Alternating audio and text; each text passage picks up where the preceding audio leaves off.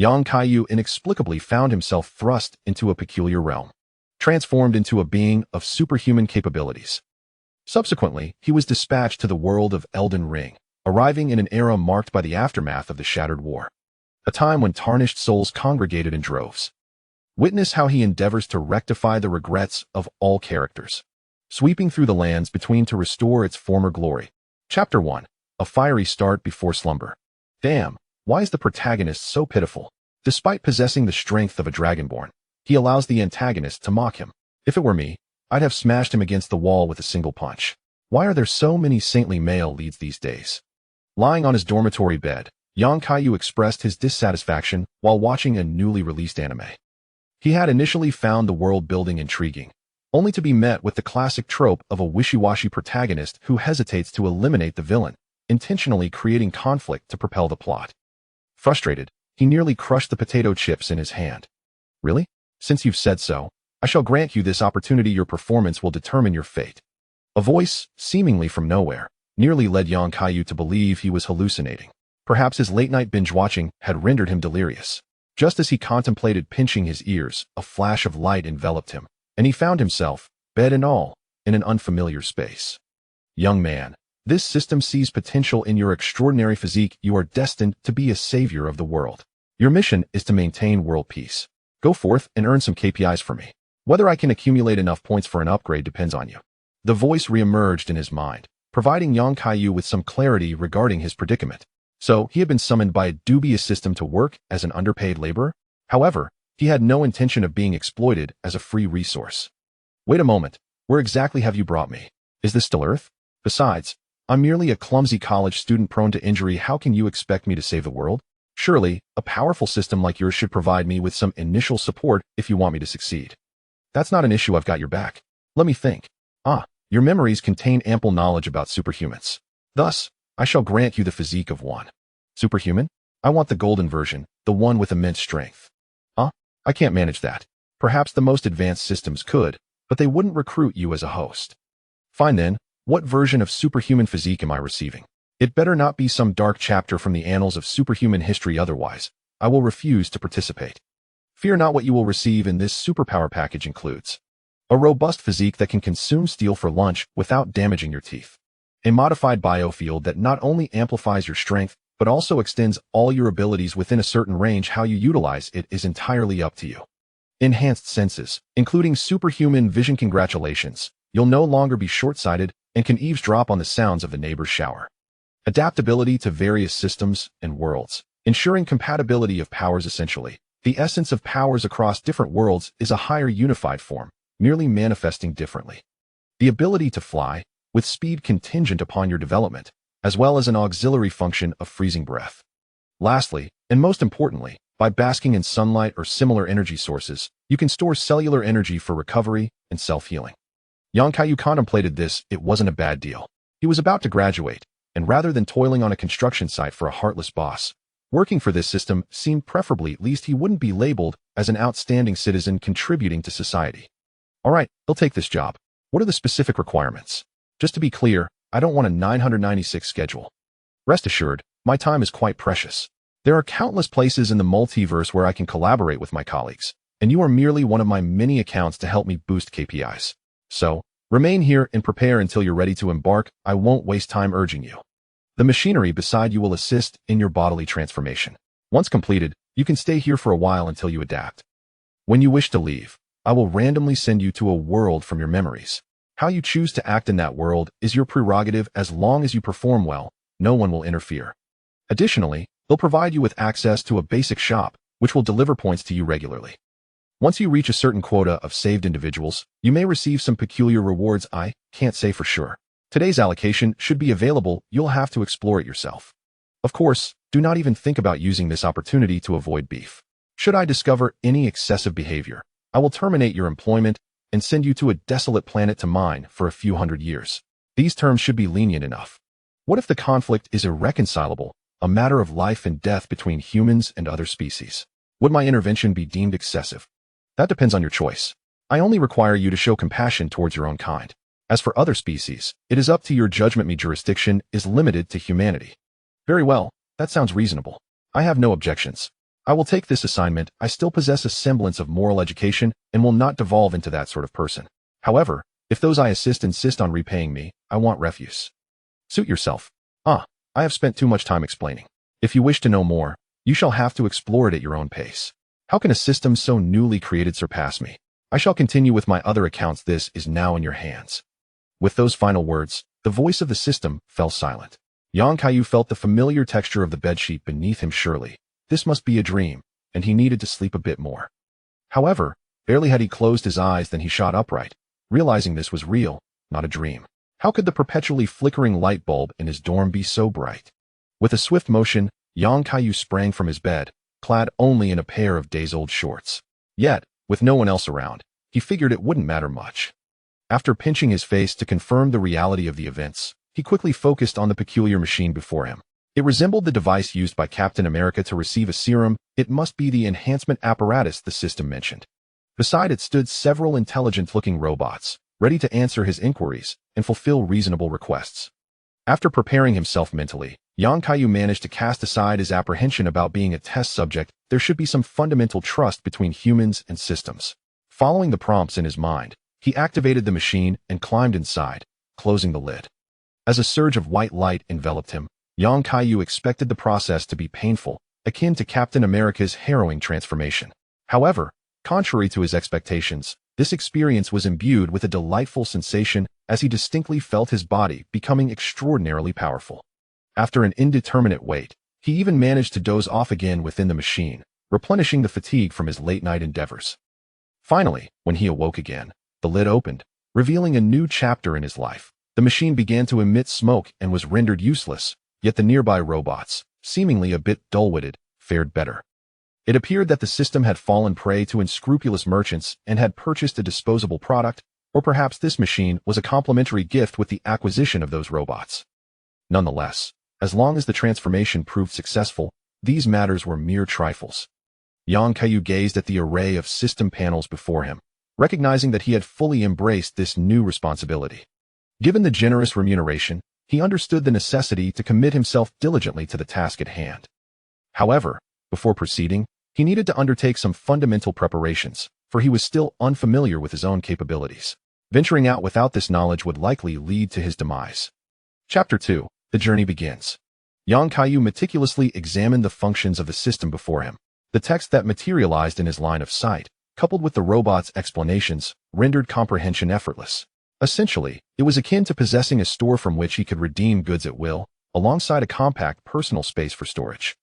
The system had granted him an initial sum of capital to exchange for numerous practical items, albeit predominantly everyday necessities such as snacks and clothing, reminiscent of the large supermarket adjacent to his school. Shouldn't there be some potent items available? Or was the system that summoned him merely too rudimentary? He soon discovered that many options were locked, perhaps requiring him to reach a certain level of progress to unlock them. Surprisingly, due to the superhuman constitution assigned to him, he could procure a superhero costume akin to those seen in films, though that seemed to be the extent of it. The system was indeed generous based on his current salary points. He need not worry about depletion, as new allocations were provided daily. After all, his mission was to save humanity from peril, and a lack of basic supplies would render him ineffective, or worse, force him to rely on mere survival under the sun. Even if a superhero did not require sustenance, other needs persisted. For instance, his current lack of attire was rather unbecoming. Thus, the first order of business was to acquire clothing.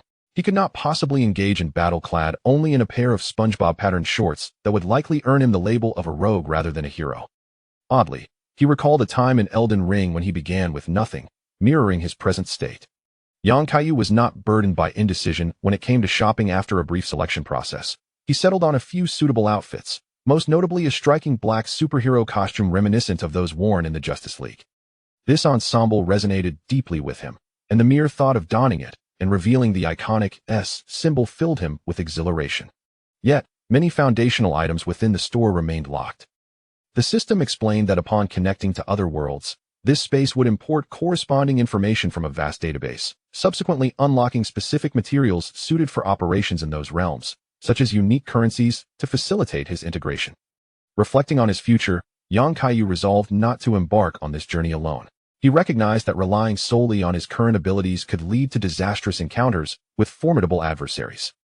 After all, it was well known that even Superman had minimal magic resistance, and a mere hint of magic could spell his downfall. The system, acting as a benevolent employer, afforded him such favorable conditions. Thus he felt compelled to exercise his initiative and achieve tangible results.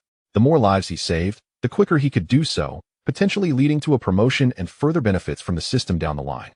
Of course, such notions were merely speculative. The current circumstances were already sufficiently advantageous. After stabilizing his emotions, he commenced practicing his abilities. Since he could linger here indefinitely before departing, he resolved to train diligently, aspiring to evolve into a competent superhero. Before long, the previously silent space erupted with the sounds of intense collisions, accompanied by young Kaiyu's somewhat fearful cries as he created numerous craters upon impact with the ground. Though somewhat disheveled, this chaos bolstered his confidence in his physical prowess. Beneath the rays of the self-sustaining sun, he felt invigorated, surviving multiple heavy falls from heights exceeding 20 stories, with the most significant damage being a rather undignified faceplant. He sensed that each drop inflicted minor injuries, yet they were swiftly healed by the energy contained within his cells. Who could possibly withstand such power?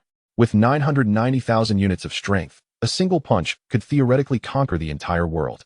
Oh, but in this space, he was Alaniso, all was well. Setting aside his eccentric thoughts, young Kaiyu continued honing his abilities. After an indeterminate period of practice, he finally overcame the psychological and cognitive constraints of an ordinary person and learned to better control his strength. On one hand, he managed to master his various capabilities. On the other, he learned to regulate his power, ensuring he wouldn't casually tear through a 10-centimeter thick steel sheet as though it were mere A4 paper. This was sufficient to avoid inadvertently transforming a friendly embrace into an act of violence. After finding the bed that had come along with him during the teleportation, he spent a night reflecting on his recent experiences. Yang Kaiyu sensed it was time to embark on his journey. However, he soon realized he could not actively choose when to leave, at least not at this moment.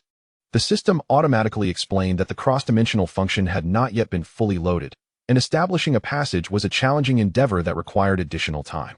Yet, when the system had effortlessly transported him and the bunk beds from his dormitory, why had it been so simple? Day 1. No events today. Played cards with the robots. Day 2. No events today. Played chess with the robots. Day 3. No events today. Wrestled with the robots.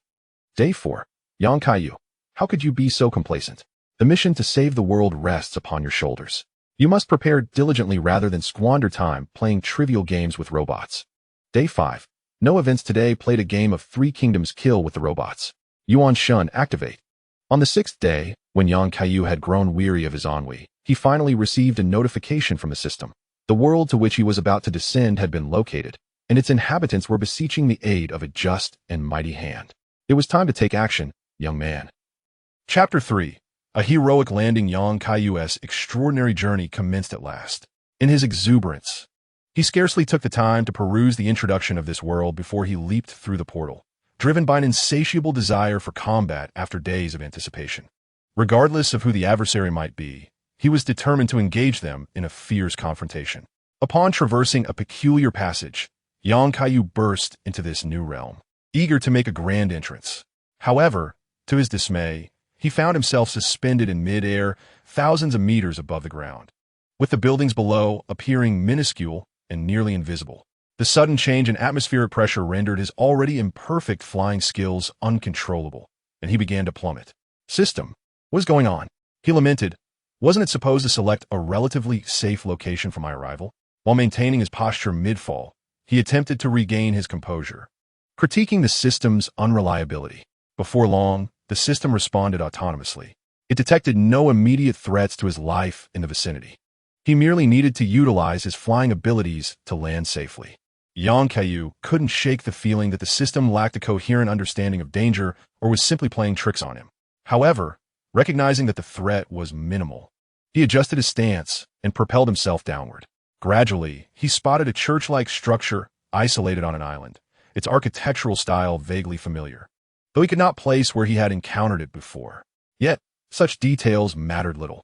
What was crucial was that his extraordinary vision revealed a figure in a white mask attacking a woman clad in a white nun's garb. The woman, desperately evading the lethal blows, was gradually forced into the church's interior, left with no escape.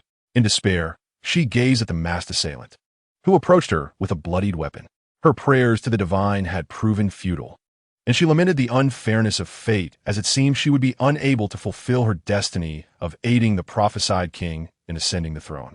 Just as she closed her eyes, awaiting her demise, she felt an unexpected rush of powerful air descend upon her, blowing away her hat and untangling her disheveled hair.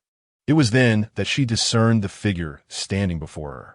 A man clad in a black battle suit, adorned with a crimson cape, shielded her from the lethal strike intended for her.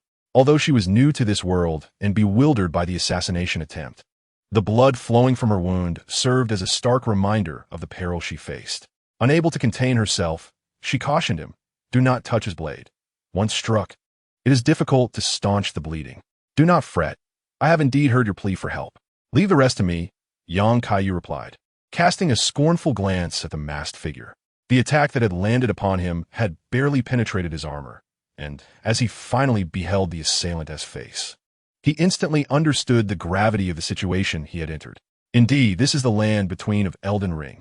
Recently, he witnessed the henchmen of the White Mask, servants of the Blood Sovereign, hunting witches. Initially, he felt a sense of regret for the witch who had perished shortly after his birth. But now that fate had brought him face to face with them, he knew there would be no mercy for them.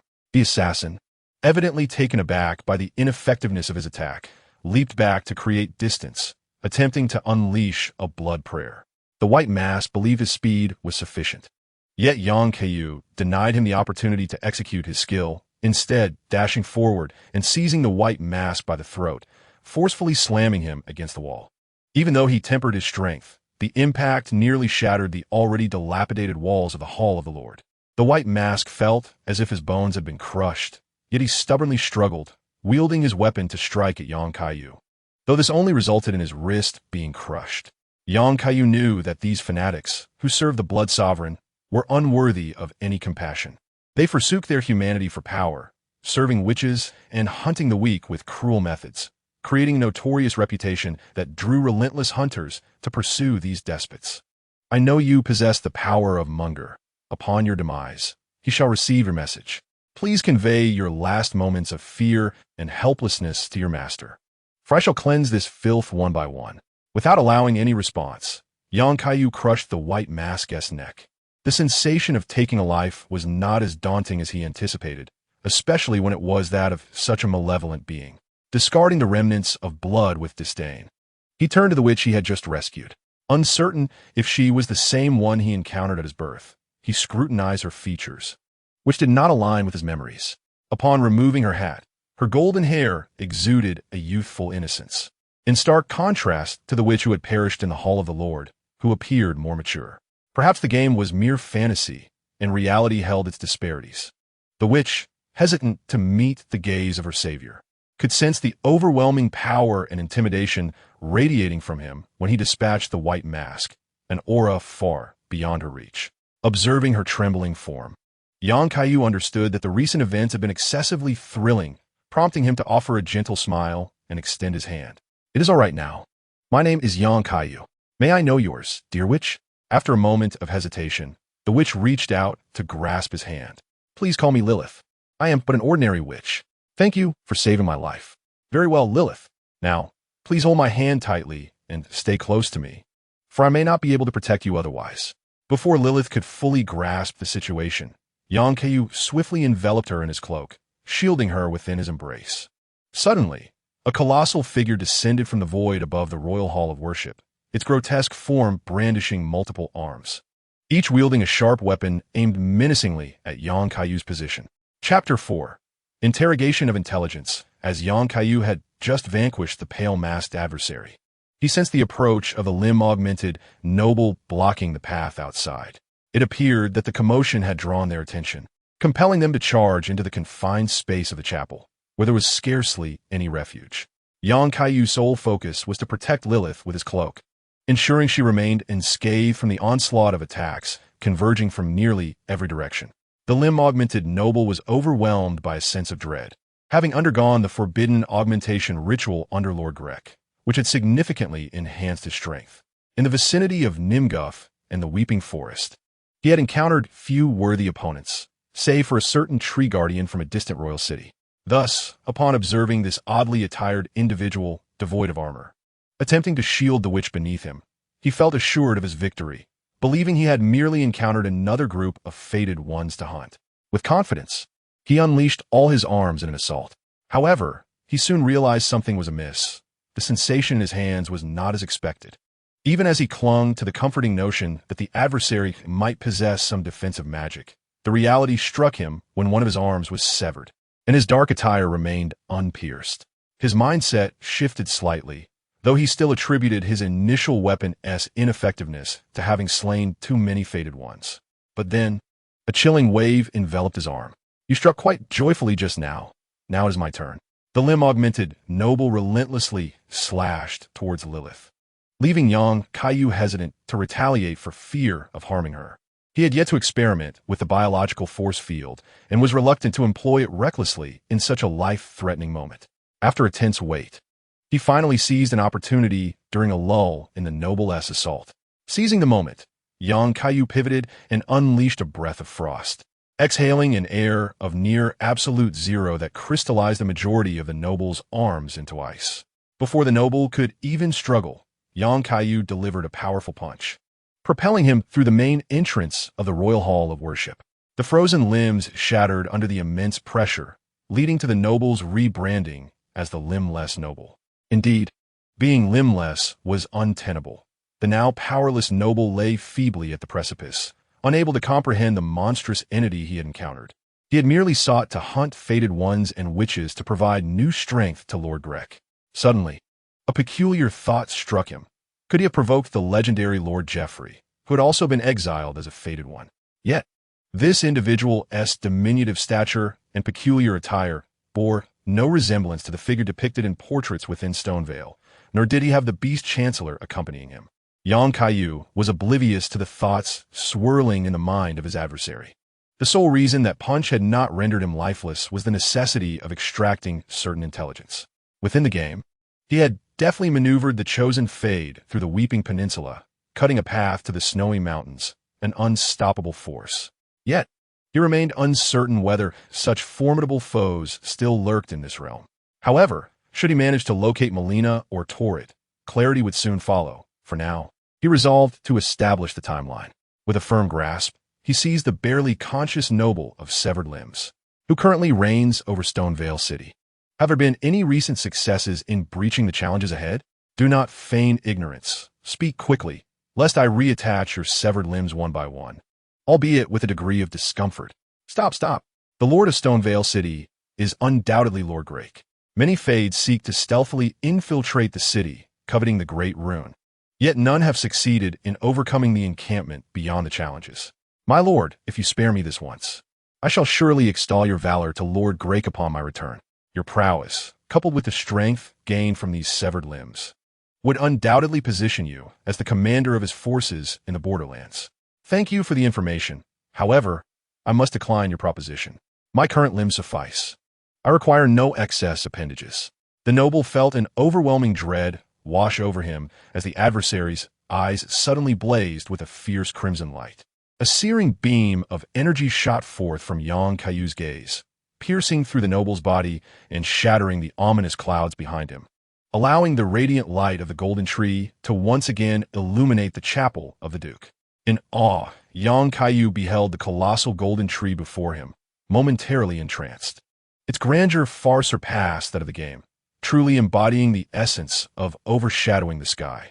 After carelessly discarding the lifeless noble over the precipice, he endeavored to absorb the energy emanating from the golden tree. He discovered that his superhuman physique proved advantageous, permitting him to harness even the energy of the golden tree. Now, he could reap the benefits of this boon.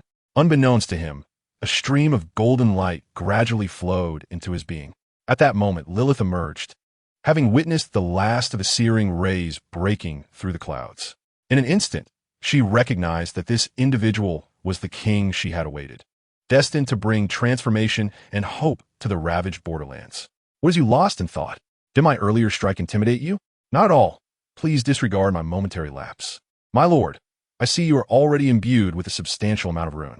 If you would permit me, I wish to become your witch, transforming the rune into your power. So, You are without fellow Fades. What brings you to this place? Pursued. It is with great shame that I confess. No Fade has yet chosen me as their witch. Thus, I ventured alone into the borderlands, hoping to find a worthy king.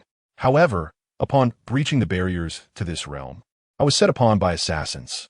I am eternally grateful for your timely intervention. Very well. I find myself in need of a witch to assist me in harnessing the power of the runes. Since you are willing, I have no reason to decline your offer. I look forward to your guidance. It is my honor, and if you would be so kind, please call me Lilith. All right, Lilith, kindly wait a moment, and then we shall depart from this place. Relying on the memory of my surroundings, I located a box containing ashes in the upper chamber of the chapel. This is a crucial item for a side quest that I must not forget to retrieve. The moment I came into contact with the ashes of the Storm Eagle, a tempestuous aura seemed to resonate with me, as the soul embedded within the ashes yearned for rebirth. Unfortunately, I currently lack the vital tool, the soul summoning bell. Thus, after securing the ashes, I returned to Lilith's side, presenting what I believed to be a friendly smile, and said, "Next, please hold me tightly, for we are about to take flight." What does take flight mean? Just this, I exclaimed.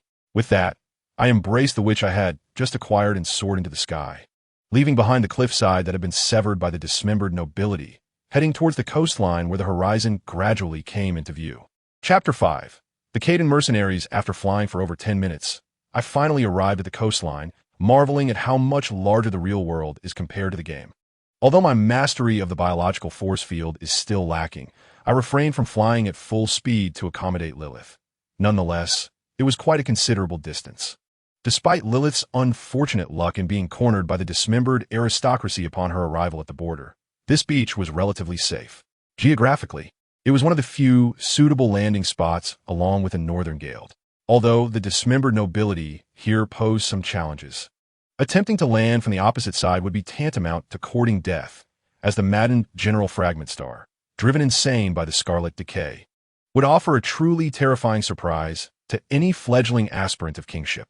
The coastline where I landed was eerily quiet, with only a few massive octopuses languidly waving their tentacles in my sight. As the hour was growing late, I decided to set up camp for the night. I had yet to see any blessings, suggesting that I could not yet level up, but once I activated the first blessing, I was eager to discover what the experience of leveling up would entail. To play it safe, I resolved to allocate all points to health for the time being. For my spatial storage, I retrieved a camping tent suitable for the wilderness, and swiftly erected a makeshift encampment along the shoreline. Lilith, witnessing my seemingly magical ability to conjure items, was somewhat unfazed, as she believed such feats could be replicated through teleportation magic. Compared to the previous inexplicable heat vision and freezing breath, this was already quite ordinary to her. Lilith began to assist me in organizing some internal belongings. Although this was not the typical behavior expected of a witch, in our current situation with only the two of us, she bore no disdain. After all, merely surviving was a stroke of good fortune in itself. By the way, it appears that the wound on your wrist is still bleeding. Allow me to take a look. It is of no concern, my master. This minor injury does not require your attention. I can endure a little longer. Be obedient and let me examine it. This is not an ordinary wound. It is a product of the Blood Dynasty. If left untreated, it could lead to severe consequences. Young Kaiyu observed Lilith's wound, which continued to bleed, and his expression grew somber. After all, the game's mechanics dictated that blood loss would accumulate to a certain degree before significantly impacting health points. However, the reality was entirely different. Under his enhanced vision, he noticed dark substances pulsating at the wound surface. Indeed, it must be the cursed blood favored by the Blood Dynasty, those zealots devoted to the Mother of Truth, perpetually seeking to create more wounds. With a gentle exhale, Yang Kaiyu precisely froze the area around the wound, and the pulsating black, cursed blood ceased its movement upon freezing. He then unleashed a focused heat ray, which evaporated the mass without harming the surrounding healthy skin. That should suffice. Here is a healing ointment. Apply it generously to your wound, and you will recover swiftly. In the future, do not push yourself against strange entities, or I may not be able to protect you. Yang Kaiyu admonished, aware that they would encounter more bizarre afflictions. And even a minor misstep could lead to dire consequences, let alone for an ordinary witch. Thank you for your care, my master. I shall be more cautious. I cannot afford to perish before assisting you in your ascension. Observing the still somewhat reserved witch, Kaiyu sighed. Once they reached the giant volcano, he would devise alternative methods instead of turning her into kindling. He gestured toward the interior of the tent. I have placed several new outfits for you inside. The attire you currently wear is rather tattered. Please, change into something fresh and rest for the night. My presence outside will suffice for your protection. Upon noticing the tattered remnants of her clothing, Lilith blushed slightly. After expressing her gratitude, she retreated into the tent to change. Although Kaiyu theoretically possessed the power of X-ray vision, he was not so devoid of principles as to exploit it in such a manner. As he sat by the warm campfire, he contemplated the path ahead, refusing to underestimate the demigods of the borderlands. Should his magical resistance falter, he could not rely on the witch for salvation. Therefore, he resolved to align his strength with any potential allies to deliver a decisive blow against the Golden Law, disapproving of the oppressive order that continued to plague the borderlands. While lost in thought, the faint sound of approaching footsteps jolted him back to reality. He sensed at least a dozen individuals, accompanied by mounts, drawing nearer. Little did he expect that, even on his first night, he would be denied peace. Glimpsing at Lilith, who remained in a deep slumber within the tent, Kaiyu rose to his feet, confident that he could address the situation without disturbing her repose. A dozen or so Khaden mercenaries concealed themselves among the coastal underbrush, quietly conversing as they observed the tent ahead. They lacked even war horses, relying solely on a pack of white wolves as both mounts and companions in battle, appearing rather disheveled and destitute. Boss Shui, we have not received any new contracts for over 10 days. The old employers in Moon City are preoccupied with quelling the rebellion and likely have no time to seek our services. Should we not seize this newly arrived fated one? He possesses a fine tent, which suggests wealth. Otherwise, our limited supply of runes will soon dwindle. Very well, but let us avoid harming these fated ones. Merely threaten them for their runes. We are not like those blood-crazed maniacs. Once the lords of Moon City restore order, we can continue our work. This is simply a matter of necessity. Understood? Understood, boss. All right, we will split into 3 groups to block his escape routes and resolve this quickly. Wait, boss. I have a question. What if he can fly? How we stop that? What nonsense are you talking about? Who can fly? No, who exactly are you? While the mercenaries were still deliberating on their robbery plan, Kaiyu had seamlessly blended into their midst. Initially, he intended to resolve the matter with a single blow, but upon hearing their conversation, he reconsidered. After all, the borderlands were rife with turmoil, and these men were merely striving for survival. For Kaiyu, as long as they were not lunatics from the Blood Dynasty or malevolent individuals like Grek, who disregarded humanity for personal gain, he deemed it unnecessary to impose severe punishment for less egregious transgressions. However, the thought of them attempting to engage in a zero-sum purchase did warrant a slight show of displeasure. Chapter 6.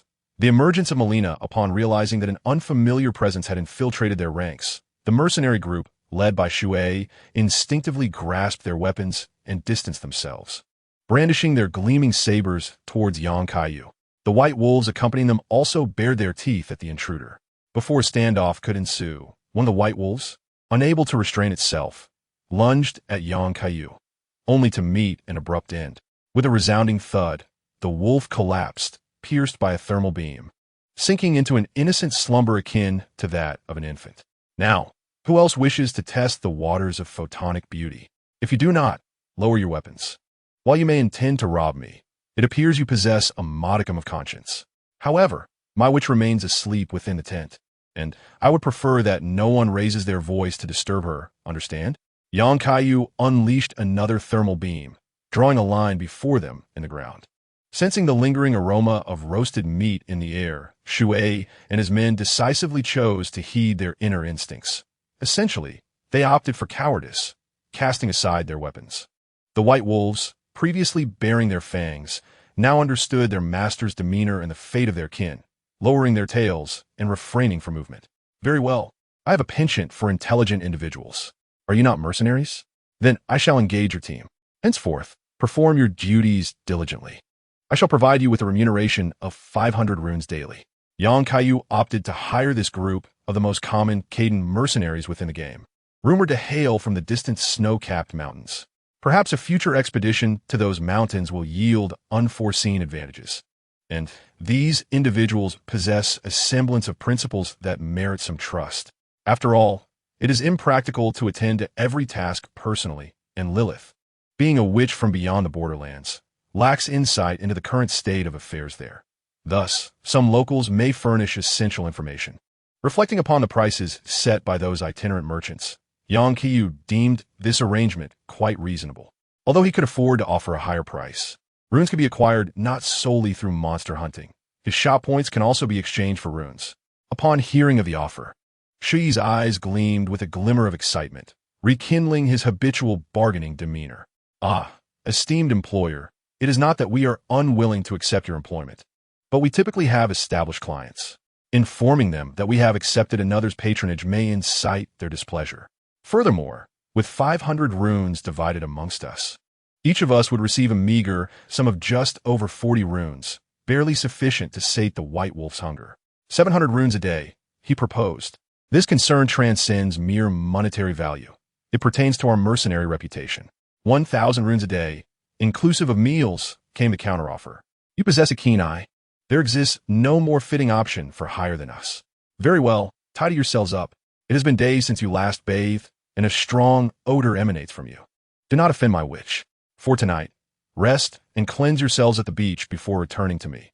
We shall set forth on our journey tomorrow. By the way, use this. It will aid in your cleanliness. With a hint of disdain, Kaiyu tossed a few bars of soap to the mercenaries. These unfortunate souls had likely spoken the truth regarding their previous employer in Moan City, which had recently succumbed to severe rebellion, leaving them without income for over 10 days. They were reduced to scavenging the corpses of the undead to extract some meager possessions for survival, with the White Wolf nearly out of forage, let alone the luxury of bathing. As the dozen burly men, transformed by the presence of such a magnanimous employer, scampered off like the monkeys from the first episode of Journey to the West, Kaiyu shook his head in exasperation. After the shattering of the war, many individuals do not refrain from being virtuous out of choice, but rather due to circumstances. A slight concession in their plight reveals that even brigands are not as malevolent as one might imagine. Thus, the paramount task lies in the restoration of a complete order. Unbeknownst to Kaiyu, Melina observed him from a distance in her ethereal form, accompanied by Tourette. Are you certain he is the one you seek? Tourette, however, did not appear to be an ordinary Tarnished. His nonchalant demeanor led me to question whether he was indeed guided by divine favor. Moreover, he already possessed a witch, and I found myself unable to offer better conditions for him to assist me in returning to the foot of the golden tree. Tourette huffed, seemingly unconvinced by Melina's perspective. Very well, since you insist, grant me some time to further observe his behavior. If he too seeks the Elden Ring, perhaps we may become his allies. Kaiyu remained oblivious to the fact that Melina had fixed her gaze upon him. A pile of well-prepared beef was sizzling over the fire. Having promised to provide a meal for the mercenaries, he felt no obligation to renege on his word, especially since the cost was minimal. After a while, the mercenaries returned from their baths, and surprisingly, they appeared quite handsome, far from their previous state of disarray. Their lineage from the snowy mountains endowed them with a rugged yet appealing charm, complemented by the distinct texture of their grimy armor. You're back. Then let us feast. Take the meat and divide it among yourselves, and in the meantime, regale me with tales of recent events. Shi stared in disbelief at the generous portions of beef, enough to satisfy more than 10 of them, including the White Wolf. He had initially expected the employer's promise of a meal to consist of aged jerky or something similar, only to find fresh meat that he had not seen in ages. Surely, even the living conditions during the Golden Age, recounted by his elders, could not compare. Ever since Queen Marika shattered the Elden Ring and the war erupted, the once glorious past had faded away. Exchanging glances with his companions, they silently vowed to cling tightly to this benefactor. As they savored the hard-earned beef, they reminisced about recent experiences. The mercenaries, having long aided their employer in various tasks, had forged alliances with wandering merchants to gather essential intelligence. Through their narratives, Kaiyu gradually grasped the current state of affairs.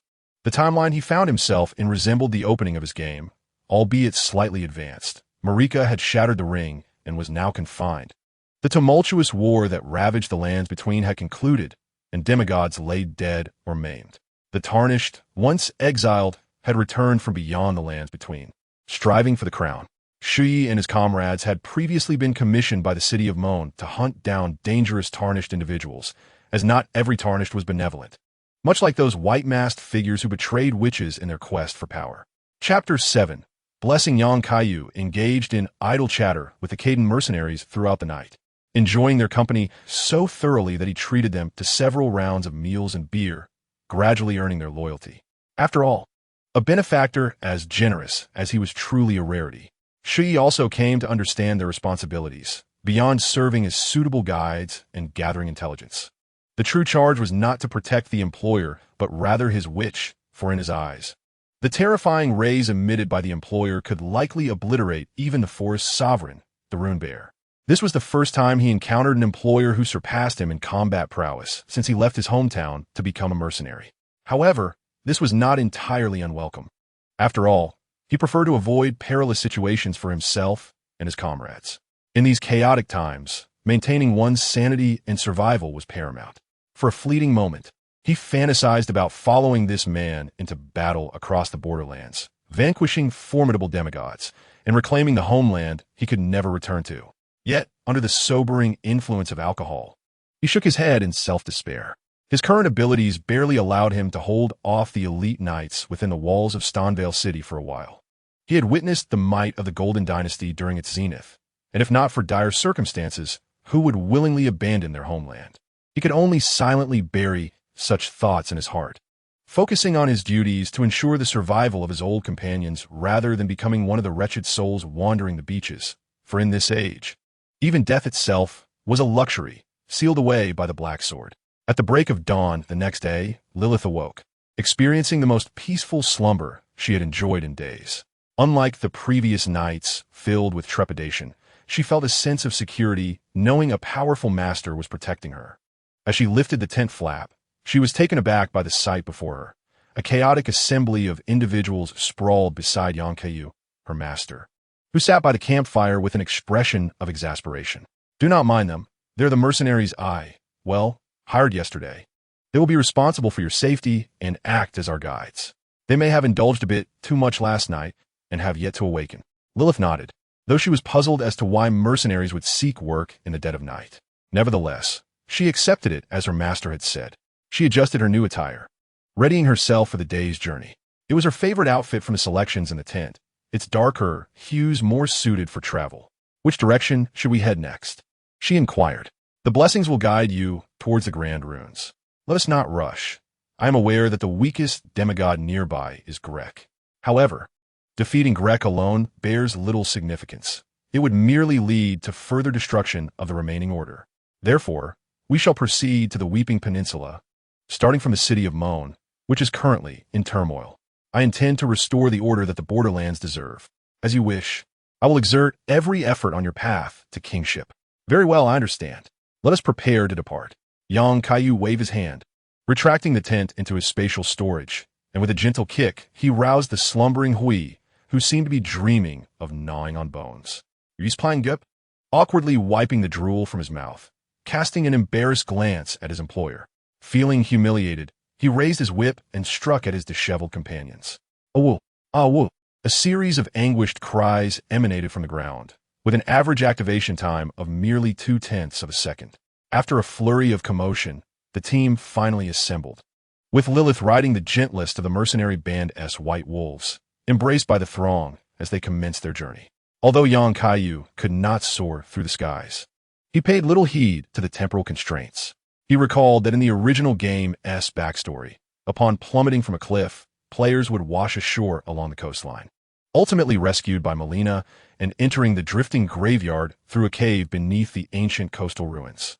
The exit led directly to Nimgulf, but due to the cumbersome nature of this route, it had been altered to begin at the drifting graveyard, thus shaping Yang Kaiyu's path. The mercenaries were well acquainted with this route, illuminating the cave with their torches as they meandered through its winding passages for quite some time. Upon passing through a door, they were greeted by a broad expanse, where a gargoyle seal awaited a key to unlock its mysteries. Behind it lay the graveyard of the border heroes. Yet he did not intend to explore it just yet, fearing that there was something far more significant that had not yet changed, namely, the blessing. This represented the first blessing encountered by players in the game, appearing to young Kaiyu as a soft, radiant light that beckoned him to reach out and touch it. One of the mercenaries, noticing young Kaiyu standing still in bewilderment, was about to inquire when he was halted by Shui. Do not be surprised. There should be a blessing from the golden tree visible only to the fated ones. Let us not disturb the master. Let him take his time. As young Kaiyu touched the blessing, it seemed he was transported to a gentle, ethereal space, where he could distinctly feel the environment gradually healing any possible injuries his body harbored. Most importantly, he realized that even in the absence of sunlight, his cells were being revitalized, restoring him to peak condition. This was indeed fortuitous news. Turning back, he observed his companions moving in slow motion. It appeared that this blessing possessed the ability to distort time, allowing the fated ones to recuperate swiftly and continue their battle. At that moment, the only one able to discern young Kaiyu's actions was Lilith, the witch. She smiled with satisfaction, for not every fated one could perceive the blessing. If her master were unable to see it, her own role would diminish significantly, possibly reduced to merely assisting in crafting the drops of Holy Grail. However, since her master could indeed see the blessing, she was now able to assist him in upgrading and enhancing his abilities. Please take my hand. I shall transform your runes into strength. Suddenly, Lilith was almost startled enough to release his hand when she grasped it. For the power of the runes could be quantified in levels for a witch. During her training, she had learned about the different innate attributes individuals possessed, and the corresponding potential of runes to convert power had its limits. Yet, in her understanding, such conditions were merely theoretical. However, Yang Kaiyu's attributes displayed an astonishing 99 in vitality, endurance, strength, and agility, indicative of the highest level, leaving no room for further enhancement. The corresponding intellect, faith, and perception are lamentably limited to a mere handful, while the focus, though not exaggerated, boasts a substantial value of 50 points. Most astonishingly, Yang Kaiyu has yet to experience a single upgrade, implying that a modest expenditure of runes would suffice to address his remaining shortcomings. In Chapter 8, The Marvels of the Biological Force Field and the White-Masked Van Ray, Yang Kaiyu gazes at his quintessential 9-intellect warrior template with a sense of bewilderment. How is it that he possesses a superhuman physique, yet lacks superlative intelligence? Is it possible that his extraordinary intellect serves solely to leverage his superhuman strength to resolve issues? Nevertheless, apart from the aforementioned attributes, the rest align with his expectations. His physical prowess is already formidable, and even the power of the runes seems incapable of further enhancing his strengths. He shudders to contemplate how immensely powerful he would be if his strength were to reach a staggering 99. However, among the few attributes that remain unmaxed, he perceives focus as the only beneficial aspect. The other attributes merely impede his transformation into a formidable warrior. Nonetheless, it would be wasteful to leave the runes unspent. And suddenly, a whimsical idea dawns upon him. If the biological force field can amplify his abilities, could the blessing upgrade work similarly? He projects his biological force field outward. And indeed, this illogical phenomenon extends the radius of the blessing. Theoretically, beings within this range would amalgamate with him, leading him to ponder whether he could employ the same method to draw those around him into the sphere of the blessing and subsequently elevate them. Xiao Yi and the others suddenly feel themselves enveloped by a gentle force, entering a wondrous space, where they behold a magnificent light. Yang Kaiyu and the witch Lilith observe them intently, and Xiao Yi and his companions find their breaths quickening. Undoubtedly, this is the fabled blessing, visible only to warriors who have received the favor of Lady Marika.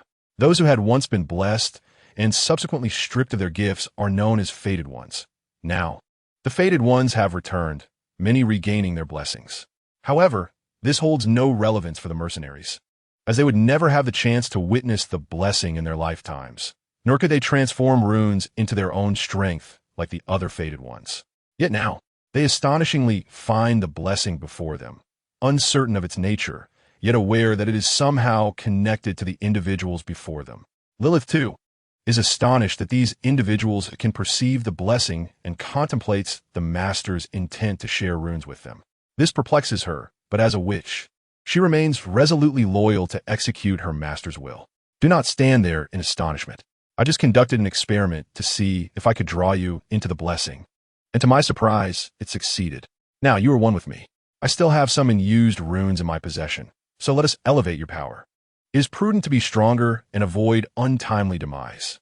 As Yang Kaiyu concluded his words, Xioi and the others immediately knelt before him. If their initial allegiance had been driven by the allure of generous rewards, it was now transformed into a willingness to lay down their lives for the man before them. Not for any other reason than the fact that he had bestowed upon them what they once deemed unattainable. My lord, there is no need for such grandeur. We have only just begun to serve you, yet you grant us such precious gifts. Henceforth, our lives will be entrusted to you. Please allow us to earn our own win through our efforts, rather than relying solely on your generosity. Yang Kaiyu observed their exaggerated expressions. Some mercenaries even shedding tears of joy. He had merely intended to enhance their strength. Otherwise, they might struggle against even the Luen Bear. However, he had evidently underestimated the significance of the bestowed upgrades, which were a rarity beyond the reaches of most individuals in the Borderlands. Today's enhancement was akin to lending them Luen. In return, they would fight for him. Should they accumulate sufficient Luen, he could assist them in further advancements. He could not remain in this small place indefinitely. He recognized that their nature was not inherently malevolent. Therefore, he hoped that those who sought power would help him safeguard the newly established order and expand their ranks, for the Borderlands could no longer withstand war. Yang Kaiyu elevated each mercenary by 5 levels, and granted Xioi, their leader, a 10-level boost, distributing the enhancements among the warriors where they were most needed. While these figures might seem trivial in the context of the game, often using a weapon required more than merely these points. The reality transformed these mercenaries entirely. Their combat prowess, which had previously matched that of Grek soldiers on a 1-to-1 basis, could now contend with the elite Lost Country Knights. The privileged Xioi could even single-handedly defeat a Lost Country Knight and hold his ground against the formidable Tree Guardian for a brief period. As they felt the surge of power coursing through them, Xioi and the others became thoroughly convinced of the blessings they had received. The long-buried aspirations within them now bore a glimmer of possibility. The snow and winds of their homeland seemed less distant. All right, everyone rise. We must continue our journey. After much persuasion, the fervent mercenaries calmed down, and Yang Kaiyu suspected that if he could see their loyalty levels, they would surely be at their maximum. With the crucial item, the Dewdrop Holy Grail, in hand, they resumed their expedition. Yang Kaiyu took a moment to sip from a bottle to discern its flavor. If he were to describe it, the red dewdrop tasted like iced red tea, while the blue dewdrop was akin to a refreshingly chilled version of the same. Nonetheless, he was convinced that this substance could indeed be a lifesaver in critical moments, and it could be replenished through contact with the blessings. Stepping onto the central mechanism, the lift activated and ascended slowly. Before long, they reached the highest point, where Xioi took the lead in raising the sealed door, allowing the outside light to flood in. No matter how many times one gazes upon the scenery before them, the shock remains ever potent. Yang Kaiyu could discern the colossal golden tree in the distance, its grandeur casting shadows over the land, along with the clearly visible city of Shidongwai and the divine tower of Ningyu below. However, this breathtaking vista was marred by the presence of an incongruous figure standing before him. The white-masked van stood still, momentarily at a loss for words. Having prepared his rhetoric to entice the newly arrived fated ones to join the Blood Dynasty, he was confident that such a magnificent and loving force was irresistible. Just as he was about to step forward and begin his insidious persuasion, a dozen burly men emerged from within, encircling the witch-like figure at the center. The leading fated one, clad in peculiar black attire and draped in a crimson cloak, momentarily stunned those around him, leaving them uncertain of how to proceed. Yang Kaiyu shattered the awkward silence, commanding, "Strike him.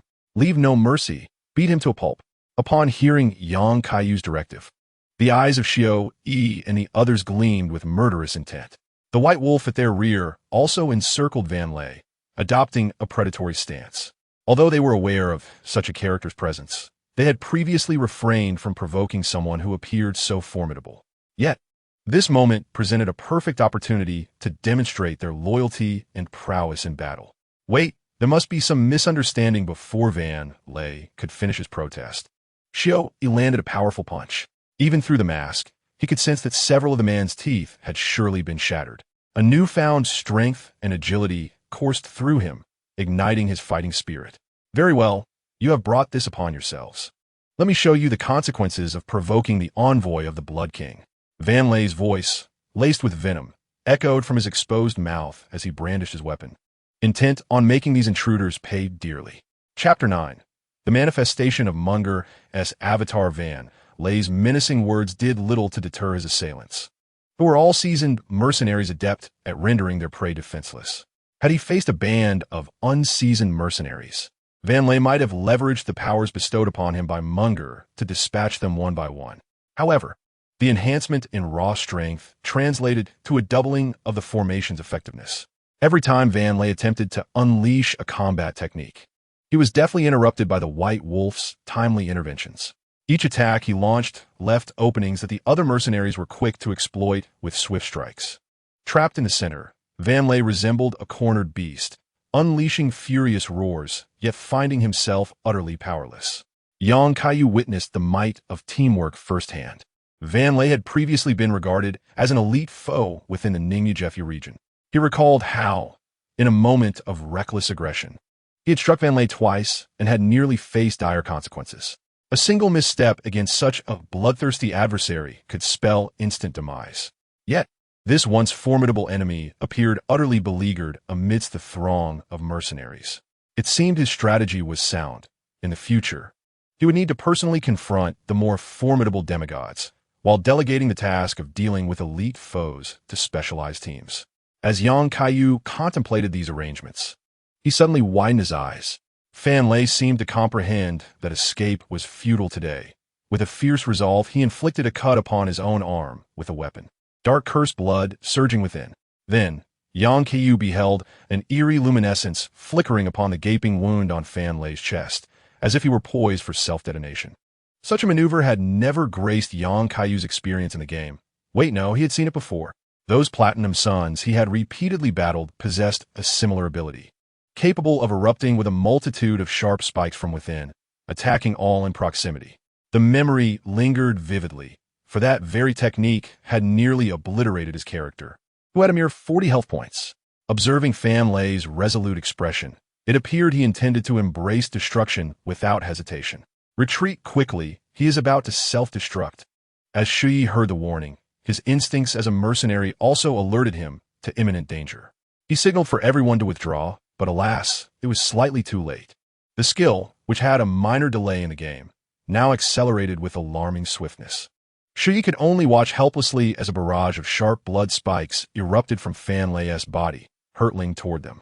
Yet, though the blood spikes were swift, Kaiyu was swifter still. With a forceful stomp that created a deep crater in the ground, he shattered several obstructing spikes and seized Van Leigh by the neck. Soaring into the sky, he then hurled him down with tremendous force, creating another crater and delivering a powerful kick for good measure. The plan had seemed splendid, but he had nearly fallen prey to a successful ambush. Kaiyu felt a shiver of fear. He had barely summoned his followers, and they had almost been annihilated by that wave of skills. Even though the death rune remained sealed, allowing for revival, he understood that should Van Leigh succeed, those mercenaries would likely endure torment until their minds shattered, much like the irrationally wandering nobles. However, he suddenly sensed something amiss with Van Leigh before him. Despite the mortal wound, he erupted into laughter, and in Van Leigh's eyes, Kaiyu detected no signs of vitality. Rather, it seemed as if something else was on the verge of escaping its confinement within. Shui was the first to reach the vicinity, but hesitated to approach, for he knew the battle was not yet over.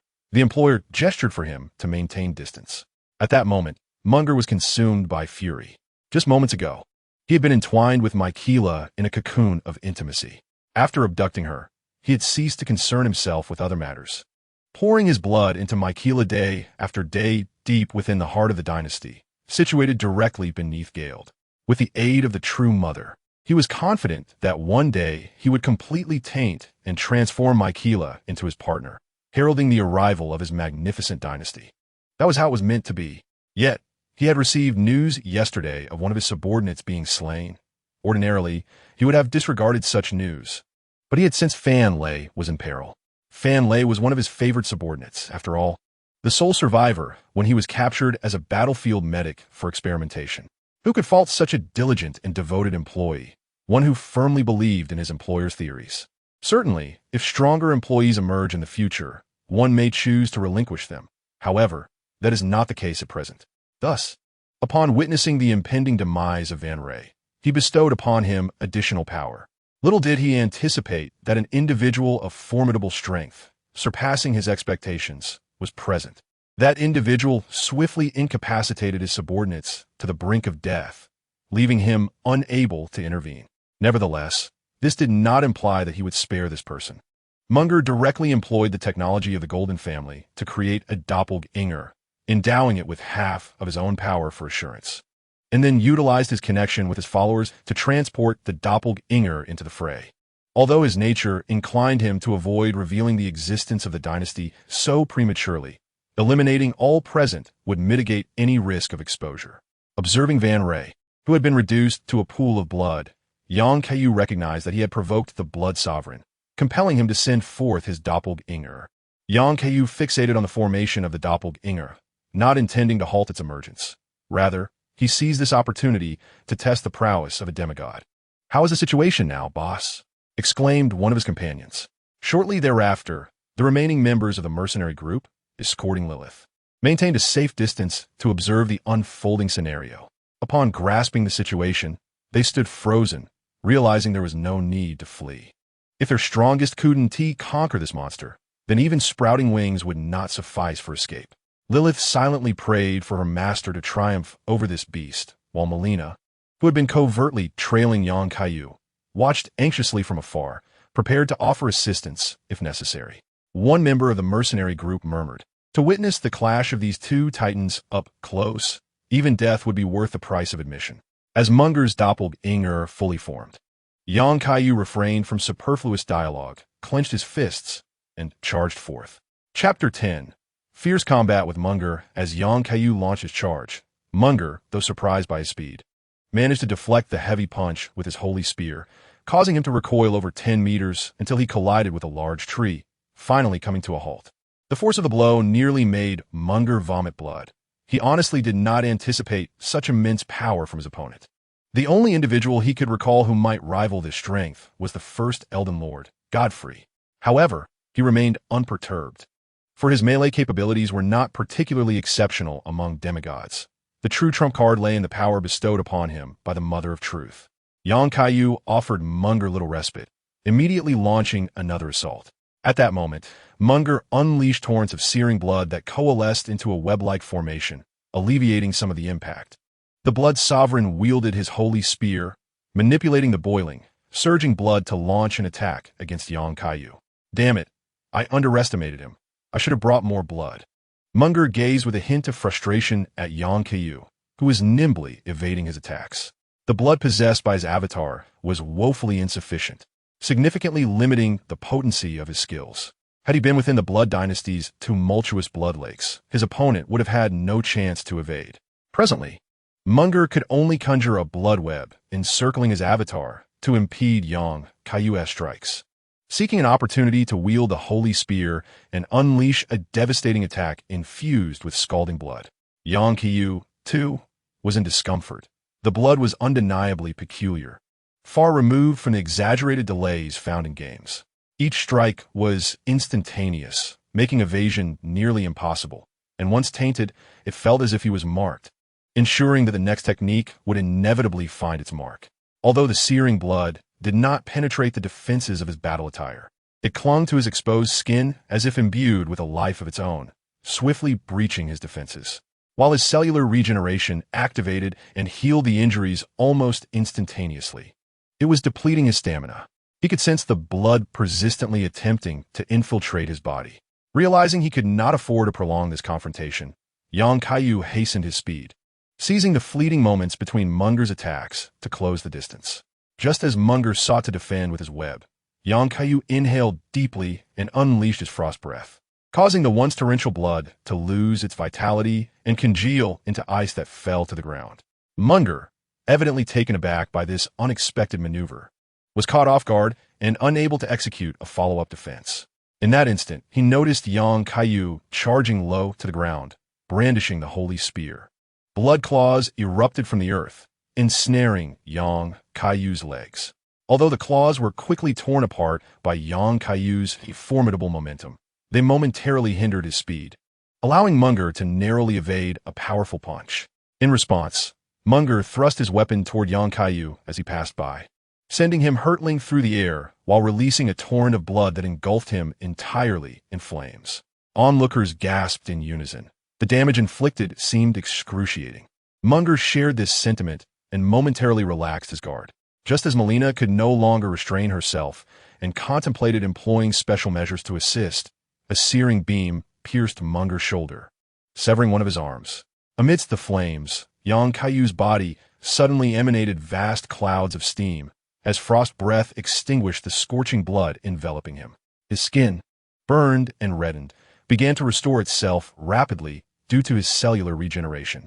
After taking a deep breath, he rose once more, inspecting his battle attire, which bore 2 evident puncture wounds. The blood holes on his skin swiftly healed, returning to their original state. Resisting the urge to curse, he glared fiercely at his opponent.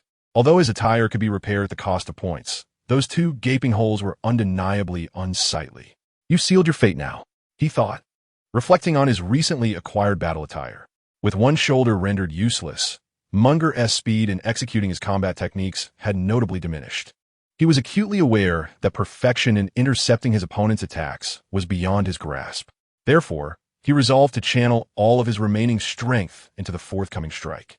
Munger concentrated his dwindling blood into a singular force, the intense expenditure even causing his avatar to show signs of disintegration. Nevertheless, he prepared for his most formidable assault. Countless torrents of searing blood surged forth toward young Kaiyu. Young Kaiyu, observing Munger's desperate final strike, chuckled softly. "Are you not aware that you are positioned on the left?" His eyes widened suddenly as the intensity of the thermal beams surged, colliding with the flood of blood. The formidable thermal ray sliced through the torrential blood as though it were butter, piercing directly through Munger's already ravaged form.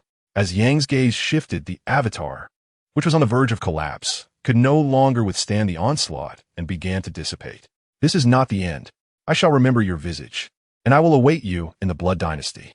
When the time comes, your lifeless body will bear witness to the birth of my magnificent empire." With his final taunt uttered, Munger's avatar ultimately vanished, leaving behind the grotesquely deformed body of Van Ray. The memories of the avatar were transmitted back to Munger's true form unabridged, and the wrathful will of the Blood King reverberated throughout the entire dynasty. The vast blood lake at the center surged with monstrous waves, sweeping away several unfortunate platinum suns resting on the shore. After a moment of cathartic release, Munger, in a fit of rage, lamented that his status precluded him from appearing freely in the outside world, as he risked being besieged. "Ah well, I shall continue my search for my beloved Mykeela." Upon witnessing young Kaiyu's victory in the duel, the surrounding audience erupted in cheers, simultaneously exhaling a collective sigh of relief. For none present possessed the qualifications to intervene in such a fierce battle. From afar, Melina, who had been spectating, revealed a smile before quietly departing the scene. "Torrit, your assessment is astute. He indeed possesses the qualifications of a king. Let's seek an opportunity to engage with him." After confirming that Munger's avatar had been utterly vanquished, young Kaiyu leaned against a stone and seated himself on the ground, producing the holy grail of Ludi to indulge in a hearty drink. Although he emerged from the battle largely unscathed, it had been the most formidable adversary he encountered since arriving in this world, leaving him uncertain of how many Grecs he could contend with. He vowed that had he encountered Van Ray upon exiting the novice village during his gaming days, he surely would have smashed his computer after battling Munger's avatar. After a brief respite, he restored himself to full vigor and stood once more. The recent battle had bestowed upon him 20 runes, marking an auspicious beginning. However, he had no intention of allocating much to himself, deciding instead to invest 10 points in intelligence to honor his mentor, Syrian. The priority remained to assemble a sufficiently powerful team. Chapter 11. Arrival at the sacrificial bridge. Young Kaiyu waved to the onlookers hiding behind the hillside, signaling that all was well. The mercenaries erupted in cheers, celebrating not only their fortunate survival, but also the opportunity to witness such a monumental battle. The witch Lilith, overwhelmed with emotion, embraced young Kaiyu tightly. For a fleeting moment, she genuinely feared for her master's life, her voice trembling as she implored, "Please refrain from such reckless battles in the future. I dread the thought of losing you." "Fear not. These minor injuries are trivial," he reassured her, stroking Lilith's head to soothe her concerns. "If I cannot triumph over a mere avatar of a demigod, how could I ever aspire to become a king? Wouldn't you agree, my dear witch?" While young Kaiyu offered comfort, he was acutely aware that the strength of Munger's avatar was at most half that of its true form, and the loss of the battlefield advantage significantly hampered Munger's capabilities. He did not believe that reality would adhere to the game's mechanics of area-based power enhancements. Furthermore, Munger's prowess was not particularly formidable among demigods. Many arduous battles lay ahead. The mercenaries averted their gazes, feigning interest in the scenery. After a while, once Lilith had composed herself, the group gathered their belongings and resumed their journey. Despite having faced some minor setbacks, the day was still young, and they pressed on. Young Kaiyu had charted a course along the western side of Lake Akio, passing the unclaimed hound's prison seal, ultimately reaching the sacrificial bridge and entering the realm of the Weeping Peninsula. According to information gleaned from Rue, disturbances had begun to emerge in Mon City about 10 days prior. The mercenaries had lost contact with the city, and soon after, the unrest spiraled out of control, prompting some citizens to flee. If fortune favored him, he might catch up with Elena, the Lord's daughter, who had escaped to the vicinity of the sacrificial bridge. His intention was to rescue her while simultaneously quelling the insurrection in Mon City. In doing so, he would secure a debt of gratitude from Lord Edger, potentially earning his loyalty. Although Mon City was nominally under the domain of Grake, the coward who had knelt and licked the feet of a Valkyrie was likely preoccupied with hiding and conducting his futile research on prosthetics. With no significant foes to contend with along their path, young Kaiyu instructed the mercenaries to protect Lilith as she rode on a wolf, while he soared above them, vigilant for any lurking threats. Their journey proceeded without incident. Upon passing the unclaimed hound's prison seal, he took a moment to inspect the seal, only to discover it had been broken. The small gargoyle that represented the seal had a key lodged in its mouth, and the magical barrier had vanished. A closer inspection revealed strands of gray fur, suggesting that Uncle Wolf had likely dispatched the traitor himself. Young Kaiyu felt a pang of regret. Having hoped to meet the wolf uncle, his fur looked undeniably inviting to the touch. He contemplated how to preserve his life in the future, for aligning with the wolf uncle would mean a connection to Lonnie, who had married him countless times in the game and bestowed upon him numerous moonlight greatswords as dowries in each cycle. How he longed to meet her in person, or rather, in her doll form. The petite Lonnie must surely be soft and delicate. Ah, how delightful! However, young Kaiyu's reverie was abruptly interrupted when he nearly collided with a tree. Wiping the drool from the corner of his mouth, he regained his composure. In truth, not encountering the wolf uncle at the moment was not a significant issue. He was certain he would see him during the feast at the general's place. Meanwhile, Lonnie, ensconced in the mage tower and plotting her next move, suddenly felt a chill, the cause of which eluded her understanding. Dragging her doll-like body, she made her way to the balcony to observe the shifting constellations. Despite Rutten being driven to madness, he still managed to maintain the seal over the stars. Before long, she returned to her chamber, oblivious to the hidden corner of the sky where a freely moving star represented a soul unbound by fate. The trajectory of that star began to draw closer to her destiny. Unbeknownst to them, the party had arrived at the sacrificial bridge, guarded by over 20 Grake soldiers who steadfastly defended this strategic military point. Unlike in the game, the bridge had been significantly lengthened and fortified, with defensive capabilities multiplied.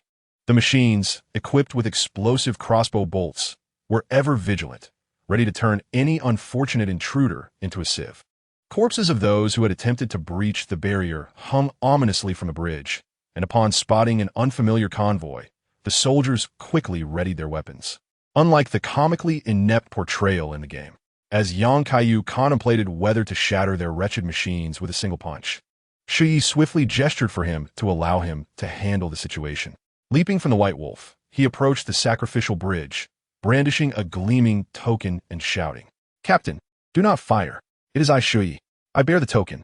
As a longtime mercenary serving Moan City, Shui naturally possessed the rite of passage across the sacrificial bridge. The leading Greek soldier, recognizing him, signaled to others to lower their weapons. "Is that you, Shui?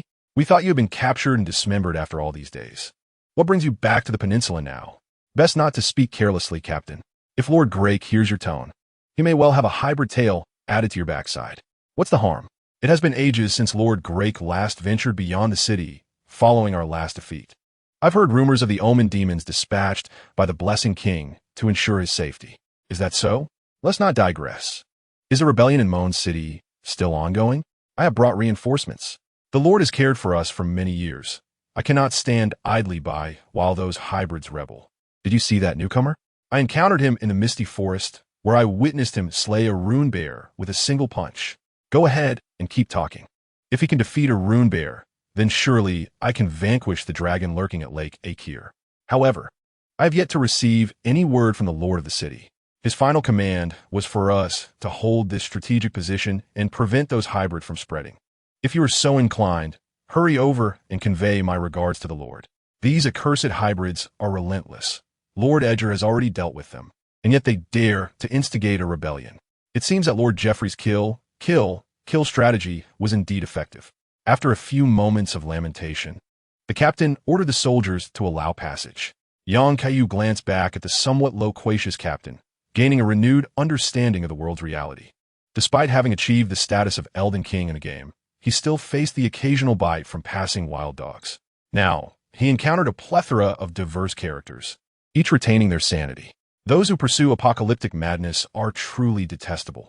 Should he cross paths with them, he would certainly show them what it means to be ensnared by nightmares. Having crossed the bridge, Yang Kaiyu's extraordinary hearing soon detected hurried footsteps approaching from a distance. He realized that his timely arrival was fortuitous.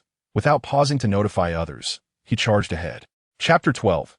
Elena stumbled along the road, fleeing for her life. She had been sent out just days ago, seizing the last opportunity after her father acknowledged that the rebellion had spiraled out of control. Accompanying her were the final remnants of her father's available personnel. She was instructed to reach the sacrificial bridge and inform the guards there to summon Lord Grake's troops to quell the uprising. Unbeknownst to her, however, her father harbored no hope that the preoccupied Lord Grake would dispatch aid in time. This was merely a means to instill a fighting spirit in the soldiers still holding their ground and provide her a reason to survive.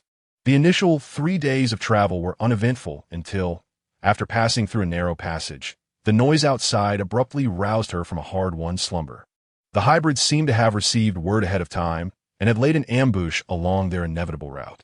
Her most trusted steward valiantly directed the servants and soldiers to carve a bloody path to shield her retreat. How could those on foot escape the relentless pursuit of the hybrids? Each encounter was a gruesome massacre, although she could not see. She could hear the anguished screams of her loyal servants as they were slaughtered. Time passed, and soon she found herself utterly alone. The sounds of the hybrids faded into silence. Even in her blindness, she could navigate by instinct.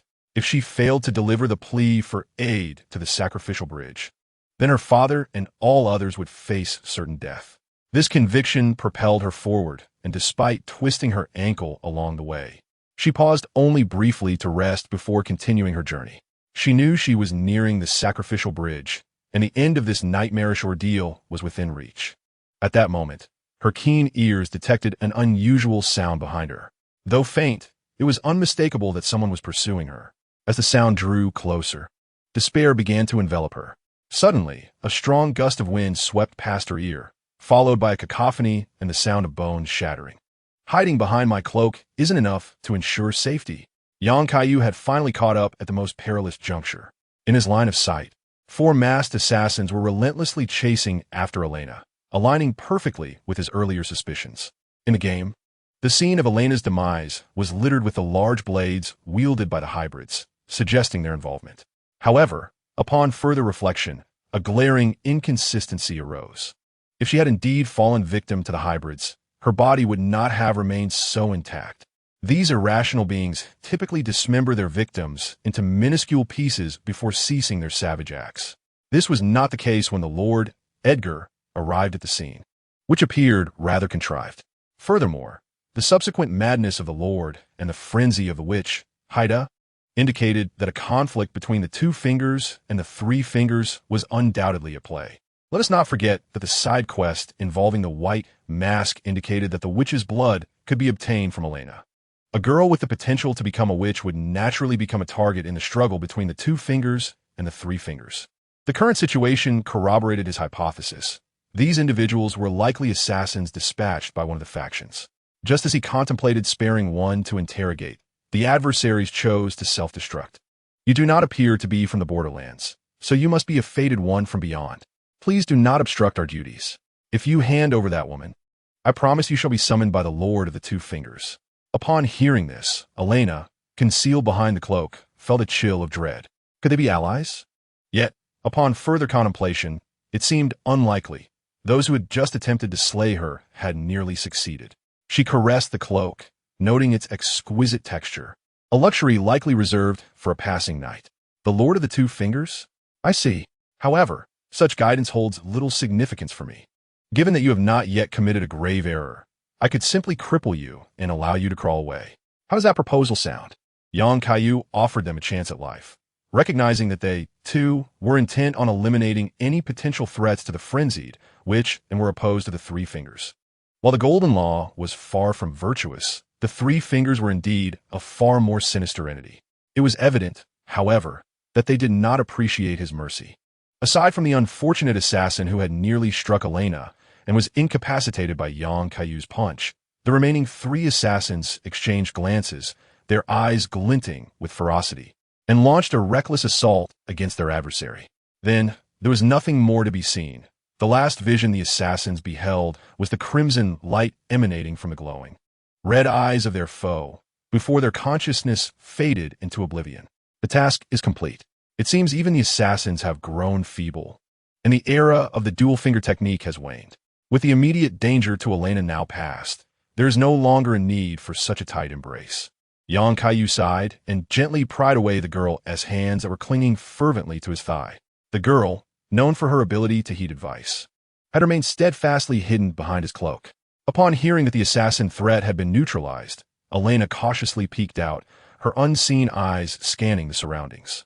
The whispers of her ears confirmed that the assassins had indeed been vanquished, prompting her to exhale in relief. She promptly retrieved a deeply concealed letter penned by the Lord of the City. Dear Sir, though I cannot see your visage, I am certain you are a compassionate soul. Might I trouble you to deliver my father's letter to the soldiers stationed at the Sacrifice Bridge? Before Yang Kaiyu could respond, Elena's expression shifted to one of shyness laced with urgency. Please, I have another letter from my father, the Lord of the Southern Castle. A few days ago, chaos erupted with a rebellion, and the air has been thick with the sounds of battle and cries of rage. My father ordered me to flee the city with the soldiers and servants, yet he remains behind. I implore you to deliver this letter to him, urging him to escape. He has fulfilled his duties as Lord, and even if it means bearing the stigma of cowardice, I wish for him to survive, for he is my father. I apologize for burdening you with this request after you have just saved my life, but I see no other way. As her emotions surged, Elena began to tremble, perhaps from shame or the culmination of her harrowing journey, now illuminated by a glimmer of hope. You need not send a letter. Simply convey your words directly to your father. Do you hear the voices behind you? Listen closely, for we are the reinforcements your father seeks. I can escort you safely to the Sacrifice Bridge, or, if you're unafraid, you may accompany us back to Mon City to rescue him.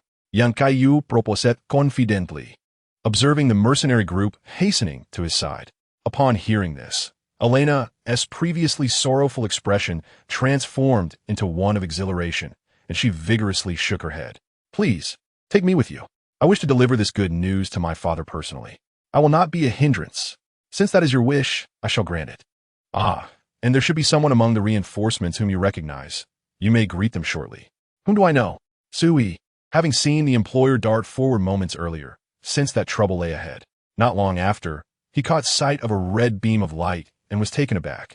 The strength of the adversary that could compel the employer to employ such a tactic must be formidable indeed. Upon finally arriving at the scene, it became apparent that the battle had already concluded. Surrounding him were three corpses severed at the waist, alongside a figure, grotesquely affixed to the cliffside as a grim decoration. It was then that he discerned that the employer seemed to have rescued yet another individual. Wait a moment. Those familiar robes, the single ponytail, and the eye mask before him, wasn't that the daughter of the Lord, whom he frequently encountered? Although Miss Elena had remained secluded in her chamber for years due to her eyesight, she was known among the frequent visitors to Moan City as an amiable, optimistic, and resilient young woman. If the Lord had permitted her to escape alone, the situation in the city must have been dire indeed. Does Miss Elena still remember me? I am a mercenary, Shui. You have fled to this place. Surely, conditions within the city are not favorable. Leave the rest to us. Shui, I remember you. You're the mercenary whose subordinate, the White Wolf, would pilfer goods from merchants every time you entered the city for your payment. However, my father holds your abilities in high regard, always ensuring your fees were covered in advance. I never expected to encounter you here. It seems my father did not misjudge you. Ahem, Miss Elena, that is all in the past. The utmost priority now is to quell the rebellion swiftly. The sooner we reach your father, the safer you shall be. The revelation of his less than glorious history before his employer made Shui feel somewhat embarrassed. Yet he understood the Lord's consideration for him, which had led to the consistent overachievement of his missions. The reason he had not been able to provide assistance sooner was that he had found himself too far afield, barely sustaining himself, let alone making the arduous journey to Moan City. For someone of the Lord's formidable strength, encountering an adversary he could not vanquish rendered their long trek akin to delivering oneself to death. Thus, he had merely lingered near the sacrificial bridge, occasionally dispatching a few hybrid creatures that managed to escape from the narrow paths, which he deemed a sufficient service to the Lord. This continued until yesterday, when, after running out of provisions, they resolved to ambush a seemingly weak, fated one. To their surprise, they had seized a genuine opportunity while also repaying the Lord's prior kindness. Now, aligning themselves with a new benefactor would not weigh heavily on their conscience. Without further delay, Elena and Lilith mounted the same White Wolf, and the company resumed their journey. Along the way, they encountered numerous disfigured corpses and deranged hybrids launching attacks against them. In turn, those hybrids soon met a fate akin to that of the slain. With each step forward, Kaiyu felt his fury intensify. These hybrids, if they possessed even a shred of humanity, would not have descended to such barbarism, regardless of age or gender. Anyone falling into their clutches was doomed to slaughter. While it was true that they were slaves rebelling against oppression, the current state of affairs suggested that their enslavement was not without cause. Such beasts indeed deserve confinement. Kaiyu considered himself a part of humanity, and should there be amicable beings from other races, dialogue might be possible. However, these brutal aberrations would best be eradicated through physical means. Continuing onward, they soon arrived at the site where Irina's convoy had been ambushed. Over 20 hybrid creatures were still reveling in their violent spree. As Irina caught the familiar scent mingled with the stench of blood, she began to tremble. She was acutely aware that those who had stayed behind to shield her had little hope of survival. Nevertheless, the true anguish struck her heart when she learned of the demise of those she recognized. Kaiyu exchanged a glance with Su-E, prompting the others to heft their large curved blades and engage the hybrids. Kaiyu refrained from intervening, intentionally allowing the mercenaries to exact their vengeance, while also enabling them to adapt to their rune-enhanced bodies and accumulate practical experience. The battle concluded without any uncertainty. The 20-odd hybrids proved no match for the mercenaries. After hastily burying the deceased, night had fallen. Kaiyu decided to set up camp at a place blessed by fortune. Nearby, a wandering merchant conducting his trade. Kaiyu and Su-E held a favorable impression of the merchant. Their non-aggressive demeanor made them ideal trading partners and sources of information. Initially, the merchant had been somewhat wary of the sudden influx of people, aware that not all were above board. However, under Kaiyu's rune-infused influence, trust was swiftly established. Soon, as if by magic, he produced an array of meat and drink that elevated the atmosphere to a jubilant climax. In his delight, the merchant offered substantial discounts on his prized possessions, having not enjoyed such a lavish meal in ages. Among the items were several useful treasures, including 3 stone sword keys and a somewhat tattered set of lost homeland knight armor, presumably scavenged from a corpse. As the night deepened, the sounds of the mercenaries' coarse breathing filled the air, while 2 or 3 white wolves and their master remained vigilant against potential dangers lurking nearby. Kaiyu stood guard at the edge of the blessed camp, idly picking at 2 small holes in his battle attire. After spending some points, the damaged fabric gradually mended itself. He occasionally cast glances toward the opposing mountain peak. Although he and T slept since arriving in this world, his superhuman constitution made such trivial matters easily manageable. Lilith emerged from the tent and approached young Kaiyu. Has Irina fallen asleep? Indeed, he replied. Miss Irina has likely gone days without rest. She fell into a deep slumber as soon as she lay on the blanket. My master, I have noticed that you have been gazing at the same spot. Is there something amiss with the mountain? Nothing at all, merely observing. You should rest too. We must set out early tomorrow. The situation will only find resolution once we reach Moan City and quell the unrest. Of course, my master. You too. Do not overexert yourself, even with the blessings of fortune. That is the mercenary's responsibility. Very well, I understand. Return now. Young Kaiyu chuckled, gently nudging the witch back toward the tent. He peeked inside and saw that Irina appeared to be in good condition, which brought him a sense of relief. Theoretical danger seems to be absent from his current position, as the night cavalry is likely patrolling elsewhere. The only concern lies with the possibility of encountering some erratic villagers on the opposite peak. Indeed, there exists a group of lunatics who are perpetually in a state of frenzy, compelling him to remain vigilant to prevent any unforeseen circumstances. Who knows how long his meager magic resistance can endure against such abnormality. Thus, a cautious approach is warranted. Chapter 14. Melina and the lunatics, after a prolonged period of silently tending to the campfire, young Kaiyu, having encountered no incidents, gradually relaxed his vigilance and began to drift into a daze. Unbeknownst to him, time around him appeared to slow. Even the flames of the bonfire danced in slow motion. Suddenly, he snapped back to consciousness, only to find himself inexplicably transported to a blessed, ethereal realm. The sound of approaching footsteps echoed softly, and a cloaked figure gradually drew near. Young Kaiyu's breath quickened as he recognized the approaching individual, Melina, the witch who had accompanied him throughout his journey in the game. Though often referred to as Wooden, her unwavering companionship and the poignant gesture of her hand retracting before her fiery demise, along with her reluctant gaze, conveyed a wealth of unspoken emotions. This was why he had never entertained the notion of pursuing the path of the mad fire. He could not betray Melina's steadfast resolve. In the absence of alternative means, he chose to honor her sacrifice for the future of the lands between, maintaining an expression of unfamiliarity. He suppressed the impulse to engage in a familiar exchange, as though it were their first encounter. As Melina approached and removed her voluminous hood, her rose-gold hair cascaded forth, revealing one eye seemingly sealed while the other radiated a luminous blessing. From beyond the lands between, I am Melina. I wish to propose a transaction with you. I agree. I shall acquiesce to your desires. Young Kaiyu interjected, unable to contain his eagerness. After all, this was a mutual pursuit. Melina appeared bewildered, having prepared an elaborate discourse and bracing herself for resistance. Yet, the other party had not even inquired about her demands before assenting. She began to suspect whether Torrent had engaged in clandestine dealings with him prior to her arrival. My apologies for my impatience. However, Melina, do not doubt my sincerity.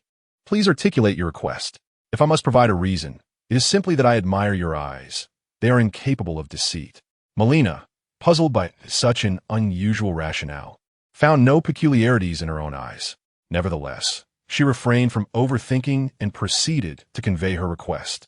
I wish to ask you to escort me to the foot of the golden tree. My current state renders me incapable of undertaking such a distant journey alone. In return, I shall offer you all the intelligence and support you require. Should you pursue the Elden Ring, I can provide assistance. There is no issue. It is merely a trivial task. Regardless, I shall journey to the royal city to obtain the Elden Ring, for myself and for the land between. I have acquiesced to your request, and I hope for your continued support henceforth. With that said, our transaction shall commence. Please accept this ring, which you may employ as a whistle. When the time comes, a magnificent steed named Torrent shall assist you on your journey. Melina handed the ring to young Kaiyu, and at the moment of acceptance, he sensed the soul within, waiting to be summoned by one deemed worthy. Although, for one who already possessed the ability to fly, the steed may seem of little use. He could gift it to his witch, ensuring her safety, for it is indeed the most agile mount in the entire game. Meanwhile, Lilith was covertly observing Melina from within the tent.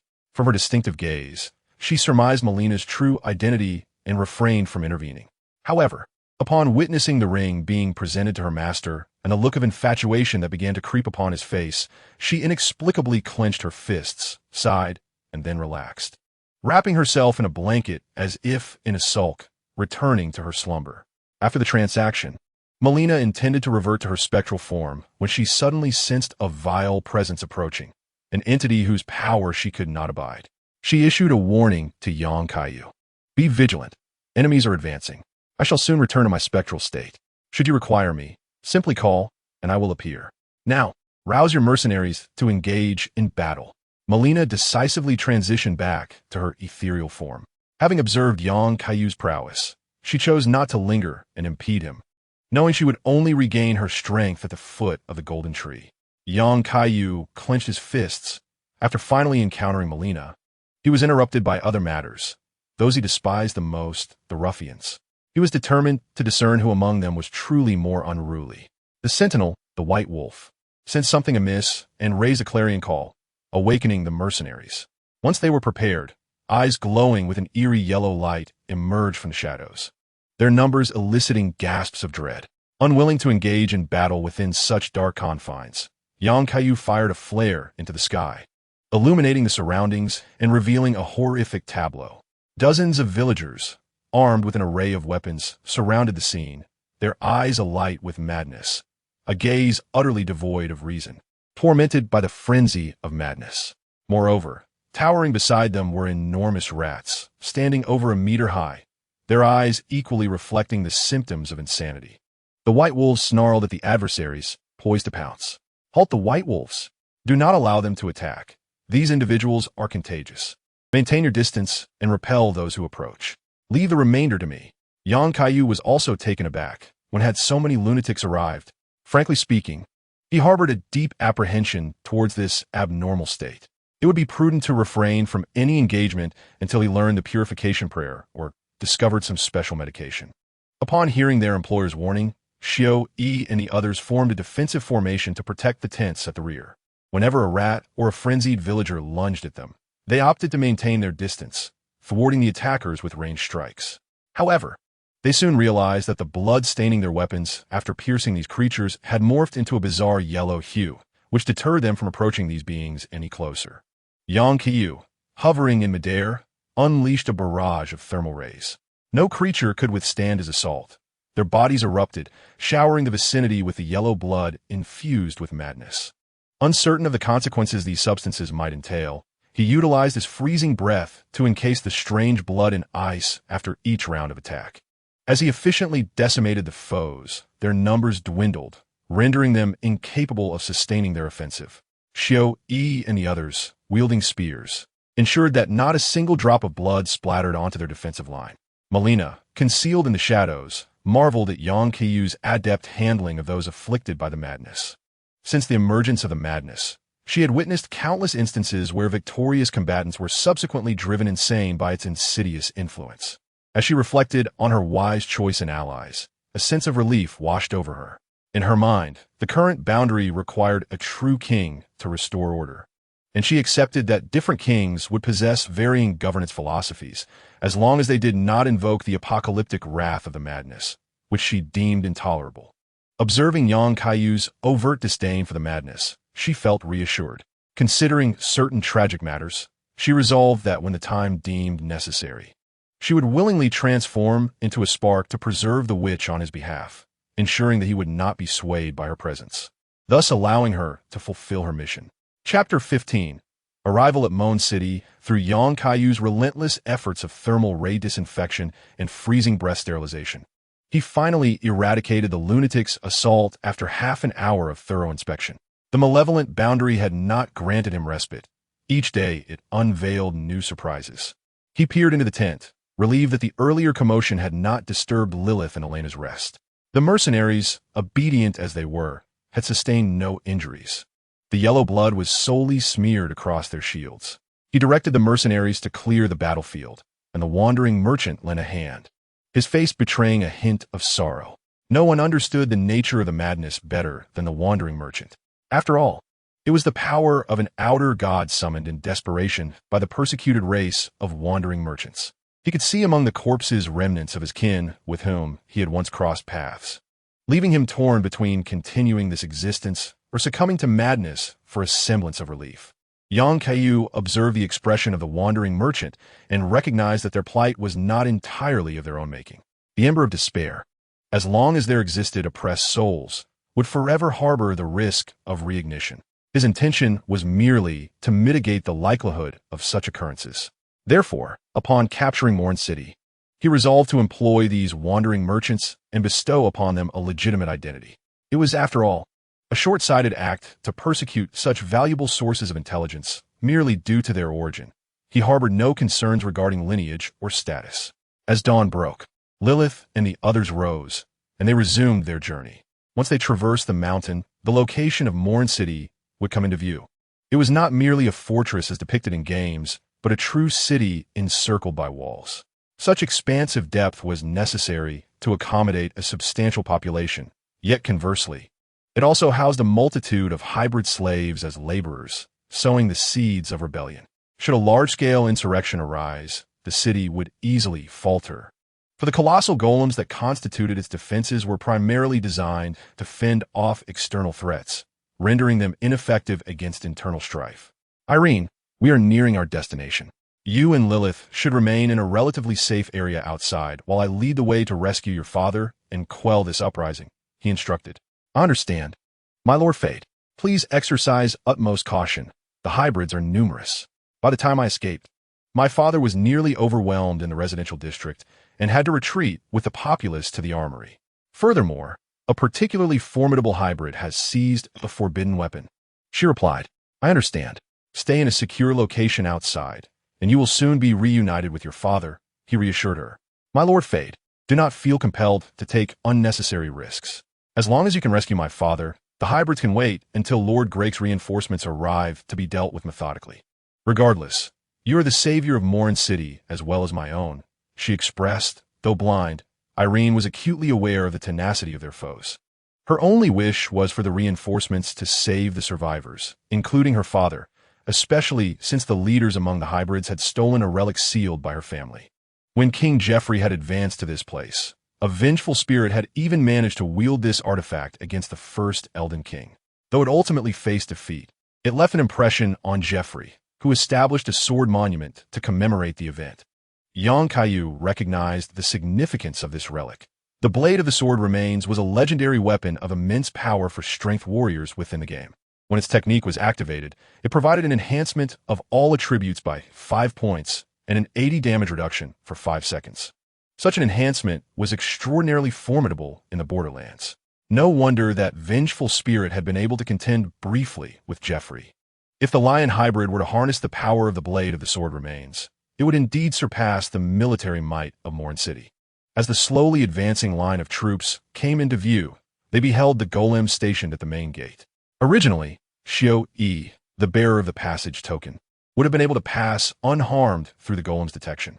However, the golem appeared to have gone rogue, launching an attack on Xiao-Yi's position. Fortunately, thanks to Rune's enhanced physique, his reflexes were swift enough to evade the deadly strike with a nimble roll. It seemed that the battle was about to commence. Yang Kaiyu produced the ring gifted to him by Melina and whistled. In an instant, a magnificent steed materialized before him, gently caressing the silky mane of Tourette. His steadfast companion throughout the game, he earnestly instructed it to safeguard Lilith and Elena, the two individuals with almost negligible combat prowess. After all, with a double jump and a dash, Tourette's speed rendered it nearly untouchable, save for the formidable minotaurs of the Eternal City and the artillery of the shrimp-like creatures. After leaving 4 vigilant mercenaries to protect their position, he led the remainder of his party in a charge against the golem. The speed of the golem's arrows surpassed his expectations. Unlike in the game, they did not leisurely release their shots once he reached their feet. Yang Kaiyu executed low-altitude maneuvers, deftly avoiding all incoming projectiles. He then aimed a powerful punch at the golem's core, striking its magical power furnace, which directly incapacitated the golem's propulsion system. Upon inspecting the remains, he retrieved a peculiar shard, realizing it was likely the source of interference in the golem's operational recognition. This was no feat achievable by mere hybrids. The rebellion in Morn City appeared far more complex than it seemed. He remained uncertain whether it was the work of the double fingers or the triple fingers. But there was no time to ponder. They needed to breach the city before the defending soldiers could no longer hold their ground. The battered golem had yet to be entirely dismantled when Xiao-Yi arrived on his white wolf, initiating a classic assault. The areas glowing with crimson light marked the golem's vulnerabilities. Once the propulsion system was compromised, the golem would be rendered utterly inoperative.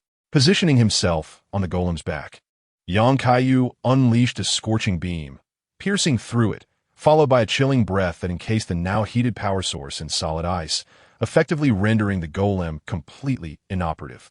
With the golem vanquished, the gates of Moan City finally opened to them. Ascending the nearby lift would grant them entry into the heart of the city. The battle for Moan City had officially begun. Chapter 16. Lord Edgar. This marked yet another occasion for Edgar in which he had repelled the relentless assaults of those accursed hybrids. The lion hybrid, who had seized the sword of the skeletal warrior, led the hybrid army in a surprise attack against the city's defenders, catching them off guard before he could react. After the underground prison area was overrun, he had attempted several times to lead his troops down, but was repelled each time. The mingling of rats and hybrids had transformed the prison into their strongest bastion. Realizing the situation had spiraled out of control, Edgar summoned his most trusted steward, taking along a few soldiers and servants, and, while there was still time, arranged for his daughter to be sent out of the city, ensuring she had at least a glimmer of hope for survival. Shortly after seeing his daughter depart safely, the hybrid lion suddenly led a horde of hybrids into the central region of the castle. At that moment, he was mobilizing the residents to transport valuable supplies to a relatively safe upper area, intending to hold their ground. As a multitude of hybrids surged into Moan City, a massacre ensued, the bloodiest since he ascended to the title of Lord. Even Edgar, the Lord who had inherited the storm martial arts of the Storm King, faced defeat in his confrontation with the hybrid lion wielding the cursed sword. He understood that the forbidden weapon craved vengeance, while it granted immense power. It exacted a tremendous toll. Following this battle, the hybrid lion vanished, retreating to an unknown location to recuperate. However, Edgar, gravely injured and incapable of further combat, could only rely on his tactical acumen to direct the remaining personnel to expedite their withdrawal. Amidst the chaos, he was unable to save all the besieged citizens, forced to watch helplessly as they were slaughtered amidst their screams of despair. Fighting and retreating, he and over 100 remaining survivors took refuge at the highest point. The hybrids did not rush to annihilate them, perhaps due to the absence of their leader, or perhaps blinded by their own hatred for humanity. The hybrids scoured the city, unearthing all hidden survivors, piling their corpses into a small mound in the city's center. The sight of countless lifeless bodies, desecrated and insulted, ignited a profound fury within Edgar, yet he found himself powerless to halt the unfolding tragedy. The remaining soldiers rotated shifts, enduring the hybrids' chaotic assaults day and night. Several times, flying hybrids breached his command post, and despite his wounds, he wielded his martial skills to dispatch them one by one. However, as time passed, morale began to wane. No one knew if they would survive, or if reinforcements would arrive in time. The words Edgar often repeated, "Hold fast, and there will be a way," now felt like a cruel self-deception. Upon awakening today, Edgar discovered several individuals had chosen to leap to their deaths rather than succumb to humiliation at the hands of the hybrids. The living now numbered fewer than 100. With a heavy sigh, he realized the final hour was approaching. Rather than await his fate, he would rather take up arms and stand to fight. After distributing the scant supplies among the remaining survivors, the doctor and clerics exhausted their final reserves of healing prayers to ensure that all who could still fight maintained their optimal condition. As the Lord prepared for a final charge, the entirety of Moan City fell eerily silent. All, hybrids included, turned to the suddenly activated lift, signaling the arrival of outsiders. Lord Edgar bellowed, "Reinforcements have arrived. Fight alongside me." He was uncertain whether true aid had come, as he doubted the coward hiding in Eastonville would dispatch assistance so promptly. Nonetheless, he felt it necessary to instill a glimmer of hope in his soldiers. Upon hearing the arrival of reinforcements, the weary soldiers seemed to be infused with renewed vigor, valiantly reclaiming the sections of the city walls that had been occupied by the hybrids. After piercing a flying hybrid and discarding it from the battlements, Edgar discovered that the elevator had arrived. In that moment, he and the soldiers fixed their gaze intently on the city gates. Suddenly, a blinding red light erupted from beyond the gates, sweeping through and annihilating all hybrids in a straight line. Not a single one was to be spared. Let them meet the same fate they inflicted upon the corpses. Kaiyu's fury had reached its zenith. He had never witnessed such a hellish scene. In the heart of Moan City, the bodies had piled into a small mountain, blood and shattered flesh littering the corridor, with even the remnants splattering onto the elevator below, leaving no clean place to stand. Since these hybrids were capable of such vengeance, it had already become a blood feud with no chance of reconciliation. And Kaiyu felt no need for mercy. His companions, including Rue, had eyes bloodshot with rage as they traversed the grim path. They encountered the corpses of individuals they once knew, from frail old men to unsteady toddlers. Having come from a mercenary background, they had long regarded Moan City as their second home, and now, witnessing its desecration, they yearned for retribution to quell their hatred. The hybrids, who had been dancing upon the heap of corpses, emitted various strange cries upon sensing intruders, attempting to intimidate the newcomers while also rallying their companions' attention. In an instant, hundreds of hybrids in the city center screeched and charged toward the intruders. Kaiyu led the charge into the enemy ranks, delivering a devastating punch that shattered the nearest hybrid. Taking advantage of the opening created by his attack, other hybrids lunged at him, only to be mercilessly sliced and roasted by the searing rays. No living creature could withstand his onslaught. To savor the thrill of personal kills, he refrained from employing his broader skills, opting instead to dispatch each foe with his fists and thighs. Fragile, osteoporotic bodies were reduced to mere fragments, while robust figures clad in armor were transformed into mere decorations upon the city walls. Kaiyu's somewhat frenzied fighting style left Melina, who had been ethereal beside him, in a state of stunned disbelief. Initially, upon witnessing the corpses, she too had felt anger. Such heedless trampling of life by the hybrids was unforgivable. Yet now, she found herself wanting to caution Kaiyu, wondering if he might be taking things a tad too far. Despite Kaiyu's ability to penetrate the ranks of the hybrids, a few fortunate ones managed to rally, wielding machetes as they charged towards Rue and the other mercenaries. However, the warriors, now enhanced by Rune's power, were far from being shaken by this ragtag mob. After easily fending off the initial wave of assault, the mercenaries raised their curved blades, embarking on a one-sided slaughter, showing no regard for the hybrids' anguished pleas for mercy, as they were determined to deliver the punishment these abominations deserved. Chapter 17. Clearing Hidden Dangers on the Battlements. Edgar was momentarily taken aback, as he initially believed reinforcement had arrived. Instead, a figure clad in black with a crimson cape emerged, its eyes glowing with a fierce red light. At first, he thought it was merely an expression of murderous intent, but to his astonishment, it could indeed unleash deadly force. He witnessed the hybrid foes, caught in the beam of light, being cleaved into pieces, even the city walls behind them crumbling under the onslaught. He feared that before the hybrids could lay waste to Moan City, this harbinger of death would dismantle it first. However, aside from those initial strikes, the adversary eventually restrained the use of such perilous skills. Edgar then realized that the intruder was not alone. A familiar contingent of mercenaries followed closely behind. Upon closer inspection, relief washed over him. He recognized these mercenaries, despite their petty thieving tendencies. They had served him faithfully for many years and were unlikely to pose a threat to Moan City, or so he hoped. The absence of the most formidable lion hybrid leading the charge rendered the hybrids ineffective in their assault. Any attempts by the hybrids to band together for warmth were ruthlessly shattered by Kaiyu, and within 10 minutes, none of the hybrids remained capable of movement. After crushing the skull of the last hybrid, Kaiyu regained his composure, having encountered not a single hybrid able to withstand his strike. The most powerful lion hybrid, if unanticipated circumstances had not intervened, was likely hiding beneath the gravestones in the depths. He recalled the game where he and the city lord had triumphed over the lion hybrid, only to find countless civilian corpses piled beneath those gravestones. It was anyone's guess what the lion hybrid truly intended. Its seemingly senseless actions might encompass motives beyond mere revenge or display.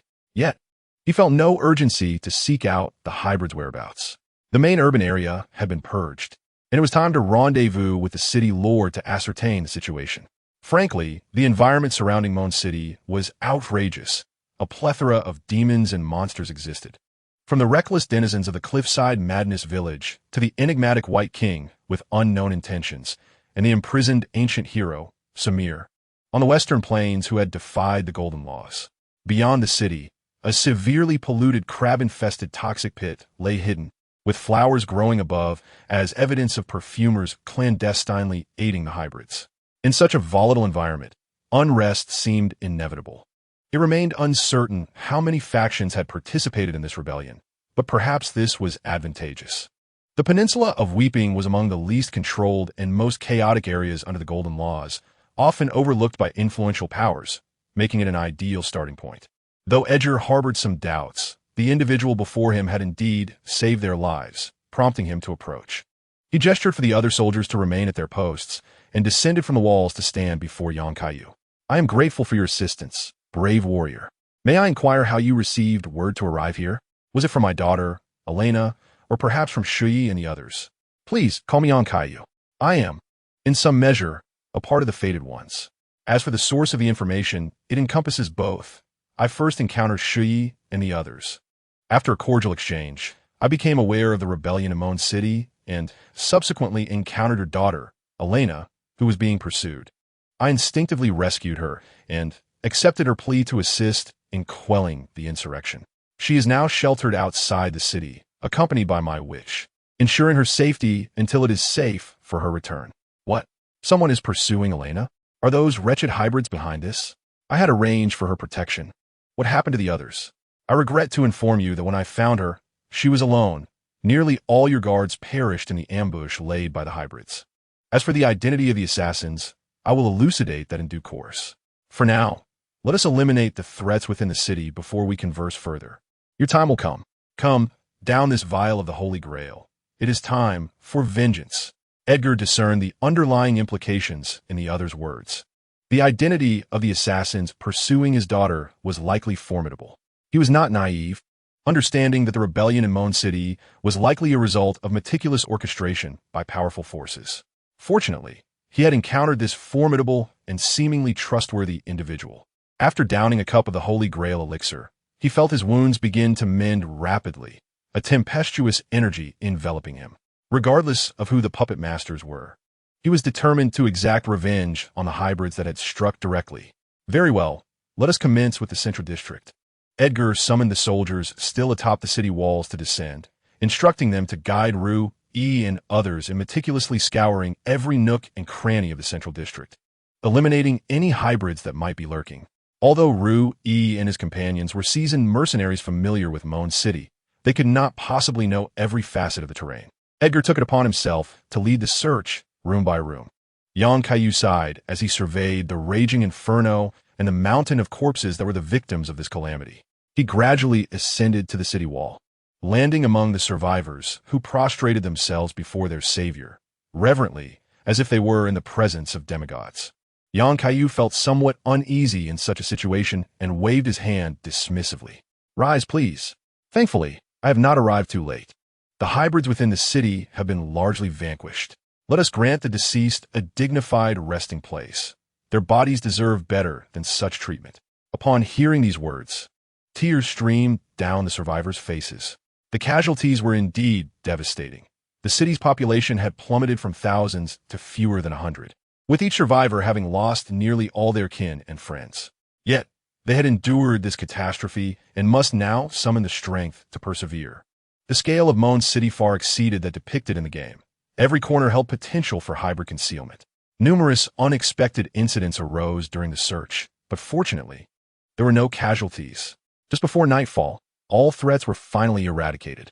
The only peril now resides in the depths of the prison area, where a gravestone connects to the outside of the city, once a shrine to the sword of the fallen. It is likely that the most formidable hybrid lion is lurking there. However, Kaiyu is not in a rush to ascertain the whereabouts of this creature. The Central District has regained some functionality thanks to the survivors' efforts, and it is now time to retrieve Lilith and the others, for the borderlands at night are fraught with danger. Chapter 18. Do not allow the tale to end in tragedy. After exchanging pleasantries with the city lord, Kaiyu departed from Mon City alone. He preferred not to hurry, but instead granted Edgar and Shui some time for private discourse. After all, his abilities are astonishing, even beyond the comprehension of most in these borderlands, having reached at least a demigod level. Thus, having Shui recount their experiences along the way would foster greater trust from Edgar than if Kaiyu were to simply present his capabilities. The enhancements he provided to the mercenaries were tangible. In this chaotic era, how many could resist such temptation, especially after nearly facing annihilation? He believed that once Elena offered a few words of support, Edgar would surely see the light and become an esteemed member of the force against the Grek army. At last, he found Elena and the others by the corpse of the golem outside the city, perched upon turret. As Lilith described the events, Elena envisioned Kaiyu emerging from the city gates, covered in blood. For a moment, she was terrified, fearing that the entire party had perished, leaving only him to escape. However, upon recalling the sound of breaking bones from the assassin she had encountered and the scent of roasted flesh from the others, she reassured herself that such a fate was unlikely. Indeed, her intuition proved correct. Kaiyu brought her good news. The insurrection within the city was nearing its conclusion, and she could now accompany him back inside. Although a hybrid likely remained hidden in the morning grave, it posed little threat. Your father awaits you inside. Go, reunite with him, he urged. Upon hearing this uplifting news, Elena found herself at a loss for words to express her excitement. Yet the slight tremor of her body revealed her inner turmoil. Amidst her elation, a wave of sorrow washed over her. For those who had escorted her had met their demise, and she had narrowly escaped a treacherous fate. She could scarcely fathom the extent of the casualties within the city. Yet her father lived. As long as he was alive, she believed everything could return to its former state. She wished for no more calamities to befall her. Understanding her feelings, Kaiyu refrained from excessive consolation, knowing that what Elena needed most at that moment was her father's embrace. Silently, he led Tord onward, accompanied by the remaining mercenaries into the city. At this moment, Age was seated upon a stair, meticulously polishing his weapon, the exiled knight's halberd, while listening with wide eyes as he recounted the tales of their journey. To be frank, he found it difficult to believe in the prowess of his companion, which had evidently reached such extraordinary heights.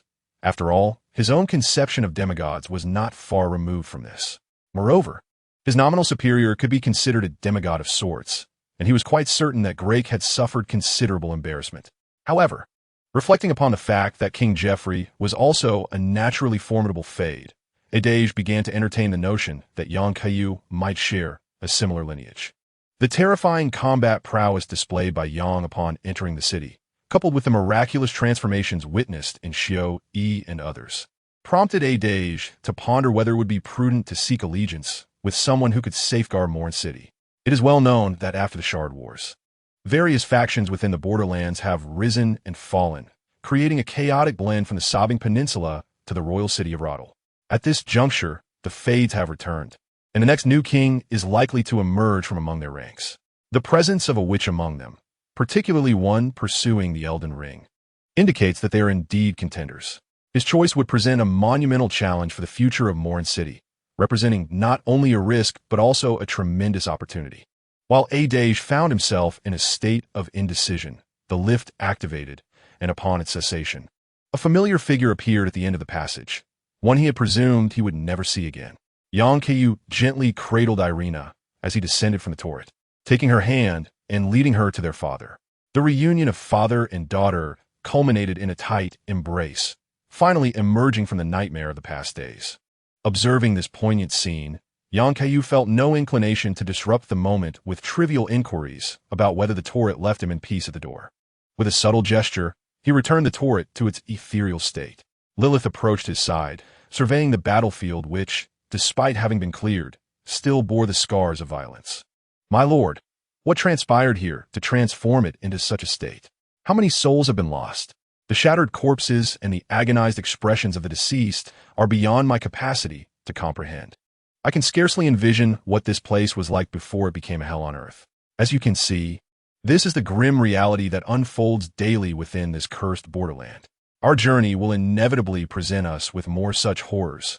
Adapt swiftly, for in this chaotic world devoid of order, even being able to share a pot with a loved one is a stroke of fortune. I refuse to grow numb to the horrors of this inferno, and thus I willingly choose to become a witch, serving a true king to bring an end to this turmoil. I believe you share this sentiment. I can see the compassion for all living beings reflected in your eyes, destined to become a benevolent ruler. If the conclusion must be tragic, then sharing a pot with you is a worthy fate. Yet, I fear that I alone may be apprehensive of the scalding waters. Therefore, I beseech you, my lord, to disregard my plight and strive to survive for the sake of this fractured borderland. Even if the guidance shatters in the future, please ascend to become the Elden King. What nonsense are you uttering? I shall not allow such a fate to befall us. No one can harm my witch, and I am determined to forge a favorable conclusion. Young Kaiyu feigned anger as he tousled Lilith's hair. Her earlier words nearly led him astray. Observing his somewhat headstrong witch, he felt a pang of reflection. While he had failed to save certain souls within the game, he had redeemed them in reality. Could he truly alter so many tragic narratives? Warrior who Alexander, Melina, Wolf Uncle, Blacksmith Shogu, Mage Teacher Celian, Millicent. Each familiar name flickered through his mind. Why must the price of kingship entail the loss of those who quietly stood by to assist? Since he had arrived, he would not permit the story to conclude in tragedy. Chapter 19. The Lion Hybrid and the Sword of the Undead having resolved himself, Yang Kaiyu found renewed motivation to strive forward. At that moment, the father and daughter across from him had also settled down from their reunion's joy. Edgar approached, gripping his daughter's hand tightly. I find myself at a loss for words to express my gratitude. Thank you for safeguarding my daughter and even saving my life. Henceforth, you shall be the most esteemed guest of Moan City. Once the rebellion is quelled, I shall do everything in my power to fulfill your wishes as a token of my appreciation. There is no need for such formality. I merely possess the strength and the desire to undertake what is necessary. Such tragedies ought never to have occurred. Yet, since the damage is irreversible, I shall ensure the complete eradication of those murderers. I presume the leaders of the hybrids are not within the city? I am surprised you are aware of that. Indeed, they are not. The leader of the hybrids is a formidable lion hybrid that seized Moan City's legendary weapon, the Sword of the Undead. Thus, I have been unable to contend with it, and the situation has devolved into its current state. Where is it now? Why has it not continued its assault? Although it may seem presumptuous, if even you are no match for it, the city walls should have long since fallen. Fear not. This is a question that has perplexed me as well. If I had to speculate, I would attribute it to the cost of wielding the Sword of the Undead. In my prime, that lion hybrid would not have triumphed against me, but with that weapon in its grasp, its strength surged exponentially, not merely due to the weapon's enhancement, but through an overall augmentation of its capabilities. Consequently, I sustained grave injuries and was compelled to retreat. However, it vanished afterward. I suspect that wielding such a weapon exacts a toll, one that even the lion hybrid cannot bear indefinitely. Without their leader, the hybrids are but a disorganized rabble, incapable of mounting any substantial offense, which is why I have managed to hold my ground until now. I understand. There is no urgency to eliminate the hybrids today. You should rest well tonight to regain your strength. I believe Elena has much to convey to you. Tomorrow, I shall accompany you to eradicate that lion hybrid. That sounds agreeable. I shall entrust the task to you. After bidding farewell to the Lord and his daughter, Yang Kaiyu contemplated the differences between the Sword of the Dead and its portrayal in the game. The game's mechanics suggested that one could expend focus points to gain temporary resilience and prolonged all attribute enhancements. However, the hybrid's performance deviated from this premise, resembling more of a life-draining mechanic.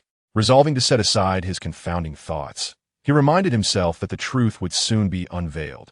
For the Sword of the Dead was reputedly a legendary weapon, standing alongside the Golden Law Sword, hinting at its unique attributes. That night, Moan City was graced with laughter that had long been absent.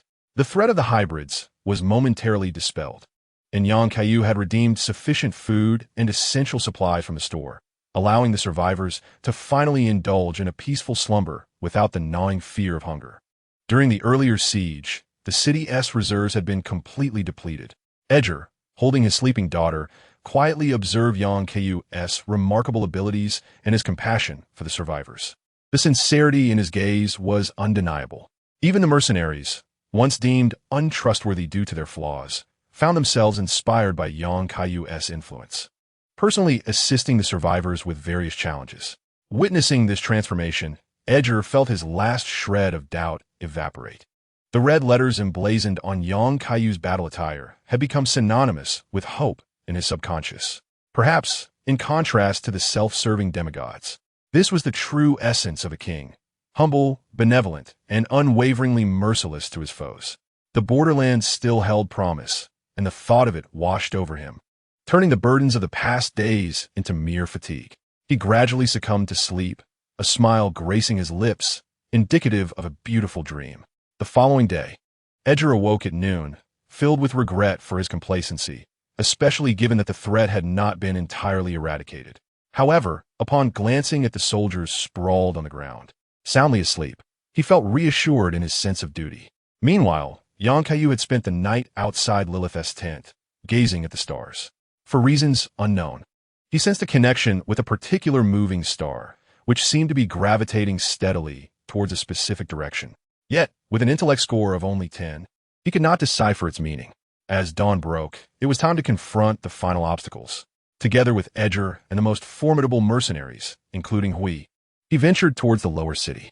Edgar's familiarity with every passage in the city spared young Kaiyu from the acrobatics required in the game to reach the depths. As they advanced through the dimly lit prison area, he anticipated fierce combat. However, reality unfolded differently. Illuminated by torches, they encountered numerous weakened hybrids, lying on the ground, barely clinging to life. Even as young Kaiyu approached, they could only emit faint whimpers, as if all their strength had been siphoned away. Without hesitation, young Kaiyu and his companions chose to seize the moment, granting a release to every hybrid they encountered along the way. The only significant hindrance was the enormous rats that had once made the prison their home. One could even observe a misfortunate noble, attired in regal garments, trapped within a cage, surrounded by a circle of rats feasting upon his lifeless form. Finally, after traversing the bridge connecting the waterways, young Kaiyu arrived at the seaside. Standing before the grand entrance of the Moan Morning Tomb, there lay the lion hybrid, the thief of the sword remains, sprawled on the ground in slumber.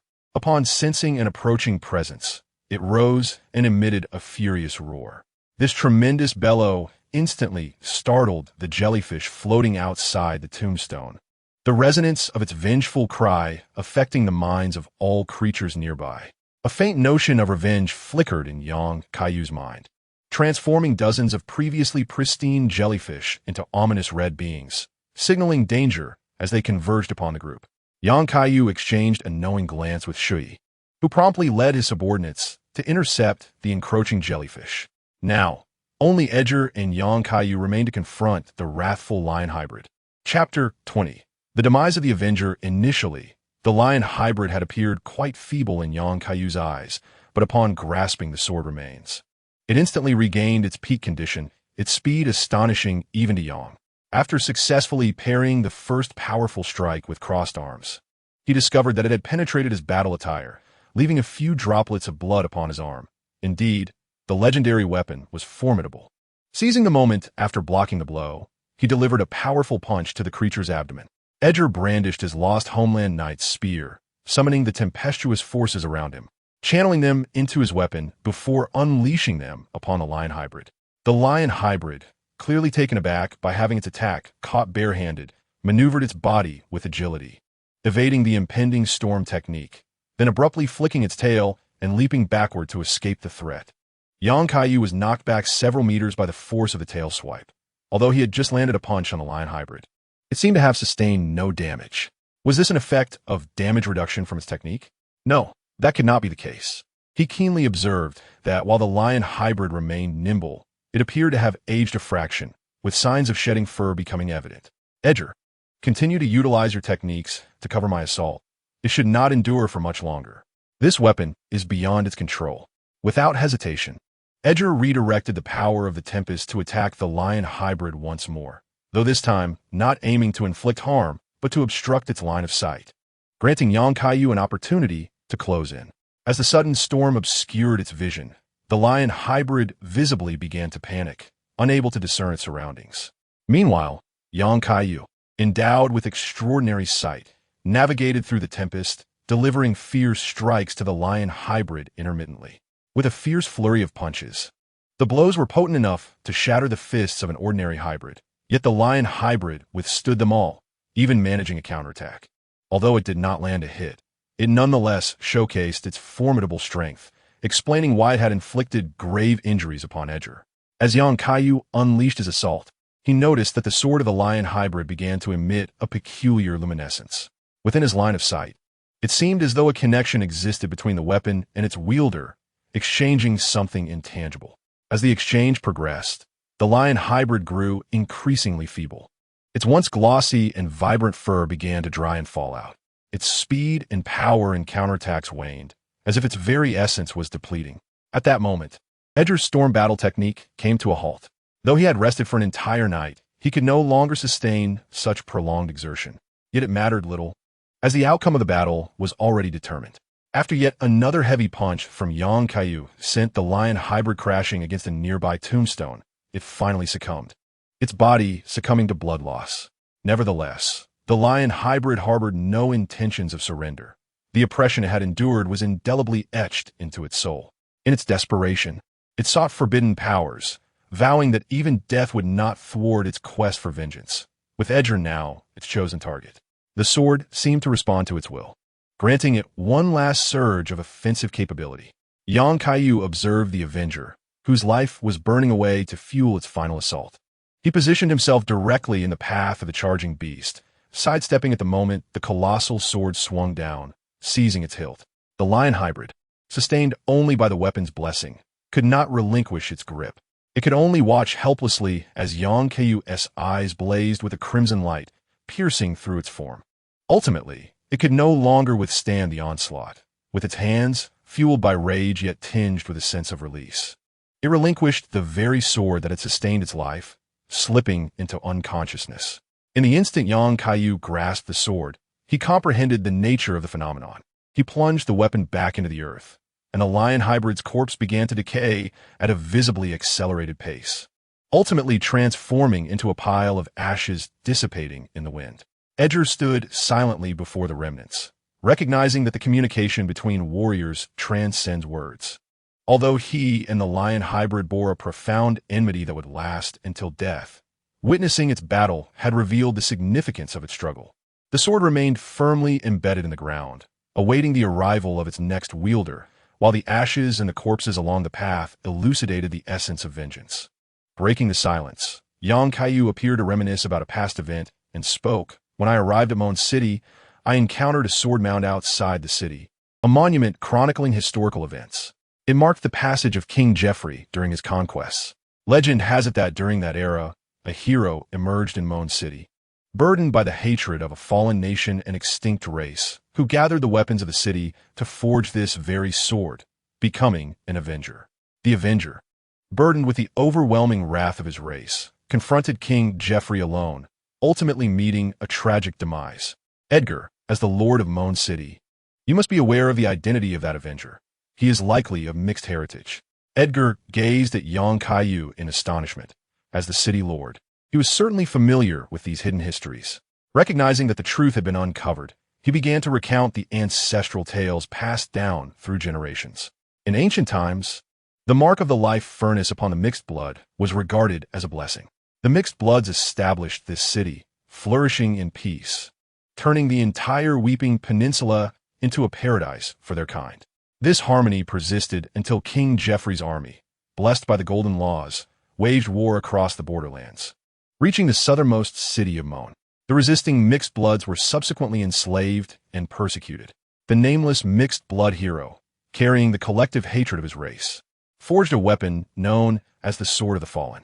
It is said that upon its completion, the weapon was imbued with an unknown power, becoming the Avenger's exclusive armament, granting immense strength at the cost of life force, rendering its wielder nearly immortal for brief periods. This explains how the Avenger managed to reach King Geoffrey. His convictions were acknowledged by the king, who erected a sword mound outside the city to commemorate his deeds. It was not until my ancestors assumed the title of Lord over Mon City that the Sword of the Fallen was enshrined within the Tomb of Sorrow. Now, another mixed blood has arisen as an Avenger to wield this weapon, a fate seemingly ordained. I once endeavored to gradually improve the plight of the mixed bloods, granting them fewer burdens and greater freedoms. Yet the outcome has been this tragic result. I honor their dignity as warriors, but I swear that from this moment forth, there shall be no place for mixed bloods to exist on the Weeping Peninsula. If this is your choice, I shall not hinder you, and I will assist you. The blood feud has become irreconcilable. However, if it is feasible, I wish to take this weapon. I believe I can bear the consequences it entails.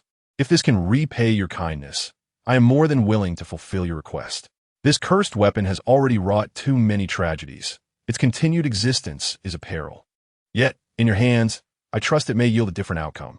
Edgar turned away to aid the mercenaries in clearing the affected jellyfish, while young Kaiyu stood before the Tomb of Sorrow, paying his final respects to the Avengers before grasping the Sword of the Fallen. Chapter 21. The clouds part and clarity dawned upon seizing the Sword of the Fallen. Young Kaiyu felt a profound connection with it as it beckoned for his life force. He endeavored to respond to its call and, in an instant, sensed his body becoming significantly stronger, albeit at the cost of rapidly depleting his stamina and vitality. However, correspondingly, one can siphon the vitality of other beings to satiate the demands of the Sword of the Undead, thereby mitigating personal consumption. The hybrid lion, in a desperate attempt to prolong its existence, forcibly drained the life force of its kin and the captured residents, leaving their lifeless forms piled around the gravestones. Nevertheless, Yang Kaiyu held confidence in mastering this weapon, for it bestowed upon him tangible enhancements, and his physique could impeccably counterbalance the perils it presented. After all, his cells could rejuvenate and restore vitality merely by basking in sunlight. This would result in a significant surge in his physical prowess for a limited duration. He harbored little fear of physical damage. However, the sword's capacity to bolster his resilience in other aspects was of paramount importance, as various aberrations were indeed challenging to defend against. Moreover, the prowess of the demigod in this borderland was within his anticipations. Asmonga's avatar managed to leave him somewhat beleaguered despite lacking the advantage of terrain and being outmatched in strength. Thus, should he aspire to conquer all demigods and re-establish order in the borderland while remedying past regrets, an augmentation of power was indispensable, and the Sword of the Undead served as an excellent reinforcement. After all, wielding a massive sword and clad in heavy armor epitomized a man's romance. His own superhero suit already offered sufficient defense, perhaps even surpassing the mountain goat ensemble. Hence, he resolved to wield the Sword of the Undead as his weapon of choice. Upon departing from the mourning tomb of Moan, the frenzied jellyfish, influenced by the surrounding turmoil, had been entirely eradicated, alongside the remnants of the hybrid insurgents dealt with along the way, thereby finally quelling the rebellion in Moan City. He stowed the Sword of the Undead in his personal space, intending to retrieve it when needed. Upon returning to the city, Edgar announced this good news to all the survivors. When they learned that the instigator of their suffering had been vanquished, a jubilant uproar erupted. Although Irina could not see, she sensed the elation permeating the air. Standing beside her father, she felt a pang of regret for her blindness, yearning to etch the current scene in her memory and behold the visage of her savior. Alas, such dreams were unattainable. However, Irina's wistful thoughts did not escape Edgar's notice. In that moment, he, as a concerned father, felt a twinge of melancholy for his daughter's future. The individual occupying Irina's heart would undoubtedly pursue the path of becoming the Elden King. Yet how could a blind girl, struggling with self-sufficiency, ever be deemed worthy? Nevertheless, as a father besotted with affection, Edgar had demonstrated a willingness to forsake his responsibilities as lord for his daughter in the game. Following her tragic demise, he had descended into madness for vengeance. Yet for her future, he was always capable of undertaking ventures he had never dared to imagine. Furrowing his brow, Edgar pondered why he could not strive for greater progress himself. He was not old. He could still contend alongside her. After all, it was she who had saved his life. Who knew? Perhaps he could achieve merit and elevate his status. Is it not true that one who pledges loyalty shortly after the arrival of another at the border would possess a higher status than those who come later? Although he does not dare to aspire to the position of Lord Drake, at the very least, he would not have to endure the exile-like confinement within the city of Moan, facing various threats daily while also supplying resources to the cowardly inhabitants within. Once this thought took root in his mind, it became impossible to suppress. I apologize, Lord Drake. The news of this rebellion has reached even the people of Nimguth. and yet you have failed to dispatch reinforcements. Do not blame yourself for any perceived disloyalty. For my own sake and for my daughter's future, I shall rebel." Upon making this decision, he found himself increasingly drawn to Yang Kaiyu, appreciating his appearance and character as if a veil had lifted, granting him newfound clarity. He nearly succumbed to the urge to call him son-in-law while grasping his lost homeland knight's spear. Unintentionally, Yang Kaiyu glanced back and noticed Edger regarding him with an expression that was peculiar, yet tinged with a hint of satisfaction, leaving him perplexed. Perhaps the other was simply overly joyful. After a moment, Edger summoned Yang Kaiyu and led him to a concealed chamber, where he retrieved a meticulously preserved scroll from a corner, presenting it solemnly. "I understand that you, the fated ones, have returned to the border for a common purpose. Thus, a mere sword remains inadequate to convey my gratitude.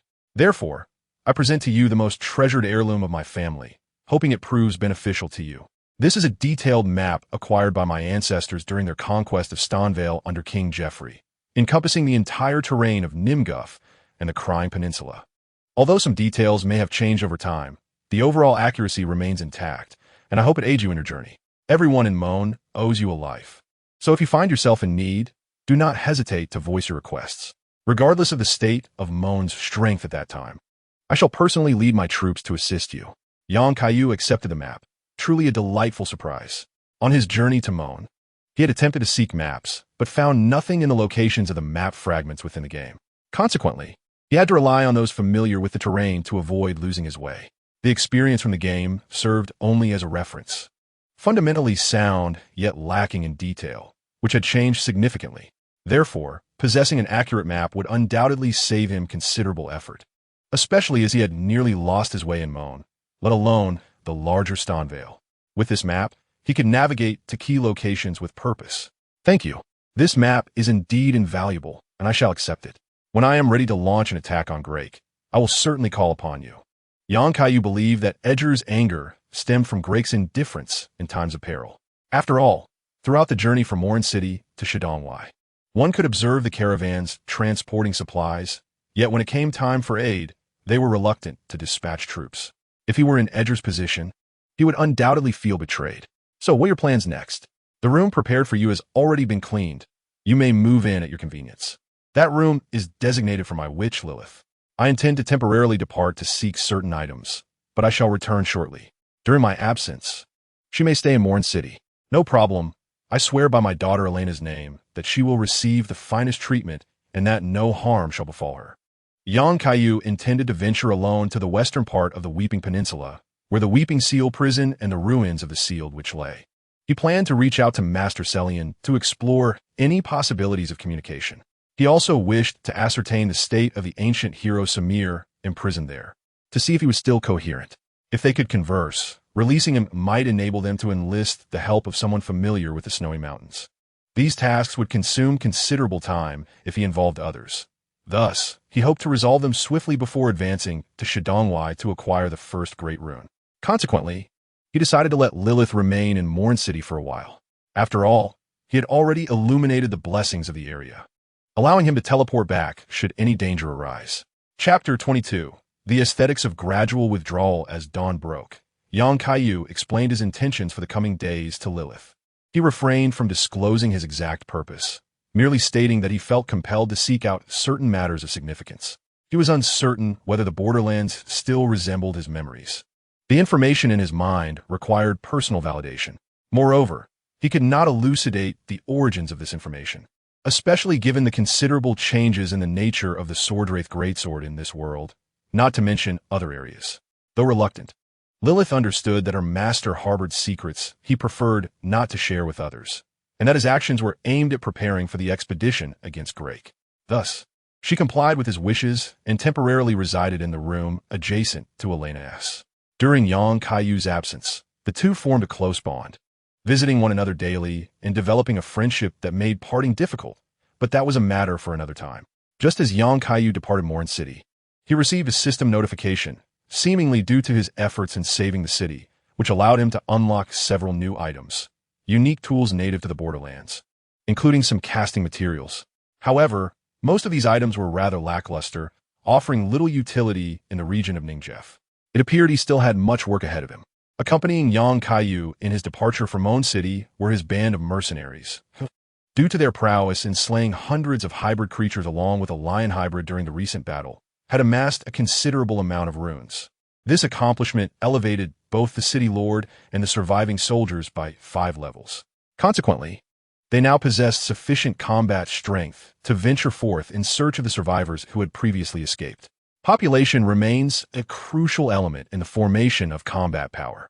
Should they engage in direct conflict with the demigod's armies in the future, such numbers are indispensable. Even formidable warriors like Gedwon, who can vanquish dragons, could fall victim to a sudden ambush by a throng of black-bladed assassins, if not vigilant. With Yang Kaiyu's foresight in leaving behind emergency provisions, Moan City could endure the most challenging period ahead. The residents of Moan would eventually become allies in the assimilation and management of the conquered city of Shidongvale. Gradually, this method would be expanded to other regions, ensuring a steady and solid foundation. Only through such means could the borderlands be genuinely salvaged. Otherwise, even if one were to rise to power amid chaos, they would merely be a figurehead, a king without substance, still vulnerable to the bites of dogs upon venturing outside, completely devoid of the capacity to resist should the outer gods descend. Thus, as Yang Kaiyu contemplated the future journey, he followed the map's guidance toward his destination. Crossing the outer walls of Moan City and passing beyond the small golden tree, he finally arrived at the expansive plains on the western side of the Weeping Peninsula.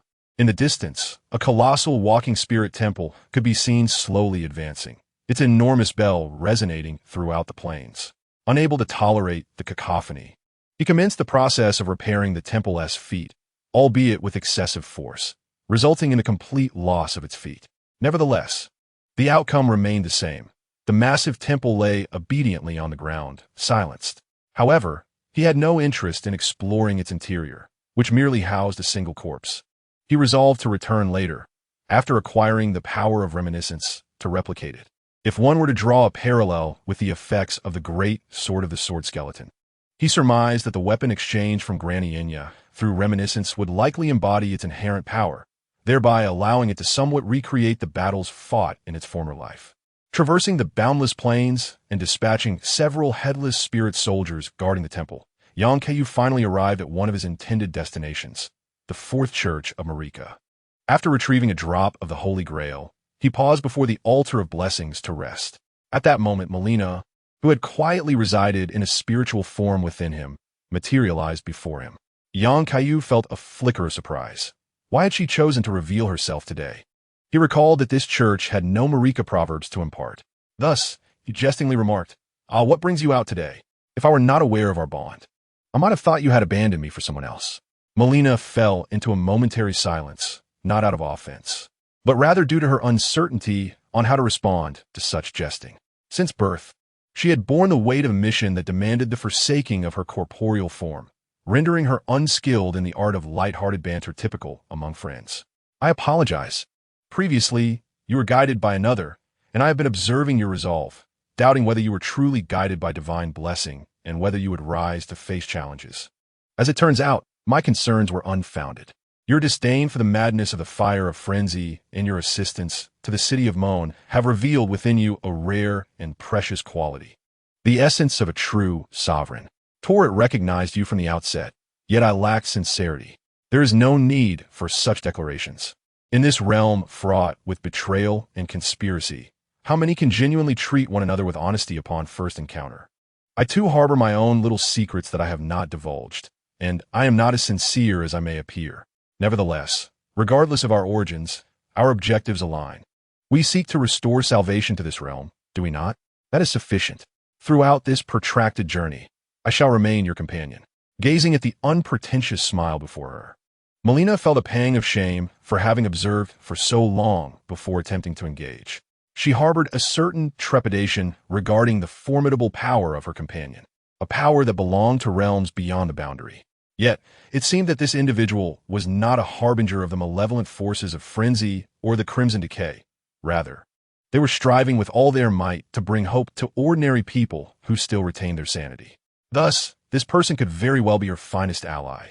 After all, Melina had never been concerned with the Golden Law, but rather with the essence of life within this realm. since her emergence beneath the golden tree. Having witnessed so much madness and distortion, she had finally found someone she could truly trust in the southernmost part of the continent. As long as her companion continued on this path, she would devote herself to aiding their ascension to the throne, even at the cost of her own life. To express my apologies, I can also take you to the Round Table Hall, a place where the blessed fade, a gathering of heroes. If you wish, I can lead you there. However, my identity is not one that can be disclosed to others, so you will need to negotiate on your own. Then I shall leave it to you. I too wish to witness those heroes, perhaps finding a few companions for the journey ahead. Very well, now, please take my hand, just for a moment, and I shall guide you to the Round Table Hall. Kaiyu slowly extended his right hand, and Melina revealed her palm, once severely burned, now marked with scars. In that instant, Kaiyu felt a surge of compassion for this resilient girl, pondering the hardships she had endured along the way. Accompanied only by a spirit horse, a dagger, and a tattered cloak, Melina, sensing his regard for the scars on her hand, momentarily shrank back in self-doubt. Kaiyu swiftly grasped the hand that attempted to depart, resolutely refusing to allow you to leave alone once more. Melina, for reasons unbeknownst to her, felt her heartbeat quicken upon being held. This was the first time someone had tightly clasped her rather unremarkable hand. Yet, why did it evoke a sensation akin to a reunion after a long separation, a fear that the owner of these hands might vanish once again without a word? Amidst this peculiar atmosphere, Melina transported Kaiyu to the grand blessing hall of the Round Table. Then, seemingly fearful of being detected by the surrounding fade, she slowly withdrew her fingertips, fading away, her face still bearing a blush from her accelerated heartbeat. Kaiyu stood there, somewhat dazed, gazing at the spot where Melina had vanished, feeling the residual warmth of her grasp. A lyric surfaced in his mind. The gradual withdrawal of fingertips is an aesthetic. It took him a while to awaken from this reverie, rising to survey his surroundings, only to be struck by an expression of disbelief. Wait, you tell me this is the Round Table Hall? Chapter 23. The Round Table Hall. Kaiyu had initially believed that upon arriving at the Round Table Hall, he would rise to behold the grand blessing at its center. To his surprise, he found himself standing up from a minor blessing instead. Could it be that Melina, in her sudden panic, had misdirected him? It seemed unlikely. His reasoning stemmed from the fact that he was in a true hall, with at least 100 fades gathered around him. The internal structure bore some resemblance to the old Round Table Hall in the royal city, but its actual area was magnified many times over. He recalled the location of the Round Table Hall on the game map. Theoretically, he was now positioned in the far southwestern corner, where Sir Baiji had established a Round Table Hall for the Fades, distant from the mainland. Perhaps he had employed some special means to project the Round Table Hall of the royal city into a place inaccessible to anyone but the invited. Nonetheless, this remained a product of the old Round Table Hall. Otherwise, it would not have ignited from within during the game's later stages when the royal city was set ablaze. If the Round Table Hall in the game resembled a modest two-story villa, then the one in reality was akin to a grand castle, teeming with countless fades coming and going. The spot where Kaiyu now found himself was likely the default position for newly invited guests. This was quite reasonable, as the fades were a collective term for the warriors who once followed Jeffrey, stripped of their blessings and expelled from the borderlands. Apart from the initial generation that was resurrected through the reacceptance of blessings, there were also descendants proliferating outside the borderlands. Thus, the ominous signs referred to the protagonist in the game as a descendant of warriors. Prior to their summoning, the group of Fades had already reached a considerable number, and in fact, even now, Fades occasionally traversed the Mist Gate, wielding noble weapons that had dulled to the point of ineffectiveness. On the continent, virtually all powers harbor little goodwill towards these outsiders. It is one thing for them to come to the borderlands to beg for alms, but it is utterly intolerable for them to audaciously scheme to seize the demigod's grand rune restoration ring. In such a harsh reality, it is inevitable that places like the Round Table Hall emerge, facilitating the gathering of all fated ones seeking solace in unity. Kaiyu envisioned this place to be expansive, yet he did not anticipate its exaggerated scale. The hall was so crowded it resembled a bustling marketplace. Indeed, this description is not far from the truth. The disheartened souls must experience the age-old tradition of soul wanderers. In the treacherous borderlands, many fledgling fated ones, lacking even the protection of witches, encounter formidable foes like Bloodfinger and the Armament Nobles. After narrowly escaping with their lives, they become too fearful to venture even a step away from the Round Table Hall. In fact, many have begun to conduct business within its walls, competing for clientele with itinerant merchants, appearing to thrive in their endeavors. Over time, the once hero-laden Round Table Hall began to take on an odd atmosphere. Nevertheless, Sir Baiji grew indifferent. The founders of the original Round Table Hall had long since perished or scattered, and its former glory had faded. The number of fated ones capable of receiving blessings was gradually diminishing. If they could not attract more fated souls through such means, the Round Table Hall would inevitably descend into oblivion. Yang Kaiyu's striking attire soon drew the attention of those around him. After all, while everyone else donned armor, he stood out distinctly. His black cloak, paired with his remarkably sculpted physique, epitomized the allure of excessive fitness. Choosing to ignore the peculiar glances cast his way, he began to meander, seeking familiar faces or useful wares from roadside vendors, and indeed, he managed to unearth some valuable items. For instance, he procured corrupt moss potions capable of effectively alleviating abnormal conditions, as well as tidbits of intelligence regarding the status of other regions in the borderlands. There were tales of certain fated ones witnessing dragons gnawing on crystals over Lake Lienia, and of a fortunate soul who, while being pursued by rune bears, had inadvertently knocked themselves unconscious against a statue, only to find a fated forging stone in the aftermath. Listening to the myriad stories of existence within the borderlands proved to be quite engaging for Yang Kaiyu, despite the occasional heavy tale of tragedy. Within the Round Table Hall, each individual could find a rare semblance of peace. However, not all occurrences were amicable. He heard distant voices raised in anger, and even the clash of swords. For this was not a game with enforced peace where weapons could not be drawn. Even in the realm of gaming, protagonists faced invasions within the Round Table Hall, let alone in reality. Upon approaching, he discovered a dispute over the forced sale of golden seeds capable of crafting the sacred dew chalice. Yang Kaiyu recalled that in the game, such items were exceedingly rare, hardly existing in significant numbers. How is it that the seemingly unremarkable fated one possesses 4 of those rare seeds? It appears that the resources in this borderland exceed his expectations, though it is also plausible that by the time the game's protagonist awakens, the coveted golden seeds have already been nearly depleted by others. Nonetheless, these items are indeed quite precious. Another fated one, clad in the attire of the Cuckoo Knight, audaciously sought to purchase 4 seeds for a mere 1,000 runes. Is this not an egregious affront to the honest? Moreover, it seems he has stripped the Cuckoo Knight of his armor only to inherit the despicable character of that knight. The unfortunate soul subjected to this extortion bore the unmistakable marks of a scavenged corpse, ragged and incomplete in attire. Yang Kaiyu contemplated intervening to earn some goodwill, hoping to procure those 4 golden seeds to enhance his holy chalice. He intended to offer 5 times the asking price and, if necessary, would increase his bid further. Thus, he gently squeezed the shoulder of the incessantly chattering Cuckoo Knight. Enough, if he does not wish to sell, do not coerce him. This is the Round Table Hall. As fated ones, we must value harmony and uphold martial ethics. Perhaps he exerted a tad too much force, for the Cuckoo Knight, seemingly provoked, lunged forward with a sword thrust. Yang Kaiyu observed the short sword embedded in his battle garb. Although it did not breach his defenses, it indeed rattled him. Seriously, are you really attacking me? In the game, weapons could not be drawn within the Round Table Hall. Yet here, conflict erupted at the slightest disagreement. Where is Sir Wise? Come forth and intervene. You initiated this. Do not blame me. Unable to restrain himself, Yang Kaiyu retaliated with a punch, shattering the knight's armor in the process.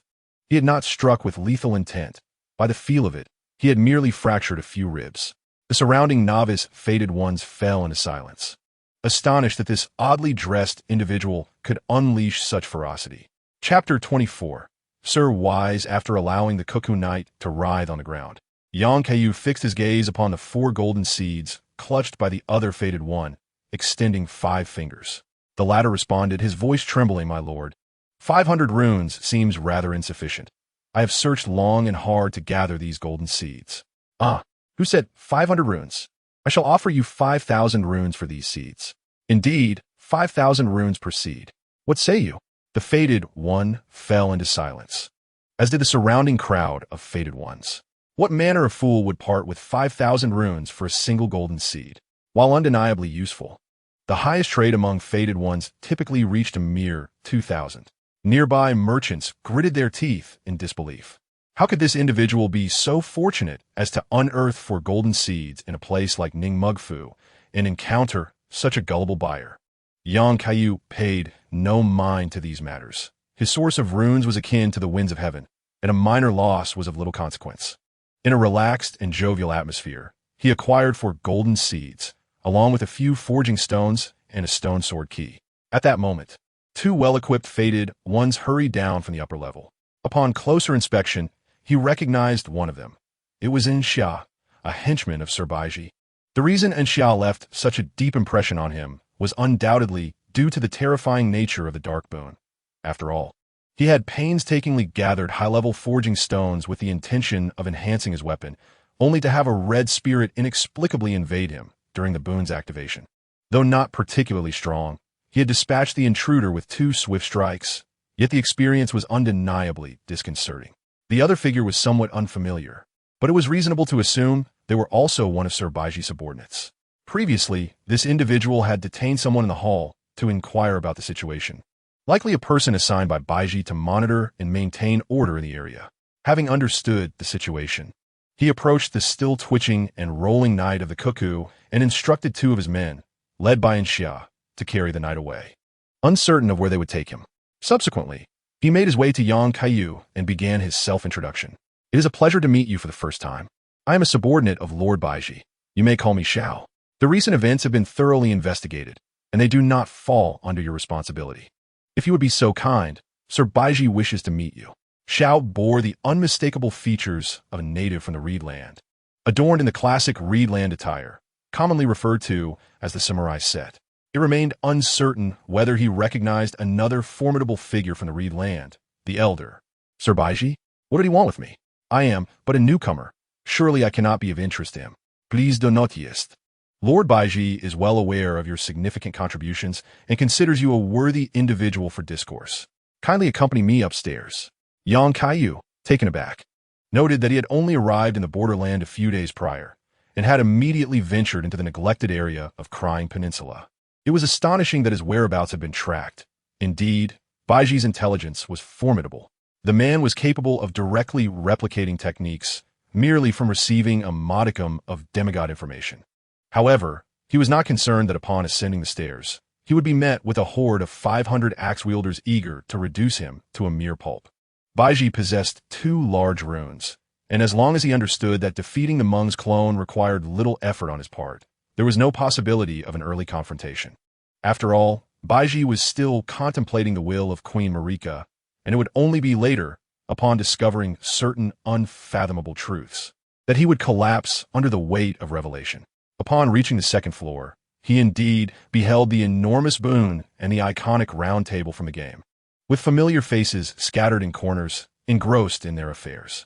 The familiar decorations at the intersection of the 2nd floor led to places he had already begun to contemplate. However, this is not the time to dwell on such matters.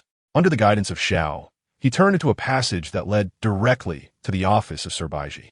Xia, unbeknownst to him, was already stationed at the entrance, truly deserving of being Baiji's favored sycophant.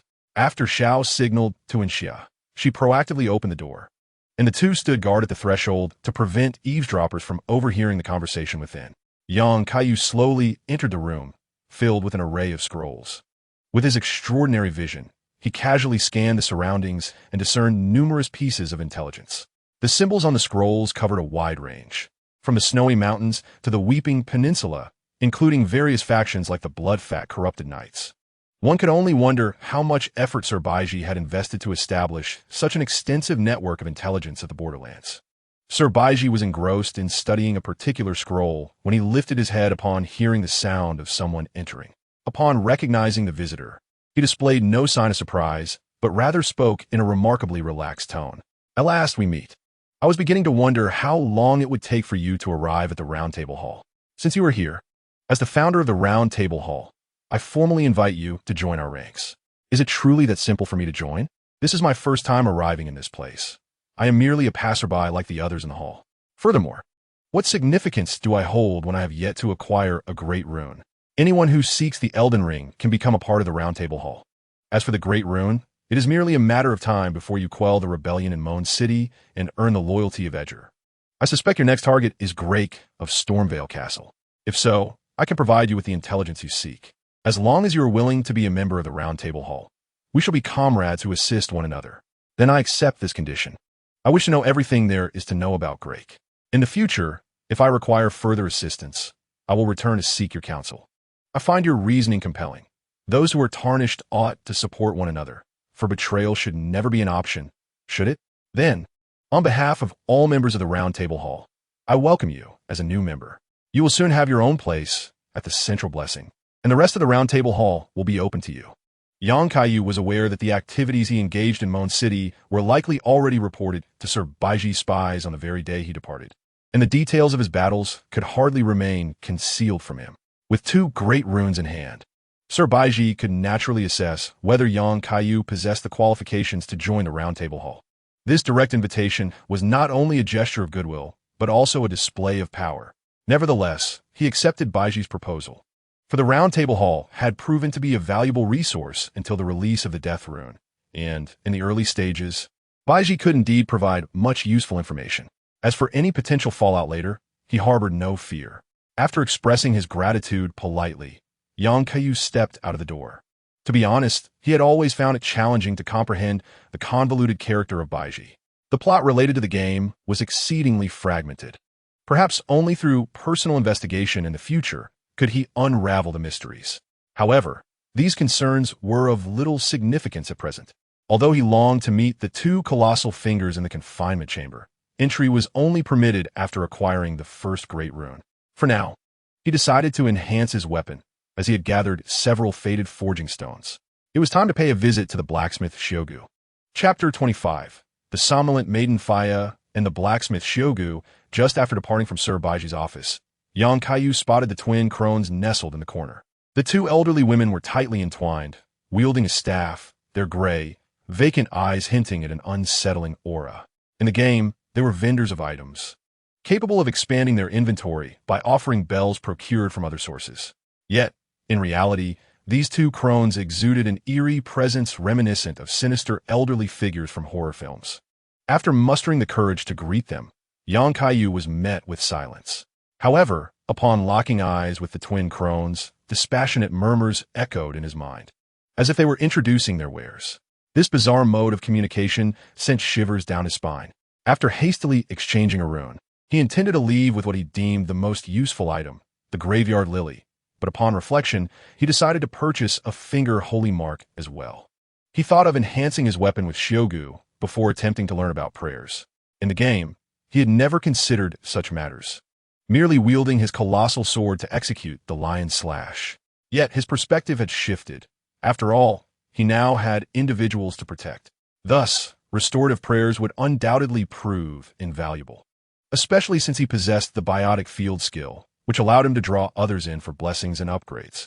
Perhaps he could extend the healing prayers, originally intended for himself, to others, potentially yielding unexpected results. Additionally, certain creatures, like the royal wraiths, could be countered using restorative prayers. Upon returning to the Round Table Hall, Kaiyu navigated the familiar path in search of Shiogu's location. After turning a corner, he discovered a row of rooms, one of which had a slightly ajar door, accompanied by the sound of hammering. It seemed Shiogu was faring well. As a defeated and captured hybrid, he had managed to secure his own independent space for blacksmithing. Regrettably, Little Red Riding Hood was absent, and he would have to wait until he could rescue her during his quest for Cedo Wayer. He hoped she could hold out until he arrived, otherwise, who would enhance his ashes? However, as he passed one of the rooms in the corridor, Kaiyu paused. He found himself perplexed by his acute hearing, as the room he had just walked by was none other than that of the somnolent maiden Faya, emitting peculiar sounds that suggested the presence of more than 2 individuals. He sighed, contemplating that after today, an innumerable array of heroes would arise, each one akin to the Faya. It seemed that even a mere blessing from him could lead to encounters with several of these heroes. His feelings towards Faya were decidedly lukewarm. After all, she had slain a true do-gooder, a Fade hunter, who was diligently ridding the world of the undead. only to meet her own demise at the hands of his avenging brethren, a fitting retribution, perhaps. Moreover, her ambition to legalize and proliferate the existence of those born of death in the boundary was something he could not embrace. To him, the fates of the concealed and the scavengers were ultimately indistinguishable, leading all in the boundary to a state of neither human nor ghost. Even though the curse of the scavenger was once regarded as a symbol of blessing in a bygone era, that was a relic of the past. He could not accept the imposition of one's will upon another. Each life is unique and entitled to seek its own path. Whether through warfare or other forms of order, progress and evolution can emerge from such endeavors. This belief in the Age of Stars was one of the reasons he cherished it, as it liberated individuals from the influences of outer gods and laws, allowing everyone to choose their own means of survival. Be it nurturing insects or other pursuits, at least there was room for advancement through competition. In contrast, the enforcement of a singular will through the taint of the law ring, cloaked in supreme authority, would only yield destruction and despair. Much like the resplendent yet ephemeral Golden Dynasty, which harbored inherent peril. In his heart, he believed that the undead should not exist in this world. The only just resolution was to grant these mindless beings a peaceful slumber through the rune of death. To dismantle the Golden Dynasty's structure, one must either completely abolish all laws or establish a perfect golden law, stripping away human elements to create a mechanism as equitable as the heavenly principle. Yet, he concurred with Geoffrey's assertion that power is indeed the justification for kingship. It would be folly for him, a mere brute, to devise a rational operating system. Perhaps it would be best to simply embrace Lion Eye in a closer bond and allow all laws to fade away. Having clarified his future aspirations, he shook his head, deciding instead to focus on seeking Ruogu. As for Faya and her quest for heroes, she could pursue it at her leisure. It was of no concern to him. Upon entering Ruogu's chamber, Kaiyu immediately felt the temperature rise by at least 10 degrees. A somewhat aged hybrid was fervently wielding a hammer, forging weapons with great determination. This was the blacksmith Ruogu, theoretically the mightiest blacksmith in the game, for he was the man who had proclaimed his intent to forge a weapon capable of slaying gods. Noticing his presence, Ruogu did not acknowledge him at first, instead hastening the rhythm of his hammering. After a quarter of an hour, he finally paused his labor. Kaiyu understood the importance of respecting artisans, so he remained quietly in place. A face he had not seen before, but that mattered little. The task at hand remained the same. What weapon do you wish to forge? Please hand over the raw materials, such as weapons and forging stones, and I shall forge them for you. My intention is to enhance this great sword. The forging stones I possess should suffice for approximately 4 enhancements. Could you estimate how long it might take? From whence did you acquire this weapon? Never mind. It is inconsequential. The construction of this weapon is rather unique, and even if I were to attempt to enhance its quality with the forging stones, it would likely require a considerable amount of time. However, I shall prioritize the enhancement of this great sword for you. You may return in 2 days to collect it, provided, of course, that you are still alive. Now, hand over the rune, and you may take your leave. Do not disturb my work. After Kaiyu handed over the necessary items for the weapon enhancement to Shiogu, he departed, not expecting immediate results, for blacksmithing is a laborious and time-consuming endeavor. He surmised that the residual aura of Shiogu's kin on the sword skeleton drew the latter's attention, prompting him to assist with the enhancement. After observing the blacksmith shop, Kaiyu gained insight into the essence of weapon enhancement in this world. The forging stones are, in fact, individual stones imbued with unique powers, such as the supreme ancient dragon rock forging stone, which contains the essence of ancient dragons. Other stones are found in various mines, each harboring different powers. Blacksmiths can, through specialized techniques, channel these energies into the corresponding weapons. Thus, while the weapon's appearance remains unchanged, its strength undeniably increases. However, different weapons have varying limits on the types of powers they can accept, even if the same amount of forging stones is expended. The King's Army Greatsword, for instance, cannot attain the same limits as the Golden Law Greatsword. Hence, the more powerful the weapon, the more effectively it can harness the power of the forging stones. To facilitate trade, the Fated Ones categorized these forging stones into various grades. The higher the desired enhancement of a weapon, the higher the grade of forging stones required, with the pinnacle being the ancient dragon rock forging stone. Kaiyu does not believe that reality will mirror the games, where acquiring spirit pearls grants an infinite supply of forging stones. Consequently, after successfully seizing a location, it is essential to dispatch individuals to control the mines across the land to ensure a steady output. As he passed by Faya's room with his ears plugged, he noticed 3 faded ones, adorned with bed curtains, exiting her chamber with expressions of satisfaction. He found it incomprehensible, yet profoundly shocking. Never mind, out of sight, out of mind. He swiftly made his way towards the center of the Great Blessing, seeking to learn some fundamental prayers from Colin. Chapter 26. Learning Prayers and Returning to the Church. Upon returning to the Great Blessing, he indeed spotted a frail man clad in tattered yellow prayer robes in the corner of the round table hall, his eyes tightly bound with brown cloth and a wheel-like object around his neck. This was Colin, a significant character from the game's Golden Mask side quest. As he approached Colin, the blindfold did not hinder the latter's perception of the individual before him. After assuming a posture of reverent prayer, he began his self-introduction. You are a stranger, yet bear the essence of Gideon. It seems this is your inaugural visit as a newcomer to the faded ones of the Round Table Hall. I did not anticipate that you would attain the esteemed recognition of Sir Hundred Wisdom so swiftly and become one of our ranks. Welcome to the Round Table Hall. My name is Colin, a cleric devoted to teaching the art of prayer, which embodies the blessings bestowed by the Two-Fingered Lord, while also delving into the golden laws. When one among us ascends to become the Elden King, I shall be at their side, ensuring the laws are rightly restored, guiding the reign of the king onto the correct path. May I inquire if you can still perceive the blessings? I can still see them, and quite clearly. I must add, splendid. This is indeed fortunate, for recently, both newcomers and some of the elder members have gradually lost their guidance and blessings. Since we have this opportunity, I can teach you the prayers of the 2 fingers. Should you wish to learn, feel free to seek me out at any time. That is precisely my intention.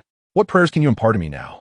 Colin extended his hand, pausing before young Kaiyu, a faint glow emanating from it as if assessing the other's aptitude. He then responded somewhat awkwardly. Prayer requires sincere faith coupled with an understanding of the Two-Fingered Lord's power. Given your current state, learning may prove somewhat challenging. Yang Kaiyu paused, suddenly realizing that his faith and intellect were at the level of a fledgling hero. Had he known, he would have allocated some points to faith before arriving. This realization was quite embarrassing. Colin seemed to perceive the discomfort in Yang Kaiyu. Do not despair. On your path to pursue the Elden Ring, you shall grow stronger. Thus, I can offer you the tomes for learning the respective prayers. You may endeavor to comprehend them on your own. I believe the Two-Fingered Lord will not forsake any devout seeker of blessings. Very well, then. I shall rely on your guidance. I will purchase all the prayer tomes you currently possess. They may prove useful in the future. Yang Kaiyu exhaled with relief, grateful that he could directly acquire the instructional materials. Once his faith points increased, he should be able to learn them. Upon reflection, this aligns quite well with the game's mechanics, as one must spend runes to purchase the corresponding prayers from Colin, subsequently committing them to memory before they can be utilized. Moreover, even if one lacks the requisite attributes, the tomes remain available for purchase. In reality, the existence of such instructional books is entirely reasonable. With a grand gesture, Yang Kaiyu bought all the prayer tomes from Colin, totaling 8.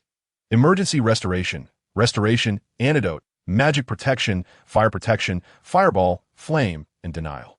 The thresholds for learning these were not particularly daunting, and they proved quite practical. For instance, had he learned Fire Protection previously, he might have been impervious to the blood flames wielded by Munger's avatar. After expressing his gratitude, Yang Kaiyu felt he had accomplished what was required of him in this great blessing. It was now time to explore the remaining locations of the Weeping Peninsula. Approaching the Great Blessing, he entered the realm of blessings, calling forth the name of Melina. As a radiant golden light coalesced, Melina reappeared at his side.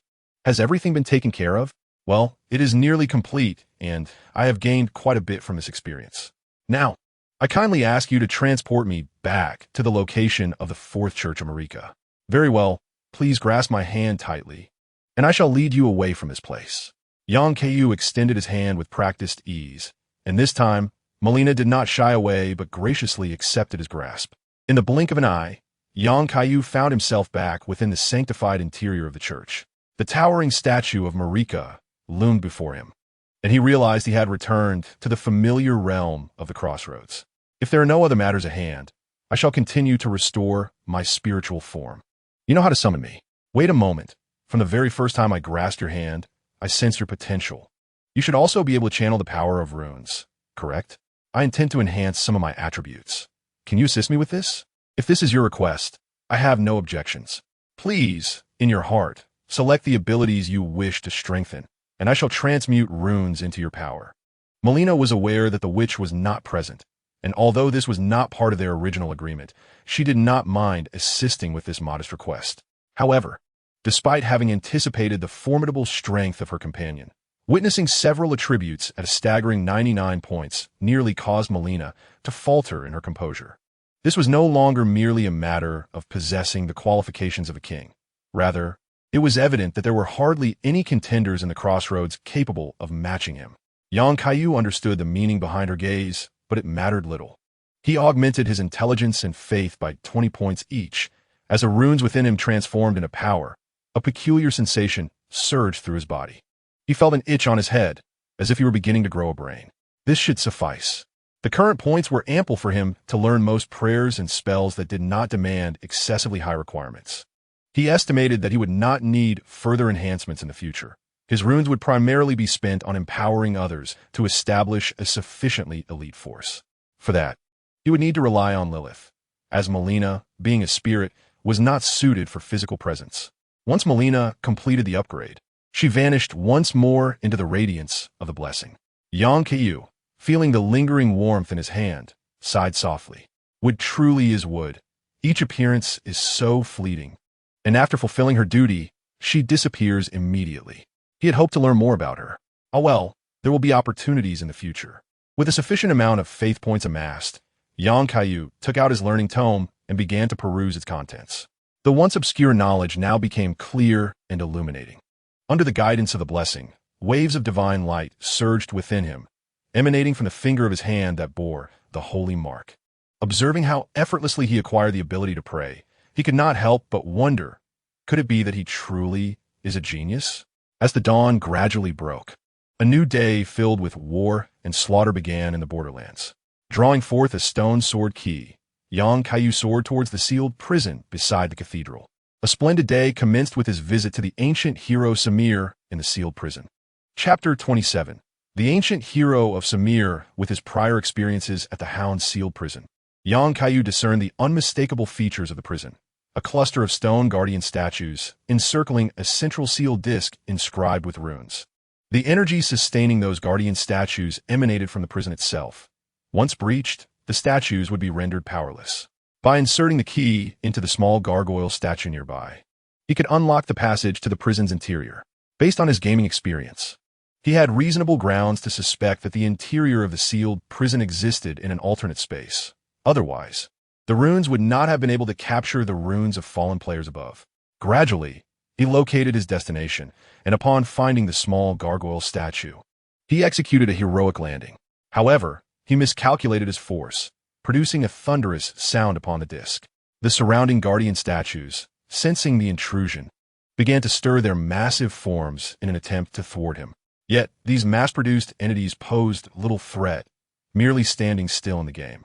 Now, with a few punches, he effortlessly shattered these cumbersome guardians before inserting the stone sword key into the gargoyle statue, causing the runes on the surface of the disc to shimmer and the passage to open.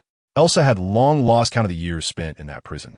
As the most formidable warrior of the Samir clan, she had once fought alongside her kin on the snow-capped mountains, uniting with the Golden Law's army against the giants. In that monumental war, which shook the very foundations of the borderlands and solidified the Golden Dynasty's position, she had made significant contributions. The days that followed were brief, yet beautiful.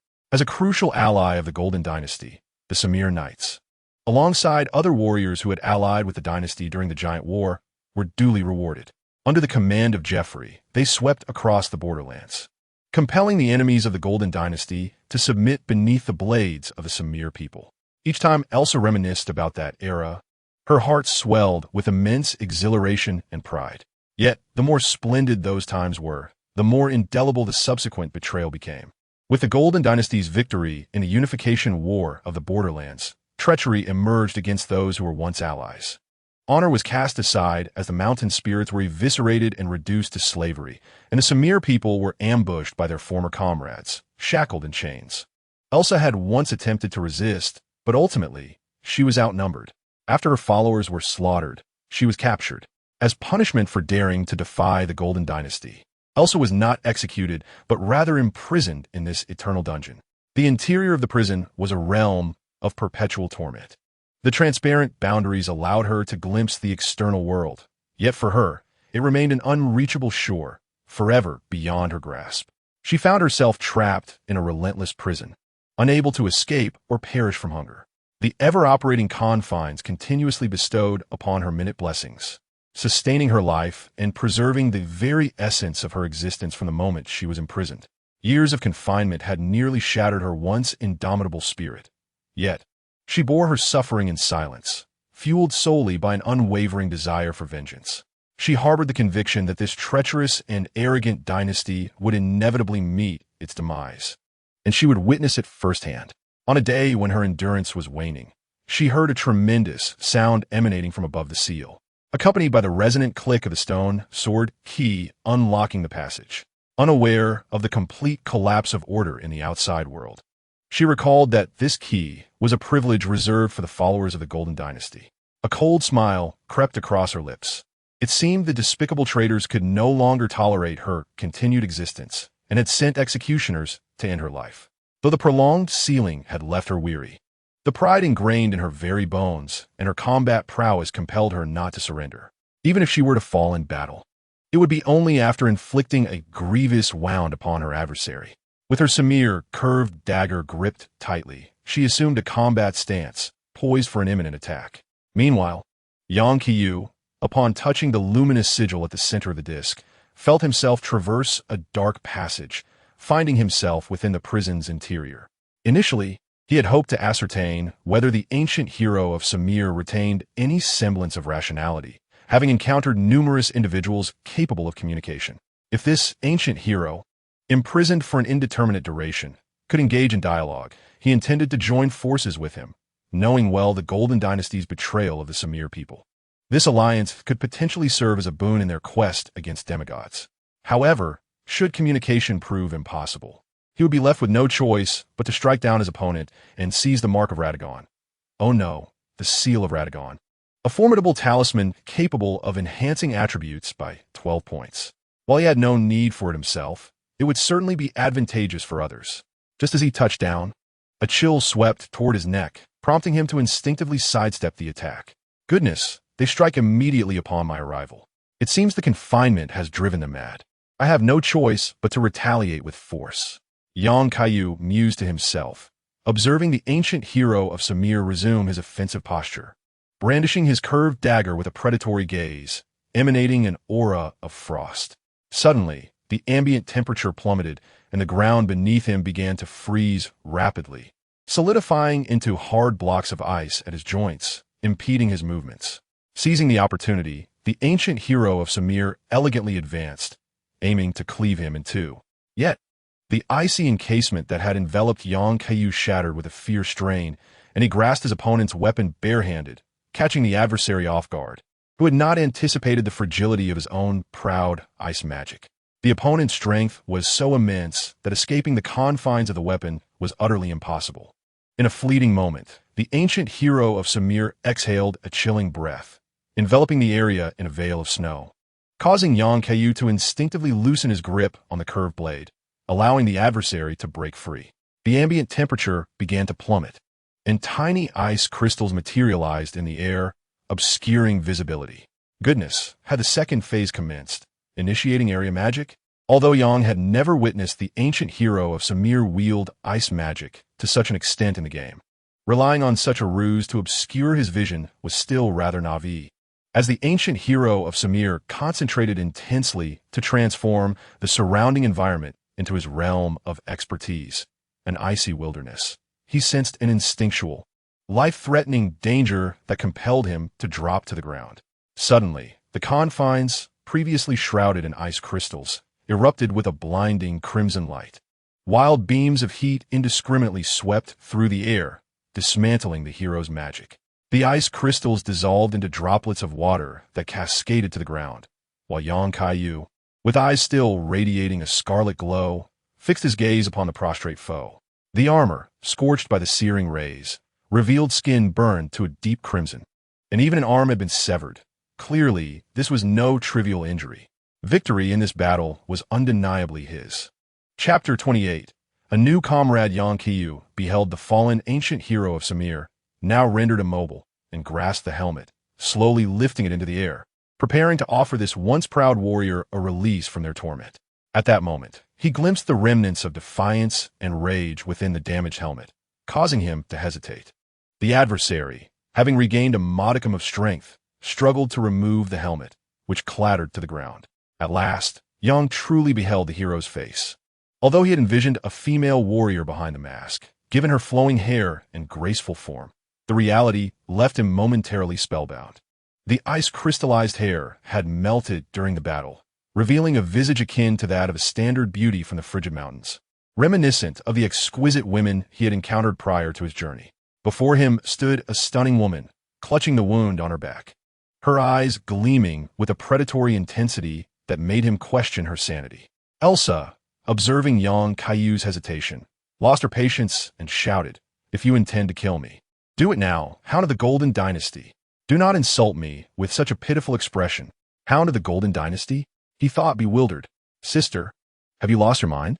Why did you not speak sooner? And have you perhaps misunderstood something? Kaiyu was taken aback when he heard the other party speak, a wave of irritation washing over him. If you're not insane, why not speak sooner? He had nearly overlooked the fact that he could have harmed her. Elsa, upon hearing the accusatory tone, found herself perplexed. Wasn't he this person sent to kill her? Do not deceive me. If you're not a member of the Golden Dynasty, where did you procure the stone sword key in your possession? This key was specially crafted by those who imprisoned me to unlock the prison passage. Moreover, I can sense the aura of a prayer emanating from you. Only those blessed by the twin fingers possess such a thing. I am unaware of how long you have been confined here, but the outside world has descended into chaos. The stone sword key in my hand could be found even among wandering merchants. I suspect it was scavenged from the corpse of some fallen hero. As for the prayer I possess, I concede that it is indeed a blessing from the twin fingers. Yet to receive their blessing is to obey their command. I merely sought to investigate the source of this prison seal. If communication were possible, I could release the prisoner. Otherwise, I would have no choice but to claim the spoils. So, can we engage in a civil discussion now? Your wound is severe, and if not treated promptly, you may not survive much longer. I apologize for my excessive force. Your left hand could still be reattached if you act quickly. After a moment of contemplation, Elsa nodded in agreement to the cessation of hostilities. Realizing her own lack of strength, she acknowledged her defeat. Her opponent could have easily dispatched her, but chose not to. Perhaps, then, what he spoke was indeed the truth. Kaiyu was genuinely astonished to find that the healing prayer he had learned just the night before could be employed so swiftly. Despite being a hasty application, the results were remarkable. After continuing the healing prayer, the visible wounds on her body had nearly healed completely.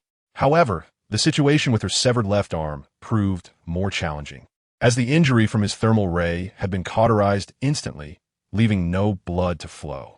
With a spirit of experimentation, he expanded his biological field, merging their forms into one. He then directed the healing spell towards himself, and an astounding phenomenon occurred, even before he had a chance to reattach the arm. The site of the amputation began to regenerate bone and fibrous tissue. In no time, a pristine new arm emerged, intact and functional. Kaiyu was taken aback by this newfound discovery. The restorative prayer released through his biological field could fully mend lost limbs. This implied that, as long as his companions did not perish on the battlefield, he could rescue them from even the gravest of injuries.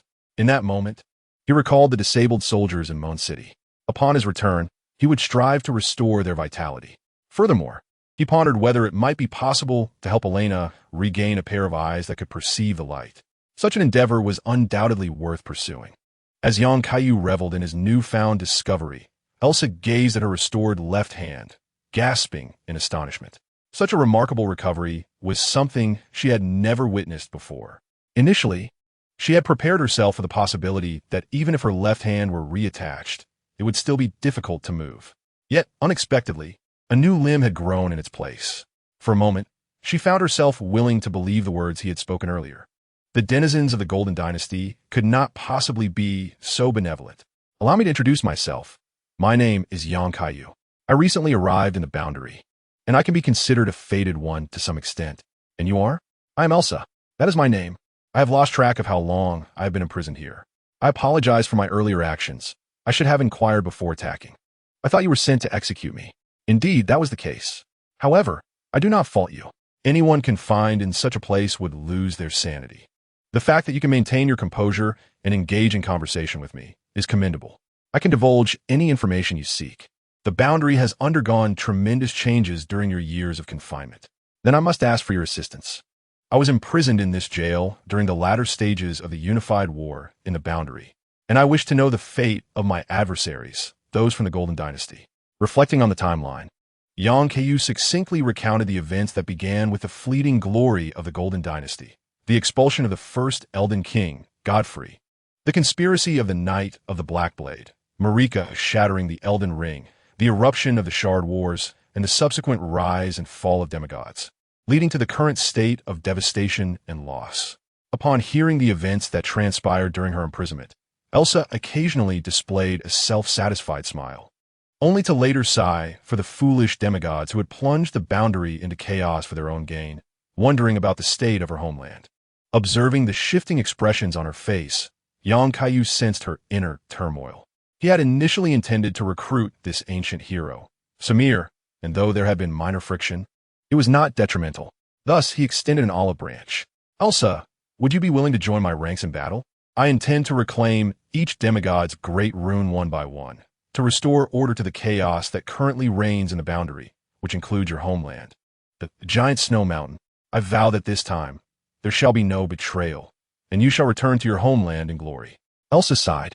Truthfully, after experiencing such betrayal, she was reluctant to trust anyone.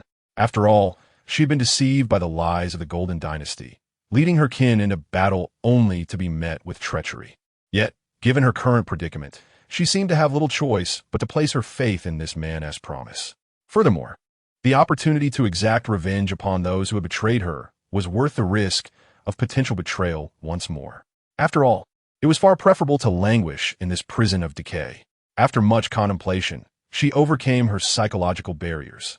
Standing upright, she performed a ritual typical of the Samir people, then resolutely declared, "If you can indeed fulfill your promises, I shall become your blade, severing all obstacles. As a warrior of Samir, Elsa hereby pledges my loyalty to you, until the end of my life or your betrayal." Chapter 29. Developing new abilities very well, I shall demonstrate through action in the future that your choice is indeed wise. From henceforth, we shall be comrades. What does comrade mean? A comrade is one who shares similar aspirations. I sense the discontent in your heart and your dissatisfaction with the plight of the borderlands. I feel it too. After contemplating the meaning behind her words, Elsa allowed a faint smile to grace her lips and inquired, "So, I have long since grown weary of this prison. As long as the prisoners remain within, the jail shall continue to operate. I have devised numerous methods, yet none have led to my escape.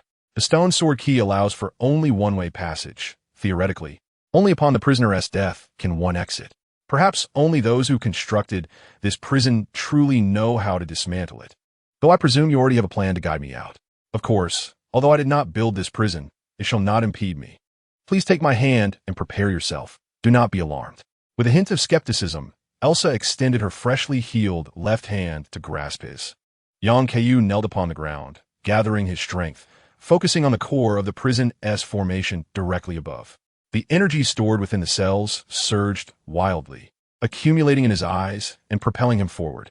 Suddenly, the ground beneath them was shattered, a large pit forming as he propelled himself skyward with Elsa in tow, his gaze emitting a thermal ray of intensity several times greater than that of their previous battle, all directed at the core of the prison S operation above. He had studied this prison prior to entering. Both the passage and the core were situated in the center, revealing its most vulnerable point. By overloading the core with immense energy, he could facilitate an escape for both himself and the prisoner. Indeed, after enduring such violent output, the prison began to tremble, its internal structure gradually collapsing. At the pinnacle of his ascent, his powerful punch became the final straw that broke the camel's back. As the prison's operation crumbled, Kaiyu surged forth with Elsa, breaking free. He then reclined momentarily on the ground, needing to rest. The strain on his eyes from such exertion was considerable. To ensure success, the output of the thermal ray had matched the intensity of a cataclysmic event, resulting in significant energy expenditure. He extended his palm to absorb the brilliance emanating from the golden tree. Elsa, too, reveled in the long-forgotten freshness of the air and the warmth of the light. Since he had upheld his promise, she felt compelled to honor her own obligations. However, her equipment had been nearly destroyed in the recent battle, and if possible, she wished to acquire suitable new attire. After absorbing a surge of radiant energy, Kaiyu regained his vitality. As he propped himself up, he beheld Elsa, illuminated by the brilliant glow, her back turned to him as she basked in the light. In the dim surroundings, her allure had been obscured, but now it was evident that her figure was nothing short of exquisite, embodying the very essence of an ideal woman. The shattered armor revealed glimpses of her alabaster, elongated form, a testament to her prowess as a formidable warrior hailing from the snow-covered mountains, excelling in every regard. He shook his head, pulling back from the errant thoughts that had begun to cloud his mind. He led Elsa into the interior of the Fourth Church of Marika for a brief respite, keenly aware that she had not eaten in a considerable time, merely surviving by a thread. Thus, he exchanged numerous provisions, presenting them to Elsa. Without hesitation, she indulged, devouring the food with fervor, as the years of hunger compelled her to relish this rare opportunity for sustenance, utterly disregarding the decorum one might expect from a woman of her stature. Yet, given her alliance with the Golden Dynasty and her role in breaching the borderlands, such behavior seemed wholly appropriate. After all, Geoffrey had endured enough of formalities as well. Observing that Elsa would not finish her meal in haste, he selected several garments befitting her physique and placed them on the ground, offering a gentle reminder. Rest here for a moment. Once you have satisfied your hunger, please don these clothes. As for the armor, I shall see if I can procure a suitable set for you from Moon City. I have some matters to attend to and will be away briefly. Please wait for me. Elsa, with a chicken leg in hand, gestured to indicate her understanding before returning her focus to her meal. Kaiyu then soared towards the ruins where the witch was sealed. However, upon observing the still operating puppet soldiers and sorcerer spheres from a distance, he hesitated. After some time, he ultimately decided to turn away. It was not yet the opportune moment for a reunion. He would visit the Station Street ruins to meet his mentor after advancing towards Ningjef. Although he wished to rescue this most amiable magic instructor from his gaming experience, he honestly doubted the correctness of Syrian's path. Her expulsion from the academy as a heretic stemmed from the fact that the source stream was inherently a distorted trajectory. If he could alter her perspective, it would be most fortuitous. However, accomplishing this would require persuasive evidence. As for the colleagues she had slain during her research, please, even Lonnie, of the legitimate Kaiyu royal lineage, had tacitly permitted Selvies to assist Syrian in preparing a new body in the basement. He was inclined to believe that the conflict among sorcerers due to competitive factions had led to mutual bloodshed. It was highly probable that Syrian had retaliated against those who sought to assassinate her, repurposing their bodies as a means of survival. Even Topus, an ordinary sorcerer within the academy, believed that Syrian was not as malevolent as the legend suggested. If there were irrefutable evidence of her wrongdoing, it would have long been made public. In the end, all the practitioners of various magical schools, including her, were expelled from the academy after their defeat in competition. In that era, academic exchanges often escalated into physical confrontations, and it was quite common to resort to slander and exaggeration. However, now upon reflecting on the past, one could only expect to encounter a rather eccentric teacher, as her consciousness seemed to linger elsewhere. Upon returning, it would be prudent to dispatch a few individuals to safeguard her physical form. Subsequently, this unworthy and inept student would approach her in a more formal manner, ensuring that she would represent the Magic Academy at the moment he ascended to become the Elden King. With a smile unconsciously gracing his lips, Kaiyu turned and soared back to the Fourth Church of Marika. By that time, Aisha had already finished her meal and donned the garments he had prepared for her.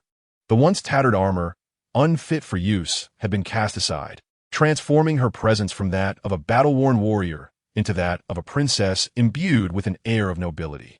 Yet, It is worth noting that Aisha was, after all, a descendant of the Samir royal lineage, so this perception was not entirely erroneous.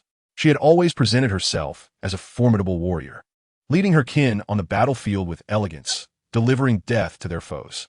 Patiently awaiting Aisha's recovery, young Kaiyu summoned Torrit, and together they mounted a horse, heading towards the city of Mon. Naturally, Aisha took the reins, well aware of the city's location and capable of navigating the route. While young Kaiyu could have teleported directly, he believed that his biological field could facilitate her transport, despite her not being a fated one. However, he felt no urgency, as the inhabitants of Mon would remain occupied for the next few days, and he needed to fully master his newfound abilities. He mentally rehearsed the prayer skills he had recently acquired, the mark in his hand intermittently radiating a holy glow. Through a series of experiments integrating his biological field abilities, he gradually mastered this technique. To his delight, he discovered that his focus could be replenished by expending energy stored within his cells. Previously, he had not consumed much focus, so this revelation had escaped his notice. Thus, he declared the pleasantly chilled blue dew-dripping chalice bottle ready for honorable retirement, opting to convert all his stock into restorative red, dew-dripping chalice bottles instead. Theoretically, if applied correctly, he could become a mobile spring on the battlefield, even capable of providing support to a group, an ability that left him pondering how their adversaries would contend with such a force. As he journeyed, concurrently exploring his newly developed abilities and engaging in light-hearted banter with Aisha, time seemed to pass swiftly. He noticed that since liberating her from confinement, she appeared to have grown increasingly cheerful. Initially, when he had encountered her in the dungeon, confronted by a curved blade, he had presumed her to be a silent, serious individual burdened by a deep-seated resentment. However, the interactions over the past few days revealed her true nature to be one of optimism, openness, and exceptional communicative prowess. This also propelled Elsa to actively forge an alliance with the Golden Dynasty to combat the Flame Giants, garnering unwavering loyalty from numerous warriors on the battlefield. This led young Kaiyu to momentarily believe that she might be better suited to the wilds of Jeffrey's homeland rather than the desolate snow-capped mountains. However, Elsa understood that her current demeanor might reflect her former self during the Giant War. Yet at this moment, her thoughts were solely consumed by the desire for vengeance. In the presence of the one who had rescued her and granted her the chance for retribution, she was willing to exhibit a side of trust and benevolence. Much like the Golden Dynasty that once aided her kin against those flame giants, she hoped that this time she would not misplace her trust once more. Chapter 30. Return to Mon City. The journey back consumed the better part of a day, interspersed with exploration and note-taking along the way. Although the return was mounted, they hurried back by the shortest route, and Torrit's pace was commendable. As the second day drew to a close, young Kaiyu could finally glimpse the towering walls of Mon City from afar. On his return along the main road, he encountered numerous signs of human activity, even witnessing the ruins of the Beastmen forest where the Beast Queen had been slain. The evidence of human intervention was unmistakable and in a display of vengeance. Her remains were grotesquely hung on the walls, accompanied by the dismembered bodies of her kin scattered about. In the days of his absence, Edger and his companions had likely gone on a rampage, exterminating all the hybrid beastmen across the Weeping Peninsula. If any of the fleeing survivors had not perished, they must have been relocated within the confines of Mon City. Throughout the journey, he explained to Elsa the events he had encountered upon reaching the borderlands, and she expressed her agreement regarding the eradication of these hybrid beastmen, viewing vengeance as a natural right. Upon hearing that their next step would be to assault Eastonville, she excitedly patted her broad chest, declaring her willingness to lead the charge into the city. Young Kaiyu acquiesced to her request, for he knew that the formidable forces of Eastonville included not only the ominous demons in Grake, but also 2 furnace knights stationed there. Although one of them was imprisoned for opposing Grake's decisions, as the most elite knight under Jeffrey, betrayal of the Golden Dynasty was inconceivable, even from behind bars. If Grake realized he could not withstand the impending assault, he might unleash this knight in a fit of rage. Currently, apart from himself, only Elsa, the fierce warrior from the snow-capped mountains, stood a chance against such formidable foes. As Mon City drew ever closer, he could hear the vibrant bustle within, the sorrow from the recent slaughter having dissipated, replaced by the joy of vengeance fulfilled. Outside the city, He observed not only the vigilant soldiers, but also over a dozen civilians garbed in common attire, diligently repairing the golem he had destroyed. Fortunately, he had only compromised the golem's power source that day. The repairs should not prove too arduous. The proximity of Yang Kaiyu and the other individual did not escape the notice of the guards at the city gate. Upon recognizing their identities through a vantage lens, the soldiers promptly relayed the news to Edger, who was occupied with matters in his office. He immediately set aside his work and hurried to the gate to greet them. As he descended from the lift, he was surprised to see an additional companion accompanying Yang Kaiyu. Although unfamiliar with this person, their appearance bore a resemblance to the inhabitants of the distant snowy mountains, akin to those of Shui. Yang Kaiyu observed Edger, who, despite appearing somewhat fatigued, radiated evident joy. It seemed he had been enjoying his recent endeavors without any significant mishaps. However, the enthusiasm of Edger was perhaps a touch excessive. He greeted Yang Kaiyu with an exuberant embrace. Had they been so familiar during their previous encounters in the city? Yang Kaiyu was oblivious to the subtle shift in Edger's perception of him, as his thoughts were solely occupied with the urgency of testing his newfound abilities on the injured in Moan City. All right, you can let go now. I haven't been away for 2 days, so such fervor is unnecessary. Nothing significant has transpired in the city, has it? Of course not. Over the past few days, Shui and I personally ventured outside the city and managed to locate nearly all the survivors scattered during the rebellion, while also eradicating those wretched hybrids. I can confidently assert that the entire Weeping Peninsula is now devoid of threats. By the way, who is this beside you? This is Elsa, a Samir woman whom I rescued from prison. She will assist me in the future endeavors against other demigods and will temporarily reside in Moan City for the next few days. Please arrange a room for her and procure a suitable set of armor. Samir, you say? Very well. Since it is your decision, it must hold merit. Moan City still possesses several complete suits of armor passed down from my ancestors. I hope she finds them satisfactory. Don't linger at the city gates. Come inside quickly. Miss Lilith has been longing for you, as has my daughter. Then let us proceed. Also, gather all the injured. I have a new ability I wish to experiment with. Edger was unaware of the nature of this new ability, but given the request for the injured, he surmised it might pertain to some form of healing prayer. He stepped ahead into the city to summon them, while Yang Kaiyu entered Moan City alongside Elsa. Once we are inside, you may select an appropriate set of armor for yourself. The current conditions are not ideal, but once we capture Stonevale City, I can enlist some blacksmiths to custom-make armor for you. For now, you'll have to make do. Do not concern yourself. For a warrior, the ability to wield a weapon suffices to continue the fight. Armor is merely an auxiliary aid. Nonetheless, I eagerly anticipate breaching the stronghold of the demigods. By the way, there are over a dozen Caden mercenaries in the city. Like you, they hail from the snowy mountains, and you may find fruitful collaboration with them. Oh, the Caden. Such a nostalgic name. Have those valiant warriors truly fallen to the status of mercenaries? However, my combat skills may not quite align with their style. Nonetheless, since it is your will, I shall make an attempt. As Yang Kaiyu engaged in conversation, he and his companion entered Moan City. Just as the lift came to a halt, he spotted a familiar figure awaiting him at the city gate, his witch Lilith. Although he had enjoyed pleasant days with Irina, the sight of the person he had longed for stirred excitement within Lilith, prompting her to leap into his arms. Before Yang Kaiyu could discern who it was, he was enveloped in her embrace. Lifting her by the shoulders, he soon realized it was indeed his witch. How had he not noticed her playful nature before? In the exuberance of their reunion, she nearly toppled him off the lift. Yet, recalling her youth, she was barely a girl of less than 20, he understood. Were it not for this tumultuous world, she would not be burdened with such grave responsibilities daily. With that thought, he refrained from feigning reproach and gently set her down. At that moment, Lilith caught sight of Elsa nearby. The latter's tall stature compelled Lilith to tiptoe just to manage a semblance of greeting. Instantly, she resembled a startled kitten, retreating behind Yang Kaiyu, perplexed by Elsa's imposing presence. Yang Kaiyu chuckled at Lilith's anxious demeanor, explaining, "This is Elsa, a formidable Samir warrior. I liberated her from the prison of seals, and she shall fight alongside us henceforth. There is no need to be so frightened, despite her seemingly aloof demeanor.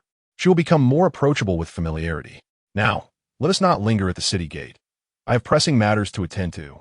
After affectionately ruffling Lilith's hair, she finally stepped aside, clinging to young Kaiyu's arm while stealing furtive glances at Elsa. Elsa, somewhat bemused, reflected on how her formidable aura, forged amidst the carnage of battle, was intended to instill dread in foes. Yet, it seemed to intimidate even the witch who had pledged her loyalty to young Kaiyu. Perhaps she should smile occasionally in the presence of comrades? However, that notion appeared to be even more daunting. Resolving to set aside such thoughts, she opted to follow the individuals sent by the Lord to select suitable armor. Chapter 31. The Miracle of Prayer Before Long. Edgar finally arranged for personnel to bring out all the injured, those still recuperating and those who had recovered but were left with permanent disabilities. Initially, the wounded felt apprehensive, as many of them would never regain full strength nor be able to contribute as laborers, leaving them sensitive to the fear of being abandoned while relying on others for sustenance. However, upon learning who had issued the request, they found solace. For everyone in the city knew who had saved their lives. At this moment, Elena, supported by her attendants, approached Edgar to inquire about her father's condition. However, Edgar was also uncertain and could only silently observe. Once young Kaiyu confirmed that everyone had gathered, he stepped in the center, took a deep breath, and unleashed his biological field, enveloping all present. The mark in his hand began to radiate a sacred light, channeling the power of prayer. The injured felt themselves enveloped by a gentle glow, and in an instant, their pain and fatigue began to dissipate. Upon witnessing the spectacle, Edgar nodded. It was indeed a widespread healing prayer. Yet, he was not overly astonished, although the scale and effect of the prayer were remarkable. He believed he could replicate such a scene if there were not so few doctors and clergy in the town. However, he soon found himself bewildered by what unfolded next. As young Kaiyu continued to exert the prayer's effects, the skin at the stumps of the previously disabled began to disintegrate, revealing the internal tissues, as if something were striving to emerge. Gradually, bones and veins materialized in the previously vacant limb positions, coalescing into the semblance of normal limbs. Ultimately, a new limb was born, and the injured, in disbelief, began to wave their regained extremities, fervently praying to young Kaiyu, who was still in the center, persistently invoking the prayer. At that moment, the eyes of the entire city were fixed upon the miraculous birth, and young Kaiyu, radiating a golden luminescence, appeared so divine and majestic, reminiscent of a compassionate saint bestowing true miracles upon the world. Such miracles were not reserved for the blessed heroes, but for the ordinary souls struggling in pain. Edgar, captivated by the spectacle, suddenly seemed to connect the dots, his excitement mounting. If these once-lost limbs could be restored, could it be possible for his daughter Elena, who had been blind since childhood, to regain her sight as well? Elena sensed her father's sudden surge of emotion and smiled. Though she could not see the events unfolding around her, she felt a warm light illuminating her skin. Despite her regret at not witnessing the scene, she firmly believed that her savior had once again employed miraculous means, just as he had brought hope to this despairing city. After concluding the extensive healing, young Kaiyu felt a wave of fatigue wash over him, akin to the exhaustion of a long-distance run during his days as a fragile university student. After all, while casting a healing prayer in the game did not demand excessive focus, he understood that it was meant for treating ordinary wounds. Restoring lost limbs required tenfold the focus, and it seemed prudent to avoid using this mobile fountain of healing unless in dire circumstances, as it was immensely taxing. He resolved to save it for after the battle. Lilith hurried over to support the somewhat weakened young Kaiyu. Although she was unaware of how her master had developed such a potent healing prayer, it was evident that such a feat could not have been achieved easily. After consuming a vial of the red Holy Grail essence, young Kaiyu regained a modicum of strength and smiled, assuring her that he was now largely unharmed. He then presented her with 4 golden seeds he had previously purchased, requesting her assistance in crafting a new Holy Grail essence. Subsequently, he made his way toward Edgar, as his next endeavor would be to attempt to restore light to Elena's eyes. Lord, you must have witnessed the effects just now. I had previously conducted an experiment on Elsa, which proved feasible, and I have just validated it once more on those injured. Now, please find a dimly lit room. I wish to heal Elena's eyes. She has not seen the light for many years, and I fear she may find it overwhelming at first. I implore you, Elena is my daughter and my only family in this world. Her mother passed away shortly after giving birth. and she lost her bright and lovely eyes to illness at a tender age. Fate should not be so cruel to such an innocent girl. I entrust my daughter to you. Please grant her a future filled with light. Kaiyu initially nodded in agreement, but as he listened to Edgar's words, an unsettling thought suddenly emerged in his mind. Could it be that I have aided you so much only for you to wish to become my father-in-law? In truth, he did not harbor any aversion toward Elena. He was perceptive enough to recognize her feelings for him. Moreover, he had long since come to understand that in this borderland, earning the recognition of various factions and ascending to power required both sacrifice and compromise, and some costs must be borne by oneself. Did not Radagon once rely on the allure of his charms and a marriage to the Moonlit Queen? This was the most fitting strategy of the times and the most effective means of winning hearts. However, he would not stoop to the level of being a cad like Radagon. Yet, now was not the time to ponder such matters. At the very least, he needed to wait until he had unified Ningerfu and cleared the various malevolent entities that plagued it. Only then would he have the leisure to concern himself with such affairs. For now, his priority was to restore Elena's sight. Elena, overhearing their conversation but missing the latter half, felt her fingers tighten as she learned that her eyesight might be restored. When had she last seen the world with her bright eyes? The memory eluded her. She only recalled a time when she had been afflicted by a strange illness, her eyes burning with pain before she lost her sight entirely. In the darkness, the only thing she could perceive was a faint glimmer of light. She did not know what it was, but she instinctively felt a resistance to its approach. If she were to regain her healthy vision, she hoped that the first thing she would see would be the figure who had appeared in her dreams all these days. Edgar led his daughter and Kaiyu into a dimly lit room, where he waited outside, his face a mixture of excitement and a subtle unease. He fervently hoped that everything would proceed smoothly without any unforeseen complications. Chapter 32. The Truth of the Frenzied, which upon entering the room, Elena seated herself upon the bed.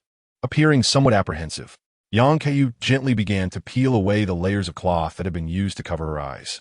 Several times during the process, Elena instinctively reached out as if to halt him, but each time, Kaiyu grasped her hand and gently lowered it. When the binding fabric was finally removed, Kaiyu beheld a sight that left him astounded. He had initially presumed that Elena might share a fate akin to the renowned Helen Keller, blinded by a fever in her childhood. However, he soon realized that the reality was far more harrowing. No ailment could inflict such a devastating appearance upon one's eyes. Elena's once vibrant eyes were now vacant and hollow, marred by distinct scars around the sockets, as if flames had begun to consume her from within. It became clear to him this was the work of the Three Fingers. Elena had long been the chosen candidate for the frenzied witch, selected by the Three Fingers. Thanks to Edgar's vigilant protection throughout her life, the Three Fingers had never had the opportunity to act, prompting the inner circle of frenzied fire cultists to orchestrate this rebellion.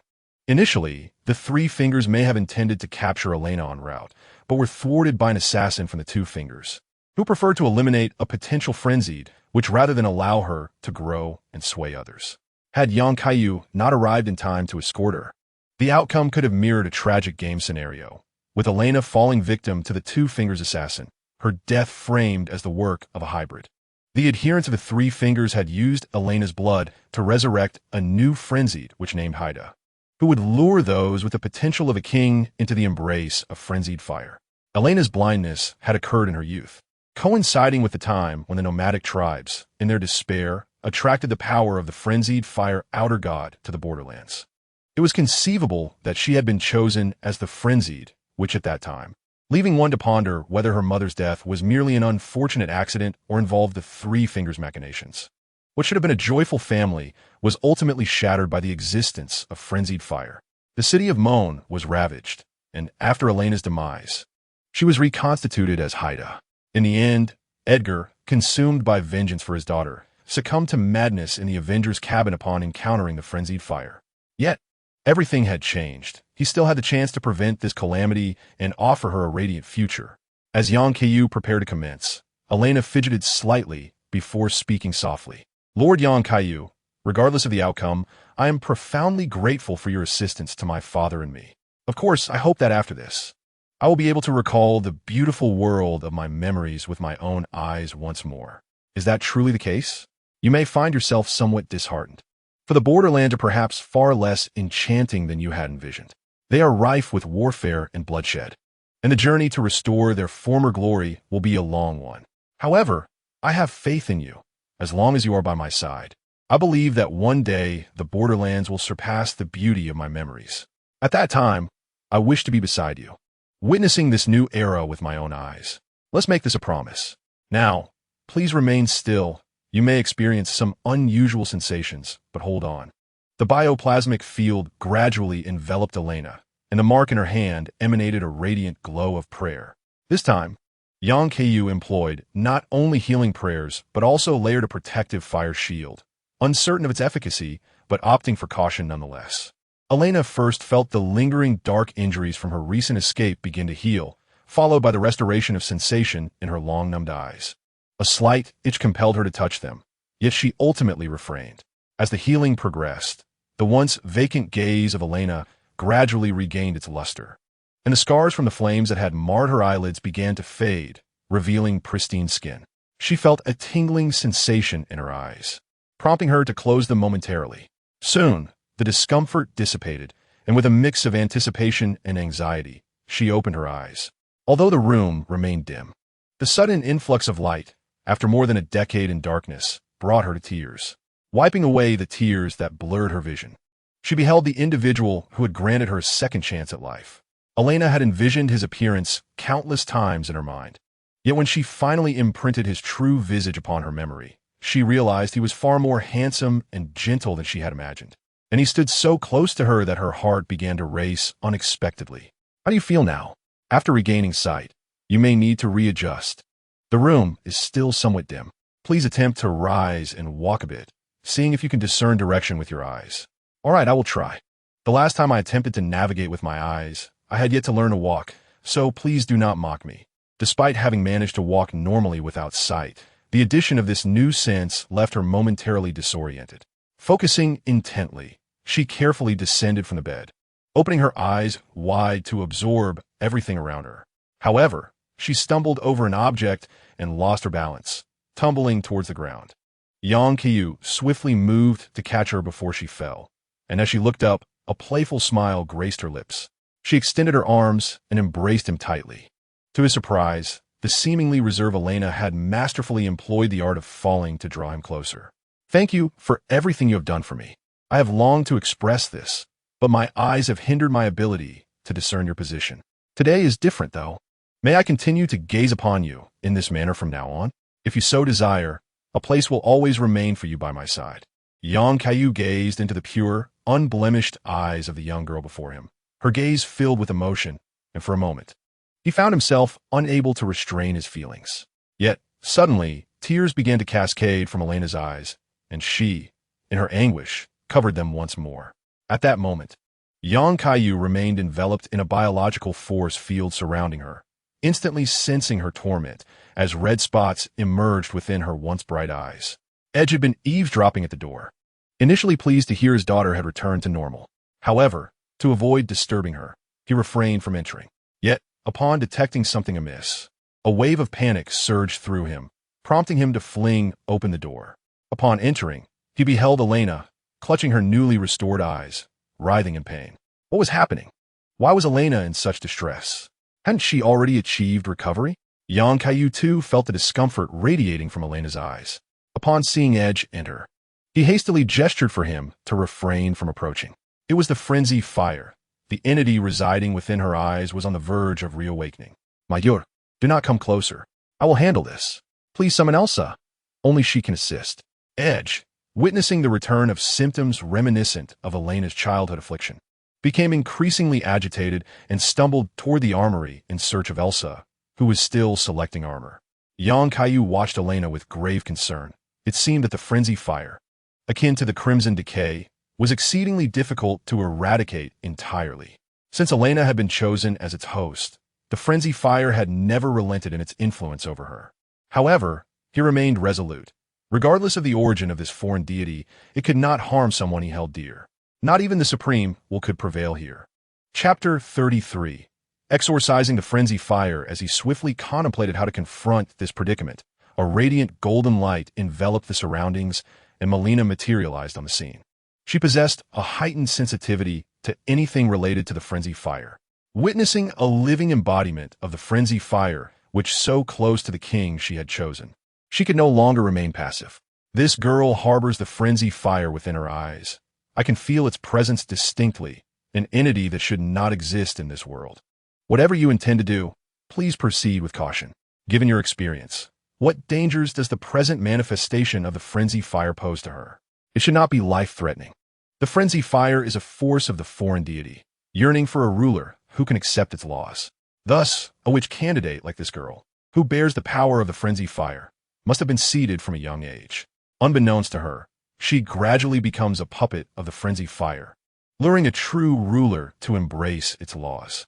While she may not face mortal peril in the shroud of blindness, she will long for the flickering light until consumed by madness.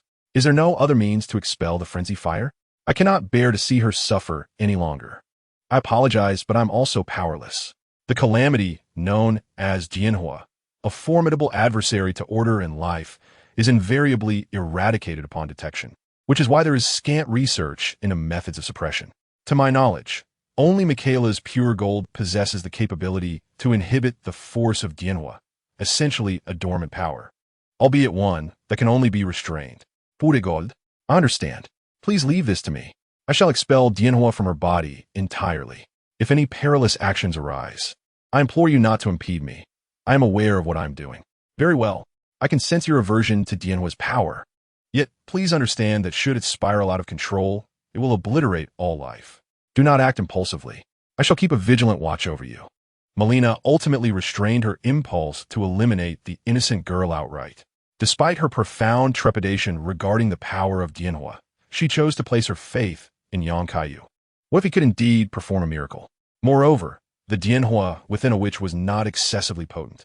It was not akin to the three-fingered entity sealed within the sewers beneath the royal city. At that moment, Elsa hastily arrived at the scene. When Edgar had found her, she was attempting to don a set of lost homeland knight armor. The news of someone succumbing to Jianhua nearly startled her into action. Although their Samir clan faced the giant clan backed by the malevolent fire god, both Jianhua and the fire god were far from benevolent forces. Upon Elsa's arrival, Yang Kaiyu had also readied himself. While soothing Irina's distress, he spoke hurriedly. Elsa, if the power of Jianhua manifests, I hope you can utilize your ice magic to control the situation. Are you able to do that? Absolutely. Covering a room is quite effortless for me. And since both Jianhua and the fire god are manifestations of foreign powers, my ice magic, which can contend with the fire god, will naturally be effective against Jianhua. Excellent. Regardless of what I may be doing, you need not concern yourself. Just prepare to thoroughly freeze that wretched Jianhua. Rest assured I will. Yang Kaiyu nodded, retrieving a golden needle from his system space. This was a new material unlocked through his previous achievement in rescuing Moon City. Theoretically, it was a raw material akin to Michaela's pure gold needle, albeit unrefined. While its efficacy might not parallel that of the blessed needle gifted to the Valkyrie, which could simultaneously suppress both the scarlet corruption and the formidable power of Jianhua. The similarity in raw materials suggested it could still adequately restrain the force of Jianhua to a certain extent, allowing him to proceed with the next course of action. Irina, this may hurt a bit. You must endure. I assure you, I will completely expel the tormentor that has plagued you for so long. Irina's eyes bore fresh signs of burns, yet she resolutely nodded in acknowledgement. Subsequently, Yang Kaiyu ceased to hesitate and directly plunged the golden needle into her chest. As anticipated, it appeared that Irina's symptoms had somewhat alleviated. However, he was not content with merely suppressing the fire of madness. His objective was to expel it entirely.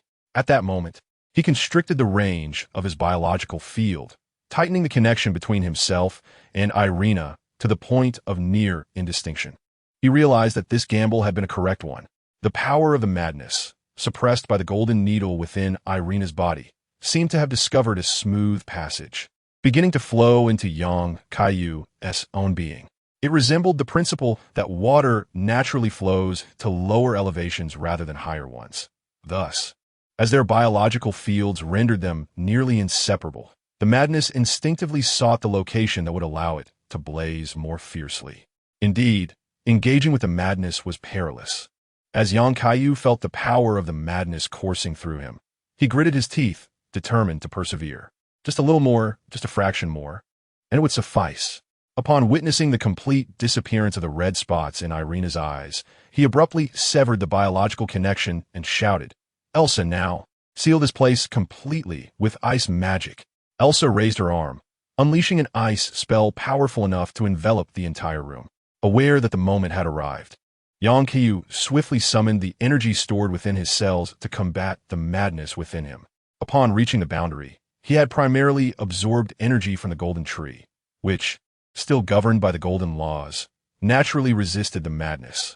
Gradually, the madness, which had been attempting to invade his cells, began to retreat. The power of the madness, previously confined deep within the royal city's underground passages, was not formidable, especially when residing within a solitary witch. With a thunderous roar, Kaiyu expelled the madness completely from his body. The bizarre yellow flames, refusing to relent, attempted to return to their original host, Irina, but Elsa, swift and decisive, cast an ice spell that utterly froze it. With the remnants of the madness now eradicated, this perilous ordeal finally reached a favorable conclusion. Beside them, Melina, in her ethereal form, had refrained from intervening despite her desire to halt Kaiyu's dangerous actions. After witnessing the complete expulsion of the madness, she smiled, confident that the person she had chosen would never yield to such a force. At this moment, Kaiyu was breathing heavily, collapsing onto the ground. He believed that if he faced the madness head-on, even that released by the 3 fingers could be frozen with his icy breath. However, this time, in order to save Irina, he had willingly accepted the power of the madness, albeit for a brief span of merely 10 seconds. Yet, the relentless attempts to influence his mind were indeed terrifying. Thus, he expended his utmost strength, akin to a great force clearing debris, to rid himself of it. This marked the first instance since arriving at the boundary where he had nearly exhausted himself. Irina felt the searing pain in her eyes dissipate. Disregarding the ache in her chest and the significant impairment of her vision, she stumbled over to Kaiyu, throwing herself into his embrace, desperately wishing to discern the condition of the one who had once again saved her, despite the blurriness clouding her sight. Kaiyu, observing Irina's somewhat disheveled appearance, felt a pang of compassion. Calculating that his reserves were still sufficient, he cradled her face in his hands and activated his ability to mend the damage she had sustained. The harm inflicted by the chaotic flames had not lingered long enough to deplete his strength, allowing Irina to swiftly regain her sight. She rubbed her eyes, unsure whether she was adjusting to the stimuli or wiping away tears. Then, he recalled that he had inserted a golden needle into her without removing it. Since the chaotic flames had been expelled, it was unnecessary to leave it in place, unlike Marlenia, who required constant suppression of her crimson decay. However, Irina was too close, obstructing his line of sight. As he reached out, he inadvertently found himself touching an astonishing area, unable to resist giving it a gentle squeeze. The needle was indeed substantial. Oh no, it simply felt exquisite. Irina's complexion flushed visibly, and, feeling a sense of embarrassment, she instinctively drew back, allowing him a clear view to effortlessly extract the golden needle. Chapter 34. Preparations for battle. Though the chaotic flame incident had caused some disruption, it at least seemed to reach a conclusion. Irina appeared thoroughly fatigued after the ordeal and fell asleep in Kaiyu's arms shortly after he removed the needle. He gently supported her and laid her down on the bed, quietly expressing his gratitude to Elsa. "Fortunately, with your presence this time, I doubt I could have prevented the chaotic flames from re-inhabiting Irina's eyes in my current state. She cannot withstand many more such upheavals. This is what I was meant to do. However, to be honest, your prowess exceeded my expectations. It is my first time witnessing someone completely expel the power of an outer god. The Valkyrie of the past could only manage suppression. It seems I have chosen wisely. Do not flatter me. I can at best assist in expelling a chaotic flame witch, and it nearly cost me my life. If a more formidable chaotic flame devotee were to appear, I would be powerless. Were it not for Irina, I would not willingly engage in such perilous endeavors. The remnants of the chaotic flame's boundless madness and destructive will still linger in my mind. Now, you should continue selecting suitable armor. It is likely that we shall soon depart for the city of Shidongware. There, you will find opponents worthy of your skills." "Excellent. I can hardly wait." After bidding farewell to Elsa, he gazed at the slumbering Irina, silently exiting the room and closing the door. At the entrance, Edgar understood that the menace that had threatened his daughter was finally vanquished. I shan't speak much of gratitude. When you embark to confront Drake, I shall marshal the entire city's fighting force to accompany you into battle. Oh, I had anticipated that you would hesitate when it came to taking action against your former superior. Yet to my surprise, you acquiesced before I even uttered a word. The past is but a shadow. What matters is the present. During the tumult of the hybrid rebellion, I fulfilled my duties as Drake's loyal subject to the utmost. However, that coward, consumed by his obsession with power, never once considered dispatching a single soldier to aid me, even in the direst of times. I owe him nothing now, and if any sentiments linger, they are merely the anger of a man abandoned in his hour of need. Given your newfound resolve, it is time I divulge certain matters to you. Let's change our setting. Edgar nodded and led young Kaiyu into a clandestine chamber, a sanctuary known only to him as the Lord of the City, ensuring that no ears could eavesdrop. There, young Kaiyu meticulously recounted to Edgar the intricate details surrounding the chaos of the Moan City uprising, including a plausible explanation for the assassination attempt on his daughter. Edgar, a man of keen intellect, quickly grasped that there must be a traitor among the 3 fingers within his city, and perhaps even an undeterred 2-fingered assassin plotting another attack, likely having infiltrated among the survivors. In a fit of rage, he struck the table. How has the borderland devolved into such chaos? I once heard tales of the wisdom and eloquence of the 2 fingers, yet now they engage in such treachery. How can we govern this land alongside such vermin? It is no wonder that after years of struggle, we see no signs of improvement. And now, the fire of madness has allied with the hybrids to orchestrate this rebellion. They are no mere cultists. We must strike decisively. Command me, and I shall show no mercy in dealing with these scourges. Patience is paramount. We must approach this matter with care. Even if spies lurk within the city, they are likely newcomers. Those who stood with you until the bitter end can be trusted. There is no reason for them to join you in a mutual demise in a seemingly hopeless situation. The individuals I leave behind will likely not dare to make any rash moves. Thus, I shall take the lead to Ning Mugfu to prepare for essential undertakings, while Hui and the others remain in the city to assist you in methodically investigating and eliminating the threats. Their current strength is more than sufficient to handle a few assassins or spies, and I have faith in your capabilities to see this through. Once we have eradicated the traitors within the city, we should also address the village of the Fire of Madness on the cliff. I have already decimated their main forces on my way here, leaving only a few remnants clinging to life. After these tasks are completed, I will notify you, and then we can commence our campaign against the city of Eastvale. Very well.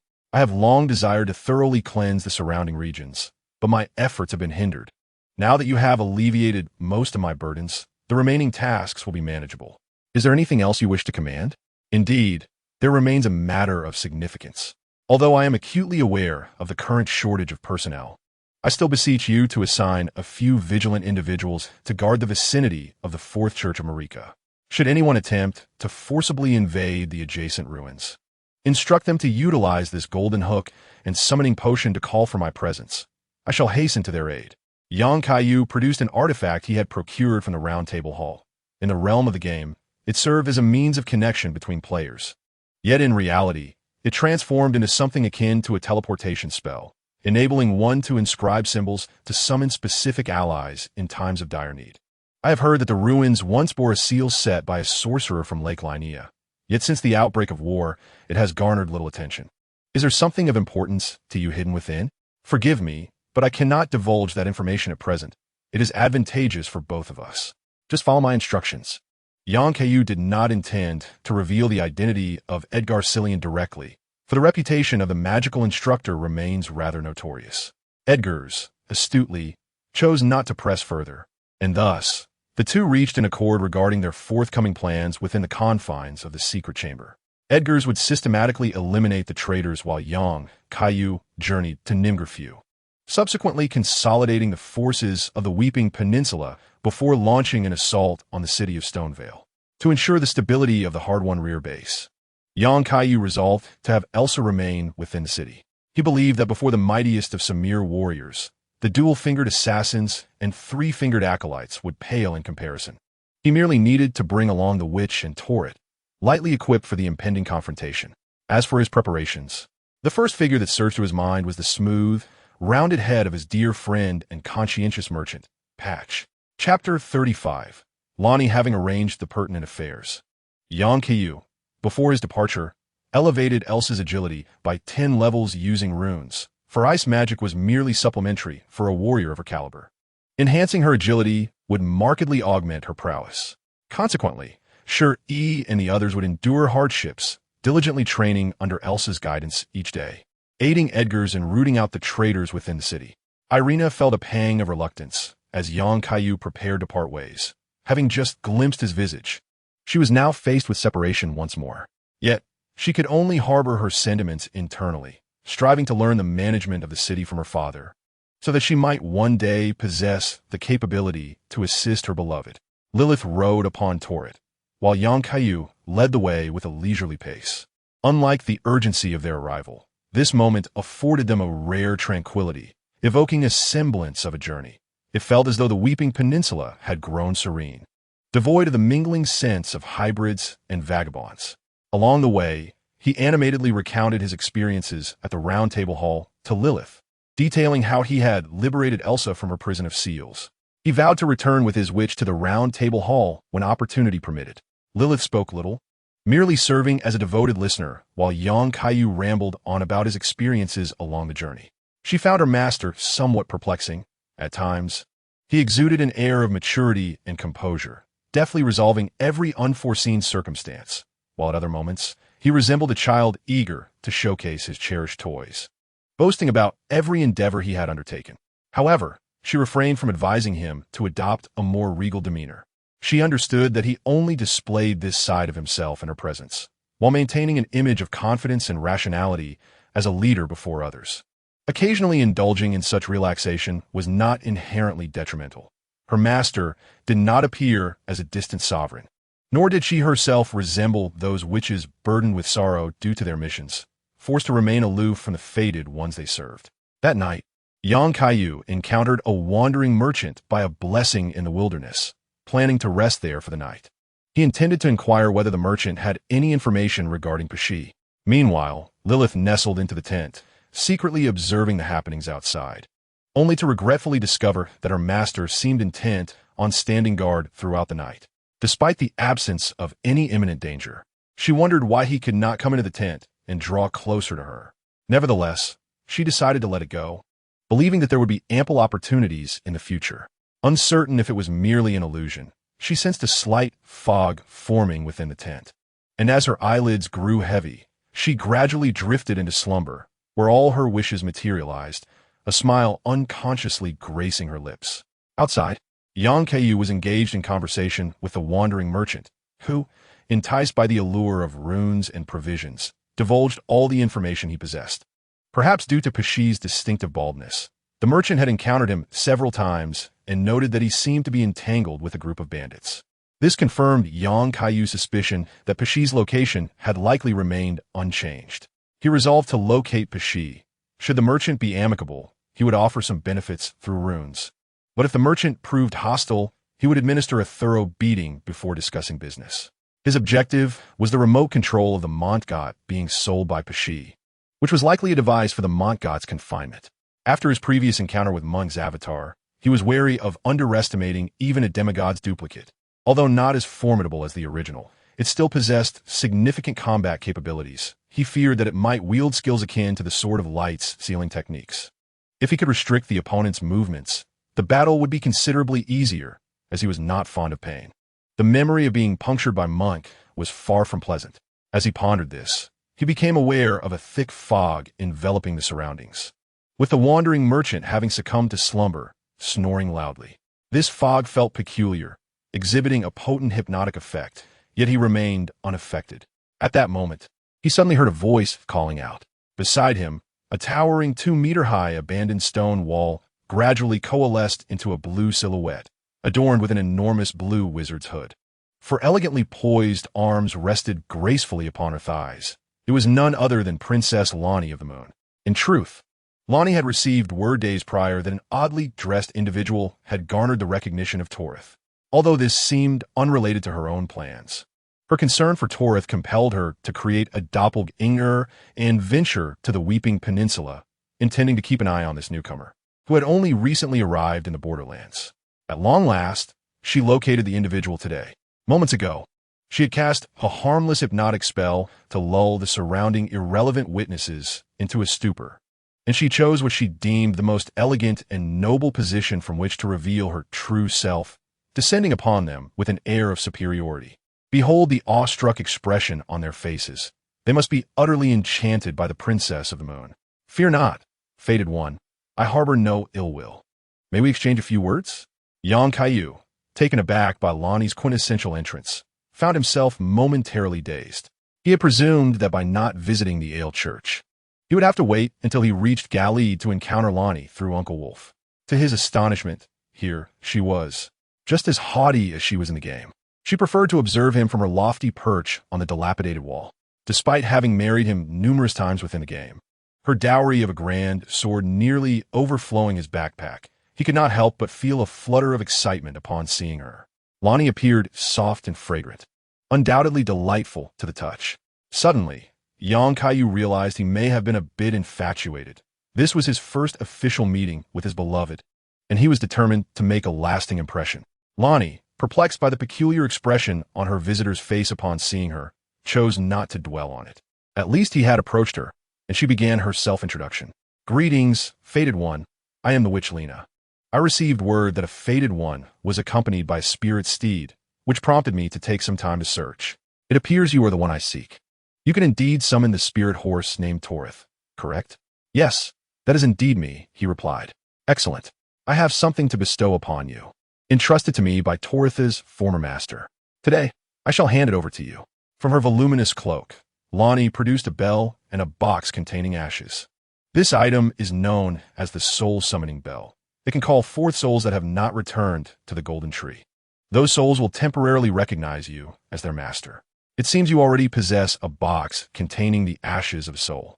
Please accept this, along with another box containing the ashes of a wayward wolf spirit. Very well, I have said all I needed to say. Now I must take my leave. I suspect we shall not have another opportunity to meet.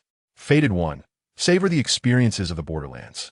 I am curious how long you will remain under the influence of the two fingers. Like a sudden apparition, Lonnie offered Yang Kaiyu little opportunity for conversation before vanishing once more. He gazed at the spots where the azure mist dissipated with a sigh, lifting his eyes to the starry sky and murmuring softly, "We shall meet again, for no matter where we find ourselves, our fates are already entwined." Chapter 36. Apologies require vulnerability. After bidding farewell to Lonnie, the night passed without further surprises. With the summoning bell in hand, it meant he could now call forth the souls contained within the ashes, indicating that the search for a spirit manipulator should be prioritized. If one were to inquire which ashes were the most formidable in the game, opinions would undoubtedly vary among players. Yet, without question, two entities stood at the pinnacle, the one known as Big Brother, the biomechanical tier, and Big Sister, the Black Blade Dehi.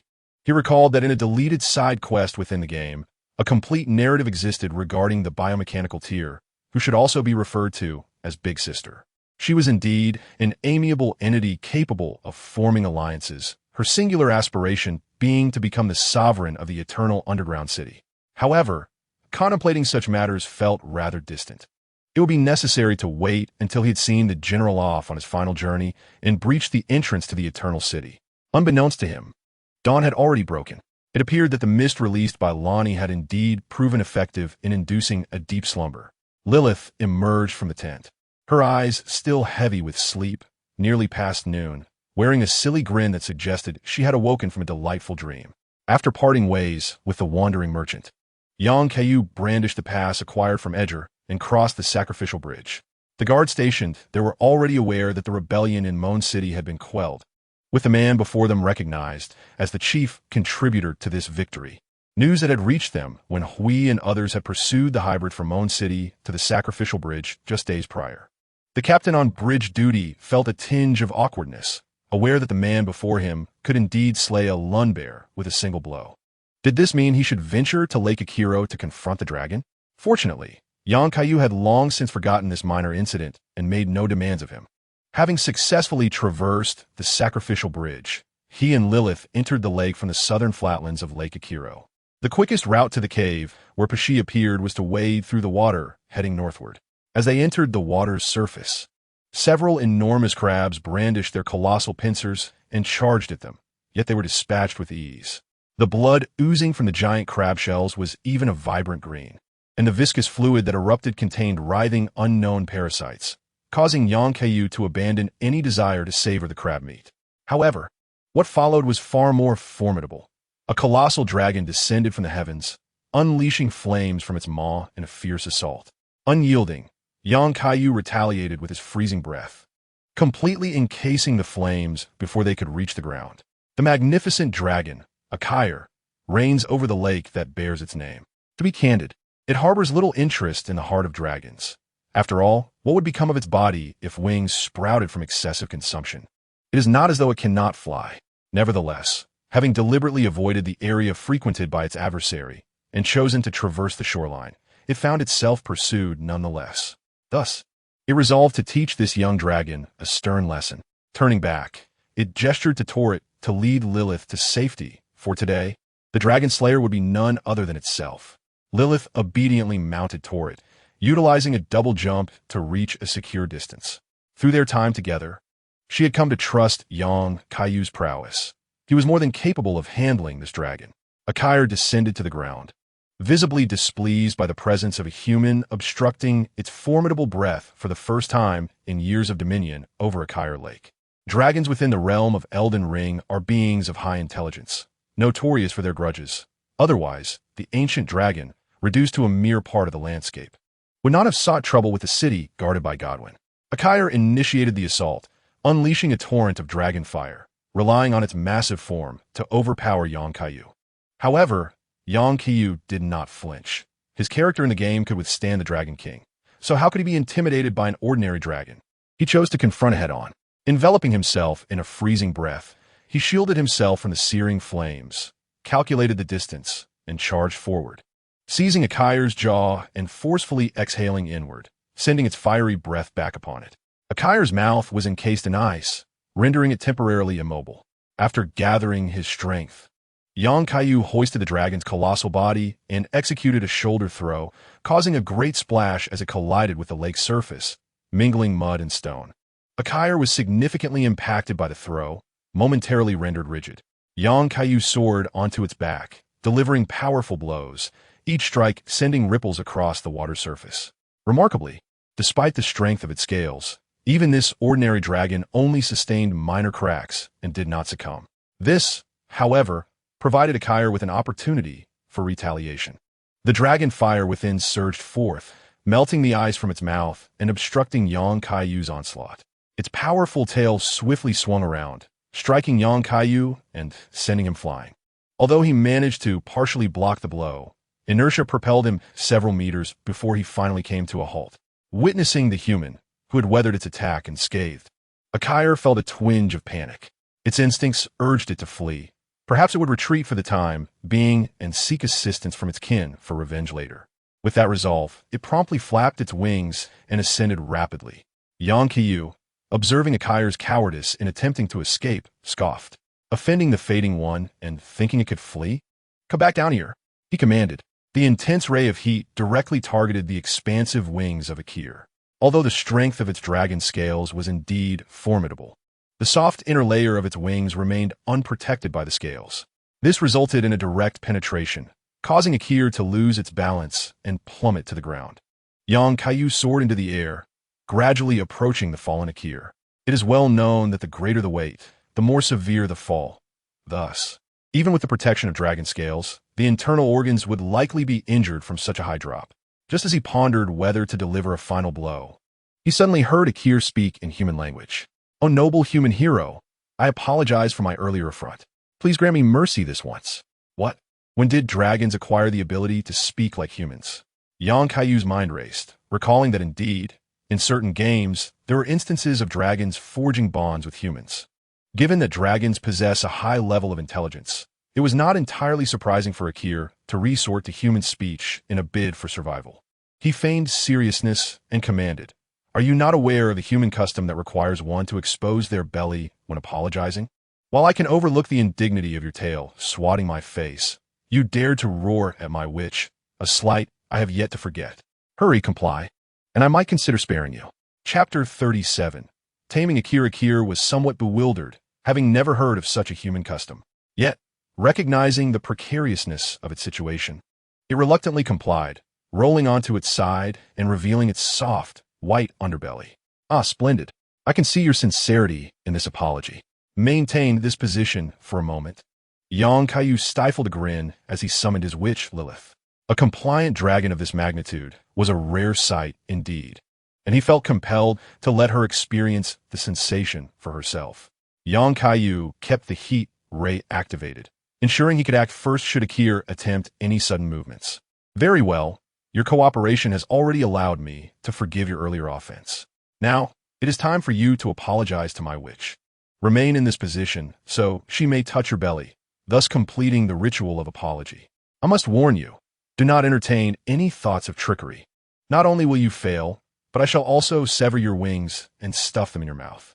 Emboldened by her master's support, Lilith approached Akira and gently touched its underbelly. Although devoid of protective scales, the skin was indeed thick, yet it felt soft, akin to the common deer. To her astonishment, she found herself able to touch such a powerful creature, and satisfied with the experience, she returned to her master's side, signaling her approval of the apology. Akira let out a quiet sigh of relief. It seemed it had escaped the threat to its life this time. However, the ease with which this formidable opponent had chosen to spare it was perplexing, igniting a spark of curiosity towards the human before it. The dragon kin holds strength in the highest regard. Irrespective of who one may be, as long as they possess sufficient power, they can earn the respect of the dragon lineage. At this moment, Akira recalled several of its predecessors who had fostered amicable relations with humans.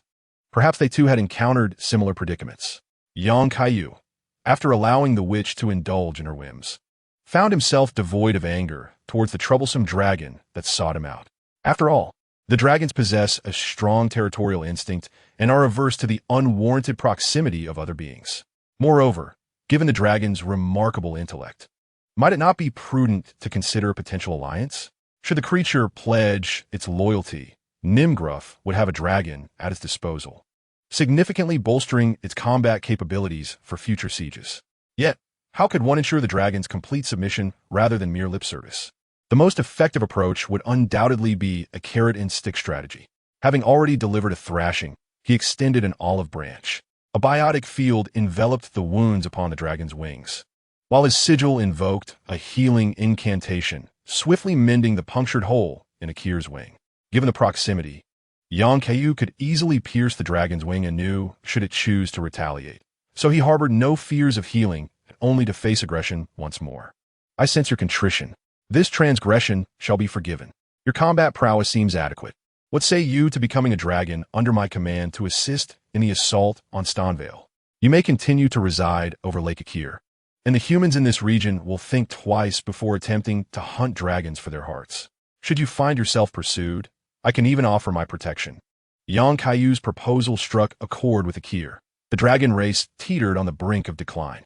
The Dragon King had lost several heads and vanished, while the Dragon Mother was beyond saving, ravaged by the taint of crimson decay.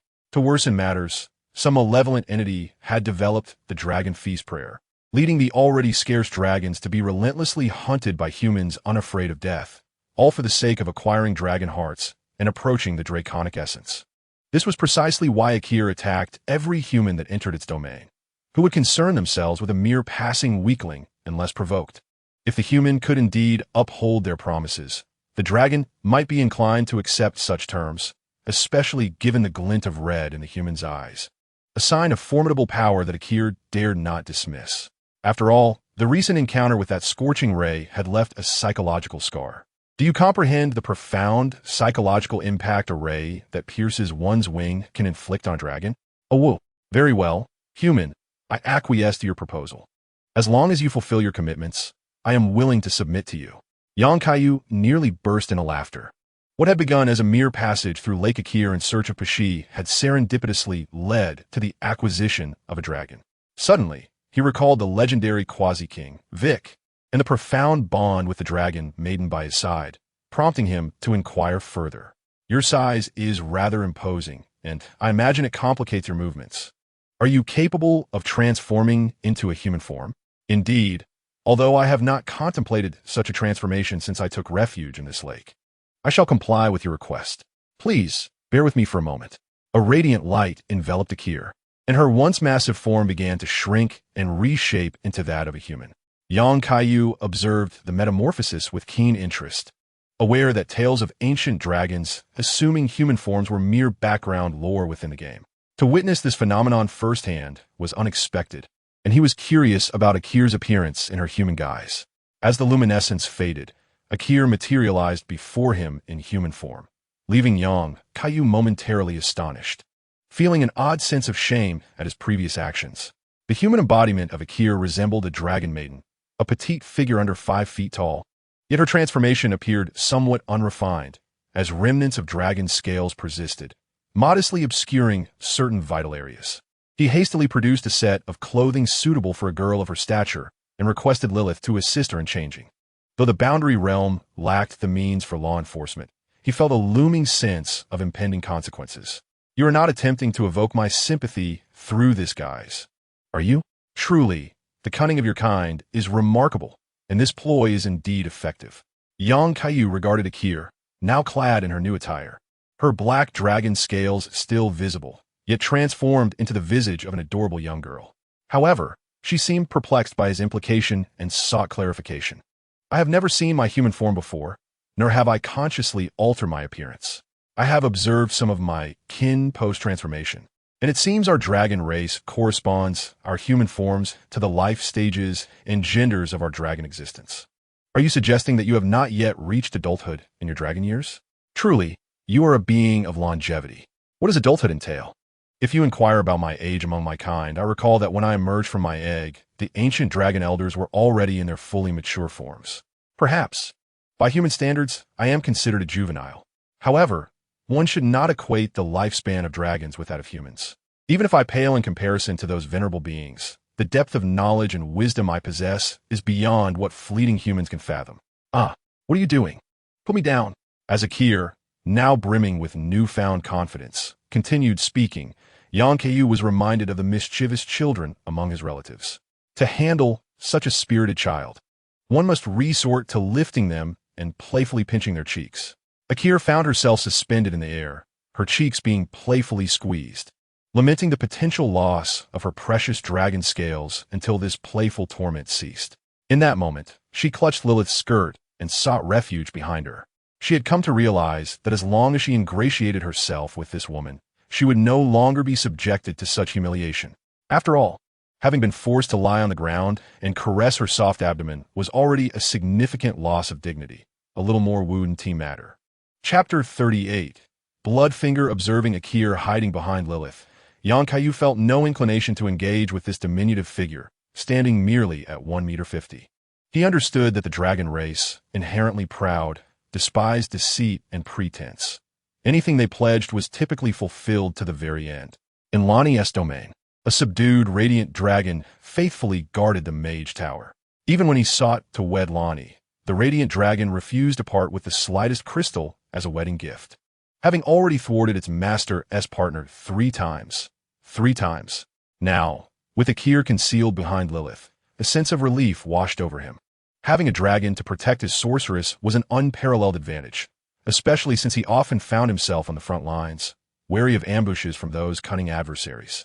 After subduing Akir, she and Lilith mounted Toret, gradually making their way toward their destination. Indeed, this marked Toret's pinnacle, bearing a dragon upon his back. As dusk approached, they finally passed beneath the Grand Bridge, and not far ahead lay the Menglu Cave, where Patchy was expected to be lurking. Bloodfinger Nelius nestled in a corner. As one of the fated ones who had joined the Blood Dynasty to become a Blood Noble, bestowed with the duty of Bloodfinger by the Blood King. His usual responsibility was to hunt down his fellow fated ones and offer them to the Blood King.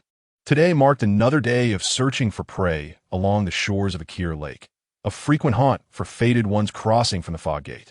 He needed to avoid the attacks of that dragon while steering clear of the loathsome Bloodfinger hunters. all the while seeking out a fated one to fulfill his task. This was his plan. Then, he witnessed a scene that would remain etched in his memory for life. From a distance, he saw that ferocious dragon engaged in battle with something, and to his astonishment, the creature that had long haunted Akir Lake found itself unable to withstand the onslaught and attempted to flee. In a flash, a crimson light pierced its wings, and he lost sight of what transpired thereafter.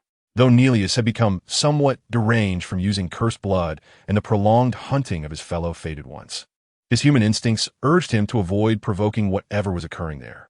Thus, he distanced himself from the battlefield and concealed himself near the Menglu cave, believing this location would afford him safe hunting.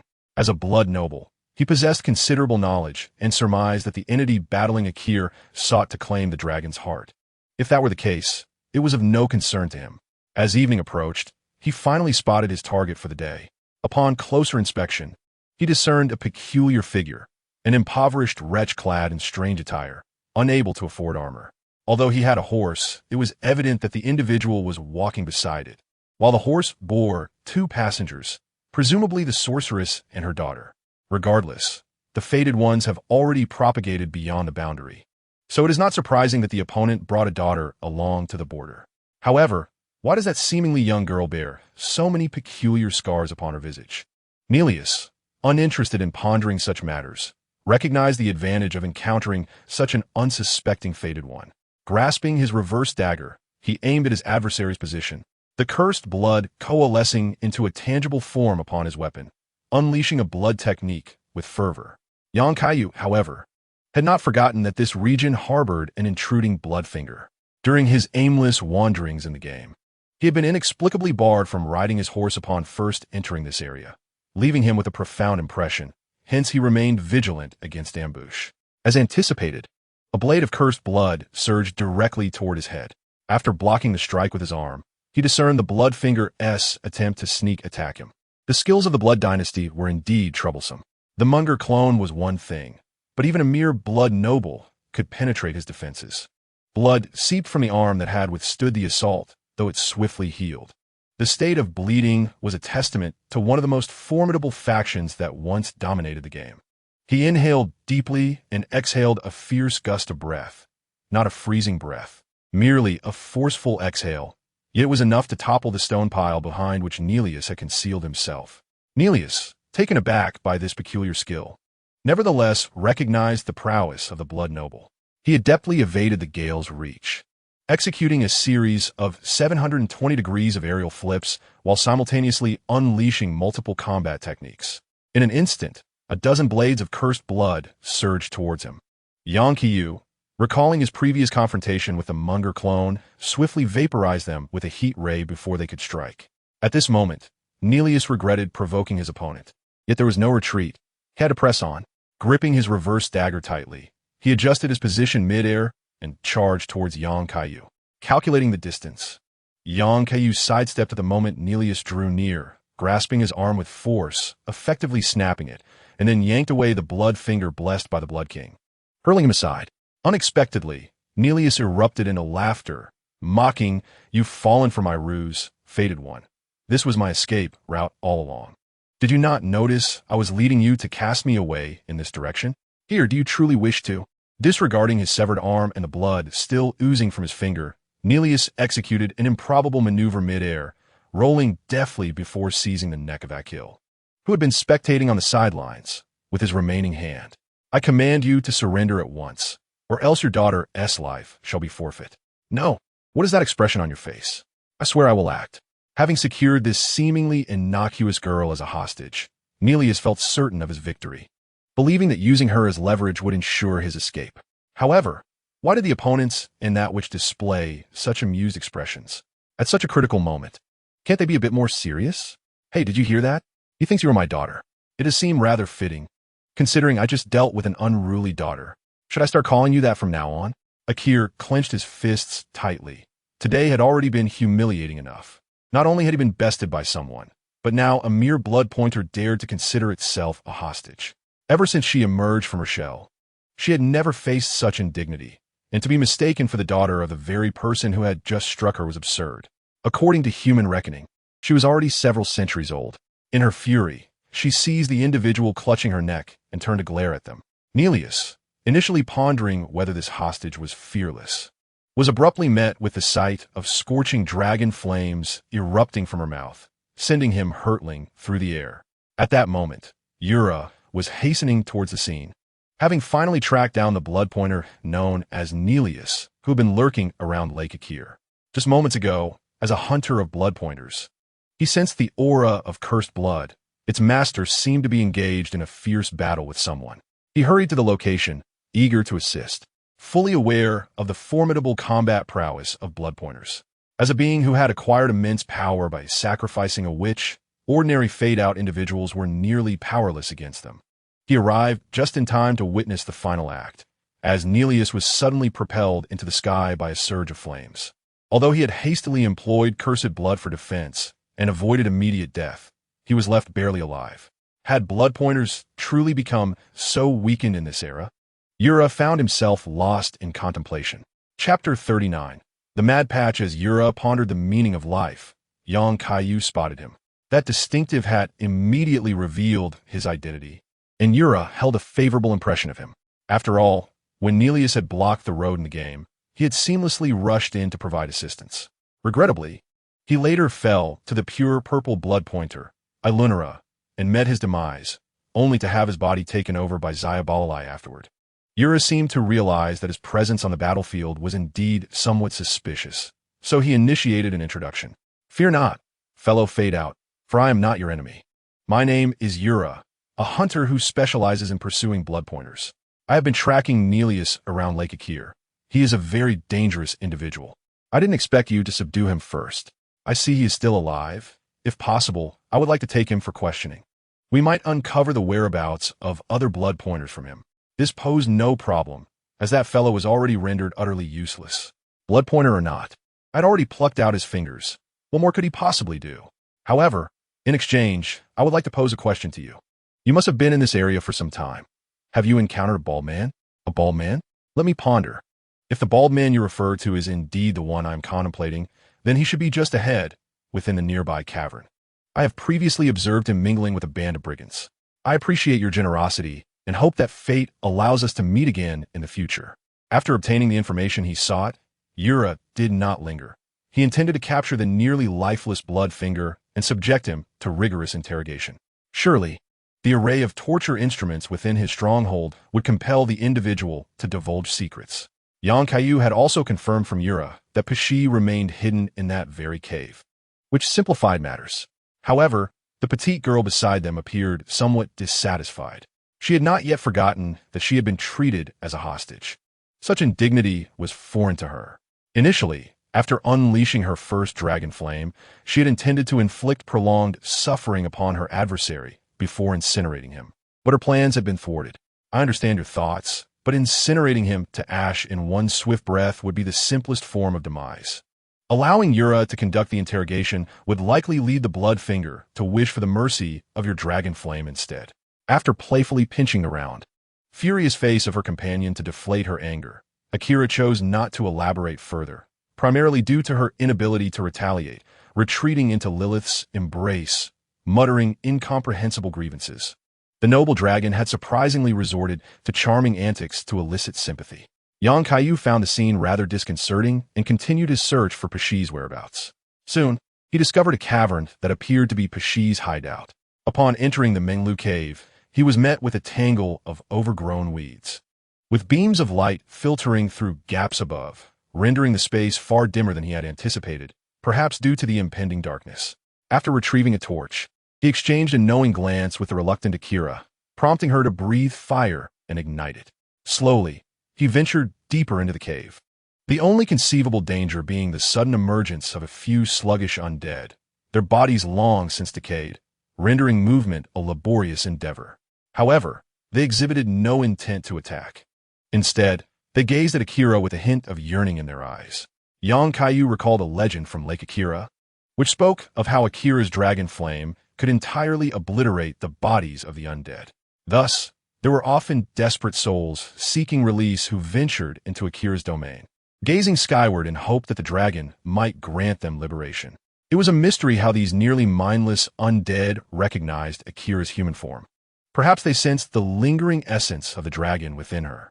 Young Kaiyu nodded, urging Akira to grant these souls a merciful end, wishing that in their next lives they would not bear such a twisted yearning for demise. After dealing with a few undead, he turned a few corners and finally stumbled upon a larger natural cavern, where several torches still flickered. The contents within bore testament to the presence of living individuals. He stepped inside and opened the treasure chest before him, only to discover it contained naught of value, save for a set of Patchy's original flavor lingerie. Oh, so you wish to surreptitiously pilfer another's belongings? A shameless thief deserves to suffer divine retribution. Leave behind the valuables and be gone.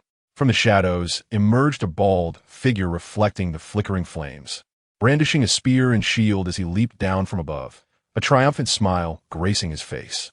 At that moment, hidden mechanisms within the cave were triggered, ensnaring the figure standing below in enormous fishing nets. It was unexpected that Patchy had installed traps to deal with intruders. Truly, he was a cunning master of deception, having dealt with both the undead and the fated. However, such trivial tricks were inconsequential in the face of overwhelming strength. Yaki's nails elongated and hardened, transforming into dragon-like claws that effortlessly shredded the nets above. Meanwhile, young Kaiyu, upon Patchy's landing, delivered a swift kick that sent his shield crashing against the wall, rendering it as worthless as scrap metal.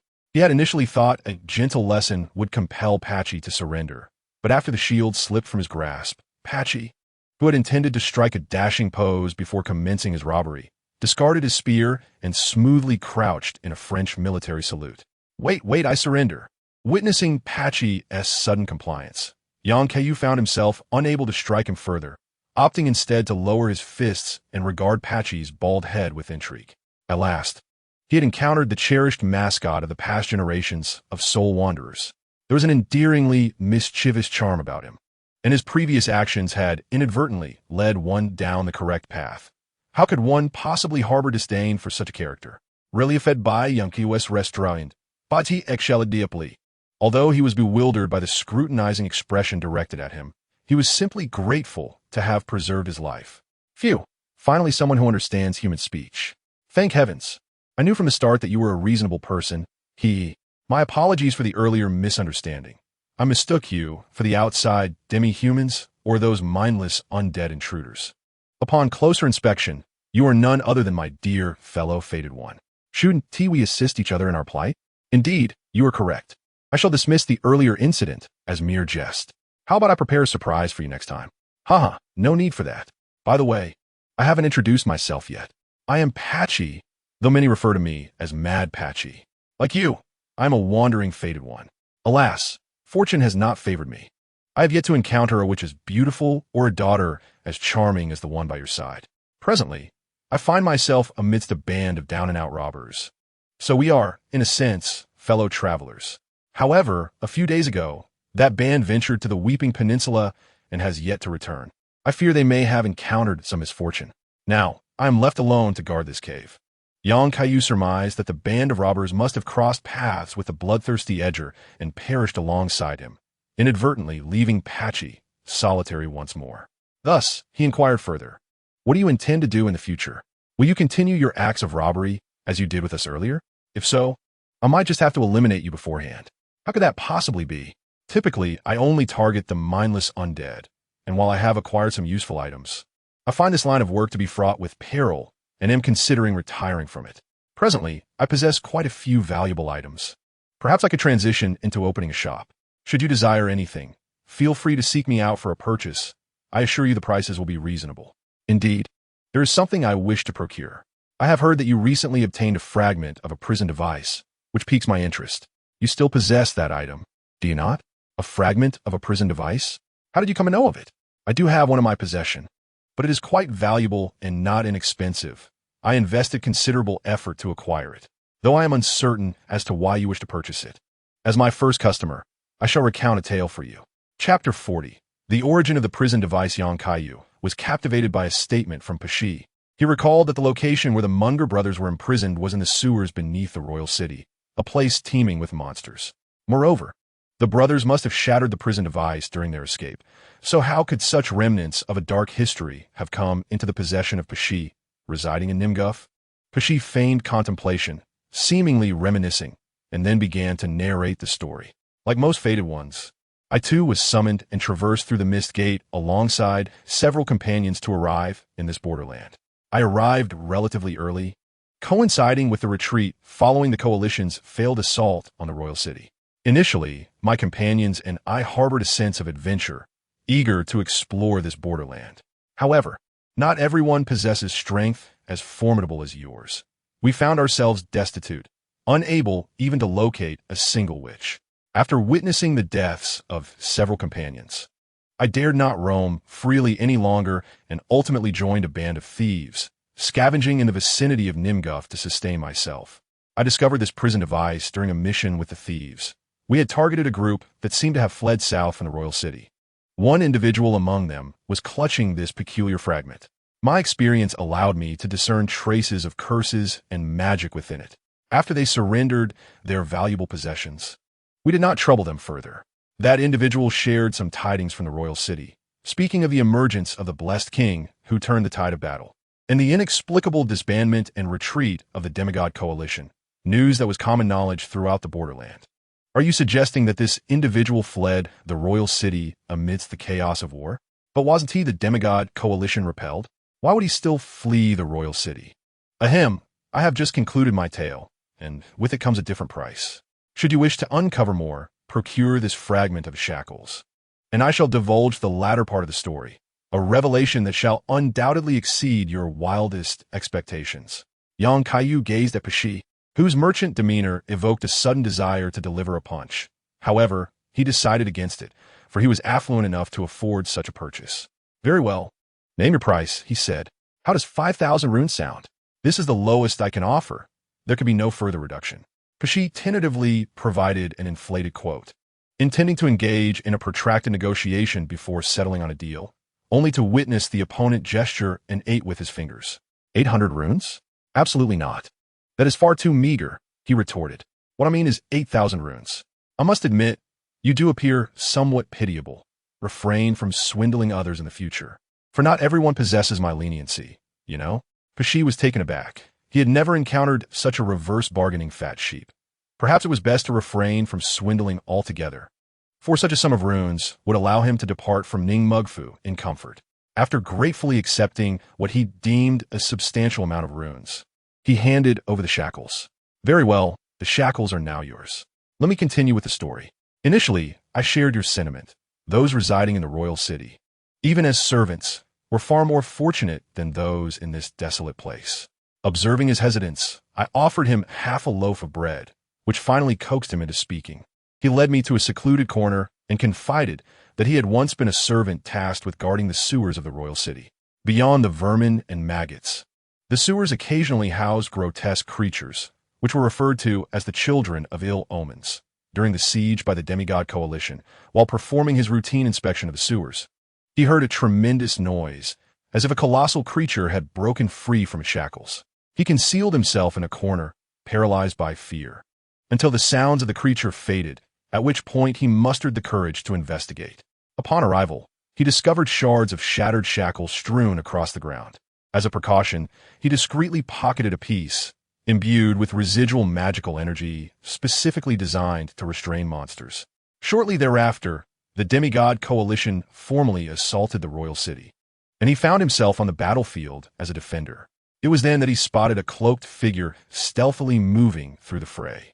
Having once been near the scene, he recognized that the figure was likely one of the monsters that had escaped the sewers.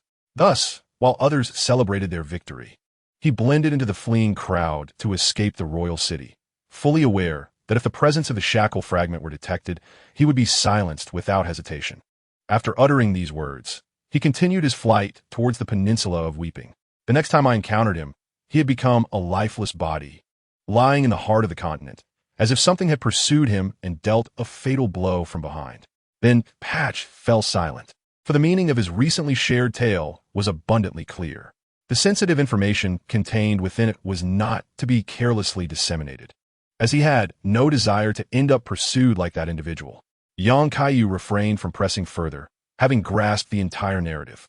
The person mentioned by Patch had likely stumbled upon the scene of the Mungermung brothers' escape from the sewer and was discovered. However, the brothers, preoccupied with their flight, had not silenced him on the spot. The sheer number of sons of misfortune within the royal city was astonishing. Anyone privy to this information would undoubtedly hesitate to delve deeper into its implications.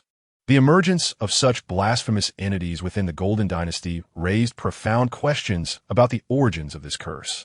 Then came the defense of the royal city, where Mungermung stepped forth, commanding the battle in his capacity as the blessed king. Although theoretically, his true power would not manifest until the Second Rodel defense. Participation in the initial conflict was not out of the question. Subsequently, the Valkyrie, having been caught off guard by Mungermung's sudden assault, hastily departed, leading to the dissolution of the demigod coalition. As for the individual who managed to escape, he was likely pursued relentlessly. Mungermung would not allow anyone to uncover the true identity of his progeny of misfortune. Ultimately, it was highly probable that the special forces known as the Night Riders, under his command, caught up with him on the Crying Peninsula and silenced him on the spot. Little did Mungermung anticipate that the fragments of the shackles would inadvertently fall into Patch's hands. Thus, he accepted this twist of fate with a wry smile. Frankly, he held a certain admiration for individuals like Mungermung, a child of misfortune who sought not love, but merely wished to offer his own affection. Abandoned by the Golden Dynasty in his youth, he became a pitiable figure, striving to uphold the fragile order of the royal city. Yet, his doppelganger stood at the inevitable path to Eastville, compelling him to take action. Once they infiltrated the royal city in the future, he would ensure that this last guardian of the Golden Dynasty retained some semblance of dignity. Chapter 41. The ruins of Post-Station Street having acquired what they sought. Yang Kaiyu and his companions bid farewell to Patch and departed from the banks of the Monglu River. Despite Akir's apparent desire to roast Patch, he was swiftly led away. For Yang Kaiyu, who was already privy to the secrets of the Sons of Misfortune, and Akir, who remained indifferent to these matters, the situation was manageable. However, Lilith appeared deeply troubled as she pondered the implications of the information they had received. Yang Kaiyu was acutely aware of his witch's inner thoughts. Yet he had no intention of offering extensive explanations. He believed that as their journey progressed, the Borderlands would reveal further tragedies stemming from the inherent dangers of the Golden Laws. He wished for Lilith to grasp the decayed state of the Golden Laws and the necessity for a complete overhaul, thereby persuading her to relinquish her faith in the duality, rather than coercing her into making a choice. After traversing a little further, they encountered a stream of soul energy. Mounting toward it, they ascended the cliff together, with Akir manifesting a pair of wings to follow suit. Not far above the cliff lay their resting place for the night, the dilapidated abode of the painter, where a point of blessing awaited them. In a night devoid of events, Yang Kaiyu found himself with but one final task in Ningmugifu, to proceed southward along the main road until he reached the remnants of the post station, the location where the magical teacher Celian's avatar resided. Upon finally arriving at the main road, following the course of the river, an unexpected sight greeted him. Not far ahead, a grand convoy of transport vehicles traversed the bridge over the Menglu River, seemingly en route to Mon City. Yang Kaiyu felt a twinge of perplexity, for he recalled discussing with Edgar that after quelling the rebellion, he had dispatched word to Shidonwire City that no assistance was required, thereby allowing him time to consolidate control over the entire Weeping Peninsula. Therefore, this procession could not possibly be a support mission, especially given that communication between Mon City and Shidonwire City had been severed due to the disruption caused by the rebellion. It followed that these individuals could not be returning from Shidonwire City. With his keen perception, Yang Kaiyu observed the seemingly empty transport convoy and suddenly grasped why Edgar had resolutely severed ties. This entourage had come to Mon City to demand the resumption of the supplies that had been interrupted during the past days. Grek truly had the audacity to engage in such actions. Remaining immobile during the rebellion, he immediately sent out agents to collect taxes once it was quelled. Realizing that these individuals were indeed Grek's men, and surmising from Edgar's tone the attitude these sycophants displayed when collecting taxes, Yang Kaiyu felt no inclination to show them mercy. Yakir, do you see that convoy ahead? Transform into your dragon form and incinerate them completely. Leave not a single one alive. Their master has captured one of your kin. preparing to behead and dissect him. They deserve no compassion. Such an occurrence was indeed shocking. It was no wonder he had sensed a trace of his kin's presence in the direction of Shidongwire City recently. When the siege begins, take me along. Just a moment. I shall be ready shortly. Upon hearing this news, Yakir's anger surged. Although dragons typically favored solitude, they were all birthed from the egg of the noble dragon mother, Kaiyu. The indignity suffered by their noble kin was intolerable. In an instant, she manifested her dragon wings and soared into the sky, reverting to her true form. The transport convoy, upon seeing the great dragon that loomed over Yakir Lake approaching, was thrown into disarray. The mountain trolls, pulling the carts, released from their iron chains, seized their weapons in preparation for battle. However, how could the meager combat prowess of a mere transport convoy contend with that of a true dragon? Yakir, having long harbored pent-up frustration from a previous beating, seized this opportunity to vent her ire. Her colossal claws swept across the ground, tearing through the hastily assembled defenses of the exiled soldiers, capturing the central cart and effortlessly shredding it before casting it to the earth. Two mountain trolls roared and charged at Yakir with their weapons, only to find their strikes met by her impenetrable dragon scales, resulting in their own weapons shattering first. As Yakir surveyed the location of his wounds, he discovered the absence of even the slightest scar. Realizing that his prior misfortune was due to an excessively powerful adversary rather than the frailty of his dragon scales, he regained his confidence. With a single claw, he felled the mountain demon to the ground. The powerful gust generated by the flapping of his wings forced all remaining soldiers, still gasping for breath, to prostrate themselves, immobilized. Following this, the searing dragon flames utterly incinerated every living thing upon the ground. Having effortlessly resolved these matters, Yakir transformed back into his humanoid form and returned to Yang Kaiyu's side, a proud expression adorning his face, as if to flaunt his accomplishments. Yang Kaiyu regarded the elated little girl, who had regained her confidence, with mild exasperation. He flicked her forehead and pointed towards the bridge, saying helplessly, "I merely asked you to incinerate this caravan. Instead, you've created such a ruckus. Do you see the bridge over there? The enemy reinforcements are nearly upon us.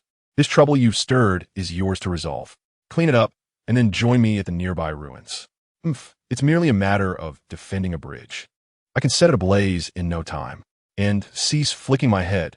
It's quite painful in this humanoid form, Yakir replied, covering his head in dismay as he went to address the mess he had caused. Yang Kaiyu shook his head in disbelief.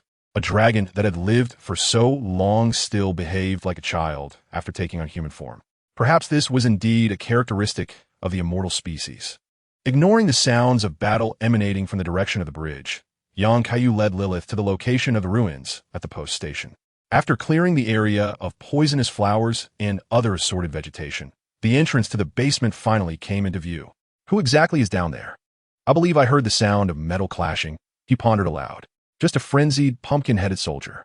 The key concern lies with the individual imprisoned deeper within, a heretical sorceress known as the Sorceress of the Magic Block.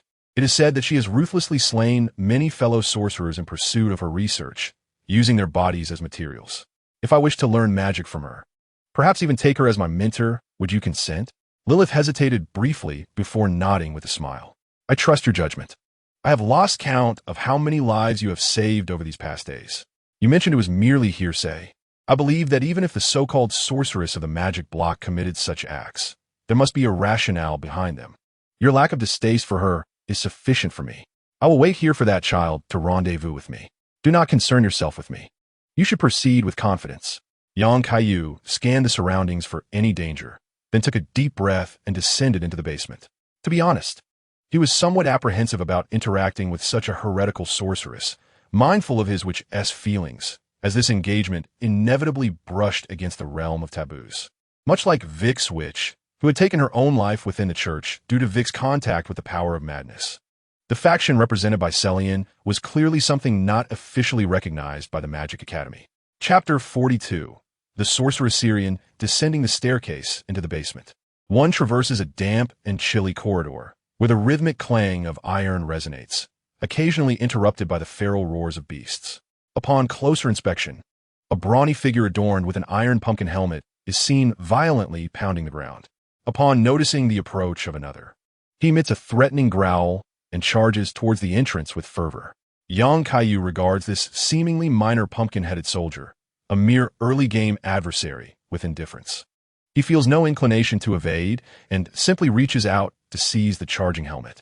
The pumpkin-headed soldier, realizing his advance has been thwarted and that someone has gripped his helm, unleashes a flurry of wild punches with his muscular arms, fists larger than sandbags. Yang Kaiyu effortlessly catches one of the swinging fists and, with a vigorous toss, sends the soldier crashing against the basement wall. Before the soldier can regain his senses, Yang Kaiyu closes the distance and delivers a series of decisive blows, swiftly curing the soldier of his rage. However, observing the now crushed iron pumpkin head, he surmises that the soldier will no longer be able to wield that metal piece for further assaults.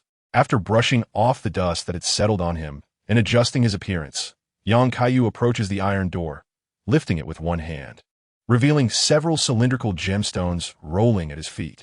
The interior is brightly lit, neatly arranged with various books. And a hooded figure clad in a sorcerer's robe is seen manipulating instruments, seemingly deep in thought. This individual is none other than Syrian, known as the sorceress of magical blocks.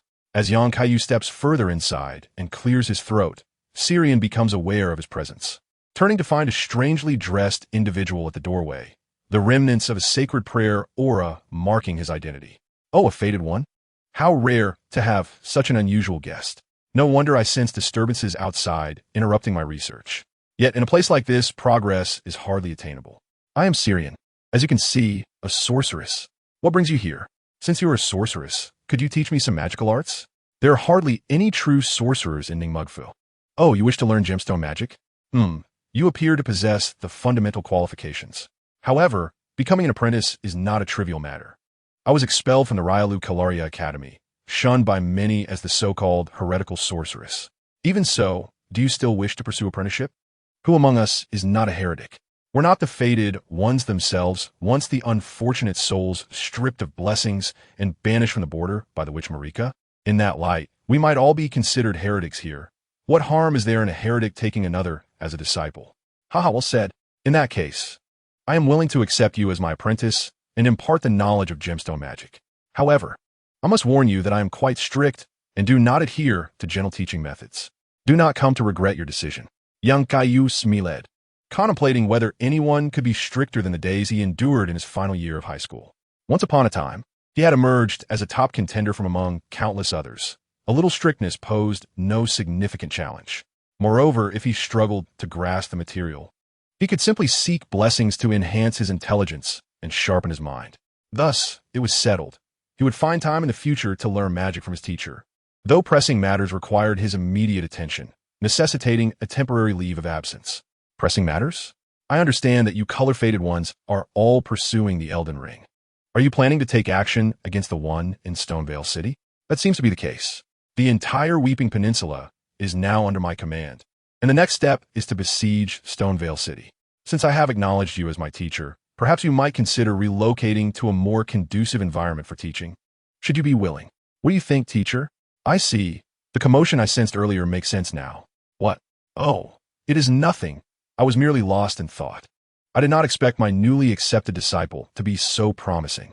Very well, I shall prepare the teaching materials for you here. If not for the constraints of this location, I would prefer not to conduct my research here. However, my dear disciple, do not rush. Focus on what you must do. Even if you encounter failure, it matters not. I shall keep a place reserved for you here. Thank you, teacher. I shall take my leave now. And when we meet again, I will ensure to prepare a suitable classroom for you. I hope we can meet face to face in due course. Celine nodded as she watched Yang Kaiyu depart from the basement. She was somewhat surprised by his words. How could he perceive her as an illusion so soon after their meeting? Perhaps she recalled the disturbances she sensed from her true form.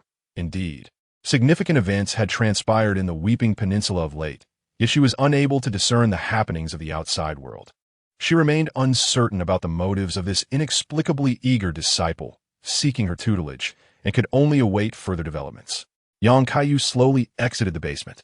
He had learned during his previous prayer session that acquiring magic in reality was not as straightforward as in games, where one might easily master it by spending runes, especially not under the tutelage of a master like Celine. However, He felt that spending time in the basement studying magic felt rather wasteful at this juncture. Thus, he could not resist the urge to first establish a rapport with Selene. Next, he could return to assemble his forces and commence the siege of Stonevale City.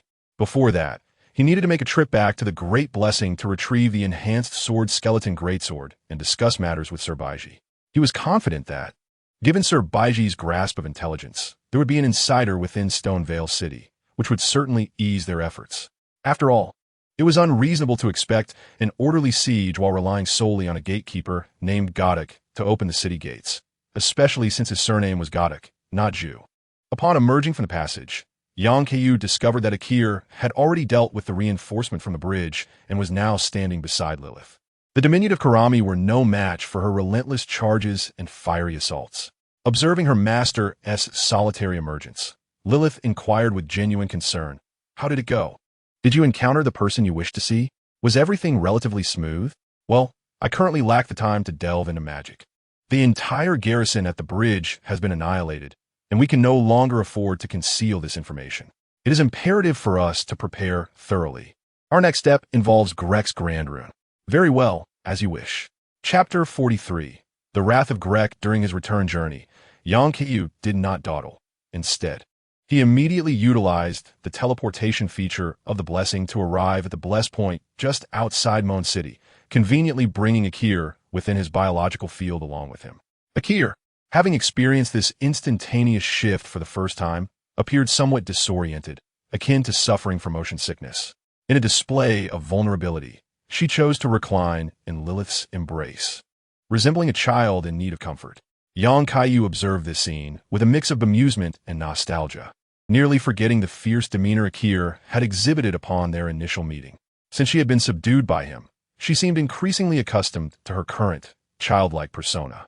Moreover, whenever he was present, she consistently sought refuge beside her witch, leading him to suspect that she might be leveraging her draconic stature for human advantage. However, he was disinclined to shatter her little ruse, as having a dragon to protect his witch alleviated any concerns regarding safety. At last, Kaiyu returned to his loyal Moan City, greeted by the sight of Elena. In the days since she had regained her sight, she had become entirely self-sufficient and was assisting her father in managing affairs. She paid little attention to the girl resting in Lilith's arms, assuming she was merely a casualty rescued along the way. With enthusiasm, she began to recount the developments of the past few days. As anticipated, during his brief absence, several strangers had attempted to re-assassinate Elena. However, Edger, having been forewarned, captured them with ease. Regrettably, the assailants displayed unwavering loyalty, opting for suicide upon realizing their fate was sealed, thus eliminating any opportunity for interrogation. After neutralizing these threats and conducting thorough inspections of the survivors, the city was finally cleared of all potential dangers. Under his deliberate promotion, the citizens returning to Moan from the outskirts overwhelmingly supported the endeavor to overthrow Grek and install a new ruler. The despair wrought by the hybrid rebellion had been deeply etched into their memories. What purpose did a king who accomplished nothing serve in their midst? Subsequently, under the direct leadership of Elsa, they obliterated the village of Frenzied Fire on the hillside, which had already been significantly diminished in terms of its adherents during the previous purge. It appears that they have overlooked the White King, having only discovered some peculiar openings on the ground. Ultimately, they were left bewildered as to why their counterpart had left behind certain traces before departing. Notably, in recent days, Elsa, while training with Huey and others outside the city, rescued a group of unfortunate fated ones. They had arrived aboard a dilapidated vessel, having traversed the misty portal, only to meet tragedy as they collided with a reef in their excitement just before reaching the border, capsizing the boat and inadvertently provoking a colossal jellyfish that nearly obliterated them. Considering that the number of combatants within the city was somewhat lacking, Elsa employed her ice magic to freeze the surface of the sea, thereby saving this unfortunate group. A total of 12 survived, half of whom readily expressed their willingness to join the forces of Moan City. The other half, though initially hesitant, were swayed by the sight of robust men brandishing their weapons and smiling while extolling the formidable strength and generous conditions offered by their employer, leading them to change their minds. Thus, through a haphazard assembly, Over 200 combatants were recruited from the now thriving population of Mon City, with the assistance of Kaiyu to upgrade their capabilities. Defeating the nearly lifeless guard stationed at the frontiers would pose no challenge. Simultaneously, as Kaiyu arrived in Mon City, Grek of Eastonville received disheartening news that the convoy he had dispatched to Mon City had been annihilated en route, allegedly at the hands of the dragons residing in Lake Akir. This revelation filled him with fury, causing his entire body to tremble. The nobleman beside him quickened his pace upon hearing the sovereign's wrathful voice. In a blood-stained chamber, a group of fated ones, confined within cages, were mercilessly dragged out to have their limbs severed, repurposed as new materials for prosthetics. A servant lurking in the shadows turned away, unwilling to witness the gruesome scene. After discreetly passing a note to a companion, a fresh piece of intelligence silently made its way from Eastonville to the hands of Sir Baiji. Gradually regaining his composure, Grek began to analyze what appeared to be an unfortunate accident. Despite having succumbed to madness, the experiences he had endured in the royal city and the terror he felt in the presence of the Valkyrie were indelibly etched into the recesses of his mind, rendering him acutely vigilant towards any potential threats to his safety. How long had it been since Mon City last communicated? The Lord's letter had assured him that the rebellion had been quelled, yet thereafter, silence reigned. The timing of his convoy's attack by dragons seemed too coincidental to be mere chance. Moreover, even the guard station on the bridge had been consumed by flames, with some being pursued and burned alive in their attempts to flee. Such outcomes could only result from a deliberate intent to eradicate all. Yet he found it difficult to believe such an absurd hypothesis. As he pondered how to confront this unexpected turn of events, a faint sound of footsteps approached from outside the door, instilling a profound sense of dread that resonated from the depths of his soul. He understood that it was a harbinger of ill omen drawing near. Cloaked and obscuring its face, the ominous figure approached Grek, its blasphemous visage evoking a feeling of revulsion. However, being a direct descendant of the illustrious Golden Godwin, Grek's rightful status remained unassailable, even in such a ghastly form. Otherwise, he would not have been granted the pivotal position of Grand Loon. Thus, even while holding his nose, he had to send a doppelganger to safeguard him. What calamity had befallen? Were the fated ones once again stirring up trouble? My convoy dispatched to Morn City was ambushed and annihilated. The report indicated that the dragon of Lake Akiel had incinerated the entire caravan and the guards on the bridge with its fiery breath. I, the Golden Monarch, refused to believe that such a beast would act of its own accord. Someone must be orchestrating these events from behind the scenes. The convoy bound for Morn City? My night riders were preoccupied with other matters and had not been patrolling the Weeping Peninsula. Indeed, an unforeseen incident has transpired. Grek, heed my words. Do not entertain any notions of luck. Immediately regroup your forces to prepare for the impending assault. I shall dispatch the Tree Guardians and the Night Riders to assist you. Moreover, I hope you have not forgotten the lesson of Gafaya. Mere prosthetics will not grant you true strength. As Grek watched the ominous figure recede into the distance, he released a sigh of relief. Having once been a sort of noble hostage during the first Rodel defense, he had witnessed the guards falter and retreat helplessly before the demigod coalition, and he had personally seen the emergence of the Blessed King, following the bloodshed and the unraveling of the coalition's schemes under the command of the Blessed King. A formidable force had surged forward, laying siege to the gates of the lacquered volcano estate, igniting a fierce battle of offense and defense. After the victory in the first Rodel defense, he had taken up the position vacated by the captured Gafaya, being bestowed lands from the royal city to Stonevale. Though the Blessed King expressed disappointment in his capabilities and resolve, he had still sent a Tree Guardian and its affiliated Night Riders to ensure his safety. He even personally crafted a doppelganger of the ominous figure to guard the crucial entry point outside the city. While he typically refrained from interfering with Grek's actions, he frequently scrutinized Grek's prosthetic endeavors. Such patronizing behavior, akin to that of protecting an infant, offended Grek's already sensitive nature. Had it not been for the figure's true identity, he would have long since imprisoned the ominous creature, much like the Knight of the Forge, within a sealed dungeon. Subsequently, he commanded another loyal Knight of the Forge to tighten defenses in anticipation of an attack before returning to his studies on the art of prosthetics. This time, his focus was on the corpse of the dragon before him. Once he devised an appropriate ritual for his prosthetic work, He believed that the dragon's power would significantly enhance his own strength, allowing him to one day return in glory to his homeland beneath the golden tree. Chapter 44. The will of the Storm King. The response of Eastonville did not concern Kaiyu. He had never engaged in pretense, favoring a direct and forceful approach. As the vitality of Moon City returned during the night, the once somber atmosphere began to lift. Kaiyu and his companions gathered around a bonfire atop the city walls, relishing the tranquility of the borderland night, engaging in light-hearted banter. Not long ago, he had completed a collective blessing upgrade for the expedition team. Some residents had retired early, while others congregated in small groups at the city center, discussing the impending war. Though fear and anxiety lingered among them, not a single soul harbored thoughts of retreat. It could be said that had Grek taken even the slightest action, he would not have rendered his subjects so weary of his rule that they felt compelled to rebel after enduring this insurrection. Kaiyu and Edger deliberated on various details concerning the siege.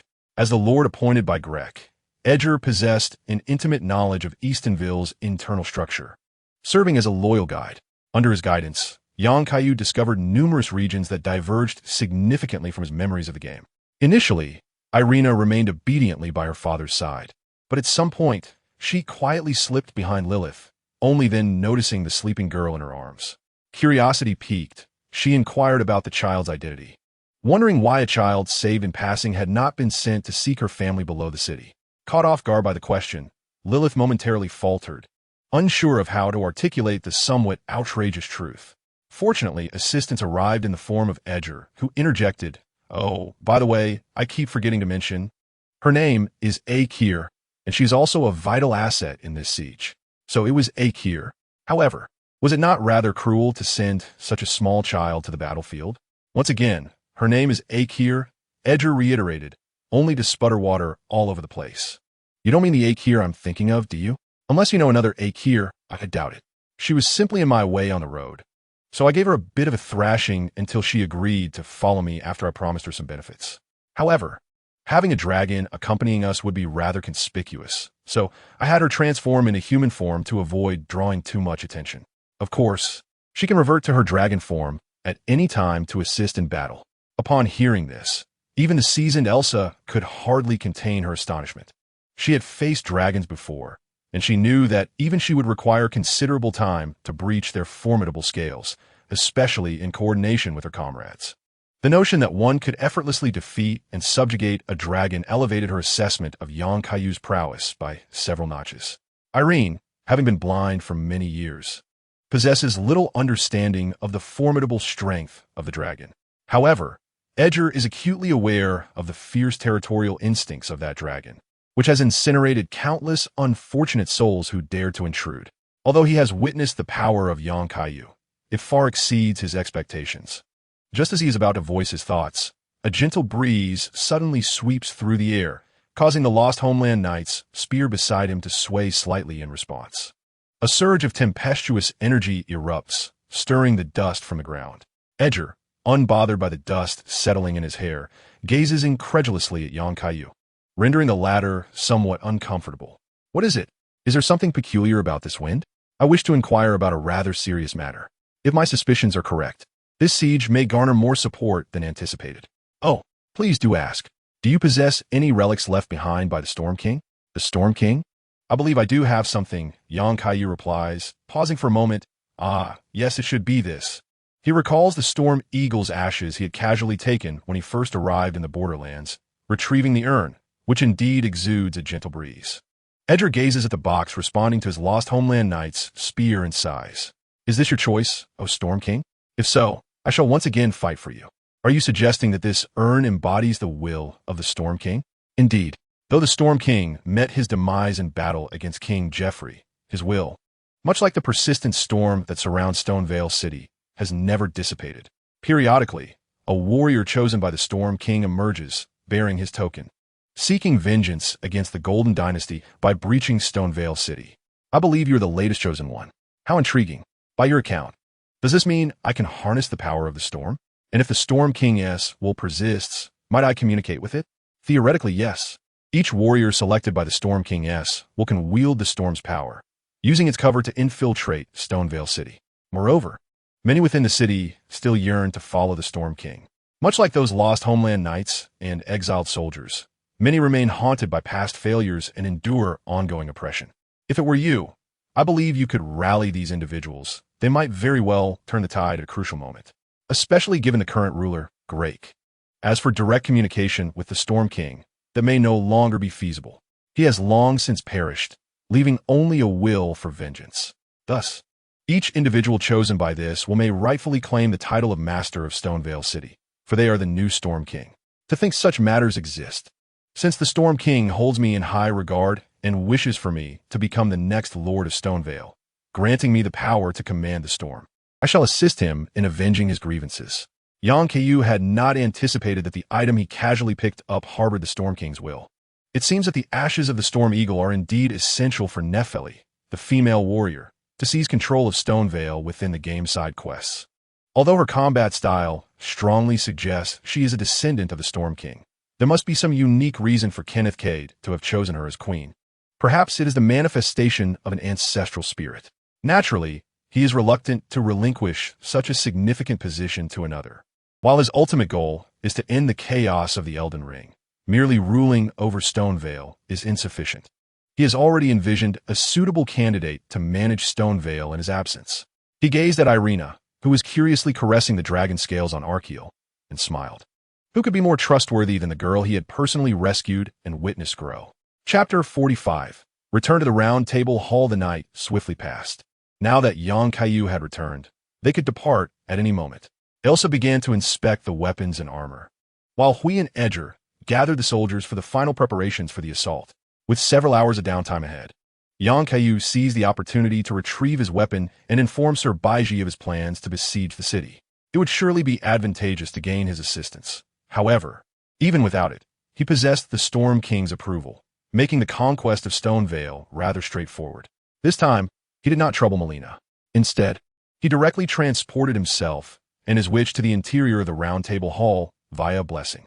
Given the urgency of the moment, he bypassed the bustling hall, having already secured his status as a formal member, thus qualifying for direct access to the core area on the second floor. This was Lilith's first visit to such a venue, and she was already aware that it was a gathering place for the Tarnished heroes. Observing the diverse yet formidable array of Tarnished individuals around her, she initially felt somewhat apprehensive. However, recalling that her master was about to acquire the first great rune, she steeled herself to maintain composure and feign nonchalance. Kaiyu led Lilith towards Shugu's chamber. As they passed by FIA's room, it remained shut, and she was engaged in some peculiar pursuits within. Swiftly moving past, he pushed open the large door ahead, and a wave of warmth rushed out. Shugu was as he always was, vigorously hammering away at the weapon in his hands. Upon noticing their entrance, he showed little reaction, simply wiping the sweat from his brow and setting down his hammer. "Oh, you're still alive." However, the tasks at hand remain unchanged. The weapons you sent last time have been reinforced and now rest upon the shelf nearby. If there are no further matters to discuss, please take them and depart swiftly, for I have work to attend to.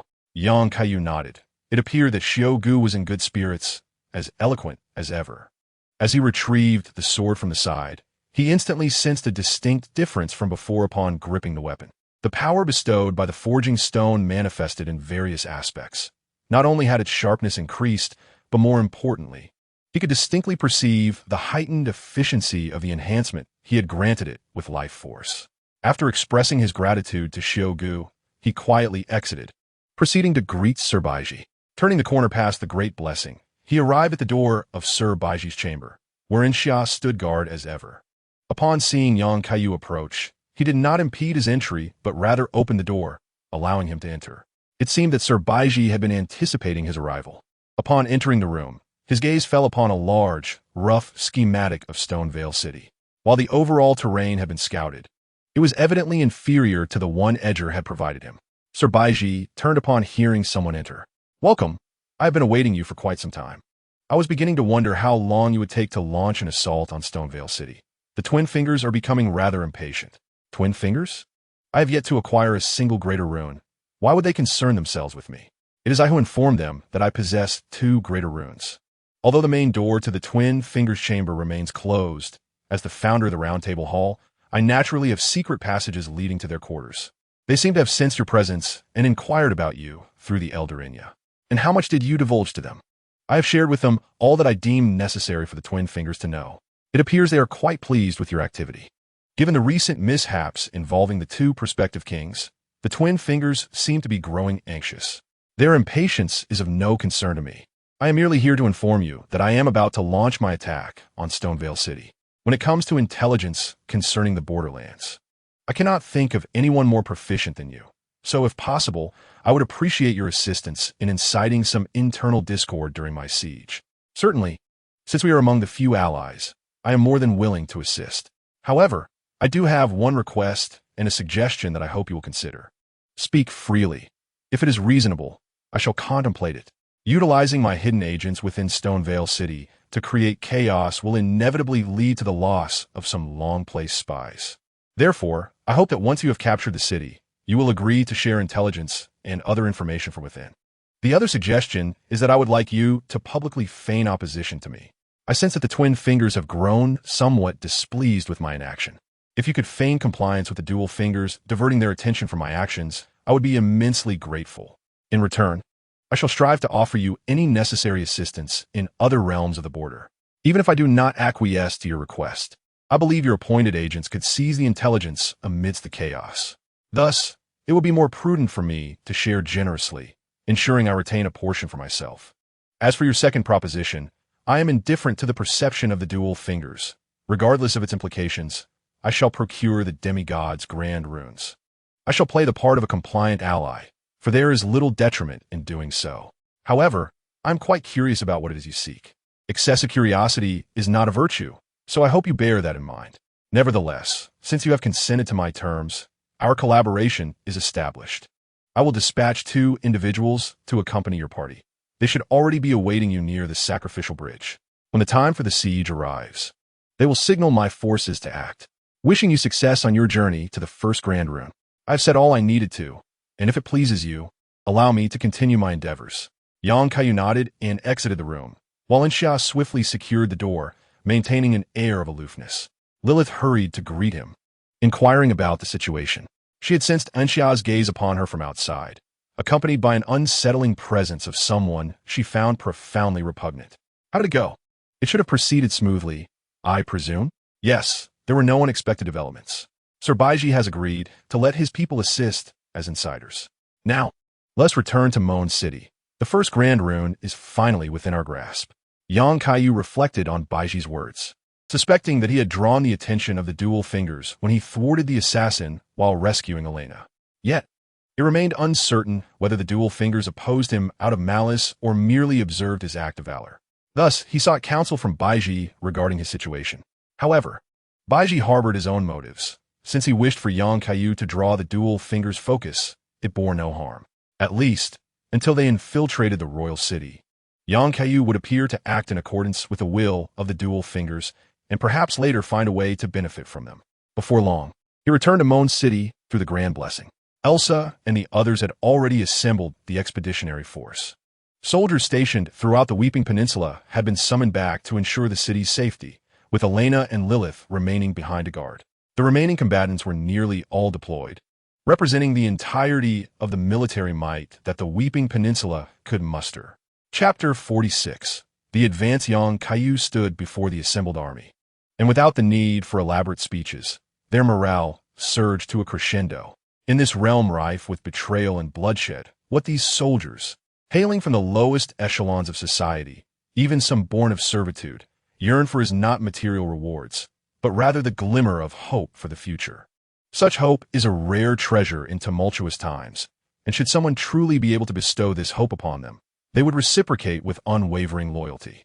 Even when aware that their small contingent faces the daunting task of assaulting a city guarded by thousands of defenders and demigods, these soldiers march forward without hesitation, willing to become mere cannon fodder. Kaiyu observed the resolute yet fervent expressions on their faces and could only marvel at the tenacity of these borderland inhabitants, who would rather face execution than abandon their lord. Perhaps, in the eyes of these soldiers, their actions bore little distinction from the warriors who once followed Gedwan to their demise. Thus, he resolved to safeguard the lives of these loyal soldiers. for they would be the most steadfast supporters in his future governance of Easton Vale. At the sound of command, the troops commenced their march, utilizing the daylight hours to reach the site of the sacrifice bridge. Sir Baiji's 2 aides had long awaited their arrival atop the bridge. The mage, Roger, idly gripped his staff while engaging in conversation with the female warrior, Nephili. I wonder what kind of fade he has procured for us. I hope this mission proves not too troublesome. Intelligence suggests there are peculiar items beneath Easton Vale, and I intend to investigate personally. What about you? My adoptive father did not specify my exact duties, only instructing me to assist the Fade in battle. Therefore, I plan to accompany him and carve a path straight to Grek to ascertain the true strength of that rumored monstrosity capable of reattachment. Haha, truly in line with your character. Yet, I am surprised that Gideon is willing to deploy all his insiders to aid this Fade. It seems his power may surpass my expectations.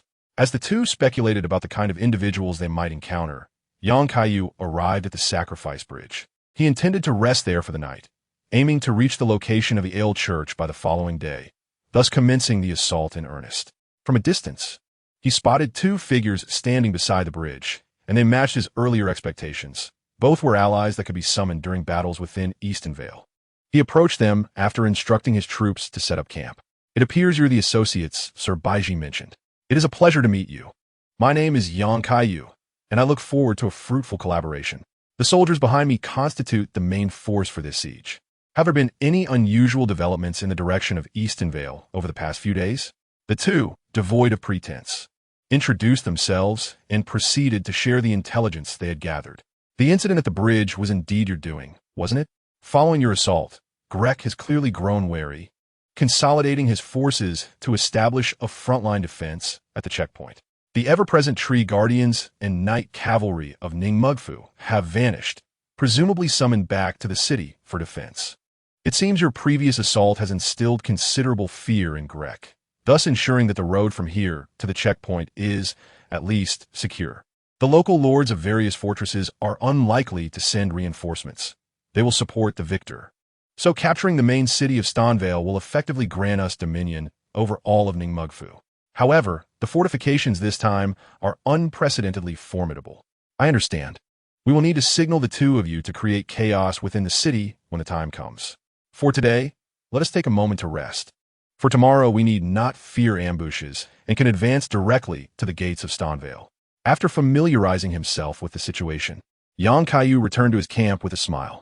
He had anticipated some movement from Grek, yet he was surprised by the cowardice displayed, consolidating all combat strength within the city, which spared him considerable effort. No need to clear out each location when he could capture them all at once. Elsa, clad in the armor of a lost homeland knight, patrolled outside, her long hair billowing in the wind as she had not found a suitable helmet. She would find it difficult to sleep tonight, as she seemed poised for battle. He called Elsa over and found a suitable spot to share the intelligence he had gathered.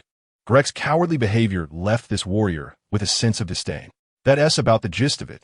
The insider within the city will devise a way to incite turmoil, providing us with the perfect opportunity to strike. The direct obstacles will be handled by me and Akil, while my target remains Grek.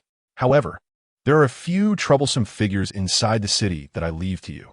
No problem, though I am surprised that 2 Forge Knights are reduced to guarding such a coward. They once charged into battle alongside Jeffrey, and now they have fallen to such a lowly position. Do not underestimate them. Those Forge Knights can still be formidable. Are you confident in your victory? While they may pose a challenge, I will prevail. I have faced Forge Knights before. Previously, I was in poor condition while being pursued. This time, with your empowering presence, I am certain I can overcome them. That is reassuring. Please take good care of those soldiers. If possible, I wish for them to return alive.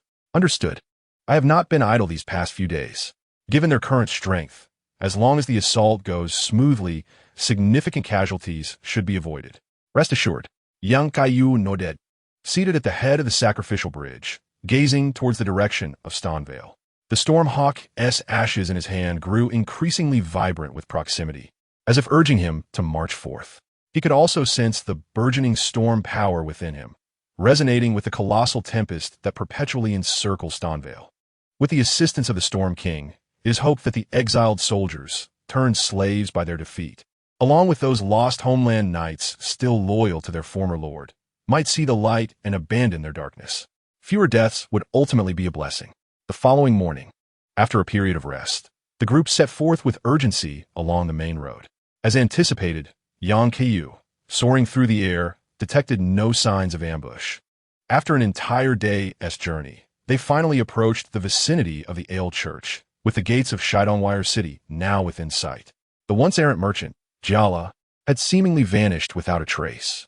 However, a formidable assembly of soldiers stood vigil at the city gate, the Greek soldiers patrolling with torches in hand, while several Greek knights wielded whips to drive the exiled soldiers engaged in constructing fortifications.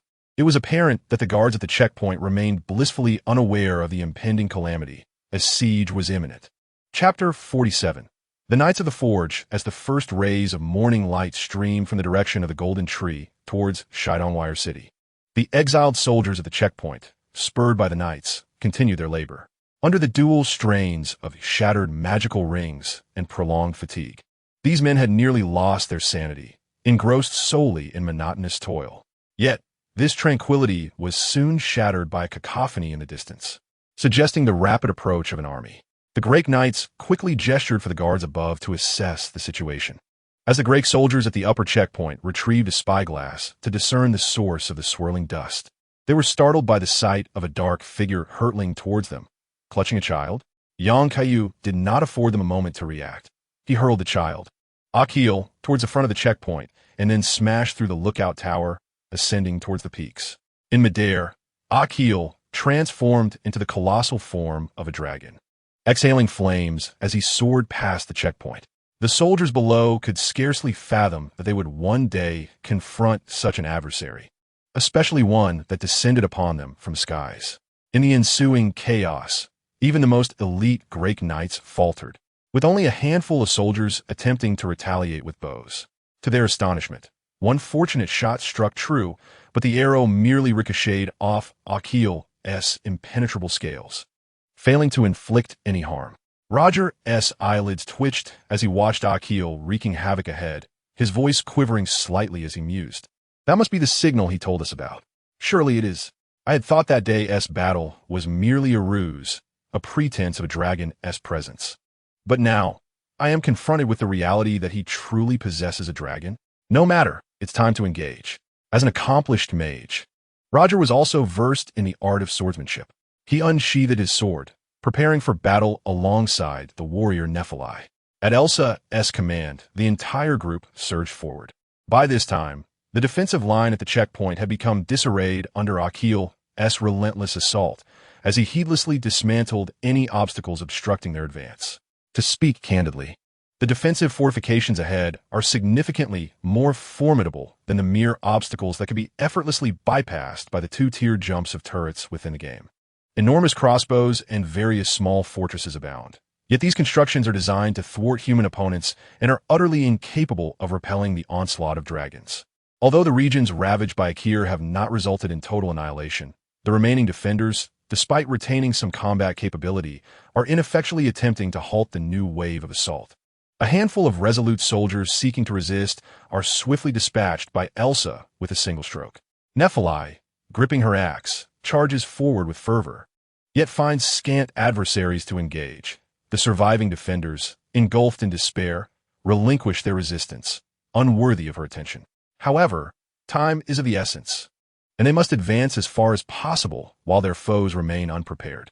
Upon breaching the stronghold, many beleaguered, exiled soldiers, already worn down, abandon their fight and kneel in supplication, only to receive the stark reply, "We lack the luxury of capturing you. If you refuse to fight, find a rope and bind yourselves. Those willing to rise against this tyrant, rally alongside us." True loyalty to Grek, this airborne lord, is scarce. His reputation in Nimgruff is even eclipsed by that of his predecessor, Gafia.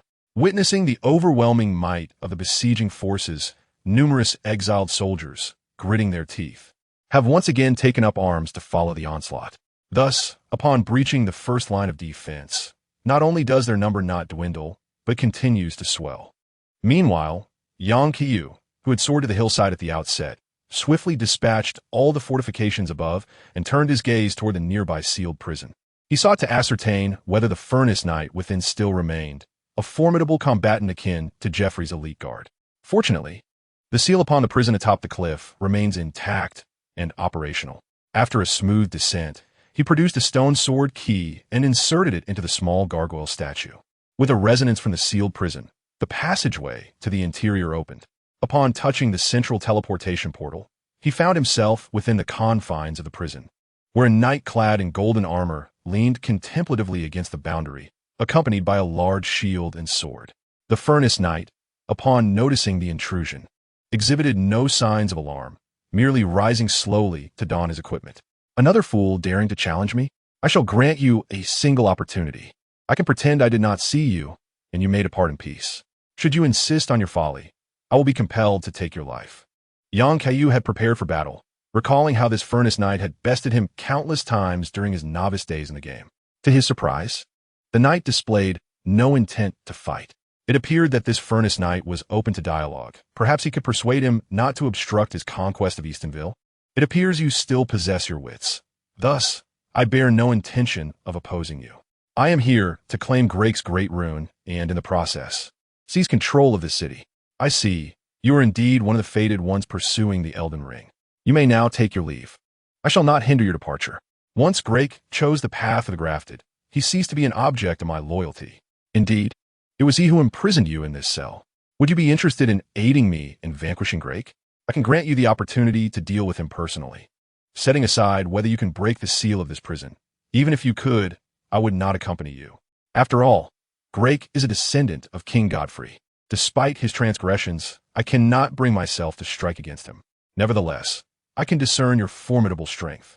Should you manage to defeat him and claim his great rune, granting him a release from his suffering, I would be willing to acknowledge your rightful place as King of Stormvale.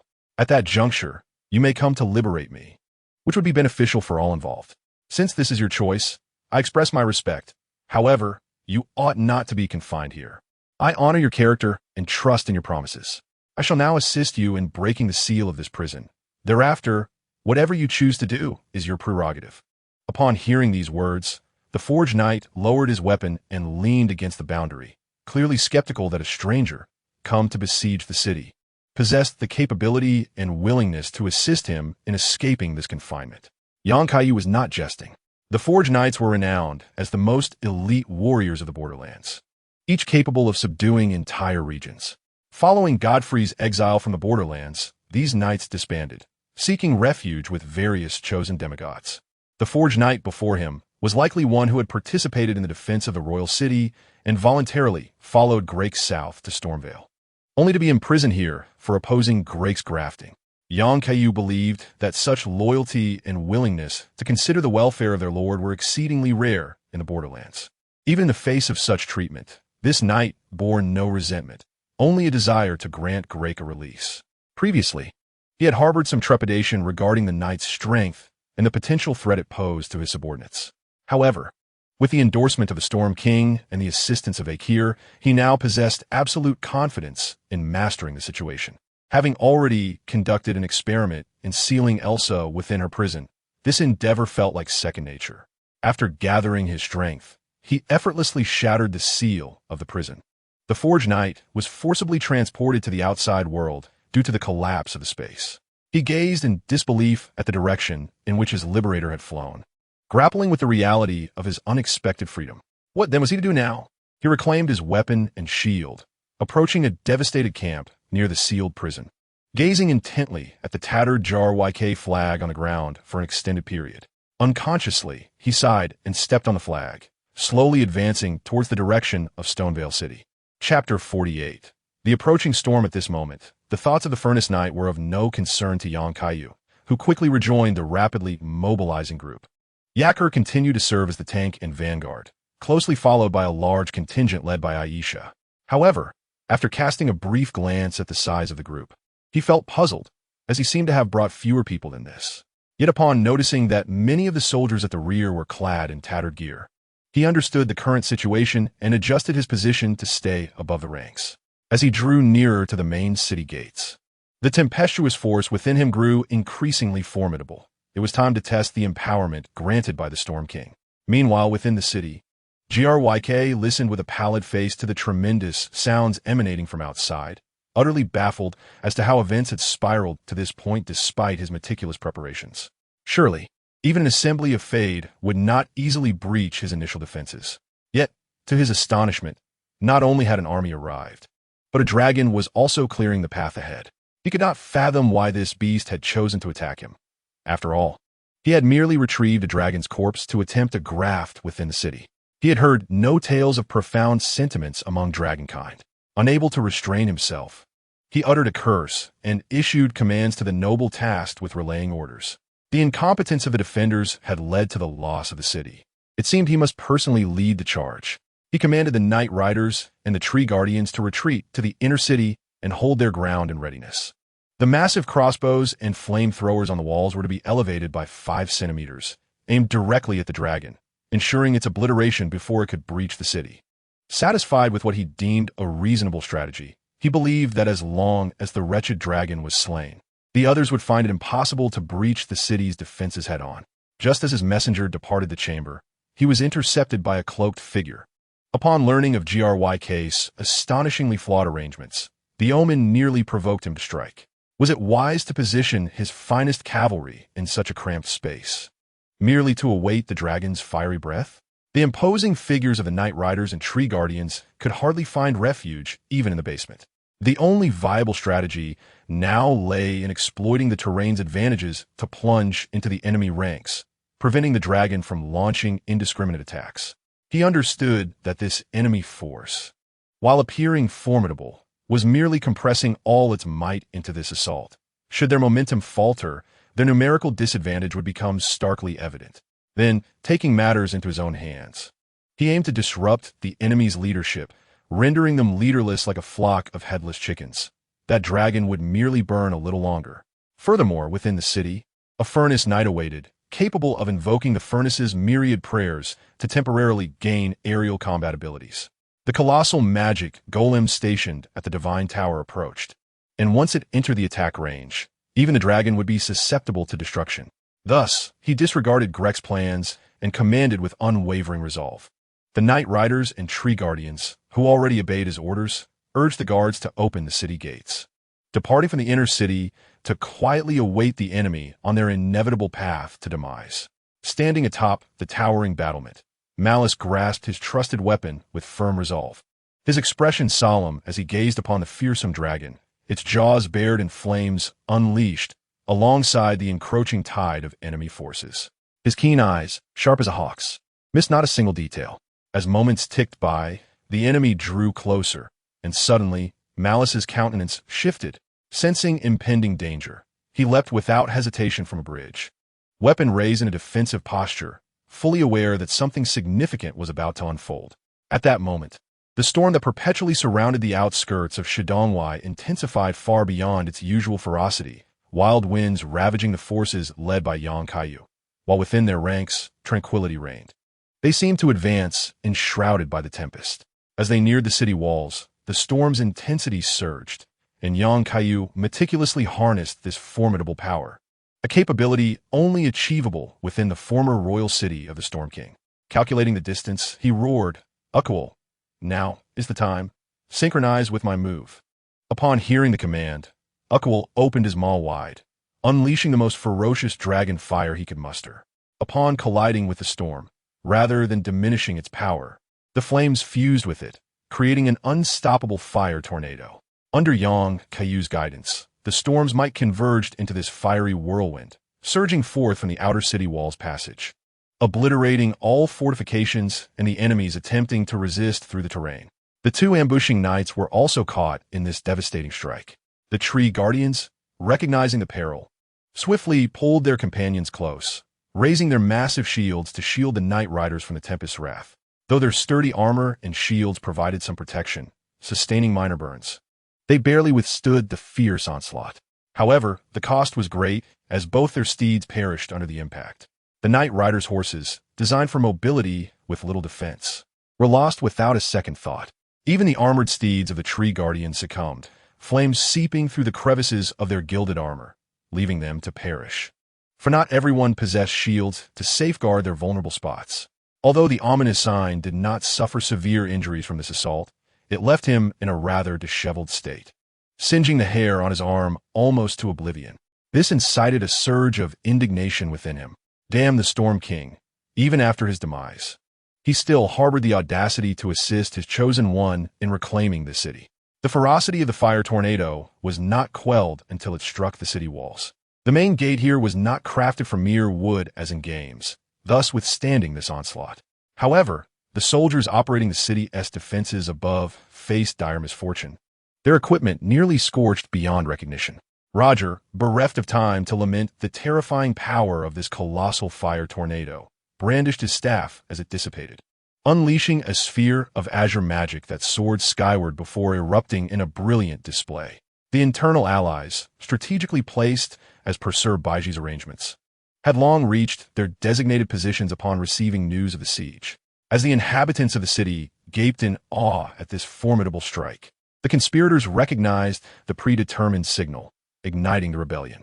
Swiftly, they drew their swords to eliminate the preordained threats around them and seize control of the unguarded city, manipulating the mechanisms to open the gates.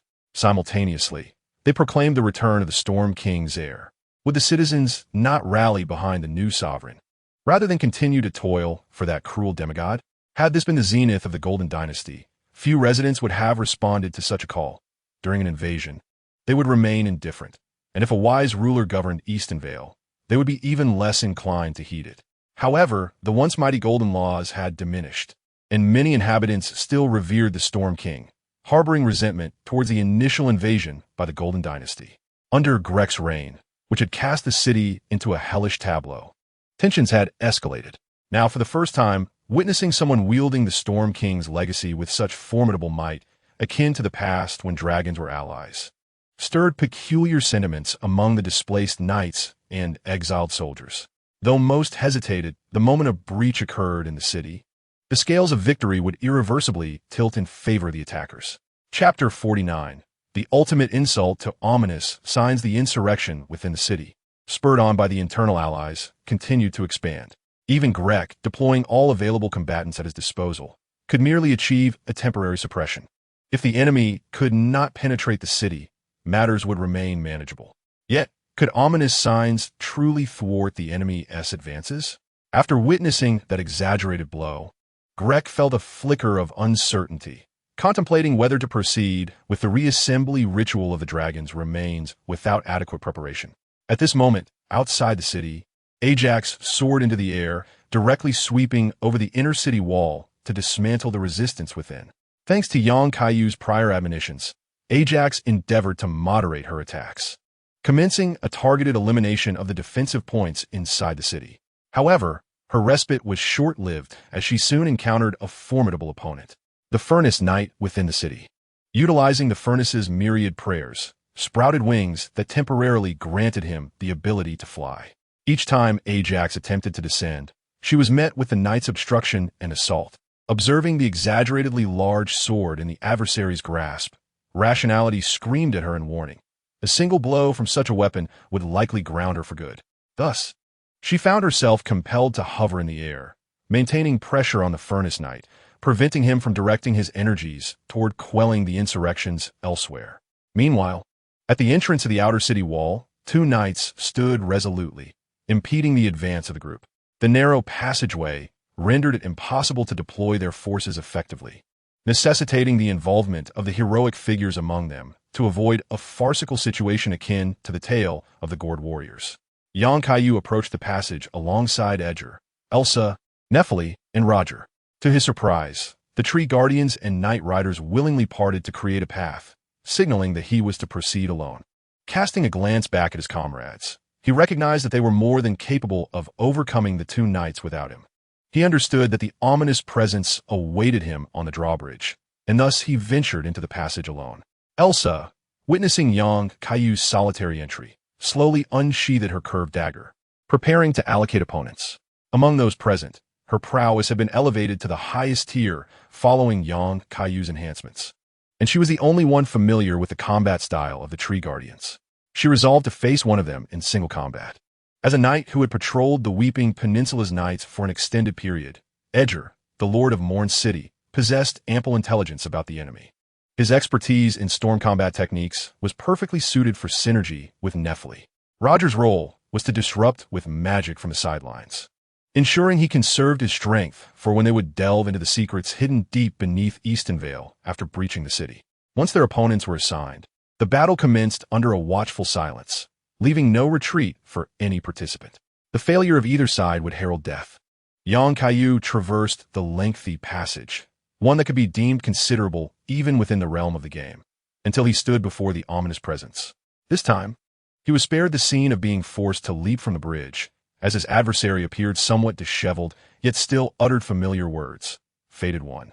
Manipulated by the flames of ignorant ambition, do you dare to seek the Elden Ring? Then, along with that fire, you shall be extinguished. Let the ominous spectre, Malquit, execute his will immediately. I am not the sole bearer of ambition's flame. However, I am acutely aware of my own capabilities, which are sufficient to support my aspirations. Thus, I shall pursue the Elden Ring to transform this fractured realm. Today, I shall undoubtedly seize the great rune of Grake, and even you cannot thwart my endeavor. Upon hearing the revelation of his true identity, the malevolent spectre was engulfed by a tempest of shock and fury. Gripping his cursed sword, he gritted his teeth and declared, "Though I am uncertain how you came by this information, once you meet your demise, I shall thoroughly eradicate all those who have ever associated with you. I cannot endure such humiliation. Oh, is your true identity a source of shame for you? Allow me to unveil a grand treasure," retorted Yang Kaiyu, producing the shattered remnants of shackles that once imprisoned Montgot. The remnants still shimmered with the magic that once confined Montgot, a potent artifact even effective against the specter's essence. Upon witnessing the very fragments that had tormented him for countless days, Malquit was consumed by rage and launched an attack. However, before he could near the shackles, a radiant light enveloped his form. The formidable binding force ensnared every part of his being, and despite his desperate struggle, he was ultimately pinned to the ground, unable to move. "Do not struggle. I assure you, this will conclude swiftly," Yang Kaiyu remarked, disinterested in prolonging the confrontation with this fragment. He stepped upon Malquit's arm, wrested away the weapon, and cast it into the abyss. As Malquit regained his composure and broke free from the bindings, his immense yet agile physique rolled away to create distance. Observing the spectre, now incapacitated in one arm, Yang Kaiyu shook his head. Did he still entertain thoughts of guarding the gates in such a state? The binding spell was cast anew, this time draining the shackles of their magical essence. Yet he allowed Malquit no second chance at liberation. Rendered powerless after the severing of his limbs, Malquit could only lie on the ground, futilely struggling. Even the fragments of the shackles exerted a terrifying suppression upon such a manifestation, provoking memories of his own days imprisoned in the sewers, an ultimate affront to his dignity. It seemed he could not retain Grake's great rune. However, the item that subdued him must be dealt with. As he contemplated how to counter the shackles, he was taken aback when his adversary simply pried them apart and cast them over the cliff. The bindings dissipated, yet this fragment had long since been rendered immobile, lying helplessly on the ground. "Why would you do such a thing? Do you pity me?" Malquit inquired. "I merely wish not to squander excessive time on your fragment. Since the matter is settled, this item holds no further value for me.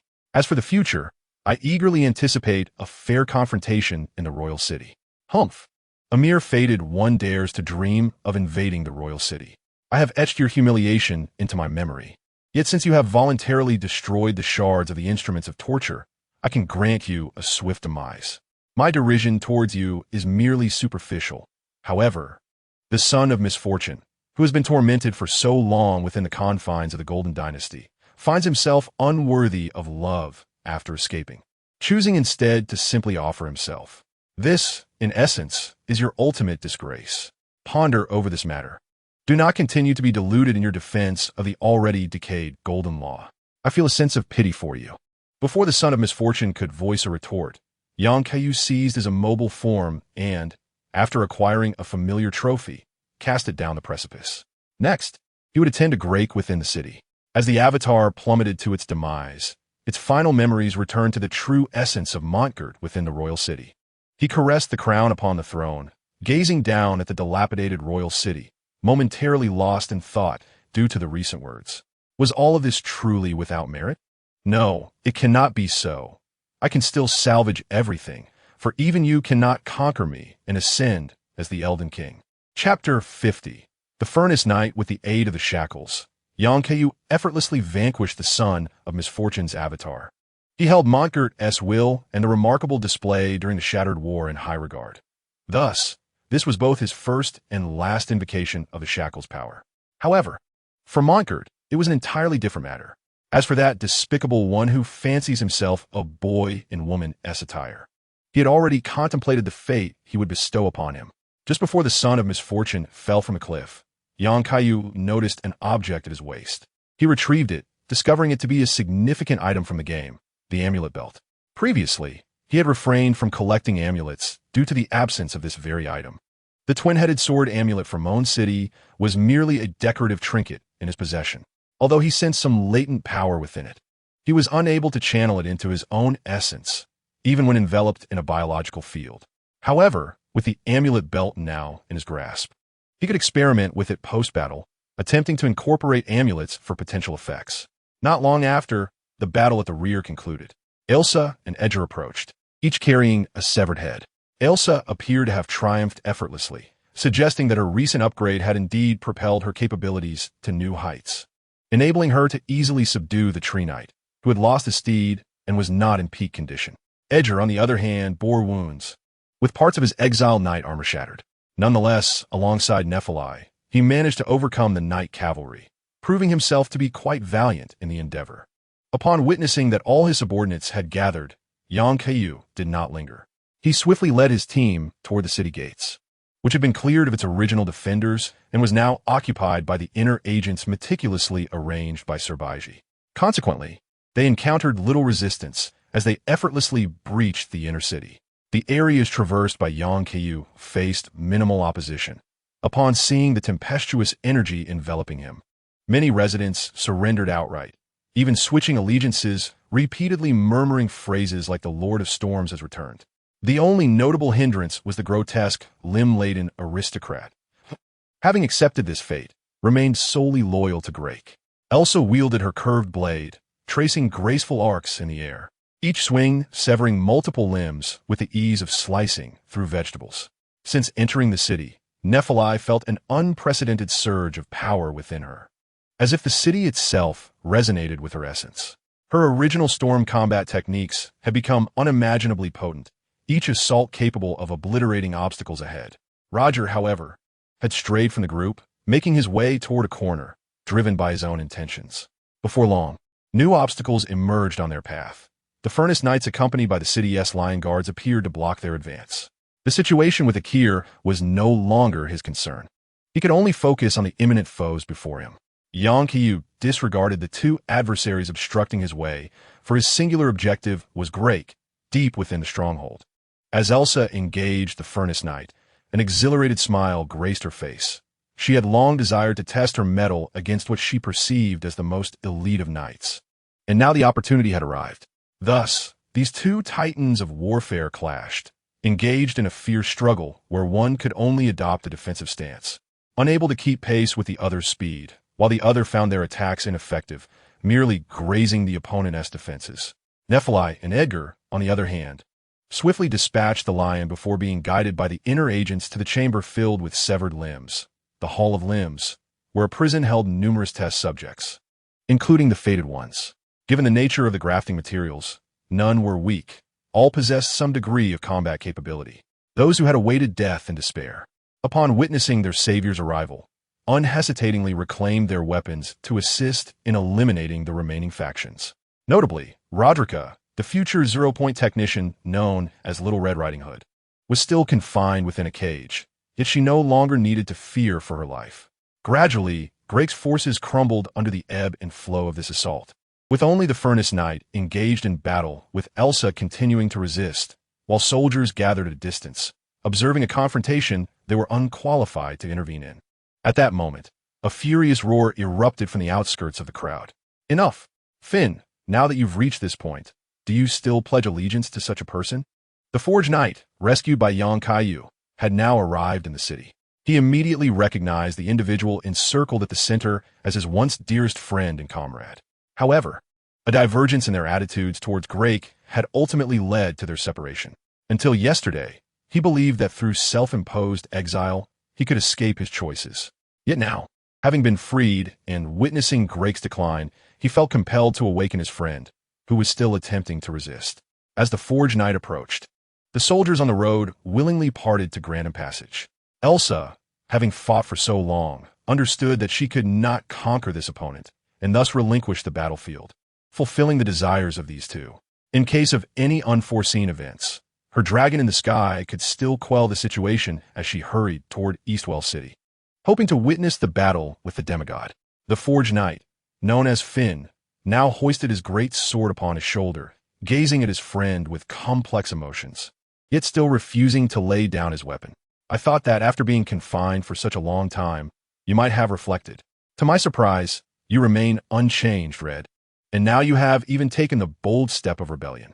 Have you truly forgotten your oath of eternal loyalty to King Geoffrey? I have never forgotten the oath I once made. However, we swore allegiance to the king who led us triumphantly on the battlefield. I can pledge my loyalty to the Golden Gedwin, who vanquished the ancient dragons to protect the royal city, and I would gladly serve the blessed king who turns the tide. But I will not serve a coward who commits such heinous acts for the sake of power. As for Grake, out of respect for his ancestors, I am willing to protect him on his journey from the royal city to Eastwell, and I will guide him to prevent him from straying onto the wrong path. However, since he has exiled me, I shall not hesitate to choose a new king worthy of the title. Is it your chosen new king? He must first defeat Grake to be deemed worthy of becoming the new master of Eastwell City, and you must overcome me to live and serve your new king. Red declared, ceasing further chatter. He lifted his great sword and struck forcefully toward Finn, hoping to rouse him through combat. He knew that the one who rescued him would undoubtedly triumph over Grake, and he would offer the first victory for the future king. Meanwhile, young Kaiyu reached the depths of Eastwell City, with Grake standing before him, his target in sight. The sky above darkened rapidly, a new storm brewing to encircle the battlefield, heralding the birth of a new king. Chapter 51. Witness the moment. At this moment, Grake was not in a favorable state. After the city gates were breached, he realized that his power was waning. Nevertheless, he was unwilling to surrender without a fight. After deploying all his combat forces to buy himself time, he dragged his massive, cumbersome body to the chamber where the dragon's corpse was stored, yearning to forcefully undertake the reattachment ritual. As Yang Kaiyu severed the head of the dragon, Grake felt a chill run down his spine upon turning to face him. The current situation evoked memories of the terror he once experienced under the dominion of the Valkyrie. Yet, he stifled his fear, feigning composure, his limbs thrashing wildly in an attempt to project an air of superiority. A mere fated one, yet your audacity is remarkable. Do you truly believe that with the deceased Storm King at your disposal, you can vanquish me? I am a golden monarch. Kneel before me, young Kaiyu, guzzing at Grake, who was grotesquely adorned with numerous limbs, felt a pang of discomfort akin to a phobia of clusters. The corpulent form was even more exaggerated than in the game, with Grake's back bristling with limbs of varying lengths, each wielding an array of weapons, from long swords to bows and even staffs. However, these were not mere decorative appendages. Akin to the game where severing the dragon's limb grants fire-breathing capabilities, Grake's ritual of limb acquisition genuinely allowed him to absorb the abilities of others as his own. Nevertheless, the practical distinction was minimal, for the most formidable materials accessible to Grake for limb acquisition were merely dragon parts. Thus, young Kaiyu felt no desire to evade, allowing the ineffectual arrows and spells to strike him, inflicting no damage whatsoever. As he pressed forward, undeterred by the flamboyant assaults, Grake grew increasingly frantic, howling in desperation. Cornered with no retreat, Grake summoned his courage, propelling his massive form into the air with the aid of his lower limbs, and swung his colossal golden axe with all his might towards his adversary. Yet, young Kaiyu effortlessly evaded Grake's desperate strike, stepping upon the axe, rendering Grake momentarily immobile. In a panic, Grake activated all his weapons, unleashing a barrage of techniques from the battle ash that clung to his limbs, but a tempest arose, disrupting these attacks mid-flight. Young Kaiyu unleashed a searing beam, severing Grake's hand that clutched the axe, and a powerful punch sent Grake's corpulent body crashing against the distant city wall, barely coming to a halt. The impact drove Grake's weapons and limbs deep into his own body under immense pressure, causing him to spew blood. Aware that his end was near, Grake struggled to rise, summoning the last vestige of dignity befitting a scion of the golden lineage, and roared defiantly. I am a golden monarch. One day, I shall lead my loyal warriors back to our homeland, beneath the roots of the golden tree. You cannot kill me. Even if you defeat me today, I will amass sufficient power once more. At that time, you shall become the material for my limb acquisition. You rejoice too soon. Today, I will avenge those lives lost due to your incompetence and cowardice, seize your great rune, and one day deliver you to your destined demise. Young Kaiyu understood that without the power of the death rune sealed by the Black Sword, these demigods could only be defeated and have the great rune taken from them, but not completely vanquished. Even if their physical forms were obliterated, their souls would persist, for death had long been sealed away from conception through the power of the Elden Ring. In the game, Mungard had been reduced to a withered husk, yet managed to endure until the death rune was unsealed and Godfrey arrived, at which point he was utterly annihilated. Not to mention Godwyn, who could still proliferate infinitely even after his soul was extinguished. Nonetheless, there was still a chance to make Grake suffer a bit. His plan was to subdue him and confine him until the day of true execution arrived. Thus, he paid no heed to Grake's incessant chatter, reasoning that if he could not be killed, he would be struck relentlessly. When Elsa hurried to the scene, she was met with a spectacle that left her utterly astonished. The colossal demigod lay helplessly on the ground, lifted into the air only to descend. However, the fall was not so simple, as Yang Kaiyu unleashed a dazzling array of attacks from various angles. His powerful blows struck Grake's body like a mass of rotting flesh, slowly causing it to disintegrate. The final strike was a downward kick from above. For reasons unknown, Grake suddenly summoned the last of his strength and altered his trajectory, crashing through the city walls alongside the carcass of the flying dragon and plummeting into the unfathomable depths of Stonevale. Yang Kaiyu was somewhat taken aback by this unexpected turn of events. Had Grake, unable to bear the humiliation, chosen to abandon his corporeal form entirely? After waiting for over 10 seconds, a sound emanated from below, suggesting that Grake had indeed reached the bottom. However, unlike in the game, he did not automatically acquire Grake's great rune, nor did the runes from defeating an enemy flow into him. These anomalies left him unable to ascertain what had transpired below, prompting him to consider descending personally to investigate. Before doing so, he took a moment to listen to Elsa's report on the current situation.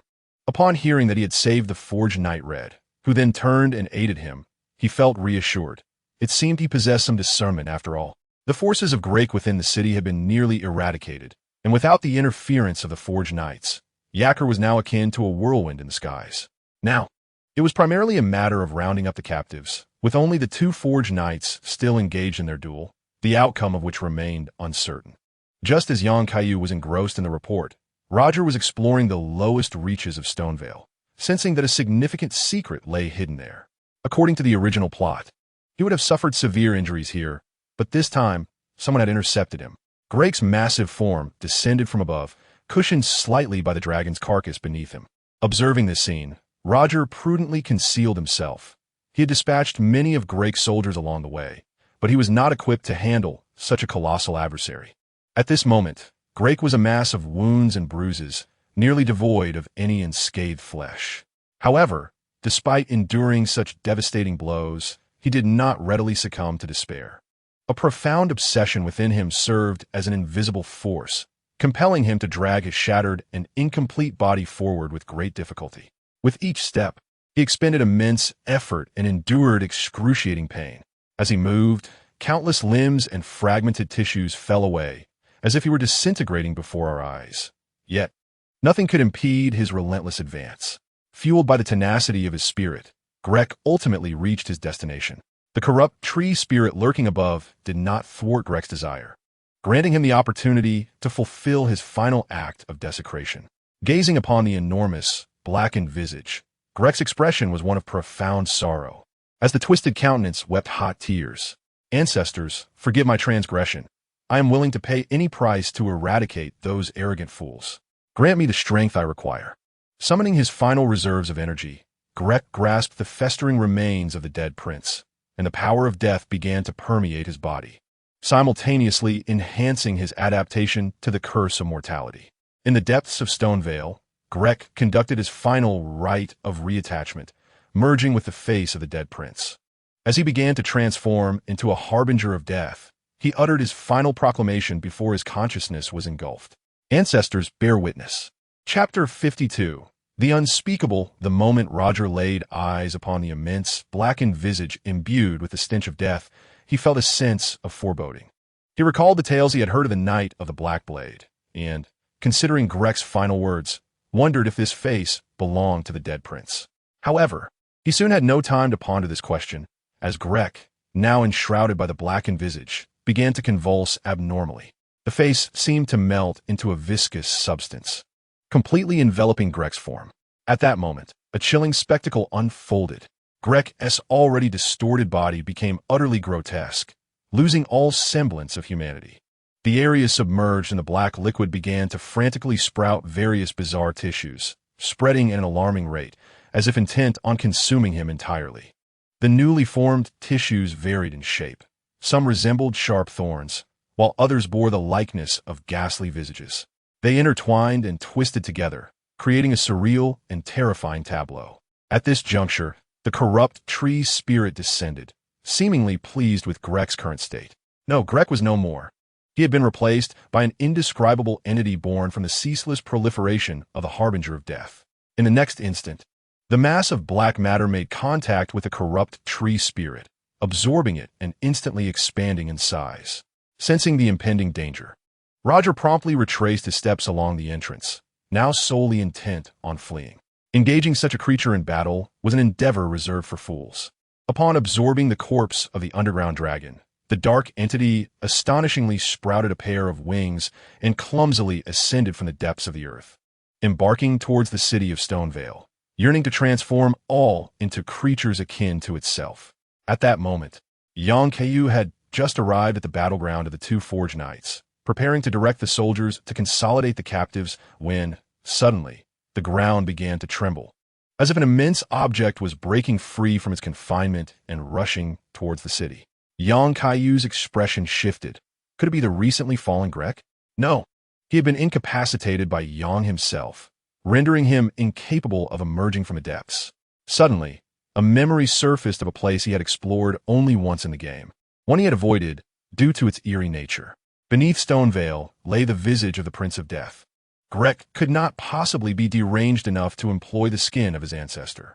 Yet this entity was known to propagate the deadborn, and once tainted by the essence of death, it too would gradually become a wandering deadborn like the Prince of Death. Under normal circumstances, this transformation would not occur swiftly, but in conjunction with the ritual of limb reattachment, the situation would be decidedly different. Elsa, evacuate everyone from Stonevale immediately. If that proves impossible, find a sturdy room to hide in. We are running out of time, he exclaimed. What is happening? I've never seen you so frantic. No sooner had he spoken than the dark entity burst forth from the cliff, soaring into the air, causing all present to gasp in horror. What was this grotesque being? Illuminated by the golden radiance of the golden tree, the sinister mass finally revealed its indescribably horrifying visage.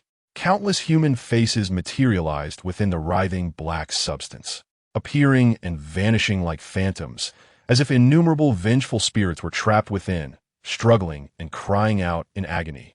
As a droplet fell from above and tainted the residents below, a chilling spectacle unfolded. The unfortunate individual was instantaneously assimilated into the same distorted, writhing liquid form, and under the influence of a mysterious force, ascended effortlessly, merging directly into the monstrous mass. Some droplets even splattered onto Yang Kaiyu's position, tainting Elsa's armor. Without hesitation, he employed a thermal ray to cleanse the black substance from her armor, though some residue remained, and a few droplets still lingered. This was something that could not be touched at all. Elsa promptly removed the upper portion of her armor. It was not long before the remaining black substance enveloped and corrupted it, exuding a deathly aura. Sensing that the armor was inanimate, the residual liquid returned to its origin. Witnessing such a monstrosity compelled the Forge Knights to cease their battle.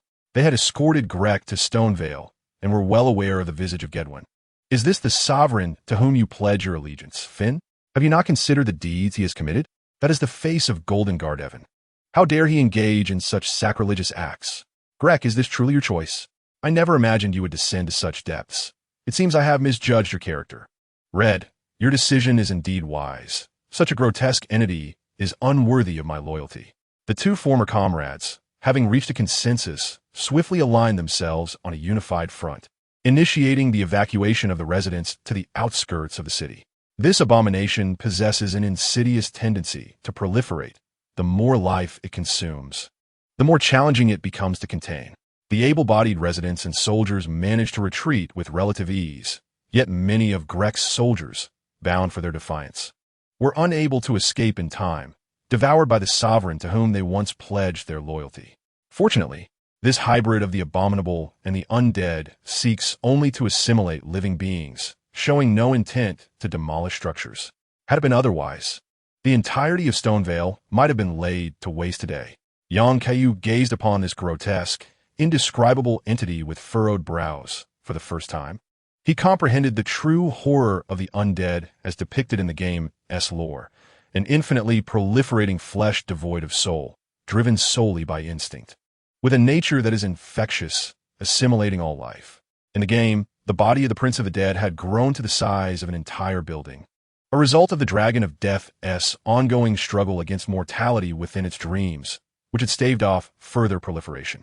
Now, Grek had sacrificed himself, forcibly acquiring the abilities and characteristics of the undead through the ritual of amalgamation, transforming into this abomination. The ritual, already possessing assimilative properties, combined with the traits of the undead, yielding this supercharged monstrosity.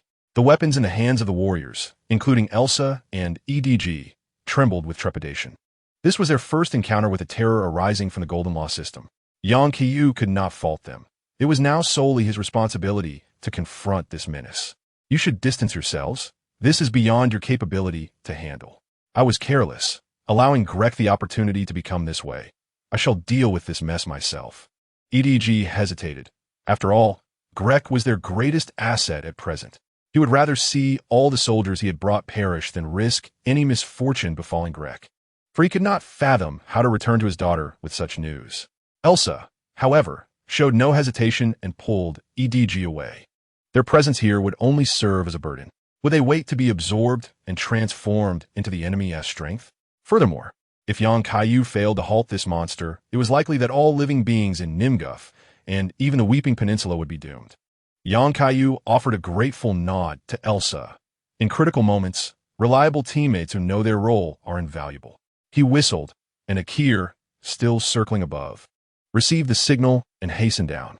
Yang Kaiyu mounted Akir, soaring into the sky. Now heed my commands. A single misstep, and we both shall meet our end. Do you understand?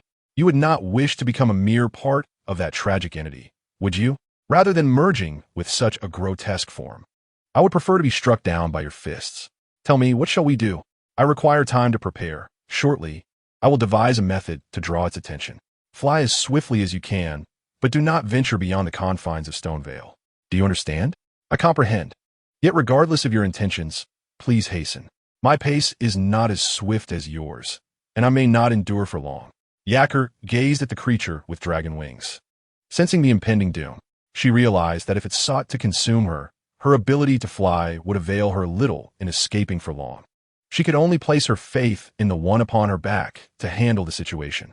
In her heart, she silently swore by the name of the Dragon Mother, Jia, that if she were to survive this encounter, she would remain steadfastly loyal to him for all eternity. Chapter 54. The dust settles at this moment. Yang Kaiyu's attention was entirely fixated on the black mass upon the ground, leaving him little time to ponder Yacker's thoughts. He unleashed his biological field and initiated a healing prayer, filling the air with a rich aura of sanctity. Just as he had anticipated, if the life force of the retreating troops below resembled mere morsels, then the vitality he summoned through his biological field equated to a lavish banquet. While perhaps not surpassing the cumulative vitality of those below, it was sufficiently potent to captivate the instinct-driven mass. As expected, it unfurled its wings and pursued Yacker's position. Yang Kaiyu drew forth the sword of the undead and began to establish a connection with it, channeling the energy from his cells into the sword at the utmost speed. The Sword of the Undead responded to his expectations, transforming the life force infused into it into enhancements for his physical abilities. Kaiyu felt an exhilarating surge of power coursing through him. The storm of Stonevale began to coalesce once more around his location. Due to its cumbersome and irregular form, the creature faced greater resistance, slightly hampering its speed and providing him with a favorable advantage. Amidst this relentless tug of war, the storm intensified, ultimately obscuring the sky entirely. Elsa observed the ominous skies from a distance, feeling a pang of anxiety for Kaiyu, fervently wishing for his success. The others around her instinctively knelt upon the ground, commencing their prayers. Many in Stonevale could recall the fierce battles of yore. For countless individuals, the legendary clash between Jeffrey and the Storm King mirrored such foreboding skies. Formerly resentful yet compelled to surrender, the Grek soldiers, upon witnessing this formidable power, silently offered their blessings for their recent adversary, recognizing that their lives depended upon it. Although Kaiyu had made every effort to distance herself, her confinement within the bounds of Stoneville rendered it impossible to gradually widen the gap. Just as she sensed that her tail was on the verge of being caught by her pursuer, Kaiyu had also completed his preparations. He felt that he was nearing the limits of what the sword's skeleton greatsword could bear, and the backlash had begun to manifest. Thus, there was no need to continue gathering strength. Under normal circumstances, he would have been incapable of such a high-powered energy output. But the sword skeleton greatsword had temporarily elevated him to this level. As he wielded the massive sword, all storms began to converge towards the target. The storm summoned by his own power, combined with the tempest of Stoneville, was compressed to its utmost limit, tightly enveloping the relentless black mass pursuing him from behind. Seizing the opportunity, Kaiyu unleashed a torrent of dragon flames, amplified countless times by the swirling winds. The nature of the deceased flesh, no matter how resilient, ultimately belonged to the biological realm. No mere creature could survive such searing flames without the protection of external divine powers. However, even with the assistance of the Storm King's will, this strike had utterly drained the remaining storm energy within the city. Stoneville, long shrouded by storms, was now left with only a gentle breeze as the light of the golden tree shone down, casting its glow upon the ground. In the very center of the storm's embrace, the colossal entity writhed and twisted in a frantic attempt to escape this fiery prison. Clearly, even such immense power could not endure indefinitely, and gradually, the disturbances from within ceased. After an indeterminate duration of burning, the storm's power intermingled with flames was utterly consumed. Kaiyu wiped the sweat from his brow, drawing upon the radiance of the golden tree to replenish his energy. Just when he believed everything to be concluded, a black mass unexpectedly fell from the storm, not entirely vanquished. He quickly directed Kaiyu to descend upon the location where the black object had dropped. Leaving no room for respite, it must be eradicated completely, leaving no trace behind.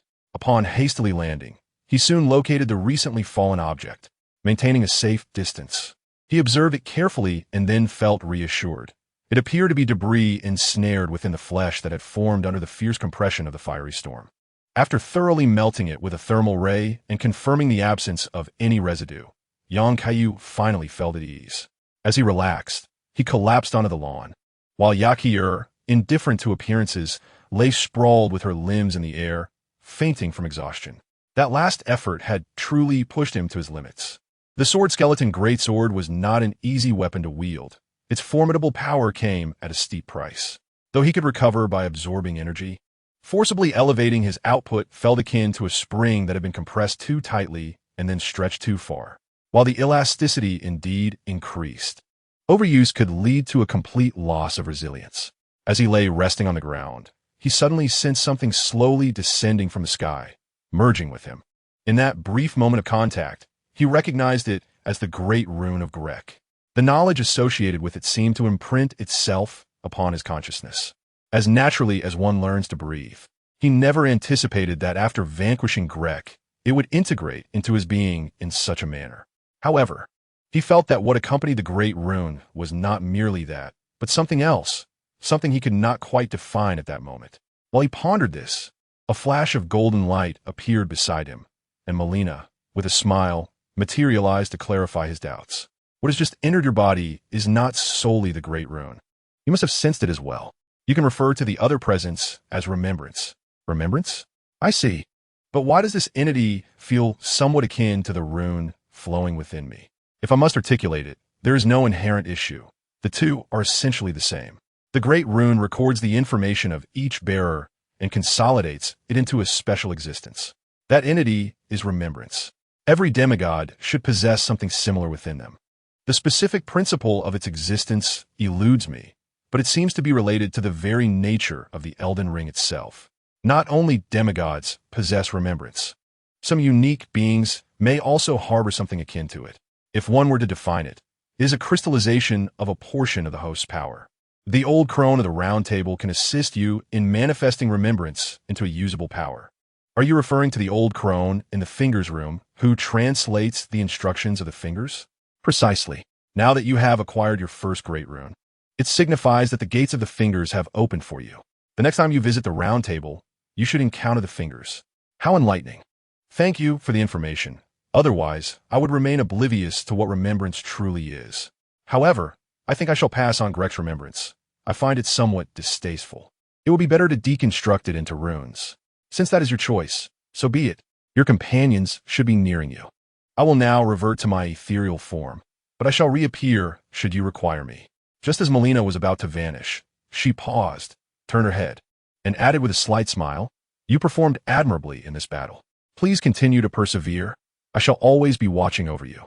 As he gazed at the spot where Melina had disappeared, Kaiyu found himself momentarily dazed, and after some time, he realized that her previous words were not merely formalities but genuine praise. This feeling was indeed quite pleasant, listening to the voices of his approaching companions. He found himself grinning foolishly, then succumbed to sleep, utterly exhausted from the arduous battle. Chapter 55.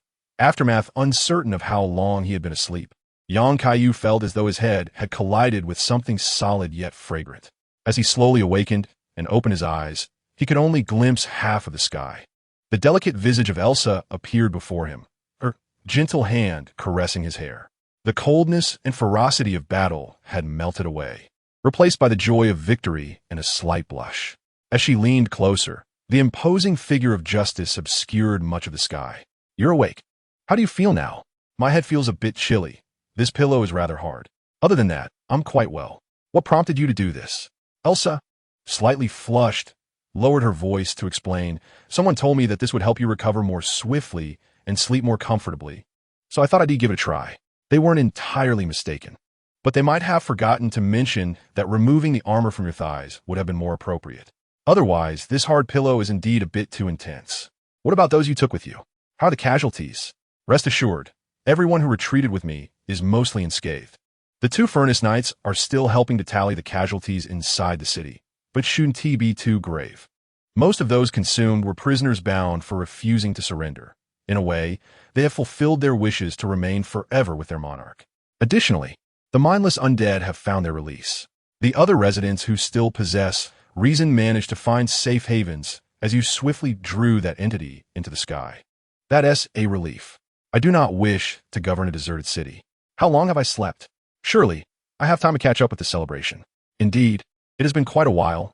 You've slept for an entire day. However, your snoring was quite audible.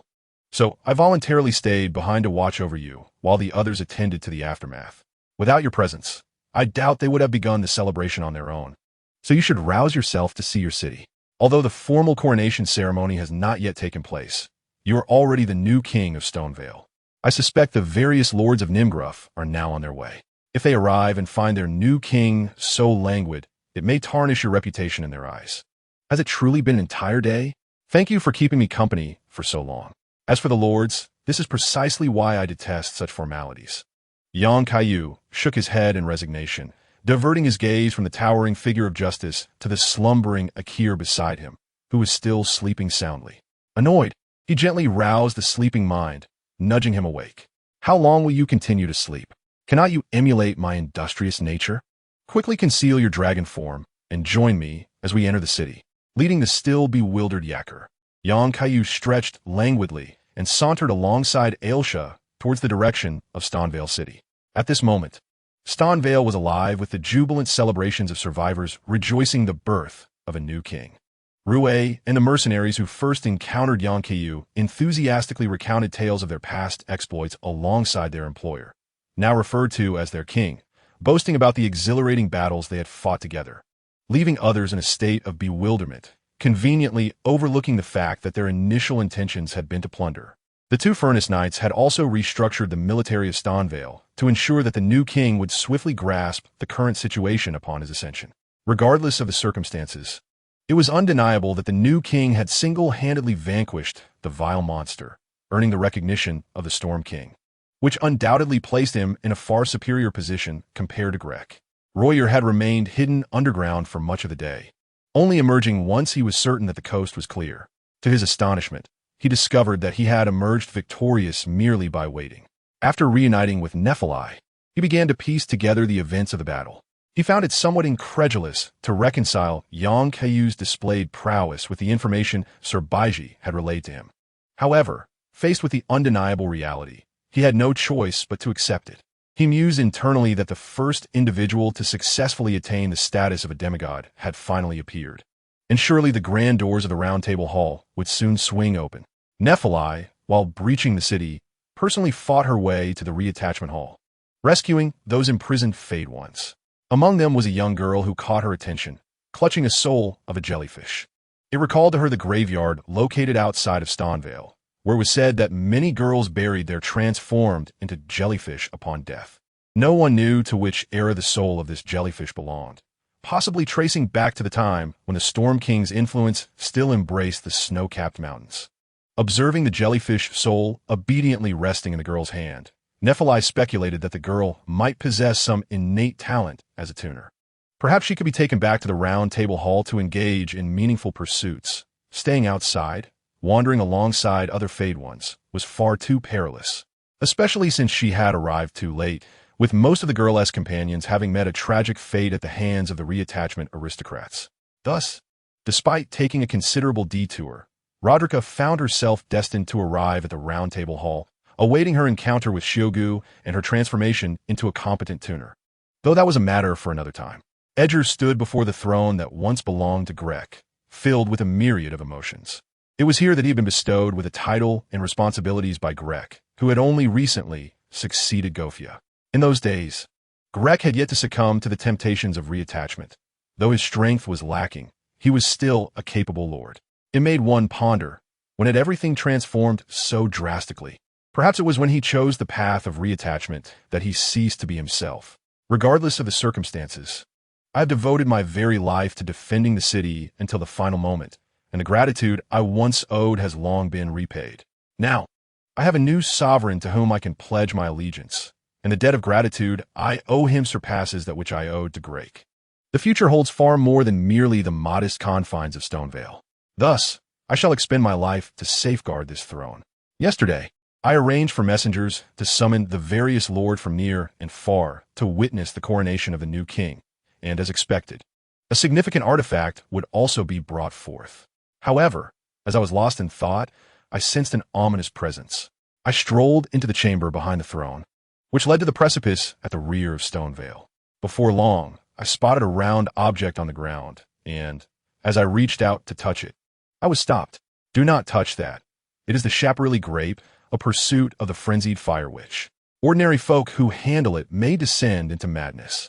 Yang Kaiyu flew in from the cliff to halt Edger's actions and swiftly unleashed a searing ray to shatter the Chaparrilli grape, obliterating the chaotic fire energy contained within. Thank you. I had sensed a similar power a few days ago. Indeed, it pertains to the frenzied fire. But wait, how did you come in from behind? I thought you were still outside resting. I just awakened not long ago. There are too many people in the city, and I did not wish to show myself just yet, so I took a slight detour. I planned to return to Moan City to bring Irina and Lilith here. Fortunately, I arrived just in time. That is a splendid idea. With your presence, we can swiftly bring Irina and the others over. Although I have already sent messengers with the news, I still worry that they might be too far away to make it in time for your coronation. The other lords are already en route and will soon arrive to witness the ascension of the new monarch. We must prepare promptly. Rest assured, I will find time to make the necessary preparations. For now, I leave matters here in your capable hands. I shall return to Moan City for a brief visit. Until we meet again. Chapter 56. Reactions and banners. Young Kaiyu easily located a blessing point in front of the throne in Stone Vale and teleported back to Moan City, sharing the triumphant news of his victory with the waiting Irina and others, bringing them all to Stone Vale, while also conveying some important instructions.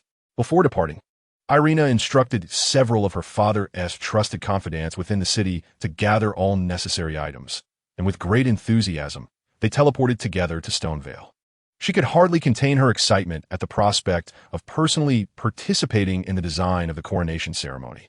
Seizing a moment of respite, Yang Kaiyu inquired of Lilith regarding the great rune within him, only to discover that while in the game, activating the great rune's function merely required touching the twin fingers atop the divine tower. In reality, it necessitated certain preparatory rituals. This left him with no choice but to promptly proceed to the divine tower. Nimshforth had been in turmoil for far too long. He needed to meticulously prepare for a grand ceremony to announce the re-establishment of order. Thus, during the days spent awaiting the leisurely arrival of various lords, he engaged in discussions with Edgar and others regarding the intricate details of future governance. In a world where secrets rarely remain hidden, especially in a city as renowned as Stone Vale, the monumental battle that day, one so grand it temporarily stilled the storm, was observable from great distances. Soon, news of the change in leadership within Stone Vale drifted like autumn leaves to far-off lands. This marked the first instance of a significant transfer of power in Great Rune since the conclusion of the Shattered War, and it was said that a Fade had accomplished such a remarkable feat at the innermost chambers of the Round Table Hall. Sir Wise was meticulously perusing a report delivered by his adopted daughter and Roger. To be candid, he found some of the descriptions therein rather hard to believe. However, the contents had been corroborated by all his surviving informants. Yang Kaiyu's displayed prowess had far exceeded his expectations. If such a figure emerged in the borderlands, many of his plans would need to be revised, and the previous agreements might no longer proceed as he envisioned. He desired a controllable puppet, not a true adversary capable of opposing him. Subsequently, he departed from his office and entered the room of the Twin Fingers through a secret passage. He could sense the call of the Twin Fingers. Evidently, they had sensed the shift in Great Rune's leadership and were summoning him to arrange certain matters. As the founder of the Round Table Hall, Sir Wise understood that when Yang Kaiyu next arrived, he must make a notable impression, at least publicly proclaiming rewards for such a remarkable achievement to all the Fades. In the northern part of Nimshforth, within the city of Gaelid, a soldier from the Ratarn had rushed from the border between Nimshforth and Gaelid, carefully escorted by his comrades to avoid the corrupt denizens and those grotesquely swollen and reddened from the taint of scarlet corruption. He delivered this news to Lord Gelion of the Red Lion City. The elderly man, adorned with a crimson hood, smiled upon reviewing the intelligence. He then composed another letter, sealing it meticulously before entrusting it to a confidant, instructing him to represent Red Lion City in Stone Vale and ensure that they arrive in time for the new king's coronation to convey the greetings of Red Lion City, delivering the letter to the recipient. After completing these tasks, he quietly approached the window, his gaze vacant as he stared into the vastness of the distant desert. On the far horizon, a colossal figure loomed, exuding an overwhelming presence and emitting thunderous roars. The sound was terrifying, akin to echoes from the abyss of hell, as if this behemoth were enduring unspeakable agony. Occasionally, massive fragments of rock floated into the air, only to plummet heavily back to the ground, stirring up clouds of dust. The entire situation originated from the formidable gravitational magic cast by General Laton of the Shattered Stars, which has now spiraled out of control, unleashing its ferocious power indiscriminately. If I can just endure a little longer, my suffering will come to an end, he murmured softly, almost inaudibly to anyone but himself. The ritual of battle was about to commence, and he vowed to fulfill his promise. The records of the battle at Lake Linnea are among the most detailed, as the city of Stone Vale is perched upon a precipice, and many mages within the academy, peering through their telescopes to observe the night sky, were among the first to witness the grandeur of that conflict. Consequently, a plethora of backup puppet soldiers were deployed upon the lake's surface to prevent any unforeseen developments, especially considering the Magical Academy had suffered significant losses in its recent skirmish against the treacherous Cuckoo Knights, and the Queen's current state could scarcely endure further calamities. Naturally, this news did not escape the attention of Lonnie within the Kalia fortress. she discerned that this must be the doing of the master chosen by Torrit. Although her last encounter with him had not been particularly striking, perhaps she ought to engage with him more frequently, as he might assist her in breaking the chains of the cosmos. With this realization, Lonnie rose from her seat and transmitted her will to the avatar she had dispatched to the Wailing Peninsula not long ago. Upon receiving her directive, the ethereal form of her avatar ventured into the depths of the mist-laden forest. Shortly thereafter, in that fog-drenched woodland, a colossal half-wolf, bearing a gigantic blade upon its back, abruptly halted, its keen ears perked up as if it had intercepted some enigmatic signal. The half-wolf, cloaked in a dense coat of fur, glinted with sharp claws that reflected a cold light. Its piercing gaze remained fixated ahead, seemingly capable of penetrating the thick fog and discerning all that lay within. Soon, the deity to whom it pledged allegiance materialized before it. Upon receiving Lonnie's instructions, it unhesitatingly turned and departed from the entrance of a circular edifice, hastening towards the direction of Stonevale. As the half-wolf gradually receded, its form vanished into the vast, swirling mists, yet the tension it brought continued to envelop the entire forest. At the border of Nimguff and Galed, a rotund warrior pot found itself ensnared in a large pit, unable to move. The warrior pot, Alexander, felt a pang of regret for his carelessness that led him to be trapped in such a predicament. Recently, he had been traversing far and wide, but upon receiving news of the battle ritual, he hastily made his way to witness how the mightiest demigod, Laton, engaged in combat. However, shortly after departing Nimguff, he encountered the immense storm gathering over Stonevale, rendering him momentarily awestruck. In a moment of distraction, he stumbled and became ensnared in the pit, and it seemed he would remain there until a kind passerby happened upon him. The various factions' movements did not concern Kaiyu greatly. He was acutely aware that his affairs could not remain concealed for long. Thus, he opted for transparency, instructing the soldiers stationed at the frontiers not to obstruct anyone wishing to attend the gathering. He could hardly believe that anyone would dare to cause a disturbance at such a moment. If they did, he would relish the opportunity to let them experience the thrill of being besieged by the Twin Forge Knights. This thought momentarily stirred up some rather unsavory memories, and to his surprise, he found himself somewhat anticipating such an occurrence. However, this notion quickly dissipated, as he became preoccupied with the dilemma of which attire to don for the occasion. The battle garb he currently wore had accompanied him since his arrival in this realm, shielding him from countless perils. Moreover, it could be cleaned and repaired with a modest expenditure of points, making it an indispensable garment for someone of his lazy disposition. The thought of parting with it was indeed a reluctant one. Nevertheless, Edger earnestly advised him to dress in a manner more dignified and appropriate. After all, while such form-fitting attire was acceptable in the heat of battle, it was hardly suitable for a king to wear in a formal ceremony of ascension in this borderland. Furthermore, having unified the regions of Nimguff and the Weeping Peninsula, it was imperative to design a fitting banner to inspire and unite the people. A lord named Kenneth Hyde was en route, having rescued a talented tailor named Burke, who, despite his unremarkable appearance, possessed exceptional skills and would likely excel at this task. Kaiyu found merit in this suggestion.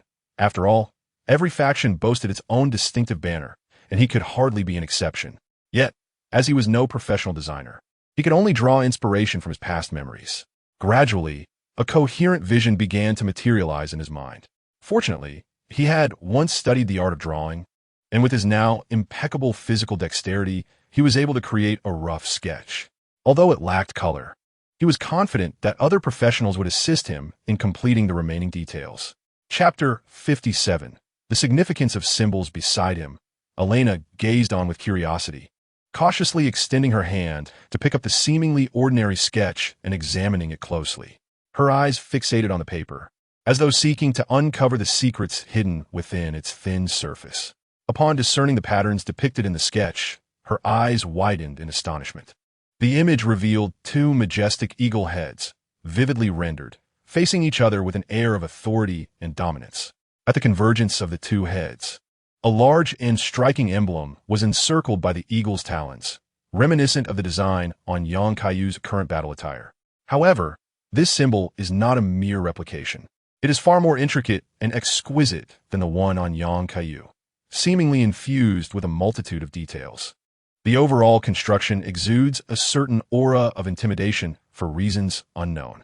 These two majestic eagles bear a striking resemblance to the storm eagles raised within the city, making them an apt representation of the city of Shidongwire. I believe your notion would earn the heartfelt endorsement of those lords. To be honest, Kaiyu had not yet contemplated this aspect. He merely drew inspiration from the double-headed eagle emblem of the human empire that lingered in his memory, making slight modifications. Naturally, the primary emblem could not be overlooked, thus the originally unified double-headed eagle was separated into a circular formation. Yet, this delightful misunderstanding bears no fault, as Shidongwire is indeed renowned for its storm eagles. Then, with a hint of curiosity, Irina inquired upon regaining my sight. The first thing I noticed was the pattern on your battle attire. I've been curious ever since. What does this emblem signify that you carry it wherever you go? Kaiyu pondered for a moment, uncertain how to respond, for he was acutely aware that he was not the saintly farm boy depicted in comics. He merely borrowed the capabilities and attire from another. Were it not for the constraints in place, he often wondered how far he could venture without consuming beef. However, since entering this world, the myriad experiences he has undergone have subtly transformed his disposition. The relentless tragedies that have unfolded around him have rendered it increasingly difficult to perceive this world with the carefree spirit he once possessed. Yet, who could blame him for being that youth who yearned for heroic figures since childhood? Otherwise, the system would not have conjured the image of Superman upon accessing his memories, bestowing upon him such abilities. Perhaps this was the very reason he was chosen. With this realization, the burdens on his heart began to lift, and he felt considerably lighter. He understood that he might never become a hero akin to the Superman of comics, one capable of turning the tides and saving the world at any time and place. Yet, he could never betray the emblem that adorned his chest, a symbol of responsibility and mission. Thus, he earnestly articulated his thoughts.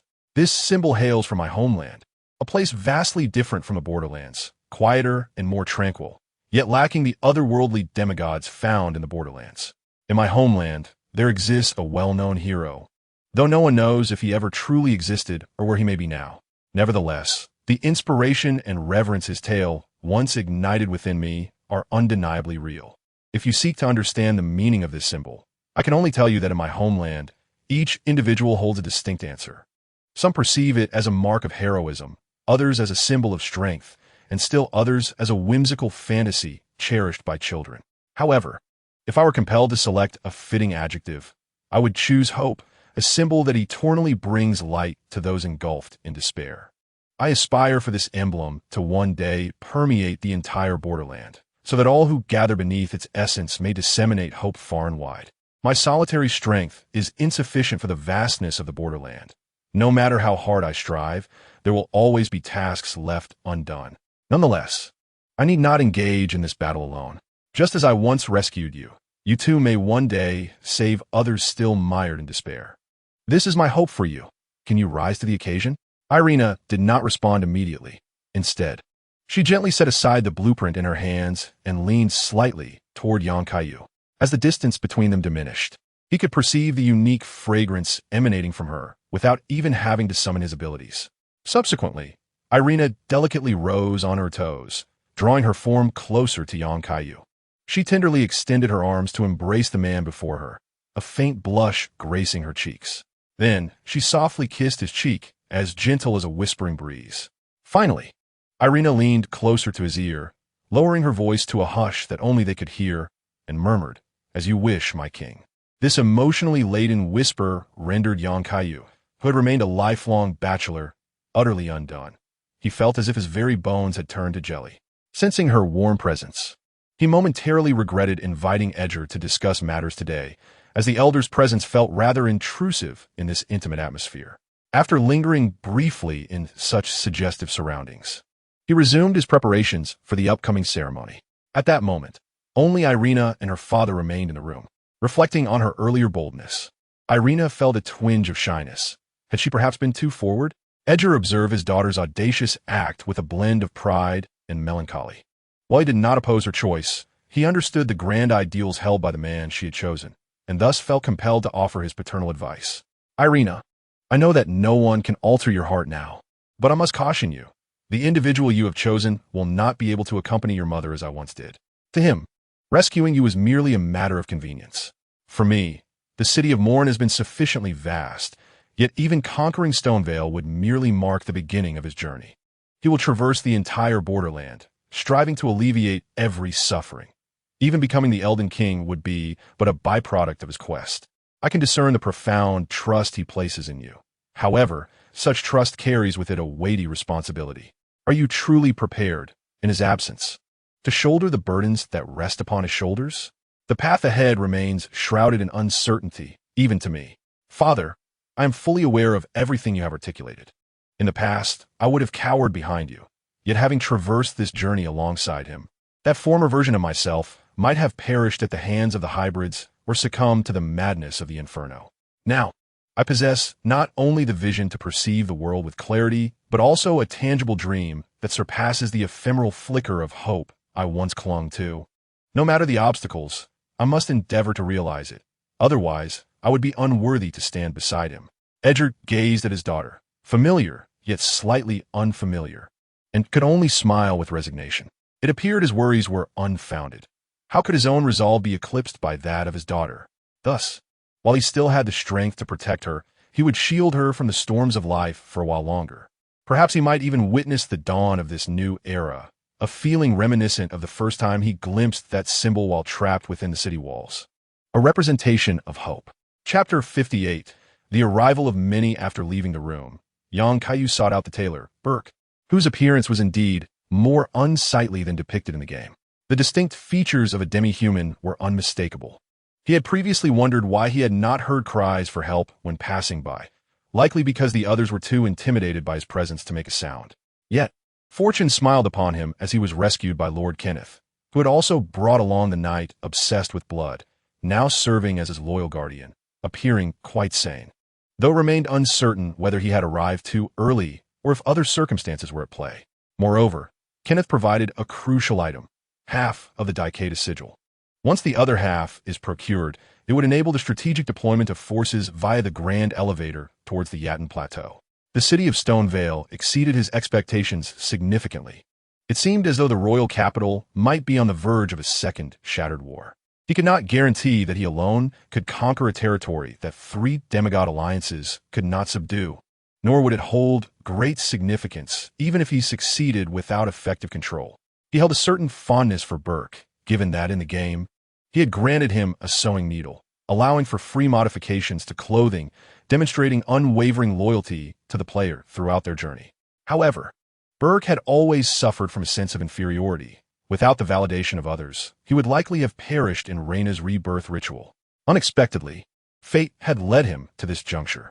Thus, he entrusted Burke with the tasks of creating banners and his new attire, retrieving a golden sewing needle from Greg's collection, effectively securing him a formal position within Stonevale. Barker could scarcely fathom the fortune that had befallen him in encountering such a generous benefactor. With nothing to his name, he silently vowed to diligently hone the sewing skills inherited from his mother as a means of repaying this kindness. After concluding his instructions, Yang Kaiyu seemed to recall something and penned a note, placing it among the delivered fabrics. It was only during a late-night toil that Barker stumbled upon the note, which bore a singular phrase, "In truth, you are quite handsome." With utmost care, he tucked the note away, tears welling in his eyes, uncertain whether they stemmed from nostalgic memories of his mother or the realization that he had finally found a fitting sanctuary. 3 days passed, and the languid lords from various regions finally arrived. Yang Kaiyu glanced at the unfamiliar names on the list, momentarily finding them somewhat awkward to pronounce. He recognized only Kenneth Hyde, the Lord of Hade Fortress, and was puzzled by the emergence of so many others. Through Edgar's introductions, he was able to locate their corresponding positions on the map. Those lords were less lords in the traditional sense, and more akin to village heads, with the most destitute managing barely 100 souls, predominantly peculiar subhumans. The attendees of this ceremony were not limited to the denizens of the Weeping Peninsula and Nimphor. Sir Baiji had also dispatched a messenger from the Round Table Hall, the one he had previously encountered, known as Owl. Additionally, a contingent of Latine soldiers had journeyed from the city of Gaelid, seemingly not merely to partake in the ceremony, but to discuss pressing matters. It appeared that the situation on General Latine's front had deteriorated to a point of no return, prompting Jillian to send a delegation. The final unexpected guest took him by surprise. According to the soldiers guarding the pass, the visitor appeared to be a half-wolf beast man, bearing a massive sword upon his back. Since his entry, he had remained silent, seeking refuge within the city, and his activities within the room remained a mystery.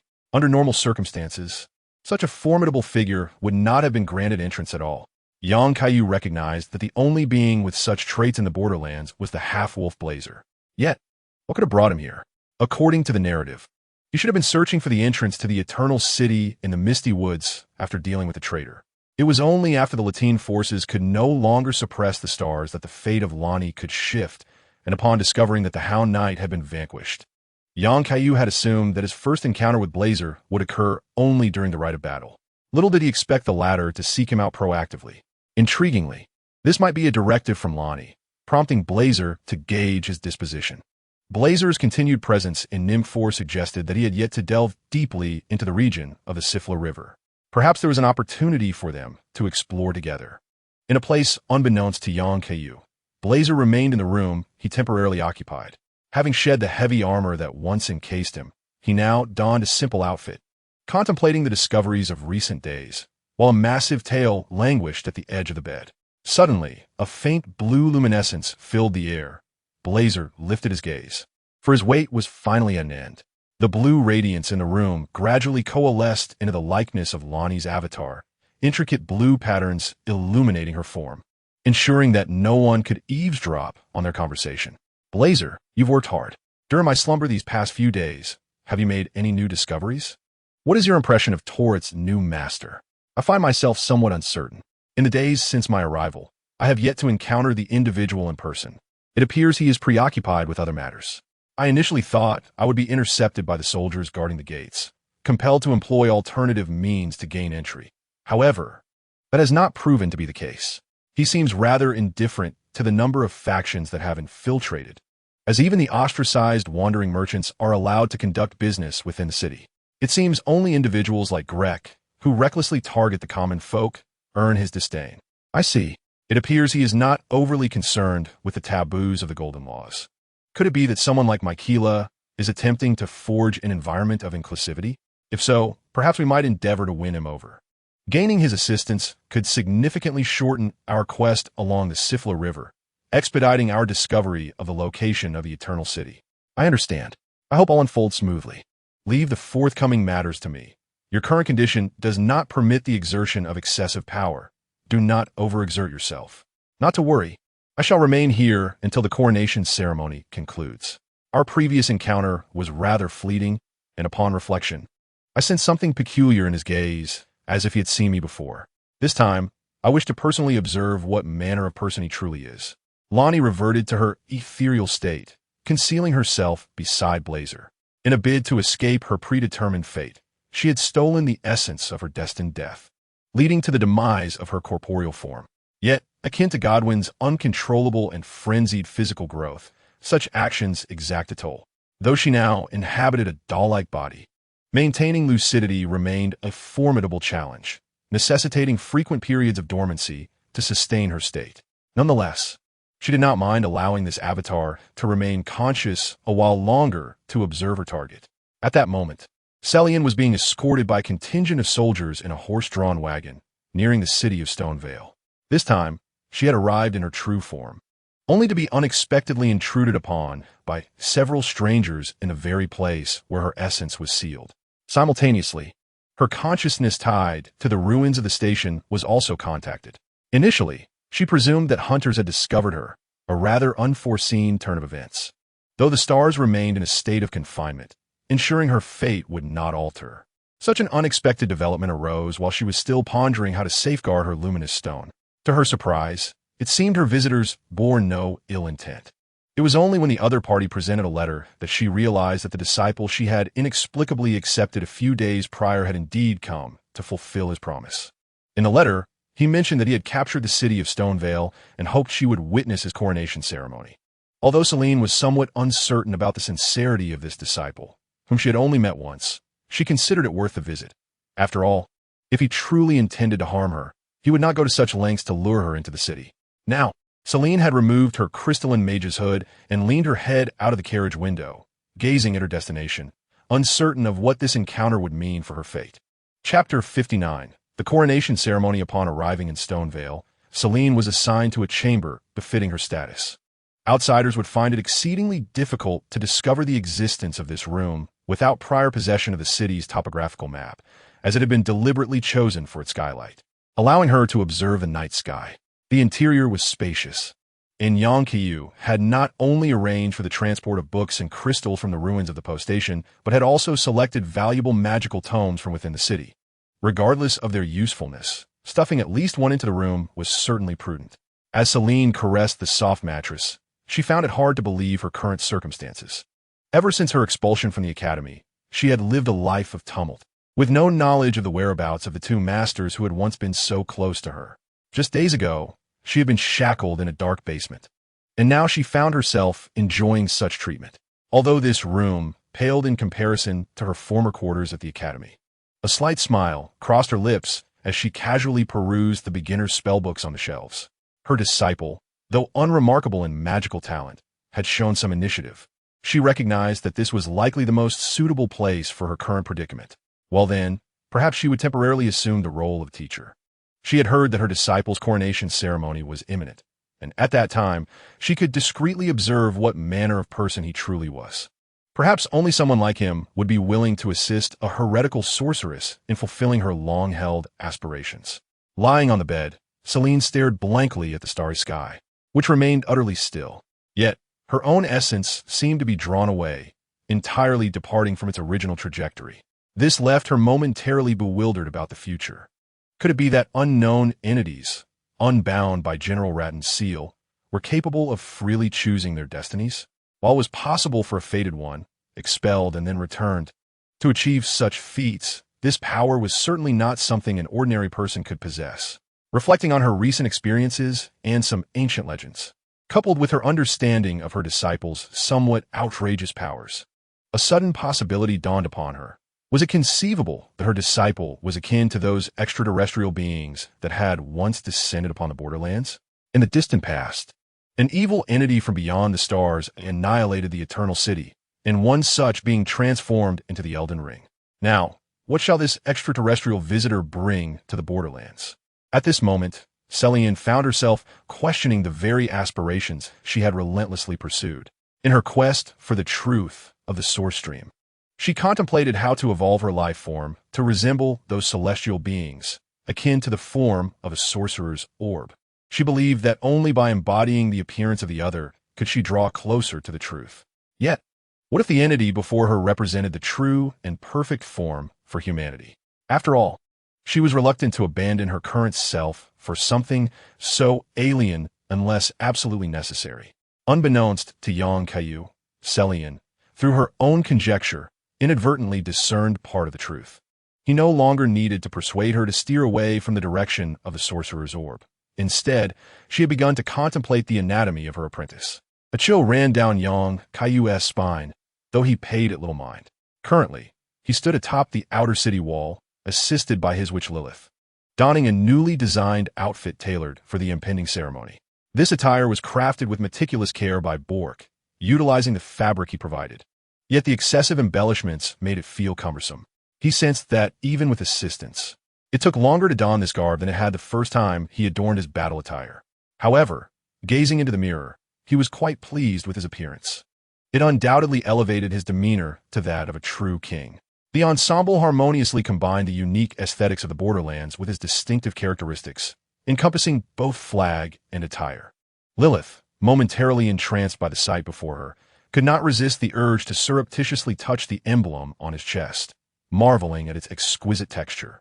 Flustered, she quickly withdrew her hand behind her back, her cheeks tinged with crimson. "I apologize. I merely noticed a smudge on your garment and sought to remove it. No worries.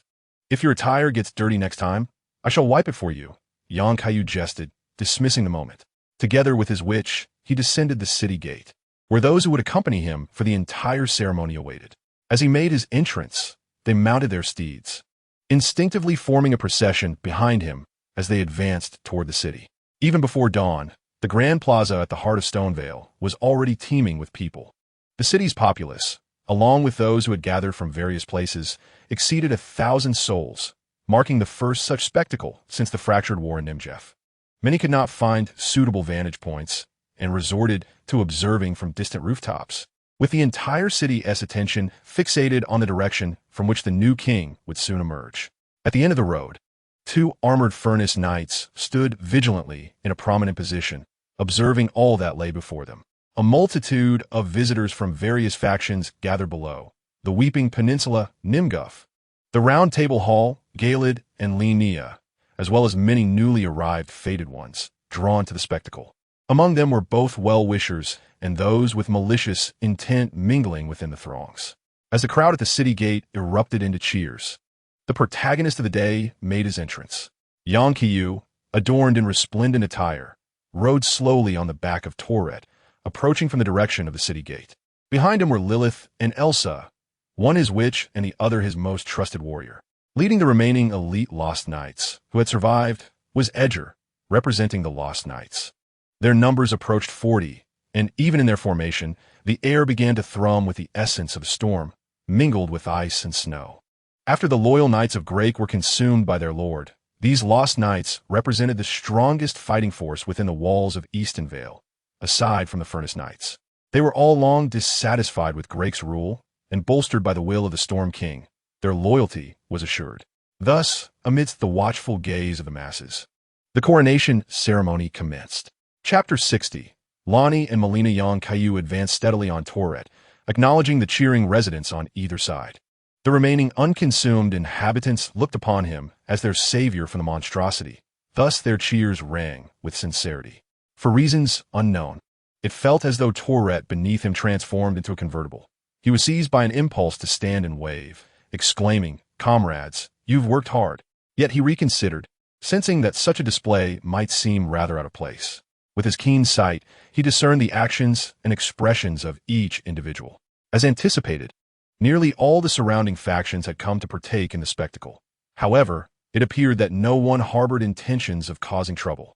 Consequently, he chose to disregard them.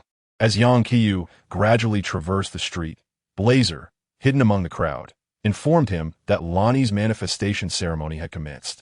A soft blue light emanated from Blazer, and Lonnie's avatar materialized on a nearby rooftop, where she concealed herself, silently observing the actions of the ceremony's protagonist, seemingly deep in thought. Yet, it was not long before Lonnie was approached. Melina, donning a hood, appeared beside her. Although slightly taken aback, Lonnie quickly regained her composure. Intrigued as she watched Melina remove her hood to reveal her true visage. With a teasing tone, she remarked, "Rose gold hair, a sealed left eye, and the aura surrounding you. So you are indeed her daughter.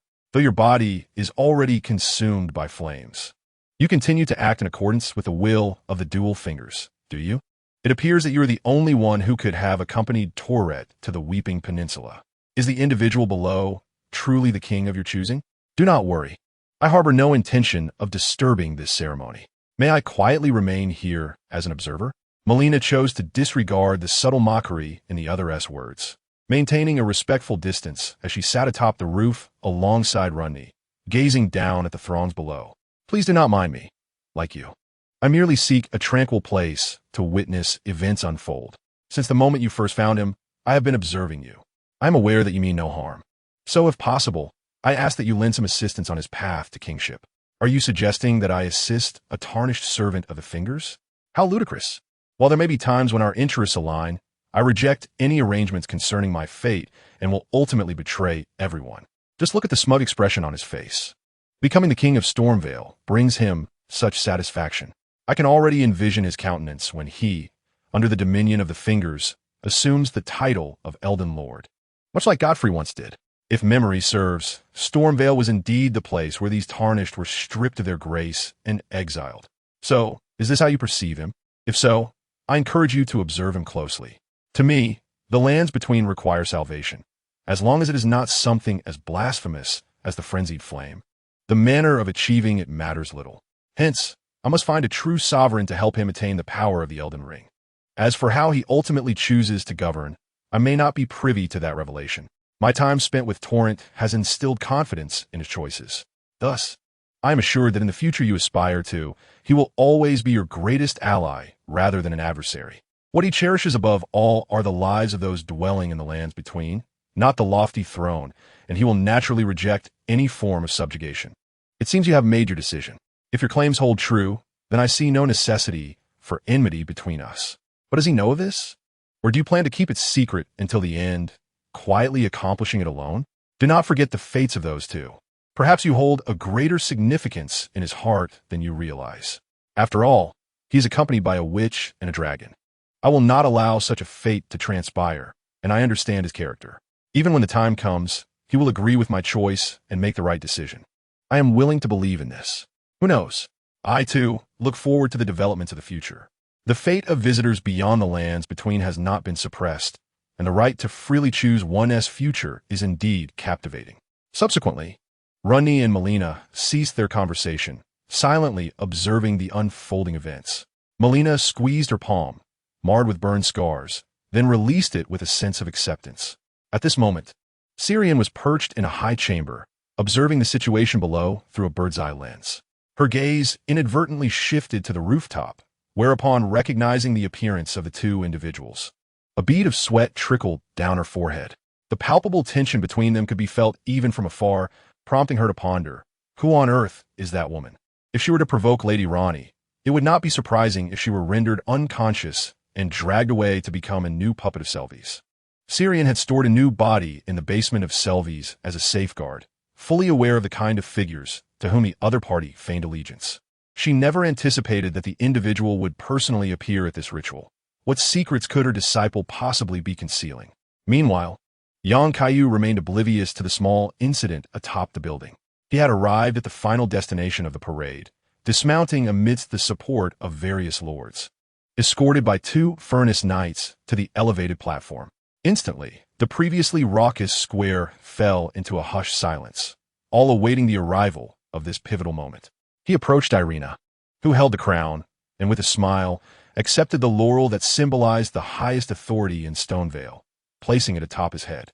Although the crown felt light, the weight of the gazes upon him made it feel burdensome, evoking a myriad of emotions as he reflected on having achieved his first minor goal. Turning to his subjects, he waved in acknowledgement, as simultaneously the new flag of Stonevale was raised by soldiers who had long been prepared. Everyone beheld the enormous symbol at the center. Though few understood its true significance, a sense of reassurance blossomed within them, akin to the tranquility that followed the dissipating storm after the battle.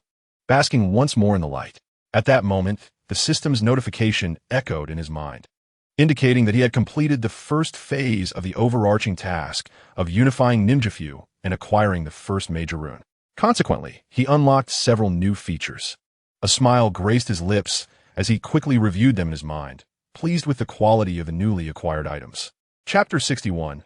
New items and activating the major rune with the arrival of new resources. Yang Kaiyu found himself somewhat distracted during the ensuing proceedings. After bidding farewell to the throng of onlookers, he met with various lords, whose similar appearances blurred in his memory, save for Kenneth's distinctive voice that left a slight impression. Finally, after a busy evening, he dismissed the boisterous guests, with meetings for envoys from other regions scheduled for 2 days hence. At last, he could spare some time to delve into the exploration of his newfound treasures. In truth, the new acquisitions were not numerous, primarily consisting of 2 items. Yet they were exceptionally practical and well-suited to his current circumstances. According to the system's description, the items unlocked this time were upgraded versions optimized based on the principles of blessings and summoning inherent to this world. After the system further analyzed the principles of blessings, it was replicated, signifying that I can theoretically now bestow blessings freely, operating independently of the interference from the twin fingers, thus forming my own system. In essence, there is no longer a need for me to search for blessings in the wilderness one by one. I can simply place one at my convenience. Moreover, these blessings can connect seamlessly with those already activated, eliminating the need for reconfiguration, which is indeed rather convenient. Ultimately, the blessings I perceive now stem from the power of the twin fingers, and I am merely utilizing this tool. Establishing a clear distinction is paramount, allowing my prayers to draw directly from the essence of the golden tree, rather than relying on an intermediary. The second enhancement pertains to the golden summoning potion in this realm. Previously, to utilize the golden potion, one had to mark the ground beforehand, enabling those in need to summon others for assistance. This process was not only cumbersome, but also susceptible to disruption during encounters, rendering it ineffective. The improved version of the potion requires only the possession of a talisman. When the need arises, consuming the potion emits a signal that others carrying the same talisman can receive, facilitating direct transportation for aid. However, there is a limitation. Only 3 individuals can be transported at once, and the talisman temporarily deactivates until it cools down, necessitating careful selection of suitable individuals for maximum efficiency in urgent situations. Kaiyu was not overly surprised.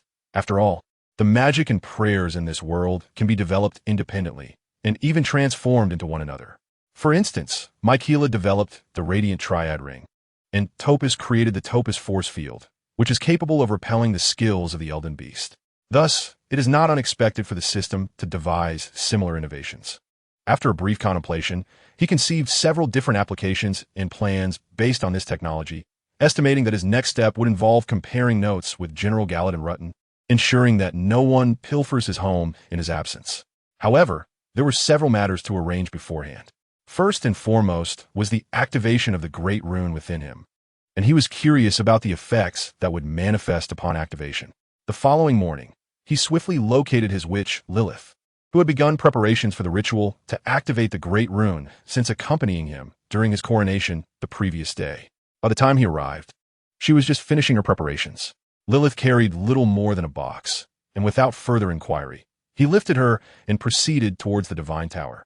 The bridge leading to the Divine Tower remained fractured, and possibly due to some prior actions by Grake, even the teleportation portal was rendered inoperative, necessitating flight to reach their destination. The golem below sensed a target above, and, having been instructed to alter its attack target by the townsfolk the previous day, refrained from launching an assault, instead continuing its patrol. Thus, Kaiyu and Lilith successfully arrived at the entrance of the Divine Tower. Under her guidance, he endeavored to summon the great rune within him, which, to his astonishment, seemed to resonate with the grand door, causing it to open of its own accord. Unlike the typical mechanics found in games, the entire entrance emanated an enigmatic radiance, an unknown force sustaining the operation of the Divine Tower. With his great rune serving as the key, stepping into the central elevator, it began its ascent, moving slowly upward.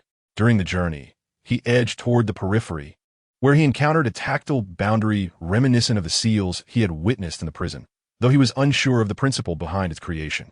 Soon enough, they reached the terminus of the elevator, and after ascending 2 flights of stairs, they finally arrived at the pinnacle of the Divine Tower, Ning Mufgu's highest tier.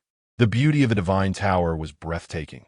However, he soon noticed the presence of a colossal twin-fingered corpse. Truthfully, this was his first encounter with the genuine form of the twin fingers since arriving in the crossroads, and it was far more grotesque than he had anticipated. The withered skin, coupled with an unsettling hue, revealed shattered flesh within, exhibiting dark red tissues, and distinct vein-like patterns were visible, suggesting severe varicose veins. The most repugnant aspect was the patches of long hair that sprouted from the corpse, making him almost wish to incinerate them with a heat ray. Nevertheless, activating the great rune took precedence. Suppressing his discomfort, he turned to Lilith to inquire about their next course of action. She opened a box containing numerous small, irregular fragments, some exhibiting a curved shape, all radiating a golden glow. The subsequent task was straightforward. He was to channel the great rune within him to manifest it above the twin fingers. These fragments, she explained, are what I discovered within the city of Stonvale. I will harness their power through the medium of the twin fingers to reintroduce it into your great rune, thereby reactivating it. Consequently, the power of the great rune will become yours. Kaiyu realized that the contents of Lilith's box were akin to the game item known as the Rune Arc. According to the game lore, these fragments were the remnants scattered throughout the crossroads after the Elden Ring was shattered. It now appeared that Queen Marika had not possessed the deftness to break each fragment into a curved shape. Rather, they had resulted in a myriad of irregular pieces. Following Lilith's instructions, he positioned the great rune above the twin fingers, and she gradually guided the power from the fragments into the great rune, which began to illuminate, transforming from its previously dim state into a brilliant glow. until the very moment the power of the fragments was on the verge of depletion. The Great Rune of Grek activated. Kaiyu subsequently redirected it back into his own body, and indeed, after reuniting with the Great Rune, he felt some marvelous changes within himself. In the game, the activation of Grek's Great Rune, in conjunction with the arcane effects of a rune, resulted in an enhancement of all attributes. However, his current points were essentially at the lowest tier, rendering the enhancement somewhat insignificant. Initially, he harbored little hope, yet the reality proved otherwise. The complete activation of the Great Rune within him bestowed a comprehensive enhancement, akin to an unsullied greatsword of the sword skeleton. With the various forces within him coexisting in greater harmony than before, perhaps a result of the attributes inherited from Grek's limbs. He pondered how the great runes of other demigods would manifest their enhancements upon activation. He had a premonition that each activation would grant him certain demigod traits, which would indeed be a commendable enhancement. Chapter 62. The Invitation to the Battle Tribute after activating his Great Rune. Kaiyu did not linger further and departed the Divine Tower with Lilith, as the process of activating the Great Rune was rather exhausting for the witch. After ensuring she was settled in her room to rest, he encountered Irina just outside the door, who seemed to be seeking him. It appeared that the matter he had previously entrusted to her had borne fruit. Noticing the bright smile on his face, she seemed to be in good spirits and playfully remarked, "It seems you have acquired the power of Grek's Great Rune. How does it feel? You're not suddenly considering adding a few extra arms, are you? The limb processing in the assembly hall is still underway. I could have my father set a few aside for you." "Perhaps not. The ones I have are sufficient," he replied. "By the way, do you have any news regarding the matter I asked you to investigate?" "You mean the wandering merchant you were looking for?" "I've located him. It seems he entered the city with a companion. I heard that since you're not opposed to wandering merchants, several have come into the city recently, bringing various goods for sale, including the one you're searching for, named Giala. He was even mingling in the crowd during your coronation ceremony yesterday." "That is splendid. Please inform him that I wish to meet him tomorrow to discuss a few matters." "Of course." Additionally, the envoys from Red Lion City also wish to meet with you. They mentioned that the Lord of Red Lion City has penned a letter for you. Would you intend to read it? Let us arrange everything for tomorrow. Just bring over the envoys from Red Lion City first. I appreciate your effort." "Not at all. I have other matters to attend to, but I shall bring them to you tomorrow." Kaiyu observed with delight that Irina seemed to have discovered her purpose after regaining her sight. However, while he was momentarily distracted, she unexpectedly rose on her tiptoes and planted a swift kiss on his cheek before darting away, leaving him astonished. He touched his cheek and gazed in the direction of her disappearance, remarking on how the young girl had become increasingly audacious of late. Yet he mused, such playful antics would not be unwelcome if they were to occur more frequently. That night, in the newly acquired office, Kaiyu conducted several experiments with his recently acquired tools. After confirming the viability of his ideas, dawn was upon him, leading him to decide to await the imminent arrival of his guests. Before long, Irina entered, accompanied by an envoy adorned in the insignia of the Red Lion City. Although they had arrived in Stonevale City 2 days prior, the envoy still emanated an aura of menace, accompanied by a faint scent of blood and an expression of urgency. It appeared that breaking through the blockade from Red Lion City was no trivial feat. "Greetings, new ruler of Stonevale City. I am here on behalf of Lord Julian, sent to convey goodwill. Here is a personal letter from the Lord for your perusal." The envoy retrieved a warm letter from within his garments and handed it to Kaiyu, who promptly opened the envelope and began to read its contents. The letter was succinct, aligning with his expectations. It was an invitation from Julian to participate in a grand ceremony honoring the valiant General Raton, who had been suffering under the relentless grip of the Crimson Decay. The missive did not specify the exact time of the ceremony, merely urging him to attend at his earliest convenience. It was evident that General Raton's condition had deteriorated more severely than anticipated, prompting Julian to summon every warrior to the cause. "I am already aware of the situation. Given the Lord's earnest invitation, I see no reason to decline. Once I have attended to the affairs within the city, I shall personally journey to Red Lion City for the ceremony." He requested the envoy to relay his words to the Lord and expressed his condolences for General Raton's plight, assuring that he would lend his assistance, not merely for the sake of rewards, but because the Crimson Decay must be halted. Upon receiving the affirmative response, the envoy bowed deeply before hastily returning to report, aware that the current state of Galad could not afford him the luxury of lingering longer. General Raton was nearing the brink of madness, reliant on self-sacrificing soldiers to ensure his continued presence in the desert. Perhaps by the time he returned, he too would be called to make the ultimate sacrifice for the general. Observing the troubled expression and hurried steps of the other party, young Kaiyu let out a sigh. Marlenia, too, was bewildered by Michaela's disappearance, losing even the ability to negotiate effectively. In her desperation, she resorted to employing the crimson corruption, akin to a nuclear weapon, without a second thought. Ultimately, however, it resulted in mutual destruction, benefiting only Munger. After he arrived in Galad, he resolved to locate Millicent swiftly and, in the future, assist the Valkyrie in rekindling her original resolve to combat the corruption. After dispatching the envoy, Yang Kaiyu contemplated the situation in Galad with some concern, given its proximity to Nimgorf. The pressure in Red Lion City was considerable. Should they falter, the corruption could easily spread. Thus, he penned a directive to Elsa, detailing the situation in Galad as he remembered it, along with a proposed course of action, essentially to use flames to curb the spread of the crimson corruption. He instructed her to select suitable individuals to set out for the border of Galad and Nimgorf, bearing his emblem and negotiating with the soldiers of Ratine for a collaborative effort against the crimson corruption, hoping to alleviate their burden somewhat. The thought of those soldiers battling day in and day out against various mutated creatures tainted by the crimson corruption filled him with pity. The corruption, which even dragons could not withstand, was to be faced by these mere mortals, who were left to bear the brunt until he could devise a thorough solution to the pollution. Once the order was sent, the afternoon had arrived, and, at last, another awaited visitor appeared. Gale, the wandering merchant who resided at the Ale Church, and whom players encountered first in the game. He had a significant task he wished to entrust to Gale. Chapter 63. The traveling merchant Irina had directly pulled Gale from his stall, purchasing all the goods he had without haggling, thus emboldening him to agree to meet the new king of Stonevale. Along the way, Gale's legs trembled, for individuals of his nomadic tribe were seldom welcomed anywhere, relying on the sale of information and goods to scrape by.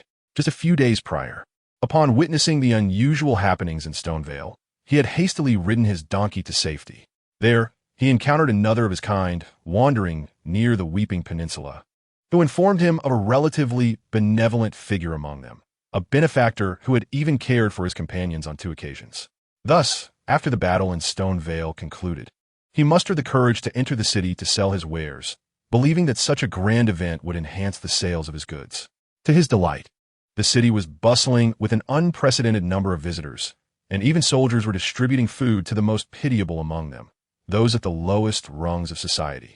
As Gal found himself unable to suppress his curiosity and inquired about the reasons behind the soldier's actions, the soldier fell silent for a moment before confessing his ignorance. He merely stated that it was an order from the new king, and that provisions would continue until the next harvest, ensuring that common folk would not starve to death. Regardless of their past, anyone could collect their share at the designated time, even those who had never been blessed as the Golden Citizens. For reasons unbeknownst to him, Gal felt a twinge of emotion upon hearing this gesture of kindness towards their wandering people. It marked the first time someone had offered them compassion. Even the homeland of their nomadic tribe, once spoken of in legends, seemed to exist only in stories. In that moment, as Gal gazed at the newly unfurled banner atop the city walls, he felt an indescribable stir within him. In the following days, he attempted to reach out to his companions to enter the city together, relishing the fact that they need not fear oppression or expulsion here, until today, when he was summoned by the new king. Yang Kaiyu observed the familiar yet somewhat unfamiliar countenance before him, older and more disheveled than he had anticipated.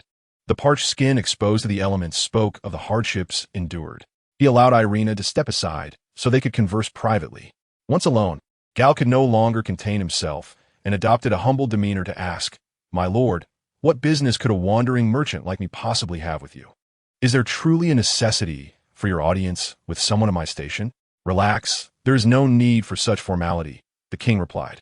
"You have been in the city for several days, and I have not caused you any harm, have I? I summoned you primarily to discuss a trade. Of course, you are free to decline if you wish. However, there is no need for concern. Under my rule, no one will lay a hand on wandering merchants like yourselves." You may conduct your business or settle in peace, for there is no shortage of unclaimed land. Upon hearing these words, Gal felt no courage to refuse. Despite the new king's seemingly benevolent demeanor, he had heard from his companions how the king had vanquished the fanatical followers of the flame. Yet, if the king could truly fulfill his promises, Gal would agree to any terms, as it could secure a future for his people, freeing them from their nomadic plight. Observing the king's expression, which resembled that of a martyr, Gal found himself at a loss for words. The task he wished to entrust to the king bore some risks that paled in comparison to the prospect of thriving in Nimfu. Yet, such a dramatic expression seemed unnecessary. He cleared his throat and retrieved a talisman from beneath the desk. My proposed trade is quite simple. Would you be willing to become my first itinerant merchant? Itinerant merchant? What does that entail? Have we not always been wandering traders? Precisely. I understand that you have suffered oppression and wandered since birth, but with my arrival, such a fate shall no longer unfold within my sight. You should be aware that my ambition is to dominate the entire borderland. To expedite the realization of this goal, I require the presence of merchant vagabonds, and you are the most suitable candidates. Please take a moment to examine this item. Kaiyu presented the talisman he held and articulated his vision, which primarily focused on enlisting the omnipresent nomadic tribes within the borderland to swiftly establish his own intelligence network. The conditions he offered were the finest throughout the entire region, and he harbored no apprehensions regarding potential refusals. Accordingly, he sought to emulate the model of the human empire by instituting a system of merchant vagabonds. He would provide these nomadic tribes with legitimate identities and ample protection, selecting individuals of sufficient capability to serve as his personally appointed merchant vagabonds, tasked with gathering intelligence and preparing groundwork in areas yet untouched by his influence. From maps to the current status of various factions, he would swiftly acquire knowledge, issuing a talisman to each appointed merchant vagabond, enabling them to call for assistance whenever they encountered peril, thus maximizing their chances of survival. As Kaiyu expounded on his plan, Jala became increasingly exhilarated. This identity appeared to be a perfect fit for individuals like them. Although gathering intelligence in areas protected by others might entail certain dangers, was this not the essence of their daily existence? Now, with the talisman granting them the ability to summon aid in times of danger, their odds of survival were significantly enhanced. How could he possibly refuse such a minor risk in exchange for a paradise for the nomadic tribes? Moreover, he had long been searching for the legendary location of the great merchant convoy, but had encountered no leads. With such formidable support, perhaps he could indeed uncover something significant. Even the great convoy could not surpass this opportunity. It would also provide their ancestors with a place to rest in true peace. With this in mind, Jala hesitated no longer and excitedly declared, "I accept the title of merchant vagabond. For years, only you have shown kindness to our nomadic tribes. Had you arrived earlier, perhaps those tragedies could have been averted. Therefore, we must seize every moment to rectify the chaos, and this should not merely be the tale of demigods and heroes. Ordinary individuals like you can also contribute to shaping your own future.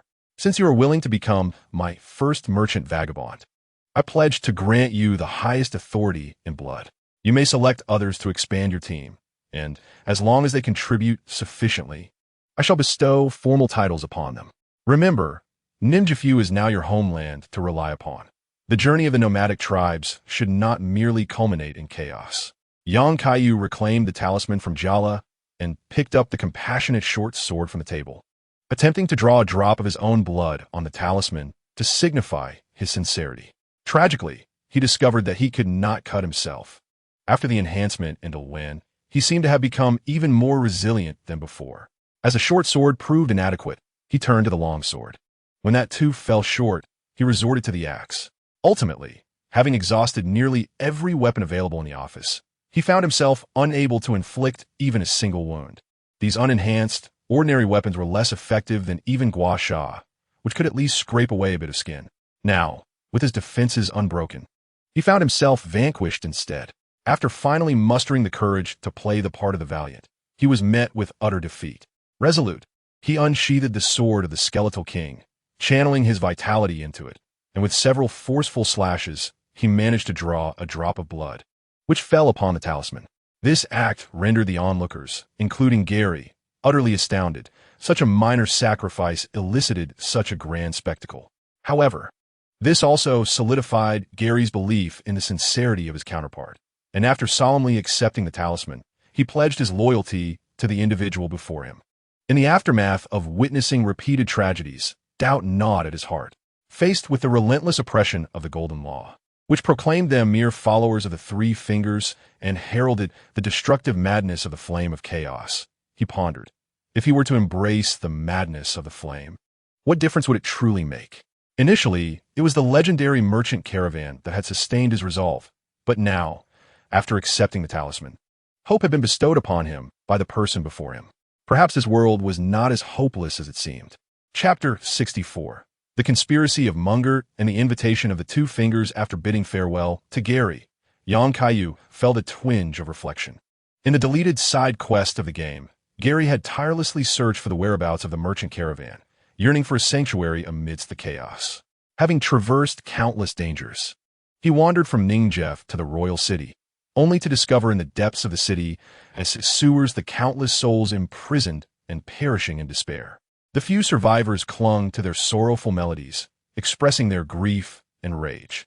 Upon witnessing this, Gary succumbed to despair concerning the world and severed ties with the fated ones who had once aided him. At the entrance to the sealed room of the Three Fingers, he beseeched the power of the chaotic flame, ultimately being consumed in the flames bestowed upon him by the King of the Flame. This wretched world, indeed, saw all life struggling amidst tragedy. While hope still flickered, it was often drowned out by the cries of the oppressed, the nomadic peoples who called for the annihilation of all in their despair. If he possessed the ability to instigate change, inaction was not an option, offering even the slightest protection to awaken these oppressed souls, urging them to unite in resistance against injustice rather than succumb to self-destruction, was the noblest path forward. Just as he concluded these matters and prepared to return to the round table to meet the Two Fingers, Munger in the royal city received news of his grand coronation ceremony. Enraged, he slammed his palm onto the table before him, furious that a mere fated one dared to commit such an act of desecration after acquiring the Great Rune. Yet he was acutely aware that his current rage was utterly futile. Once he had calmed himself, he noticed intelligence regarding the Red Lion City dispatching envoys to participate in the ceremony. After contemplating over the map, a plan began to take shape in his mind, one capable of delivering a devastating blow to his adversary. On the periphery of the royal city, a soldier, having lost all semblance of reason, stealthily departed from the city walls unnoticed by anyone. Beneath the radiant glow of the golden tree on the Aten Plateau, even the night shone as brightly as day.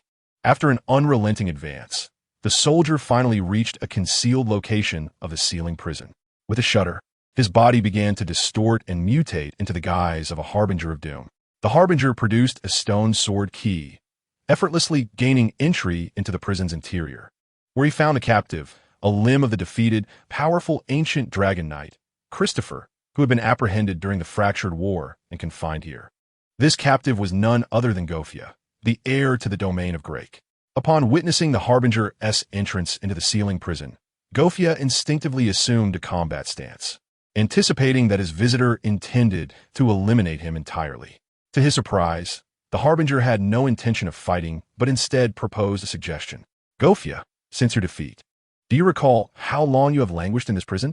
If devoid of sanity, then rotting away here might be a preferable option. Huh, even if I could remember. What does it matter? My city. Who have you entrusted it to? Let me guess, it must be that Grake fellow, right? How is it that he too refuses to submit to you, choosing the same path as I? I did indeed choose Grake to inherit your fief, and like you, he has embarked on the path of limb reclamation. However, just days ago, he was vanquished by an outsider known as the Fading One and lost the Grand Rune. The Fading One? While I know Grake, even in his reclamation, would gain little power, I cannot believe he would fall to such a character. If you must weave a lie, at least select a credible one. Not only that, he even desecrated the visage of the Golden Gatorwind, resulting in his transformation into a creature akin to the Deadborn. I ought to express gratitude to that Fading One for ridding me of a significant nuisance. Impossible. You are deceiving me. No matter what transpires, Grake would never commit such a sacrilegious act. Gofia's composure wavered upon hearing such revelations. That was the visage of the Golden Gatorwind. No matter how deranged Grake became, he could not possibly stoop so low, Could he not comprehend the consequences? Believe it or not, I have no reason to waste my time deceiving a mere prisoner. So why have you sought me out?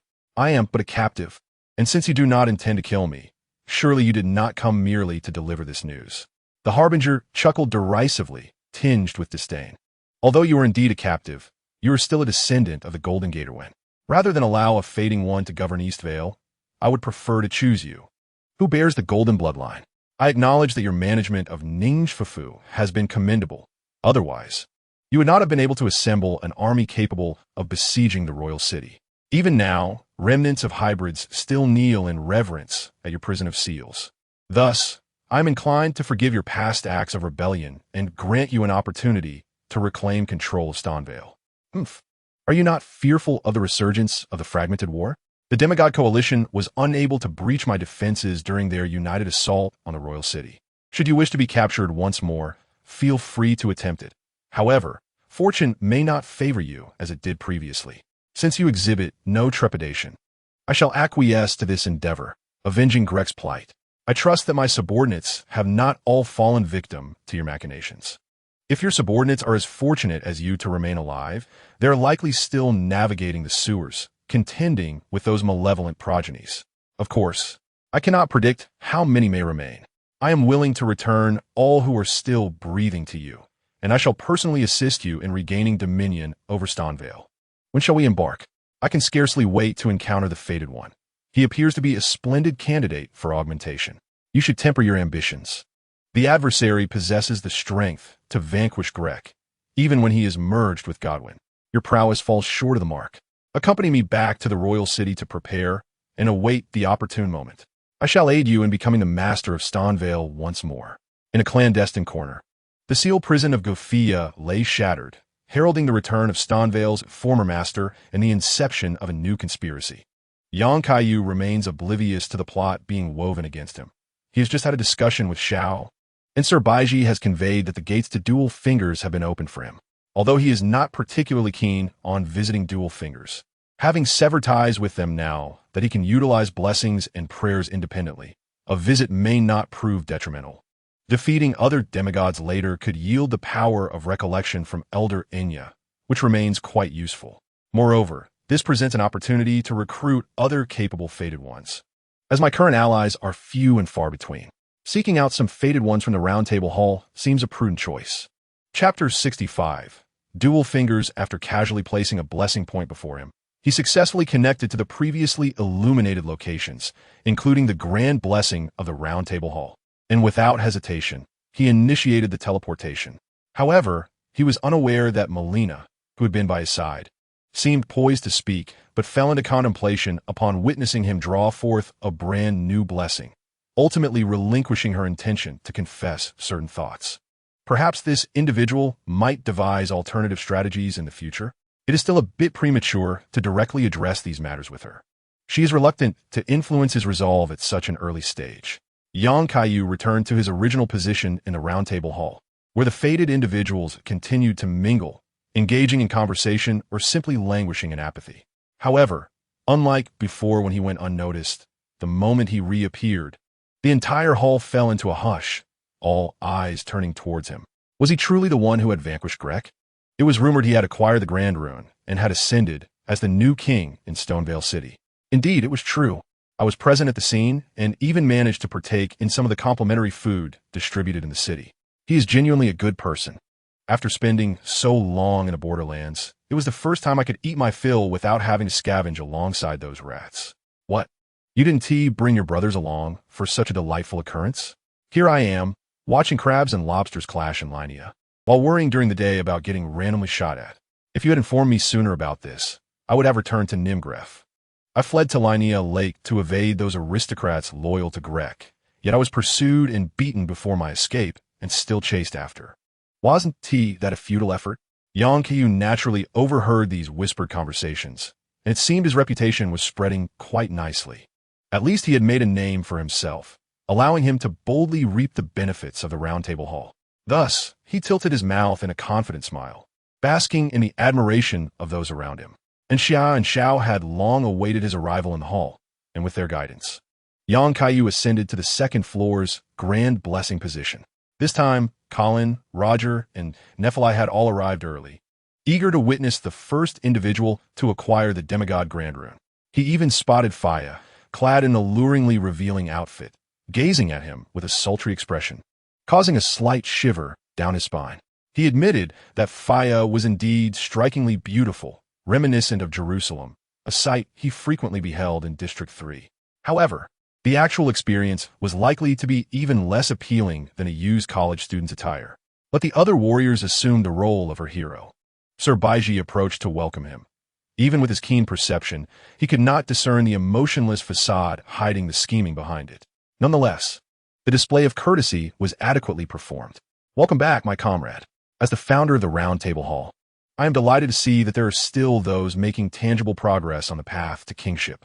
Now, as per our agreement, reveal your grand rune. The gateway to the dual fingers is about to open for you." Following the guidance of his companion, Kaiyu summoned the grand rune within him, and the previously sealed chamber slowly opened, revealing a colossal figure akin to what he had previously witnessed atop the Divine Tower.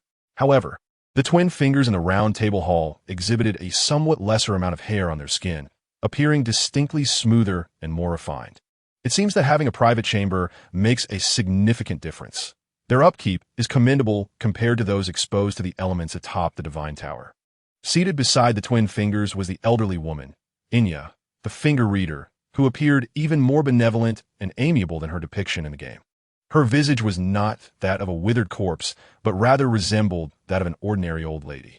"Thank you for your arduous journey. I am Inya, the finger reader.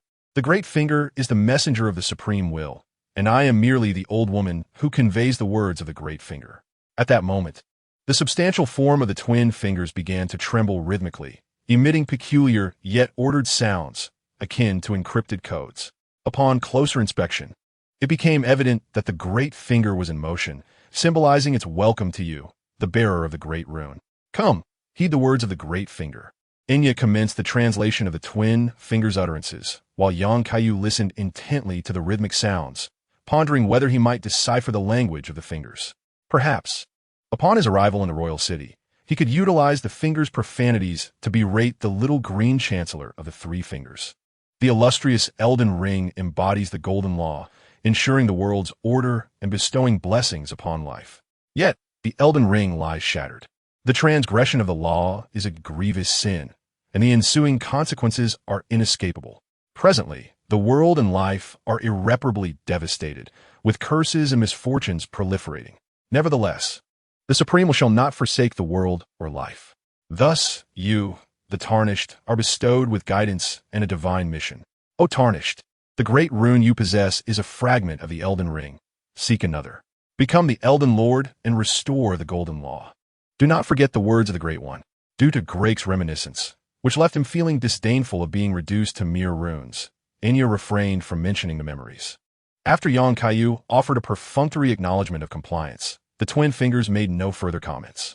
He felt somewhat exasperated, having acquired the Great Rune. He expected at least a token of appreciation, such as some hero runes. Although he was not in dire need of runes, the verbal commendation from the twin fingers felt reminiscent of those employers who offer not even a modicum of benefit. Thus, he made no further delay and departed from the chamber of the twin fingers. Were it not for his prior knowledge of certain insider information, he might have been deceived by the words of the twin fingers. Indeed, the Elden Ring serves as the foundation of this world. Ample evidence suggests that the Supreme Will is the creator of all life in the lands between. However, the Golden Law merely harnesses the power of the ring, not being the ring itself. Nevertheless, the utterances of the twin fingers held little significance for him.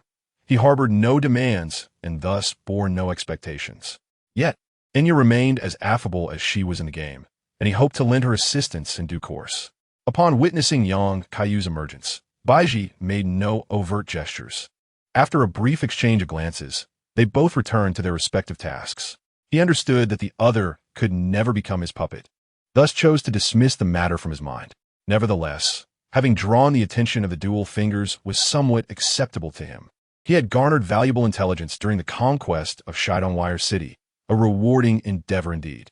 Chapter 66. Recruitment. After disregarding the flirtatious glances cast by Fia, Kaiyu proceeded directly to the location of the blacksmith Shiogu. Having provided the necessary materials and compensation, he requested the crafting of a suitable suit of armor for Irsha.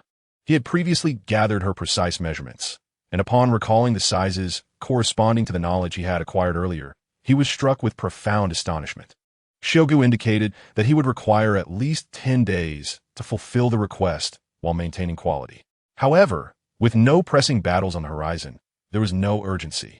The Round Table Hall even offered a courier service to have the armor delivered by the Fated Ones. He noted that Roderica was also standing by Shiogu, seemingly unaffected by his lack of direct involvement. Once she completed her training, he would be able to delegate the task of calibration to her. Having completed these arrangements, he leisurely ascended to the balcony on the second floor, overlooking the bustling crowd in the hall below.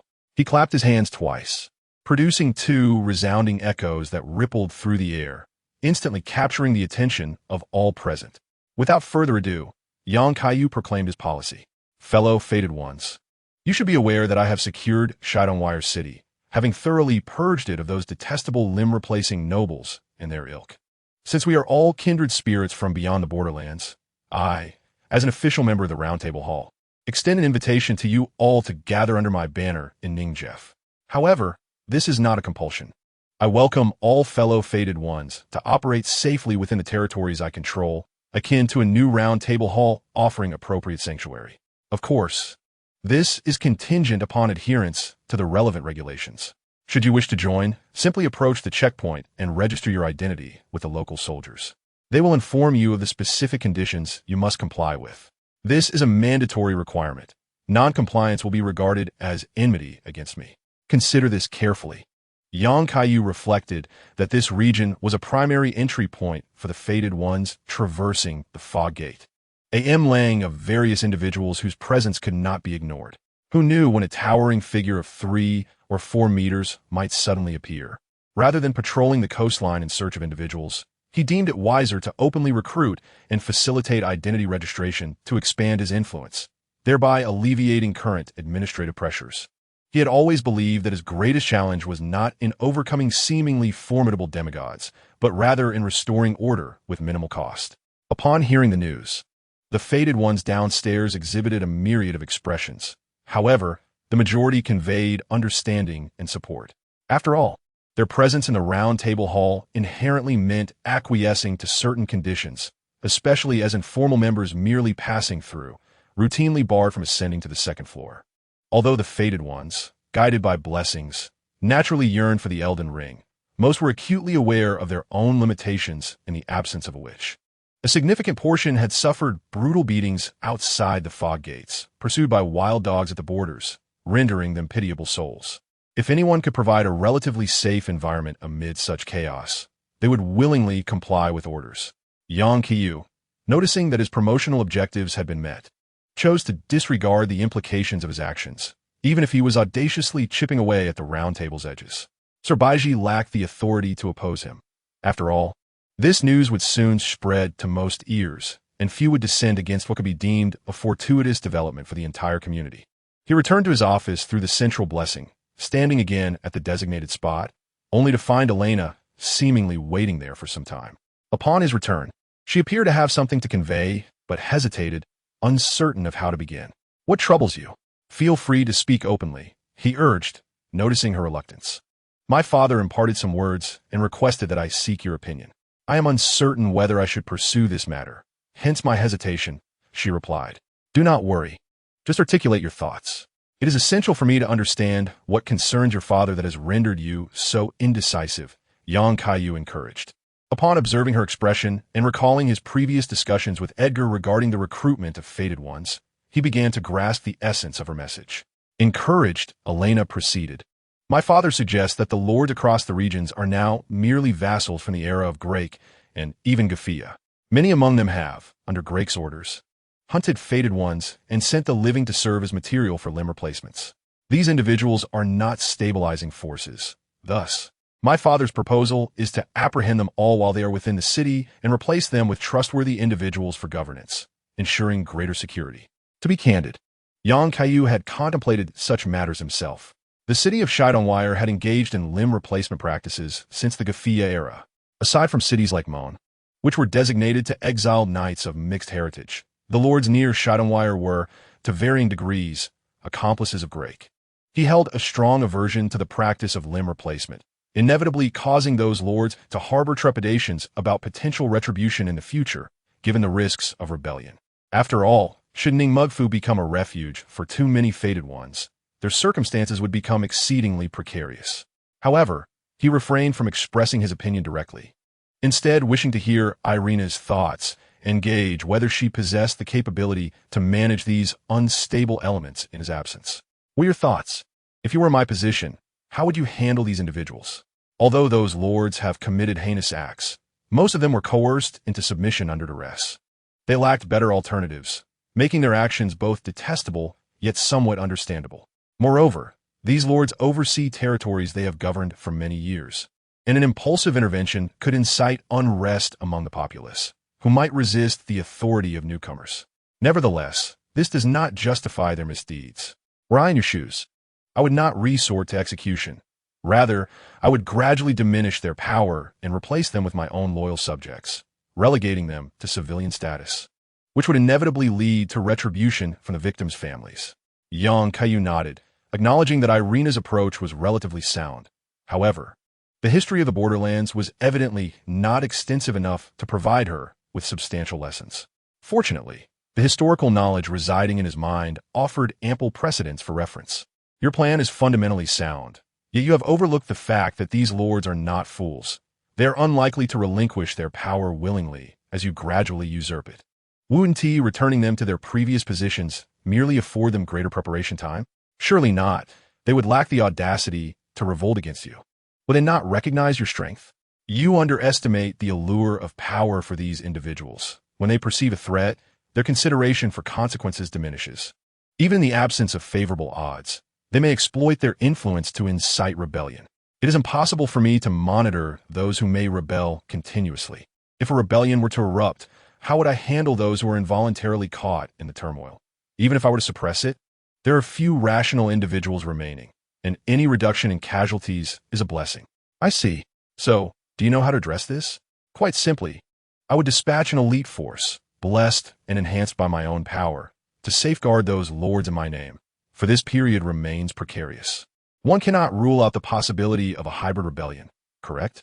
Given the considerable pressure the lords face, they would assist in managing certain affairs, such as training the military, tasks best left to professionals.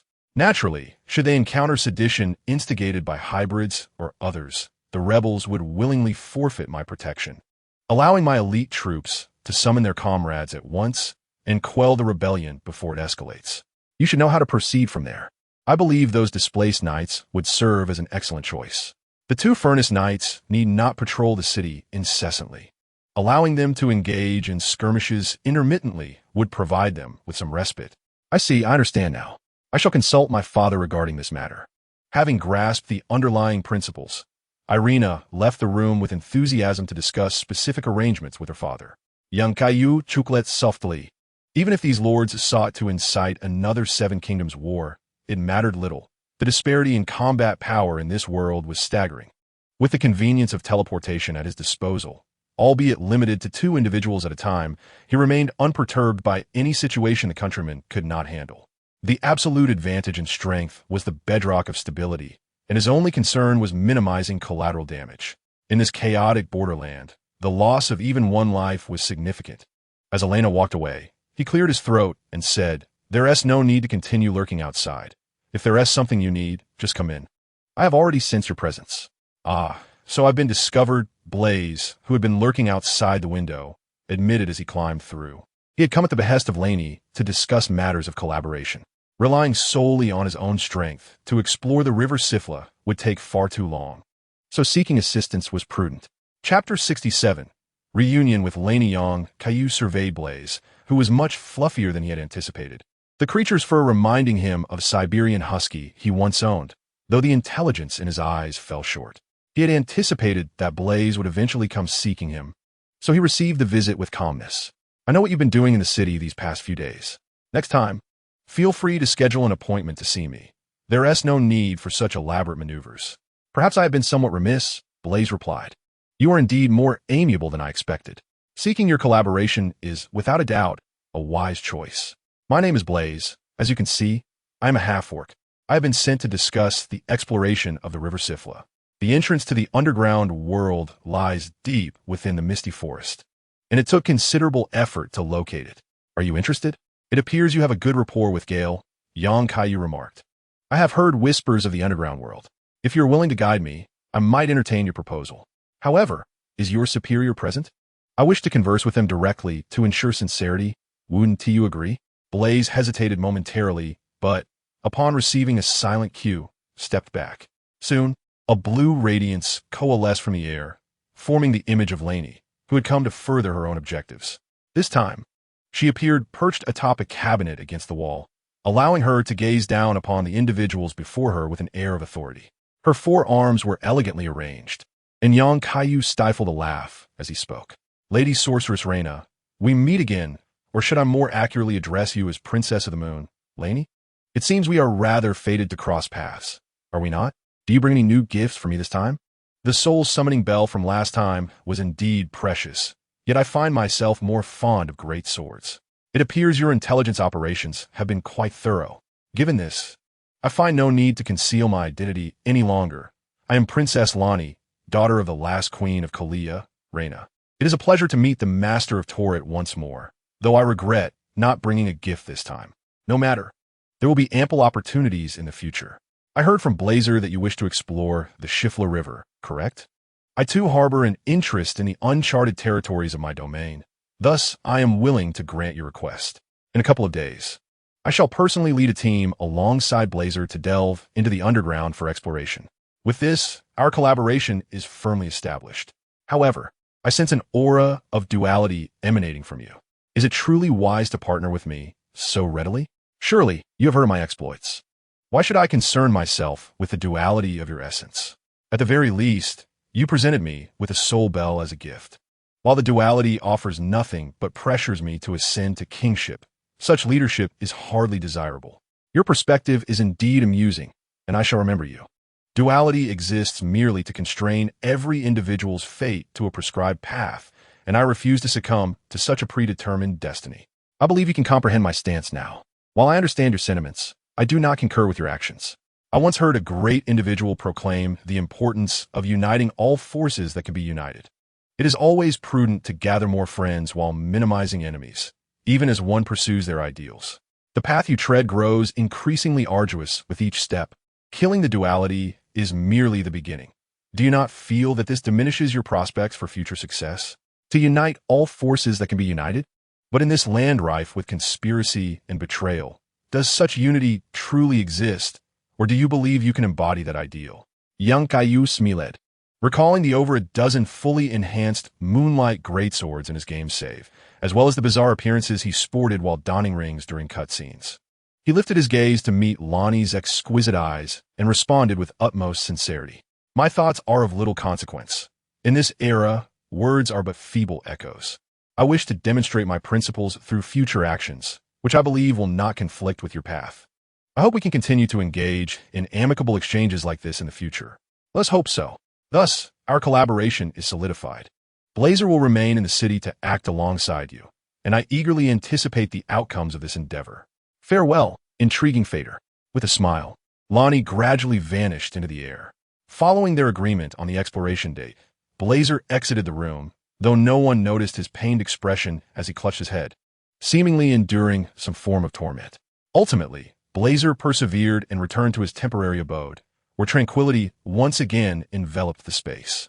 Yang Kaiyu opened the window of his room, gazing at the moon in contemplation. As the brilliance of the golden tree faded, it could no longer obscure the radiant white moon.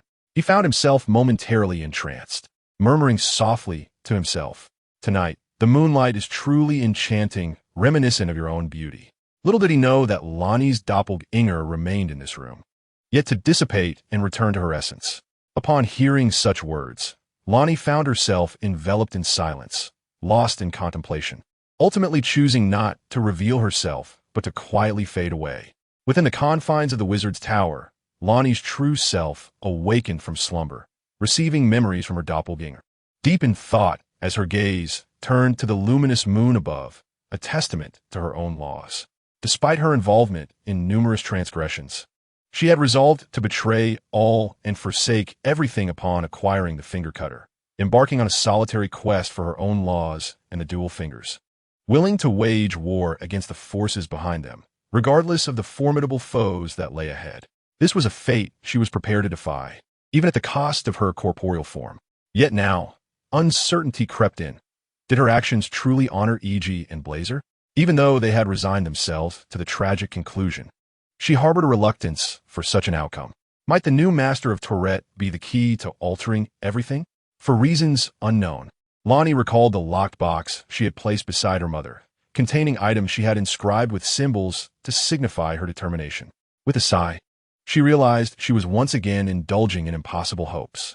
In the midst of silence, she succumbed to slumber once more, while the moon continued to shine as it always had. Chapter 68. The River Shifla upon dawn. Considering that Elsa was currently preoccupied with training the city's military and preparing personnel for the border between Gelid and Nimgruf, young Kaiyu swiftly sought out Rue. After conquering the city of Stonevale, Rue had successfully rallied his kin from the Weeping Peninsula of Nimgruf, incorporating them into the defensive forces of Stonevale. Once a destitute mercenary chief, now he commanded hundreds, and with Yang Kaiyu occasionally elevating his rank, he had transformed into a formidable fighter. Seizing this opportunity, Yang Kaiyu assigned him tasks, recognizing that the Kaidan mercenaries were reliable combatants in sufficient numbers, making them ideal for the exploration of the River Shifla. Upon receiving the orders, Rue meticulously selected over 20 individuals for preliminary training. Although two prominent figures were expected to accompany them, ensuring minimal chance of misfortune, he remained determined to avoid any embarrassment.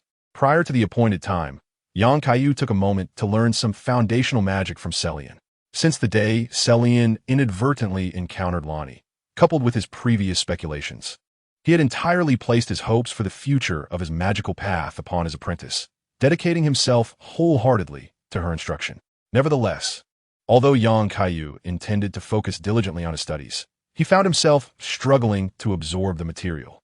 Despite his intellectual capabilities, the intricacies of the magic lessons eluded him. After managing to grasp a few rudimentary spells, such as the basic yet largely ineffective luminous stone particle, he relinquished his aspirations for comprehensive mastery and resolved to embrace a more straightforward existence. Having already acquired some auxiliary healing prayers, he deemed that sufficient. However, he pondered the prospect of cultivating his own cadre of magical warriors. While he was disinclined to master the arcane arts himself, it would be advantageous for his troops to wield such power, especially since he could forcibly enhance their innate talents.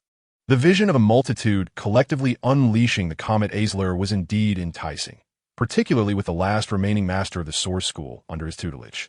He believed that retrieving the relics of the two masters would facilitate his understanding.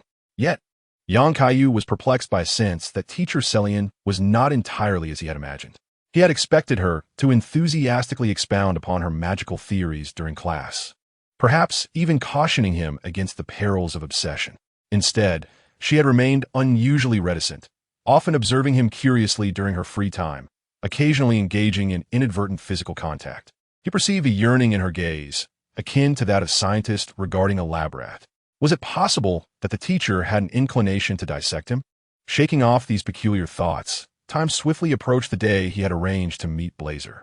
Armored and wielding his iconic great sword, Blazer appeared even more formidable and striking than in the game, a testament to his prowess as a half-orc capable of vanquishing multiple Blackblade assassins. Even on the brink of madness, accompanied by over 20 mercenaries selected by Shui, Yang Kaiyu's entourage made their way toward the lift leading to the Sifla River. Deep within the misty forest, as they passed the checkpoint, he noticed that fated ones were gradually arriving to pledge their allegiance to him, suggesting that the promotional efforts from the Round Table Hall had borne fruit. The scenery along the journey was relatively tranquil, for he had effectively eradicated most threats from the expansive area, from the fanatic fire followers to the hybrids. The mountain spirits on Storm Hill had been assigned suitable tasks, and even those poor souls who had lost their sanity were granted a release by Akil. Blazer observed these changes with surprise. Having spent only a few days in the city, he was astonished by the transformations that had taken place.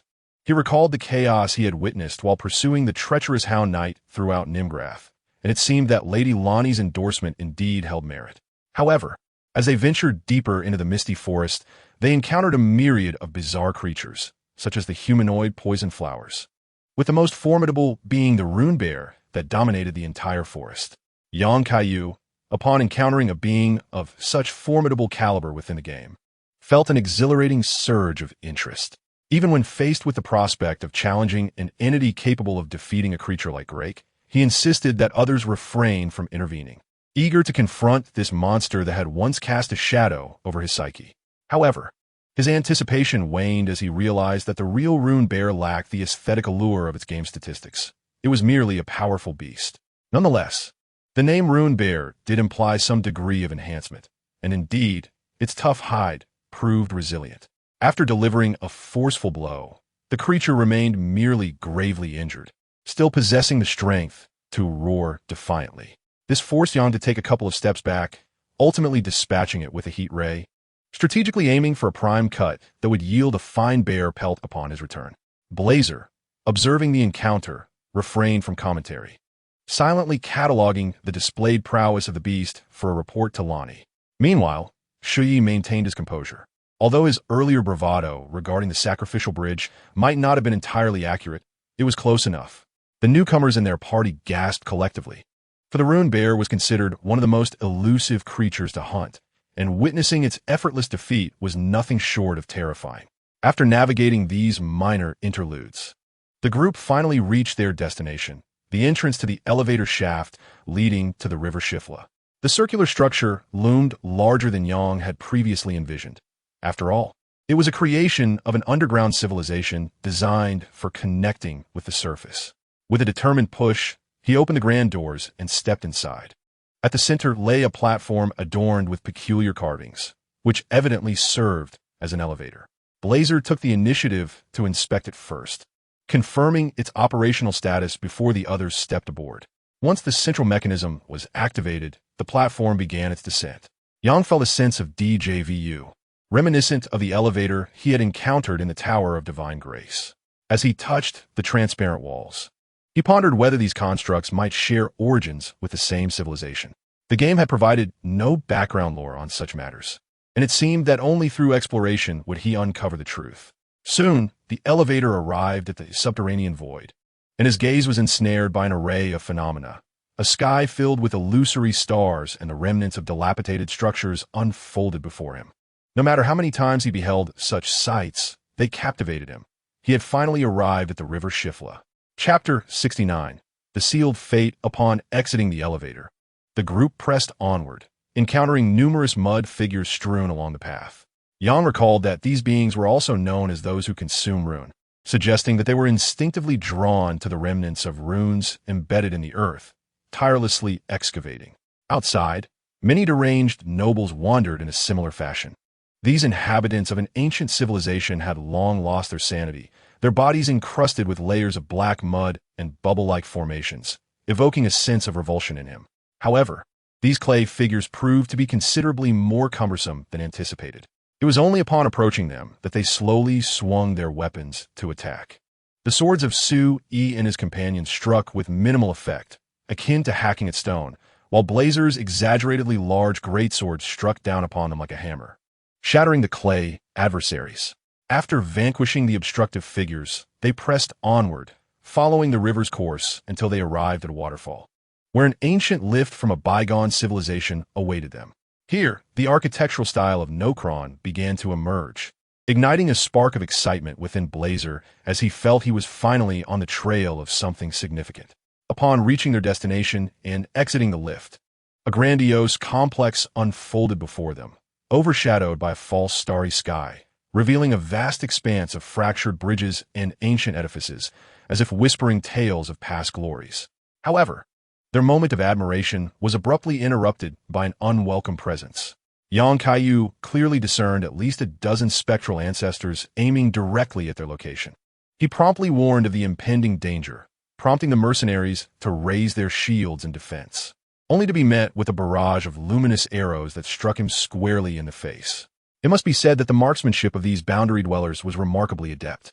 In the game, a mere stroll along the Shifula River would inevitably leave him adorned with arrows, and now it was no different.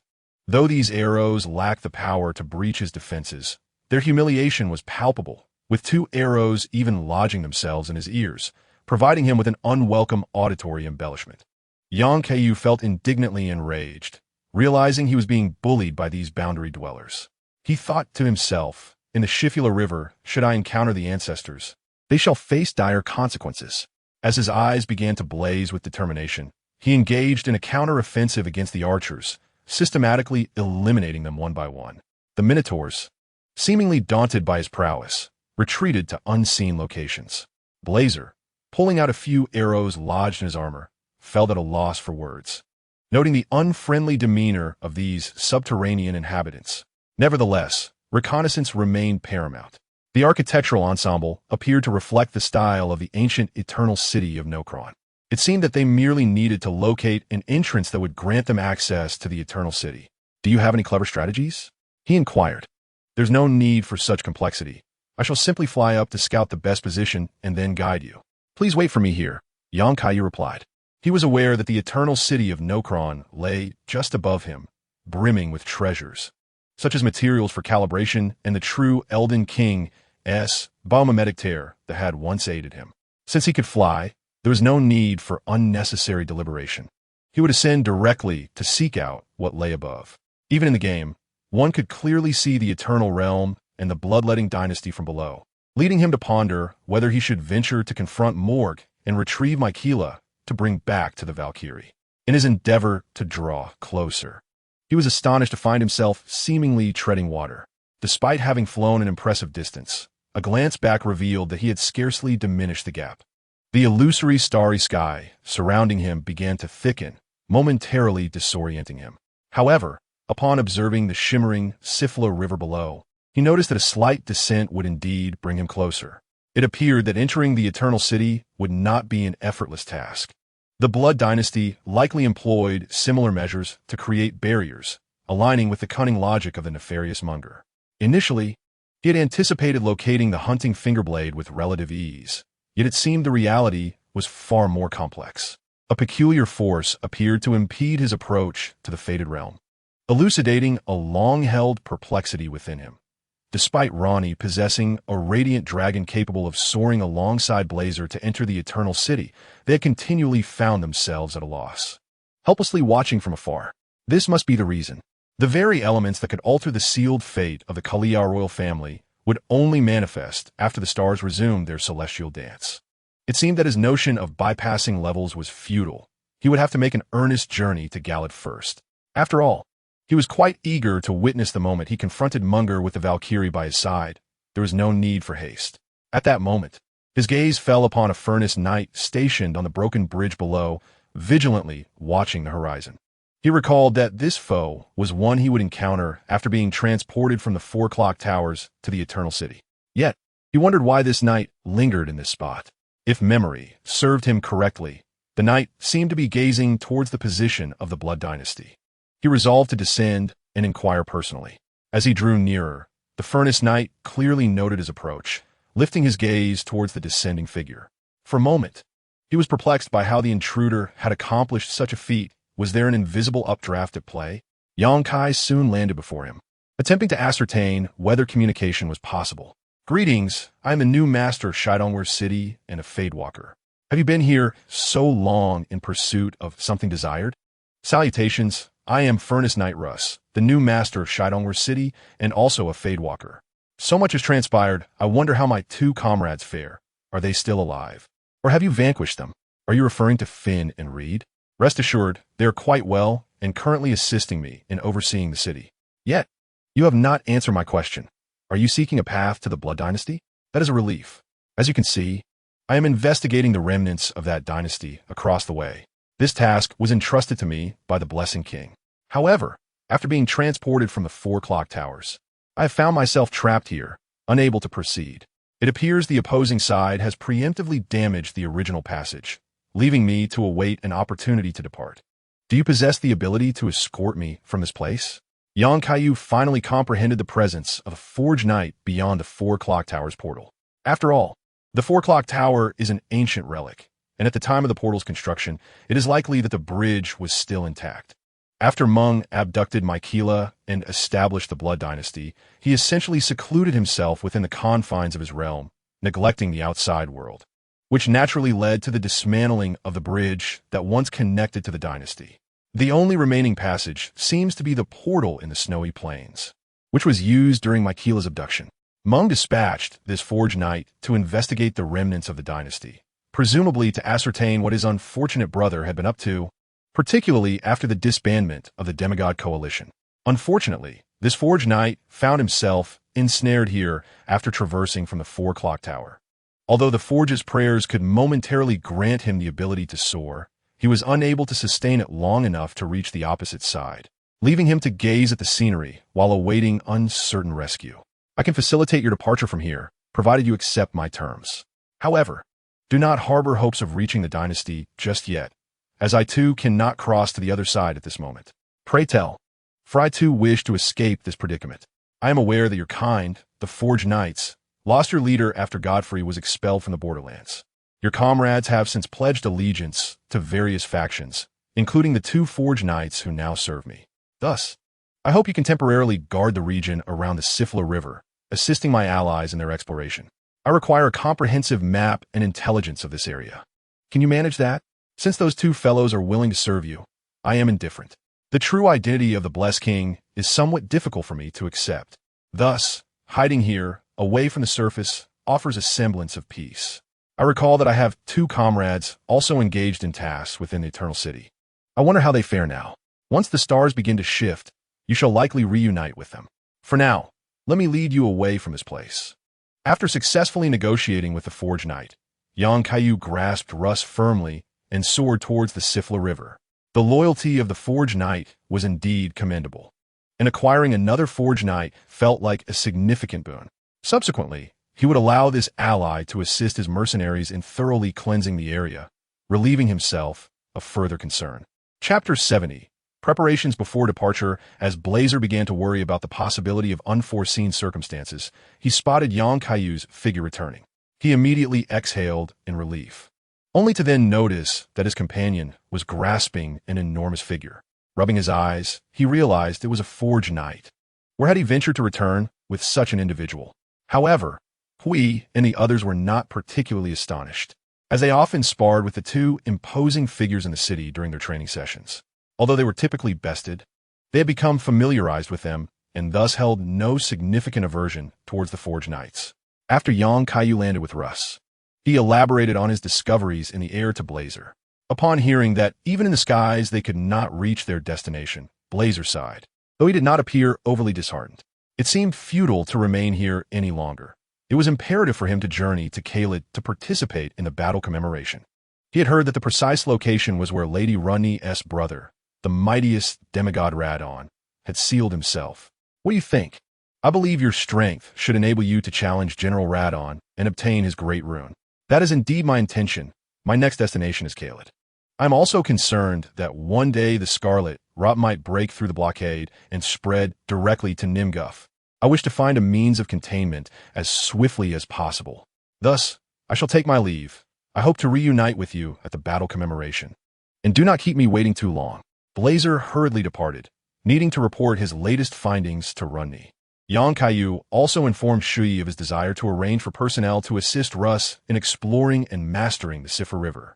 After all, this was a strategic location. Controlling the Sifra River could lead directly to Caelid through underground passages.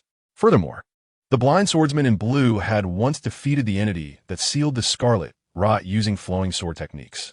Given that the Scarlet Rot thrived in stagnation, perhaps the ever-flowing Sifra River held the key to Caelid's restoration. As the leader of the Caden mercenaries, Shui could not remain in the underworld indefinitely. He had many other matters to attend to.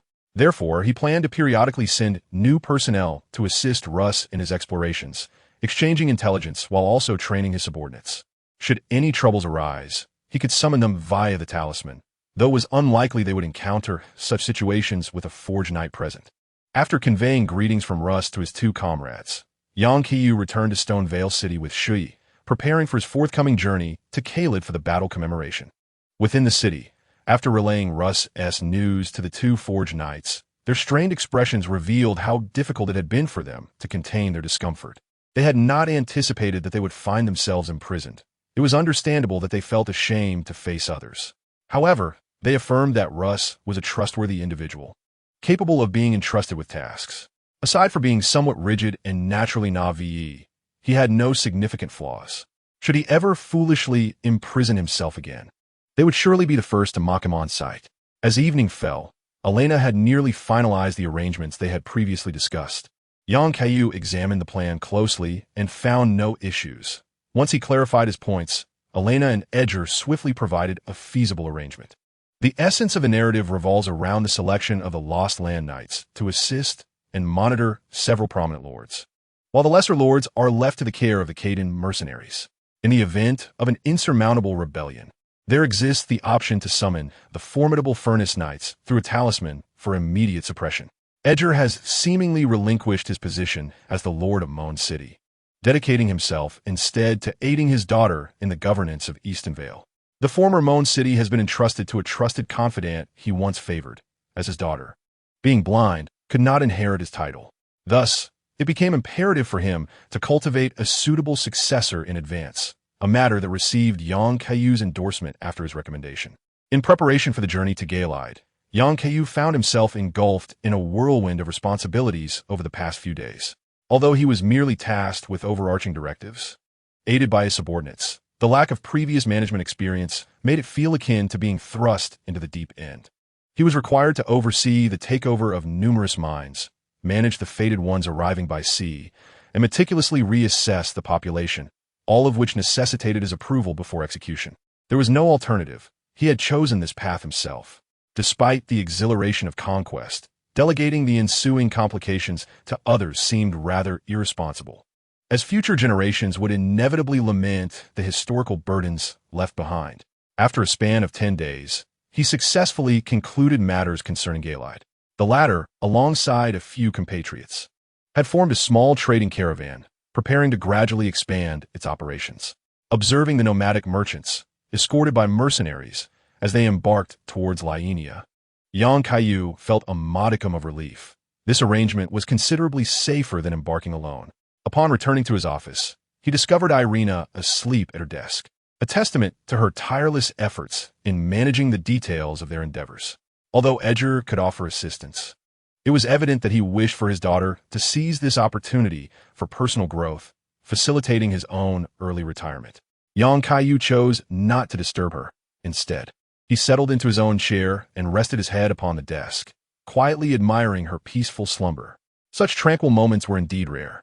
He reflected on the young girl he had once encountered in a game, only to witness her demise.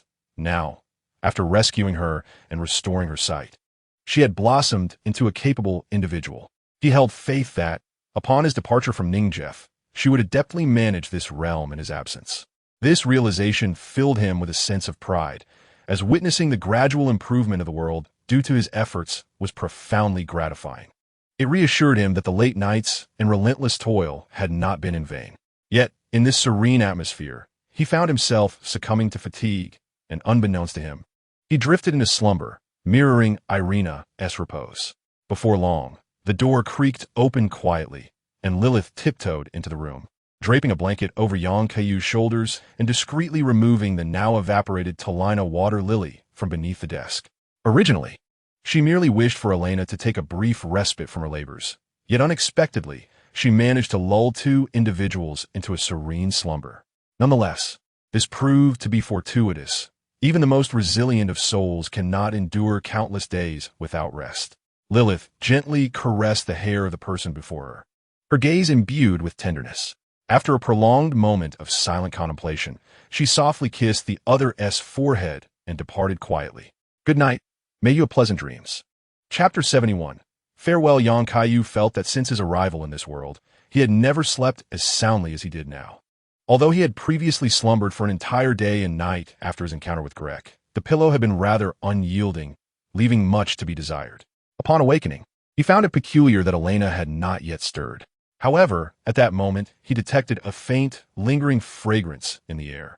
Just as he contemplated the source of this enchantment, His fingers brushed against the blanket draped over his back, and a smile graced his lips as understanding dawned upon him. This was the blanket he had left in Lilith's tent during their first meeting. It seemed she had orchestrated this, likely employing the hypnotic properties of something like a Torino water lily. Yet he had no desire to unveil her subtle intentions. After all, had he not wished for rest himself, such a ruse would not have ensnared him. He gently pinched Elena's slightly puffy cheek, and after a moment, she began to rub her eyes and awaken, albeit still in a state of mild confusion. Did I just fall asleep? What time is it now? You should be able to make it for lunch if you hurry. Huh? How long did I sleep? No, I still have so much to do. There's no need to rush. Your health is paramount. I've gone to great lengths to give you such beautiful eyes, and they cannot withstand your relentless usage. Since we have some time now, is there anything you wish to eat? I can prepare a meal for you myself. All right, but I don't have any particular requests. I enjoy whatever you make. Just flattering me, are you? Please wait a moment. It will be ready shortly. Having previously hailed from Rome City, where the populace was accustomed to riding iron beasts to work, he was naturally adept at preparing a variety of dishes. In the wilderness, he had refrained from drawing attention to himself, but now that he had the opportunity, he was eager to showcase his skills. After effortlessly exchanging for the necessary ingredients and equipment, he set to work. The climate in the Nimfufu region was similarly mild and humid, suggesting that the flavors would not differ greatly. Before long, he had prepared several of his favorite dishes, including twice-cooked pork and kung pao chicken, filling the room with an enticing aroma. Observing Elena's unabashed manner of eating, he surmised that she had likely never before experienced such delectable fare. It was hardly surprising, as one could not expect the living conditions in Mon City, where residents cohabitated with hybrids, to be particularly favorable. After satisfying his hunger and thirst, young Kaiyu casually cleared away all the remnants. For a moment, Irina, seated across from him, found herself at a loss for words, aware that he was almost prepared to leave Shidonwire City for Gelid. Such moments of solitude with him were a luxury she could scarcely afford. Are you departing soon? Heading towards the crimson corruption that envelopes Gelid? You might set off by tomorrow. The situation there cannot be delayed any longer. Once I obtain General Latin's Great Rune, I must address the encroaching crimson corruption, ignoring it poses a significant threat to Nimjef and the entire border region. Please take care on your journey. I have heard that even the mightiest demigod, General Laton, cannot withstand the erosion of crimson corruption. I do not wish for you to suffer the same fate. My father mentioned that the last time you expelled the fiery madness from my body, it was no easy task. Whatever happens, do not push yourself too hard. Yang Kaiyu, noting the worry etched on her face, endeavored to project confidence, even though he felt a visceral aversion to the crimson corruption. He vividly recalled the psychological trauma inflicted upon him by the shrimp-like creatures he encountered after falling into a teleportation trap that led him to Gelid. I understand. In truth, the pollution is not as severe as you might imagine. I inquired with the envoy from Red Lion City. Aside from the innermost swamp region, which is utterly inaccessible, the rest remains relatively normal. The only danger lies in the mutated creatures resulting from the corruption, but you know my capabilities render those creatures no threat. Very well. I trust you. Whom do you intend to take with you this time? Given the current situation in Gelid, it is unwise to bring too many people. Fewer individuals mean a smaller target. The exploration of the Sifla River remains incomplete. My plan is to take only my witch, Lilith, and a few soldiers for border reinforcement. Once we acquire the General's Great Rune, we shall proceed to the God-given tower to activate it. By that time, it will be necessary for us to consider the most effective ways to suppress the spread of crimson corruption. The Sifla River has yet to be tainted, so we can devise a strategy to advance both underground and above simultaneously. However, Red Lion City has suffered greatly since that battle. We will likely need to rely on the strength of Shidonwire City to assist actively. As Yang Kaiyu rose, a thought struck him, prompting him to add a reminder. I would appreciate your help in managing our rear. Please gather materials and produce more corruption-repelling salves. They will prove invaluable. I recall that we recently recruited a few perfumers. This is their area of expertise, and we can entrust them with the task. If my memory serves me correctly, there's a type of mushroom known as the toxic mold that grows in corrupted soil, crucial for protection against the corruption. More detailed information should be known to the perfumers, so you may wish to consult them at the appropriate time. I have recorded all these matters. You may proceed to seize the next great rune with complete confidence. As long as I draw breath, regardless of what transpires, the Lord of Stormvale City shall forever be you. Thank you, but I kindly ask you to refrain from such declarations. I cannot concur. A city can be retaken, but a life lost is irrevocable. To me, your safety is of utmost importance. Should any unforeseen events occur, use the talisman in your possession to summon me, and I shall return with utmost haste. Do not forget, it was after your escape from Moan City that you had the chance to encounter me and save all the survivors. Living is the true hope for the future. I merely wish to assist you in some capacity, but rest assured, I now cherish life more than ever. Only by living can I behold you with my own eyes as I do now. Young Kaiyu felt a twinge of uncertainty, sensing that these words bore a weighty significance. However, he could not fathom any unknown threats lurking in the current state of Ningjef. Regardless of any proclamations, he felt no fear. Yet, observing the reluctant expression on the young maiden's face, he realized that he would not see her for some time, and an uncontrollable impulse surged within him. In the midst of this ambiguous atmosphere, he could no longer contain his emotions, stepping forward without hesitation to embrace Elena tightly, as if wishing to merge her essence with his own, savoring her warm presence and delicate form. A faint blush graced Elena's cheeks, yet she did not resist. Instead, she tenderly cupped his face with her hands, rising on tiptoe to bestow a passionate kiss. In that moment, time seemed to stand still as they immersed themselves in each other's world, relishing this rare sweetness and warmth, reluctant to part. Early the next morning, Yang Kaiyu departed from Stormvale City alongside several soldiers and the witch Lilith, heading towards Galed. At that moment, the corners of his mouth seemed to retain the flavor of yesterday's impulsive indulgence. Casting a glance back at the city, he felt as though he could still see the figure atop the highest tower watching him depart, and a line arose in his mind. When shall you return, dear friend? Do not linger on your way. Chapter 72. The warrior, Alexander having left Stormvale City, they traveled along the main road towards Galed. Due to Galed's elevated terrain, it wasn't long before they could glimpse the crimson peaks in the distance. Yang Kaiyu felt a wave of disgust at the thought of the grotesque, mottled creatures corrupted by the scarlet decay. Lost in contemplation of how to address the situation, a grand bridge appeared before them. Known in the game as the Bridge of Saints, though it remained unclear whom this so-called saint referred to. Originally, atop the grand bridge stood a frenzied soldier with a pumpkin head. However, from the shattered remnants of his helmet, it was evident that he had been dispatched by his own soldiers, sent forth to the borders. Yet, he felt an unsettling sense of forgetfulness linger within him. At that moment, he seemingly heard a faint cry for help emanating from the edge of the nearby cliff. Suddenly, he recollected that it was precisely at this spot that the warrior, Alexander the Jug, had his initial encounter. After inquiring among those nearby if they had heard anything, and seeing them shake their heads, he realized that the sound from the cliff was indeed too soft for anyone but him, blessed with extraordinary hearing, to perceive. Given the current circumstances, it was unlikely that many would feel inclined to wander up the mountain, which explained why Alexander had been stranded here for so long without anyone coming to his aid. It required his arrival for the call for help to be heard. Lilith observed her master gazing upward and, taking the initiative, inquired, "Is there something atop the mountain that captures your attention so keenly?" "I have heard a cry for help. I shall ascend to ascertain the situation. You all wait here for my return," he instructed calmly. After offering a brief reassurance, Yang Kaiyu effortlessly soared to the precipice. Indeed, not far ahead, he spotted his objective along with several fearsome, tentacled behemoths. Alexander the Jug appeared larger than he had anticipated, perhaps large enough for 5 or 6 individuals to clasp hands in a circle around him. The larger the warrior Jug, the mightier its combat prowess, which perfectly aligned with Alexander's identity. At that moment, he was tragically ensnared in a deep pit, and it was no wonder he could not extricate himself. His comparatively slender arms lacked the strength required for such an endeavor. Seeing that someone had finally come to his aid after a prolonged period of isolation, Alexander felt a surge of hope. He lamented that he should not have let his guard down that fateful day, having been trapped here for over 10 days.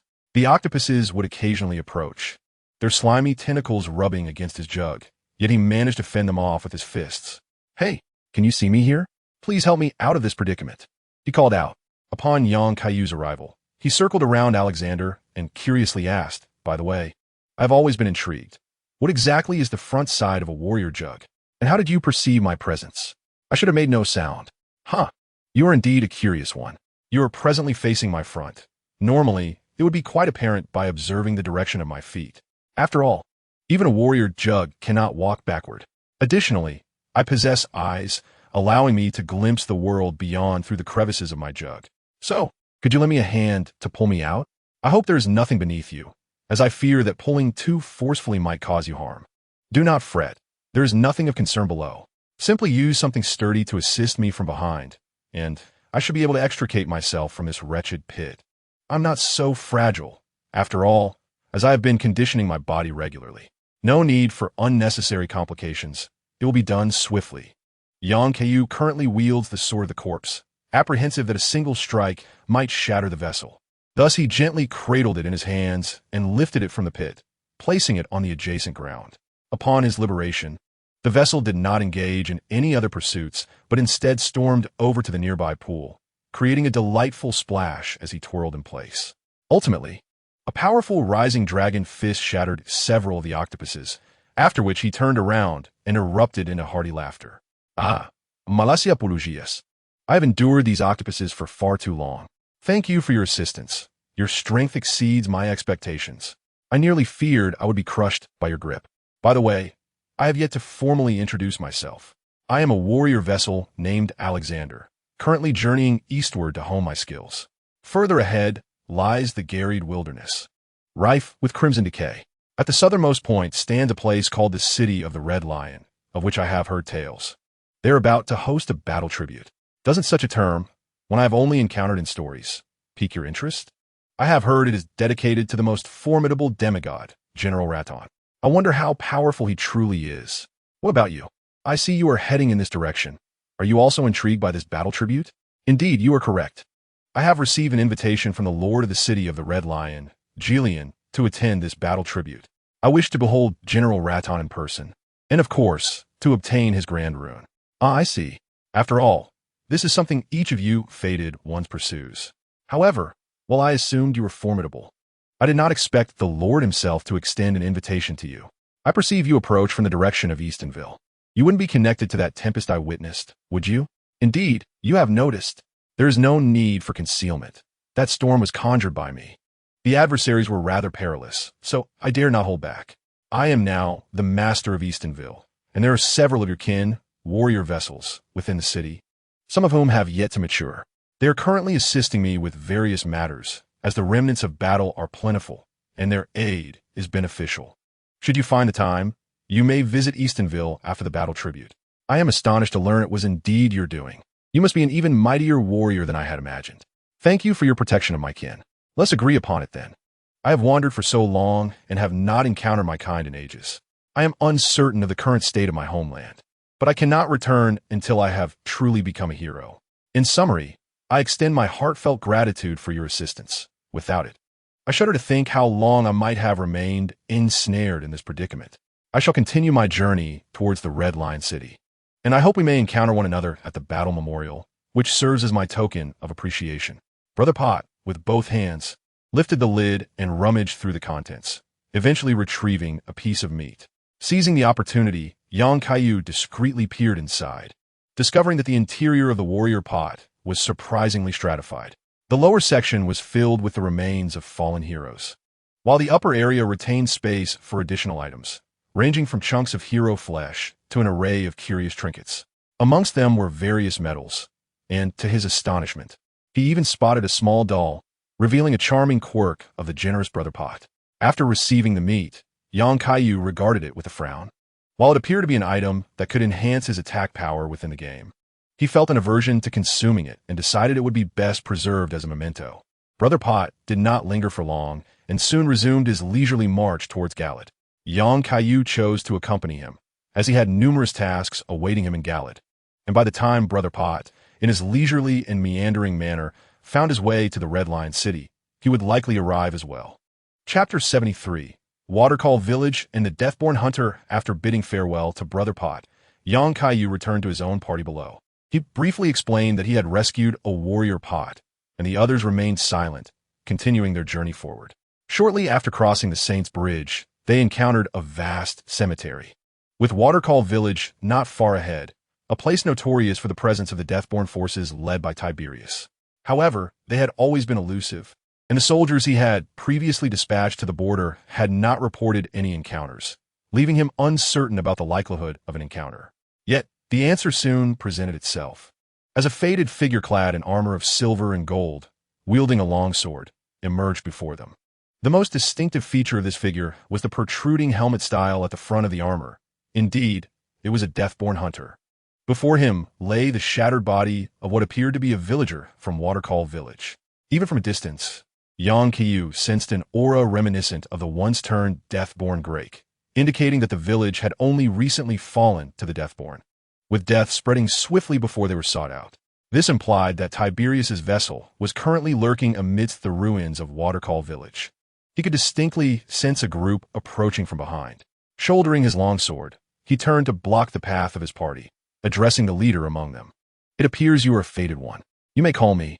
I am in pursuit of the Deathborn, seeking to eradicate their roots. Thus, I advise you not to proceed any further. The stench of death has already permeated the village ahead, and the vessel is likely situated there. If you wish to avoid an untimely demise, it is prudent to keep your distance. Indeed, since the Deathbringers are such perilous entities, it is imperative that I take measures to eradicate their influence before it spreads further. As you are also engaged in the hunt for these malevolent beings, allow me to accompany you in vanquishing that so-called vessel. That entity poses a significant threat. Are you truly unafraid of becoming akin to the lamentable villagers strewn upon the ground? It seems you have not returned to the Round Table Hall these past few days. Otherwise, you would be aware of my circumstances. I possess some experience in dealing with Deathbringers. Once the soul has perished, the complete destruction of the physical form will naturally lead to their obliteration, would it not? Should you choose not to join me, I shall proceed alone. It appears you are a new member of the Round Table Hall. In that case, I acknowledge your prowess. Addressing the spread of death is indeed my responsibility. So let us embark on this journey together." Kaiyu gestured for Lilith and the other soldiers accompanying him to maintain their distance, encircling the village to eliminate any potential escape routes for the Deathbringers. After all, the Call of Tiberius vessel is a minor entity in the game, and he is unwilling to see his soldiers transformed into something akin to Deathbringers. Thus, he advanced towards the village, traversing a field of gravestones, and indeed encountered a throng of villagers wandering in the water's depths, accompanied by armed militiamen. Each one, without exception, had succumbed to the influence of the Death Roots. Upon sensing the approach of the living, these Deathbringers surged towards him like ravenous zombies, brandishing their swords. Just as they prepared to charge, a wave of searing heat surged beside him.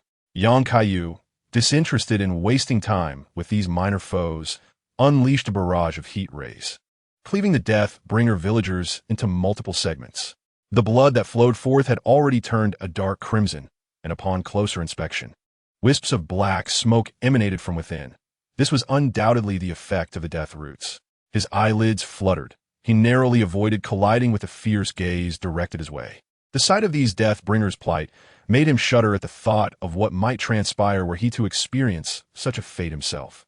However, it seemed this hunt would prove rather effortless. As he ventured into the submerged village of Watercall, a melodious sound of a flute suddenly resonated, prompting numerous skeletons to struggle upwards from beneath the water's surface. It appeared that Tiberius' vessel lay here. Brandishing his longsword, he shattered the advancing skeletons. However, the sheer number of relentless, fearless skeletons quickly surrounded him. Yet, he remained unperturbed, as the mark upon his weapon radiated a golden glow, imbuing it with a sacred blade of retribution against the Deathbringers. The longsword, now suffused with holy damage, cleaved through the encircling skeletons with ease, as if slicing through mere vegetables. Kaiyu then soared into the air, swiftly locking onto his primary target.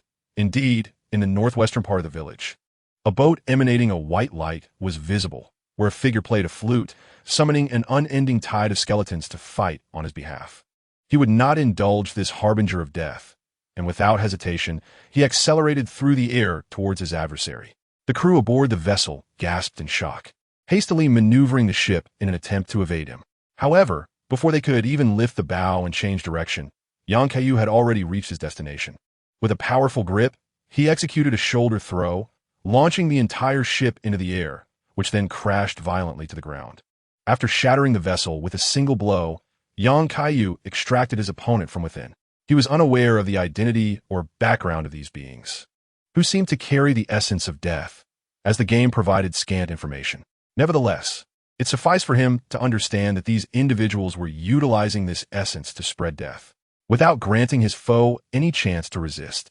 He unleashed a ray of intense heat, rendering his opponent utterly cold. With the demise of the manipulator, the skeletons, reanimated by the power of death, instantly lost their vitality, collapsing back into disarrayed bones. Utilizing his X-ray vision, he examined the corpse and retrieved a sinister object from the upper half of the body, which he surmised to be the source of death. Upon grasping it, he sensed that it sought to invade him. Yet its effect was so feeble that it posed no real threat. Just as he felt warmed up and ready to search for the ship, he discovered it had already been resolved. He pouted slightly, feeling that he had yet to satiate his appetite. As a fervent devotee of the Golden Law, every time he eradicated these heretical entities, he experienced an exhilarating pleasure. Kaiyu disdainfully presented the essence of death before his companion. I found this on that fellow. It must be the root of the death propagation. Indeed, this is the essence of death, an evil existence capable of transforming individuals into harbingers of death. It ought not to exist in this world. My task is to hunt down these harbingers and collect their essences to be properly handled by the beast priests. I appreciate your assistance. Otherwise, it would have taken considerable effort to resolve this. Leave it to the beast priests? That seems unnecessary. I can handle it right now. Kaiyu preferred to proceed at his own pace. While he would eliminate all the essences of death in the Borderlands, he found it tedious to hand them over to the beast priests. He preferred to eradicate them on sight. He perceived that the only danger lay in the potential surge of deathly energy when the essence shattered. In the game, this would likely result in a rapid filling of the curse meter. However, he was unafraid. During his battle with the death-transformed Grek, he had learned the most effective methods for confronting such entities. Before he could intervene, he witnessed the essence of death being tossed into the air, whereupon Kaiyu exhaled a frigid breath, instantly freezing it into shards. After crushing it underfoot, the gas that would have emanated dissipated into solid fragments. Subsequently, he directed a high-powered heat ray to obliterate the remnants entirely, during which only a thin wisp of black smoke escaped. All other traces of deathly energy were disintegrated and rendered non-existent under the intense heat. Upon witnessing such a straightforward yet remarkably effective method, he found himself at a loss for words. Nevertheless, this approach was not without merit. After all, the persistent threat posed by the dead roots would overwhelm even the most formidable of beasts if consumed excessively. The ease with which this dilemma was resolved was indeed commendable. He understood that his adversary, much like himself, would not overlook any dead roots, and since the opponent possessed a more efficient means of eradication, there was no need for him to introduce the adversary to the beast priest. Thus, he bowed respectfully to the person before him and expressed his gratitude. Thank you for your assistance this time. I had underestimated your prowess. Now that the threat of the dead roots has been neutralized, it is time for me to embark on a quest for the next dead root. As you're also a member of the Round Table, I trust we shall meet again by chance. Do take care not to fall victim to the forces of death. I must proceed to Gaylid to partake in the battle commemoration, so we shall part ways here. It appears you are also in pursuit of General Ratarn's Grand Rune. I wish you all the best. After bidding farewell, he returned to rejoin his own team. He felt a certain affinity for such a pure-hearted individual, and hoped that this time he could escape the fate of being cursed to death. Upon departing from Watercall Village and resuming his journey, he gazed solemnly ahead, his sight filled with repulsive crimson hues. Gaylid, he was coming. Chapter 74. Undercurrents as Kaiyu traveled, at the entrance of the Lienia Divine Grant Tower, situated to the east of Lake Lienia, the corpse of a divine-skinned noble lay sprawled across the pathway. Before this lifeless body, a figure cloaked in a mantle, known as the Omen, conversed with a robust man. My Lord Omen, what precisely is our purpose in coming here? I have expended considerable effort to create my body-yes avatar before the grafting, and I lack the time for leisurely pursuits. The avatar of that magic professor posed some difficulties for this inadequate body. and the group within the tower appears to be quite nauseating. Huh. Those fingers of the great hands within the tower do not exceed the limbs on your current form. All those entities from the royal city's sewers were delivered to you for grafting. The region of Ningmufgu possesses none of these. Ensure that your newly transformed noble subordinates conduct themselves appropriately. This royal city is not a place for your impudence. Indeed, yet my subordinates, having been released, are eager to wield such formidable power. Why are we still wasting time here instead of contemplating an offensive?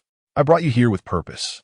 I have received news that the accursed Fader has departed from Stonvale and is en route to Galid, signaling that the time for our assault is nigh. Thus, I have brought you here to seek something special. I shall ensure he pays a grievous price. Gafaya's avatar displayed a contemplative expression, seemingly grasping the aim of this endeavor. If his suspicions were correct, he felt a twinge of sympathy for the Fader, who would face retribution at the hands of the Omen in such a manner. The ominous portent pushed open the gates of the Divine Tower. Accompanied by Gufuya, they ascended to the summit via the lift. This Divine Tower bore no dual fingers. Before him lay only a charred corpse. Princess of the Moon, Rani, though I am unaware of your current whereabouts, I shall accept the remnants that linger upon your body. The portent discovered upon Rani's incinerated form the cursed sigil she had etched onto her own flesh using the power of the Death Rune, which he then transferred to his weapon. He took no notice of the accompanying talisman of the stargazing maiden, but departed the Divine Tower with his spoils. Having accomplished his objective, in this ambush, he intended to deliver a crushing blow to the oblivious Fated One. Despite the intelligence he had gathered suggesting that slaying the opponent might be a daunting task, one that his very essence could scarcely achieve, he resolved not to venture beyond the confines of the royal city. Instead, he opted to harness the power of the fatal death to eliminate all who dared to support the adversary as they departed from Eastwell City. His aim was solely to extinguish their corporeal forms, not their souls. For a soul bereft of its body, unlike the infinitely spreading nature of the Deathborn, would gradually dissipate unless it found a vessel or was transformed into a spiritual entity through extraordinary means, as Rani had done. This method would inflict the utmost agony upon them, rather than allowing them to become an ignorant death prince like the others. From the publicly available information he had gathered, it was evident that although the opponent wielded formidable power, they were not a mere brute inclined to violence. Rather, they sought to re-establish an order throughout the entire borderlands, an order not governed by the Golden Law. However, such an order cannot be established by a single individual, thus unveiling his meticulously crafted scheme of revenge. As for the retribution Gufuya would face upon the adversary's return to Nimgerfu, he was neither inclined nor capable of concerning himself with it. The extent to which he could maintain his position in Eastwell City depended solely on the opponent's own strength. This time, he brought Gufuya along to allow him to closely observe the power of the Death Sigil, as he and his noble subordinates would soon employ the fatal death in their battles, or rather, their slaughter. Upon the recollection of memories returned to his essence, Montgart surveyed the transformed Gufuya, who had been altered using materials from the royal city's sewer system, and felt a momentary displeasure. The sight of him reminded him of the earlier defense of Roddle, yet he would not allow personal feelings to sway this operation. Dispatch orders to summon your subordinates. Once the death sigil is retrieved, we shall commence our planning for the assault. Gufuya raised the head of the lobster in his grasp, its grotesquely distorted form writhing with excitement, emanating the aura of the curse of the offspring of the Omen. All that could be sharpened had been honed, and he had awaited this day for a long time, finally poised to return to his rightful place, within the confines of the sorceress Lani's tower. She was abruptly awakened from her slumber by an unsettling disturbance. The seal she had established at the Laenia Divine Tower had been breached, and intruders had entered, absconding with the remnants of her death curse. This revelation left her momentarily in disbelief. The protective forces guarding the path to her sanctuary were not easily overcome, and the motivation behind the theft of the Death Rune's power eluded her. She quickly recalled past events. After her escape, her physical form had been secretly relocated to the interior of the Divine Tower. Only a loyal professor from the Magic Academy was privy to this information, and he was unlikely to betray her, along with those present during the night of the Black Blade in the Royal City. If the intruders possessed the strength to breach the defenses of the Divine Tower and were still within the Royal City, a conjecture began to form in her mind. However, she was reluctant to involve herself, as this matter bore little consequence to her. her focus remained solely on the Eternal City. What she needed now was to conserve her strength, preparing for her inevitable confrontation with the Two Fingers after acquiring the Hunter's Blade. Recklessly expending too much power would diminish her chances of success. After a prolonged period of contemplation, she recalled the words of a certain individual and snippets of self-reflection she had inadvertently overheard. Ultimately, she clenched her fists and summoned some of her energy to create a new avatar, directing it towards the city of Shidongware. Should nothing occur, it would be ideal, yet, if complications arose, she would reluctantly intervene.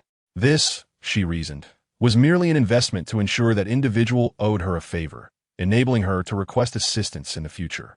Unbeknownst to her, Lonnie's hands had instinctively tightened around the fingers of her puppet body, a sense of inexplicable unease washing over her. Was she genuinely concerned about that individual suffering any loss? Shaking her head to dismiss such absurd thoughts, she gazed up at the still, unchanging night sky and murmured, "Blazer, I hope your battle with him goes smoothly." Meanwhile, young Kaiyu remained oblivious to the events unfolding far away in Lienia. He had finally arrived at the boundary between Galad and Ningjef with his reinforcements, only to be confronted by walls of fire. The soldiers he had previously dispatched for support were presently engaged in combat alongside the soldiers of Rutten, facing a horde of grotesquely swollen humanoid creatures. Even as flames from their flamethrowers raged upon them, the creatures advanced relentlessly, only ceasing their assault once reduced to ash. Approaching them would result in spasmodic explosions. Additionally, there were grotesquely mutated wild dogs and crows, their bodies covered in crimson bubbles that burst under the soldiers' attacks, splattering them with a liquid imbued with corruptive power. Those soldiers who were unfortunate enough to be tainted skillfully withdrew and consumed decaying moss for treatment, while the reserve troops quickly moved in to prevent a collapse of the front lines. Yang Kaiyu never anticipated encountering such intense combat at the border. He was uncertain whether this was a daily occurrence or merely his unfortunate timing coinciding with the enemy's offensive. Nevertheless, either scenario signified that the defensive line of Galad was beginning to suffer assaults, and he could no longer afford to wait. Clenching his fists, he soared into the air, determined to confront the adversaries, prioritizing the resolution of this wave of enemies. Chapter 75. Holding a line, Soden could scarcely recall how many times he had repelled these corrupt beings attempting to breach their defenses. As one of the witnesses to the grand battle between General Rattan and the Valkyrie Melnia, he had seen the devastation that unfolded when the Valkyrie unleashed her blight upon Galad. Aware that he had been irrevocably tainted, General Rattan chose to ignite the great rune within himself, temporarily suppressing the corruption and forcing himself to maintain clarity while commanding his knights to stem the tide of the Crimson Blight. In a desperate act, he severed his own legs, effectively sealing himself upon the beach. Yet, for someone capable of wielding gravitational magic, this was merely a temporary measure, which explained why Jillian was so fervently eager to conduct a battle tribute. Before General Rattan lost his sanity, Soden had accepted the final command issued by him, leading the elite Red Lions alongside their soldiers to break through the remnants of the corrupt knights and various foul creatures. Ultimately, they managed to seal the boundary between Galad and Nimguf before the corruption could spread further, although they forcibly contained the Blight's expansion through the power of flames. The relentless onslaught of corrupt beings continued to inflict severe casualties upon them, especially those serpentine abominations, which, while agile, could unleash spikes from their backs for ranged attacks. Even an elite like him could easily fall victim to their strikes if he let his guard down. The crimson corruption embodied a twisted yet vibrant vitality, implying that as long as the blight persisted, these creatures would continue to emerge in ceaseless waves. To be honest, Soden was uncertain how much longer he could endure. The unending battle had nearly drained his final reserves of strength. However, soon enough, a turning point emerged. On that day, an unusual occurrence in the distant city of Stonevale was visible even from Galad. Shortly thereafter, a messenger from Lord Jillian hurried to Nimguf, and on that day, Soden sensed that a change might be forthcoming. Indeed, after days of fierce combat, the messengers returned bearing news of reinforcements on the way. The master of Nimguf had changed. It was no longer Grake, the man who had been too terrified to leave his city after encountering the Valkyrie. Although Soden had never seen him in person, he presumed that this new lord possessed at least a modicum of rational thought, understanding that if the corruption spread unchecked, they would all face annihilation. Indeed, it was not long before they encountered a squad bearing the double-headed eagle banner, accompanied by an enigmatic symbol at its center, coming to their aid. Upon observing their appearance, Soden recognized them as the Khadan mercenaries he had once seen. According to their account, this was merely the first wave of reinforcements, with their king set to arrive in person to provide further support. Soden remained uncertain about the new king of Stonevale. Yet, given that this individual had managed to vanquish Grake and created such a commotion that even Lord Jerian was compelled to seek assistance, it was reasonable to hope that this would alleviate their burden somewhat. Throughout the recent days of conflict, he had come to appreciate the prowess of the Khadan mercenaries surrounding him, and it appeared that they possessed a sound understanding of how to contend with the Crimson corruption, at least enough not to hinder their efforts. This unexpectedly formidable support brought a collective sigh of relief from all present. The day following the mercenaries' arrival, a continuous stream of logistical supply convoys also reached the site. Accompanying the mercenaries were not only additional fighters, but also true Lost Land Knights who could stand shoulder to shoulder with him, the Red Lion Knight, along with various resources to combat the corruption. This influx enabled the flame chariots, which had been rendered inoperative for many days due to a lack of fuel, to roar back to life. Today heralded a tranquil and splendid day in Galad, despite the fact that the onslaught of corrupted creatures was fiercer than usual, and a significant number of residents, tainted by corruption, had joined the fray. However, with ample logistics at their disposal, Soden felt little trepidation. Unexpectedly, two formidable foes emerged: the pus-ridden, mutated crows and giant wild dogs, which had previously inflicted severe losses upon his unit shortly after his arrival at the border. Those liquids imbued with corruptive power were particularly troublesome to manage, often necessitating the sacrifice of lives. Even though the resources at his command were far greater than before, Soden still felt a bead of sweat trickle down his brow, just as he surged forward to engage an enemy while entangled with the fire chariot. He heard a cacophony of shouts from behind him. A chill ran down his spine. Could those creatures have found another route to flank them? Yet, rather than chaos, the sounds conveyed excitement and cheers. When he turned to investigate, he beheld a figure rapidly approaching from the rear, breaching the lines and hurtling towards his defenses. Instinctively, he drew his sword to defend himself, only to find that the figure merely brushed past him, seizing the beak of an approaching crow, and, with a mere show of strength, tore its head asunder. Soden instinctively wished to warn the individual that the mutated crows would self-destruct upon death, but it was too late. With a sudden convulsion, the crow's body erupted in a violent explosion, yet the foul liquid failed to spew forth, instead being instantly frozen into shards by a surge of frigid air. The Soden people were astounded, having effortlessly vanquished a formidable foe. The individual before them did not linger, but continued to expeditiously eliminate the remaining corrupted creatures on the battlefield, including a colossal wild dog that was frozen in place and shattered into icy fragments before it could even emit a cry of despair. The adversary's eyes radiated a crimson glow, and the previously vibrant, corrupted beings below were unable to endure even a fleeting moment before being vaporized, leaving behind naught but ashes. Numerous corrupted entities were incapable of soiling the opponent's battle attire. Soden stood there, gazing up at the man suspended in midair. Through the tattered armor, worn from days of battle, he discerned the striking insignia of the warriors of Stonevale City, who had fought alongside him. He stared, transfixed, at the descending figure, swallowing hard. Could this be the new king of Stonevale City? It was no wonder the envoy of the Lord was so elated upon receiving promises of reinforcements. He now beheld a true deity of the mortal realm. Young Kaiyu regarded the steadfast warrior before him and placed a hand on his shoulder, emanating a divine radiance that almost instantaneously healed all the injuries sustained during the recent skirmishes. This was the kind of valiant spirit the border truly required. You have toiled greatly these days. Now you may take a moment to rest. Chapter 76. The Witch of Benel. After Young Kaiyu dealt with the attacking, corrupted creatures, peace was finally restored to the boundary of Galad and Nimguf. At least, the sight of the serpentine white, corrupted minions crawling along the ground had vanished. The soldiers he had brought served to significantly bolster the defensive strength of the boundary, alleviating concerns of a potential spread of corruption for the time being. From Soden, the commander of the Red Lion Knights, Kaiyu gained a comprehensive understanding of the current situation, which was indeed dire. The initial outbreak of corruption had not seemed overly severe until environmental changes deeply polluted all forms of life, transforming Galad into its current ghastly state. Furthermore, the corrupted faith was an ancient belief endemic to the border, with adherents dispersed throughout all locations. Consequently, upon sensing the awakening of their goddess of corruption in Galad, various corrupted minions converged upon it. The governance exerted by Red Lion City over Galad had waned significantly.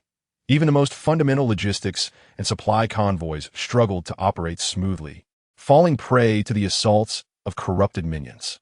Thus, the pressure to contain the spread of corruption intensified, and even the indomitable flames learned from the martial practitioners atop the snowy peaks could merely maintain the status quo. Moreover, it cannot be overlooked that the most formidable threat to the entire Gald now emanates from the once favored monarch, the star-shattering Ratarn. Should the general be entirely consumed by the crimson corruption, even if he were to sever his own limbs, no one could guarantee that he would not escape from the desert's sealed confines. After all, many witnessed the general's magnificent feat of shattering the stars. Kaiyu understood that the hearts of the Red Lion Knights were likely steeped in despair. Their blind defenses merely served to execute the last command bestowed upon them by the general. Thus, his aim was to assist these resolute knights in fulfilling their mission. After the necessary handover was completed, Sodin finally found a moment to rest. Under his guidance, Kaiyu, accompanied by Lilith, approached the front of the Ember Chapel. However, at that moment, a series of muffled sobs emanated from within the chapel, seemingly the anguished cries of a woman enduring immense suffering. Kaiyu found himself momentarily perplexed by her identity. He recalled that only the cannibalistic Mei Hong, wielding a large cleaver, was supposed to invade. Yet, instead of encountering her, he was confronted with this scene. The Ember Chapel had now become the base for Sodin and the Ratarn forces, prompting his curiosity to inquire about the situation. Unfortunately, the response was vague. To be honest, I am also unaware of her origins. She appears to be a finger which serving you fated ones, likely arriving here sometime after the outbreak of corruption. The first time I encountered her, she was alone, searching for something in Gald, her body wrapped in bandages, seemingly the victim of severe burns. I attempted to warn her of the dangers ahead, but she insisted on finding something of great importance and pressed on. I did not stop her. Instead, I allowed her to enter. Unexpectedly, she later returned to the Ember Chapel. I have been engaged in frontline skirmishes these past days and have not kept track of her. I am unaware of her current condition. Since you are also one of the fated ones and have a witch in your service, perhaps you should investigate this matter further. The Ember Chapel remains quite secure. I will organize personnel outside, so should anything arise, do not hesitate to call for me. Kaiyu meticulously recalled the intelligence stored within his memory, and it dawned on him that this was a narrative thread that had been excised, a deleted plotline. Upon his initial arrival at the Ember Chapel, one would encounter Benel's Finger Witch. After she leaped into the cauldron of flames, she did not perish. Rather, she was grievously burned. Yet, despite such a monumental sacrifice, the golden tree remained unlit, a reality Benel could not accept, ultimately leading him to join the volcanic mansion in rebellion against the golden tree. Kaiyu had not discovered Benel's whereabouts in Nymph, so he was taken aback to find the witch here. To this day, this unfortunate witch continues her search for a means to ignite herself, striving to become a fitting flame to assist her master in achieving the true title of Elden King. Kaiyu glanced at Lilith beside him and sighed, pondering how she would react upon discovering the truth. Although he was reluctant to divulge certain truths so soon, he also had no intention of deliberately concealing them. Since fate had brought them together today, it was time to confront some matters rather than continue evasion. At that moment, he sensed something. Ever since he acquired the great rune of Grake, he felt more deeply intertwined with this world, able to perceive things he previously could not, such as the invisible spirits around him. It appeared to be a voice emanating from Melina, tinged with unease. He understood her concerns, yet he had long been aware of the outcome, and it was evident that this church harbored more hidden entities. Entering the Emberfire Church, he found it far superior to the dilapidated outdoor structure depicted in the game. At least it provided shelter from the elements. In the center of the church, a woman, her body swathed in bandages, intermittently groaned in agony. Lilith gasped at the sight of the bandaged woman, sensing a shared essence between them, a symbol of kinship. This woman, too, was a witch serving the fated one. Yet why had she come to such a state? In an instant, numerous possibilities flooded her mind. Perhaps her patron had abandoned her, or she had become separated from her master during battle, sustaining grave injuries that led her here. However, none of these explanations satisfactorily accounted for the woman's condition. Thus, she turned her gaze toward Kaiyu, confident that her master would aid this unfortunate witch and relieve her of her torment. Yet, she perceived an unusual complexity in her master's expression, a hesitation rooted in undisclosed matters. Kaiyu approached the injured witch, his earlier uncertainty dissipating as he recognized the genuine flames clinging to her, still ablaze. The woman seemed to sense his approach. Her bandage-wrapped head turned towards him, and with a trembling voice, she inquired, "Lord Benar, have you returned? I have awaited you here for so long. Please do not abandon me. This time I shall prove to be the fitting spark, igniting the golden tree to become the true Elden King, even if it means betraying the two fingers. I apologize for disappointing you. I am not the one you seek. However, if you wish, I can heal your wounds and end your suffering," Kaiyu replied. The bandaged witch's face visibly fell, reflecting disappointment. She seemed to realize she had just uttered a grave error, sharing such vital information too freely. Thus, she declined his offer. "I am sorry. I mistook you for someone else. I appreciate your kindness, but it suffices for me to remain as I am. I am preparing for something significant, and compared to the pain of the body, this is my true aspiration. There is no need to persist any longer. Your current efforts are devoid of meaning. The direction you have chosen is erroneous, and exerting yourself will only distance you further from your goal. Moreover, you need not continue to conceal yourself. I am aware of your presence here. Would you rather witness your witch suffer than allow her to confront difficult choices? She has already made the realization and betrayed the duality alongside you. Such concealment will only exacerbate her anguish. Do you not agree, betrayer Benel? Or should I address you as the would-be king?" As Kaiyu's voice faded, a spirit emanating a crimson glow materialized in the air. Benel, adorned in the Beastmaster's ensemble and wielding the devouring staff, appeared within the Hall of Incense, his expression tinged with a hint of vexation at the unraveling of his deception, coupled with guilt towards the witch and intrigue regarding Kaiyu. Chapter 77. The Awakening of the Betrayer. You are quite an intriguing individual. I did not anticipate your knowledge to be so extensive. What is it that you intend to achieve? Do not underestimate my network of intelligence. I am privy to far more than you can fathom. Nevertheless, you should prioritize the well-being of your witch. You must realize that her current actions are futile, destined to render her an inadequate ember. While I may not wholly endorse your decision to join the volcanic mansion, I can ensure your witch finds safety within Eastonvale. I can also alleviate her suffering, but the choice lies with you, for only you can guide her back to her senses. I shall grant you both a moment to converse. However, if you choose to watch her endure torment, I cannot save one who yearns for death." Benel appeared somewhat hesitant. His initial rebellion against the golden tree was spurred by the plight of his witch. Upon realizing that she could never become an ember, he feigned abandonment, intending to seek a solution to ignite the tree alone rather than burden her. When she awakened from the cauldron upon the snowy mountain, he dispatched a spirit to guard her, for a severely burned which could not traverse to Galat alone. Yet, he knew that his witch would not surrender. She continued to seek a way to become an ember. Even now, the witch believes herself abandoned due to her perceived inadequacy, unaware of the lengths Benel has gone to for her sake. If his initial reluctance to cast her into the cauldron stemmed from a desire not to trample upon her feelings, his current actions as a betrayer are driven by a quest for vengeance against the golden tree that has harmed her. To his surprise, the faade he had maintained so well was unveiled here. He was acutely aware that the individual before him was the new king of Eastonvale, a target he ought to hunt as a betrayer. However, unlike those in the volcanic mansion, he would willingly extend assistance if it meant alleviating his witch's suffering, even slightly. Bernal gazed at the witch, grievously wounded, and was struck by a pang of compassion, momentarily at a loss for how to confront her. It was evident that she had heard his previous words, as she strained to prop herself up, embracing the figure she so dearly longed for, even though her sight had faded. Accompanying Kaiyu outside, Lilith's mind was a tumult of confusion.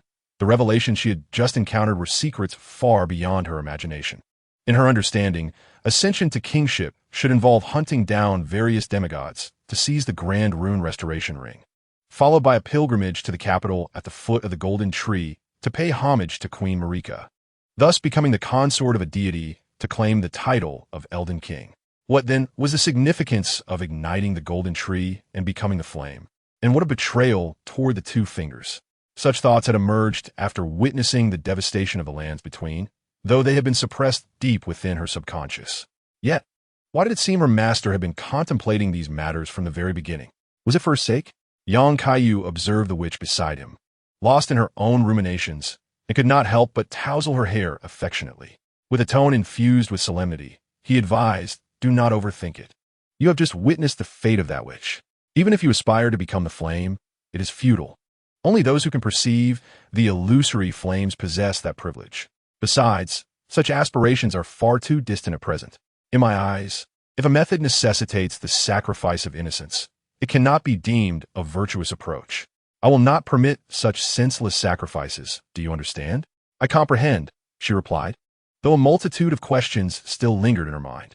Yet it seemed the time for answers had not yet arrived. She believed that in the future, he would reveal the truths she sought.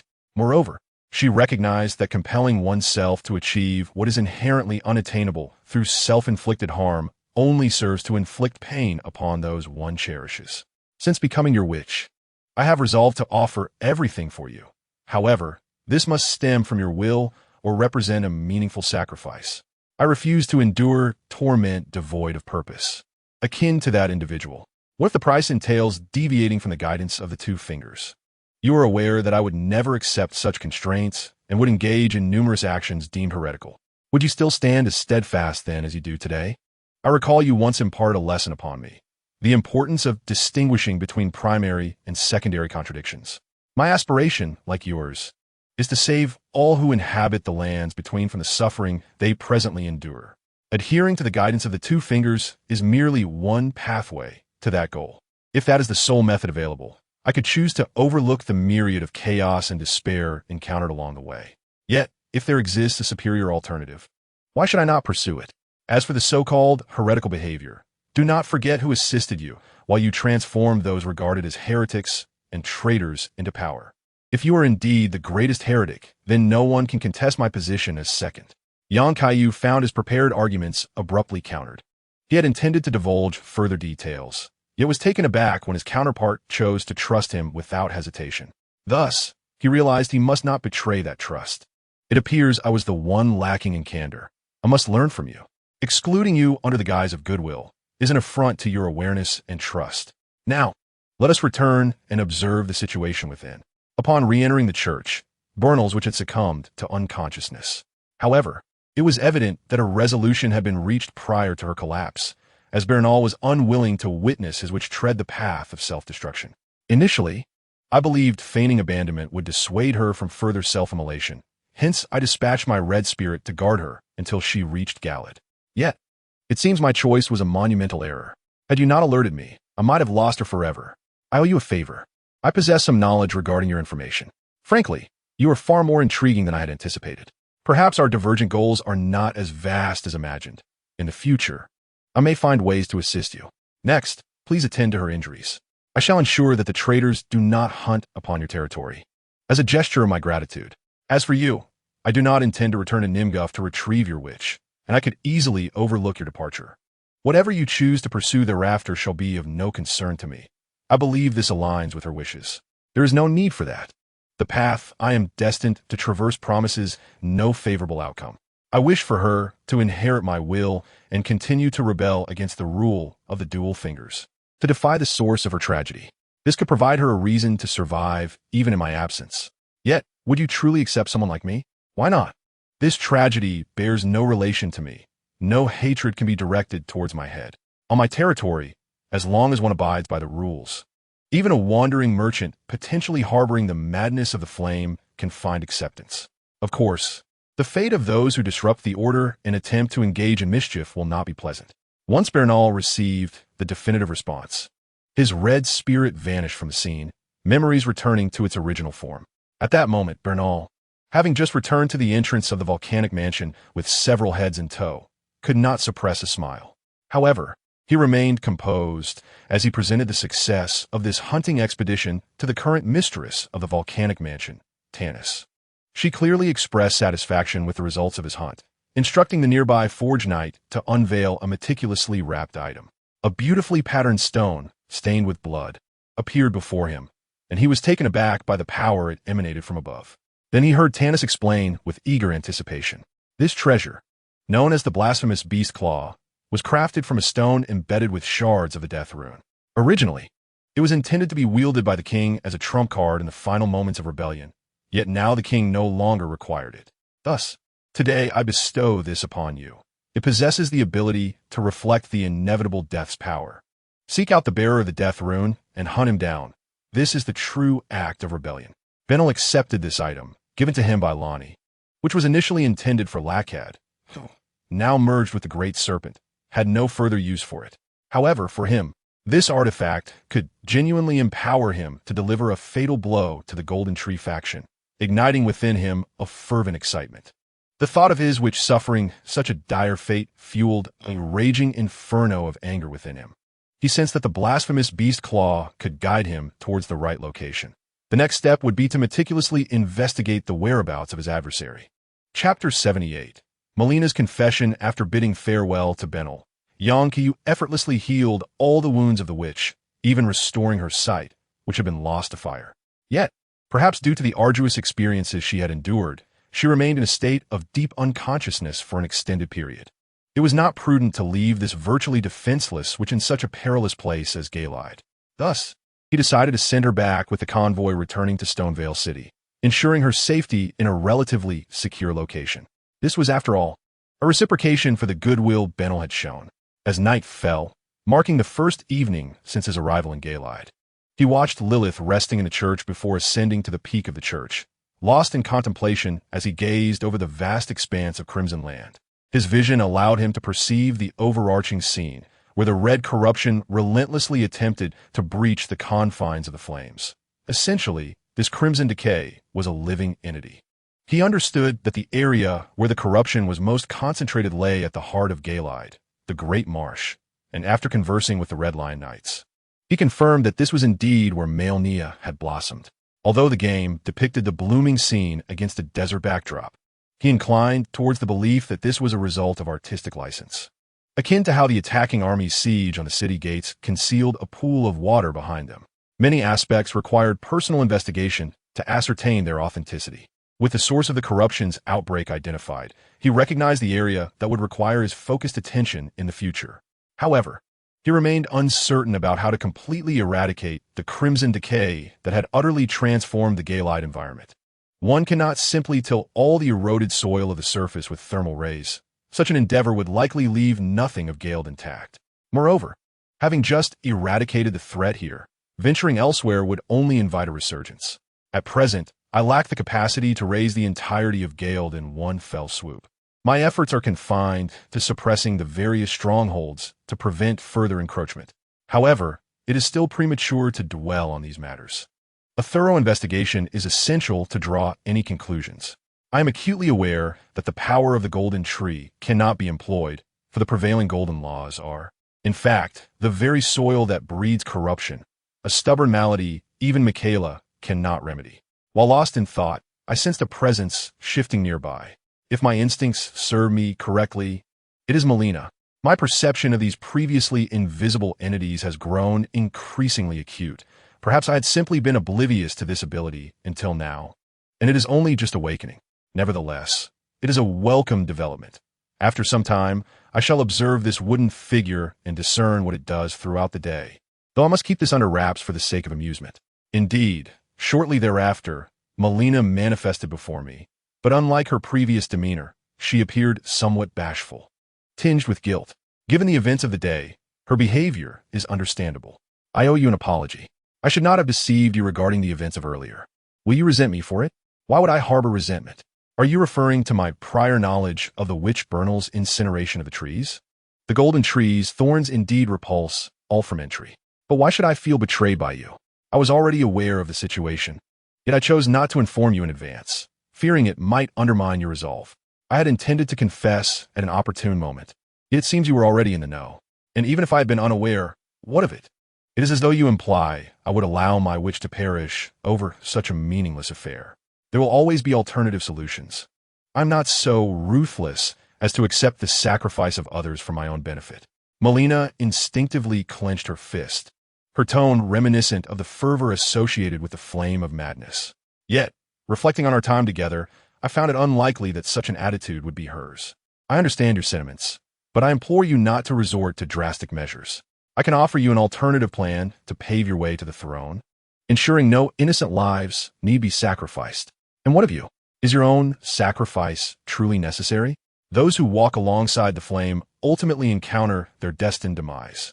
Is this the fate you impose upon yourself? Melina's eyes widened, disbelief etched upon her features. How could someone from beyond the threshold possess such profound insight into these matters? How much do you truly know? I possess an abundance of knowledge, yet simultaneously a scarcity of understanding. I am aware of many of the most clandestine secrets of the borderlands, yet I often err in my judgments regarding fundamental matters. Thus, I am merely an idealist, fortunate enough to possess sufficient capability and a fervent desire to save everyone, including you, for no one is destined to be sacrificed from birth. I shall devise a suitable method, and I hope you will not be constrained by your mission, enabling you to genuinely live a life uniquely your own.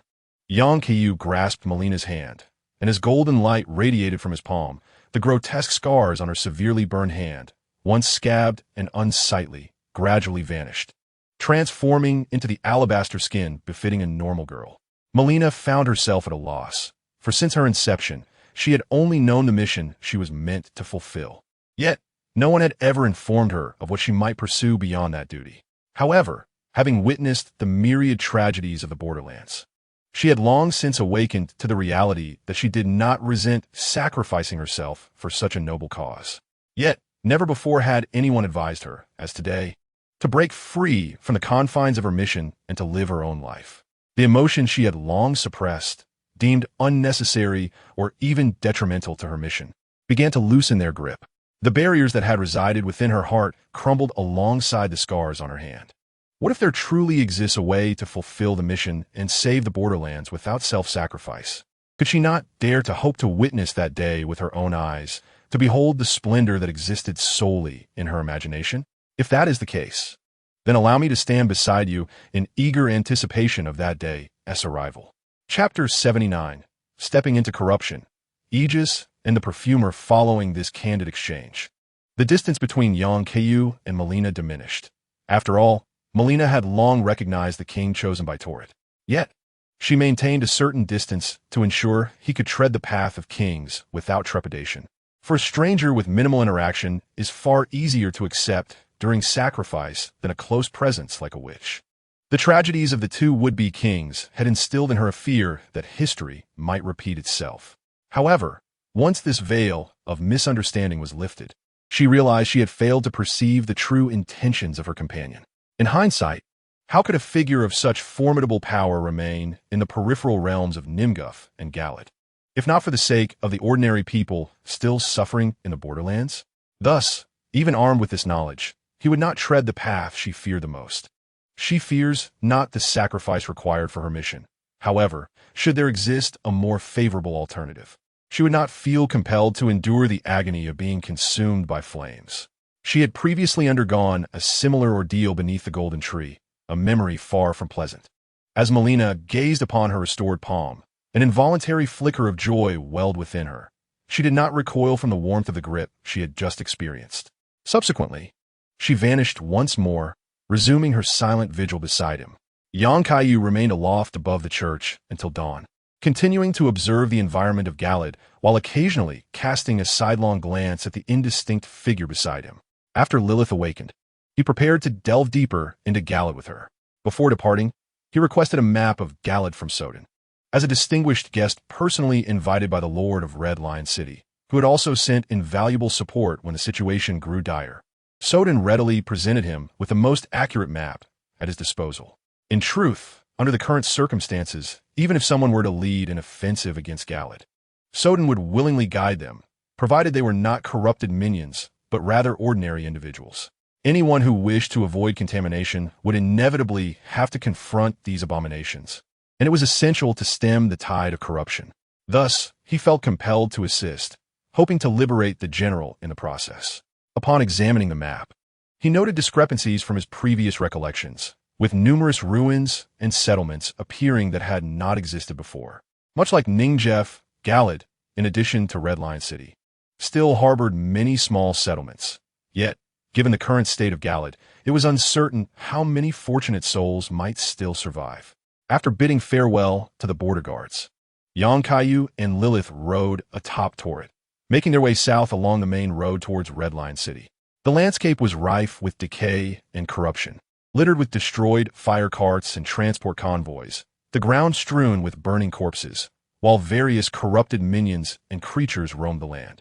Young Kaiyu suppressed his nausea and discomfort, advancing slowly, occasionally administering corrupt moss to his witch to mitigate the pervasive crimson corruption in the air. He did not rush nor exhibit impatience. This had always been his guiding principle. Without investigation, one lacks a voice. He sought to witness firsthand the true impact of the crimson corruption upon this land, knowing that soaring too high without grounding oneself would only impair his fundamental judgment and empathy. Crossing the charred remnants of a fiery barrier, they proceeded along the road adjacent to the Ionian Marsh. Just as Redline City came into view in the distance, he sensed an unusual tremor and, upon closer inspection, beheld a dragon in pursuit of a figure cloaked in white. If he was not mistaken, the dragon was likely the one known as the corrupted Aegis, stationed outside the Church of Dragon Feasts. He estimated he still had some distance to cover before reaching the church. Who exactly was this dragon pursuing? After ensuring Lilith was in a safe spot, he resolved to investigate the situation himself. In Galad, aside from a few critical locations, there were hardly any living souls left, with only the soldiers of Redline City guarding the area. He felt compelled to protect that individual and inquire about the circumstances. Kerala swore that if she were granted another chance, she would never again take such risks by venturing near that cursed dragon in search of materials. She had the opportunity to retreat, yet her hands had betrayed her resolve. However, it was too late to dwell on such thoughts now. Clutching the bundle she had gathered during her perilous journey, she realized that any loss would leave her with nothing after these grueling days. Yet, the dragon was truly perplexing. Despite being so severely corrupted that it could no longer fly, it stubbornly lingered beside the church. She was merely a passing perfumer, not one of those who reveled in hunting dragons. Why was it fixated on her? After cursing the relentless dragon that had pursued her for 10 blocks, she tragically collided with a corrupted abomination. Upon seeing the dragon behind her, it did not flee, but rather seemed invigorated. Kerala was taken aback. Shouldn't these white, corrupted abominations possess a higher intellect? Was it possible that it viewed the dragon as akin and aimed to block her path? Although she felt the urge to curse, she recognized that her life was at stake. Without hesitation, she pulled a perfumery bottle from her bundle and hurled it at the corrupted abomination before her. This was her specially modified spark essence, though its range had diminished. Its potency was now more concentrated, capable of inflicting greater damage. However, this was her last vial. The corrupted abomination let out a wail as the spark essence struck it directly. Such an object, capable of unleashing intense heat, was inherently its nemesis, causing its spines to recklessly fire in all directions. Ignoring the struggling abomination, Kerala rolled away from its aimless attacks and continued her frantic dash, remembering that a cave lay not far ahead. Once inside, she would be safe. Yet, at that moment, an inexplicable tremor coursed through her. A profound sense of danger gripped her from behind, prompting her to glance back. She realized that her momentary slowdown had allowed her to enter the dragon's attack zone, as it unleashed a torrent of corrupting breath from its maw. Feeling the emptiness of her perfumery bottle, she resigned herself to her fate. She had not anticipated such a misfortune today, as she instinctively raised her hand to shield her eyes from the impending doom of the corrupting breath. She waited for a moment and discovered, to her astonishment, that she seemed to be unharmed. What was happening? It is hardly conceivable that the dragon pursued her over such a vast distance, merely to intimidate her. However, the furious roars that echoed in her ears attested to the fact that its anger had not yet abated. She gradually withdrew her arm and gazed ahead, only to find that the crimson breath had completely obscured her vision. Strangely, it halted just a few meters away from her, an icy wall preventing its advance. At that moment, footsteps approached from behind, and a voice roused her from her daze. "Don't just stand there foolishly. Run behind me to find a safe place. I will handle this dragon." Chapter 80. Life will find its own path. Kerala turned to glance at the peculiar figure, though she was uncertain of the strangeress' identity. The fact that she had not yet been consumed by the corrupt breath was sufficient motivation to flee. She dashed towards the cave she had earmarked for refuge, only daring to turn back once she reached safety to assess the situation. Kaiyu stole a quick glance and noticed the traveler was adorned in an ensemble typical of a perfumer. He recalled that in the game, one could indeed find a similar outfit on a corpse within the ruins where the meteor staff was discovered. He pondered whether the person he had just rescued was the very same corpse he had encountered in the game or merely a fellow human. He felt a sense of relief that he had gleaned a modicum of ice magic from Ailsha. Although he could not conjure the battlefield as seamlessly as she could to complement his combat style, he was capable of erecting an ice wall with a forceful throw of ice bricks. After all, the individual he had just saved had fortuitously positioned themselves between him and the dragon. Had he unleashed a freezing breath, both the person and the dragon would have likely been encased in ice. He gazed at the dragon, now thoroughly eroded by the crimson corruption, and sighed. He recalled that, in the narrative, the dragon was capable of flight when the corruption first manifested. Yet, its hatred for the dragon feast compelled it to remain at the church, guarding its entrance. Any dragon feast hunter attempting to slay its kin would meet a merciless demise at its claws. This was why the Dragon Feast Church was in such a dilapidated state. It had been ravaged by the dragon's wrath. It appeared, however, that he had arrived too late. The prolonged assault of the crimson corruption had grotesquely twisted the dragon's wings into decayed flesh, and the scales that once adorned its body were now riddled with various festering sores. Clearly, it had been irrevocably assimilated by the crimson corruption. The flames it expelled had been replaced with a breath of decay, and its presence before the church was merely a vestige of instinct. Otherwise, it would not relentlessly pursue a perfumer. After all, he himself kept a dragon, and he knew that the individual he had just saved bore no scent of the dragon feast. With that understanding, he resolved to grant it liberation. As his heated gaze struck the dragon's body, the sores erupted violently, churning and boiling as if the very essence of decay was being torn asunder, leading to the complete disintegration of the dragon's severely corrupted form. The exposed organism had become nearly unrecognizable, stripped of its normal flesh, replaced instead by clusters of repulsive spore-like white dots densely scattered throughout. Achesis had utterly lost its vitality. Kaiyu gazed at the deceased dragon before him, a twinge of melancholy stirring within him. He had exerted little effort in his attack. Had it been the scaled creature of a queer, it would have endured a while longer. Yet this body, ravaged by decay, crumbled at the mere touch of a heated gaze. This grotesque corruption was indeed paradise for the corrupted. But for normal life, thriving in ordinary environments, it was nothing short of pure poison. Turning around, he effortlessly spotted the perfumer hidden not far behind him, pondering what actions could have led to such a relentless pursuit. In the borderlands, whether legitimate or otherwise, perfumers traditionally hailed from families skilled in medicinal herbs, initially serving the illustrious individuals within the royal city to sustain their livelihoods as high-level laborers. However, during the tumultuous times of the Shattered War, various upheavals scattered perfumers across the borderlands, where they tinkered with peculiar concoctions for war or personal research. Kaiyu earnestly hoped that the individual he saved was not one of those fallen perfumers, as he held a strong aversion to their drug-like, heretical concoctions. Kalura, witnessing the dragon that had just pursued her being instantaneously vanquished, stood momentarily dumbfounded. Only moments prior, she had contemplated whether to seize the opportunity and quietly escape, for entrusting her life to such a stranger seemed unwise. However, such thoughts dissipated upon realizing that if the individual intended to capture her, escape would be futile.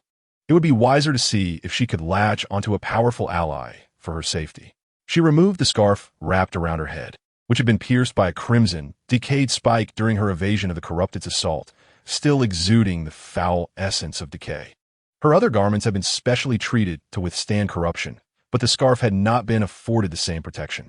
After gathering her disheveled hair, she approached the stranger, only to discover that the red light she had seen emanated from his very eyes. This brought to mind her experiences while traversing the borderlands, where some adherents of the frenzied flame seemed capable of similar feats. If memory served, that particular ability was referred to as the unbearable frenzy. Yet, she could discern no trace of the madness inherent in the eyes of the frenzied flame followers within him. And the disparity between the two was as stark as the difference between the chaotic mixtures concocted by drunken revelers and her meticulously crafted aromatic creations. Juxtaposed, it was an affront to the latter. I owe you my gratitude for what transpired. Had it not been for you, I might have perished at the hands of that dragon. Allow me to introduce myself. My name is Kalura. As you can see, I am a perfumer and have only recently traveled to Galide.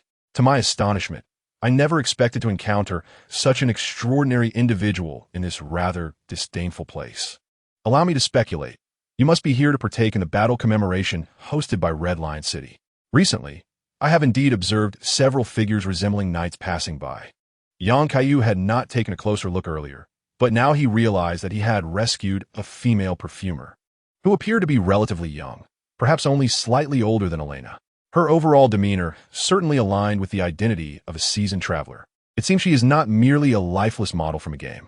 Nevertheless, it is not unusual to find a multitude of female perfumers in the borderlands, as the art of perfumery requires a more meticulous touch, and these artisans often assume the roles of battlefield medics and nurses. Indeed, I am here to attend the battle commemoration. However, I also aim to address the crimson corruption in this area. What exactly did you do to provoke that dragon? Surely you did not pluck the last scale from its back. How could I possibly engage in such a foolish act? I merely ventured too close to the dragon's territory in search of specific material and inadvertently made a bit of noise, which alerted it. I was subsequently pursued from the Dragon Feast Cathedral to this location. What sort of material could compel you to take such a significant risk? After a moment of hesitation, Kerala decided to reveal the truth. If her discovery piqued the interest of a stranger, perhaps she would not need to risk herself in search of it. Cautiously donning gloves, she retrieved a few moldy mushrooms from her pack. I stumbled upon these by chance. If my research is accurate, these specimens can neutralize the crimson corruption, halting its spread. Remarkably, despite being a highly toxic fungus, it manages to suppress the corruption in its most virulent state. Do you not find this phenomenon intriguing? Kaiyu regarded the moldy mushrooms, aware that she spoke the truth. Although these mushrooms served as ingredients for crafting poisonous concoctions in the game, the accompanying text clearly indicated their role as a key to safeguarding against the crimson corruption. Until now, he had been unaware of their specific effects, and he was fortunate to have encountered an informed perfumer. Such is the marvel of life. Regardless of the harshest environment, as long as life persists, it will inevitably seek a path forward. Some forms of life choose to integrate with their surroundings, while others endeavor to transform the environment itself. I find her discovery quite captivating. However, this is not the appropriate venue for discussion. I am heading to Red Lion City shortly. You may accompany me. I can provide the optimal environment for your research. In return, I would require you to present some results in combating the corruption. How does that sound? Then it is settled. However, my research encompasses a vast scope. Can you truly meet my requirements? A ninjafu combined with materials from the Weeping Peninsula should suffice. Perhaps before long, a gallet will be added as well. Of course, should you have specific materials that are elusive or require substantial supply, simply inform me. I possess unique methods for such matters. My witch is about to arrive, so let us proceed together to Red Lion City with the package in tow. Kerala was momentarily taken aback by the confidence in his tone. It was evident he was not deceiving her. Recalling the exaggerated storm she had witnessed in the skies above Stonevale City not long ago, she pondered whether she had fortuitously encountered the new king, who had come to participate in the battle commemoration. She swallowed hard, realizing this could be a significant opportunity, despite having narrowly escaped death while being pursued by a dragon. If she could secure this powerful ally, her future prospects would surely rival those of the royal perfumers in the capital. With this thought in mind, she quickly clutched her package and followed suit, the promise of a better life within the system beckoning her. Chapter 81. Red Lion City upon reuniting with Lilith. Kaiyu briefly introduced Kerala's identity. Lilith remarked that she had grown accustomed to such introductions, having lost count of how many times her master had rescued someone from obscurity. However, she could not help but be surprised upon hearing that the newcomer might have discovered a way to combat the Crimson corruption. Thus, young Kaiyu forged ahead, and their group continued toward Red Lion City. After a lengthy journey filled with the slaughter of various corrupted creatures that obstructed their path, they finally arrived before the gates of Red Lion City as dusk approached. The sky was awash with hues of orange and red, lending a tragic beauty to the scene. As the light of the golden tree waned, the city, perched upon a cliff, appeared particularly desolate. It stood like a silent witness, silently recounting the sorrows of the past.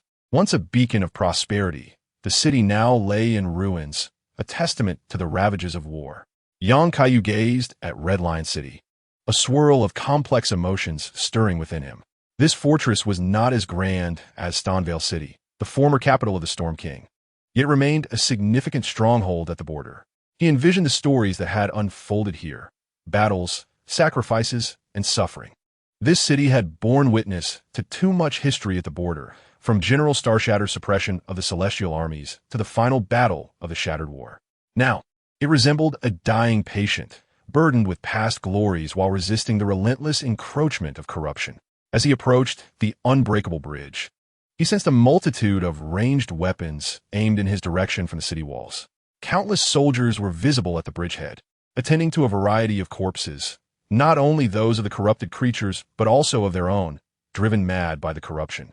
If these bodies were not properly dealt with, they would ultimately transform into nourishment for the Crimson corruption, becoming enemies of their former comrades. It appears that despite enduring prolonged conflict, the city of Red Lion still maintains a fundamental vigilance. Occasionally, one might observe the grotesque sight of corrupt giant crows soaring through the air, only to be slain on the spot before they could even approach the city walls. However, he remained unfazed. After a brief wait, two fully armed Rataran soldiers emerged from the fortress at the bridgehead. "Stop right there. Who are you?" Yang Kaiyu presented a handwritten letter from the city lord, Jelian, to one of the Rataran soldiers as he introduced himself. "I am here at the invitation of your city lord to participate in the battle memorial. The two individuals accompanying me can be verified." Upon hearing that the newcomer was invited to the battle memorial, the two Rataran soldiers breathed a sigh of relief. One of them hastily mounted his horse and rode back to verify the letter, while the other led Yang Kaiyu and his companions into the fortress at the bridgehead to await further instructions. Throughout the journey, there was little conversation. Yang Kaiyu keenly observed the appearance of the Rataran soldiers. He could only discern weariness and numbness etched on their faces. The prolonged fighting had rendered them nearly lifeless, resembling the walking dead. If this relentless battle continued, these soldiers would either succumb to corruption or lose their sanity, becoming the very zombies that roamed outside. Before long, his identity was confirmed. The one sent to escort him was a knight of the Red Lion. Under the knight's guidance, he traversed the indomitable bridge and entered the city without obstruction. As soon as he stepped inside, he was greeted by several lion-like creatures, reminiscent of the centaur breed, baring their teeth at him. However, under the knight's reprimand, they sheathed their claws. These lions bore numerous scars, a testament to the countless battles they had endured. The circumstances within the city were slightly better than he had anticipated. At least he could see civilians moving about alongside the military personnel. Judging by their attire, there were grassroots magicians and sages from Cerulean, and he occasionally spotted some outsiders, all seemingly gathered for the battle memorial. He wondered if a few familiar faces had arrived as well. Under the knight's direction, Yang Kaiyu and his party arrived at their assigned quarters, which appeared more spacious than the rooms downstairs.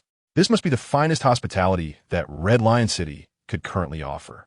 The accommodation consisted of 2 bedrooms. After some contemplation, he decided to let his witch and Kerala share one, while he occupied the other. With the impending battle, he could not afford to let his focus waver. As he settled into his room and casually placed a blessing at the bedside, he suddenly felt the ground tremble beneath him. A new pressure inexplicably enveloped him, and in the distance, he could hear a roar. If he was not mistaken, it was the voice of General Rataran, which took him by surprise. As he meticulously consulted the map, he was convinced that he was now at least 5 kilometers away from the center of the desert where the general had sealed himself. Presently, he found himself in the residential area, and to reach the central square, where the hybrid lion and the forged knight resided, He would have to traverse a lengthy avenue that cut through the neighborhood. At the far end of the square lay the abode of Lord Jillian, which faced the desert. Continuing beyond the Lord's quarters would eventually lead him to the heart of the desert. Could the expansive gravity magic of General Shattered Star truly extend to this place? Even in an unconscious eruption, this was far more potent than what was depicted in the game, and it was no wonder that General Raton, at the height of his power, could shatter malevolent meteors threatening to obliterate Celia midair and seal the flow of the stars. Only gravity magic of such extraordinary magnitude could achieve that. However, what young Kaiyu failed to notice was the slight flicker emanating from the blessing beside him, as if its operation had been momentarily disrupted. Upon stepping outside his room, he sought out the Red Lion Knight he had encountered earlier to inquire about the commencement of the battle memorial. For he was an invited guest and intended to adhere to the arrangements of Red Lion City. A few days' delay was of no consequence to him. What is the specific time for the battle memorial? He asked. The Lord had long since determined that it would commence when the night sky was adorned with a multitude of stars, which, based on the current date, would likely occur in approximately 7 days. Here is the token of Red Lion City. With this, you may come and go freely over the next few days without obstruction. 7 days, then? Very well, I can wait. However, where is the Lord at present? I wish to see him, if he is available. The Lord has confined himself to his chamber and will not meet anyone before the memorial begins. Not even you or me, I suspect. I see. I had hoped to observe General Raton from a distance before the battle commenced, as I have some matters to discuss with the Lord. Is there truly no other way? If you're determined to proceed, then you must first pass the trials in the square. The most elite warriors of Red Lion City guard that area. If you can defeat the 2 of them and prove your valor, the Lord may be inclined to heed your counsel. Yang Kaiyu understood that this referred to the dual battle against the hybrid lion and the forge knight from the game. It seemed he would have to face them once more. The hybrid lion was manageable, but when he first encountered the forge knight, it had left him feeling quite defeated. However, circumstances had changed.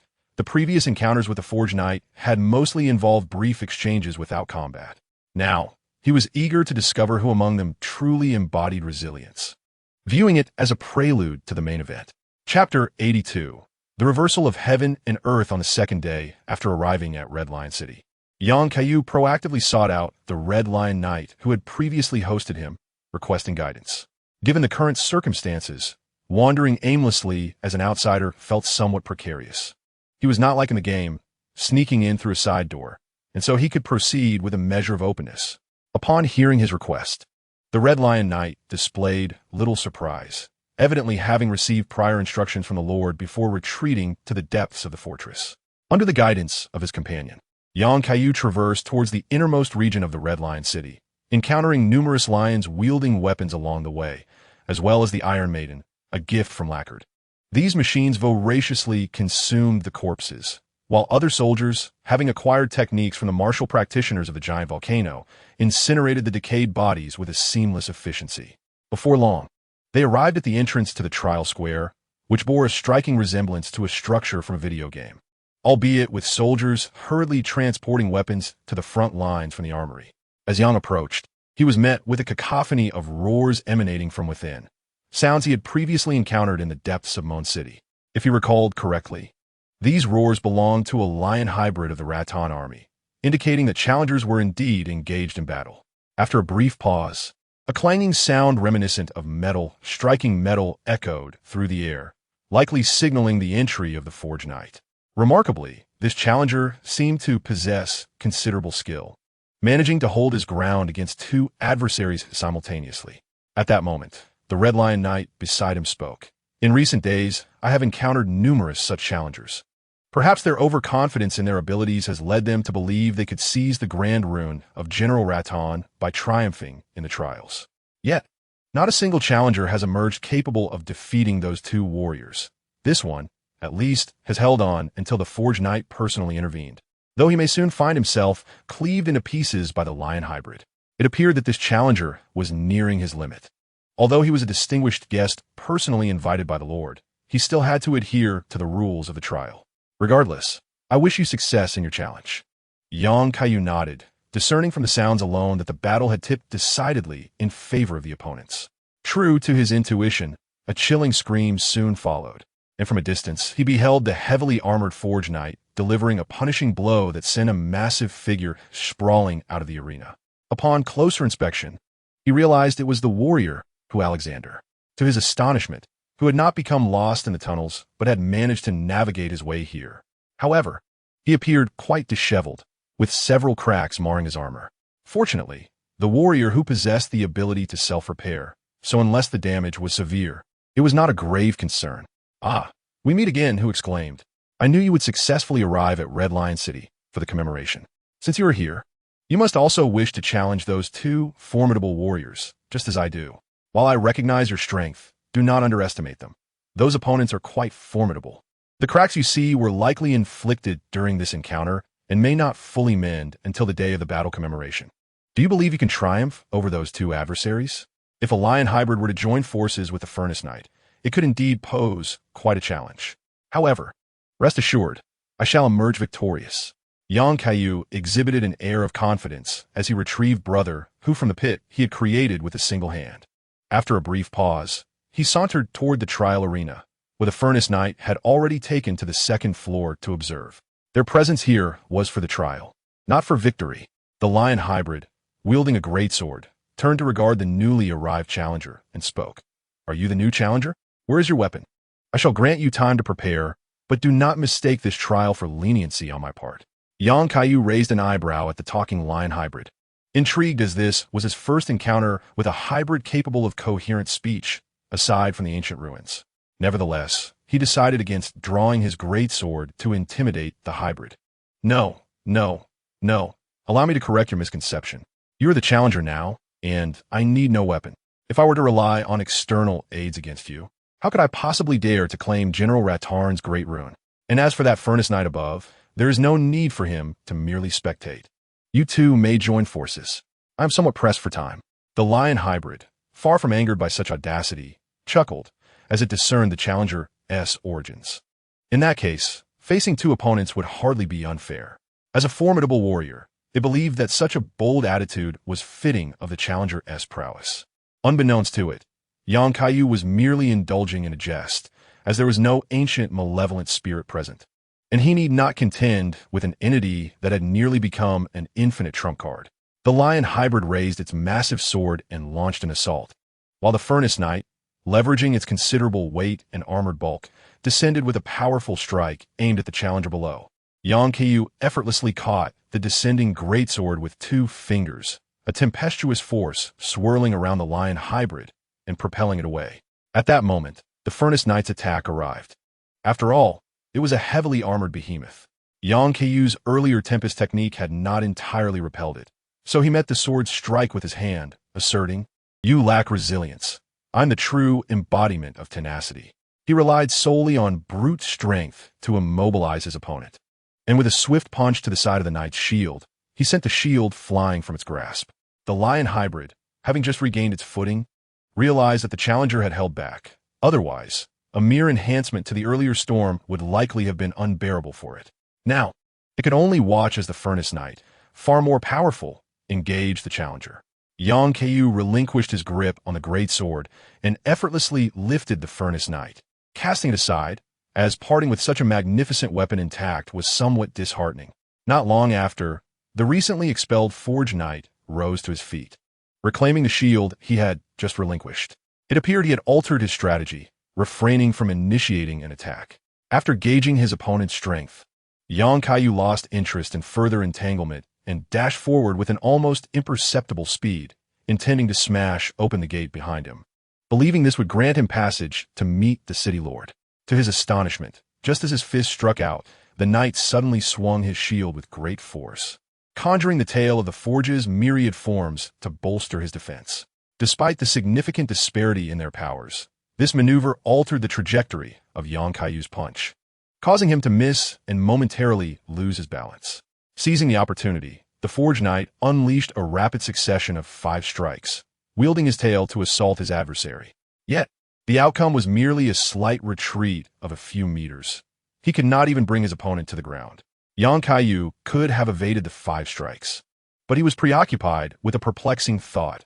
Why was it that he had previously been the one to counter the Forge Knight's attacks, yet now found himself on the receiving end. Nonetheless, this fluid combination of strikes affirmed the knight's reputation as one of the elite forces of the Borderlands, capable of finding openings for counterattacks even in such circumstances. However, there would be no further opportunities. As he contemplated ending the battle decisively, an aged voice resonated from above, and the figure reminiscent of the venerable Lord Gale appeared atop the city wall. Enough. There is no need to continue this fight. The Red Lion City cannot afford to lose two vital combatants at this juncture. Upon witnessing the city lord personally intervene to halt the conflict, both the Hybrid Lion and the Forge Knight abandoned any intention to continue fighting, as their defeat was inevitable. Kaiyu looked up towards the city wall and leaped to land directly in front of Jillian. Awkwardly, he noted that from this close proximity, Jillian bore an even stronger resemblance to Lord Gale. "Greetings, I am Jillian, the Lord of Red Lion City. I apologize for not personally welcoming you, but I wish to witness your strength before the battle commenced. If you have matters to discuss, please step forward for a face-to-face dialogue." The newly appointed Storm King of Stonevale City. Kaiyu nodded in agreement. After all, the substantial commotion he had created with the storm's power that day was evident to any observant individual. Having been recognized by the Storm King, he accepted the title with grace, understanding that bearing such a name could facilitate his rapid ascendancy in the eyes of many, leveraging the respect associated with it to garner allegiance without detriment.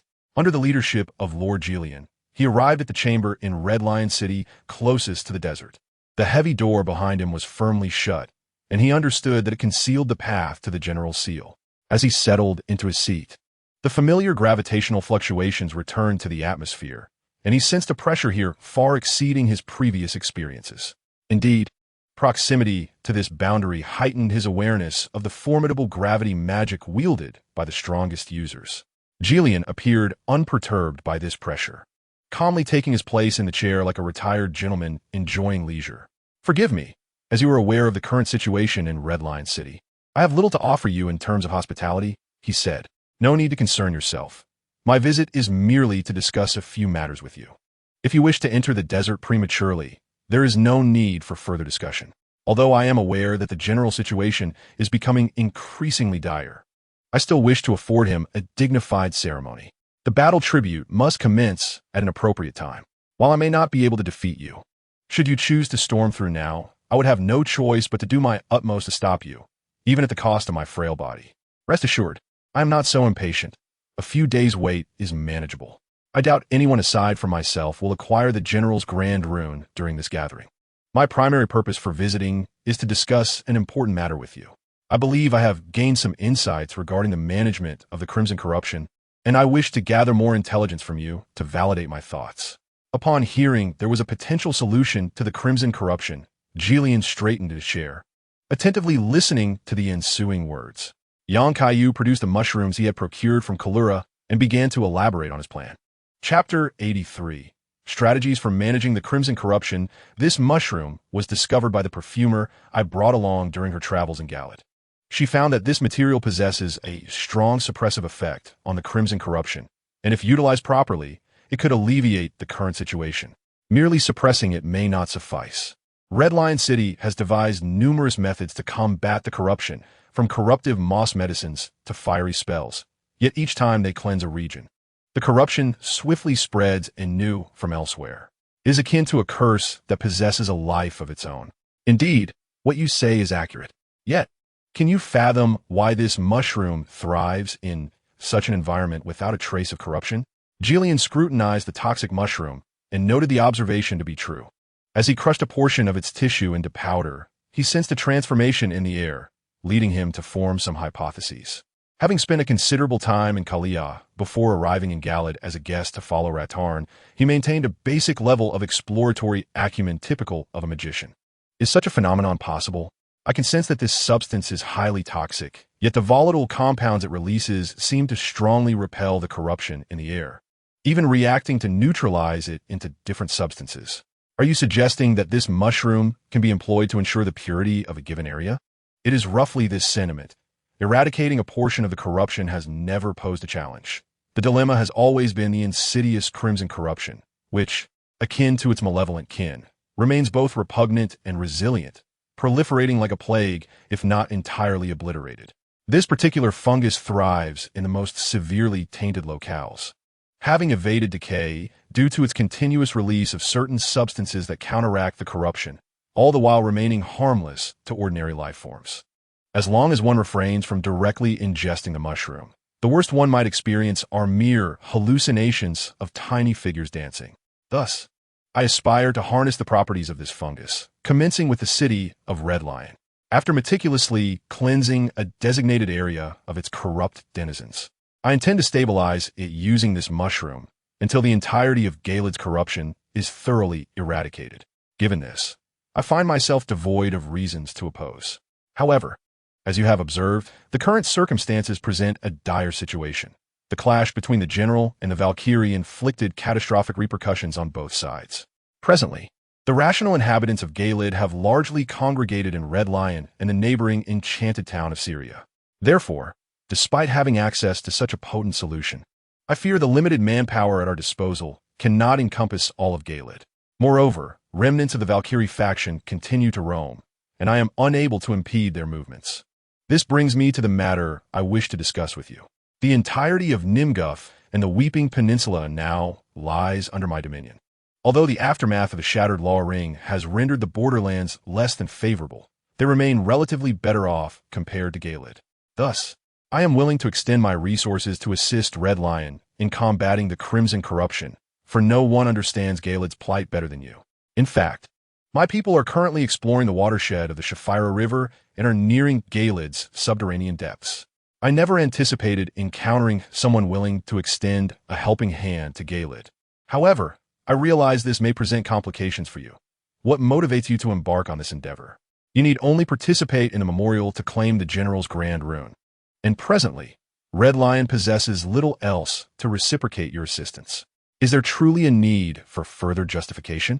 If one must be given, it is my desire to awaken without discovering a landscape overrun by those abhorrent, corrupt entities. While I harbor no fear of the threats they pose, the ordinary folk of the borderlands are another matter entirely. I refuse to allow those I cherish to become wretched husks, grotesquely swollen from the corruption that has ensnared them. Once, the foreign god of corruption was vanquished by the swordsman and sealed within the lake of corruption. Now, the Valkyrie has emerged as a vessel for this foreign deity's power, and should she continue to flourish in the borderlands, the ramifications will extend far beyond Gaeled.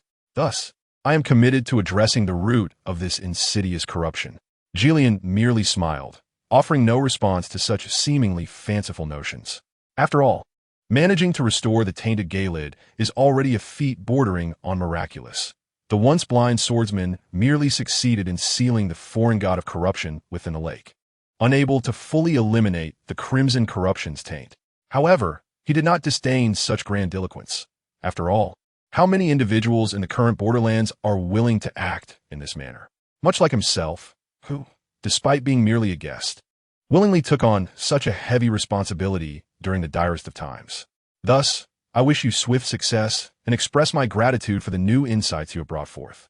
Please extend my appreciation to the perfumer as well. Should you require anything further, I shall offer my utmost assistance.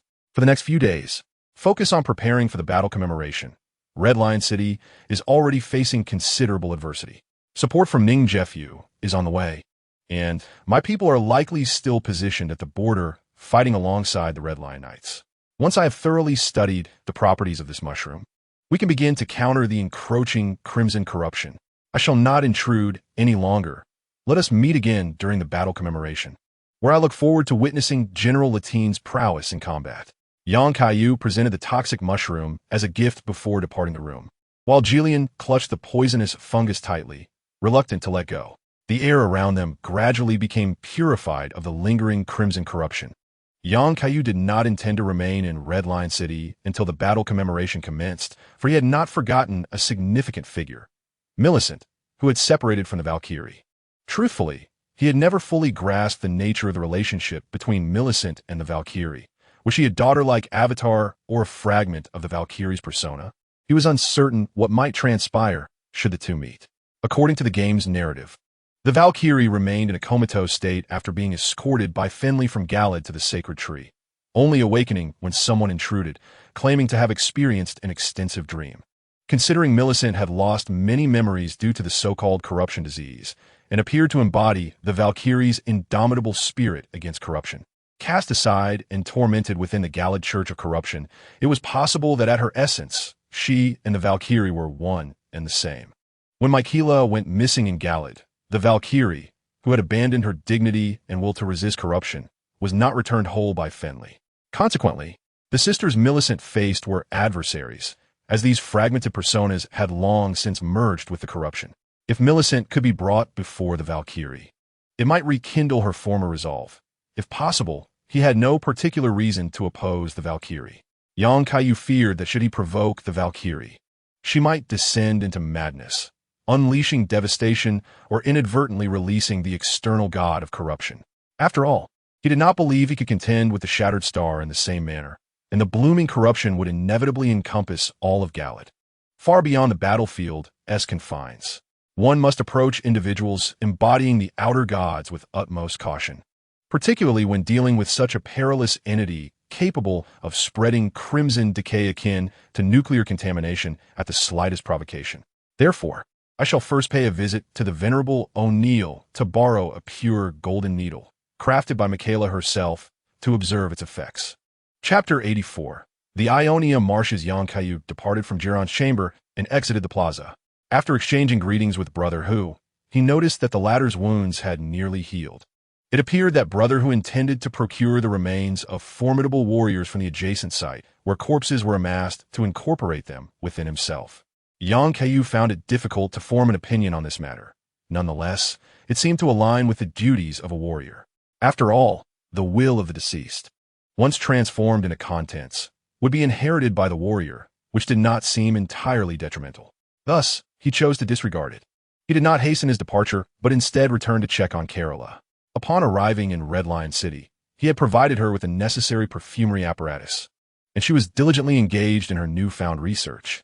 It seemed she and Lilith had developed a harmonious rapport as he observed them experimenting with peculiar contraptions. This sight brought him some relief, for his destination lay in the depths of the Ionia Marshes, and he did not wish to put others at risk by inviting them on this venture.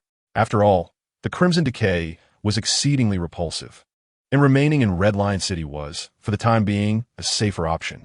After discussing their research progress, he departed from Red Lion City the following morning. Armed with a token personally bestowed by the city lord, he enjoyed unobstructed passage in and out of the city. Upon leaving the indestructible bridge, he aided the city guards in repelling yet another assault from the corrupted creatures before proceeding along the main road towards the Cerelia checkpoint. Before long, he beheld a grand checkpoint ahead, with soldiers seen moving about. Currently, Cerelia Magic Town could be considered the last bastion in Gilead, aside from Red Lion City, that had not succumbed to the influence of the corrupted beings. Moreover, Master Luther, a fellow adept of the Source Stream, was also present in Cerelia Magic Town. As the mage closest to the Star Child, conveying his news to Cerulean would inevitably lead to a similar fate for him. Although he wished to avert such an outcome, it would be necessary for him to assess the situation in due course. However, he did not intend to visit Cerelia at this moment. Instead, he altered his course and ventured directly into the heart of the Ionia Marshes. He floated through the air, entering the domain of the marsh. Though the entirety of Gilead's land was tainted and polluted by crimson decay, the Gilead Highway still permitted normal traversal, allowing even wandering merchants and perfumers to navigate relatively safely, provided they did not encounter the repugnant, corrupted minions. In stark contrast, the Ionia Marsh, the original epicenter of the Valkyrie's crimson decay, had been utterly transformed into a paradise for corrupted beings, where all things had been thoroughly decayed. After confirming that the moss on his body was sufficient, he slowly reached out to touch the surface of the swamp. Enduring a wave of nausea, he realized that the sensation of this putrid mire was reminiscent of the time when the remnants of shattered flesh clung to him during his exploits in Moon City. The Crimson Decay was, in essence, a virulent pestilence, a life form that thrived in rot. Thus, it could be described not as a swamp, but rather as a colossal mass of living, decaying flesh, a grotesque amalgamation. At the periphery of the swamp, the corruption was not yet overwhelming, comparable to the main road. However, he could observe the center of the swamp bubbling violently, with numerous bizarre creatures meandering within, far more abstract than those outside. At least the mantis shrimp and the raven dogs bore recognizable forms, but the beings at the core had devolved into fluid entities, constantly morphing into various shapes, their bodies erupting with putrid liquids. He suppressed the rising nausea, casually flicking away the muck clinging to his hands, and steeled himself for deeper exploration. The swamp was far broader than he had anticipated, heightening his regard for the Valkyrie. This borderland could scarcely withstand another few detonations of such magnitude. As he ventured further, numerous swamp creatures launched assaults upon him, including several crows that swooped from dead branches and mutated colossal terrestrial octopuses. These beings, without exception, oozed crimson liquid and bore white spots, occasionally unleashing torrents of biological matter from the ground. While their physical attacks were not particularly formidable, they constituted a profound psychological assault for someone like him, afflicted by a fear of density. Before long, he encountered some unexpected yet not entirely surprising figures, the golden armored knights of decay. A dozen or more of these knights wandered aimlessly through the swamp, oblivious to their bodies being consumed by the putrid muck. Unlike the corrupted minions who venerated the crimson decay, these knights were steadfast individuals, moved by the Valkyrie's resolve against corruption, willingly following her. They were loyalists who, despite knowing the horrifying fate of eventual contamination by crimson decay, chose to remain faithful to the Valkyrie. Many of these knights had been left behind in Guy Lid after the Valkyrie's bloom-induced retreat, some succumbing to madness from corruption while others continued their relentless battle against the Red Lion Legion. He understood that these individuals had long been driven mad by the crimson decay, rendering them incapable of communication. Unlike the corrupted creatures, they instinctively attacked and contaminated all living beings. Evidently, they retained their combat instincts, directing a barrage of over 10 luminous rings towards young Kaiyu's position. Young Kaiyu, weary of evading the oppressive auras, boldly withstood them and unleashed a scorching beam, granting liberation to the corrupted knights. The searing ray swept through the area, cleaving both the knights and their tarnished armor asunder. He found himself reluctant to behold the grotesque scene within the armor.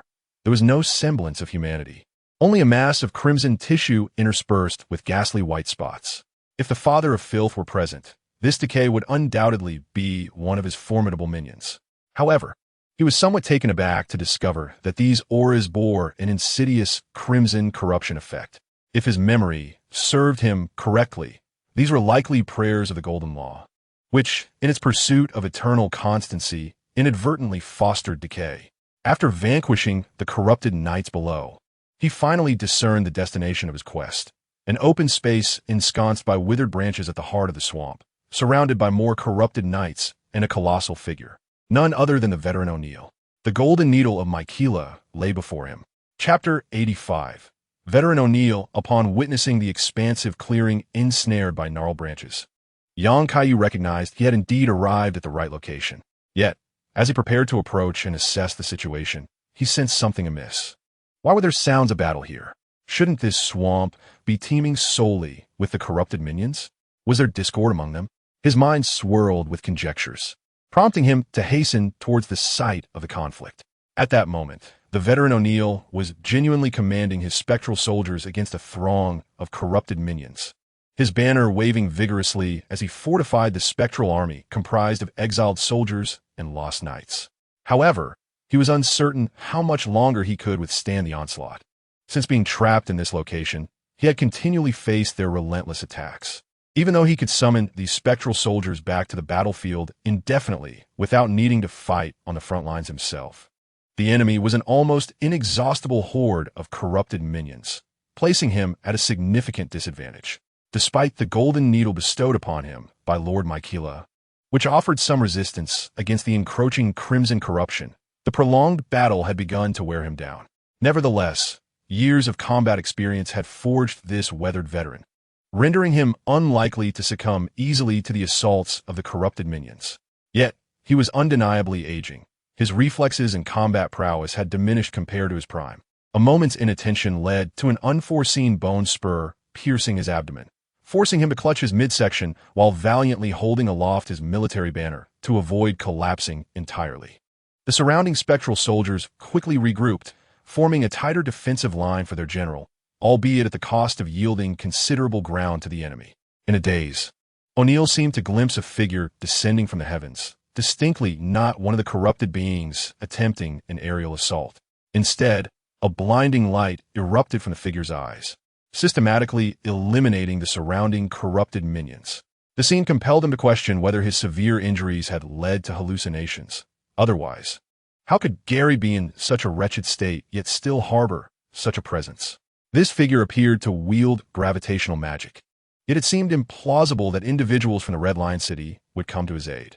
Nevertheless, the clamorous shouts of the surrounding soldiers and the excruciating pain in his abdomen jolted him back to reality, revealing that this was no mere dream, but a tangible reality. After taking a few deep breaths, he persevered to stand, gazing upward and involuntarily gasping in astonishment. He had thought that after years of warfare, he had witnessed every conceivable scenario, yet today presented him with an unprecedented sight. Kaiyu ruthlessly eliminated these repulsive creatures one by one, temporarily alleviating O'Neill's perilous situation. He surmised that although O'Neill had attacked Gary as a member of the Valkyrie's forces, it did not imply that he would be inclined to coexist amicably with these corrupt beings, or that only these loathsome entities hoped for the Valkyrie's blossoming. Following the outbreak of the Crimson Corruption, not only the forces of Red Lion City, but also many remnants of the Valkyrie, including the corrupt knights, chose to resist the corruption, a testament to the Valkyrie's character that had initially drawn them in. Moreover, the O'Neill encountered in the game appeared not to have been entirely consumed by madness, as he could still summon spectral soldiers and converse with them, making the ambush rather unsurprising. After dispatching the surrounding attacking corrupt beings, Kaiyu gradually descended to the ground, moving towards O'Neill, who was clearly still somewhat wary of him. However, upon a signal from the veteran, they parted to create a path. I appreciate your assistance. Without it, I might not have withstood that recent wave of attacks. I am O'Neill, a general under the Valkyrie. May I inquire as to your identity, that you were able to approach the heart of this marsh? Considering the man's status, Kaiyu summoned the essence of a storm to envelop himself. You should be familiar with this aura. As you can see, I am the newly appointed Storm King of Stonevale City, invited to Gary to partake in the battle commemorating our fallen. Do not tell me you have forgotten this title. O'Neill's expression softened with nostalgia. Like the veteran Neo from Soul City, he had once served as a general under the Storm King. However, following the Storm King's defeat, he chose to align with the Golden Tree forces to protect his soldiers. Over the years, he had fought for Mykeela, yet he could not escape the reality of being a surrenderer. Thus, upon learning that the individual before him was the newly chosen Storm King by the will of the Storm King, all his doubts dissipated. How could I forget such a significant matter? Yet I did not anticipate so much transpiring during my confinement in Gary. How fare those lost knights of Stonevale City? After Lord Malnia vanquished that arrogant coward, I once invited them to join me in the battle at Galeed. Fortunately, it seems they declined my invitation. Rest assured, your old comrades are faring well. I have granted amnesty to those landless knights and exiled soldiers, and they remain an indispensable part of the army of Stonevale. How do you fare now? I can escort you away from this swamp to a place of safety. The Valkyrie has long since retreated from the sacred tree and likely lacks the means to retrieve you. If you are willing, I can secure a position for you in Stonevale. Old General O'Neill fell silent for a moment, seemingly swayed by the proposal. However, after glancing at the spectral soldiers beside him, he ultimately sighed and shook his head. While your offer is certainly generous, it is too late for me. I have been too severely tainted by the Crimson Corruption. Even the golden needle gifted by Lord Mykeela merely delays the inevitable. The Crimson Corruption has become an integral part of my being. I have clung to life solely because there remains one final task I must accomplish. It is with great embarrassment that I must ask you to fulfill my last wish, despite your considerable assistance to me. Kaiyu, using his enhanced vision, could see the state of the old general's body. Indeed, it bore striking resemblance to those corrupted knights he had encountered outside, with crimson patterns covering his form and the golden needle barely sustaining his sanity. To be frank, living in such a state is a torment. Perhaps death would be a release. I promise you, he said. If there is anything else you wish to convey, speak now. Please help me deliver the golden needle within me to a woman named Millicent. I witnessed her and several sisters emerge from their buds. She alone resisted the encroachment of the crimson corruption. However, she did not escape and was captured by the minions of corruption in a church. At that time, I could not prevent this occurrence. I wish for you to help me find her and deliver the needle that suppresses the corruption, aiding her in fulfilling her mission. This is the last hope against the corruption. I swear, I will personally deliver the golden needle to her. Is there anything else? This urn contains the ashes of these spectral soldiers. Since you are the heir of the Storm King, I entrust their souls to you. Please take them back to their homeland. I beseech you. Kaiyu accepted the urn containing the ashes, and the spectral soldiers around him gradually faded, merging back into the urn. It seemed these soldiers had been the elite who had fought alongside the old general for many years, patiently awaiting the day they could return home. After placing his hopes in the hands of others, the seasoned veteran O'Neill resolutely extracted the golden needle that suppressed the crimson corruption from within himself. This time, it was given voluntarily, thus the needle remained intact. A complete entity. Struggling against his failing body, he handed it over to the individual before him, only to succumb to the relentless erosion of the crimson decay, ultimately transforming into a mass of writhing flesh. Kaiyu sighed. This was the old warrior's choice, and he could only acquiesce to the other's awakening. The choice afforded the veteran a final semblance of dignity as he incinerated the grotesque mass, reducing it to ashes, which he then placed into an urn, sealing it once more. Now, the old warrior could rest alongside his fallen comrades. Recent intelligence corroborated some of his suspicions. Millicent, like the other four sisters, was birthed from the blossoms of the Valkyrie that bloomed in Galad, each representing a fragment of the Valkyrie's persona.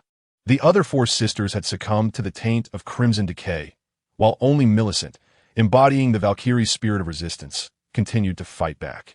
Thus, she was captured by the minions of corruption and imprisoned in the Chapel of Decay, destined to endure endless despair, ultimately to become the corrupted goddess they envisioned. It was this belief that led the veteran O'Neill to regard Millicent as the last vestige of hope, as long as she did not surrender her will to resist. Mariana would one day reclaim her former pride and dignity to oppose the crimson corruption. Safeguarding the golden needle carefully, Kaiyu departed from that desolate ground, flying toward the shore, determined not to let her fall on the path to fulfilling her mission. Chapter 86. I can tell you are not human, having hastily exited the Ionia swamp. Kaiyu was finally free from the repugnant atmosphere. Since leaving the mire, the once ordinary crimson vistas along Galad Avenue appeared significantly softened to his eyes, prompting him to question whether he had been subjected to aesthetic violation. However, he did not dwell on such thoughts and continued along the main road. Before long, he arrived at the Syria checkpoint, where he immediately sensed a multitude of weapons pointed in his direction. A throng of puppet soldiers surrounded him, their menacing postures accentuated by several mountain demons above, glaring hungrily at the unexpected intruder below. Yet, upon presenting the token bestowed by Jillian, the guards ceased their hostile actions and permitted him passage. As he traversed the checkpoint, Kaiyu glanced around, observing that the RA family siblings truly lived up to their reputation as steadfast allies amid the fractured war. At the Syria checkpoint, puppet soldiers, mountain demons, and flame-spewing machines had all gathered in unison. After all, Syria was where General Ratton had been taught gravity magic. One significant reason for the general's decision to suppress the stars was that a malevolent meteor from the stars had attempted to obliterate the magic that safeguarded Syria. To protect his school, Ratton successfully shattered the meteor before commencing his campaign against the stars. Although this sealed the fates of many sorcerers, including those of the Korea royal family, the borderland was no longer plagued by the malignant meteors from the cosmos. Otherwise, it was likely that the entire borderland would have faced more than just a handful of Estus. However, although Syria has not yet succumbed to the corruption of the accursed, its proximity to the Great Marsh poses a significant threat.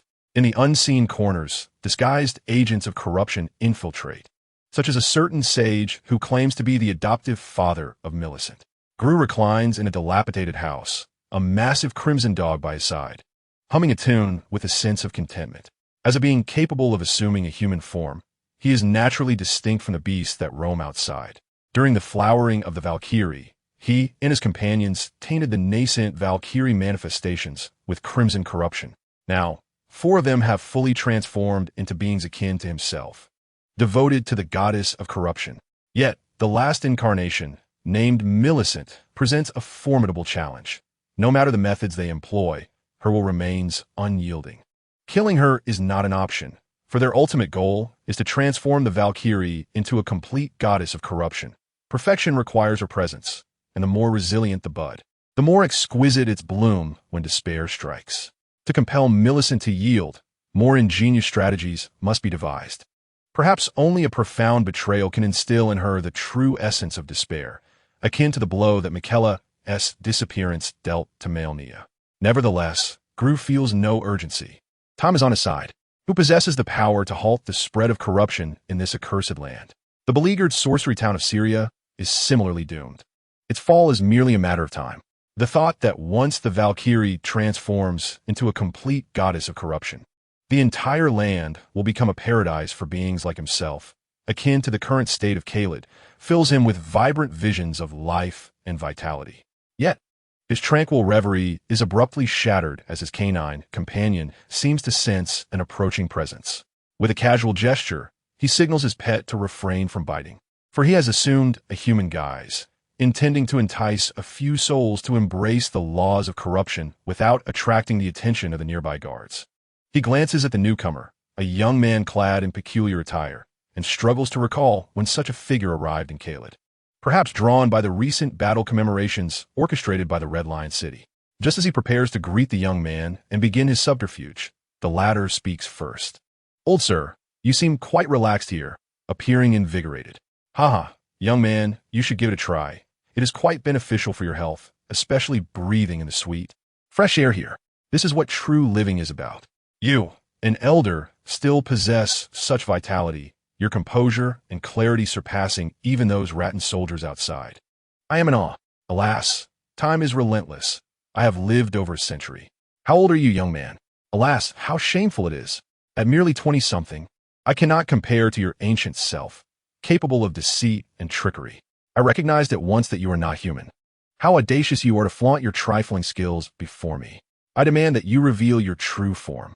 Great dragon of heaven, revered earthly guardian, supreme incantations. In the wisdom of the Buddhas, I call upon you. Ascend, soaring dragon. Manifest yourself.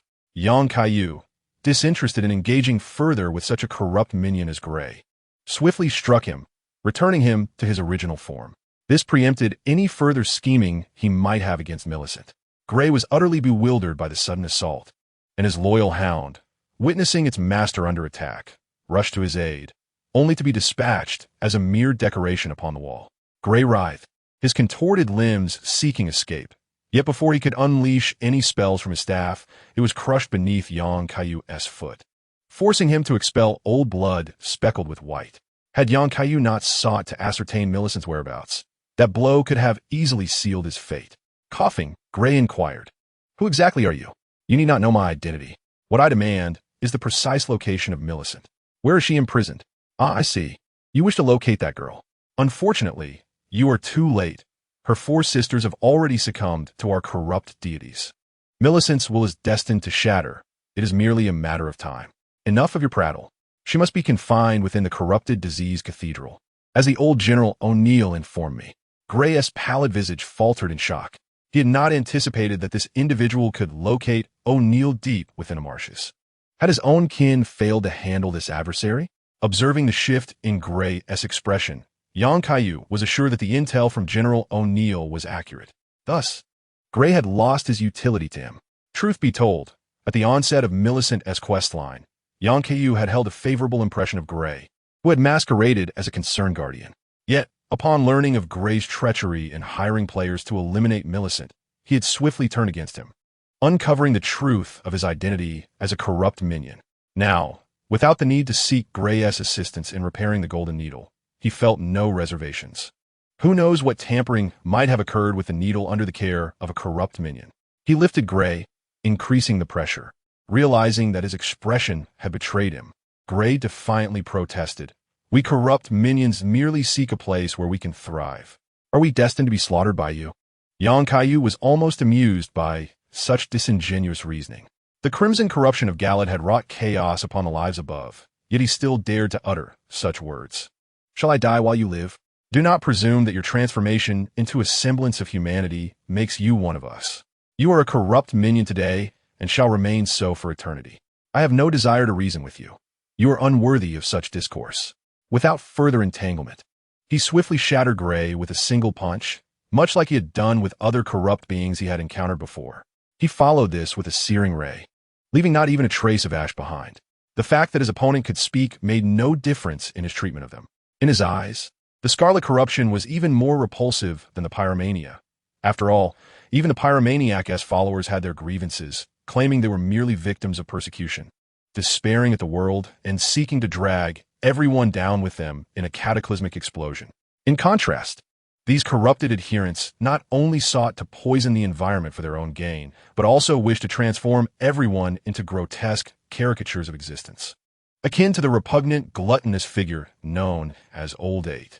After dealing with Gray, Kaiyu disdainfully flicked off the remnants of white flesh clinging to his hands and continued towards the magical town of Celia. Meanwhile, Melina, who walked beside him, felt an involuntary twitch at the corner of her eye. Having witnessed the horrors above Galad, she naturally held no affection for the scarlet corruption, thus believed she should theoretically support Kaiyu's actions. However, she couldn't shake the feeling that his recent actions were reminiscent of a villainess, yet paradoxically, they were indeed the right thing to do. To an uninformed observer, it might have appeared as though a brigand was ruthlessly assaulting an innocent elder. Yet, such details were trivial. As long as the outcome was favorable, that sufficed. Melina tightened her grip on the dagger in her hand. Recently, she had been attempting to refine her existing prayers, hoping to find some way to assist in a particular aspect, but her powers remained woefully inadequate, especially at a distance from the golden tree. While she felt a sense of regret, she couldn't help but recall the sensation from the last time he had treated her palm, her cheeks flushing for reasons unknown. Having spent so much time together, she had sensed his ability to harness the power of the golden tree, which was precisely what she needed. If possible, might she borrow a portion of his strength? Chapter 87. The Stone Magic. As they resumed their journey, night fell. Kaiyu remained oblivious to Melina's thoughts. His sole desire was to reach Celia Town as swiftly as possible. However, he deemed it impolite to simply fly over and intrude, so he rode Tourette, proceeding slowly through the not overly lengthy checkpoint. At that moment, he felt an unsettling presence above, as if something was truly watching him from the valley. Looking up, he beheld an eerie figure atop the cliff, burning a stack of corpses. It was a bird-like creature, but it was not one of the grotesque, mutated crows infected by the scarlet corruption. If those corrupted beings exuded a nauseating yet tenacious vitality, this avian entity radiated an aura of pure death. It possessed a long neck crowned with a shattered and immense skull, from which blue flames emanated. Its body was nearly devoid of feathers, resembling desiccated bones. And upon closer inspection, one could see countless human faces flickering beneath its wings, as if it were a vessel for innumerable souls. Yet, this bizarre exterior emanates an inexplicable aura of sanctity. Indeed, it is the death bird, lurking around the gelid Cerelia checkpoint during the night. As a remnant of the ancient era, the death bird served as the harbinger of death before the emergence of the golden tree. With the shadows of those long deceased occasionally flickering beneath its wings, representing the sacrifices permitted to join its ranks after death. In the game, he often relished hunting the death bird, for the death hook staff it dropped could be deemed a weapon for the disabled. However, at present, his interest waned. How potent could a weapon owned by a faction marginalized by the Golden Law truly be? Moreover, he had not neglected to explore Grick's armory, discovering several weapons he once favored. Yet, more often than not, he shattered them with the slightest swing, suggesting that only legendary weapons of a certain caliber, like the Sword of the Remains, held any utility for him. Thus, he chose to disregard the death bird for the time being. Its neck appeared unappetizing, and amidst the heaps of corpses scattered across the borderlands, a mobile crematorium posed no detriment, provided it did not obstruct his path. While he lacked other skills, he could still offer prayers imbued with holy attributes, readily guiding the adversary to oblivion. As he pondered these thoughts, the death bird, having finished its grim task, abruptly turned its gaze towards Kaiyu, causing a sudden tension to grip him. The scene bore an eerie resemblance to a horror film. Yet just as he braced for confrontation, the death bird took flight, presumably to tend to other remains. young Kaiyu continued onward, soon catching sight of Cerelia Magic Town in the distance. In that moment, the sounds of explosions reached his ears, confirming his suspicions. Even Red Lion City could muster a throng of monsters to assault its walls within mere hours, so it was hardly surprising that the Magic Town, positioned at the edge of the Great Marsh, would be subjected to ceaseless attacks from the corrupted. Nonetheless, given that this was the homeland of Master Celian, a fellow practitioner of his faction, he resolved to lend a hand, enlightening these mages on the true essence of stone magic. At that moment, Cerelia Town found itself besieged. Dozens of mages occupying advantageous terrain, united under a leader's command as they resisted the onslaught of the corrupted. Their staffs were nearly smoking from exertion, and a torrent of luminous stone magic surged forth from their ranks, obliterating every enemy that dared approach. These mages of Cerelia were no trifling foes. They had earned the moniker of mage killers in opposition to the Magic Academy, eschewing flamboyant displays for sheer practicality, wielding magic solely for combat. However, today's assault was evidently more intense than before, as if something within the Ionia Marsh had roused the corrupted, inciting them to unleash their wrath. A figure clad in the attire of the night, which furrowed her brow, sensing that the situation had taken a turn for the worse. It would be prudent for her to seek assistance from the two Knights of Nox. If necessary, she might even resort to utilizing the relic of that esteemed master. Just as she intended to venture deeper into the Magic Town, an unfamiliar silhouette emerged at the outskirts. A sense of foreboding washed over her. She initially feared it might be the corrupted minions making their way in. However, upon closer inspection, she felt it did not quite fit that description. Though she had no immediate plans for confrontation, the nearby sorcerers, who lacked even the most basic protective stone, instinctively unleashed a barrage of surprise attacks upon the stranger. The magic they wielded was rather cunning, capable of manifesting behind the target to bypass frontal defenses for a stealthy strike. Yet, when it struck young Kaiyu, it burst forth like mere bubbles, eliciting no reaction whatsoever. The two attacking sorcerers appeared momentarily dazed. Seizing the opportunity, young Kaiyu swiftly approached, snatching the staves from their hands, and cast a glance at the figure dressed in the Night Witch's garb, who appeared quite adorable. Is this your mastery of the luminous magic? Frankly, your technique is rather lacking. No wonder you find yourselves in such disarray against the corrupted minions. The two sorcerers could only seethe in silence, for they were indeed mere novices unworthy of even the basic protective stones. However, there was no time for further learning. All available combatants must rally to resist the invasion of the corrupted minions. At this moment, a voice from the side, one he had overlooked, spoke up, sounding like that of a young girl. From your demeanor, it seems you're a master of luminous magic as well. Indeed, I am quite adept at luminous magic, and my mentor is Master Celian. Surely, you have heard of him? Master Celian? I see. In that case, could I trouble you to deal with those creatures outside, in honor of Master Lizitz, standing as a fellow master of the same lineage? Of course. Let me demonstrate what true luminous magic entails. Yang Kaiyu, having taken the staves from the two sorcerers, levitated gracefully into the air while they, filled with a mixture of anger and anticipation, looked on. Meanwhile, the sorcerers engaged in battle on the front lines noticed this figure and turned to see what he intended. His dual staff posture made the girl below nervously observe his every movement. Would she finally witness the prowess of a true master of luminous magic today? Behold, this is the essence of luminous magic. Yang Kaiyu aimed for the two largest corrupted minions in the marsh and concentrated his power before forcefully hurling the staff. The tremendous kinetic energy propelled the staff, which, despite shattering upon impact, caused the targeted creature to explode into fragments. In that instant, the battlefield fell into a profound silence. Is this what you call luminous magic? Yang Kaiyu expressed that this contraption was far more effective than magic. As he moved swiftly, countless fragments of buildings and massive stones were lifted into the air, and before they could descend, he forcefully hurled them towards the swamp. Ora, ora, ora, ora, ora. The stones he wielded rained down like a deluge upon the approaching corrupted minions, with each impact resulting in a cataclysmic explosion, reducing both stones and targets to mere dust. Below, the young girl's lips twitched incessantly. This was indeed a literal interpretation of stone wielding. Yet, she couldn't help but question whether this truly had any relation to magic. Was the Master Celian, as the former Master Lizard had mentioned, Genuinely a powerful sorcerer to have produced such a disciple. Nevertheless, the ability to fly and the tenuous connection to gravitational magic suggested he must also possess some degree of magical prowess. She felt a profound gratitude for his assistance. Otherwise, the loss of combat strength would have been considerable. Chapter 88. The Great Storm King accepts the loyalty of Syria town with the last stone shattering against a corrupted minion.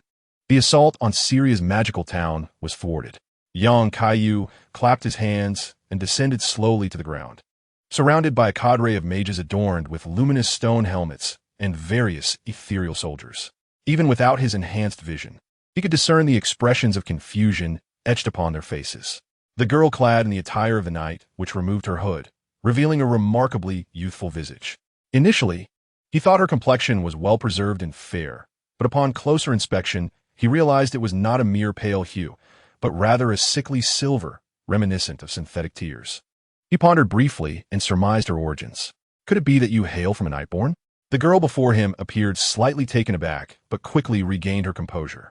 After all, as a descendant of the eternal city below, her lineage, though not widely recognized by outsiders, could be discerned by those with some knowledge. She bore no sense of inferiority regarding her identity. Indeed, I am of Nightborn descent. You may call me Stella. As you can see, my name is derived from our lost homeland, Nox Stella. I appreciate your assistance. I hadn't anticipated you were a disciple of Master Celian. Though it may seem impolite, could you elaborate on your circumstances? I can introduce you to the leader of this town. Not at all. I am here at the invitation of the Fated Ones to participate in the Battle Remembrance. I found Master Celian in Nimguff and have attended a few lessons, acquiring some rudimentary knowledge. I am tasked with locating an individual tormented by corruption atop the mountain to help her quell the malevolence. I happened to pass through Syria and noticed your predicament, so I intervened. Since your homeland is Nox Stella, it is only fitting that I meet your leader. Please, lead me to them. The town of Syria was established by the descendants of the Eternal City after their beloved Dark Moon was devastated by a malicious meteor. These descendants fragmented into various factions, with one group erecting a town, ritual, characterized by a uniform architectural style atop the snowy mountains. Among them, the rarest faction boasts the fewest members, known as the Rare Ones, with Queen Marika herself hailing from this lineage. Even now, within the royal chambers of Marika, one can find an array of stone tablets utilized by the Noxians, serving as testament to her heritage. After defeating General Radin and unlocking the stars, he is compelled to delve deeper into the subterranean Eternal City. The formidable Noxians have demonstrated their prowess, crafting lethal weapons capable of harming the Supreme Will, indicating their profound understanding of its essence, far exceeding his own conjectures based solely on scant information from the game. Should he find himself in conflict with the Supreme Will in the future, the assistance of these eternal descendants would prove invaluable. Thus, securing their allegiance would simplify matters considerably. Moreover, the current plight of Syria appears to be even more dire than that of Red Lion City, leading him to believe his terms would be irrefutable. Under the guidance of Stella, he ventured into the heart of Syria, bypassing the need for cryptic puzzles and directly entering the depths of the Grand Chair Temple. There awaited two swordsmen clad in Noxian attire, their visages obscured by masks, presumably to conceal their true identities. The display of his formidable strength had undoubtedly imposed significant pressure upon them. Few could remain composed in the presence of a stranger capable of easily extinguishing their lives. Esteemed warrior, what brings you to Syria? In gratitude for your assistance, we stand ready to fulfill your requests. When the swordsman inquired, I harbor no special demands. He replied, I merely wish to assist anyone battling the corrupted, and coincidentally, I am in search of an individual, which brings me through Syria. Then, would you require a guide? Currently, Syria is nearly encircled by those creatures. To combat their onslaught, we have set numerous seals and traps around the town. While your prowess may allow you to pass unhindered, dismantling and re-establishing these traps would require considerable effort. Young Kaiyu surmised that they perceived his stone magic as rather brutish, perhaps fearing he might inadvertently dismantle their magical traps as he departed Syria. However, he conceded to the need for a guide. The crimson corruption had entwined with the mountains, obscuring his enhanced vision, possibly due to the presence of lead or similar substances. Additionally, the terrain had become so convoluted due to the corruption that it rendered his prior map obsolete, forcing him to rely on memory for navigation. Let us discuss this matter later. I have a proposal that I hope you will find acceptable. It presents no loss to your current predicament. Please speak your mind. You can see the plight of Syria. Without external assistance, it will be exceedingly difficult to sustain our existence. We require all possible aid. Kaiyu regarded the two somewhat humbled Nox swordsmen before him with a twinge of compassion. It seemed that Syria had indeed encountered a series of misfortunes. The Eternal City had been struck, and subsequently, they faced malicious meteor showers. After the meteors were shattered, a conflict arose with the Magic Academy, marked by the opposition of stars and moon. Not long after, they were beset by the Crimson Corruption, a calamity that would provoke curses from anyone. Although the majority of these unfortunate events were somewhat linked to their incessant summoning of peculiar entities, the misfortune was undeniable. I trust you are aware of the recent happenings in Stonevale. I am the newest Storm King who has claimed the Grand Rune of Grake. My purpose here is straightforward, to vanquish the Shattered Star General and seize his Grand Rune. Once the General is incapacitated and unable to suppress the stars, your destinies will once again begin to flow. I can assist you in returning to your lost homeland, provided you accept my leadership. The Storm King, you say? If we were to pledge our loyalty to you, what assistance could you offer? The promise of returning to the Eternal City is self-evident. In truth, my primary objective in Galed is to eradicate the threat posed by the Crimson Corruption. I currently possess a viable method to halt its spread, which will soon be implemented in Red Lion City. At that time, I can extend the same aid to Syria. After all, you would not wish to see Syria overrun by corrupted minions, forcing you into a perpetual flight. I shudder to think how the Magic Academy would treat you Syrians under such circumstances. Consider this carefully. Master Shirlian has already been settled within the city. I harbor no significant prejudice against you source mages, as long as you refrain from indiscriminately capturing ordinary folk for your magical endeavors. Other than that, I can be accommodating. The two Nox swordsmen fell silent, absorbed in contemplation, aware that their decision would shape their future. Kaiyu did not press them, but patiently awaited their response, confident that they would find it difficult to reject his proposal. After all, the actions of these eternal descendants, coupled with the Magic Academy's expulsion of source mages and the imminent restoration of the stars, could lead to catastrophic consequences if not approached with caution, especially as they were nearing a point where they could no longer withstand the onslaught of the corrupted. Indeed, it was not long before they reached a resolution. If you can truly deliver on your promises, then, Great Storm King, you shall earn the loyalty of every member of Syria's magical town. Chapter 89. The technology of the Nox dynasty, having secured the allegiance of Syria, Kaiyu, through the introductions of the two Nox swordsmen, acquired a general understanding of the current state of affairs in Syria. Aside from the apprentices lacking combat prowess, there appear to be over 100 mages capable of fighting on the battlefield, which, in comparison to the losses incurred prior to the outbreak of the Crimson Corruption, was not insubstantial. Despite facing the onslaught of the Crimson Corruption, Celia's defenses remain relatively steadfast, bolstered by the martial-oriented spell-casting training derived from the Nox dynasty and the support of various ethereal soldiers. These mages, relying on the vigilance of Red Lion City and the vast stockpile of radiant stones they have prepared in advance, have transformed the entire magical town into a veritable fortress. However, this situation is akin to a double-edged sword. While the enemy cannot penetrate their defenses, neither can they launch any offensive strikes.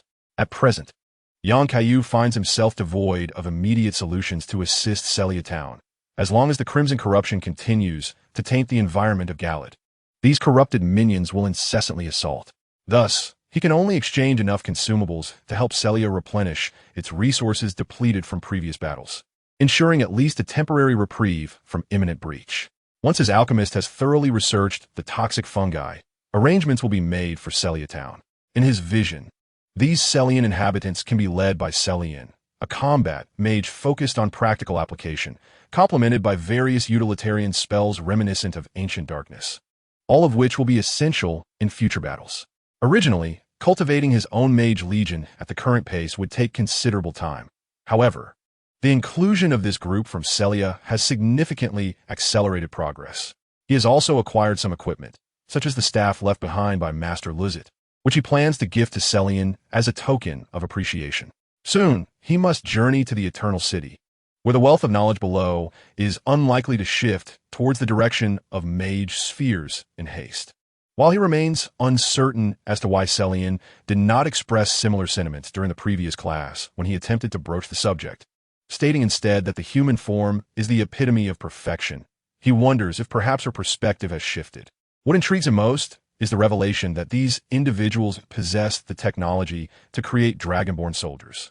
Although he had not the opportunity to bring all technical materials during their escape, and they lacked the conditions and resources available in the Eternal City to replicate such feats, he sees no insurmountable obstacles. He can indeed provide these necessary conditions. He intends to master all relevant technological details pertaining to the Eternal City, and perhaps, with a slight procurement of dragon blood from Akir, he could develop a breed capable of flight. While he has entertained thoughts of capturing a few wyverns from the dragon tomb, he deems that method too rudimentary. Furthermore, these solitary creatures may engage in constant conflict if kept together, lacking the convenience of mass production.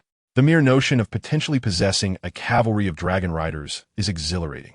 After all, Roddle is renowned for its defensive prowess. He imagines the terror the opposition would experience, reminiscent of the ancient dragon assaults, dominated by aerial might. He is convinced that even the resurrection of Gedwon would be powerless to thwart such an onslaught. However, those matters now seem somewhat distant. The technology of the Noxians appeared to him as perplexing as the luminous magic taught by Master Syrian. Although he felt that with earnest effort he could grasp the concepts, he invariably found himself drowsy as soon as class commenced. He would rather engage in combat against the corrupted minions than delve into the labyrinth of complex magical theories. As the psychological shadow cast by his university-level calculus studies resurfaced, it would be prudent to avoid tormenting himself and his instructors further. These magicians were such that they merely needed to spend their days in classrooms, studying various magical theories and selecting spells suited for combat. However, for someone destined to become the Elden King, like him, there were myriad considerations to ponder. After this pleasant exchange, young Kaiyu intended to continue his journey toward Millicent, guided by the girl Stella, who had been the first to converse with him. She had attentively listened to their discussion, aware that he had now become a protector of Syria, and thus her demeanor was more respectful than before. Moreover, it became evident before their departure that her status was not trivial. Apart from the two Noxian swordsmen, she alone qualified to don the attire from the Eternal City, suggesting she might be a key heir cultivated by Syria. Under her guidance, young Kaiyu skillfully navigated various traps while ascending the mountain. He refrained from flying due to aerial defense formations and had promised to walk properly, mindful not to cause any damage. Furthermore, these pragmatic individuals had modified the spiny protrusions of the corrupted minions to enable automatic tracking attacks, primarily designed to counter the giant crows that might launch aerial assaults. He had just witnessed a passing corrupted crow being riddled with dozens of targeted beams. After circumventing the last defensive magical array, he finally emerged from Syria's external defense system. These magicians, in their quest for self-preservation, had indeed devised quite a challenge, as venturing outside proved cumbersome. However, they were nearing the summit, and upon spotting the colossal head of a giant, young Kaiyu realized he was quite close to the corrupted church. Indeed, at that moment, the corrupted minions began to multiply, seemingly guarding a significant figure. Just as he contemplated engaging these corrupted minions, Stella interceded, appearing eager to demonstrate her prowess. There is no need for you to intervene in these trifles. If we make too much noise, we might attract a horde of monsters, complicating matters. Allow me to handle this, she asserted. Young Kaiyu acquiesced to her request, recognizing the importance of rescuing Millicent. If the corrupted minions continued to swarm in relentless waves, it would be an unending ordeal. It was imperative to escort everyone to safety swiftly, and he was also keen to observe the combat techniques of these heirs of the Eternal City. After obtaining consent, Stella extracted her wand from within her garments. As the embedded gem above began to emit a radiant glow, her form instantly became translucent, merging seamlessly with her surroundings. Subsequently, a black, spherical object materialized in the air. Young Kaiyu recalled that this was the manifestation of Syria's magic, embodying the formless and ancient darkness. Intrigued, he pondered the multitude of abilities this young girl possessed. Perhaps this was also a means by which the Syrians sought to demonstrate their worth. What followed was of considerable significance, leaving him somewhat astonished. Stella, her nearly transparent silhouette produced a black dagger that bore a striking resemblance to the hunting finger knife from the game, albeit appearing to be merely an unfinished prototype. He found himself admiring the audacity of these Syrians. It was remarkable that such reckless mages dared to experiment with such heretical artifacts right under the watchful gaze of Ratarn, even managing to create replicas. This sparked a conjecture within him. Could the meteor targeting the Syrians have been cast down by the Supreme, as a consequence of their research, only to be inadvertently shattered by Ratarn's Syrian shield, thereby sealing the stars and halting the descent of new meteors into the borderlands? While he was momentarily lost in thought, Stella showcased the prowess expected of an exceptional magical assassin, silently employing her blade to eliminate all corrupt minions that impeded their path. One particularly vigilant creature, upon detecting her presence, unleashed a barrage of bone spikes, all of which were effortlessly absorbed by the ancient darkness above. Before being dispatched by a single strike from the night comet, Stella turned back, her innocent smile seemingly flaunting her triumph. Yet to young Kaiyu, that grin appeared somewhat sinister. Having witnessed her assassination technique, he could only conclude that it would be a disservice to her talents if she did not pursue the path of a shadowy assassin. However, he realized he had indeed stumbled upon a treasure. When he ventured to Lienia, these assassins would undoubtedly bewilder the mages in their slumber. After progressing a short distance further, he beheld a structure reminiscent of the incense fire church, with several corrupt minions patrolling at the entrance. A brief, careful observation revealed a figure lying in the center of the church, clutching a severed arm. The air within was thick with a pungent, scarlet aura of decay, confirming that Millicent had indeed been captured and tortured. Chapter 90. Millicent after effortlessly dispatching the few corrupt minions stationed at the entrance. Yang Kaiyu and Stella entered the church suffused with the stench of decay. A cursory examination of the interior revealed that this place had undoubtedly housed more than one captive. As surmised, the 5 sisters of Millicent had once been imprisoned here, but only Millicent herself remained, steadfastly resisting the corruption that sought to consume her. The church was adorned with an array of incense-like objects, the source of which was uncertain, yet all exuded the noxious vapors of crimson decay. Yang Kaiyu took out a toxic mushroom and ground it into a fine powder, which he then scattered into the air. Soon, the foul stench lingering in the atmosphere was largely neutralized. After completing this task, Yang Kaiyu walked deeper into the church, where he found Millicent in a state of unconsciousness. The sight of her severed arm still oozed traces of blood, revealing that Millicent, born amidst the flower buds, was the only one among the 5 sisters who was not physically impaired, until her arm was severed during their escape. The wound, now marred by the crimson decay, displayed abnormal tissue. White spots and a vivid scarlet hue writhed incessantly, consuming both her body and spirit from within. As Stella beheld the visage of the person before her, she felt a surge of anxiety. The individual bore an uncanny resemblance to the Valkyrie who had infiltrated Galat.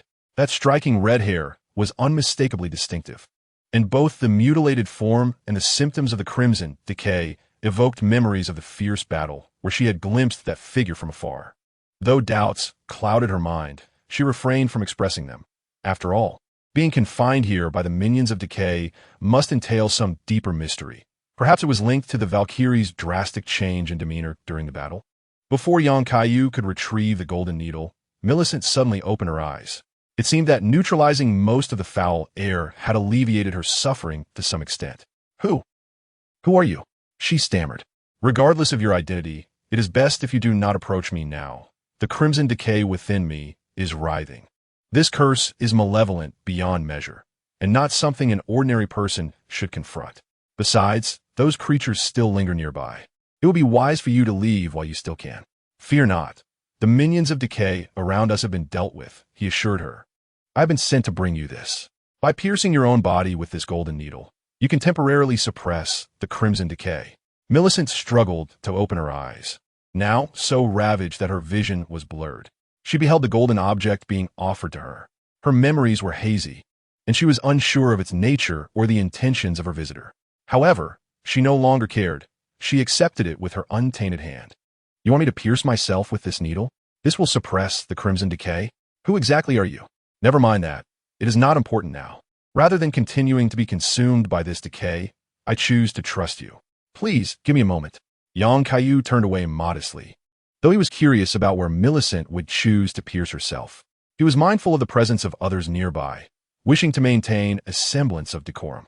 Before long, faint sounds of moaning reached my ears, indicating that Millicent had already pierced her body with the golden needle.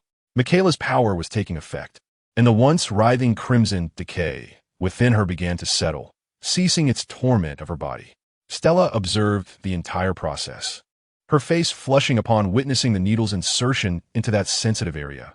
It appeared quite painful. Yet, she was soon captivated by its effects, as it was evident that any means to combat the crimson decay was desperately needed by the town of Celia.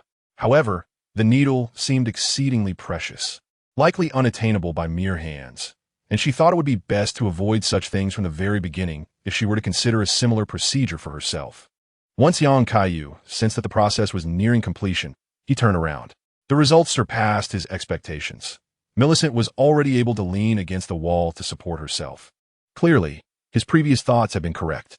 The pure golden needle crafted by Michaela allowed the Valkyrie to suppress the crimson decay until the second bloom at the end of the Shattered War. Millicent was merely a projection of the Valkyrie, and the intensity of the crimson decay within her could not possibly compare to that of the chosen body of the outer god.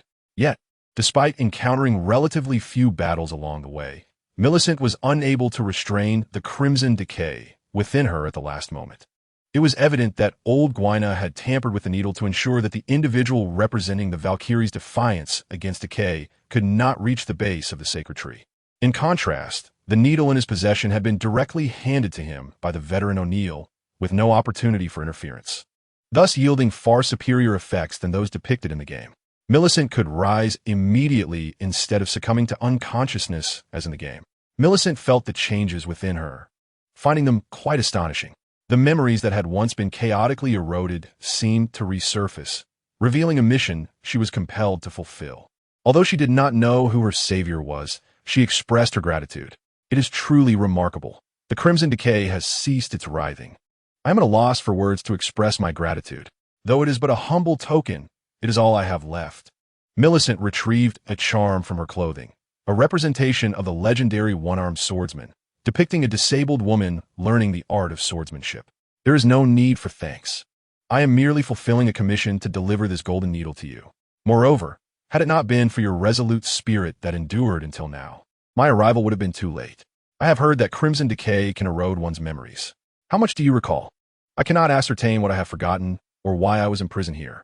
All I know is that my name is Millicent, and I have a mission that must be completed. Now that I can move freely, I wish to embark on a journey. Perhaps during my travels, I will remember more things. Can you tell me who entrusted you with such an important item? His name is O'Neill. I believe he must be a person of great care and respect for you. Regrettably, after entrusting me with the golden needles from within him, he can no longer hold on. O'Neill, you say? That name seems familiar, yet I cannot recall who he truly is. Perhaps in the future, I will regain those lost memories. Nevertheless, I am grateful for your assistance. Yang Kaiyu gestured towards the severed right arm of the other, inquiring with genuine concern. The world beyond the boundary has descended into chaos. Traveling in your current state could prove perilous. Allow me to lend you my aid. Do not be anxious. Relax. Whatever transpires shortly, do not be astonished. Although Millicent was unaware of his intentions, she relinquished her grip on her severed arm and began to ease her tension. Suddenly, she felt herself enveloped in a gentle radiance. The wounds inflicted by the crimson rot, which had corroded her body, began to heal. An extraordinary sensation surged through her as a complete arm, complete with bones and veins, miraculously grew anew. I apologize. I currently lack a comprehensive method to entirely eradicate the crimson rot from your being. Thus, I can only assist you in healing these external injuries. I cannot bear to see such a valiant warrior rendered incapable of battle due to a disability. Yang Kaiyu, seizing the moment, presented her with a long blade suited to her combat style, dismissing the notion of a prosthetic limb. A fully restored arm is infinitely more useful than any artificial substitute. During the healing process, he sensed that her condition mirrored that of the Valkyrie. Her thigh and eyes had begun to show signs of corrosion. Now that the crimson rot had been temporarily subdued, he proceeded to mend these afflictions. His mind began to contemplate methods to completely expel the crimson rot. However, There was no rush to act until his theories were confirmed. After all, he had an entire Gaelid at his disposal for experimentation. Chapter 91. The Dance of Waterbirds. Millicent gazed at her newly restored arm, momentarily at a loss for comprehension regarding the miraculous occurrence. In her fragmented memories, she could still vividly recall the excruciating pain of her arm being severed. Initially, she had fretted over the challenges of traveling without her dominant hand.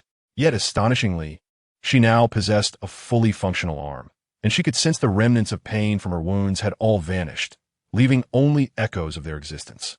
In her astonishment, she accepted the weapon he offered, finally grasping the wondrous event that had transpired. I find myself at a loss for how to express my gratitude for your aid. I have a certain confidence in my martial skills, and should our paths cross again, I shall wield this blade you have given me to vanquish your foes. I merely wish for those I've fought so hard to save to possess the ability to protect themselves. This way, you may travel with peace of mind. I have a premonition that our paths shall intertwine once more in the future, and I hope that you will discover your true purpose when that time arrives. However, this place is hardly conducive to conversation. We should make our swift exit. I sense the presence of the corrupted minions drawing near. If they discover your intent to flee, a relentless battle will ensue. Indeed, let us depart without delay. Millicent, too, recognizes that this is not a suitable place to linger and heads toward the exit. Now fully restored, she instinctively brandishes her longsword, as if recalling the swordsmanship etched into her very being. She harbors no qualms about dispatching a few corrupted minions during her travels to avenge the torment she has endured. Young Kaiyu follows suit, and, at that moment, Stella jogs alongside him, posing a question. Could you always replicate that move with such ease? Of course. I've lost count of how many I've aided. He replies casually. Why? You're not missing any limbs, are you? It's not about me. Several injured villagers in Cerelia town were harmed by those corrupted minions. To prevent the corruption from spreading throughout their bodies, we had to amputate their wounded limbs to save their lives. So, when we return, could you assist them? Certainly. There's no need for hesitation. Remember, you are all under my protection now. Should you face any difficulties, simply inform me. I can resolve matters on the spot. Stella exhales in relief, realizing the magnitude of the support Cerelia town has secured.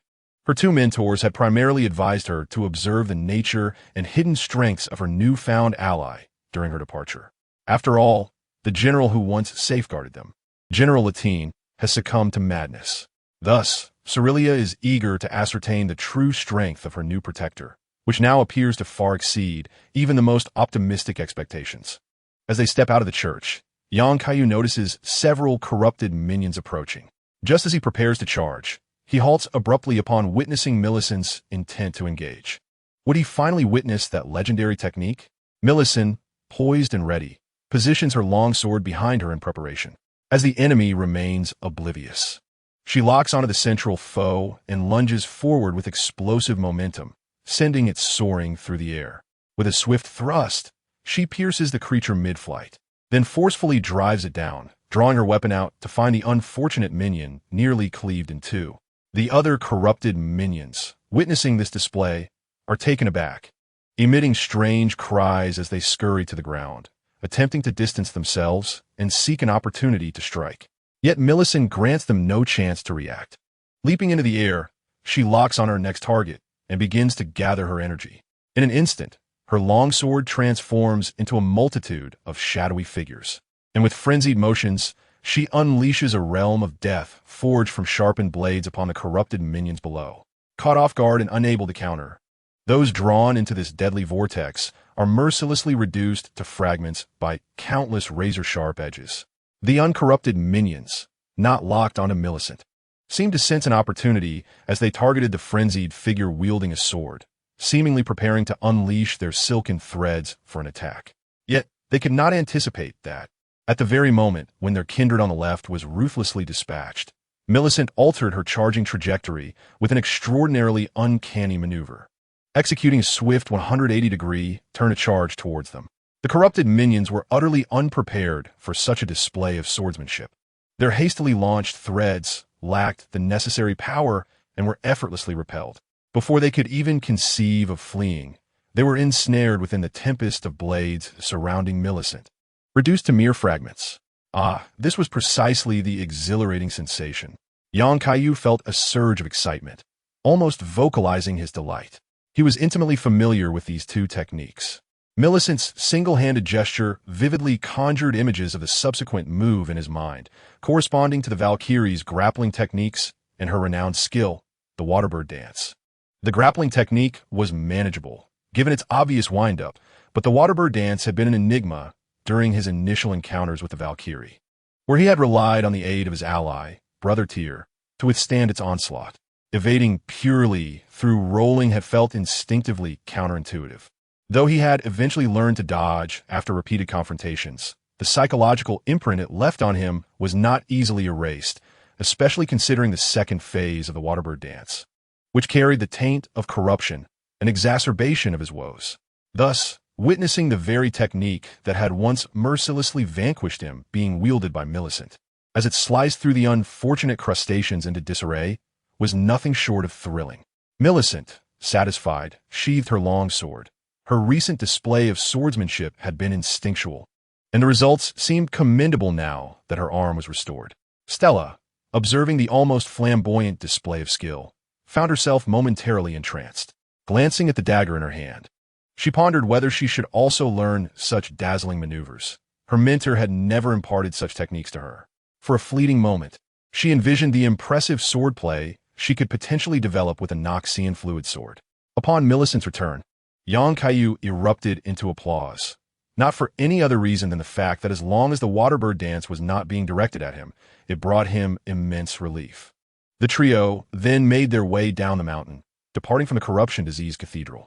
Along the way, Yang Kaiyu inquired if Millicent would accompany him to Red Lion City.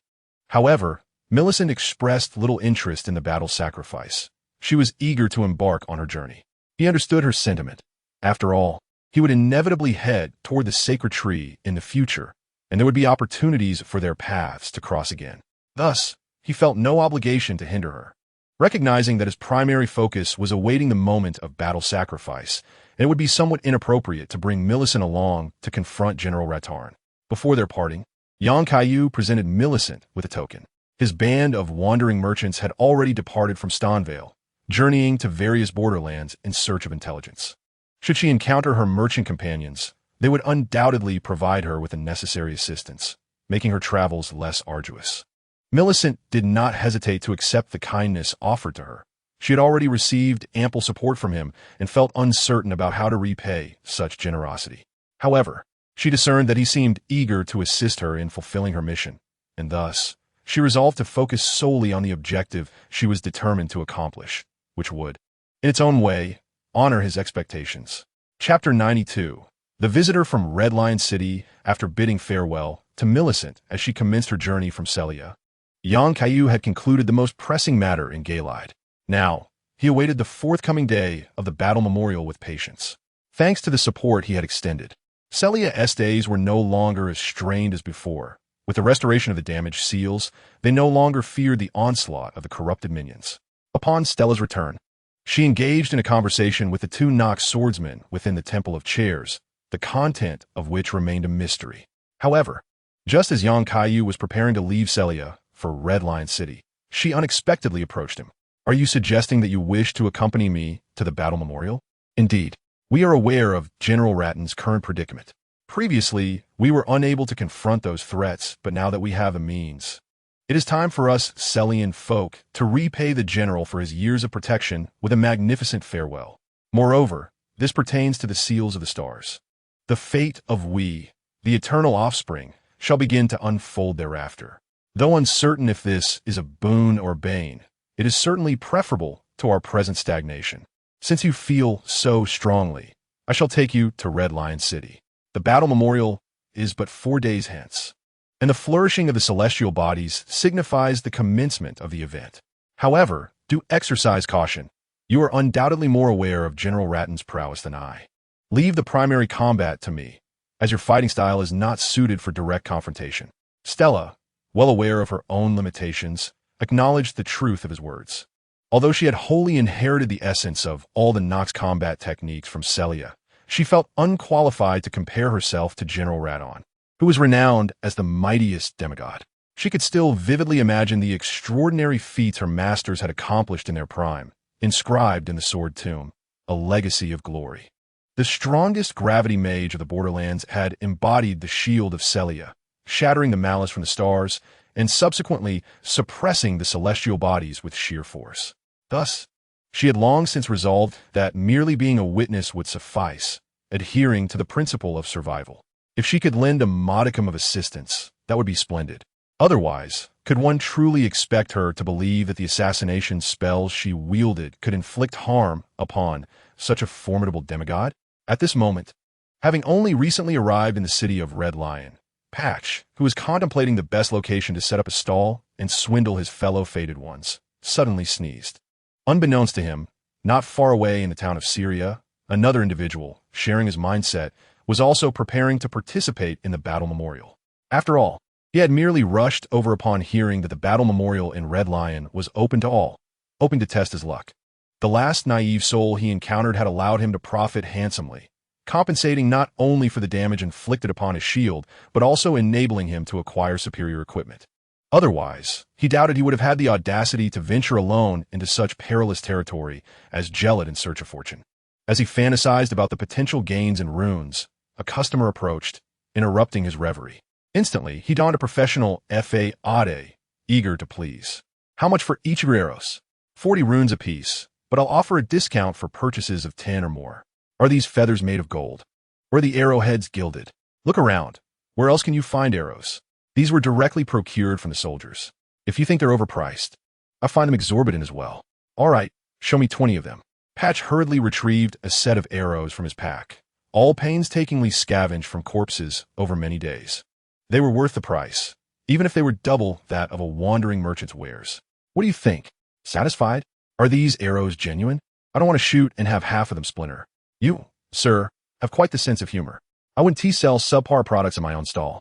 Rest assured, they are reliable. I ask you again, are these arrows authentic? Patch's displeasure grew. Any quality issues should be attributed to the soldier's logistics, as he merely acted as a porter, collecting a modest commission. Are you looking for trouble? If you don't want them, kindly refrain from hindering my business. Just as Patch was about to usher the customer away, the man thrust his spear at him. Fortunately, years of deception had instilled in him a keen sense of vigilance, and he leapt back just in time to evade the attack. Quickly raising his shield, he shouted, "Salira, Salira," as the assailant, infuriated by his failure to land a blow, prepared to strike again. His arm was suddenly seized with immense strength. Turning to see a man clad in heavy armor standing beside him, wielding an absurdly large war hammer, he noticed another identical one resting on the ground, a complete set. After enduring an excruciating pain as if his arm were about to be crushed, his assailant finally released him. However, the aggressor lacked the audacity to continue his violent endeavor. A resounding voice then echoed through the air. All present in the vibrant city of the Red Lion had come as valiant warriors to partake in the battle commemorations. Engaging in ambushes in such a sacred space is hardly commendable. Show me some respect and refrain from further violence, or I shall be compelled to confront you myself," declared the imposing figure of Daijao Telegraphs. Yet, he was no paragon of virtue, either. I once purchased a longbow from him for 2,000 runes, only for it to break after minimal use. Having fortuitously encountered him again, I had no intention of letting this opportunity slip by. This matter lies between you two. I'm unaware of the details and cannot intervene. However, do not tarnish the heroic stage of the Red Lion City with such underhanded tactics. The captured individual, clearly still defiant, hesitated upon witnessing the enormous hammer wielded by Daijao Telegraphs, which was several times larger than his own head. He chose to bide his time and retreat for now, planning to strike again when the opportunity arose. Pashi, observing the retreating figure, pondered deeply yet could not recall when he had previously deceived this individual, as he had tricked too many to remember each face distinctly. Nonetheless, he expressed his gratitude to the formidable figure who had just aided him. "Thank you for your assistance earlier. You, esteemed hero, appear to possess remarkable strength. The Grand Rune of General Radon is undoubtedly yours for the taking. In light of your assistance, how about I offer you an 80% discount? I have nothing but fine wares at my disposal. Alas, I have no desire to purchase anything at present." My primary purpose in attending the battle commemorations is to witness the fabled combat prowess of the mightiest demigod, General Radon. To have the privilege of crossing blades with him is already a tremendous honor, let alone acquiring the Grand Rune. Moreover, I have heard that just days ago, someone effortlessly overcame the trials set by the City Lord. That was a formidable partnership between the Furnace Knight and the Lion Hybrid. I wonder what sort of valiant warrior possesses such extraordinary strength. Enough of this chatter. I must proceed to the venue to gauge the intensity of the trials for myself. With excitement coursing through him, Daijiao Telegraus departed the marketplace, heading toward the trial grounds, leaving Pesci behind. Although he felt a tinge of dissatisfaction for not successfully selling his goods, the news he had just received reminded him of a recent opportunity he had encountered. Despite the individual appearing somewhat naive for allowing him to profit so greatly, he was undoubtedly the most formidable personage Pesci had ever seen. Surely, he too would be attending this grand event. If fate allowed them to cross paths once more, Pesci could devise another scheme to deceive him. Meanwhile, at the trial grounds, fierce battles raged on. Blazer swung his great sword, exploiting an opening to break through the defenses of the Lion Hybrid, sending him sprawling a considerable distance. However, his own vulnerability was too pronounced, and in that moment, the Furnace Knight seized the opportunity to launch him out of the arena. Although Blazer had not sustained significant injuries, he acknowledged his own carelessness. Recently, he felt that the impact of his dual fingers had begun to deepen, making him somewhat ineffectual during battles. On the journey to Gadol, he had narrowly escaped danger several times due to this. However, the objective was drawing near.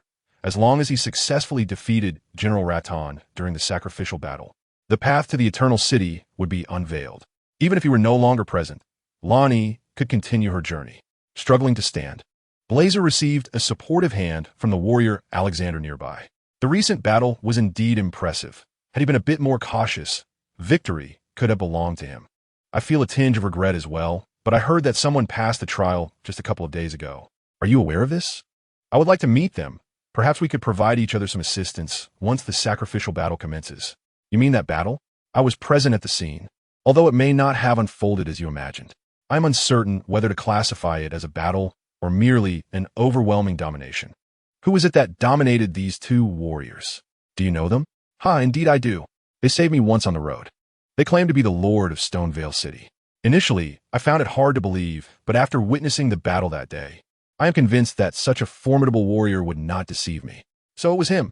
That explains much. Blazer had been puzzled as to why the individual he had arranged to meet had not yet arrived. It turned out that they had already passed the trial ahead of him. With their assistance, the forthcoming sacrificial battle should be somewhat less daunting than anticipated. At that moment, an elderly man beside Blazer drew out his weapon, a blood-red katana. Just a glance at its exterior revealed an aura of endless bloodshed and murderous intent emanating from within. It was difficult to fathom how many lives this elder had taken to leave such marks on his weapon. This was the katana known as the Mountain of Corpses and Sea of Blood, wielded by the Azura elder from the marshlands, who had also arrived in Red Lion City to join the sacrificial battle. His ambitions extended beyond merely defeating Great Lurin. He sought to satiate the bloodlust of both the katana and himself. The strongest demigod, Raton, was evidently a prime target, but first, he would use this trial to warm up. During Yang Kaiyu's absence, he was unaware of how many familiar faces had arrived in Red Lion City. However, he knew he would encounter them when the sacrificial event commenced, so he saw little need to search extensively.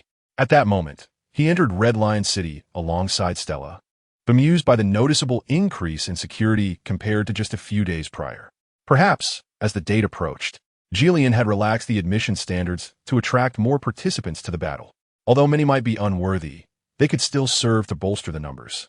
Soon, he returned to his dwelling, where Lilith had been diligently occupied indoors for the past 2 days, still experimenting with various peculiar perfume-making apparatuses alongside Kerala in the living room. It was uncertain whether their efforts had borne any fruit. Just as Lilith was about to welcome the return of her master, she was taken aback by the sight of him bringing home an unfamiliar young lady who was laughing and conversing with him. The smile on her face abruptly froze. Yet she set aside her tools and approached to inquire about the situation. Upon learning Stella's identity, Lilith could not help but marvel at how brief her time in Gallid had been. Yet her master had already garnered the allegiance of 2 significant figures. Once, he had acquired a perfumer capable of curbing the spread of crimson corruption, and now he had secured the loyalty of the entire magical town of Cerelia. Instantly, her previous discontent dissipated. After all, Cerelia was a crucial component of Galad, and if its people chose to pledge their loyalty, it would indeed be a monumental assistance to the city of Red Lion. Furthermore, with the impending influence of Eastvale expanding into Galad to combat the crimson corruption, it was as if the entirety of Galad had already fallen under her master's dominion. She felt an overwhelming sense of joy as a finger witch. What could be more fulfilling than witnessing the individual she served steadily progress towards the goal of becoming the Elden King? Kerala had also been industrious over the past few days. To secure her position and achieve parity with her peers in the royal city, she spared not a moment's rest, showcasing every intriguing perfume technique she could muster to the witch beside her, while simultaneously analyzing the properties of toxic mold mushrooms with her available materials and tools. At last, she managed to produce some noteworthy results. Young Kaiyu observed the powder contained within the vessel, detected a somewhat foul odor, and, with a hint of disdain, distanced himself before inquiring, "Does this truly work as you claim? It seems to me merely a larger version of the corrupt moss potion." No, she replied. "Though their effects may appear similar, the fundamental differences are substantial. The corrupt moss potion utilizes the rare holy bloodbud in conjunction with the dew from Heifa grass and the crystallized essence of cave moss to neutralize the erosion caused by crimson corruption. Not only is its preparation cumbersome and costly, but it is also ineffective in environments already tainted by corruption. It only aids those life forms freshly afflicted, provided they consume it in time. The powder I have extracted, however, has proven harmless to the human body through my own experiments. It not only bears a resemblance in effect to the corrupt moss potion, but the toxic mold mushroom can proliferate and yield powder in suitable environments, even impacting the very soil beneath us. With regular replenishment, it can prevent the surrounding crimson corruption from reinfesting. Furthermore, after processing, these powders pose no threat to ordinary individuals. Yet for the corrupted denizens, they are highly toxic, as neutralizing the crimson corruption within them would render their life forms unsustainable. You have performed admirably. I shall temporarily accept this vial of powder. Once the battle memorial concludes, I will ensure that you receive ample raw materials, at which point you will be responsible for the large-scale production of these substances in Eastonville. There is no cause for concern. You may confidently pursue the Great Rune, but do exercise caution, for who else would provide me with such favorable conditions for research? Yang Kaiyu was somewhat speechless. It was rather unorthodox to extend such blessings to others. Perhaps this girl was exiled from the royal city due to her loquacious nature. Nevertheless, he paid little mind to her words, for the powder in his possession was pivotal to the salvation of Galad. Chapter 93, Daily Life in Eastonville, Part 1. After obtaining the powder from the toxic mushroom, Yang Kaiyu remained in his chamber, quietly awaiting the arrival of the battle memorial. In this rare moment of leisure, Eastonville experienced a tranquil day. Irina stretched languidly in the mayor's office, overwhelmed by the myriad of tasks that had occupied her lately. Whether it was managing the rotation of troops along the Galad border or accommodating the fated ones and wandering merchants who flocked to the coastline, her direct involvement was essential, as Yang Kaiyu had entrusted her with the governance of Galad. Noticing that it was nearly dinner time, she rose and gradually exited the room, her mind reflecting on the events of the past few days. The first batch of returning soldiers had reported the alarming state of Galad's crimson decay, sending shivers down her spine, though the flames had managed to temporarily contain the risk of its spread. Then there was the witch, whose identity remained unknown, whom Yang Kaiyu had sent back to Eastonville. Irina was unaware of her specific circumstances. Perhaps she was a survivor of Galad's calamity.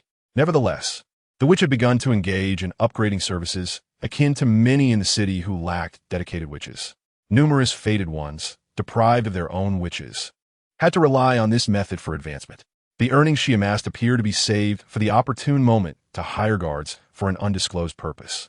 Irina's current position was markedly different from those refugees who queued daily for rations. She was appointed through her father's confidants.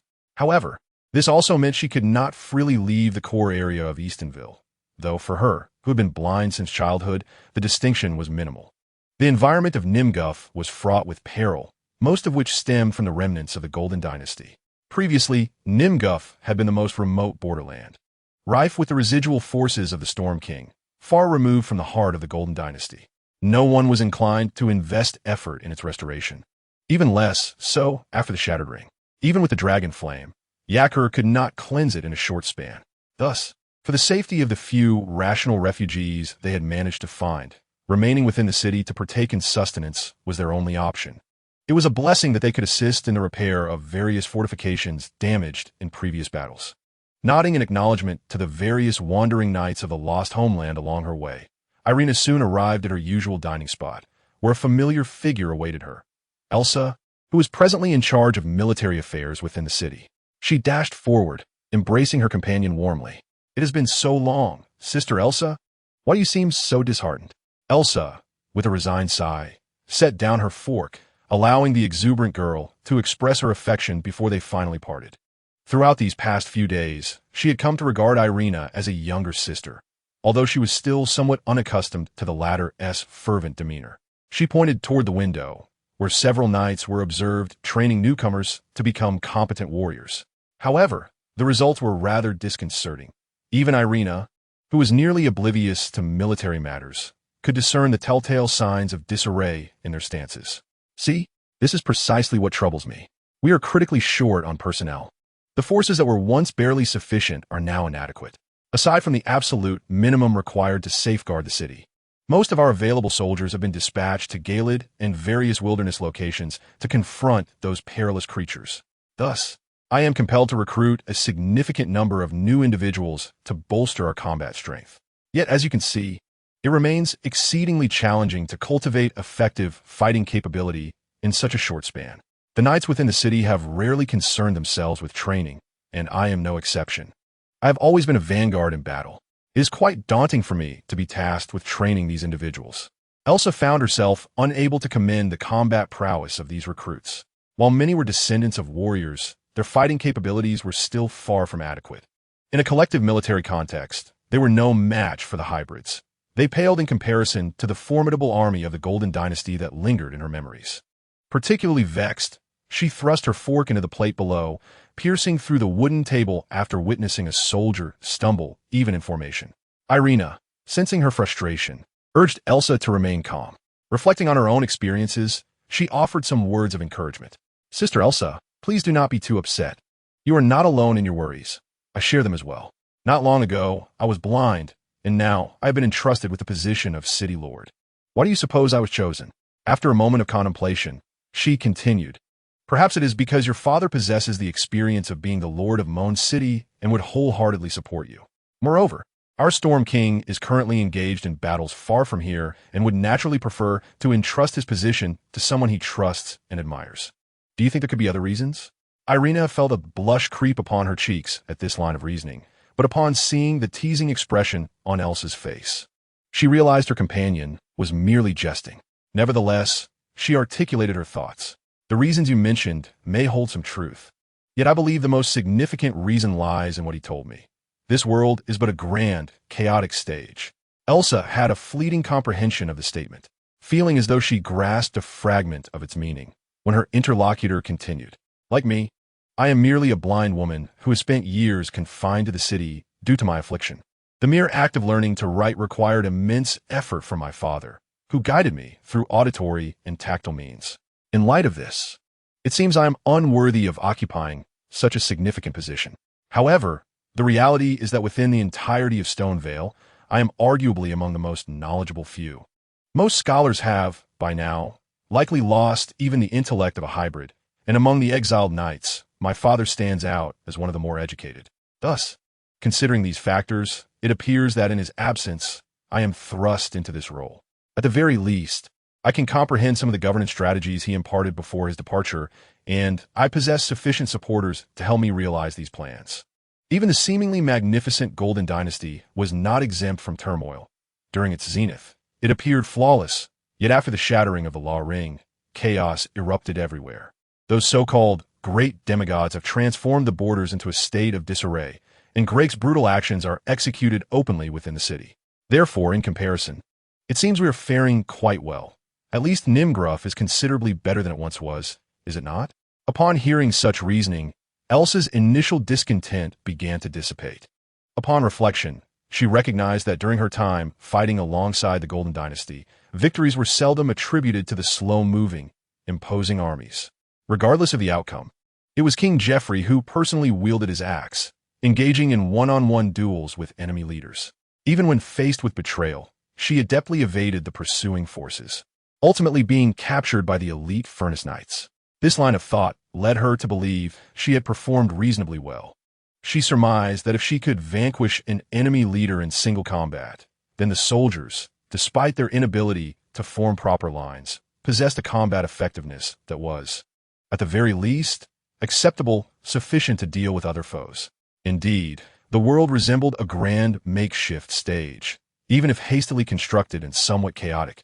As long as it operated smoothly, that was sufficient. At the very least, Nimgruff was no longer a scene of ruin, filled with the gruesome slaughter of the outside world. Nor was the city plagued by a morbid environment where dismembered bodies were a source of pride. Chapter 94, Daily Life in Stonevale, Part 2, with her internal turmoil resolved. Elsa cheerfully departed the dining hall to continue her efforts in training the new recruits. It was best to instill some discipline in these unruly individuals. At that moment, Yacker had just concluded a day of patrolling. Over the past few days, she had been traversing the land, roasting the mindless corpses and various dangerous creatures to a crisp. After all, in Nimgruff, there were essentially no threats capable of challenging her as a dragon.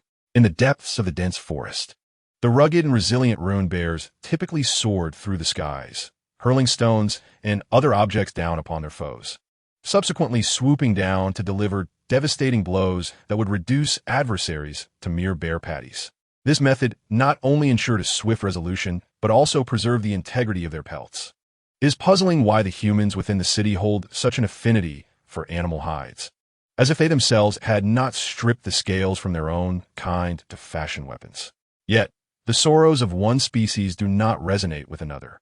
As long as her dragon scales remain untouched, she remains indifferent to the plight of these mindless, savage bears.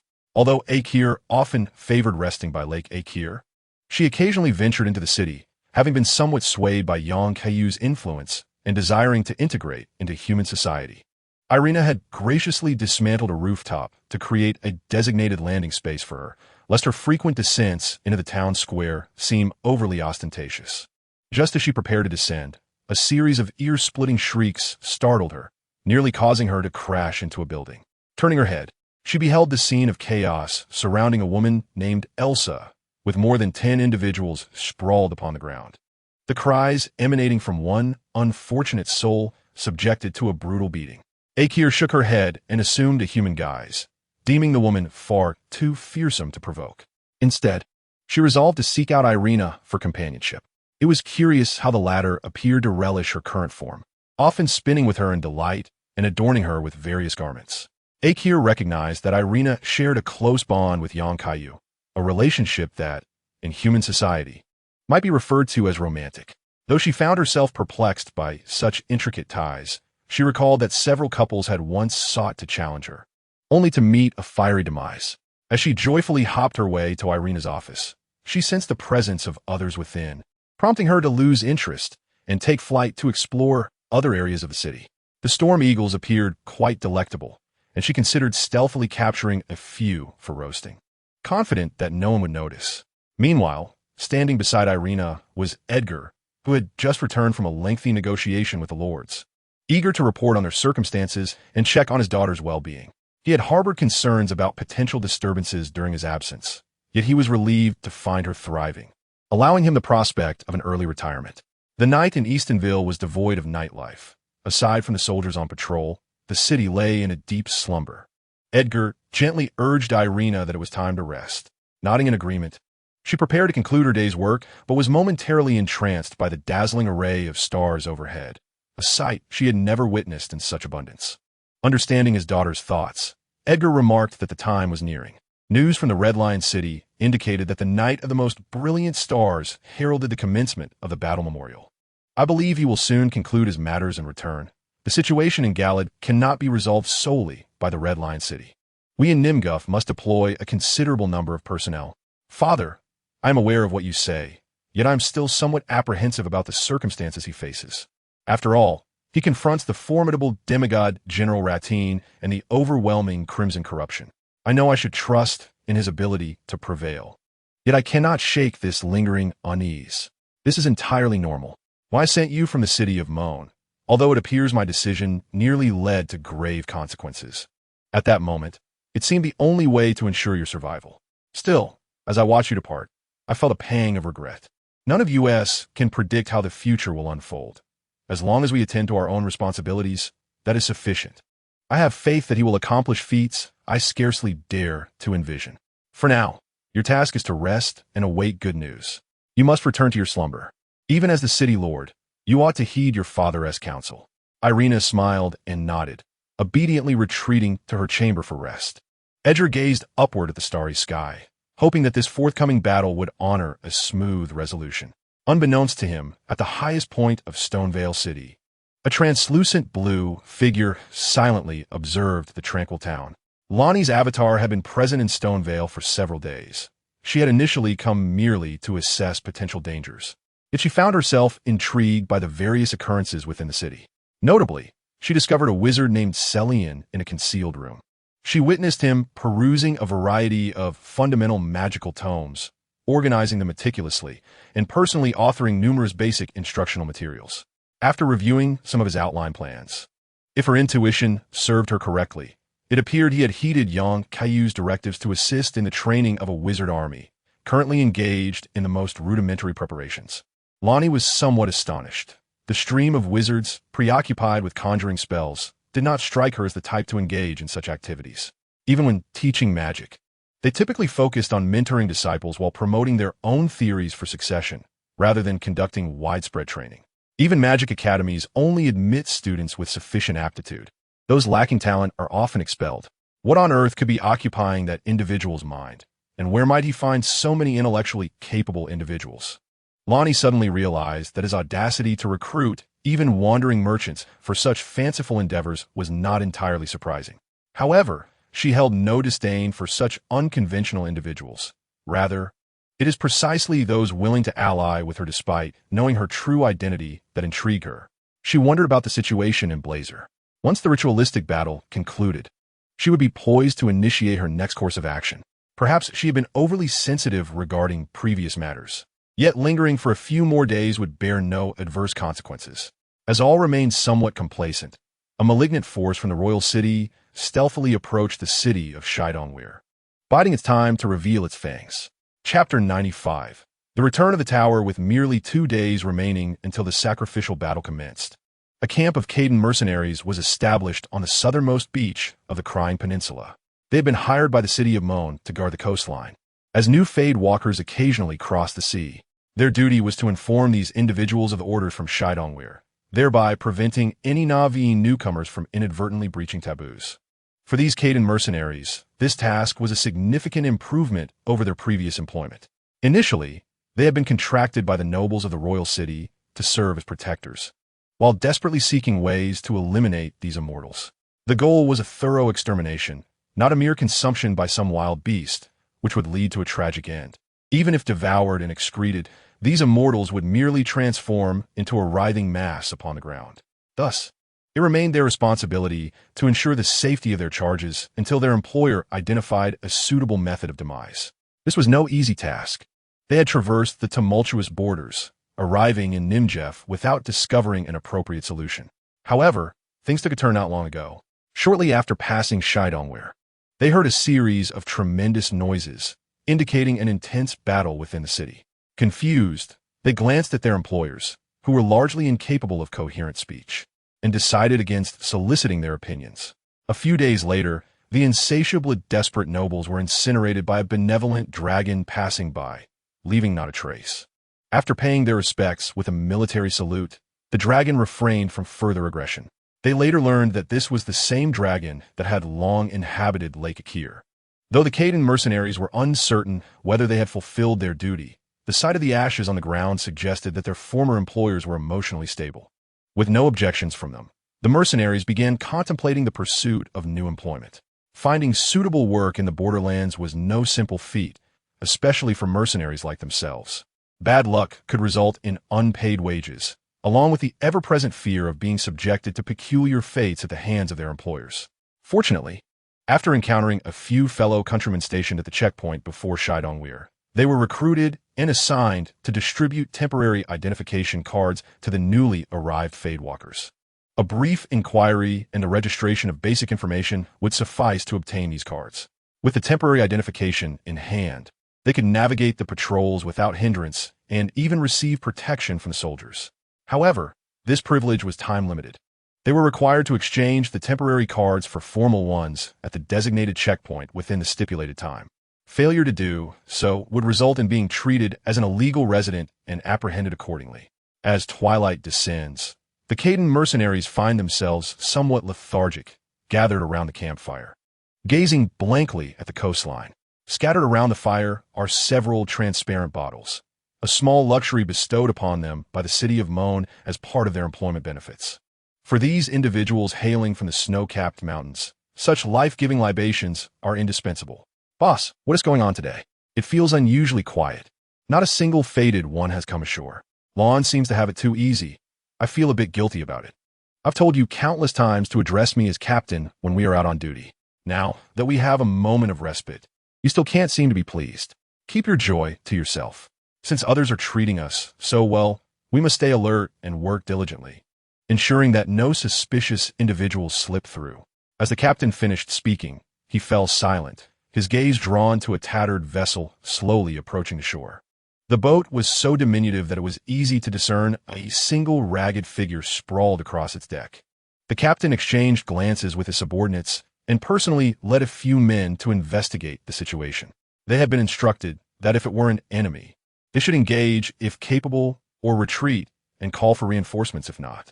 However, if no hostility was detected, they could offer assistance within reasonable limits. The small boat soon reached the shore, and the man in the cabin struggled to rise. He appeared diminutive and pallid, reminiscent of their previous employers who had endured prolonged torment. The captain relaxed his guard. Such a wretched soul would hardly pose a threat, and after helping the stranger ashore, he inquired about his circumstances. Though the man looked quite haggard, he was still able to communicate coherently, explaining that he had come ashore with companions. But he was the sole survivor. After briefly documenting the information, the captain issued him a temporary identification card. To be candid, in the current state of affairs, even falsified identities would be challenging to verify.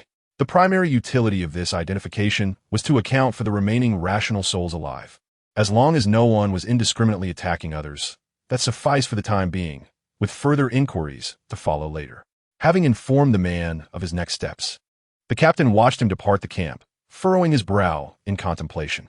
He could not shake an inexplicable feeling, as if during their exchange, the individual had been merely a soulless vessel, responding to his questions as if puppeteered by some unseen force.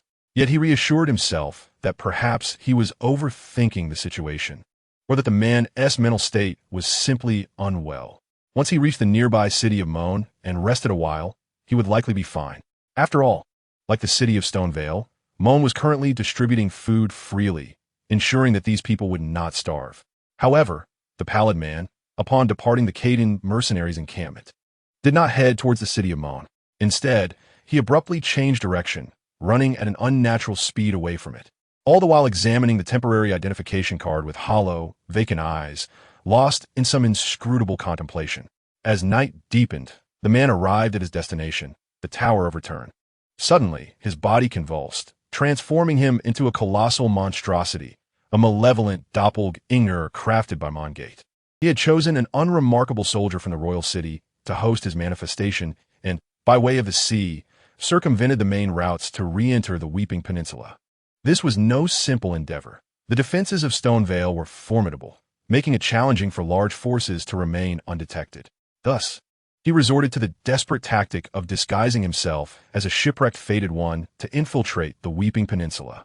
To be candid, he was somewhat astonished by the level of vigilance on the peninsula, as even the coastline was patrolled.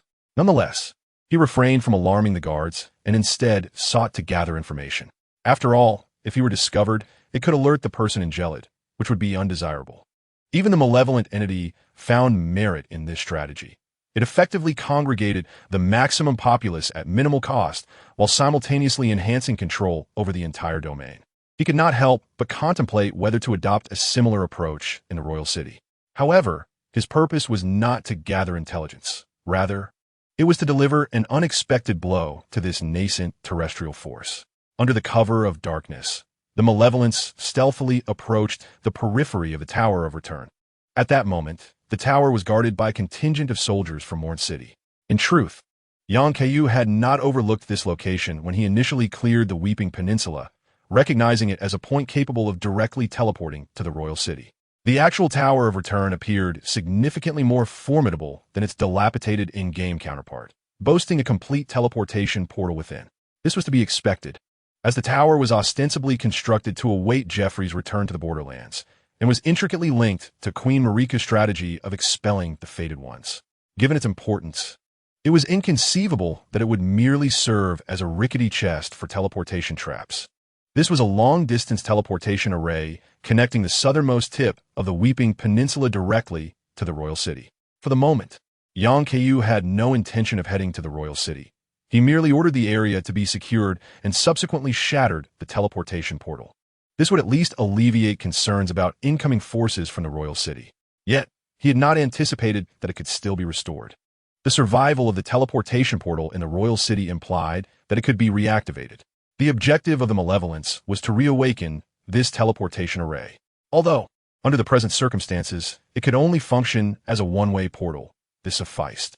In the royal city, Geoffrey and others were already prepared. For this ambush, Mongate had mobilized all available forces from the royal city. Not only Geoffrey and his noble retainers, but also selected Rodel Knights and 2 loyal Furnace Knights awaited the opportune moment, one that would prevent the greatest threat in Gelid from returning in time for support. Though Mont is the unblessed son of a dire omen, as the de facto leader of the current royal city, none are more acutely aware than he of the conditions under which the transmission of blessings may be disrupted and rendered ineffective. The moment he has awaited shall soon arrive. Chapter 96. The ominous brother the soldiers guarding the Tower of Return, led by the valiant knight of their homeland, were undoubtedly elite. However, they stood no chance against an adversary of such malevolence, especially when caught completely unawares by a sudden ambush. Under the overwhelming might of the omen, the defenders were annihilated before they could send a plea for help. Atop the Tower of Return, the omen disseminated a haze of white mist, a substance commonly employed in teleportation traps. It was, in essence, an unstable teleportation array. Yet, as a temporary medium to reconnect with the royal city, it sufficed. As the mist enveloped the area, figures emerged from its depths. The omen gazed upon the grotesquely transformed Geoffrey, who had been altered far beyond the state he was in during the defense of Rodel. The latter seemed resolute in his assault, as if Stonevale City had reverted to his possession, a notion that unsettled the omen, though he restrained his agitation. The individuals he brought through this hastily established passage were not numerous, fewer than 100 in total, but each possessed formidable combat prowess. The Furnace Knights and Rodel Knights were, of course, noteworthy, while many were seasoned veterans loyal to the Golden Tree, having once fought alongside Geoffrey. Geoffrey's retainers had also acquired numerous forbidden artifacts from the abandoned sewers beneath the royal city, including equipment seized from the volcanic stronghold during the defense of Rodel, among which was the formidable pot cannon, a true embodiment of heavy artillery. Leading the charge, Geoffrey had even severed his own former limbs, replacing them with the head of a mutated lobster from the sewers, which was not only immensely resilient, but also capable of ranged attacks. Clearly, he had learned from the experience of being besieged in the royal city, where he had ultimately been captured after a protracted struggle and intended to incorporate some ranged firepower. Under the cover of night, the omen and his subordinates concealed themselves within the forest, intent on avoiding premature exposure before the assault commenced. However, it wasn't long before he sensed the presence of an observer. He conjured a golden spear and hurled it skyward. After severing a massive tree, a figure adorned with a blood-red mask landed gracefully before him, unfazed by the recent assault, and approached with a smile. As the figure convulsed slightly, it transformed into Mong. "Long time no see, dear brother. It appears my efforts to keep the last blood noble of Nimguth hidden for so long have yielded results," he remarked. "Humph. After the coalition's defeat at the royal city, you vanished. Why do you seek me now?" And where have you taken that traitor Mykeela? Bring him back to the royal city. As always, you remain unreasonable. Rest assured, I'm taking good care of Mykeela, so there is no need for concern. I never favored your temperament when we were confined together, yet do not be alarmed. I'm not here to engage in conflict. You, like myself, must have suffered under that individual's hand, which is why I've been eagerly anticipating the day you seek retribution. It appears our brotherly connection remains quite reliable. How about allowing me to join your ranks? This would mark a long-awaited collaboration among brothers. The ominous figure's expression fluctuated, yet ultimately, he chose to accept the proposal, recognizing the advantage of having an additional ally. For the embodiment, currently confined within the royal city, the existence of the Blood Dynasty is not necessarily detrimental. Regardless of Mong's intentions in abducting Mykeela, the outcome has granted Roddle a moment's respite. Nearby, Gaius see that at the appearance of the central figure in this bloodthirsty scheme, he nearly ground his teeth in frustration. Had it not been for this individual's actions, the mightiest Valkyrie of the demigod coalition would not have strayed from their ranks, and his earlier assault could not have possibly failed. However, the tides of fortune were against him, leaving him to begrudgingly accept the circumstances, especially considering he was released by those who once captured and humiliated him. Once he regained control of Eastonville, he would have the opportunity to rebuild his strength. Though Gaius' combat prowess may not be remarkable enough to sit at the same table as Grek, he possesses exceptional administrative skills. Under his governance, the various races of Nimgruff have coexisted in relative harmony, even drawing hybrids to pay homage at the cliffs of his prison. This capability enabled him to assemble a force sufficiently robust to embark on a campaign against the royal city. At the moment, the two brothers of ill omen decided to temporarily ally. Ruse, the Forged Knight exploring the Sifla River region, seemed to sense an unusual presence. It was an instinctive intuition. While previously tracking the Mongwen dynasty, he had apprehended several blood nobles. Just moments ago, a surge of power appeared to emanate from the distant blood dynasty, rising towards the surface. This unsettling sensation led him to believe that significant events might unfold above.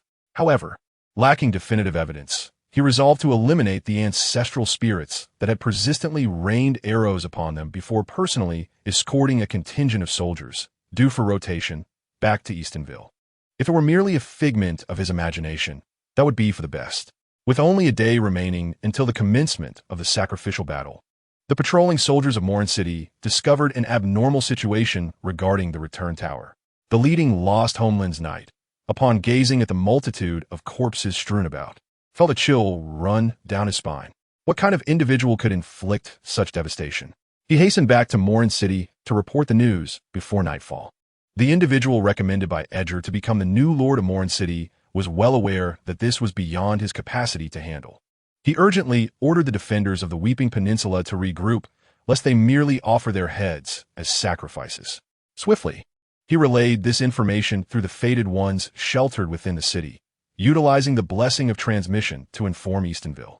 Upon perceiving the news, Elsa promptly sought out Irina to deliberate on their subsequent course of action. The emergence of such a formidable force, unnoticed, was indeed an ominous development. Should they send a message urging his return? The effortless dispatch of so many soldiers was a feat even she would struggle to achieve.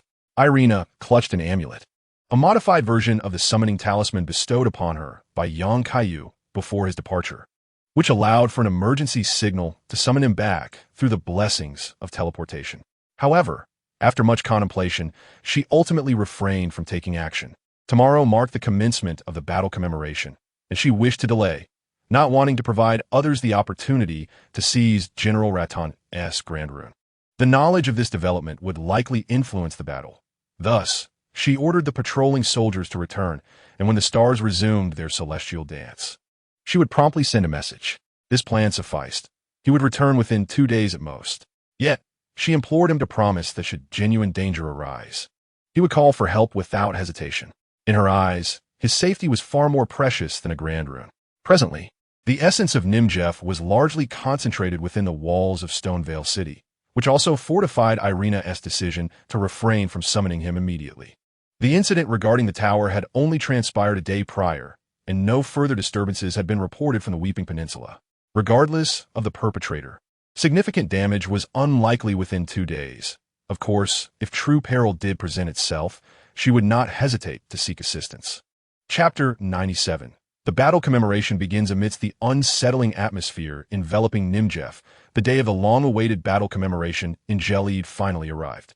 The trial grounds, originally designated for the Forge Knights and the Lion Hybrids, were now teeming with participants. The total number far exceeded that of the games. For if even a rogue like Patch could gain entry, there was little justification for excluding others of similar ilk.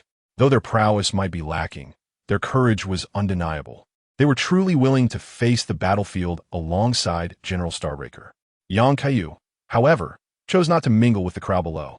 Instead, he stood beside Lord Julian, listening intently as the latter recounted the pre-battle tale from the game while observing the throng beneath. He recognized many familiar faces, the glinting bald head of Patch, the towering figure of Juggernaut, the massive hammer wielded by Tigris, and the imposing figure of Fia's father, the fearless Renial clad in heavy armor. Not to be overlooked was Blazer, with whom he exchanged nods of acknowledgement. The young girl, Stella, whom he had brought along, awaited below as well.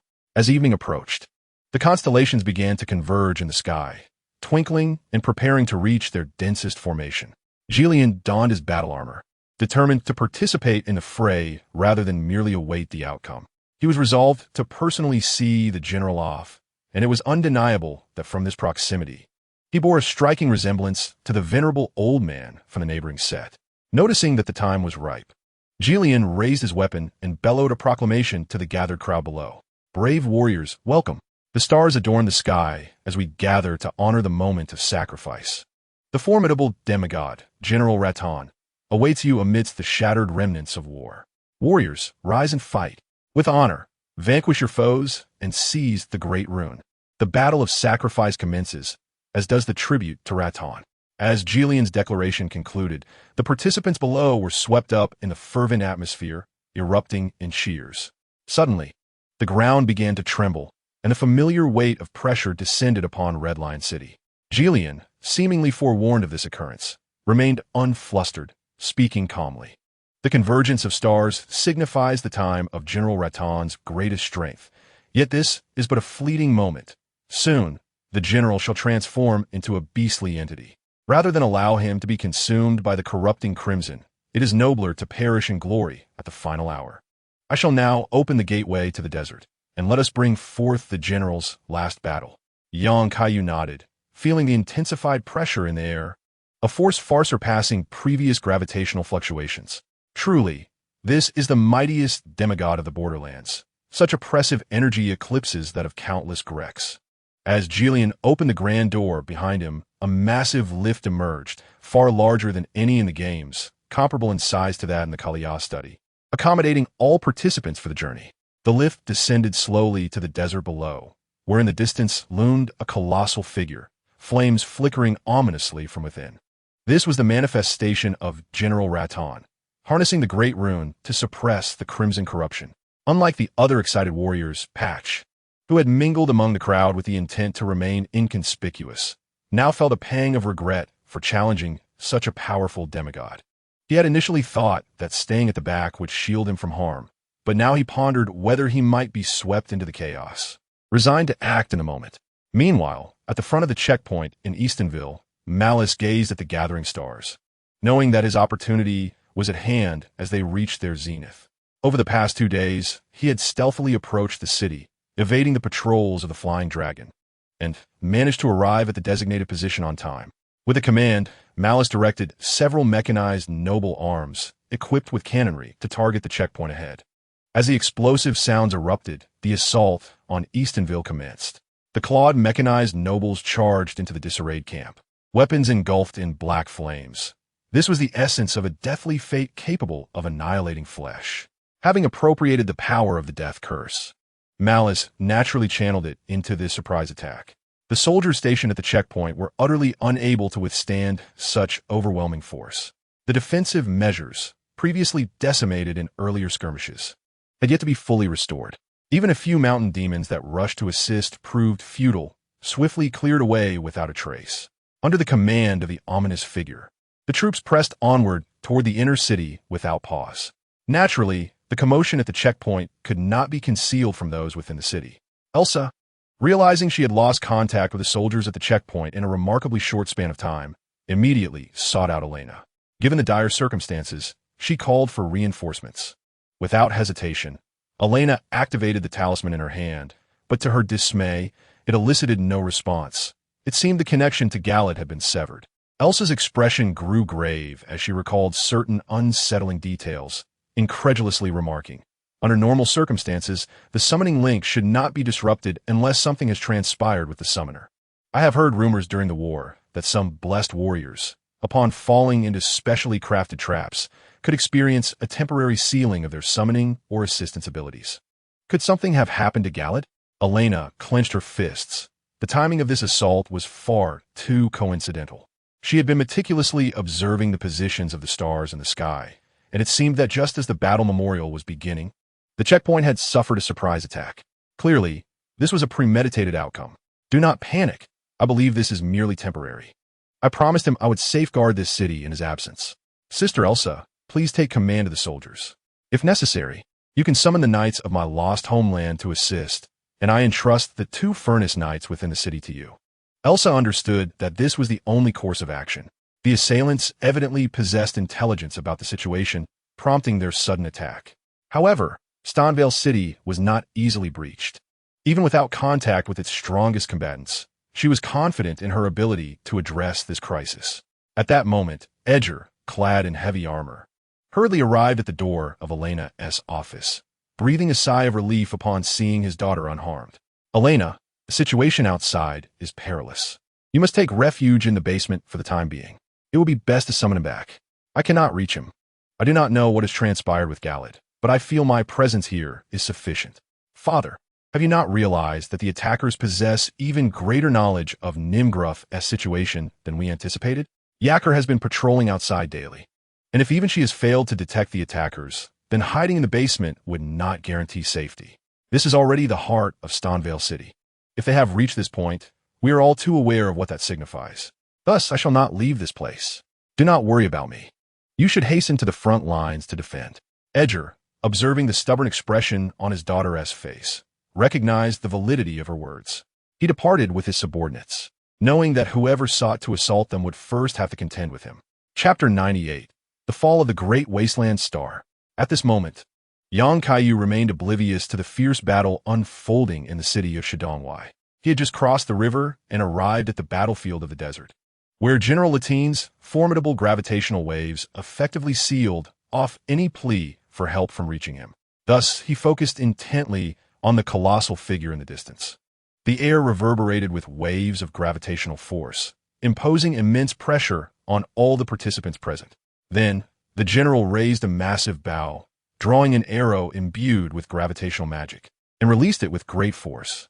Witnessing this, everyone instinctively scattered to evade the oncoming attack. As Yang Kaiyu prepared to leap into the air for a close combat engagement, he was startled to discover that his ability to fly was not as easily controlled as before. The arrow, charged with gravitational energy, struck him with unexpected force, pushing him back a considerable distance before he could regain his footing. After a moment of contemplation, he realized the reason. His flying capability was fundamentally similar to Latine's gravitational magic, both relying on the manipulation of gravity to achieve comparable effects. In the early stages of mastering his flight, he had experienced similar challenges, often losing control and plummeting from the sky. However, through relentless practice and after numerous falls, he had eventually attained the ability to soar freely. Now, however, the entire desert region was rendered unstable by Latine's gravitational fluctuations, leaving him momentarily ill-equipped to adapt to this environment. In essence, his command over his powers was still rather immature, resulting in difficulties with speed and maneuverability. Nevertheless, he understood that he could not afford to falter in the forthcoming battle. Otherwise, when the great wasteland star fell, he would be left to face the consequences on the ground.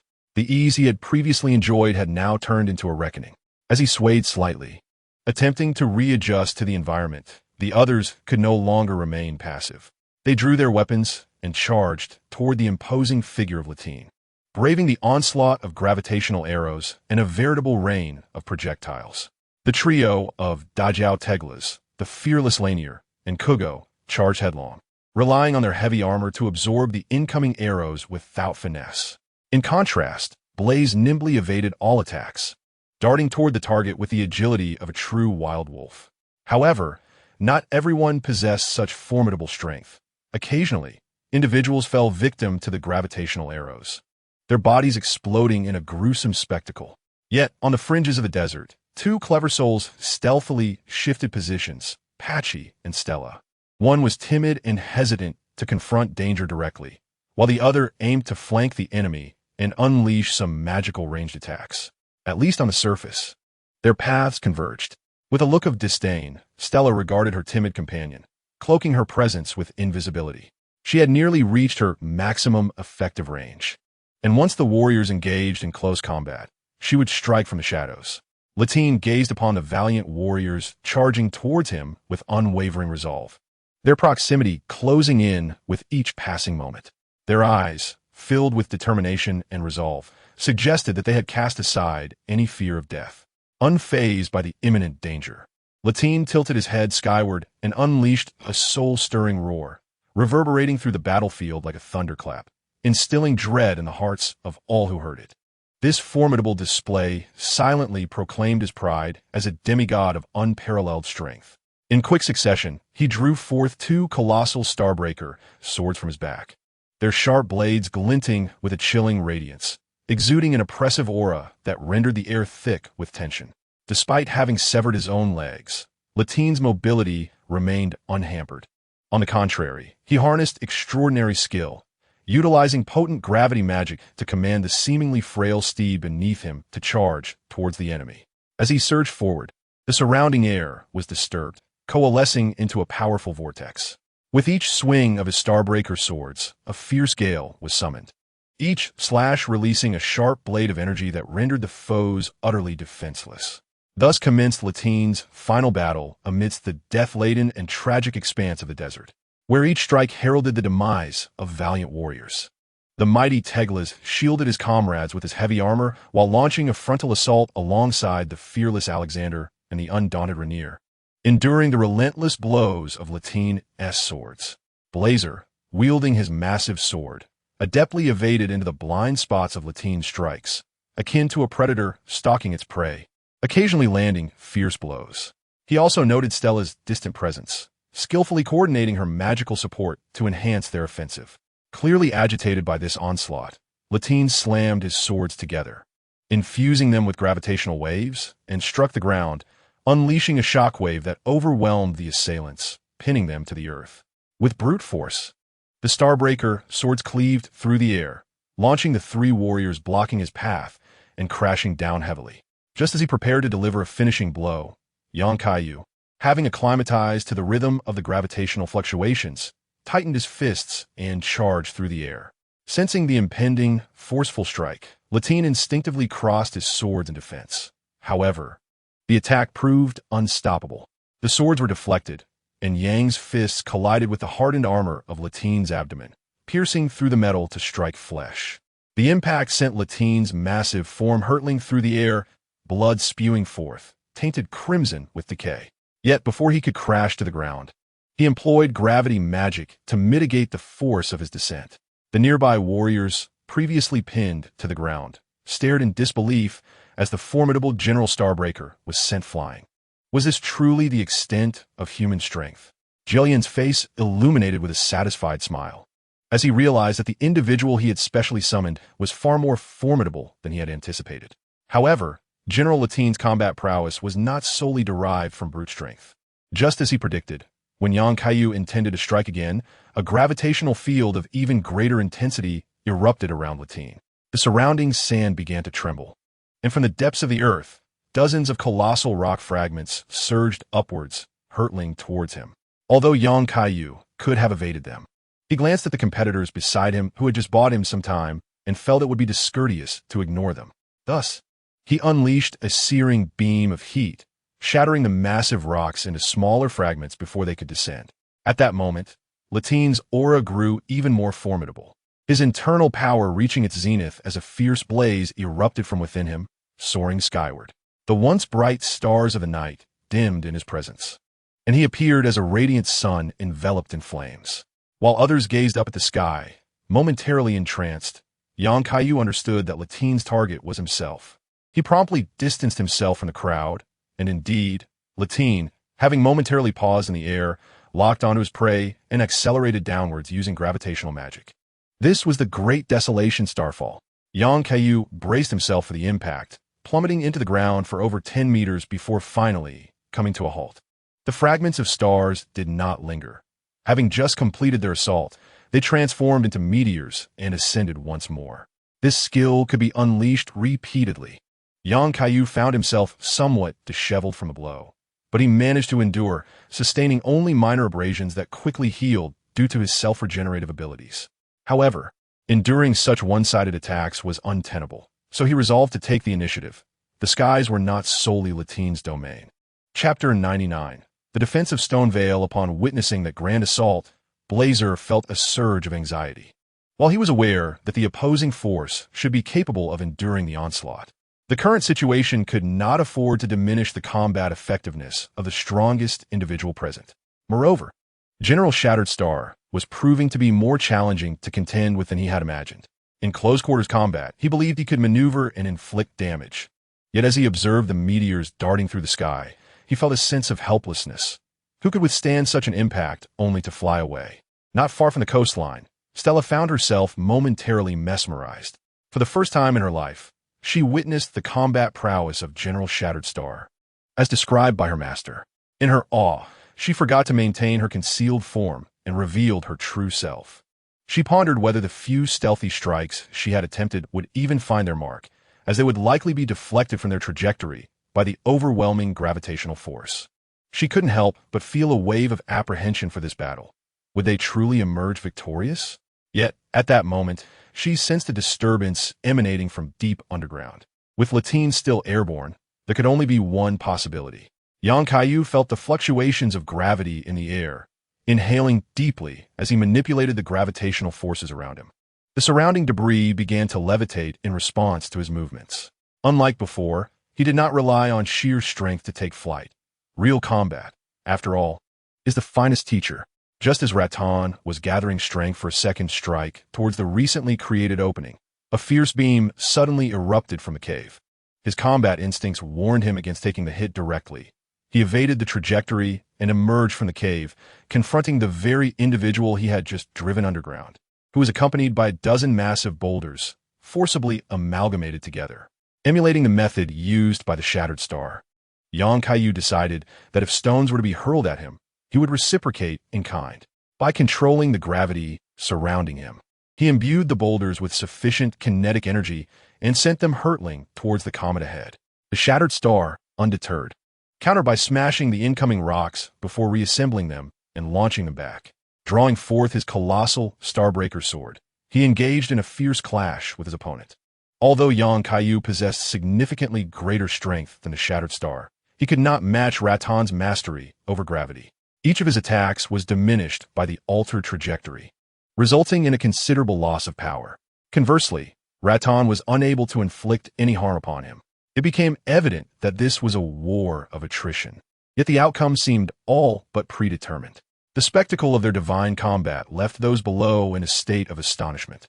While there were individuals capable of ranged attacks among them, none took action, as if they had forgotten they were on a battlefield, entranced by the fierce duel unfolding in the sky. Simultaneously, the defense of Eastonville was underway. Elsa stood atop the city walls, observing the enemies below, instantly understanding why this surprise attack had caught them off guard. It was the ominous presence that had long guarded Grake and the former king of Eastonville, Gophia, leading a host of repugnant augmentative nobles and the Roddle faction in a sudden assault that rendered their defensive structures nearly impotent.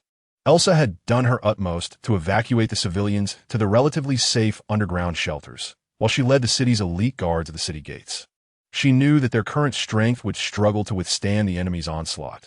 The recent battle had inflicted severe losses on Eastonville's defenses, which had yet to fully recover. Nevertheless, she had already chosen her opponent, the ominous leader. If she could eliminate this formidable foe, the city could hold its ground. As for Mom, she could only hope that someone would bear the pressure temporarily to buy her some time. Gofia gazed at the inner city within arm's reach, his spirits lifted, for he was finally able to return to his rightful throne. With a single command, the augmentative nobles raised their cannons, unleashing a fierce barrage upon the city gates. The gates, recently battered and barely mended, could not withstand such relentless bombardment and were blasted open, creating a gaping breach. A group of ferocious, noble warriors charged into the city, only to be pierced through by two colossal swords before they could fully comprehend their surroundings. Following this, a devastating strike from the tail of the furnace's myriad forms struck down upon them. The assailants were none other than the two furnace knights, Red and Finn, who had sworn allegiance within the city. They regarded the ominous situation before them with complex expressions, yet they did not lower their weapons. "I offer you an opportunity," one declared. "If you lay down your arms, you may return with me to the royal city and bask once more in the radiance of the golden tree. Forgive us, but we cannot stoop to such despicable treachery, even against you. Words are futile. Let us engage in battle," came the resolute reply. Cursing the traitors under his breath, the ominous figure commanded the two loyal furnace knights who had accompanied him to face their former comrades. At this moment, there was no camaraderie, only a brutal clash between those who had chosen their allegiances. Having restrained the two furnace knights, the ominous figure surged forward into the heart of the city. The surroundings were eerily silent. The enemy's whereabouts remained a mystery. However, he could not afford to waste time, and thus his focus was set on the core area. The Roddle army, led by the ominous figure, split from the noble warriors under Gavaya, advancing along two separate paths to encircle potential escape routes of their adversaries. Meanwhile, Mong was reduced to a pool of blood, vanishing from sight. His treacherous nature had led him to disregard the ominous figure's commands, opting instead to act independently. Before long, the ominous figure encountered his nemesis. Elsa, flanked by her lost homeland knights, blocked his path. As Elsa exuded a chilling aura, the ground around her was swiftly enveloped in ice and snow. A ferocious blizzard erupted, shrouding her forces and allowing hidden soldiers to launch a surprise attack from the surrounding buildings with their massive crossbows. Though the Roddle Knights were more formidable than the former subjugated Lost Homeland Knights, bolstered by the power of the Death Rune, they found themselves at a disadvantage in the enemy's territory. The battle devolved into a brutal urban conflict, with the Lost Homeland Knights driven by a desire to redeem their past failures, refusing to yield an inch, even managing to gain the upper hand momentarily. Elsa faced the ominous figure directly. Her body, enhanced by the rune, rendered her far stronger than before, a confidence that emboldened her to engage in single combat. Her intricate sword techniques put the ominous figure in a precarious position. "Warriors of the Samir, you are more formidable than I had anticipated. Why not recall the honor of our past battles for the Golden Tree and submit to me? Do not continue to pledge your loyalty to this false king. You expect me to surrender only to be betrayed and imprisoned again? I will not be deceived by your flowery words," he retorted. "Instead, you should worry about whether the son of the ominous figure will find himself once more confined underground in the future." Elsa's words, laden with malice, naturally provoked the ominous presence. He raised his staff, causing the original seal above to descend, revealing for the first time his dark powers. Although this avatar's strength paled in comparison to his true form in the royal city, it was nonetheless sufficient. In Chapter 100, Avenger Edger, on another battlefield, Gafia, leading the noble assembly, was intercepted by Edger and his loyal followers. Gafia recalled Edger as a mere common knight of the Lost Homeland during his reign in Stonevale. Most of the elite had been taken to the royal city, and his successor, Grek, had few capable men left, thus elevating Edger to the position of Lord of Moan City. Having deflected attacks from the buildings on either side, he disdainfully sniped at the soldiers exposed on the rooftops, then raised his golden giant axe as if to extend an olive branch. "Edger, I recall treating you rather well in the past. I heard you nearly perished at the hands of those half-breeds. Reflect on how absurd such a fate would have been during my reign. You appear stronger now than before. So I offer you a chance to pledge your loyalty to me once more, as you did previously. Do not fret about your daughter. She has performed admirably. Though she sullied my throne, I could spare her life to assist me in governing Stonevale. This is your final opportunity. Ponder it wisely. Do not hastily sacrifice yourself for a fleeting favor from an unknown individual. Lord Gafia, this will be the last time I address you with such respect. While you indeed surpass Grek in your actions, I appreciate your previously decent treatment of us, the Knights of the Lost Homeland. Yet, you remain the enemy of the Storm King. We have consistently been in a dynamic of invaders and captives. Your forces have occupied our homeland, forcing us to live in constant trepidation of retribution. The borderlands have been ravaged by your golden kin, leaving them in this desolate state. Now that I perceive a glimmer of hope, I cannot accept your proposal. I am no longer your subordinate, but an avenger, seeking retribution for past humiliations. Edgar summoned the power of the storm within him, for the Knights of the Lost Homeland had long endured the oppression of the Golden Clan. They had previously tolerated their plight to survive, but now that they possessed the strength to resist, how could they return to their former state? He resolved to personally vanquish the blasphemous presence before him as an act of vengeance for their past suffering. Unbeknownst to Edgar, the storm inherent to Stone Vale began to converge upon him, a manifestation of the vengeful spirit of the fallen Storm King. As Edgar wielded the polearm of the Lost Homeland Knights, channeling the storm's power, a fierce force struck Gafia, sending him and a noble assembly behind him crashing against the wall, only coming to a halt thereafter. The hardened lobster shell on Gufuya's left hand bore a few cracks, and he was incensed by the sudden, powerful strike, commanding his noble subordinates to wield their weapons imbued with the lethal essence of death, slashing at the adversaries, plunging the battlefield into chaos. At that moment, at the heart of Eastonville, Elena anxiously observed the tumultuous confrontation below, desperately attempting to contact Kaiyu, who was far away in Galid, as the casualties were mounting alarmingly. However, she remained oblivious to the fact that the few guards remaining outside had all collapsed, a pool of blood gradually encroaching upon her chamber, ultimately coalescing into the form of Meng. Sensing the looming threat behind her, Elena turned around to find a colossal figure clad in a crimson robe. She recognized him as Meng, the very individual she had encountered in Moan City while conversing with the Caden mercenaries, who had once bested him in a previous skirmish. Taking 2 steps back, she realized she had reached the window. Meng advanced slowly, spear in hand, for he excelled at catching his foes off guard. This endeavor proved far easier than he had anticipated. His opponent was merely a feeble woman unable to wield a weapon. Thus, he carelessly unleashed some of his blood, attempting to ensnare her while being careful not to drown his prey outright. Surprisingly, she displayed considerable courage, remaining unperturbed even in such dire circumstances. Elena discreetly produced a sigil with one hand, and just as the blood was about to reach her, she unleashed a defiant prayer. A radiant golden light erupted from her, repelling the blood and shattering the glass behind her. Not allowing Meng a second chance to strike, Elena resolutely leaped from heights, and just as she was about to plummet to the ground, a dragon swooped in, catching her with its claws. It was Akir, who had just returned to join the fray. Elena had sensed Akir's imminent return, emboldening her to take such a gamble, and fortunately, it was not too late. Akir gently placed her upon his back. At that moment, Akir bore not only Elena, but also the Forge Knight Russ, who had hastily returned after realizing something was amiss upon encountering Akir en route. Akir's plan was to first escort Elena to a relatively safe location outside the city before returning to assist in the battle within. However, the ominous figure entangled with Elsa below took notice of the commotion above, unleashing a surge of malevolent power that temporarily repelled his opponent, then conjuring a golden spear aimed at the airborne dragon.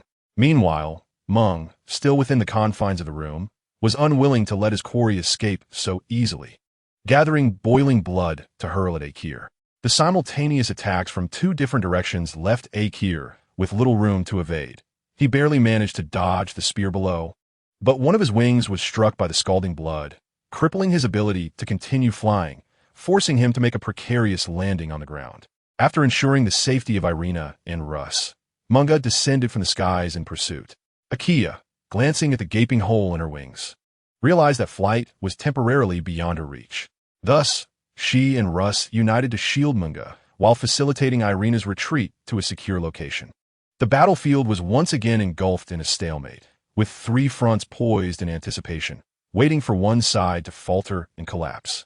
At this moment on the battlefield of Galad, Kaiyu had been engaged in aerial combat with General Latine for an extended duration. As the battle unfolded, the scales of victory increasingly tipped in his favor. Through practical experience, his mastery over gravity strengthened, while General Latine nearly depleted of his already dwindling stamina, found himself at a disadvantage. A resolution to the conflict was imminent. In the final clash, an oversight caused General Latine to be struck by a powerful blow, and the once vibrant Daluan within him dimmed, signaling his inability to sustain the previous intensity of the battle. Yet, in these waning moments, Latine's mind sharpened. Although he had been thoroughly eroded by corruption, rendering him powerless to reverse his fate, he momentarily suppressed the relentless onslaught of the Crimson Decay. With renewed clarity, he gazed upon his adversary, acutely aware of how much Kaiyu had advanced in his control over gravity. He no longer held the upper hand. However, this conclusion was precisely what he had anticipated from the outset. Rather than succumb to the corruption and become a beast, he preferred to meet a glorious defeat in a battle worthy of the annals of history. Losing to such a formidable warrior before him brought him no regret. Grateful for the swift resolution bestowed upon him, Latine gathered the remnants of his strength, reigniting the Daluan within him. He resolved to unleash one final strike as his farewell gift. Kaiyu sensed the resurgence of Latine's formidable aura, the blinding radiance and powerful gravitational waves causing him to instinctively retreat a few paces. He understood that this would be the general's last assault, and by enduring it, he would claim the Daluan.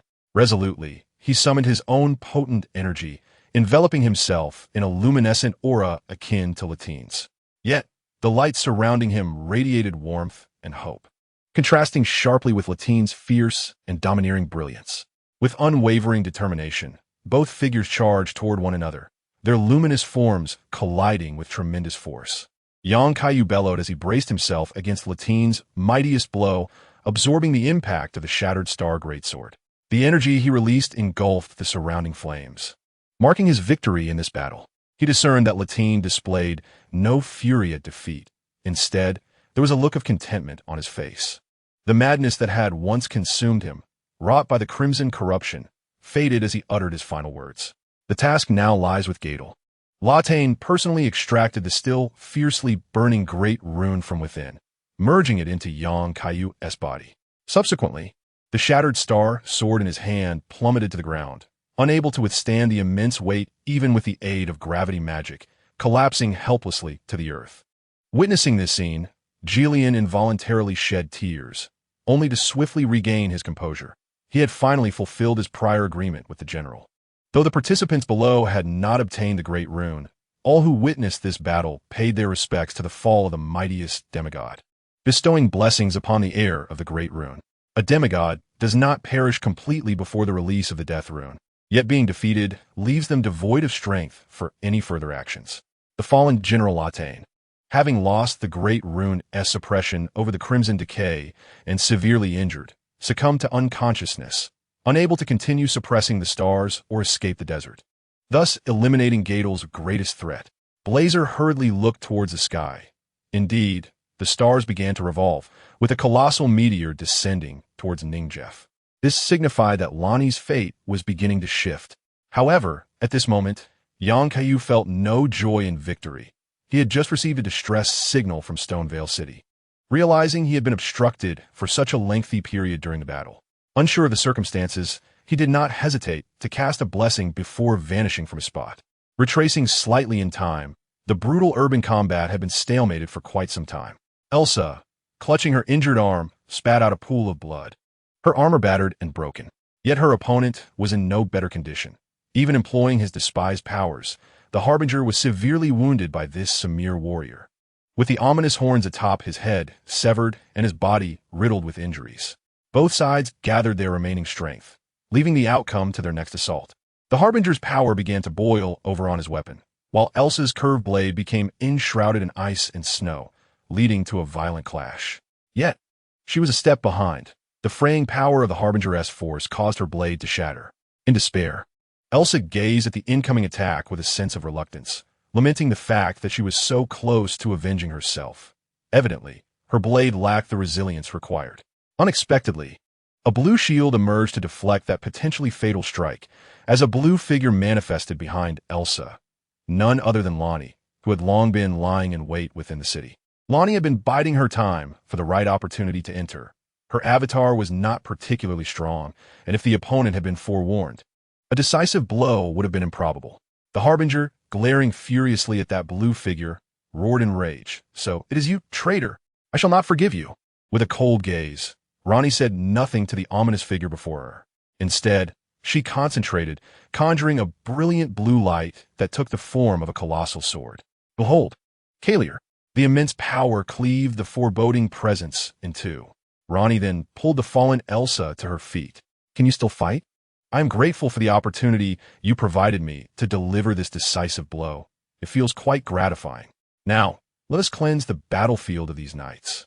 Elsa stared blankly at the unfamiliar figure before her, yet recognizing the assistance she had received indicated that Ronnie was an ally, not an adversary. Ronnie, in a gesture of goodwill, enchanted Elsa's severed curved blade. Though not as potent as her previous strike, it was more than sufficient for combat. With the greatest threat eliminated, the remaining Roddle Knights seemed trivial in Ronnie's eyes. However, dispatching them would further entrench her favor with the individual who had aided her. Meanwhile, the battlefield involving Mong was not as arduous as anticipated. After all, Russ, a former pursuer of the Blood Dynasty, possessed considerable knowledge regarding effective strategies against them. Furthermore, it was evident that Mong's doppelganger lacked the strength of its original, rendering it significantly weaker. Under the combined assault of Akil and Russ, Mong found himself retreating in defeat. He sensed that he had once again miscalculated. Just as he contemplated delivering a final boast before self-destructing, an unseen attacker struck from behind, piercing him. The assailant was Celian, who had been diligently organizing books in the most concealed chamber of the building. Her heightened sense of danger allowed her to implement various protective measures that kept her hidden from Mong. Upon realizing that intruders had breached the city, she could no longer remain passive, for no one knew she was a master of the ancient art of magic. Upon exiting the building, she stumbled upon the ongoing battle and seized the opportunity for a surprise attack. Mong could scarcely believe that he had been ambushed. As he turned to discern the identity of his attacker, he found himself utterly bewildered, akin to Louis XVI in his final moments, as his doppelganger disintegrated into a puddle of blood. Chapter 102. The Birth of the Cursed Legion. At this moment, the two battlefields had reached their conclusion, leaving only the struggle in Gafaya lingering. With the main forces diverted by Elsa to confront the ominous threat, Edgar found himself in a dire situation. After engaging with the ghastly creatures in the royal city's sewers, the strength of the grotesque nobles had evidently surged. Though bolstered by the power of the storm, Edgar gradually faltered, unable to withstand the relentless assault and retreating step by step. His loyal followers met tragic ends at the hands of the grotesque nobility. He felt akin to that fallen hero of Moan City, helplessly watching his companions perish one by one, powerless to change their fates. Ultimately, he found himself alone. His once mighty lost homeland knights, spear shattered and discarded upon the ground. Gafaya regarded him with a mocking expression, observing the now defenseless Edgar beneath his axe. He acknowledged that he had indeed underestimated his opponent, but it was all over now. As the massive axe swung down in his grasp, a surge of intense anger coursed through EDG, instilling within him a peculiar strength that urged him to continue his defiance. Subconsciously, he reached for a well-preserved weapon at his feet, feeling an inexplicable bond forming between himself and the weapon, which bestowed upon him the vigor to resist. Without further contemplation, EDG seized this final opportunity and struck with his sword, severing Gufia's arm in one decisive blow. His relentless attacks left his opponent gasping for breath, inflicting several significant injuries in quick succession. EDG sensed a revitalizing power surging within him, accompanied by fissures appearing on his arm. It seemed he grasped the gravity of his situation. A bitter smile crossed his lips as he realized he had indeed been blessed by an unknown force. Much like the fallen hero of a bygone era, the weapon in his hand had transformed into an entity akin to the great sword of the Sword Wraith. He was acutely aware of the consequences that would ensue if he continued down this path, yet the mere thought of his daughter, Elena, behind him ignited an insurmountable sense of paternal duty that rendered retreat impossible. Gufia, witnessing EDG grow stronger with each passing moment, was taken aback. Just moments ago, EDG appeared to be on the brink of defeat, yet now he seemed rejuvenated. Reflecting on the tales of Moan City, Gufia began to comprehend the situation. Thus, he refrained from further engagement, opting instead to command his subordinate nobles to confront EDG, knowing full well that this state of affairs could not endure for long. He had little desire to entangle himself further with this madman. As anticipated, with EDG's unyielding onslaught, although Gufia's forces suffered considerable losses, it was evident that EDG was beginning to weaken. His hair turned white, and cracks appeared on his arms, signaling that he was nearing his limits. At this juncture, EDG, consumed by his fury, paid no heed to his deteriorating condition, ruthlessly cleaving through every noble that obstructed his path. Only when he could no longer sustain his body did he realize the ghastly state he had succumbed to. With a bitter chuckle, he resolved to expend his last breath for one final strike when a familiar, urgent sound of footsteps reached his ears. He turned to see his daughter, Elena, sprinting towards him. Having encountered Munger earlier, she had run tirelessly to inform her father of the impending danger, only to arrive at this harrowing scene. At that moment, EDG was no longer concerned with reprimanding Elena for venturing into such perilous territory. His sole desire was to urge her to flee to safety. Yet, his legs felt as though they bore the weight of 1,000 pounds, utterly unresponsive as he clung to the last vestiges of his strength. Observing this, Gufia wasted no time and aimed to strike at this troublesome figure. Elena, glancing in her father's direction, realized she could not reach him in time. In a daze, she fell to the ground, helplessly watching the deadly blade descend towards her father. However, the tragedy she envisioned did not unfold. A familiar silhouette emerged behind her, moving with an untraceable speed to intercept the lethal blow meant for EDG. "Jester, what are you meddling in?" Yang Kaiyu beheld the grotesquely transformed Gufuya before him, and, with a swift motion, shattered the opponent's arm, sending him flying. The searing rays emanated, obliterating the remaining living aristocrats in the vicinity. Only then did he take a moment to assess Edgar's condition. At that moment, large patches of Edgar's skin began to peel away, the recent battle having drained his vitality completely. He had not yet managed to envelop himself in a biological force field for recovery when his body collapsed into fragments. The corners of his mouth curled into a relaxed smile, as if he wished to utter something, yet no sound emerged. Gazing at the pile of ashes on the ground, Yang clenched his fists and advanced toward Gufuya, who was now rendered nearly incapacitated by the previous blow. Even the lobster shell-like armor shattered. Fear gripped Gufuya as he watched the approaching figure, finally comprehending why the ominous sign had warned him to act swiftly. "Is reconciliation possible?" he stammered. At this juncture, "Surely you jest." Yang Kaiyu enveloped Gufuya in an unyielding gravitational force, rendering him immobile, yet he refrained from delivering a fatal blow. For such a fate seemed too merciful to him. He turned to see Elena, still kneeling in disbelief, unable to comprehend how her father had been reduced to mere ashes before her eyes. He approached her, embracing her tightly, at a loss for words of comfort when he suddenly sensed something unusual. Had it been earlier, he might have overlooked it, but his heightened sensitivity to spiritual entities could not be ignored. "Do not grieve. I possess a means to save your father. Please, wait a moment." Elena appeared incredulous at his words, yet if he claimed it, perhaps it could indeed transpire. Struggling to her feet, she prayed for a miracle. Yang Kaiyu approached the ashes, meticulously reconstructing the scattered armor. As a gentle light enveloped the surroundings, the armor seemed to animate, as if possessed. He had just preserved Edgar's soul, temporarily housing it within the armor. This technique, learned from Celia regarding spiritual soldiers, was further refined by removing the components that rendered them mindless puppets, and, astonishingly, it succeeded. Edgar, witnessing his transparent arm, was bewildered by the turn of events. He glanced at the heap of ashes that once represented his corporeal form, feeling disoriented. Had he not just tasted death? "Do not worry," Yang reassured him. "I have safeguarded your soul, and the same applies to your fallen subordinates. Those whom I have previously empowered share connection with me. Now, I merely need to locate them, and you too can continue to exist in this manner." "Is that so? I thought I would only be able to glimpse my daughter one last time. To be honest, seeing you return has put my mind at ease. I never expected to continue living. Since you have survived, there is no need to overthink matters. For now, let us make do with the present circumstances. In the future, I shall delve into the art of puppetry and craft a new body for you.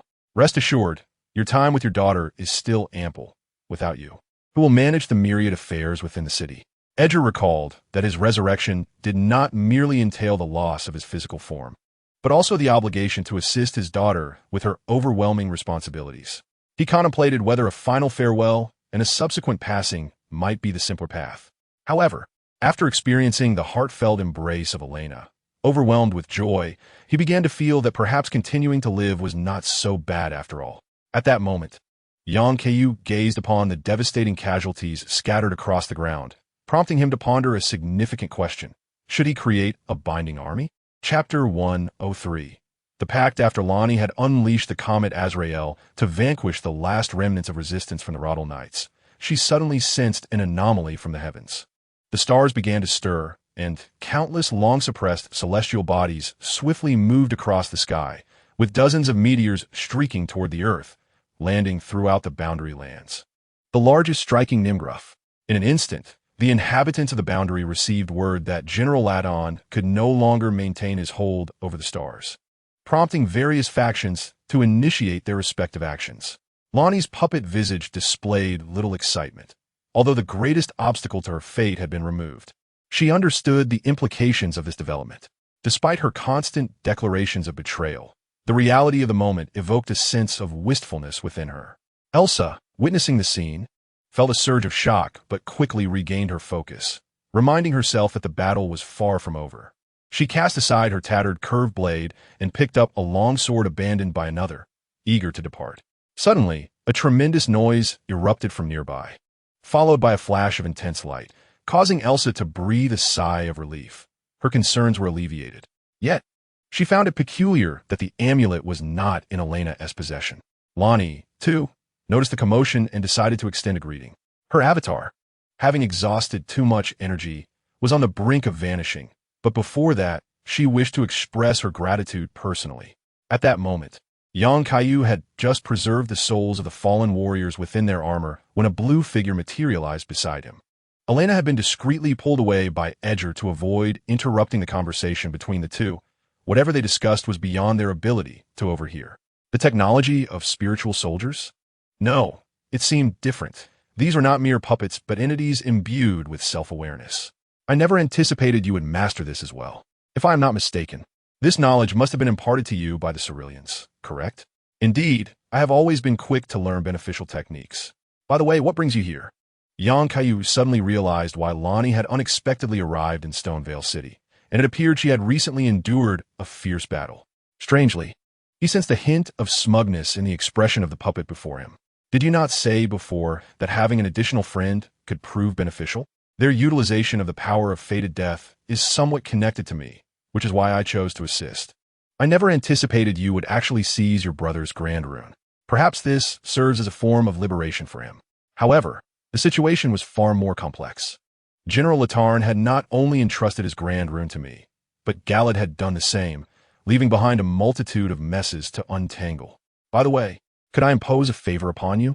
Certainly, as long as it falls within my capabilities. Feel free to ask. Consider it a token of my gratitude for this occasion. Do you possess any puppet elixirs? Ideally, those that can preserve the puppet's consciousness. The techniques I learned from Syria tend to render the target devoid of awareness, leaving them entirely submissive to commands. I believe your understanding of this craft is likely more profound. Your request is not overly difficult. I can have my subordinates prepare a badge for you. However, what do you intend to do with it? Yang Kaiyu cast a glance at the distant figure of Gufuya, crumpled into a ball.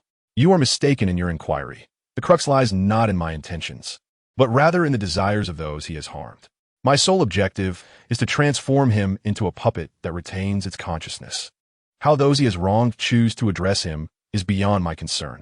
Lonnie contemplated his potential fate, surmising that Gufuya would likely regret not remaining in the confines of a sealed prison.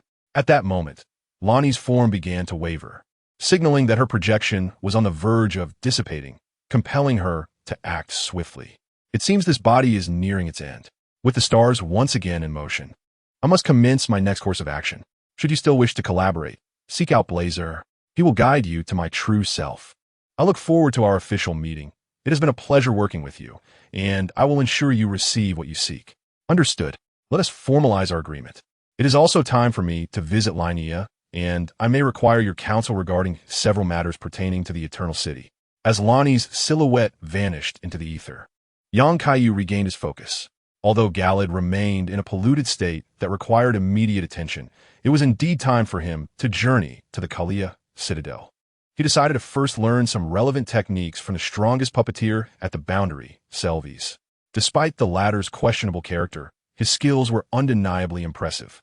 Yang suspected that the confidence Selvies exuded might even enable him to craft puppets of a caliber capable of rivaling semi-divine beings like Lonnie.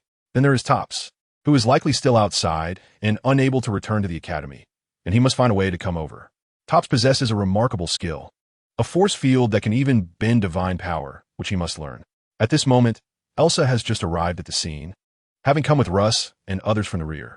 After Yakker's wings had slightly recovered, he ventured out to confront the two Furnace Knights, and upon his return, he witnessed the battle at the city gate, though he arrived too late to intervene.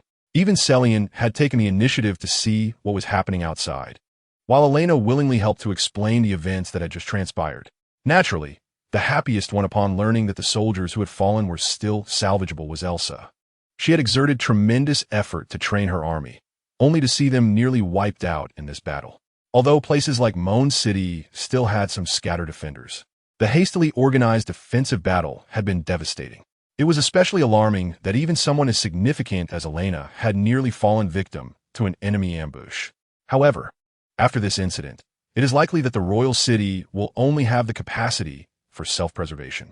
At this moment, Gufaya had just awakened from a severe injury-induced coma, his limbs twisted and immobile. He then saw a group of individuals approaching him with ill intent, and he suddenly found himself nostalgic for his sealed prison on the Yatan Plateau. Was it still possible to request a return to that confinement? Chapter 104. The great rune of Laton Gufaya was temporarily confined in the deepest part of the underground, sharing the same fate as the deceased prince. However, the deceased prince's remains had long been cleared away, so he need not fear ending up like Grek. Compared to the prospect of becoming a puppet in the future, that fate seemed rather appealing. After resolving the matters in Shidonwire City, Yang Kaiyu offered a few hurried words of advice before hastily returning to the deserts of Galad. Not much time had passed, and the desert was filled with participants supporting one another.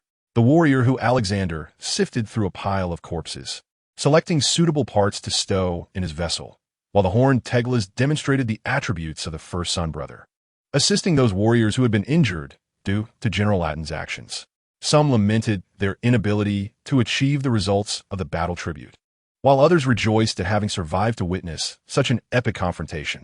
Of course, no one noticed that at this moment, Kashi was stealthily collecting various scattered equipment from the ground, intending to sell them for profit.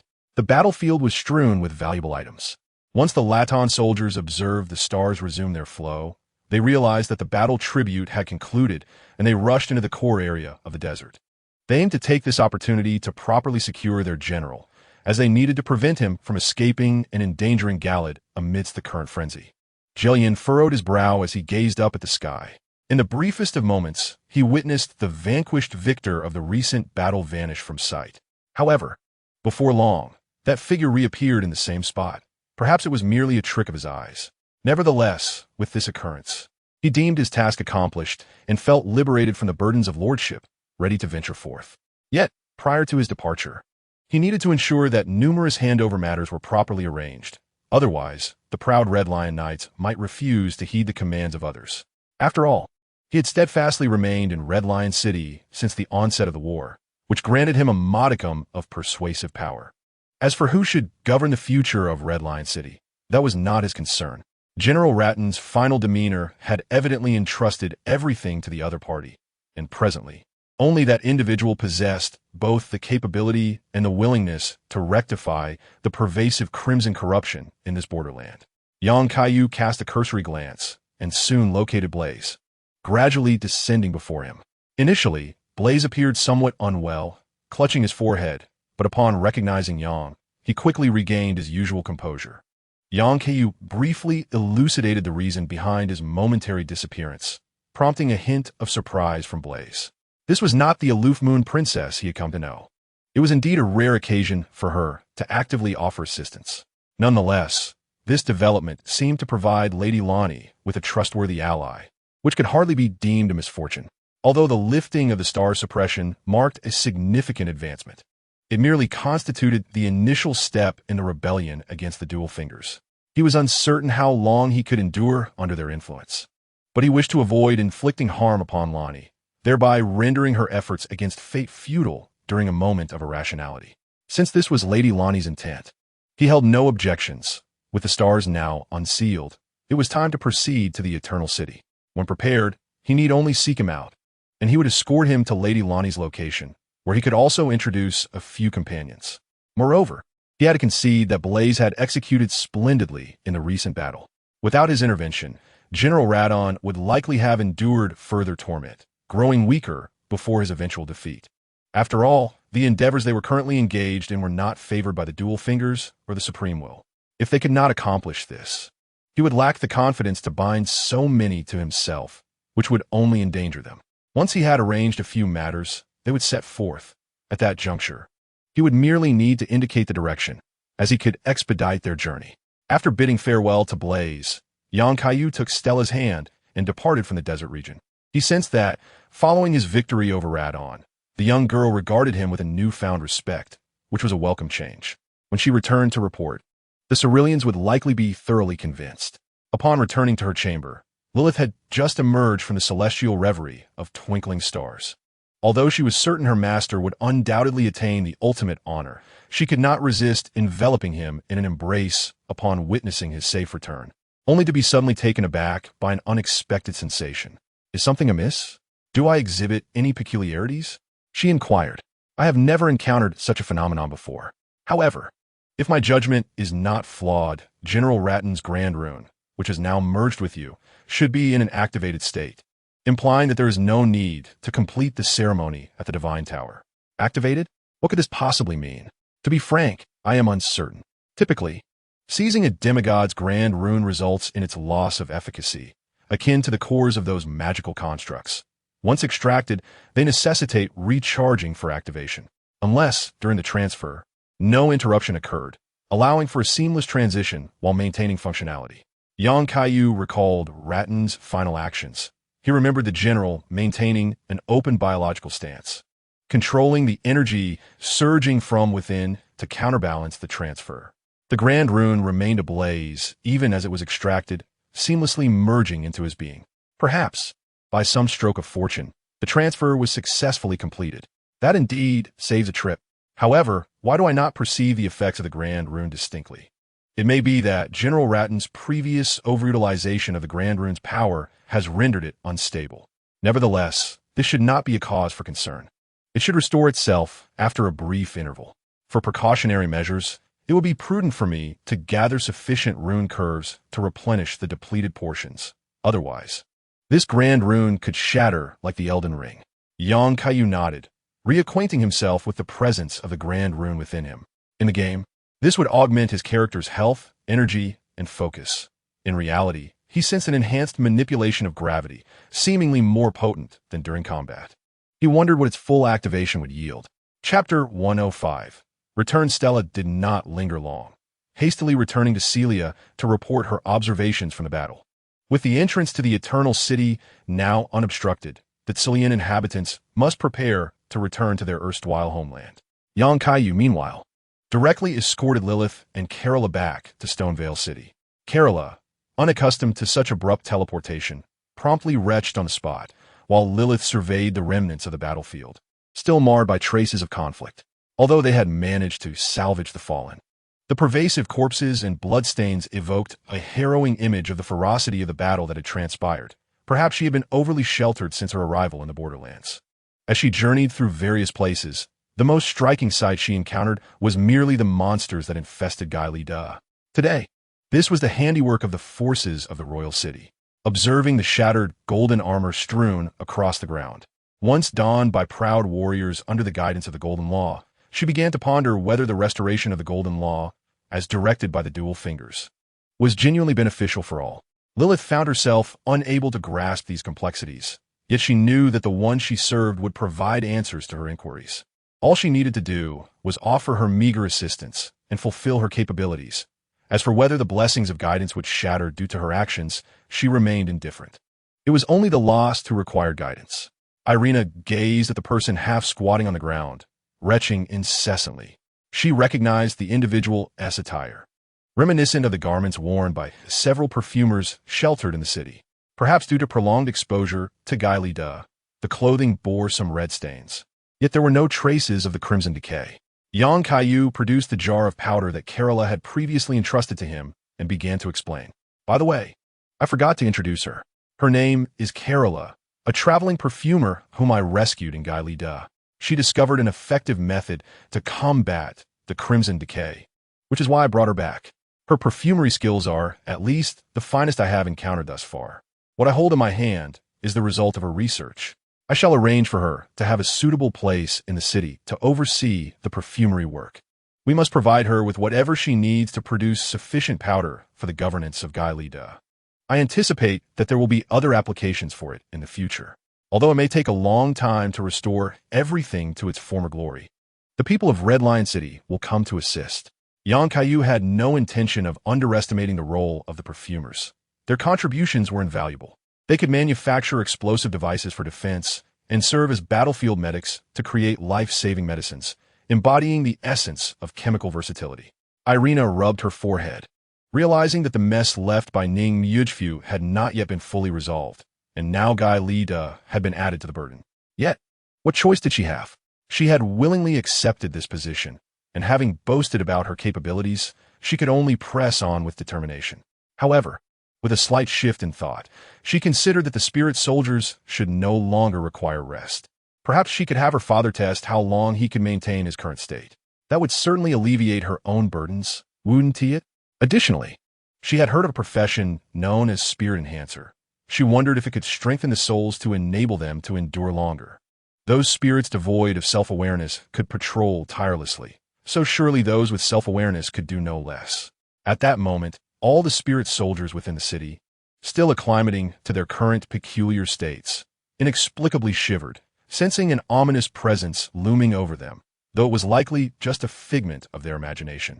Upon hearing of her sudden promotion to this esteemed position, Kerala felt her fatigue vanish.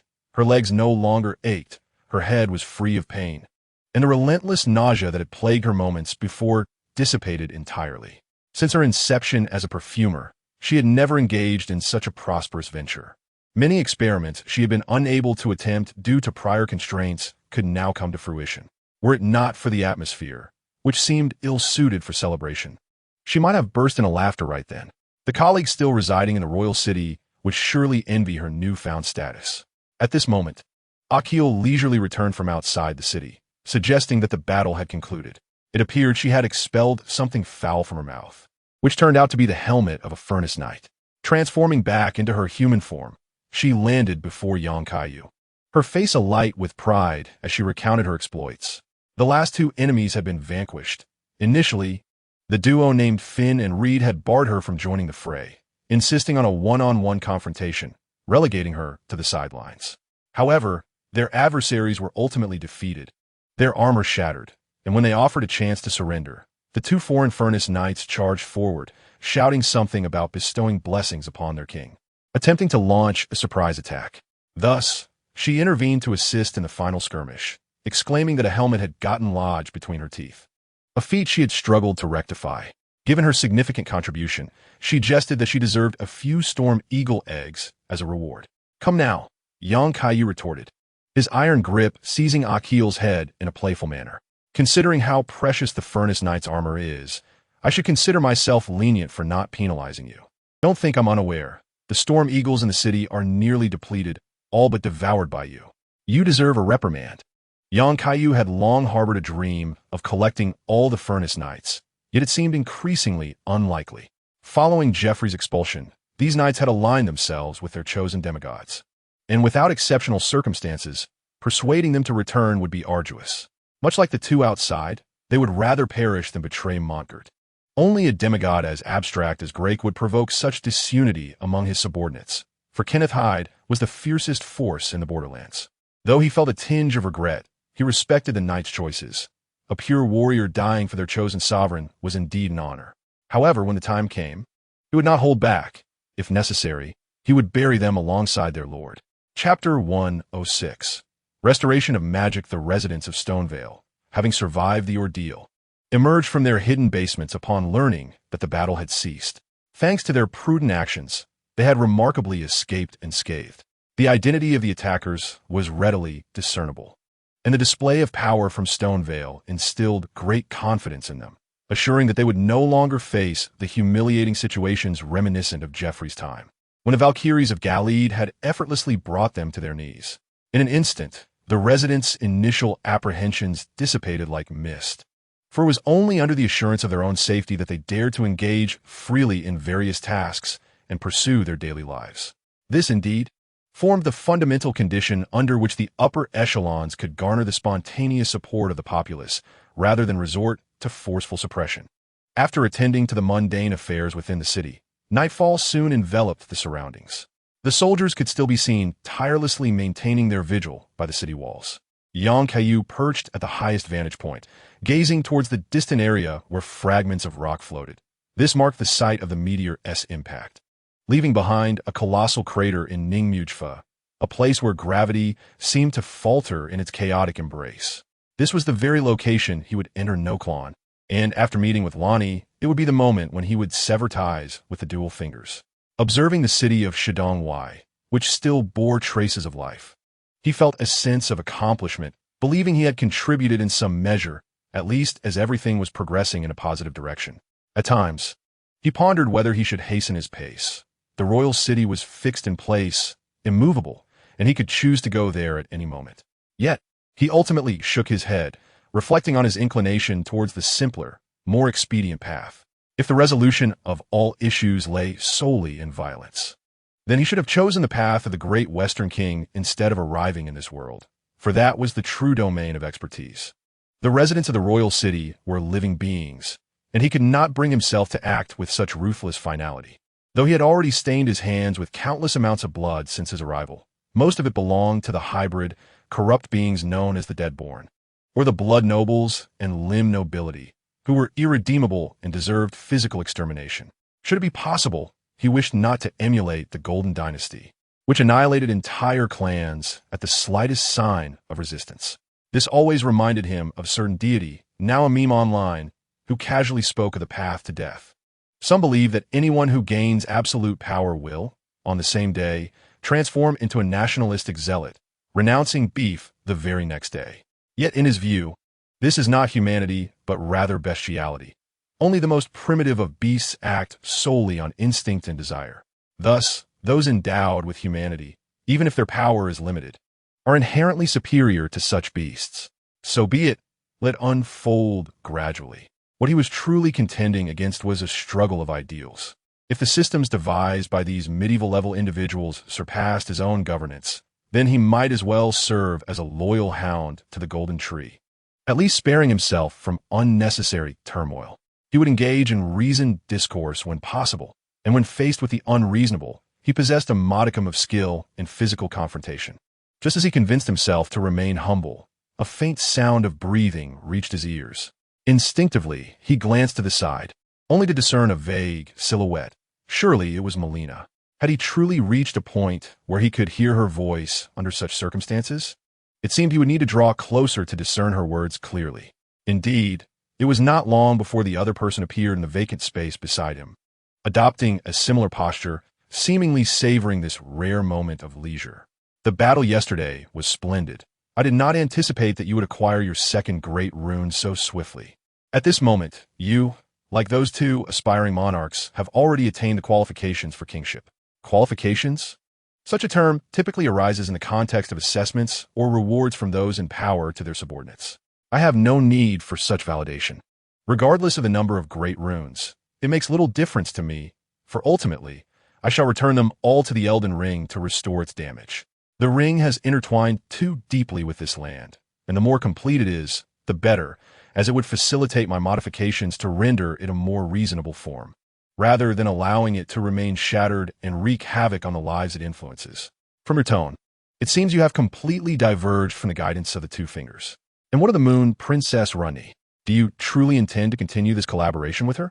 From the very beginning, I had no intention of obeying the commands of the Two Fingers, so it cannot be said that I have diverged. I care more for the lives I have saved than for the title of king. Honestly, I have no need for that position if not for the sake of allowing them to lead normal lives. As for Runni, her past actions were indeed rather extreme, leaving herself no avenue for retreat.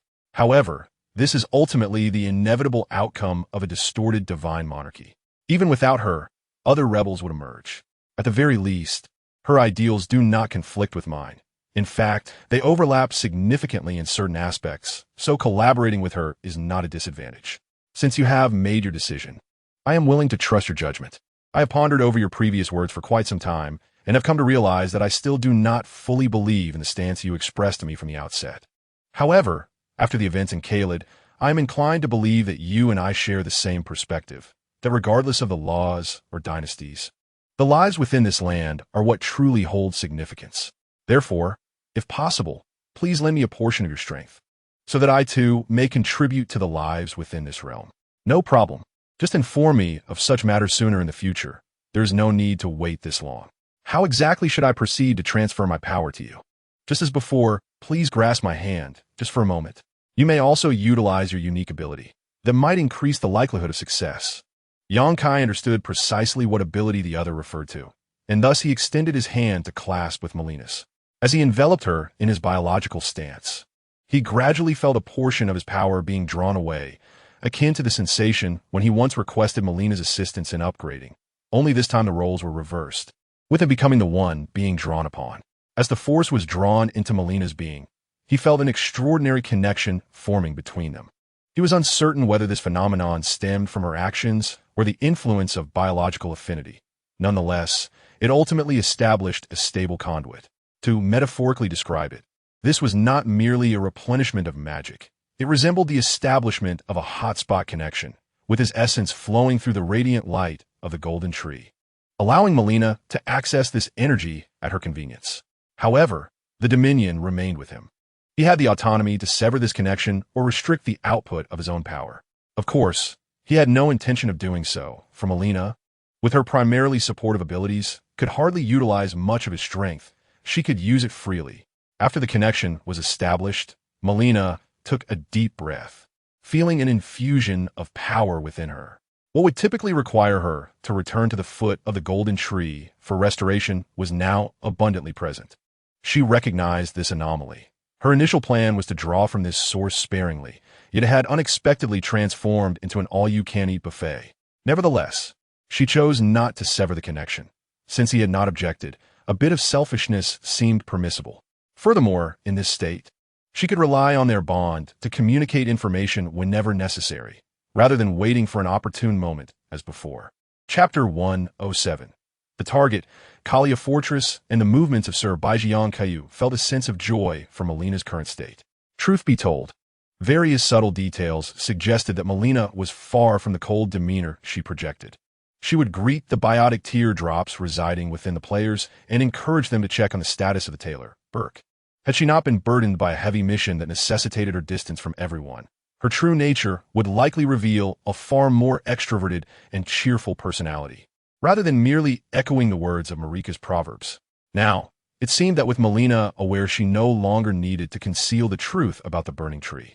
Her time spent with him had gradually allowed her to shed her facade, revealing her authentic self, at least not the overly cautious individual she had been until the very last moment in the original ending.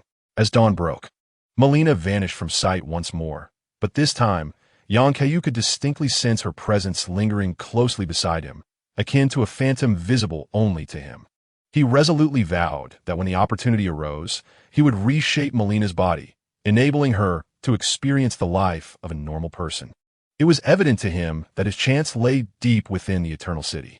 After providing Kalura with an ample supply of toxic mushrooms as raw materials, he gazed at the mound of mushrooms he had exchanged, contemplating that even if she summoned other perfumers from within the city, they would have their hands full.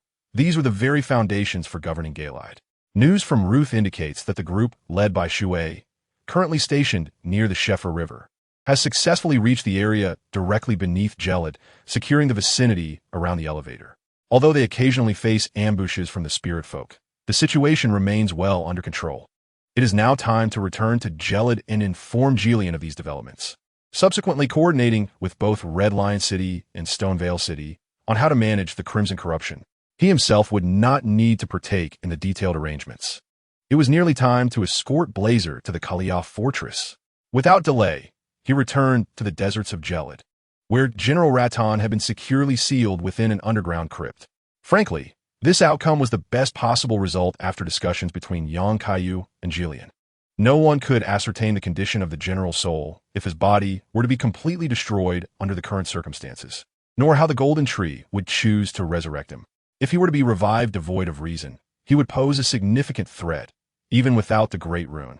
However, his physical form had notably diminished to a size akin to that of Godfrey in the game, rather than the previously exaggerated stature.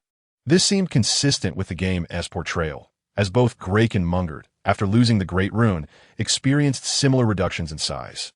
Perhaps Godfrey's size was indeed the norm. For the time being, sealing the general was the most prudent course of action until they could acquire the Death Rune. After all, he was somewhat inclined to see if there was a way to assist him, considering he had been akin to an elder brother over his numerous iterations. Following the handover with Jillian, he promptly sought out Blazer and teleported directly to Stonevale City to save time, with their next objective being the Kaiyu fortress, while also planning to recruit Topaz to their cause. Meanwhile, in the Round Table Hall, Sir Baiji was meticulously analyzing the intelligence received from Redline City. Alongside records from Stonevale City, his spies had naturally participated in this recent battle. The moment the stars resumed their celestial cycle, Sir Baiji sensed the potential emergence of the first individual to possess 2.5 divine runes. This battle also presented an opportunity to gauge the true strength of their adversary. However, he was utterly unprepared for the profound shock that the actual circumstances would deliver. Frowning, he repeatedly scrutinized the reports from his subordinates, struggling to fathom how someone could defeat the Shattered Star General in such a manner. The adversary had almost single-handedly concluded the battle before swiftly returning to Stonevale to quell the sudden ambush, indicating that their strength was not merely above the divine threshold, but that they could also maintain a form of long-distance communication, significantly mitigating the risk of being overwhelmed. As a veteran of the original Round Table, Sir Baiji could vaguely surmise that this method might be connected to the blessing system of the Dual Fingers, particularly as the effects had been influenced by Raton's gravitational magic during the battle. Nevertheless, he required further intelligence to reach an accurate conclusion. He had long since abandoned the initial intention of using the other party as a distraction, for the trajectory of events had surpassed his original expectations. Therefore, he could only prepare diligently while maintaining an fa-ade of amicability with the other party. Sir Baiji glanced at the open double doors of the room, pondering that perhaps the other party was still waiting for an invitation to accept some form of reward, especially since the two significant runes had met the criteria for the selection of a king. Unfortunately, it was evident that this individual had no intention of accepting the double rune's bestowal. Uncertainty loomed as to whether he would ever re-enter this room. The moment of his return might prove to be even more daunting. A subtle expression played at the corners of Baiji's mouth.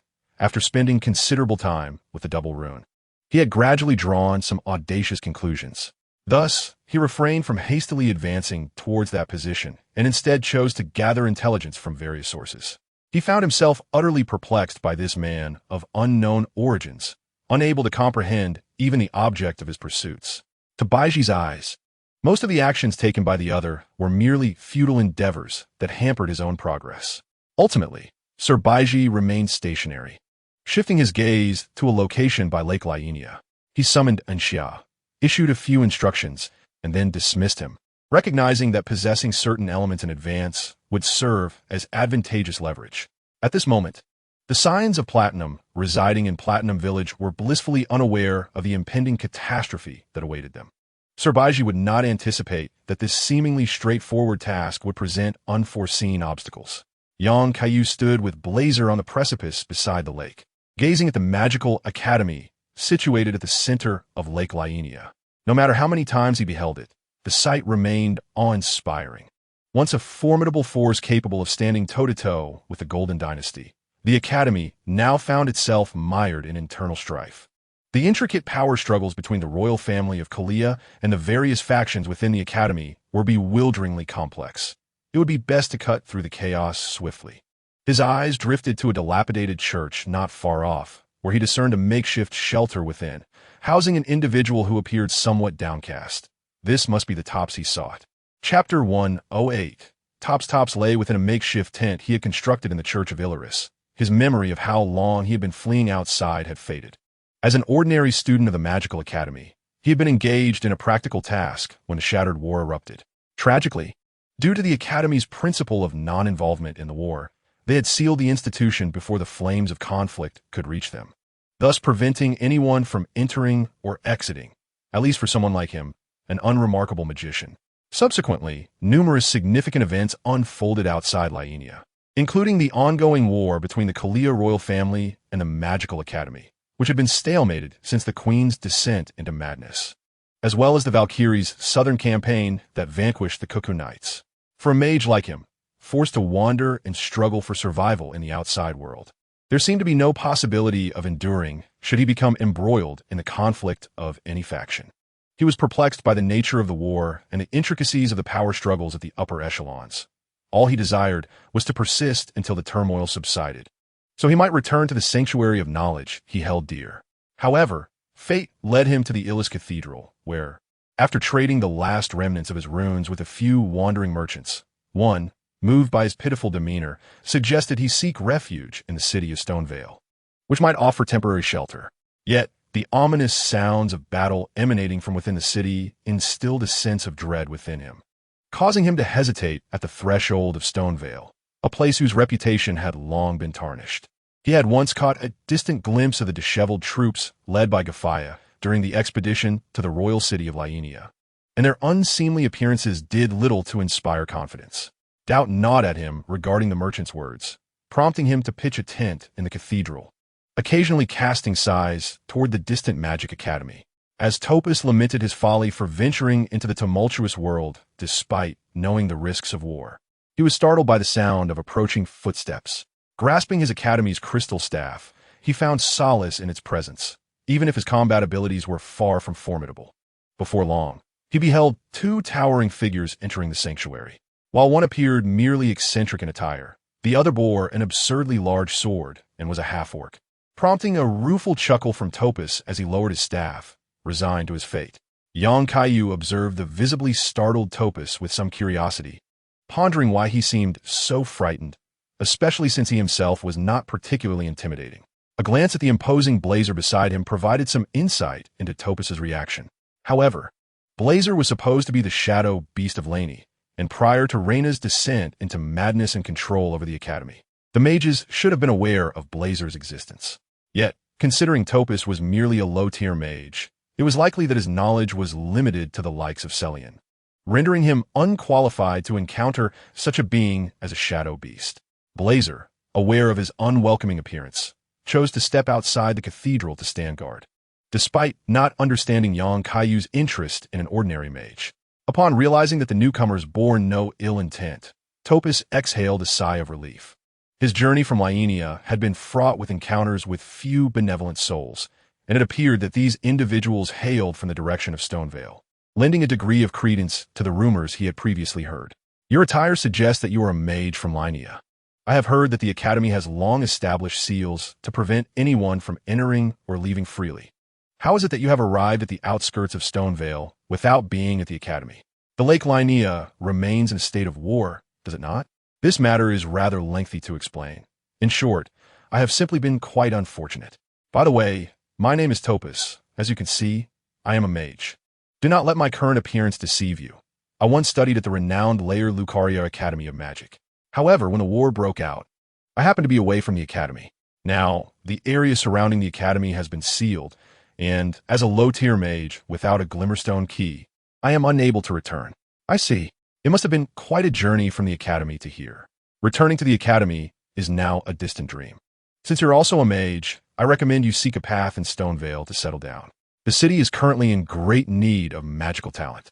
Upon hearing this news, Topus visibly perked up. With not a single rune to his name, he could not continue wandering aimlessly. Perhaps he might be attacked by some wild beast and perish. It would be better to venture to Stonevale and test his luck. Yet, he still felt a twinge of anxiety. But the magic I possess is rather trivial, and I do not even have the hood that signifies a mage's level. Would they truly recruit someone like me? Rest assured, believe in your abilities. You may even encounter familiar faces. I have heard that several mages in situations similar to yours have also been recruited, including the esteemed Master Syrian, who was once expelled from the academy. Master Syrian. I had attended several of her classes before her expulsion.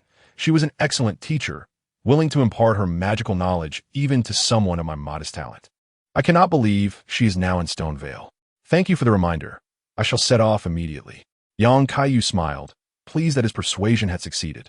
Just as he had anticipated, a teacher like Master Syrian, who did not disdain even the most mediocre of students, would likely have a good reputation in the eyes of someone like Topus, a low-tier mage. It was curious how the academy imparted its teachings. It seemed Topus and Syrian shared a teacher-student bond. In pondering this, did this not make Topus a senior to him in some sense? Setting aside these peculiar thoughts, Yang called out to Topus, who was preparing to embark by gathering his belongings, and handed him an item. Take this amulet. Consider yourself fortunate. I hold a modicum of influence in Stonevale. Once you enter the city, simply show it to the soldiers, and they will escort you to the appropriate place. Just explain your intentions to the person in charge. Topus accepted the exquisitely crafted amulet with a hint of skepticism. He seemed to recall seeing a similar decorative piece on the leading wandering merchant earlier, which lent some credence to Yang's words. He nodded in gratitude. Yang Kaiyu chose not to disturb Topus any further and departed from the church. Although he was aware that Topus would ultimately concoct something extraordinary, he preferred not to impose excessive pressure on him prematurely. Let Topus find solace under his protection and engage solely in theoretical research, which was the life he truly desired. It was best to keep the factionalists and power-hungry academicians at bay, lest they taint the environment, as their dealings would only hinder the Syrians, who were aptly suited for the task. Chapter 109. The strategist E.G. After bidding farewell to Topus, Yang Kaiyu continued on with Blaze, guided toward the direction of the Kaiyu citadel. To save time, he manipulated gravity, allowing them to soar above Lake Linnea. The panoramic view from above revealed the lake's enchanting scenery. However, it could not disguise the filth lurking beneath its surface. He could clearly perceive countless specters hiding in the shadows, poised to ambush any living beings that passed by, including the infamous royal specter of the feculent monstrosity. Occasionally, colossal lobsters and crabs, along with some enigmatic automaton soldiers drifting from unknown origins, engaged in skirmishes. He recalled that the automaton soldiers were typically found near the shores close to Kaiyu citadel. Yet he was surprised to encounter such a multitude near the vicinity of Stonevale City. Somewhat disheartened, Yang Kaiyu did not spot Raya's figure after passing the gazebo from his memory. Perhaps he had arrived too early. He speculated that Raya had yet to be swindled out of her necklace by the lobster vendor. Alternatively, she might be wandering elsewhere, attempting to garner attention. Although, given Raya's adorably foolish demeanor, it would be improbable for her to persuade anyone to join the Volcano Manor. For now, it was best to concentrate on reaching his destination. As he passed the Magic Academy, the scars of war were already starkly evident. He could vaguely see clusters of cuckoo knights stationed at makeshift defenses, confronting the distant Platinum Sons. These Platinum Sons were likely loyal to the Kaiyu royal family, considering the lingering specters of Loretta, who was willing to traverse great distances for the Platinum Sons, remained in the citadel. Though the second generation of Platinum Sons appeared somewhat dim-witted, certain individuals among them possessed the potential to learn abilities that even a 9 wisdom warriors could not master, coupled with their innate talent for weapon forging, which indicated a higher intellectual capacity. Indeed, the sophisticated tactics of any adept tactician proved universally applicable across different realms. Thus, as the conflict unfolded, Kaiyu Citadel found itself besieged by the Cuckoo Knights, while the Magic Academy faced a blockade from the Platinum Sons. The Cuckoo Knights, driven by their own ambitions, remained wary of the Magic Academy, resulting in a stalemate. Navigating around the Magic Academy, which was encircled by a massive blue seal, Yang Kaiyu and Blaze could finally glimpse the towering Kaiyu Citadel in the distance, albeit obstructed by some unsightly presences. The path ahead is dotted with several encampments of the Rhododendron Knights, who stand in opposition to the spectral mages lingering near the ruins of the royal territory. Yang Kaiyu harbors no fondness for these duplicitous knights and swiftly eradicates all encampments obstructing his way. The knights, initially contemplating resistance, find their efforts futile in the face of overwhelming power. A brief clash sends them scattering in disarray. However, they're not entirely exterminated. Kaiyu is disinterested in pursuing the fleeing soldiers, knowing he will deal with some of them when he seizes the Magic Academy. Blazer gazes at the chaotic scene before him, reflecting that had he been in charge, single-handedly overcoming a camp would have posed little challenge. When he departed from the Kaiyu stronghold under Lady Lonnie's command, he had done just that. Yet, a misstep allowing reinforcements from elsewhere could have proven troublesome. Thankfully, those of comparable strength are currently allied with him. The spectral mages of the royal territory are now effectively rendered as puppets by Selvies, devoid of their own consciousness. Nevertheless, upon seeing Blazer, they part to grant passage, and the previously impassable wall vanishes, revealing a corridor. At the end of this passage stands a hulking mountain giant clad in a hood, poring over a massive tome, with a colossal hammer suited to his size resting nearby. This is the strategist, Iggy. Although his forge may not rival the singular chamber of Shiogu within the Round Table Hall, it is still adequately equipped. Sensing an approach, Iggy raises his hooded head, a mystery how he perceives the world through such a nearly entirely enclosed hood. He then sets aside the enormous book and sits upright. A stranger accompanying Blazer, you must be the ally mentioned by Lady Lonnie. I am Iggy, a former blacksmith who served the Kaiyu royal family. Though my skills have waned, I remain unwilling to retire and now serve as a strategist under Lady Lonnie. Kaiyu gazes at the hammer, significantly larger than Shiogu's. And although he yearns to inquire how Iggy managed such precision when forging for the Kaiyu Knights, he ultimately restrains his curiosity. Blazer seizes the opportunity to speak. Old man Iggy, I have successfully brought Lady Lonnie's guest. He has just assisted in dealing with the Rhododendron Knights ahead. I leave the task of tidying the battlefield to you. Also, please temporarily disable the defensive magic of the stronghold. The path to Nokron is now open, and soon our enemies will extend beyond those contemptible knights. Iggy nods, and, retrieving a large bow adorned with luminous stones from somewhere, he looses an arrow towards the stronghold. Shortly thereafter, a faint blue glow in the sky above the path to the stronghold dissipates, signaling the reception of his message. This will suffice. Blazer, please escort the guests into the city. I shall handle matters here. I will soon dispatch Phantom to convene in the citadel. Kaiyu cast a glance at the bow, a type never before seen in the game, imbued with the distinctive elegance of the Kaiyu royal style. As anticipated, Old Man Igi's combat prowess remains formidable. Otherwise, he would not have been able to turn the tide against several assassins, even while surrounded. On the ensuing journey, he walked alongside Blazer, listening intently as Blazer recounted the fierce battles of the Kaiyu citadel's defense and offense. The surroundings corroborated his words. Shattered armor and weapons lay strewn about, some seemingly severed by colossal laser-like magic, while others appeared crushed by some enormous entity. Kaiyu swallowed hard. If memory served him correctly, the first floor of the Kaiyu citadel was teeming with those giant hand monsters.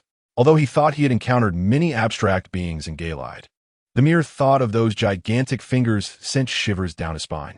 Best to ignore it, out of sight, out of mind. Before long, the grand entrance of the Kaiyu citadel loomed before him, with a colossal hand monster partially upright, slightly bent, as if welcoming his arrival. Was there still time to flee? Apologies for the wait, everyone.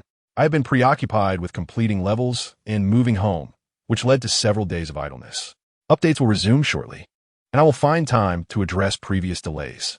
This narrative truly satisfies my penchant for exploration. However, the humor was absurd when after much effort, I received merely a forging stone. Many plot holes have been addressed, though some remain perplexing. At least there are answers now. Special commendation goes to the Dragon Feast ceremony, invented by the Dragon King, which is somewhat of a hellish joke. The positioning of the Supreme Will, Melina's lineage, the history of ancient and flying dragons, the origins of Marika, and the intentions of Miquella and Tonia have all been elucidated. The gruesome practices of the villagers of Bonnie, who turned individuals into paste, were rather unsettling. Below the species preservation chamber lurked grotesque, flesh-like monsters, which, truth be told, were somewhat aesthetically pleasing, a true testament to Marika's kin. Initially, I assumed Rita would resemble Gale, given that Miquella's shards were scattered about, perhaps leading her to emulate Gale in confronting the Dwarven King. Instead, She proved to be a ruthless iron blood soldier, striking down anyone perceived as disloyal. It seems that Melania was perhaps enchanted from a young age. The only instance where her true will might be represented was during her swordsmanship training with a flowing swordsman. I genuinely believe that Miquella has become so obsessed with his laws that he resorts to any means necessary. A gentle law has been forsaken as he commits the most brutal acts in pursuit of his desires. In his backstory, he once chose pure gold over golden law for the sake of his sister. Yet later, in his quest for kingship, he compelled Melania to unleash scarlet corruption, obliterating all of Galide. The image of the bank president is no longer that of a simple figure from Non-Tone.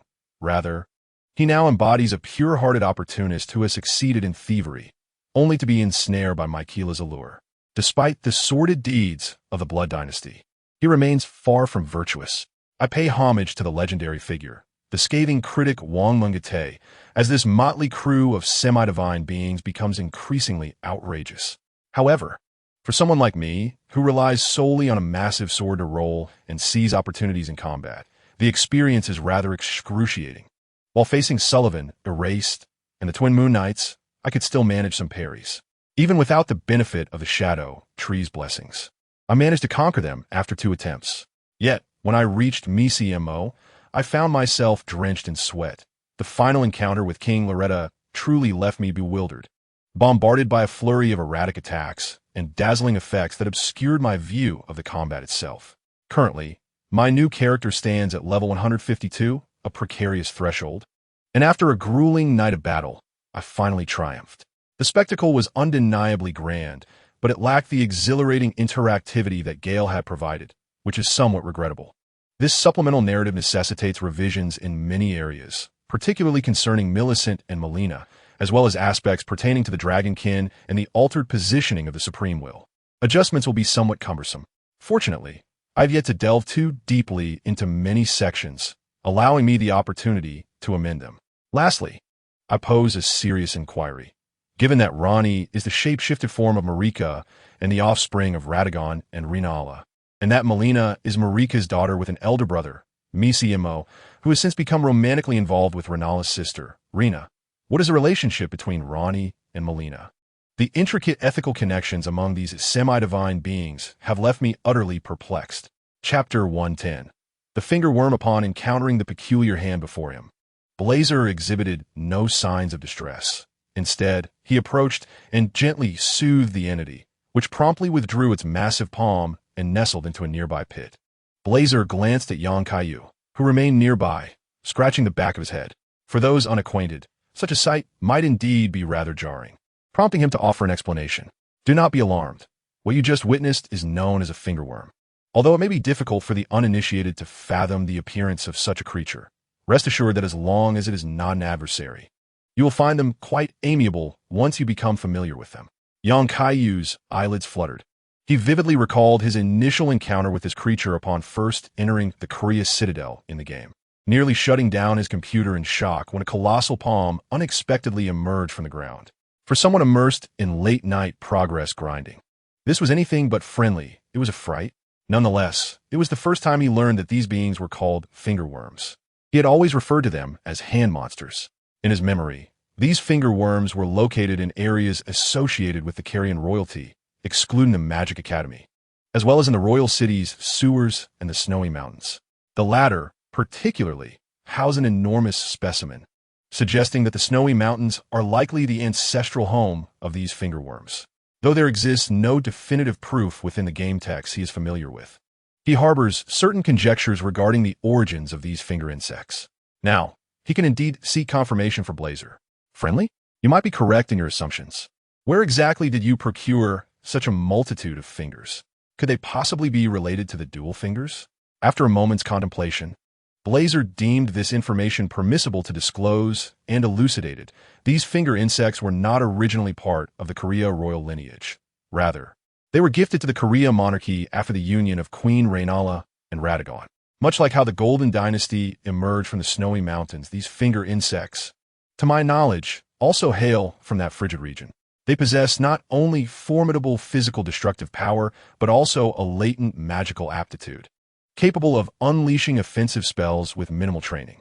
Thus, during the previous defense of the Korea stronghold, these finger insects constituted a vital component of our combat strength. As you may have observed, they predominantly reside on the first floor, and when the Cuckoo Knights attempted to breach our defenses, these insects showed no mercy. These finger insects are inherently social creatures, often appearing in swarms.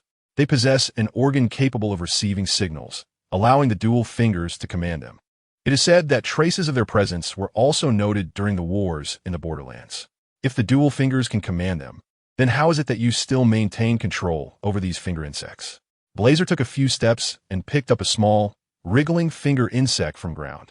The creature struggled momentarily before becoming still. Blazer then flipped it over, searching for a moment, and pointed to a rather inconspicuous spot embedded with a blue gem. As I mentioned earlier, the dual fingers need to transmit signals to control these insects. Naturally, we can also intervene with these signal-receiving organs to sever their connection and assume command ourselves. In practice, it is not as cumbersome as one might imagine. Often, it suffices to modify the largest maternal specimen, and all newly formed individuals that bud off from it will obediently follow commands, just as you see now. Young Kaiyu absorbed this newfound information. Previously, he had merely speculated that the dual fingers, triple fingers, and these finger insects were all of the same biological category. Blazer's revelations now validated this notion. The behavioral patterns of these finger insects resemble those of the dual fingers, both responding to external stimuli for action. The dual fingers heed the commands of the supreme will, while these insects have been altered to exhibit unwavering loyalty to Korea. Might it be worth contemplating further? The dual fingers also function as a collective. Ostensibly, every divine tower has had a living dual finger at some point. Could it be that there exists a maternal figure commanding them as well? He once believed that the Supreme will directly commanded these dual-fingered beings.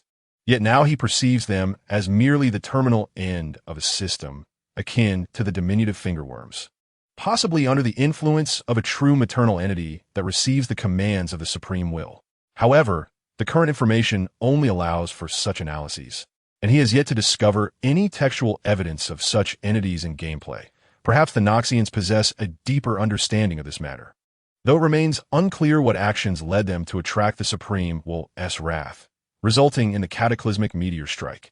Yang Kaiyu cautiously navigated through the multitude of fingerworms, which in their own right constituted a crucial force surrounding the Kaiyu stronghold. Moreover, it was likely that more intelligence could be gleaned from these creatures in the future. Thus, he chose to endure for now, planning to launch a decisive offensive against the fingerworms in the royal city later. After traversing the first floor, he ascended to the second, where he was greeted by a throng of ethereal soldiers shimmering in blue light, products of Selvies, ensuring a relentless supply of combat power for the ongoing war. A handful of surviving soldiers and mounted demon knights stood guard before the royal moon-gazing grounds, maintaining the last line of defense, while a few figures clad in Kaiyu knight attire could still be observed. Yang Kaiyu felt a surge of interest towards these individuals, for according to lore, their numbers were only slightly greater than those of the Forge Knights, each one an elite among elites. The reason the War Magic Academy at Lake Linnea could hold its own against the elite forces of the Golden Dynasty was largely attributed to the prowess of these Kaiyu Knights, who matched the Golden Dynasty's heroes blow for blow. It appeared that aside from the Queen's guard stationed at the door, most of the surviving Kaiyu Knights were likely stationed at the stronghold to protect the Kaiyu princess. Several languid white wolves lounged about, eyeing the unfamiliar visitors below, and a few frolicked alongside the fingerworms, creating a scene that was quite the eyesore. Small finger-sized creatures rode atop the backs of the white wolves, as if in a playful caress. Upon crossing the central square of the royal moon-gazing grounds, he found no sign of Loretta. It seemed that the battle phantoms were akin to a defensive mechanism that would not activate unless an enemy intruded, much like the Phantom of Jeffrey in the royal city. Even after defeating the Jeffrey Phantom, encountering the real Jeffrey still felt like a first meeting. Observing the three towering wizard towers ahead, he realized he had finally reached his destination, the Three Sisters Wizard Tower. Chapter 111. The Petite Lonnie. As soon as Yang Kaiyu entered the vicinity of the Three Sisters Tower, he felt a tempestuous wind sweeping down from above. A colossal figure descended from the sky, the radiant stone dragon, Adura, landing heavily on the ground and kicking up a cloud of dust. He regarded the dragon before him with a somewhat unimpressed expression, although its in-game portrayal had left much to be desired, considering it was a knight personally appointed by Lonnie. He chose to withhold his judgment for the moment. Blazer, too, found himself choked by the dust, coughing a couple of times before expressing his mild exasperation. Adura, did I not inform you in advance that Lady Lonnie would be receiving guests? Cease your commotion here. Adura flicked his massive wings and inhaled the scent of the unfamiliar individual before lowering his head, uttering in human speech, I can sense the essence of kin upon you. And it is not singular. You cannot possibly be one of those detestable dragon feast ritualists, can you? Are you referring to those who hunt dragons, yet fail to maintain their own semblance? He replied, I harbor no interest in such matters. The power they wield likely brings more detriment than benefit to me. The kin sent you detect indeed exists. However, she shares a fate akin to yours. Having submitted to me following a rather thorough beating, another was encountered in Gelid, utterly ravaged by crimson decay. I granted her release. Adura did not overtly acknowledge this statement, for in the eyes of the dragon, the slaying of one's kind was merely a natural law, apart from the enmity brought by the dragon feast. In that case, I have no further inquiries. Princess Lonnie holds you in high regard. I trust you shall not betray her faith. I can only vow to do my utmost. There lies no fundamental conflict between her aspirations and mine. Mutual assistance would be most desirable. With that, Adura flapped his wings and ascended into the skies, vanishing within a shroud of azure light, resuming his vigilance against any potential threats. Kaiyu sighed, reflecting on the unwavering loyalty exhibited by dragons once they have chosen their master. His own was no exception. After this brief interlude, there were no further obstructions, and he proceeded toward the familiar Lonnie Sorceress Tower, eager to finally meet the esteemed Lonnie in person. Blazer accompanied him to the first floor, but halted, stating he needed to gather the rest of the team for a meeting and required some preparatory work. Kaiyu stifled his excitement as he ascended the lift, slowly making his way up the staircase. Perhaps it was merely an illusion, but he thought he detected faint sounds emanating from above. After traversing the relatively short staircase, he finally arrived at the pinnacle of the Sorceress Tower. Upon turning, he beheld the familiar azure figure. It is you, the blue four-armed beast. No, it is Princess Lonnie of the Moon. Lonnie retained her characteristic elegance, seated upon a chair that elevated her considerably above Kaiyu. A mere glance with his enhanced vision revealed two conclusions. First, she was propped up by at least 5 books, almost surpassing the height of the table legs. Second, he discreetly confirmed that she was indeed a doll crafted from pure cotton and hemp rope, devoid of any other embellishments. Even in slumber, I sense your arrival. At last, we meet. Allow me to formally introduce myself. I am Lonnie, the rightful princess of the Kaiyu royal family. The recent battle was truly magnificent. Consequently, the entrance to the eternal city of Nimguf has been unveiled. Since you, like me, reject the notion of fate dictated by the 2 fingers, let us venture in a Nokron, the lost underground eternal city, where the treasures lie that are crucial for our resistance against them. I am aware that the Celian people of Gelid are also descendants of the eternal city. The decline of the once mighty Noxian dynasty into its current state is hardly surprising. To me, the foes that are visible pose little threat. It is the unknown entities that instill a sense of dread. Thus, I yearn to uncover the events that transpired underground, and I believe only the indigenous inhabitants can provide me with definitive answers. It seems that the Celian people, having lost the protection of their elder brother, have now turned to you. You are likely aware of the risks involved. It appears I have squandered too much time in slumber. Your journey along this path has exceeded my expectations. Therefore, I shall not lag behind. I have already arranged what you desired with Selvies, and consider this as a token of my sincerity. Kai expressed his gratitude, unable to fathom how the denizens of Eastvale would treat him once Gofia becomes a puppet. To his astonishment, Lonnie produced a small doll, nearly causing him to lose control of his expression. Was this not the petite Lonnie? How had he skipped over some crucial narrative to find himself confronted with this doll? Then, he witnessed the doll's face contort with conflict before it seemed to resolve itself, cradled in 4 hands.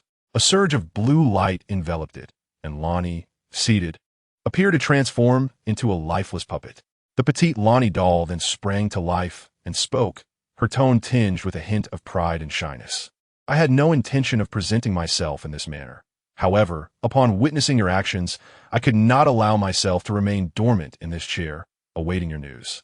Thus, I have infused my consciousness into this vessel, striving to maintain a state of wakefulness for as long as possible. I shall personally accompany you in the exploration of the underground Eternal City. Now that you have encountered this form, the name of the witch Lonnie has been sullied by your presence, and I shall not permit you to decline my proposal. Yonkai was taken aback, sensing the barely contained tension from the concealed Melina beside him. Lonnie had truly immersed herself within the petite doll, a most peculiar turn of events. How could she, such a strong-willed individual, so readily lower her guard and join him in this endeavor? Your demeanor is markedly different from when we first met. May I inquire as to the reason? If one must pinpoint a reason, it is that I am no longer content merely with avenging myself against the two fingers who dictate my fate. I trust you have noticed that the two fingers are not the eloquent beings they once were. Indeed, I have encountered the dual fingers in the Round Table Hall. Although the elder of the unraveling fingers continued to translate the words of her counterpart, it was evident that the other party had nearly lost the ability to communicate normally. Much like the writhing fingerworm you were grasped by in Blazer's hand, would you not agree? It is certainly true that I have heard many rumors in the Round Table Hall regarding the Supreme while abandoning the Borderlands, which likely accounts for the transformation of those dual fingers. Lonnie remained non-committal, raising her hand to gesture something, only to realize that her current form was rather too diminutive. Momentarily struggling against the grip of the four hands of the adult puppet she had previously wielded. Observing this, Kaiyu rescued the petite Lonnie from the clutches of the four-handed blue creature, cradling her in his hands as he continued to listen to her discourse. You do present a valid possibility. However, I have delved into the history of the dual fingers, and if they were merely relaying the words of the supreme will, it would suggest a rather excessive display of emotion from such an entity. At least in my perception, such a being ought not to engage in such actions. Of course, if that were the sole reason, I would not so easily alter my viewpoint. I yearn to comprehend what rebellious actions the Noxians undertook that provoked the Supreme will to personally administer punishment, resulting in their descendants conjuring the ancient darkness. A manifestation of despair.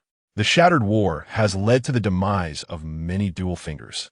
Yet the Supreme will has not displayed the same wrath in administering punishment as before, and I must unravel the reasons behind this change. Your reasoning holds merit. I shall rely on your guidance in our forthcoming journey. However, how should we explain matters to Blazer? I must implore you to keep this matter confidential. Simply stating that I have returned to slumber will suffice. I fear that the truth contained herein may exacerbate Blazer's condition. I am profoundly grateful for his ability to accompany me to this point as a shadow beast of the dual fingers, and prolonging this situation would be detrimental to him. Kaiyu nodded, having noted Blazer's occasional displays of weakness. The influence of the dual fingers upon him persisted. He and Lonnie were to explore more secretive matters, likely detrimental to his mental state. Until a reliable method to sever the mental control of the dual fingers is discovered, it is prudent to maintain discretion. Chapter 112. Platinum Village. After concluding his exchange with Lonnie, Kaiyu set the diminutive figure upon his shoulder. She vanished into a cascade of blue light, retreating into slumber to conserve her energy, only to awaken when necessary. With his pendant in tow, he cast a final glance at Lonnie's snow witch puppet before descending. Blazer had summoned everyone from Lonnie's team, with service approaching directly from the nearby Mage Tower, while E.G. had transported his white phantasm to the scene. It appeared that Blazer had already provided them with a thorough explanation of the situation. Indeed, no one could perceive the diminutive Lonnie concealed upon Kaiyu's shoulder. However, considering the circumstances surrounding Lonnie's companions, it was indeed a prudent choice to maintain this secrecy, not to mention the ever-looming threat posed by Blazer, who could be controlled at any moment by a mere gesture, and Selvies, who harbored ulterior motives unworthy of trust. The only somewhat reliable ally appeared to be E.G. Upon Kaiyu's descent, Selvies produced the puppet potion he had prepared in advance, and although his visage was obscured by a mask, traces of a semblance of satisfaction flickered across Selvies' countenance, as if he had found a kindred spirit. Relating this to the side quests within the game, it was Selvies' belief that the Fated One would eventually bestow his puppet potion upon Nephili, subsequently regarding her as an ally and persuading her to administer the enhanced version of the potion to Lonnie. with the intention of transforming the demigod into a marionette and savoring Lonnie's exquisite essence. Young Kaiyu surmised that this old man was likely preoccupied with similar thoughts. Thus, the sole reason for Selvi's continued existence was his utility, particularly in fortifying the defenses during the siege of Kalia's stronghold with his puppetry skills. Nonetheless, the ultimate outcome would remain unchanged. After accepting the potion from Selvi's, Yang Kaiyu conferred with Blazer and Iji regarding their forthcoming actions. Although he refrained from disclosing Lonnie's current predicament, he nonetheless advised Iji to make a brief journey to Easton Vale. The ostensible reason was to leverage the local forging expertise to contribute to the governance of Gelid, a technique validated even by Jillian, a frontline combatant against corruption. A deeper motive, however, was to evade the lurking threat of the Black Blade assassins, who, in the game, had once infiltrated even the gates of Lonnie's Mage Tower, resulting in several fatalities following a fierce confrontation with a nearly deranged Blazer before they retreated. Unfortunately, Iji might not enjoy such favorable fortune. As for Selvi's, he could remain in Kalia's stronghold, where he could still assist in defending the city, thus extracting his final vestiges of utility. Meanwhile, above a toxic pool in the depths of Alinea Lake lay a hidden village, home to the original Platinums. In contrast to the somewhat bumbling second-generation Platinums, these first-generation beings possessed relatively inferior combat prowess, their bodies marked by disabilities, relying instead on the taming of wild wolves for battle. Elpaz served as the village chief. Having aged considerably, his deteriorating legs testified to his waning lifespan. Nonetheless, there was no doubt that he commanded immense respect within the village for having led his brethren to this temporary sanctuary. A few days prior, a group of unexpected visitors arrived at the village. The vigilant villagers patrolling the periphery promptly reported their presence, a peculiar assembly comprising several individuals resembling nomads, all surrounded by a throng of mercenaries, with a caravan laden with abundant supplies trailing behind them. However, Alpaz had encountered merchants from the nomadic tribes before, in his memory. These individuals were akin to the Children of Platinum, both groups often regarded with disdain. They were either subjected to various forms of torment by powerful factions for forbidden rituals or marginalized in society. It puzzled him how the nomads had seemingly improved their fortunes to the extent of affording mercenaries. Perhaps it was a sense of shared plight. Platinum Village had also engaged in trade with wandering merchants in the past. Thus, Alpaz decided to make initial contact to ascertain their situation. To his surprise, this encounter led him to a familiar face, a merchant who had once passed through Platinum Village. After a brief conversation, he discerned that the merchant harbored no malicious intent. The leader of this caravan, named Gale, was reputedly in the service of a prominent figure, gathering intelligence and resources which accounted for their current favorable circumstances, all while welcoming fellow compatriots.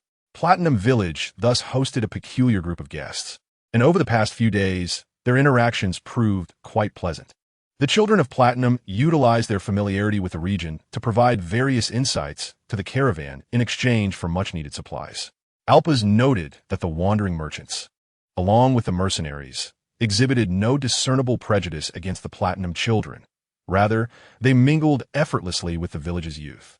He had only encountered such acceptance once before, among the followers of the legendary Tree of Holiness, said to be the idyllic homeland of the Platinum children.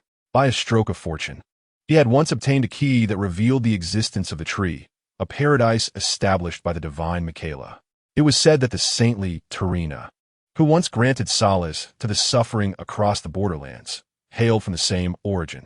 Yet, the tree was far removed from Platinum Village, and, as an elder, he had little hope of visiting it. However, the village's youth still had a chance, which compelled him to consider selecting the most outstanding young individual to bestow this precious gift upon, to carry forth his unfulfilled aspirations to the tree. Nevertheless, circumstances had changed. While he could not journey to the distant tree, the city of Stonevale was within reach. If the new king could embrace even the nomadic tribes, might the Platinum children also find a sanctuary there? Thus, in the past few days, Alpaz frequently sought out Gale to inquire about the current state of Stonevale. Gale appeared eager to share information, and gradually, Alpaz resolved to witness it for himself, even if just for a fleeting moment. If he could truly behold a utopia that welcomed the Children of Platinum, it would be worth the sacrifice of his life. After several days at Platinum Village, it was time for Gale to continue his journey to the next destination. He was diligently collecting intelligence while searching for news of the legendary Grand Caravans. Although he had enjoyed his time with the Platinum Children, he knew he could not linger in one place for too long. Today marked the appropriate moment for departure. However, unexpectedly, as he bid farewell to the village chief, a sudden cacophony erupted outside the village.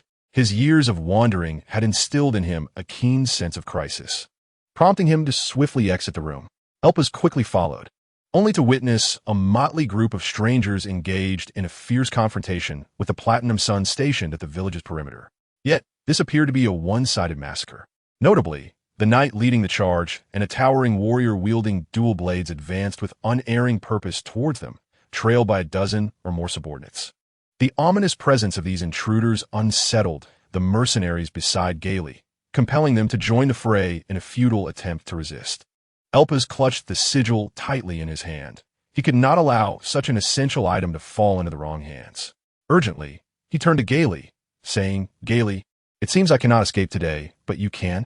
Take your mercenaries and flee at once. Safeguard this sigil and deliver it to a girl named Latina. I implore you." Gaily had witnessed too many slaughters in his time. His merchant caravan had always adhered to a principle of discretion, steering clear of conflict whenever possible. This cautious habit had been ingrained in him during his years of wandering. However, today he hesitated. The plight of the Platinum Suns stirred memories of his own past, and he found it difficult to abandon them to their fate. "Very well, I shall extend a helping hand," he resolved, producing a talisman he had previously refrained from using and pressing it firmly. He hoped that whoever in the city received this signal would hasten to their aid. The signal swiftly transmitted through the talisman to a distant location, with the first recipient being young Kaiyu, who was stationed closest in the Kalia citadel. His expression darkened immediately. Who dared to assault his caravan, especially with a message from Gaily? After a brief acknowledgement, he vanished from the spot. Almost simultaneously, Elsa from the Stonevale city received the signal. Upon recognizing the identity of the distressed party, she realized that this adversary was likely formidable. After all, Gaily's caravan was reputed to be the strongest, and given their cautious nature, it was rare for them to require assistance. Consequently, she brought along Akil, who had been lounging and dozing in the square. Chapter 113, Shelter for the Platinum Suns, along with some speculative plot elements, and Xia initially believed that the task assigned to him by Sir Baiji would not be overly challenging, as intelligence indicated it merely involved seizing a sigil from a group of Platinum Suns. After capturing many wandering Platinum Suns and interrogating them, he had pinpointed the location of this village. To ensure success, Sir Baiji had granted him considerable authority to mobilize his associates within the vicinity of Lake Linnea. As long as he secured the sigil, the number of Platinum Suns who perished was of no consequence to him.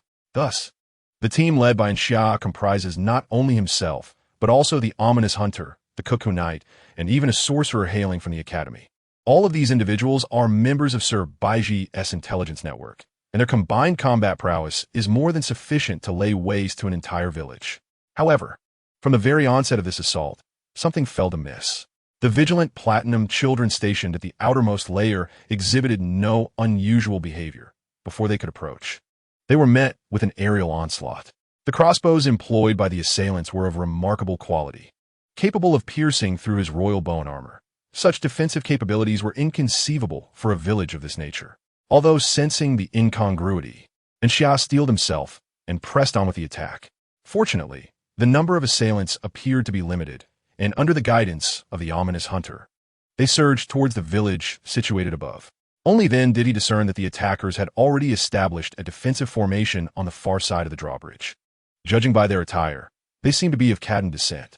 When had the Platinum children acquired such formidable bodyguards? Nevertheless, the advantage still lay with them. Under Xia's command, the warriors led by the ominous hunter braced themselves, wielding shields as they forcefully breached the enemy's lines. Meanwhile, several accompanying sorcerers worked to disrupt and disorient the rhythm of the opposing attacks. Gradually, the adversaries began to falter under the weight of multiplied assaults, compelled to retreat. From a distance, Xia could already glimpse the grand edifice at the heart of Platinum Village, which should serve as the core of this settlement, concealing the secret sigil within. Though the journey had been somewhat convoluted, the advantage remained on his side, At least that was his belief.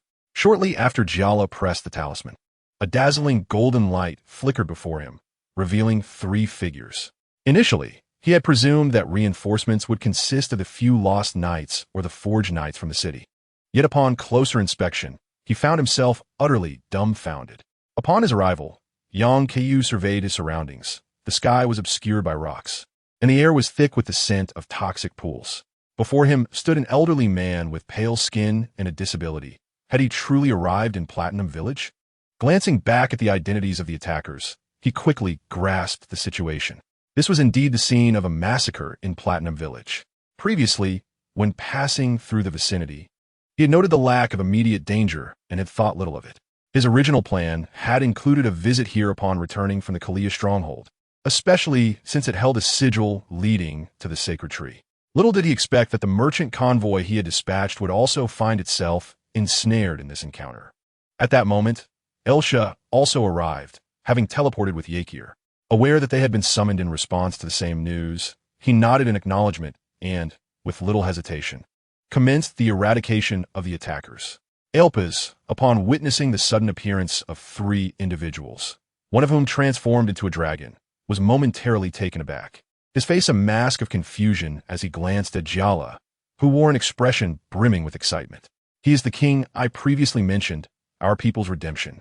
I never anticipated that he would personally come to my aid on my first plea. I suggest you abandon your search for the sacred tree and instead seek refuge under the king's protection, allowing you to cease your evasion. Upon hearing this, Elpis gazed ahead with a sense of anticipation, pondering the identity of the individual audacious enough to openly shelter the outcast tribes, deemed unworthy by the Golden Law.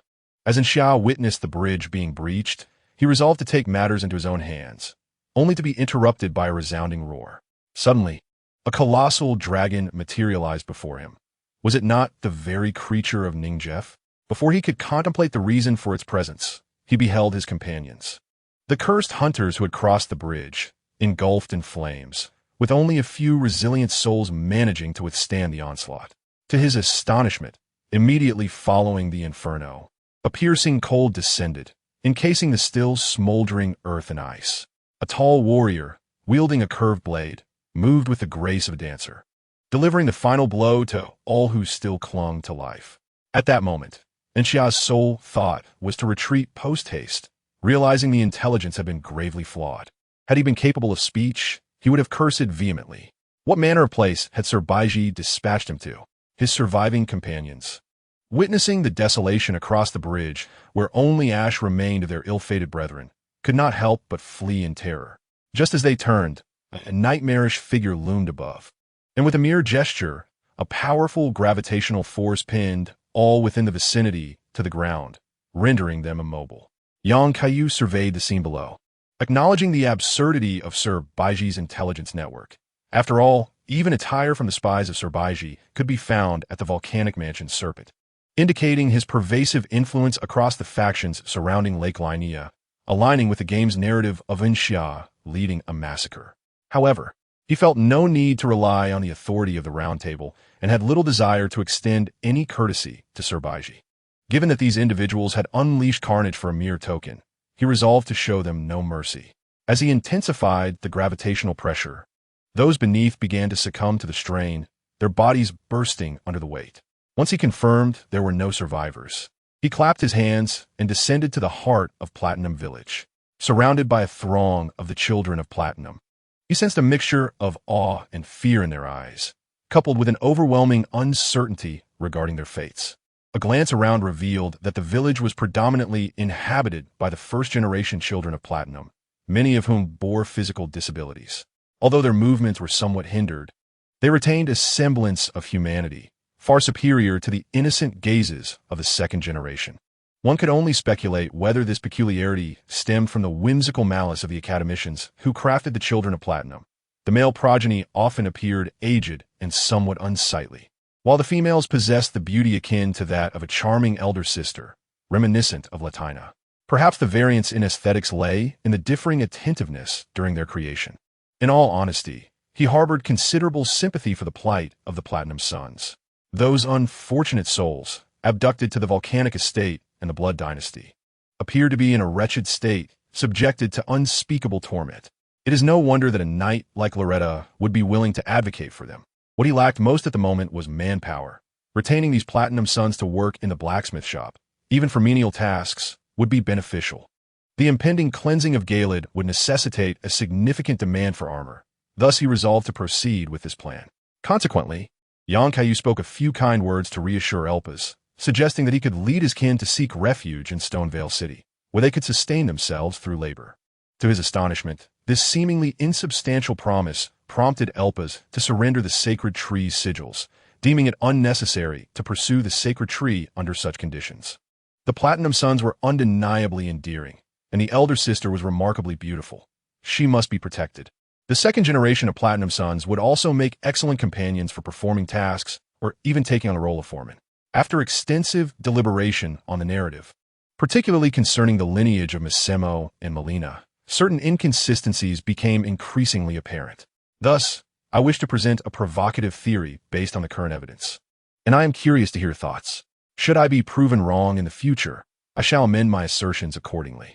Firstly, regarding Melina, her relationship with Marika is perhaps better characterized as akin to that of Millicent and the Valkyrie rather than a mere mother-daughter bond. Melina's intimate knowledge of Marika is alarming, as she can recount events from the War of Giants to the prophetic declarations of the Shattering period. Most astonishingly, she is aware of the words exchanged by Marika and Radagon during their battle on the stone platform, knowledge that could only have been acquired if she were present. Melina perceives her mission as igniting the golden tree as a firebrand, a task bestowed upon her by her mother. The first appearance of the flame's phantom she witnessed is documented in the reminiscences of the fire giant, occurring after Marika learned that the giant's flame would never extinguish upon winning the War of Giants. None of Marika's other offspring exhibit similar circumstances, implying that Melina's abilities were directly conferred by Marika. After all, only Marika could possess the sealed Nyx Eye. Next, we delve into the enigmatic lineage of Massimo. Let us first outline the currently known and substantiated information. Marika separated the lands between and the Shadowlands only after ascending to divinity. Miquella requires the Elden Lord's consent to achieve godhood. A talisman granting Jeffrey's favor can be discovered within the Shadow City. Massimo has mentioned in the discarded audio that the identity of the Fated One was revealed to him by Miquella, who only recognized the unblessed as the lightless. Thus, we can deduce that the separation of the Shadowlands occurred during the era preceding Jeffrey's exile. Moreover, the Horned Beings have proclaimed Marika to be a betrayer. While many interpretations suggest her actions stem from a desire for vengeance, I posit that she must have once allied with the Horned Beings before her betrayal, which justifies the label of betrayer. Otherwise, seeking retribution for her fallen kin would not warrant such a title. What manner of adversary could compel Marika to unite with the Horned Beings? I surmise that the most plausible contender for power is the Queen of the Night's Eye, who was initially chosen by the Finger and subsequently became a divine figure competing alongside Marika in her era. Numerous items associated with the Horned Beings have repeatedly expressed their trepidation towards entities capable of annihilating souls. For instance, Midra's research on the frenzied flame led to dire consequences.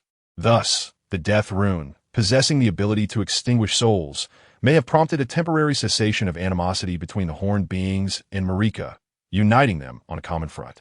In the subsequent timeline, Marika discovered the Highland War King Godfrey, born amidst the snowy mountains, and triumphed in the war against the giants.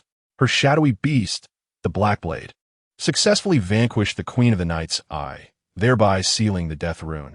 At this juncture, all conditions for Marika's ascension to divinity had been fulfilled, yet she remained cognizant of her past grievances. It was then that Miquella made his initial appearance, launching a holy war against the Horned Beings. Amidst the heaps of their corpses, Marika traversed the Divine Gate to establish the Golden Dynasty, thereby affirming that the inception of the Golden Dynasty stemmed from desire and betrayal. This raises an intriguing question, given Miquella's age, which even surpasses that of Godwin. How could he initiate a holy war before Marika achieved divinity? It is implausible that he was merely the offspring of Marika during her peasant days with an inconspicuous passerby, nor does this elucidate the origins of his serpentine essence. The return to ancestral traits of the three brothers of omens is attributed to Godfrey's Highland lineage. Miquella, also known as the Piercing Prince, is notorious for skewering lions.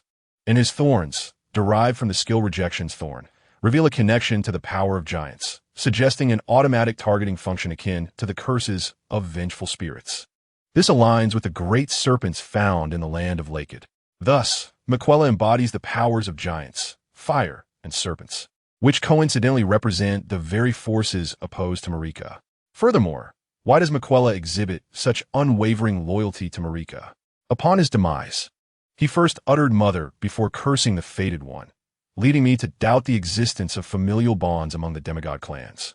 Even Ratton, who idolizes Radagon, did not hesitate when it came time to assault the royal city. Miquella seems to bear the brunt of blame while undertaking the most unsavory tasks, only to be discarded by Marika into the Shadow Realm.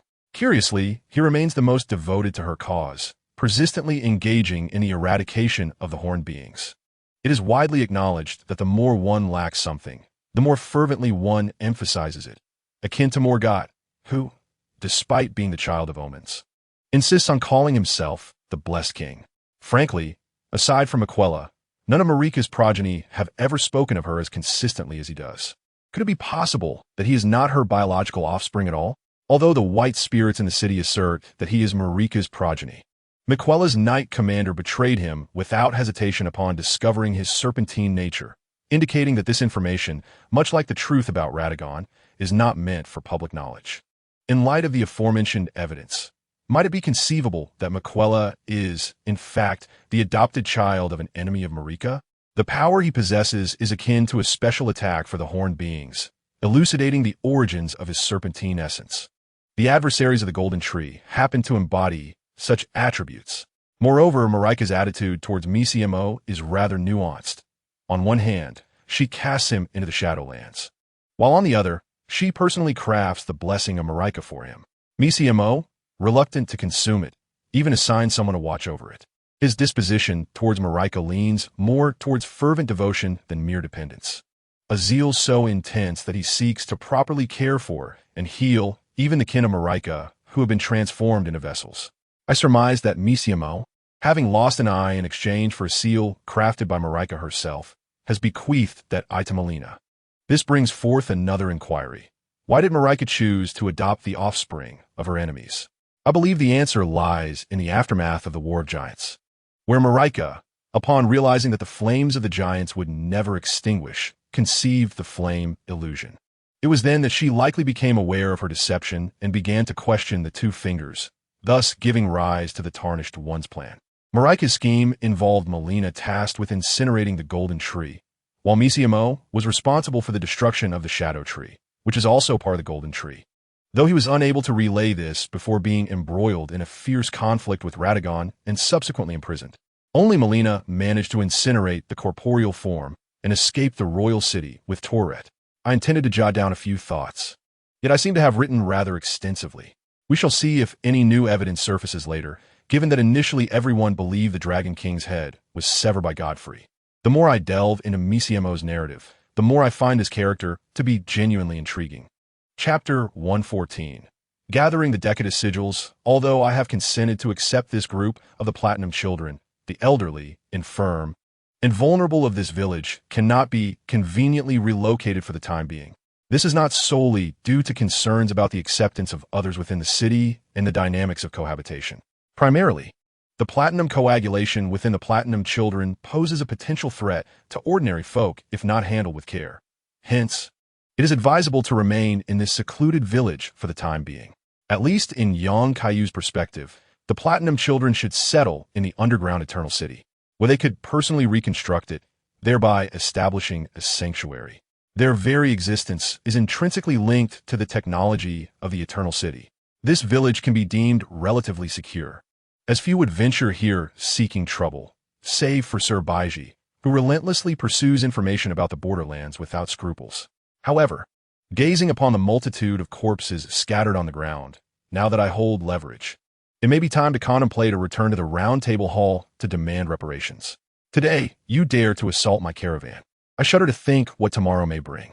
I am acutely aware that Baiji must possess a wealth of esoteric knowledge that I cannot glean from the game, and such intelligence is invaluable to me.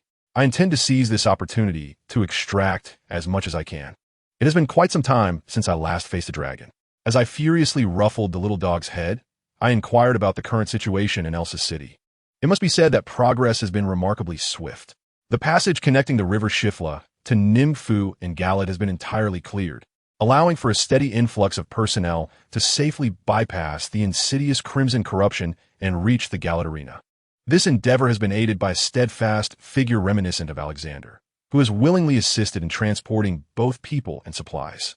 Under the guidance of Kalura, a number of recruited perfumers within the city are now on the verge of incinerating the great cauldrons, tirelessly extracting the potent components from the toxic mushrooms to create powder, which is then dispatched to the Galad front lines. The current phase of progress is primarily managed by the surviving Red Lion Knights and their army, who are tasked with eliminating the corrupted minions and steadily advancing to purify the tainted lands beneath their feet. The most troublesome entity encountered thus far has been the corrupted Golden Tree Avatar, which, despite having been neglected previously, ultimately succumbed to the onslaught of flame-spewing machines. Overall, the situation is evolving positively. The Red Lion City and the Ceruleans are not idle, but are actively addressing the contamination from a different direction towards the Dragon Tomb. Despite the pollution, they're being comparatively moderate.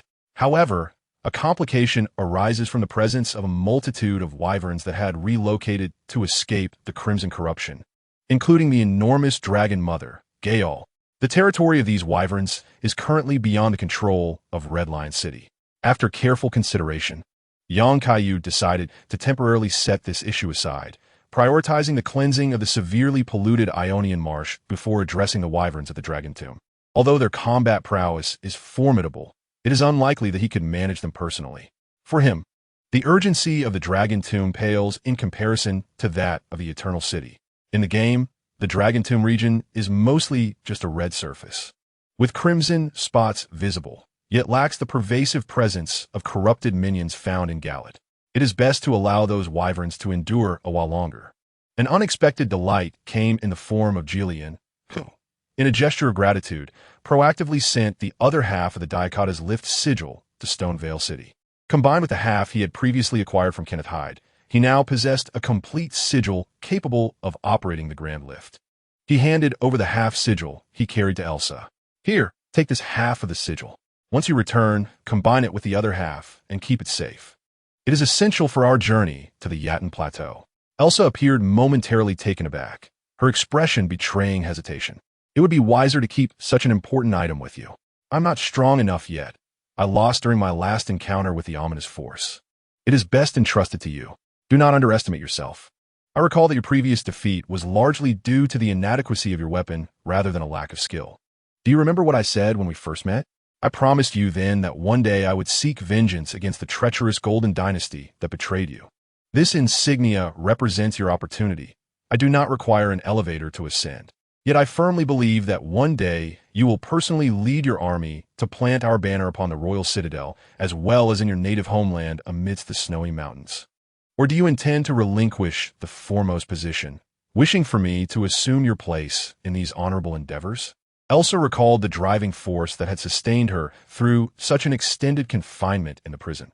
Merely envisioning that moment made her breath quicken, an involuntary chill radiating from her being to cool her down. After a moment, she solemnly accepted the insignia, once again grateful for the wise choice she had made. For some matters could only be truly avenged through her own actions. So, what are your plans for the return? Do you intend to have Akir transform into his dragon form to carry you back? I may need to attend to some matters before returning to the city. Fear not.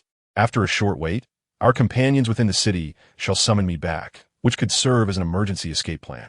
I shall safeguard this insignia well. From your expression, it is evident that this journey should proceed smoothly, which brings me comfort. Upon my return, I shall convey your news to Irina and Lilith. Your sorceress seems to be in good spirits, though I sometimes catch Irina sleep-talking about you.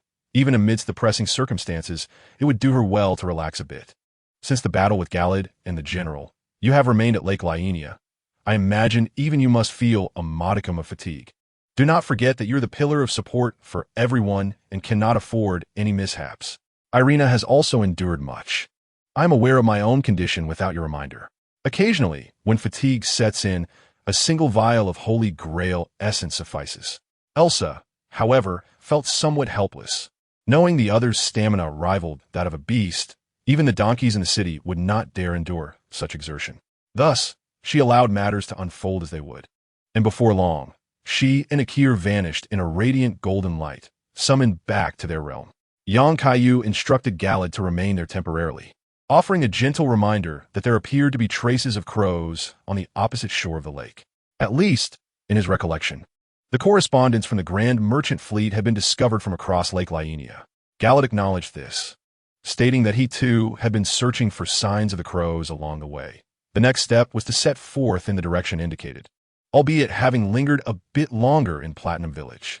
To safeguard against any unforeseen incursions during his absence, Yang Kaiyu entrusted Elpas with an amulet, a gesture of gratitude for the gift of the holy tree insignia. Elpas assured him that he would gather all the young individuals from the village, and, at the appropriate time, they would all journey together to Stonevale City. Once Yang Kaiyu was satisfied that nothing had been overlooked, he departed from Platinum Village. Although he felt a twinge of curiosity to witness the character of Latina, who follows the Fated One in the form of ashes in the game as side quest, he deemed it best for Akin to seek her out. As he departed from the toxic surroundings of Platinum Village, he soon beheld a scene that made the corners of his mouth twitch. A figure clad in green attire and another donned with a prisoneress hood were gathered around an iron pot, cooking shrimp, while the green-clad figure gnawed on the shellfish. Absurdly, it appeared that Raya had indeed lost her necklace by consuming it herself. Chapter 115. Raya and Shrimp Brother Yang Kaiyu chose not to disturb the two individuals engrossed in their meal. Instead, he sought a discreet route to greet them. Just then, he suddenly heard Melina's voice. I sense a hint of danger emanating from those two ahead. It would be prudent for you to exercise caution. The man's helmet is no ordinary piece. Only prisoners of noble lineage, confined in the royal city, are afforded such privilege. As for the girl in green, I detect a taint of desecration surrounding her, an aura not typical of an ordinary person. Yang Kaiyu was taken aback that Melina had proactively alerted him to their identities, a rarity in their previous encounters. Have you noticed? The man with the iron helmet carries a curse, yet it does not originate from him. He must have crossed paths with dangerous individuals. The girl, on the other hand, does not seem like an ordinary human. It appears she is shielded by an aura of protection, and the designs on her clothing, to my knowledge, only emerge from the volcanic estate. Similar patterns are found on the iron automata of Galad. Just be mindful. During my travels from the royal city to Nimshfu, I encountered individuals from the volcanic estate who simultaneously hunted the Fated Ones while recruiting rebels eager to challenge the Golden Tree. Their king, Lakad, forged a forbidden pact with a great serpent in dire straits, and I suspect that girl is a product of that endeavor. Perhaps through her, we might glean insight into the state of the fragmented monarch. Thank you for the warning. I had similar intentions. Moreover, the cursed aura surrounding that prisoner seems reminiscent of an entity I felt within the Round Table Hall. Perhaps there has been a connection between the two. Melina nodded and fell silent once more. Yang Kaiyu understood her intent to caution him. Both the volcanic estate and the curse, though not as directly antagonistic as the Dreadfire, nonetheless conflicted with her principles to some extent. Casting a glance at the petite Lonnie, who was still slumbering on his shoulder like an ornament, he resolved to approach Raya himself. After all, the three siblings of the Lonnie family maintained a united front during the Fragment War, and even the reprobate Beast Claw, capable of reflecting the power of the Black Sword, had been a gift from Lonnie to Lakad. Considering the snippets of information he had gathered, it was evident that Lakad had once been a formidable figure in his own right. However, after being compelled to merge with the Great Serpent due to a counterattack from Montgard, he transformed into an entity consumed solely by the desire to devour. This transformation caused even his once loyal knights to falter, contemplating the use of the hunting spear against their master for a swift end, yet their efforts ultimately proved futile. It seems that after consuming a demigod along with an abundance of great rune's essence, the serpent, having satiated its hunger, inadvertently gave rise to the serpent people, a race that conveniently replenished the combat power lost by the volcanic estate due to the internal strife. These serpent people, akin to the Platinum Sun, became an inexpensive and efficient foundation of combat strength.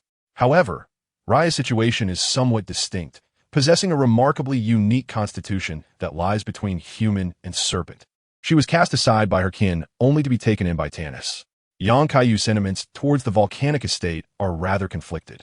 On one hand, the issue of Lacquered, who has merged with the serpent and is now solely driven by insatiable hunger, must be addressed properly.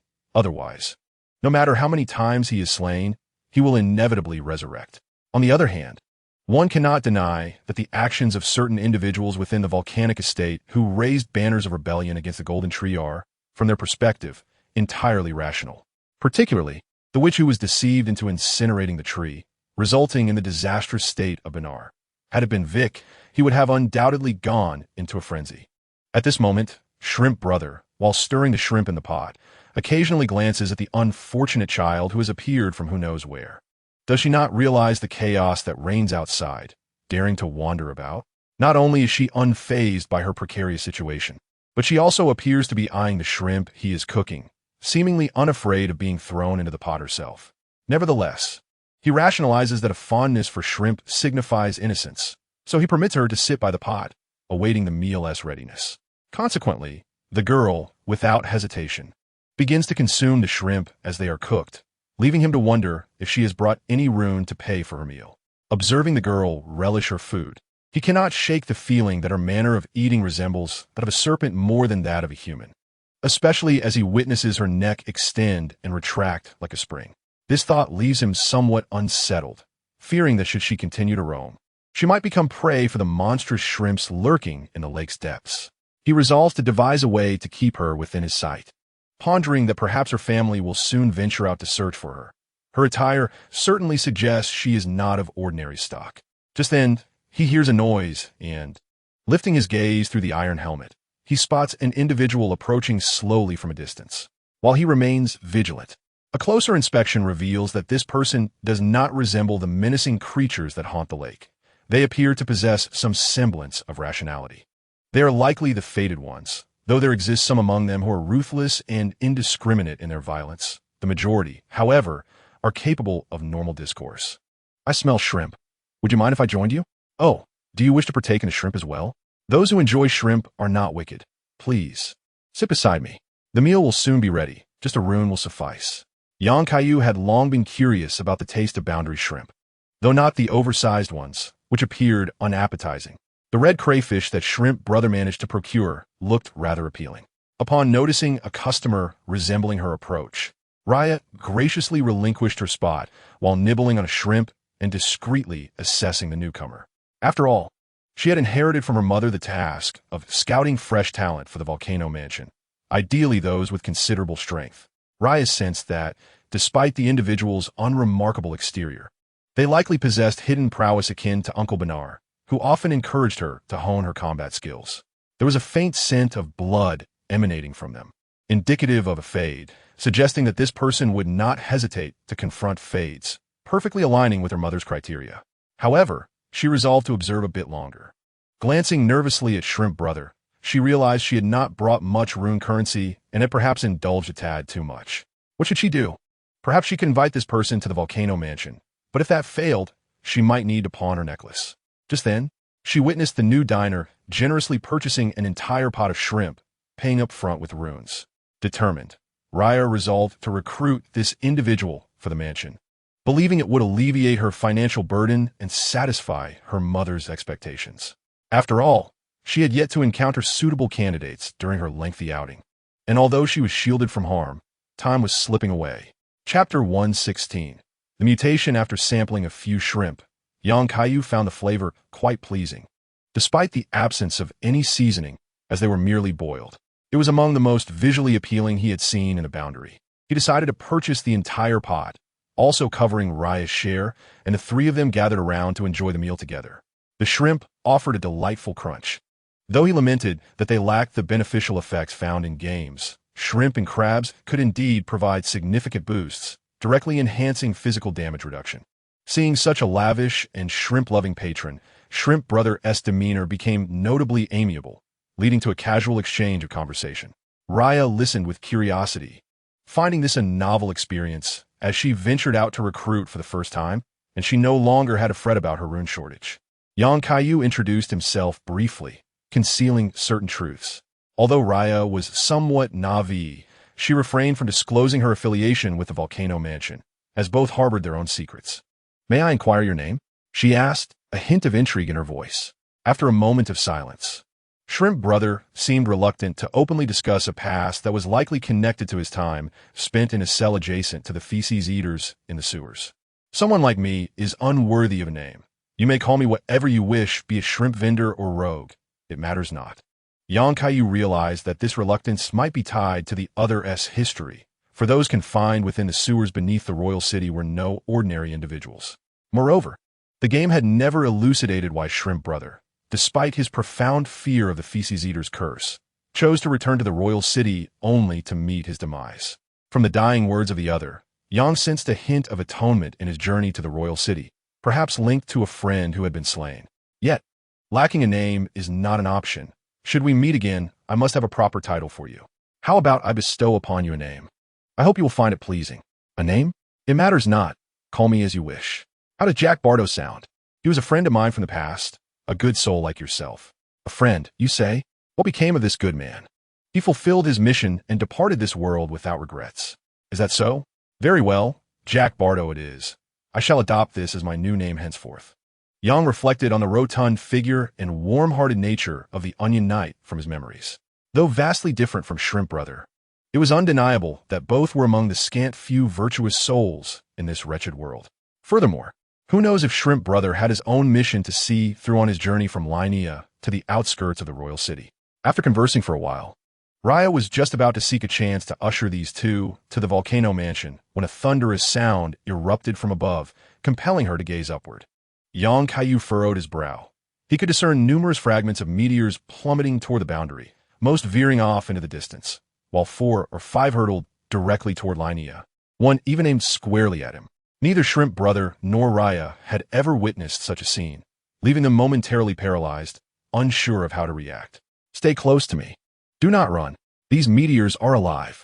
Yang had anticipated the consequences of the Starfall General's inability to contain the stars.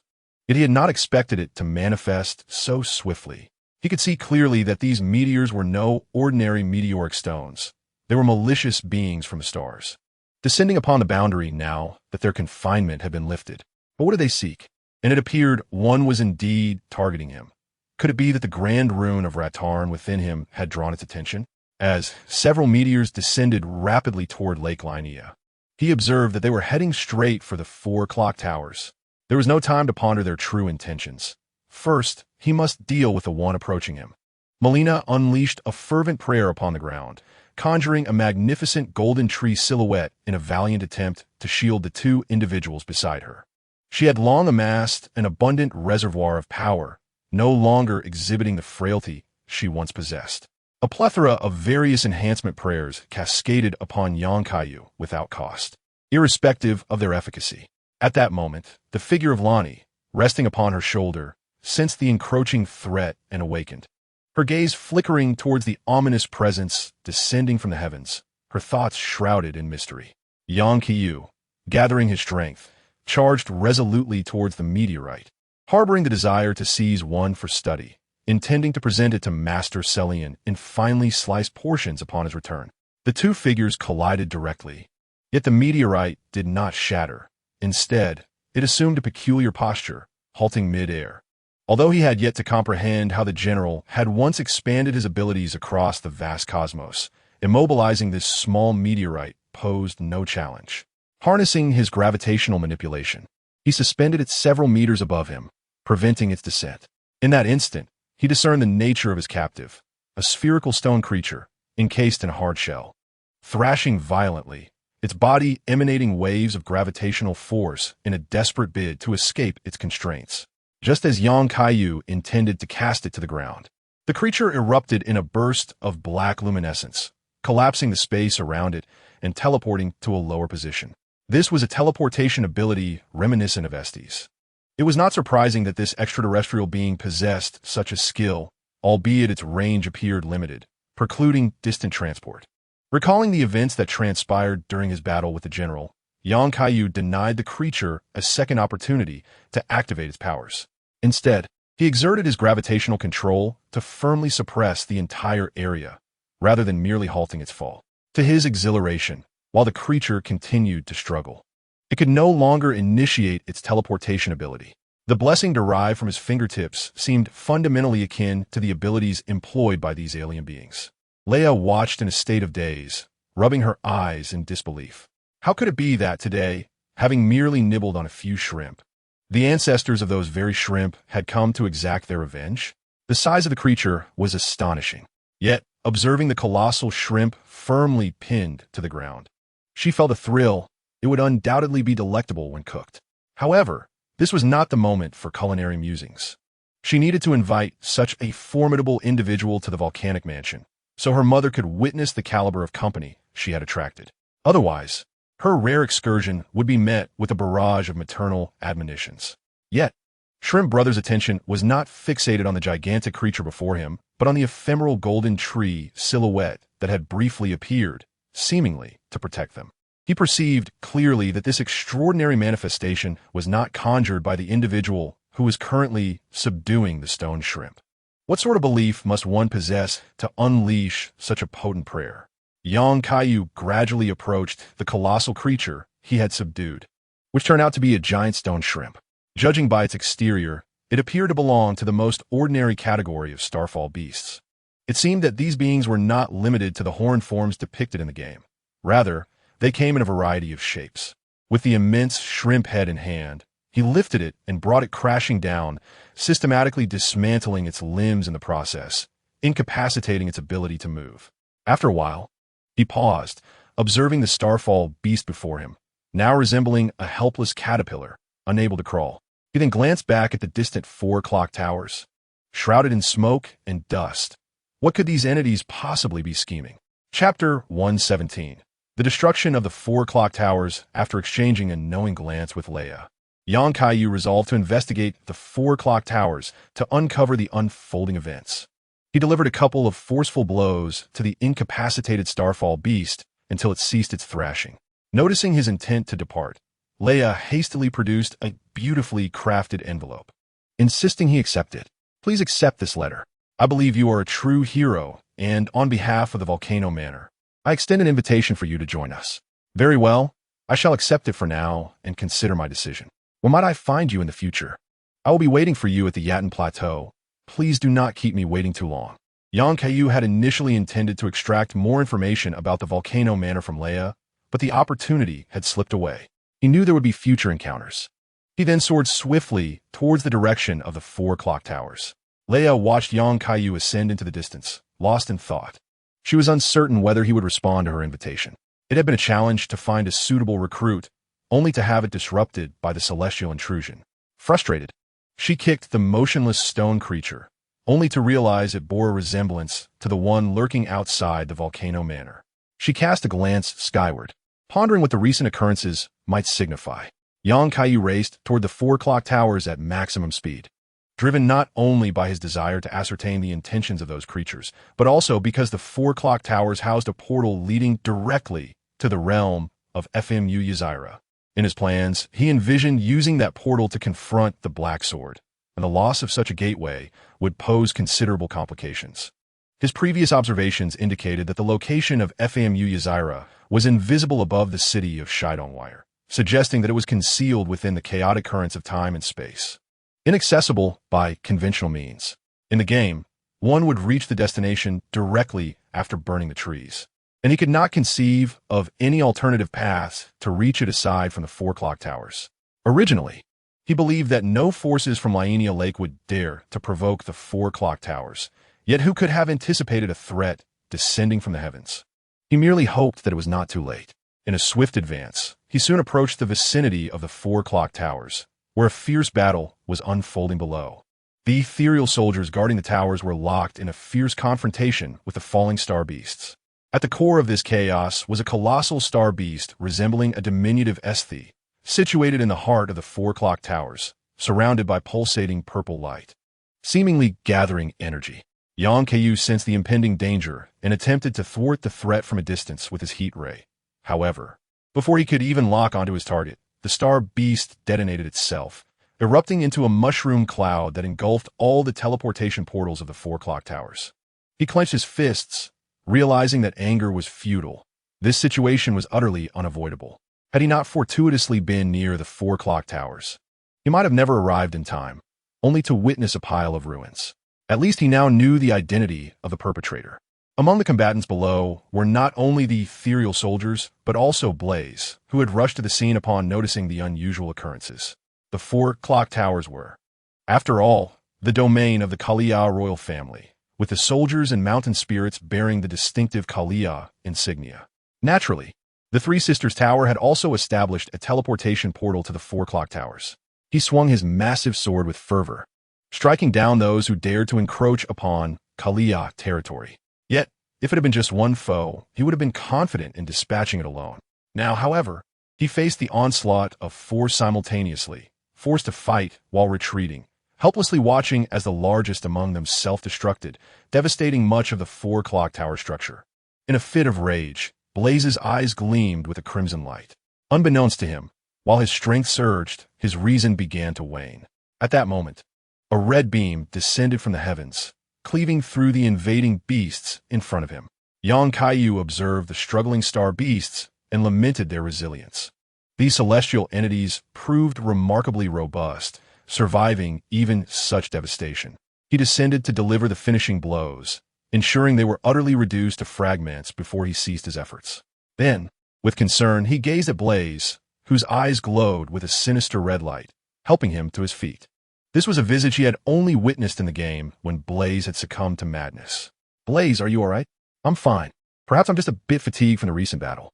I feel a slight headache, but it won't impede our forthcoming plans, so you need not worry. Nonetheless, I owe you my gratitude once again. Without your assistance, I might not have been able to fend off these creatures. Not at all. You should return and rest properly for a while. In your current state, you might not be able to do much."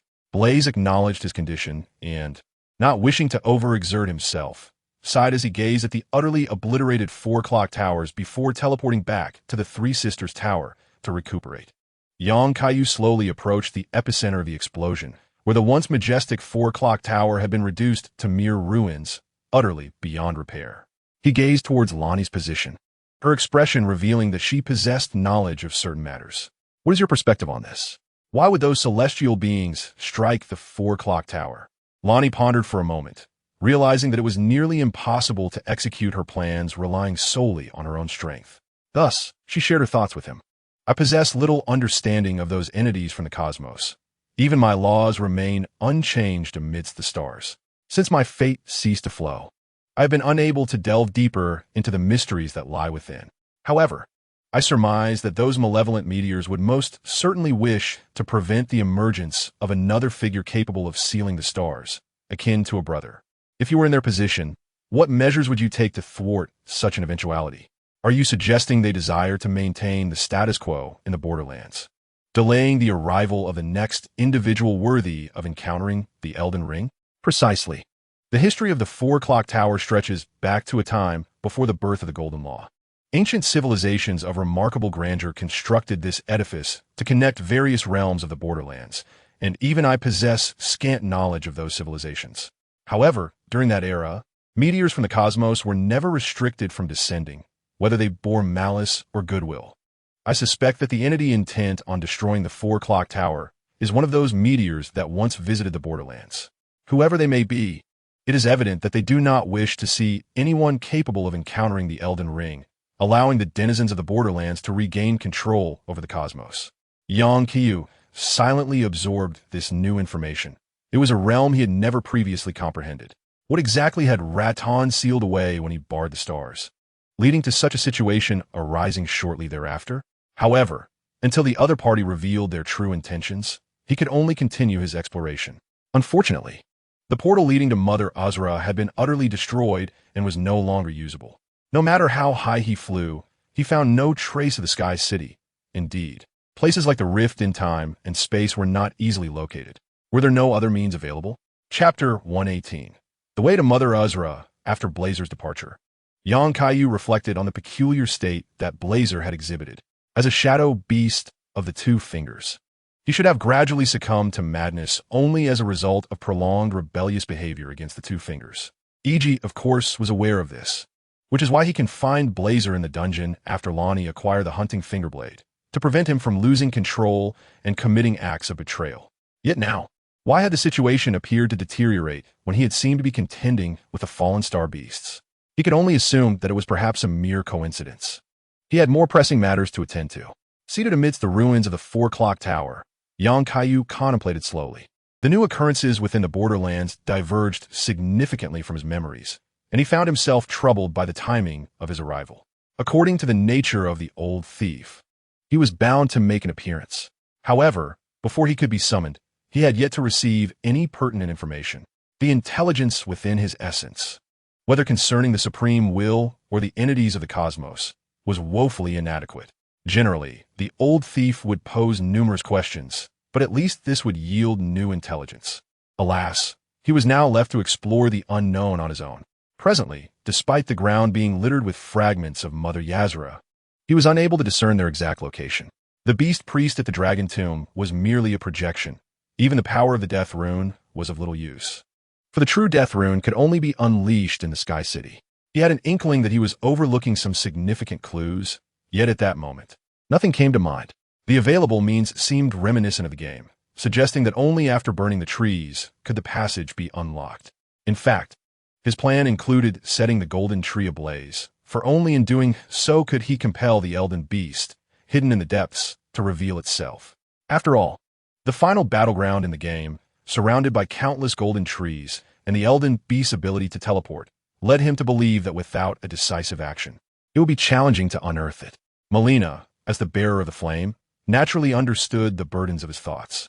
Just as she contemplated offering him solace, she realized that she could indeed ignite the golden tree. However, before she could voice this, she was met with a piercing gaze from him. Kaiyu, observing her demeanor, understood her intentions, yet he knew that in the game, there was no way to let Melina set the tree ablaze now. Suddenly, he recalled something and turned to inquire of Ranni, perched upon his shoulder. I remember you once stole the power of the death rune. How did you accomplish that? Ranni hesitated, but chose not to conceal the truth. Do you remember the mist that enveloped you when we first met? The very one that entranced those around you? Of course I remember. Are you suggesting this is not a magic I wielded myself, but rather a gift from Miquella? His authority encompasses the power of hypnosis, which is the key to my ability to seize the power of the death rune. Kaiyu became serious at once.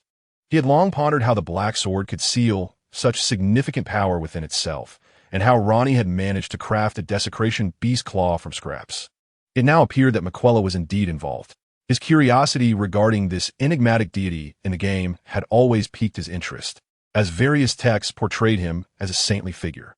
Yet, this very portrayal fueled his skepticism regarding Miquella's true nature. Although the power of hypnosis was nominally attributed to Tarina in the game's text, there existed a deleted questline involving the Wine Monk that recounted relevant narratives. However, with the examples of Radagon and Maelnia preceding them, it is hardly surprising that their offspring share a similar fate. What remains uncertain is whether these two half-bloods will, like their parents, ultimately engage in a passionate clash. This indeed appears to be a scenario where the venerable beast has been rendered senseless by the sleep-inducing mists, only to be ruthlessly drained of the power of death runes. You imply that you received assistance from Miquella during the Night of Black Blades, subsequently journeying to the Sky City to seize the power of the Dark Sword? It seems you possess more knowledge than I had anticipated. Indeed, that is precisely the case. However, should you inquire as to how I arrived there, you may find yourself disappointed. For I too utilized the passage of the 4 bell towers to reach the realm of Mother Isra. That city, on the brink of collapse, is inhabited by ancient dragons and orcs, entirely surrounded by the tempest of temporal rifts, rendering time itself meaningless within its confines. Without a special means, direct access from the borderlands remains impossible. Upon hearing these words, Kaiyu suddenly grasped the pivotal keyword. He seemed to discern the path to the Sky City. You mentioned that ancient dragons reside above. I recall there are a few living ancient dragons still roaming the borderlands, correct? What if we were to enlist their aid? Seeking the assistance of ancient dragons? I would advise you to abandon that thought early on, to my knowledge. Those ancient dragons inhabiting the borderlands would not extend their help to you. But how would we know unless we attempt it? Look at the relationship between you and me with the Dragon Clan. Is it not rather amicable? You even have a wyvern as a knight. Regrettably, Although wyverns and ancient dragons both belong to the dragon lineage, ancient dragons never acknowledge these lesser descendants. While I cannot ascertain the reasons behind this, some ancient dragons may even proactively harm wyverns. Compared to the frail and weak-scaled wyverns, the scales of ancient dragons bear the power to warp time and space, potent enough to inflict harm upon deities.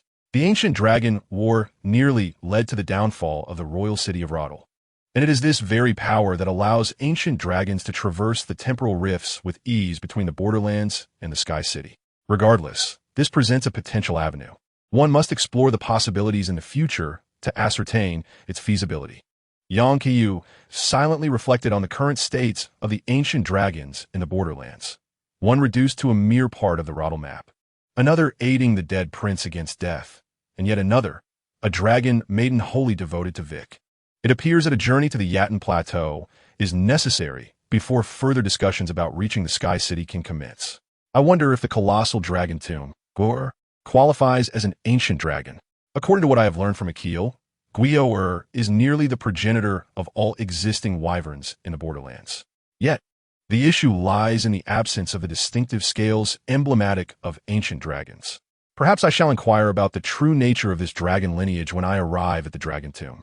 After all, this is the realm of the Elden Ring, not Dark Souls. It is unlikely that Guio would betray the ancient dragons as that other dragon, Hiss, of similar hue has done, which would explain why wyverns are held in such low regard by ancient dragons. Though somewhat challenging, I have at least grasped a semblance of understanding. Kaiyu's curiosity could no longer be contained, as the fragmented words of Lonnie evoked memories of the highly contentious night of the Black Blade. He yearned to extract further insights from Lonnie, particularly regarding the number of demigods involved and the precise role played by Marika. He found it hard to believe that Marika had merely idled from the time of the ancient dragon war until the night of the Black Blade, only to then commence her destructive endeavors. Chapter 119. The Conspiracy of the Black Blade Knight. Do you wish to unearth the secrets of the Black Blade Knight? Upon hearing Kaiyu's inquiry, Lonnie displayed an expression mingled with intrigue. I had presumed you were already well-versed in the unfolding events. What more do you wish to ask? Kaiyu conjured a stone pillar slightly taller than himself to place Lonnie atop it, aware that this vantage point was her preferred perspective, and then posed his question. My knowledge is rather limited, primarily consisting of information that has been leaked to the outside, which may not necessarily be true. Hence, I am eager to hear from you. An eyewitness of the Black Blade Knight, what transpired that evening? Lonnie struck a pose reminiscent of those seen in promotional materials for the Elden Ring, attempting to enhance her elegance, even though her current form could not quite achieve the same effect. Nevertheless, the Night of the Black Blade was her most triumphant operation, one she felt no need to conceal, and thus she willingly recounted the events to her interlocutor. It transpired long ago, yet remains vividly etched in my memory. On that night, shrouded in cold morning mist, the rune of death was stolen, marking the commencement of Godwyn's demise. Consequently, Queen Marika was plunged into madness, and the Elden Ring was shattered by unknown hands for unfathomable reasons. This precipitated the outbreak of the War of the Shards, with demigods engaging in battle to fulfill their own ambitions, a conflict that persists to this day. This is the publicly known narrative, yet we are all aware that Godwyn did not perish entirely. After all, a portion of the rune of death's power resides within you, does it not? Indeed, many in the lands between believe the War of the Shards commenced only after the shattering of the ring, but in truth, the conflict had long been underway. We were all compelled to partake in it. I merely seized the opportunity to attain freedom. Kaiyu noted the term compelled. Yet shouldn't the Night of the Black Blade have been a voluntary initiative? Compelled? I had assumed it was your deliberate orchestration of the Night of the Black Blade to liberate yourself from the control of the Two Fingers. Lani chikun softly, her tone tinged with a hint of resignation. Deliberate orchestration? I lack such power. Otherwise, I would have sought vengeance against the Two Fingers long ago, rather than placing my hopes in the Eternal City. Queen Marika once declared that each of her children was destined to become a god or a king. Yet if they failed to achieve either, they would be rendered as sacrifices. Thus, even in the absence of legal conflict, the demigods would not resign themselves to becoming mere sacrifices for gold-grafted Dionysus. Since there can only exist one law, the Night of Black Blades was destined to unfold. With no exceptions. That night, I was not the only one acting independently. Mykeela and my brother Radon, present in the royal city, were also involved. The 4 bell towers are the domain of the Carian royal family, and as the legitimate heir, I naturally possess the sole passage leading to the Sky City. Accompanying me in the endeavor to pilfer the Death Rune were the elite Black Blade assassins under Mykeela's command. I crafted surplus materials into a blasphemous beast claw, which I presented to my brother. Our targets extended beyond gold-grafted Dionysus. Those 2-fingered servants and the offspring of demigods were all to be eliminated. You must have seen the corpses lying within the wild shrines. They're the fruits of the night of Black Blades. Originally, my brother intended to utilize the power of the blasphemous beast claw to vanquish the Black Blade and seize the might of the Death Rune. But it appears he no longer possesses the strength to claim it. Young Kaiyu reflected upon the game's lore. Although Lonnie's words surprised him, they were indeed reasonable. To traverse the 4 bell towers, an alliance with Lonnie was imperative. The interests of the 3 siblings were aligned, naturally prompting their unification. Furthermore, the settlement of Right Town boasted 3 Black Blade assassins stationed to guard the passage to the sacred tree, a privilege not afforded elsewhere. As a progeny of Marika and Radagon, possessing the purest of the heir's bloodline akin to Malnia, it was not astonishing that Mykeela could command those heir Black Blade assassins. However, why were the Black Blade leaders confined at the Moonlight Altar, and why was Lonnie pursued by the Black Blade assassins? According to your assertion, why would those Black Blade assassins hunt you down? The answer is simple. I betrayed everyone, becoming an unforeseen victim of the Night of Black Blades. Mykeela's initial plan was to eliminate gold-grafted Dionysus entirely, but my interference with the Death Rune caused Dionysus's soul to dissipate while his corporeal form remained. Utilizing this power, I killed my own body, feigning death to escape the grasp of the 2 fingers, which is precisely why those Black Blade assassins relentlessly pursued me. I had betrayed them. Now, Yang Kaiyu comprehended Lonnie's pride concerning the Night of Black Blades. It appeared she lacked sufficient strength, relying on Mykeela's Black Blade assassins and hypnotic magic, only to turn the Death Rune to her own use against Mykeela. No wonder those Black Blade assassins pursued Lonnie with such fervor. She must have betrayed them grievously. However, this raises a significant question. What role did Queen Marika play in all of this? If I recall correctly, the Black Blade assassins were comprised of Marika's kin. How could Mykeela undertake such actions beneath her very gaze? Moreover, those assassins truly followed the orders given. Lonnie refrained from providing a direct explanation, instead posing a question in return. According to your understanding of Queen Marika, if she truly wished to prevent this occurrence, would there still be a chance for the Night of the Black Blade to transpire? Based on her conduct during the War of the Giants, it seems that should she oppose it, she would likely unleash the Black Blade upon you all, ensuring that Golden Godwin ascends without challenge, thus refraining from uttering words that sound so divisive. You have answered well. Without Queen Marika's tacit consent, we would be utterly incapable of executing this venture independently. I am uncertain as to when Queen Marika harbored such thoughts, yet it is evident that during the ancient Dragon War, her disposition was already established. Otherwise, as a deity, she could not have passively observed the kingdom teetering on the brink of ruin without intervening. The ancient Dragon War? I had previously assumed she refrained from acting to enable Godwin to claim glory, yet in light of her earlier statement, this situation indeed appears suspicious. But why would she wish for the demise of the nearly perfect heir, Golden Godwin? I am at a loss. Only she comprehends the truth she has discerned from her exalted position, just as she vanished following the shattering of the Elden Ring. The enigmas entwined within these events are beyond my reach. All I desire is to seize this opportunity to reject the predetermined fate and attain freedom, followed by exacting vengeance upon the 2 fingers. Thus, the shattering of the Elden Ring was an unforeseen event for you as well. Precisely.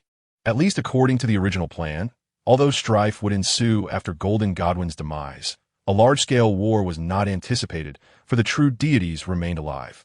The Deathborn that arose post-Godwin's passing was initially deemed an insignificant threat, easily managed with a complete Death Rune.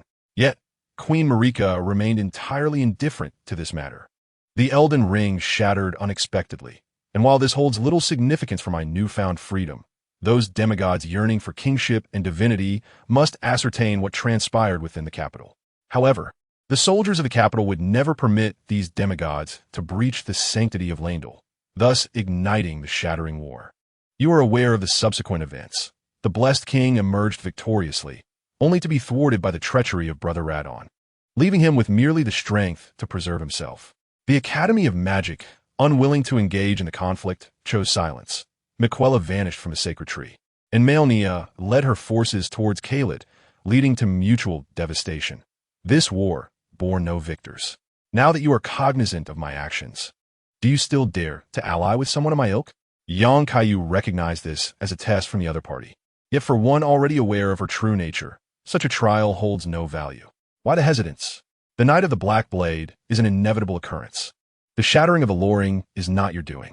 The circumstances that have led to the war in the lands between are far removed from your influence. Frankly, I find it somewhat admirable that you can use these events to escape my control. There exists no conflict of interest between us. I too am a seeker of freedom, albeit with a differing interpretation of what that entails. Nonetheless, I believe there is no reason for me to betray you. It seems that no matter how I might caution you, it bears no fruit, so I shall leave it to your discretion. Thus, I entrust you with the journey ahead. Go to Nokron and uncover the hidden treasures. As a token of sincerity, I have instructed Iji to present you with a special gift. Your companionship to Nokron is already the most valuable assistance. Any additional gifts are merely a bonus, for which I thank you in advance. Shortly after concluding the conversation, Runni succumbed to slumber once more, leaving Yang Kaiyu to ponder the intelligence just shared. What could have precipitated the sudden shift in Queen Marika's demeanor?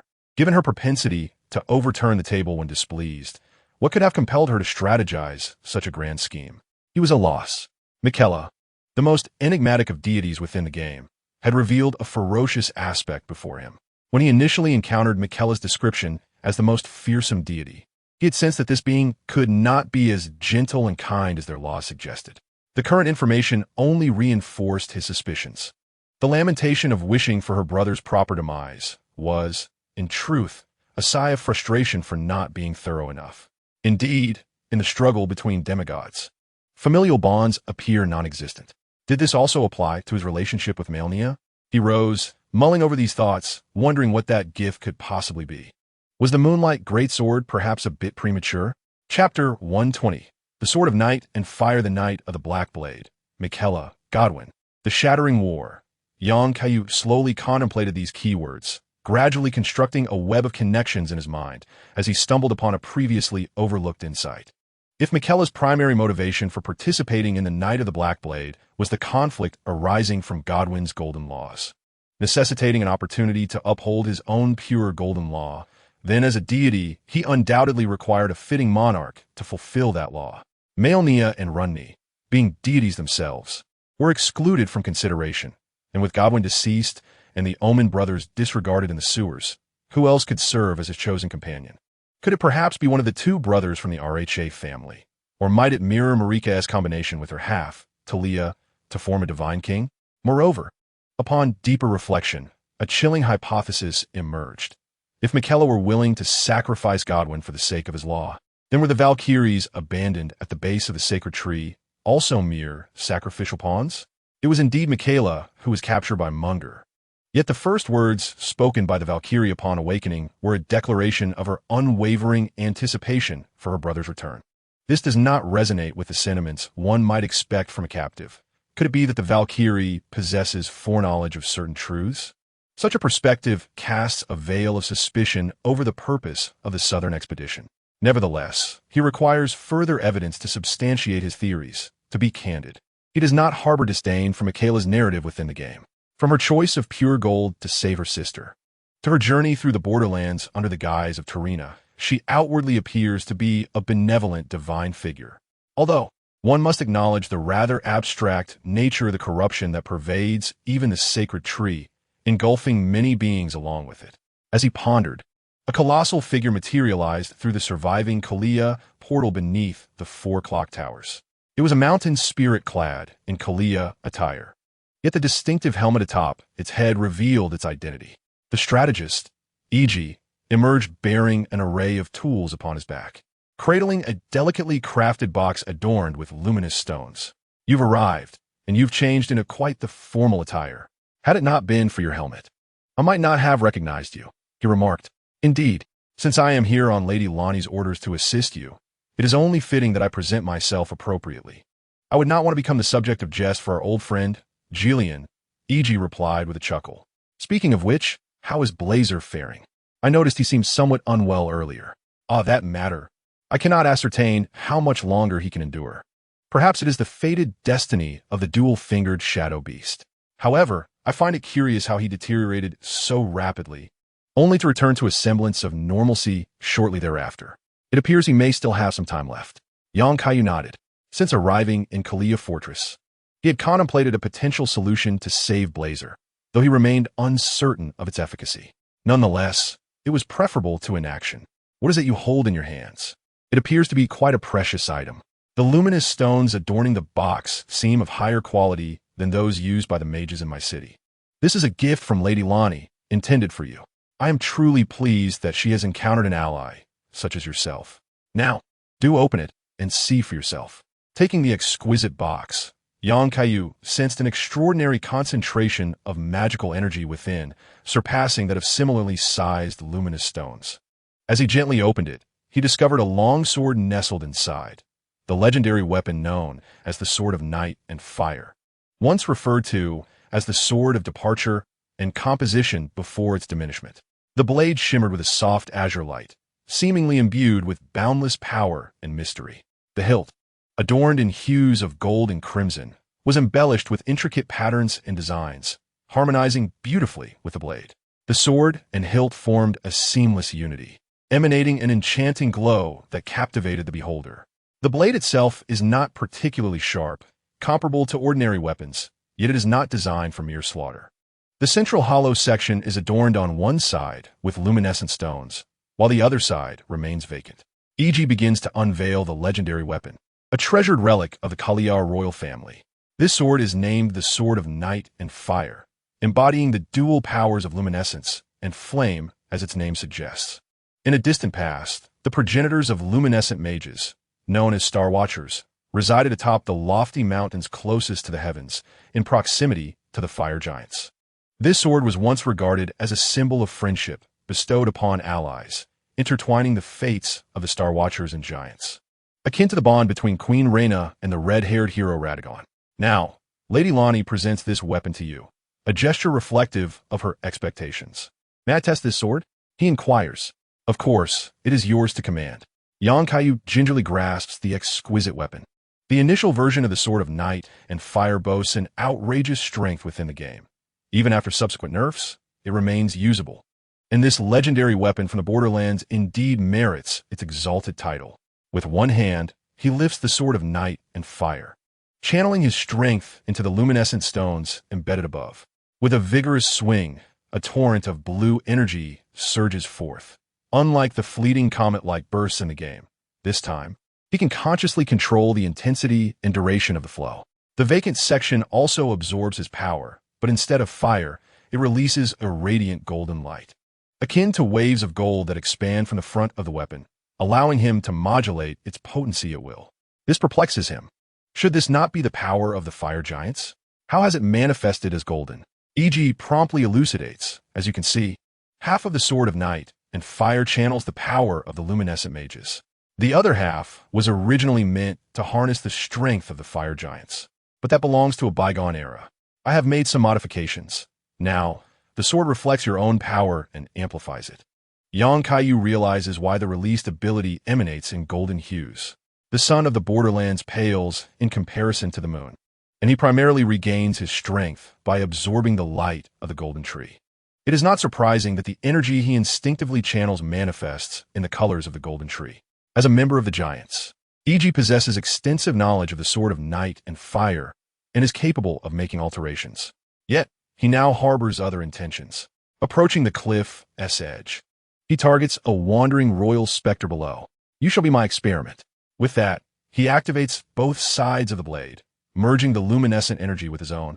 A dual-colored torrent erupts from within, although this time the force is considerably diminished.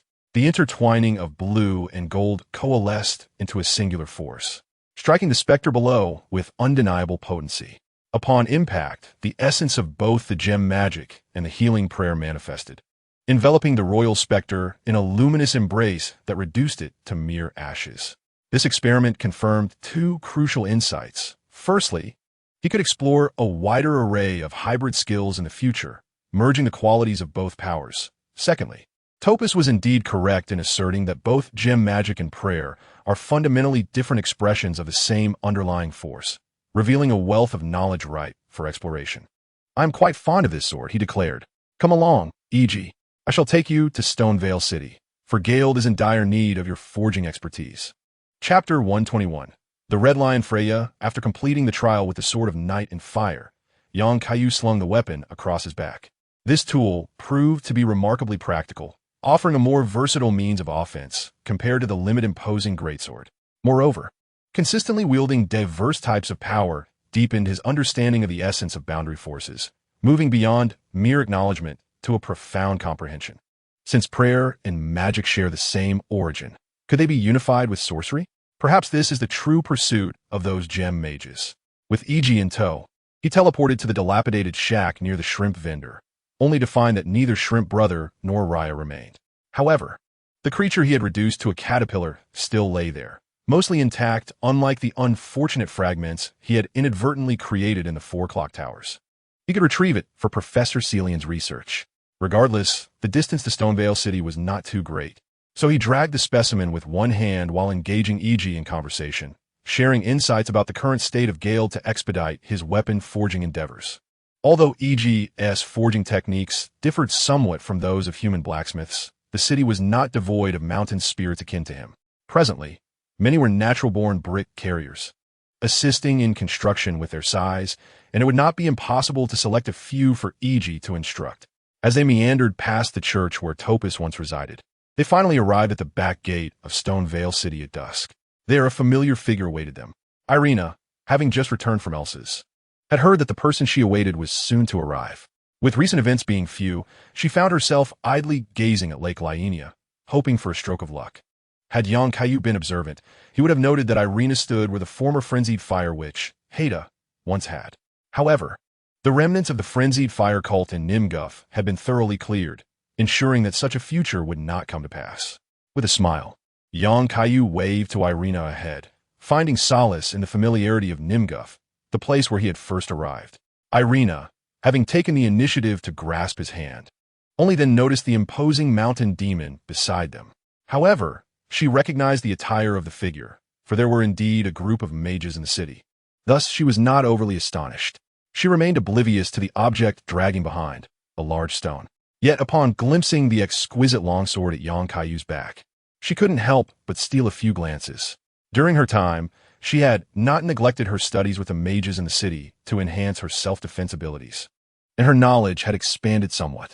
This sword appeared to rival the treasured sword of her family, the Sword of the Ancients. Its presence here indicated that this expedition would yield significant rewards. Young Kaiyu led Irina and Iji into the city. Upon reaching the familiar office, he found Edgar still in his ethereal form, perusing various documents. Although there were no visible changes in his appearance, the palpable aura of resentment surrounding him was unmistakable. His exterior seemed to have dulled somewhat. It was hard to imagine how much overtime Edgar had endured in his absence to become this way. He cast a skeptical glance at Irina, who offered an awkward smile. She yearned to clarify that it was her father's choice and not her coercion. Yet she sensed that further explanation would only complicate matters. Yang Kaiyu introduced Iji to Edgar, and upon hearing of the arrival of a master blacksmith, Edgar appeared somewhat relieved. Indeed, such a figure was precisely what the city required. Thus, Iji, constrained within the massive form of the mountain demon, accompanied Edgar to the blacksmith's workshop for arrangements. Simultaneously, he instructed some individuals to deliver the remains of the star beast to Professor Celian for research. After all, it was a genuine star entity. Just as young Kaiyu settled into his favored spot, a tremendous battle cry echoed from outside the window. Combat. The sheer volume nearly caused him to lose his balance. He had originally thought that Yakkel's voice was the loudest, but it turned out there was someone even more formidable. Whose vassal could this be?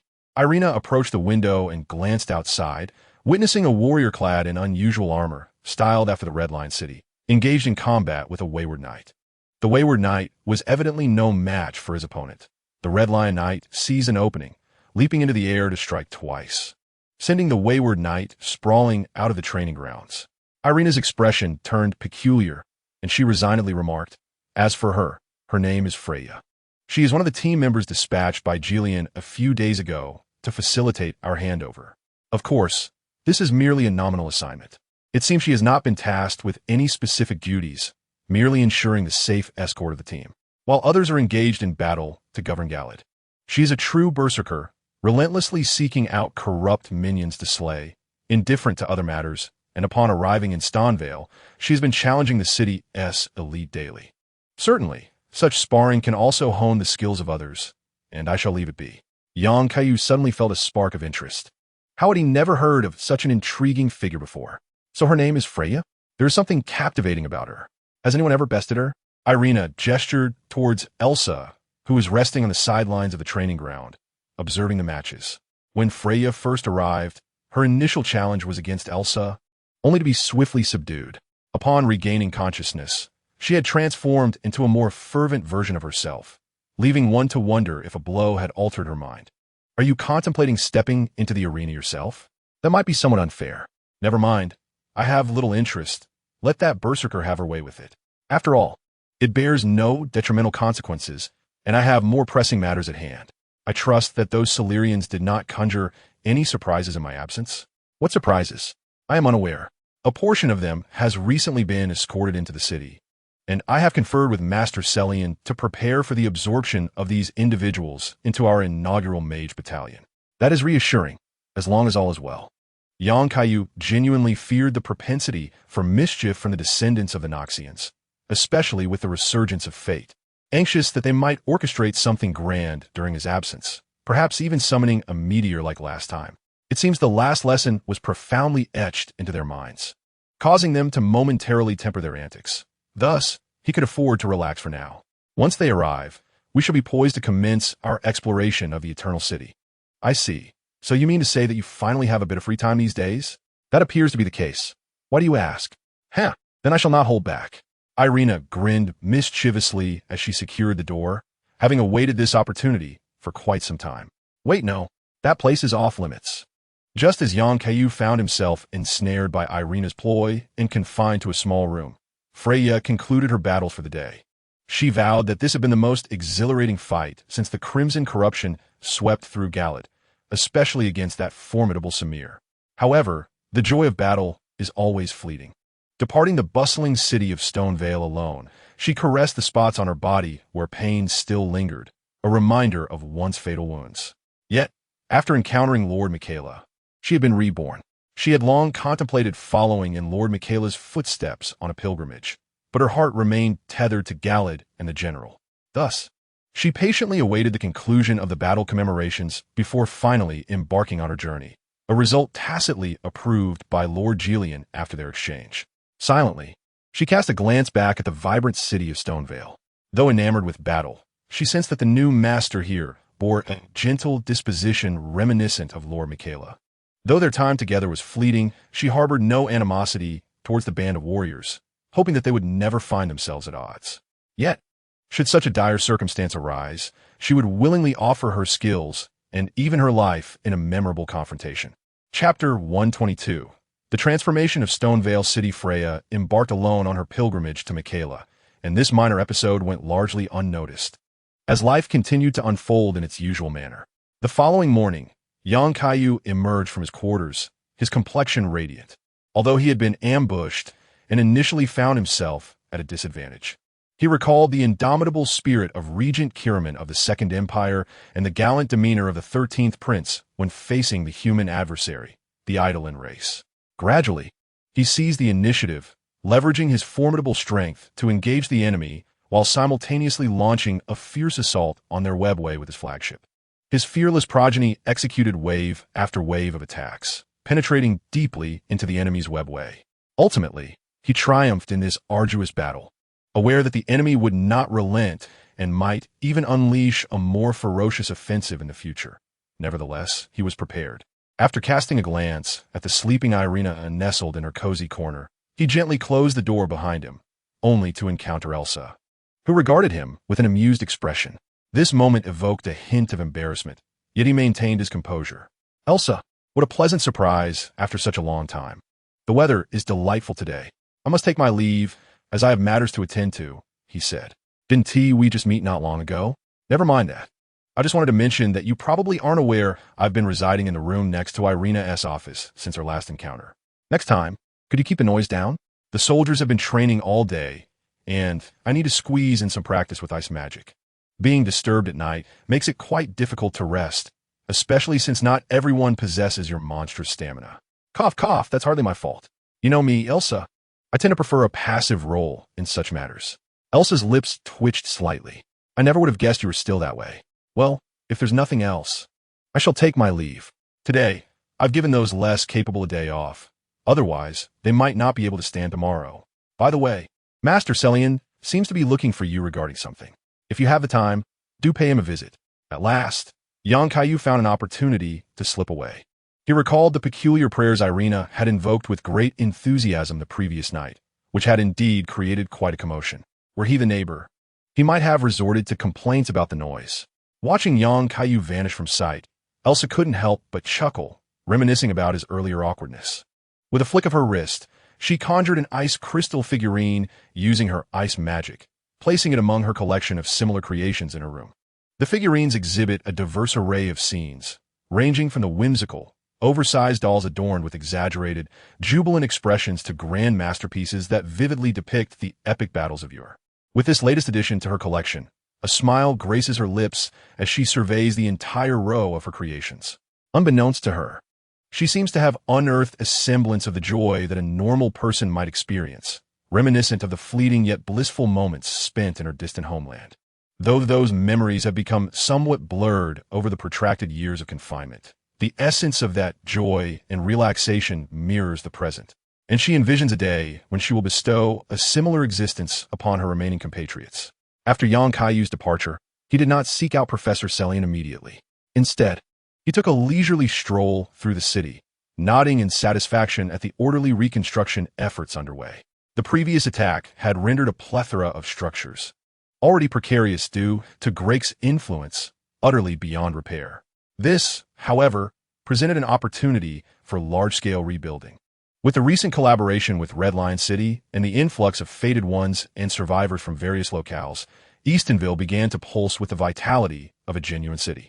The basic livelihoods of ordinary citizens were now assured, alleviating fears of encountering situations akin to those in Moan City or the dread of being seized as experimental subjects. As the saying goes, a well-fed person begins to contemplate aspirations.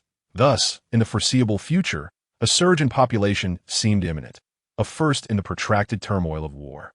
The once persecuted fated ones could now leisurely exist within the city, provided they adhered to regulations that were easily manageable for them. Naturally, as most fated ones were descendants of warriors, those desiring advancement and discontent with mediocrity had the option to enlist as soldiers, engaging in fervent skirmishes against foes such as the Rune Bear and Octopus. This method of earning rune through valor had become a commonplace phenomenon, with individuals even finding witches in the city to facilitate their upgrades. These witches often worked in the local perfumeries, promoting an array of fragrance products, which proved to be remarkably practical in both combat support and other contexts, thereby clarifying the allocation of runes for the fated ones. After all, the process of upgrading was not an exalted endeavor. Kaiyu never intended to hoard blessings for himself, particularly as they were not inherently precious. Much like in a game, Melina could directly impart methods of upgrading to the fated ones, allowing them to progress even after her burning of trees. The unique nature of those finger witches, who achieved their status, stemmed merely from their exceptional constitutions that enabled them to upgrade with minimal cost, typically women, thus chosen by the dual-fingered to impart relevant knowledge.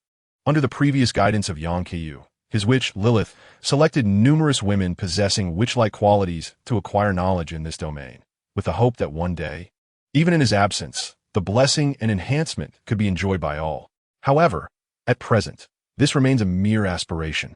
The capacity for these witches to advance is restricted to the fated ones, or at least those who have previously received blessings.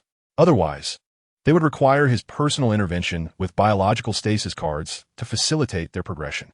After all, the method of enhancing the body through runes is fundamentally a manifestation of the Elden Ring's laws. To modify this foundation, he must first achieve a deeper understanding of the essence of the ring, at which point he could genuinely transform the nearly decayed borderlands. Since the harsh governance of the Great Period has subsided, a market has emerged, and prior to this, Irina had even established a designated area for the town's residents. Observing the vendors, primarily former wandering merchants, he was uncertain about the origins of their colorful meat chunks, yet the business appeared to be thriving, presumably without toxicity. Moreover, Nimguf has reached a point where, aside from a few scarce items, he no longer needs to stockpile resources for its operation. Despite the chaotic state of the borderlands, it still exudes a vibrant vitality, reminiscent of the wilderness surrounding Katachang. Giant octopuses and rune bears roam freely. The abundance of food sources in this perilous place, where even plants seem to pose a threat, is somewhat excessive. Even the cursed frogs have been found to be edible after detoxification, provided one is capable of subduing their prey. Young Kaiyu believed that entrusting matters to Irina was indeed a wise decision. She grasped many of the ideas he had once carelessly boasted about, proving to be far more effective than he, the hands-off manager. After a leisurely stroll, he gradually made his way toward Master Celian. Since his last appearance in battle, Celian no longer felt the need to hide. Leveraging his once commendable reputation to attract a multitude of unfortunate mages expelled from the Magic Academy, including Topus. With the assistance of their old friend, the Mountain Spirit, these crystal mages transformed a building in the town into their domain, the decor reminiscent of the Magic Academy, albeit with slightly less opulence than that of Lake Lienya. As he stepped through the entrance, he was greeted by a throng gathered around the carcass of a star beast he had previously brought, busily slicing it apart, sparks flying from the saws in their hands. This scene led him to question whether he had entered a slaughterhouse by mistake. Chapter 123. The source of crystal upon entering. He realized that the leader of this peculiar gathering was none other than Master Celian, whose crystal headgear did little to conceal his identity, leaving young Kaiyu momentarily speechless. While the specimen of the star beast undoubtedly held great allure for a mage of Celian's caliber, one would expect a modicum of decorum to be maintained. After clearing his throat a couple of times, the group remained unresponsive.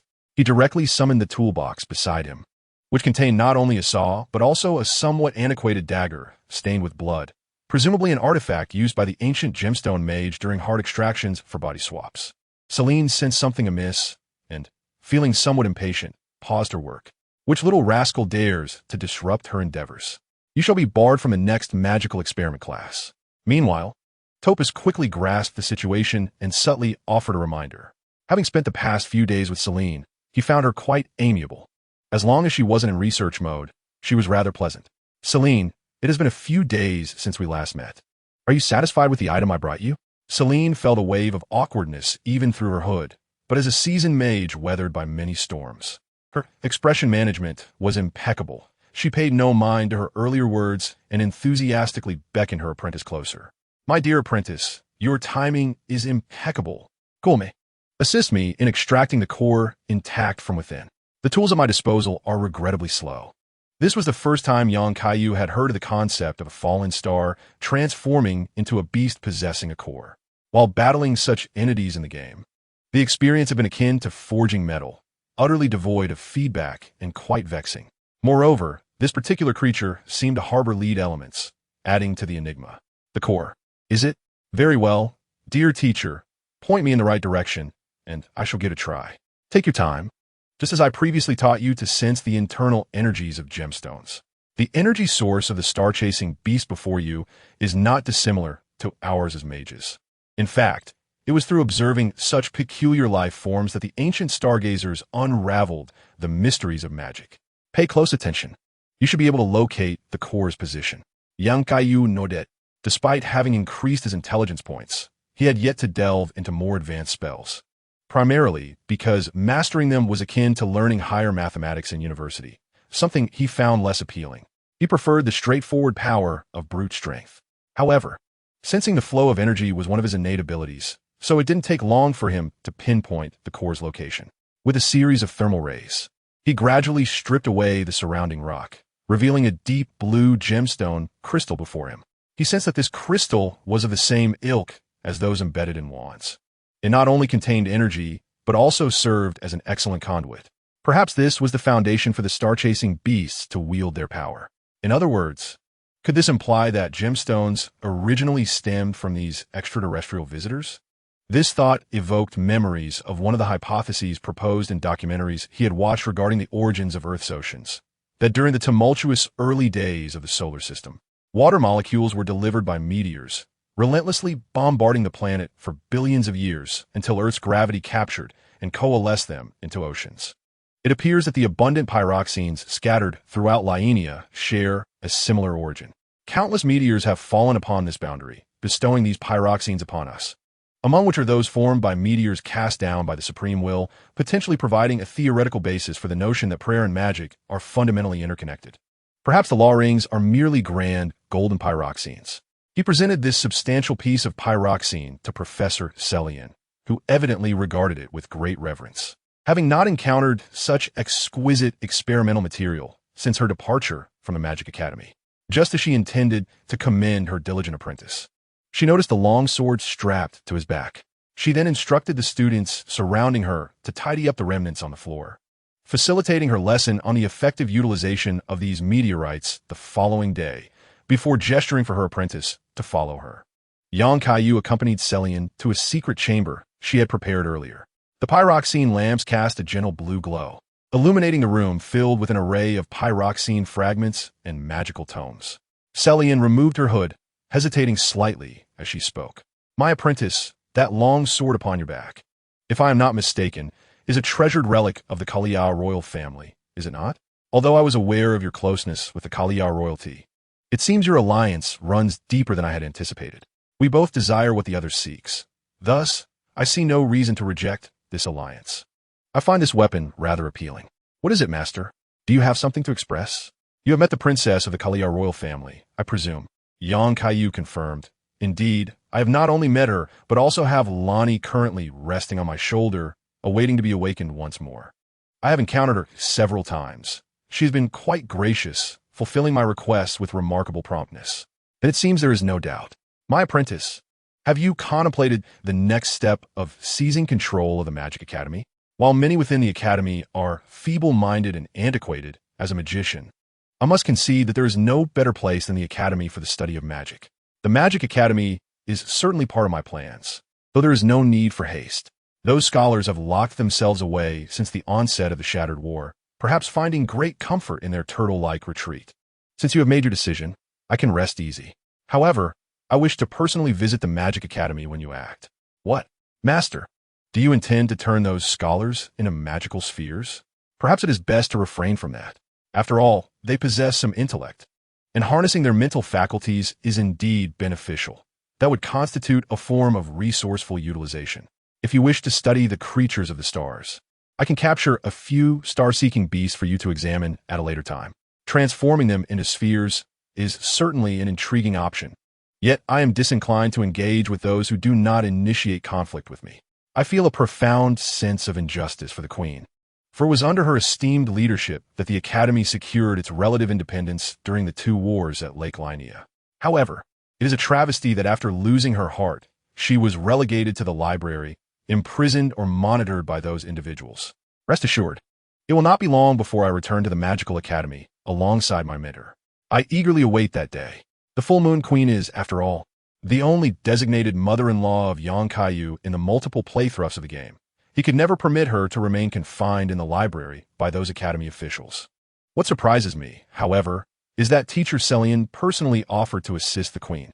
This must be due not only to Celian's amicable relationship with the Lani team, but also because, even in the game, despite Celian's control over the Magical Academy, the Queen merely lingered quietly in a corner of the library without incident.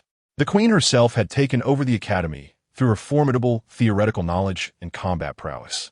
Her reign marked the Academy's zenith, leading 20 Kaiyu knights through 2 wars at Linia, compelling Radagon to barely conquer the Kaiyu royalty through the sale of hooks. Clearly, under the Queen's leadership, various factions within the Academy coexisted harmoniously, with academic exchanges remaining largely confined to the pages of books. However, after the Queen's descent into madness, the Academy descended into infighting, driving many mages into exile, with traces of their presence scattered from Ningjef to the Grimmel volcano. It is impossible to cultivate magic amidst such vermin. After conversing with Celian about the situation regarding the training of mages in the city, particularly concerning Topus, Kaiyu departed without further delay. He left Celian alone in the room, seemingly lost in reverie, reminiscing about her time as a student at the academy when the full moon queen had guided her towards the path she would pursue for a lifetime. Little did she expect the capriciousness of fate would lead her from expulsion to her current circumstances. However, she could finally see a glimmer of hope for her return to the academy, reflecting on her most proud, yet seemingly ineffectual disciple, who had brought a turning point to her destiny. Celian found the piece of luminous stone in her hand suddenly lacking in allure. The pursuit of starry beasts was no longer the life form she aspired to. Lost in thought, she murmured to herself, "Disciple, your very existence is what I have always sought. What other surprises might you bring me?" Chapter 124. Changes in the Round Table Hall after leaving the Mage's Tower. Kaiyu handed over the puppet potion he had previously obtained from Selvies to Edger. He was disinterested in the subsequent events, recognizing the extent of destruction wrought upon the city by the adversary, as evidenced by the soldiers who could now only exist in spirit form. He believed that any punitive measures he could devise would pale in comparison to the suffering of the victims. After all, as long as the semi-divine beings were not dead, they were essentially immortal, allowing for various ultimate humiliations without the worry of going too far. In the ensuing days, he resolved to take a brief respite in the city, intending to venture to Naklon after the arrival of the Celian entourage led by Galad, with these indigenous locals as his guides. He was assured that no precious relics would be carelessly overlooked. To be candid, he had long been enticed by the technological prowess of the Noxians, a civilization capable of invoking divine retribution from the supreme will itself. During this rare interlude, he found solace in the company of Elena, leaving the burdens of work to Edger for the time being. Consequently, a cacophony of peculiar noises prompted Elsa in the adjacent room to contemplate a verbal rebuke. Had she possessed the strength, she might have resorted to physical persuasion with her curved blade. Ultimately, she resolved to insulate her room with a layer of icy soundproofing before retiring for the night. In the Round Table Hall, Sir Wisdom bore a grave expression as he examined the reports delivered by the envoy. The squad led by Inxia had been utterly annihilated, with not a single survivor, their bodies callously discarded in the toxic pool beneath Platinum Village. The identity of the assailant remained a mystery, the sole clue being the apparent traces of dragon fire surrounding the village, though it was evident that the pyrodragon from Lake Laenia could not be implicated. Sir Wisdom pondered deeply. In his understanding, the only individual capable of such an act and possessing designs on the sacred tree sigil was none other than that person. However, he could not openly discuss this matter, as there were sympathizers of the Platinum Children within the Round Table who were not without their own biases. The notion of slaughtering an entire village over a sigil, if made public, would not only tarnish his reputation, but also potentially alert the guardians of the sacred tree. Upon recognizing the issues surrounding the two fingers, he found himself less concerned with his aspirations of kingship and more engrossed in deciphering the true intentions of Queen Marika. Nevertheless, the losses he incurred were substantial, resulting in the collapse of the intelligence network in the Lake Laenia region. Yet, Sir Wisdom bore no animosity towards this unforeseen disruption of his plans. On the contrary, he welcomed the emergence of a meddlesome figure, as it would divert attention from his true objectives. Since that individual had made their intentions known, their promises had been validated by nearly everyone, leading to a significant influx of defectors among the Fated Ones. Though he did not particularly concern himself with the whereabouts of those languishing in idleness, he could not help but admire the allure this strategy held for the Fated Ones. After all, who would prefer to squeeze into the confines of the Round Table when they could openly reside in the borderlands? Sir Wisdom glanced at his only reliable subordinate, who, unlike Inxia, posed no risk of leaking information due to their inability to speak. He was not entirely without control, and thus he instructed Raven, "Summon back those individuals from Stonevale. There is no longer any necessity for them to remain in hiding. We must avoid any further pointless losses. Send them all to the Altan Highlands. I wish to locate those old companions of mine." "Understood. I shall attend to it immediately." "Wait a moment. I have just acquired the whereabouts of the individual you seek. Take a look for yourself, but I advise you to proceed with caution, lest I prove unable to assist you." Shio clenched his fists and opened the envelope, which contained little more than 3 simple words. "Corpses litter the ground. Azura, Yatin Plateau." Across the Round Table Hall was a room, the blacksmith Shio Gu's workshop, now occupied by the apprentice Roderica, who entered cradling a box of ashes. Hesitantly, she inquired, "Master, have you never considered accompanying me to that place?" Shiogu set down his hammer, his tone tinged with impatience. Yet he did not dismiss her. "I am a defeated captive. The sole reason for my existence is to forge. One day, I shall create a weapon capable of slaying gods. Even without chains, I shall not leave this place. Thus, you need not persuade me further. If you wish to go to Shidonwire City, then depart and do not return." Seeing that she could not persuade her master to leave, Roderica resolved to venture to Shidonwire City first. Ever since she heard of the new king's recruitment of all fated ones within the Round Table Hall, she had yearned to return to that nightmarish place to see if her transformed friends still languished in agony. Her ability to become an apprentice was largely due to Shiogu's recognition of the jellyfish spirit she carried, which he believed bestowed upon her the talent for tuning.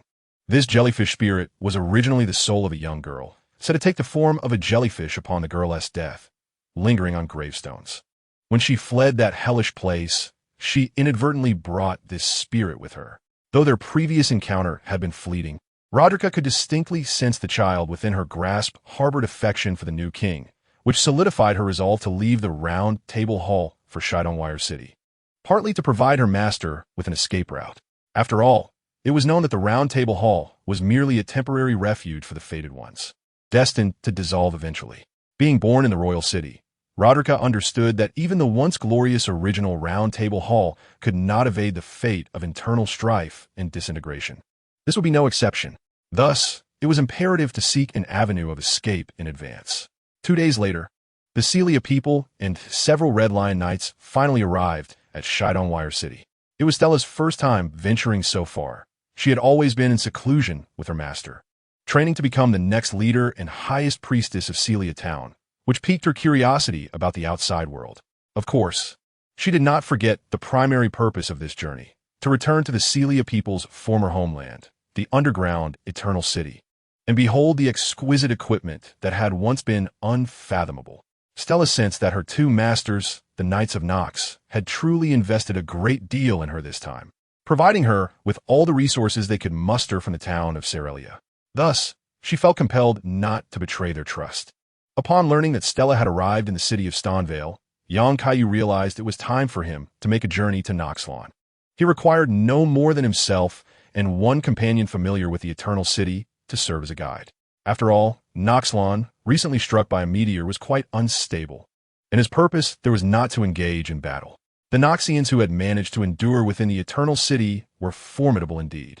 The following morning, after bidding a reluctant farewell to Elena, he encountered the fully armed Stella at the checkpoint. At first glance, he scarcely recognized her. Where once stood a somewhat naive girl, now stood a warrior exuding an aura of strength, clad in a Witch of the Night ensemble, wielding a Noxian fluid sword, and with an elegant staff at her waist, presumably the esteemed artifact left behind by Master Lazert. She was a sight to behold. Concealed within her attire were various hidden weapons, aptly suiting her title as the Assassin of Mages, perfect for striking first in confrontations against sorcerers. "Did you rest well yesterday?" he inquired. "Absolutely. The thought of soon venturing to the legendary Eternal City fills me with anticipation. Perhaps all my years of training have led to this moment. Relax. We are not heading into battle. The inhabitants there could be considered your ancestors. One might think you intend to act against your kin. Shall we set off then? Allow me to lead the way." Yang Kaiyu chose not to teleport to the vicinity of the meteorite crater.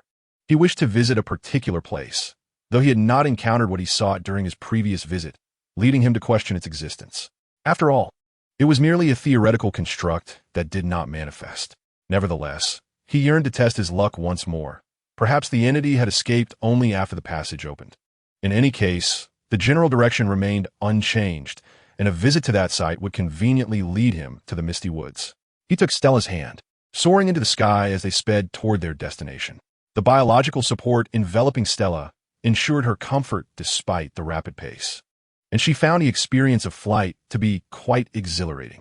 After about 10 minutes, they crossed the Menglu River, and a dilapidated house came into view, precisely the crumbling abode depicted in the game.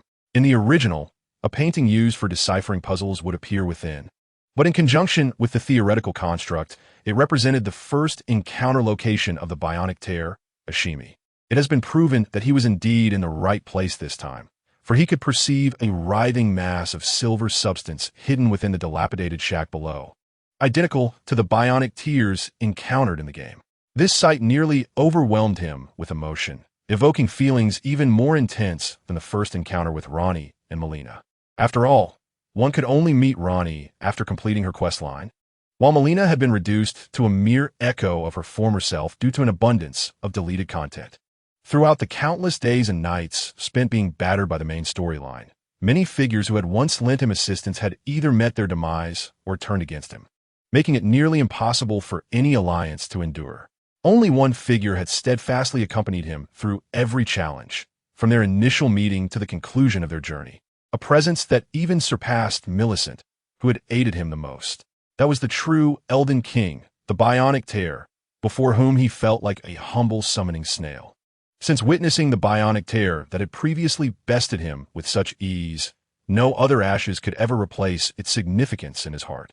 Had the narrative not been truncated, this would have been the site of their first encounter with the bionic tear, a member of the Silver Tears, yet only Ashmi, the unique individual endowed with self-awareness, could rightfully be called a bionic tear, possessing the potential to become the King of Night. However, the conclusion of the questline was far from favorable. Although the bionic tear ascended to the throne of the Eternal City, it absurdly engaged in combat with the Fated One for the laughable reason of a king not meeting a king, and even in defeat, it continued to extol the virtues of its host without harboring any resentment. In his eyes, it was merely the old trickster who could not bear to see a happy ending, insisting on devising a twist. After all, who else could be a more fitting ruler than the bionic tear? It was, after all, an experimental creation of the Noxians designed to forge a king, capable of mimicking everything about its host, both in appearance and character, essentially serving as a self-aware, gender-swapped avatar to assist in governance. Once young Kaiyu had calmed his excited heart, he gently lowered Stella to the ground. It was evident that he was not the only one to discover the bionic tears. After all, this was one of the most esteemed creations of Noxians, and even those of Cerelia, descendants of the Eternal, would recognize such an important entity, regardless of whether they had seen it in person. Let us pause here. I see something lurking ahead. Yes, I see it too. It appears that since the passage was opened, many entities have emerged from Nokron. If I am not mistaken, that is the silver tear my master once mentioned, known for mimicking the behavioral patterns of living creatures it encounters. You should also be aware that the blood of the silver tears, like that of the platinum child, is highly toxic. Wait here. I will investigate the situation. Stella nodded, refraining from advancing, preparing to observe the nature of the silver tear. This wondrous creation was indeed a first for her. As young Kaiyu gradually approached, Ashimi, hidden in the rafters, sensed a looming threat and felt a twinge of fear. Yet, she found herself powerless. She was, after all, exceedingly feeble. After the passage from Nokalon was forcefully breached, she instinctively fled the subterranean realm in search of a suitable host, traversing the misty forest until she arrived at the dilapidated abode of an artist. During this journey, inexplicably, she awakened to self-awareness, no longer aimlessly crawling like her kind, but instead becoming capable of thought and wisdom, as if she had risen anew from a long slumber. However, this rebirth was accompanied not only by joy, but also by the emergence of fear and other negative emotions. The outside world was perilous, and she needed the cradle of tears from the Eternal City, the contents of the Holy Grail, to gain greater power. Since her awakening, she had understood her mission, as if it were inscribed in her instincts, to ascend as the King of Night and become the sovereign of the Eternal City. Yet, her current strength was woefully inadequate. If only she could find a powerful host to protect her. Listening to the approaching footsteps outside the crumbling house, Ashimi realized she had been discovered. The closer the presence drew, the more she sensed a terrifying strength emanating from it, one that seemed to harbor unfathomable power. Resolute, she decided that continuing to hide was futile. Even if she escaped this time, her endurance would not last long. Thus, she took a gamble, hoping to see if she could persuade the other to accept her. With that thought, Ashimi wriggled her body and fell from the rafters, bouncing on the ground several times like a slime before finally stabilizing her form. Before her stood a formidable human who stared at her intently. That gaze nearly frightened her into a puddle of mud, as she recalled countless images of the forms that the Noxians favored. attempting to morph her shape to appear more benign. Just as she pondered how to explain herself, she felt a strange sensation. The expression on the other's face bore no hostility, but rather an unmistakable excitement. Chapter 126. Fusion. Though her counterpart appeared disinclined to attack, Ashimi dared not linger idly for her own safety. Suddenly, she remembered the human she had encountered during her ascent. If her memory served her correctly, the individual before her ought to be referred to as a fader. She recalled how those humans signaled their lack of hostility. With this in mind, she extended two appendages resembling arms from her amorphous form, raising them carefully as she spoke. Fader warrior, before you strike, please heed my words. This will surely benefit you, so I implore you to listen. Upon hearing her voice, young Kaiyu was astonished to find that she indeed emitted a voice reminiscent of a cute girl. Softer even than the audio extracted from the game. Like a startled creature, he nearly succumbed to the urge to touch and feel. Very well, I am listening. Please continue, he said. Thank you. My name is Ashmi. As you can see, my true form resembles a silver teardrop. I possess the ability to transform into various beings, mimicking their every movement. Originally, I, as a silver teardrop, was devoid of consciousness. However, at some point, I gained wisdom, enabling me to speak and think, and naturally, I grew fearful of death. Therefore, mighty Fader warrior, might you consider sparing me? Of course, in exchange, I can bestow upon you power to aid you toward a glorious future. Upon finishing his statement, Ashmi felt an overwhelming anxiety, his spherical form writhing on the ground. Uncertain of the response he would receive, young Kaiyu took a step forward, cupping the large mass of silver teardrop in his hands and lifting it slightly. The once spherical shape morphed into that of spaghetti. All right, since you are capable of communication, I see no reason to harm you. However, you mentioned providing me with power, yet at this moment, you seem on the verge of becoming a mere puddle. Ashmi sighed in relief at the prospect of being spared and hastily explained, I apologize. My current strength is indeed feeble. However, if you could assist me in returning to the eternal city of Nokron to find the Holy Grail, the cradle of our silver teardrop's origin, my power would be restored, and I would certainly be of service to you. Nokron, you say? That happens to be my destination as well. I can take you along. Shall I find a bag to carry you? The thought of being treated like refuse in a bag caused Ashmi to wave his arms in protest. No need for such inconvenience. Simply bring your mouth closer, and I can temporarily reside within you. However, I am exceedingly weak at present, so if possible, I would like to borrow a bit of your strength. Bringing my mouth closer? You mean to inhale you? Young Kaiyu hesitated, knowing well that this was indeed how things worked in the game. But the thought of fitting such a large mass into his mouth was daunting. Nevertheless, he complied with Ashmi's request. As he drew Ashmi near and opened his mouth slightly, the mass rapidly narrowed and thinned, swiftly entering his mouth. No, this is too much. I can't possibly endure this. The sensation was indescribable, visually unappealing.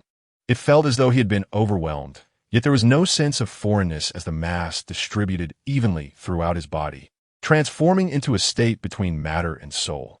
Ultimately, Ashmi completely merged with his being, and he could distinctly sense their connection, reminiscent of the bond he shared with Melina. However, Melina currently exists in a state of pure spirit, while Ashmi occupies a realm between soul and matter.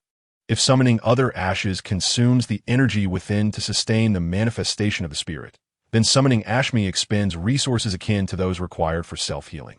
It is perhaps due to this peculiarity that the energy cost for summoning the synthetic tear differs from that of other ashes, one necessitating vitality and the other demanding focus.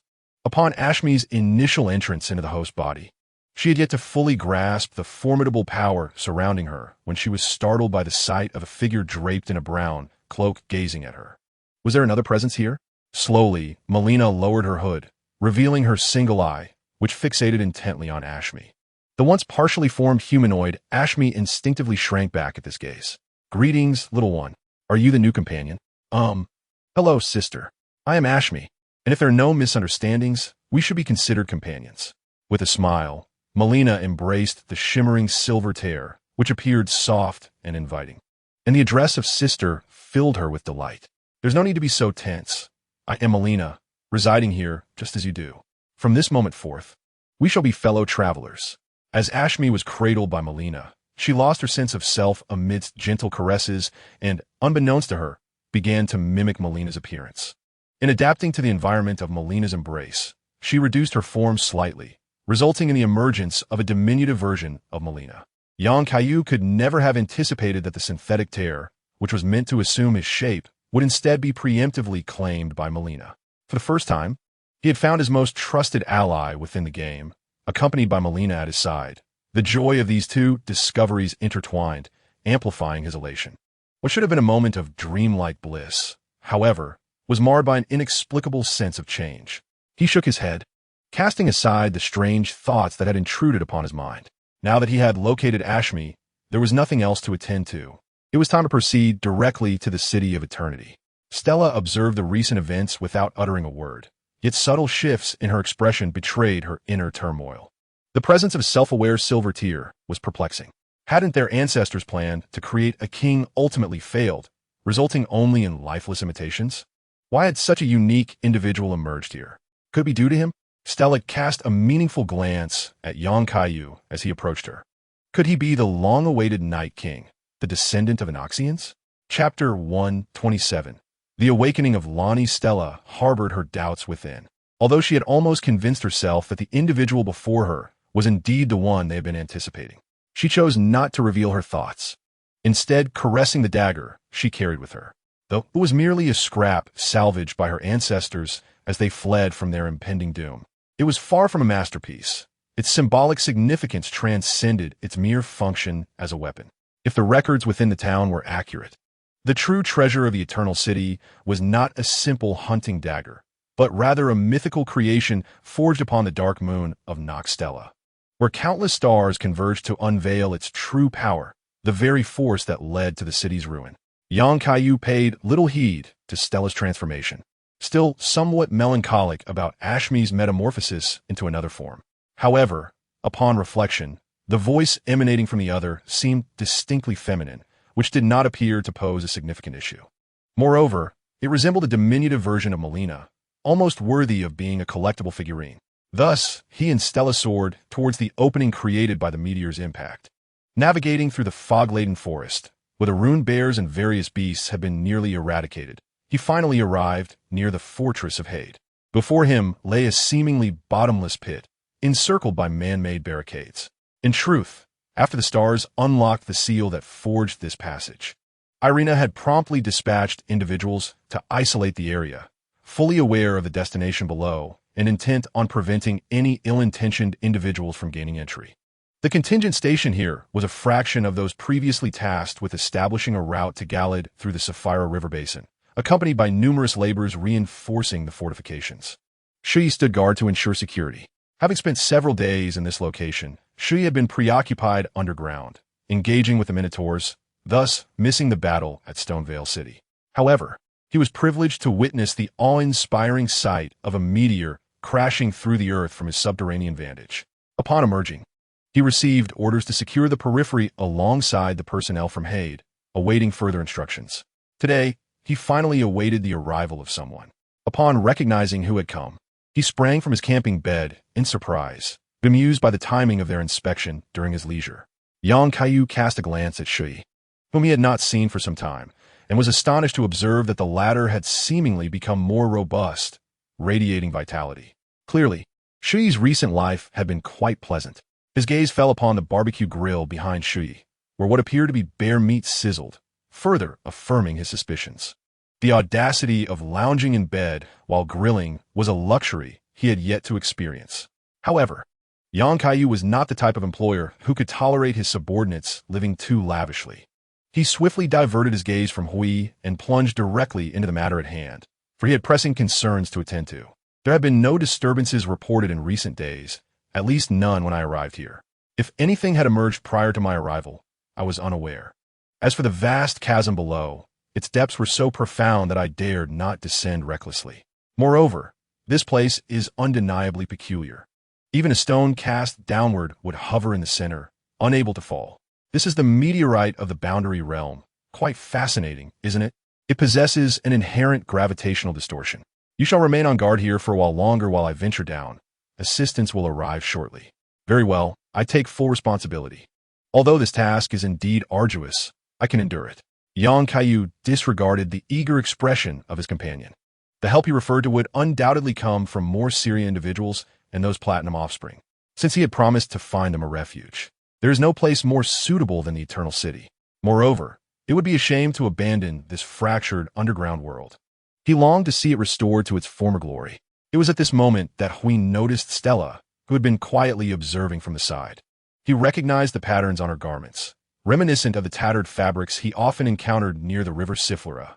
This realization brought him some comfort, as it suggested that their leader had likely summoned the indigenous people from below. His posterior still ached slightly from a prior incident involving those minotaurs. A minor injury, but one that was deeply humiliating.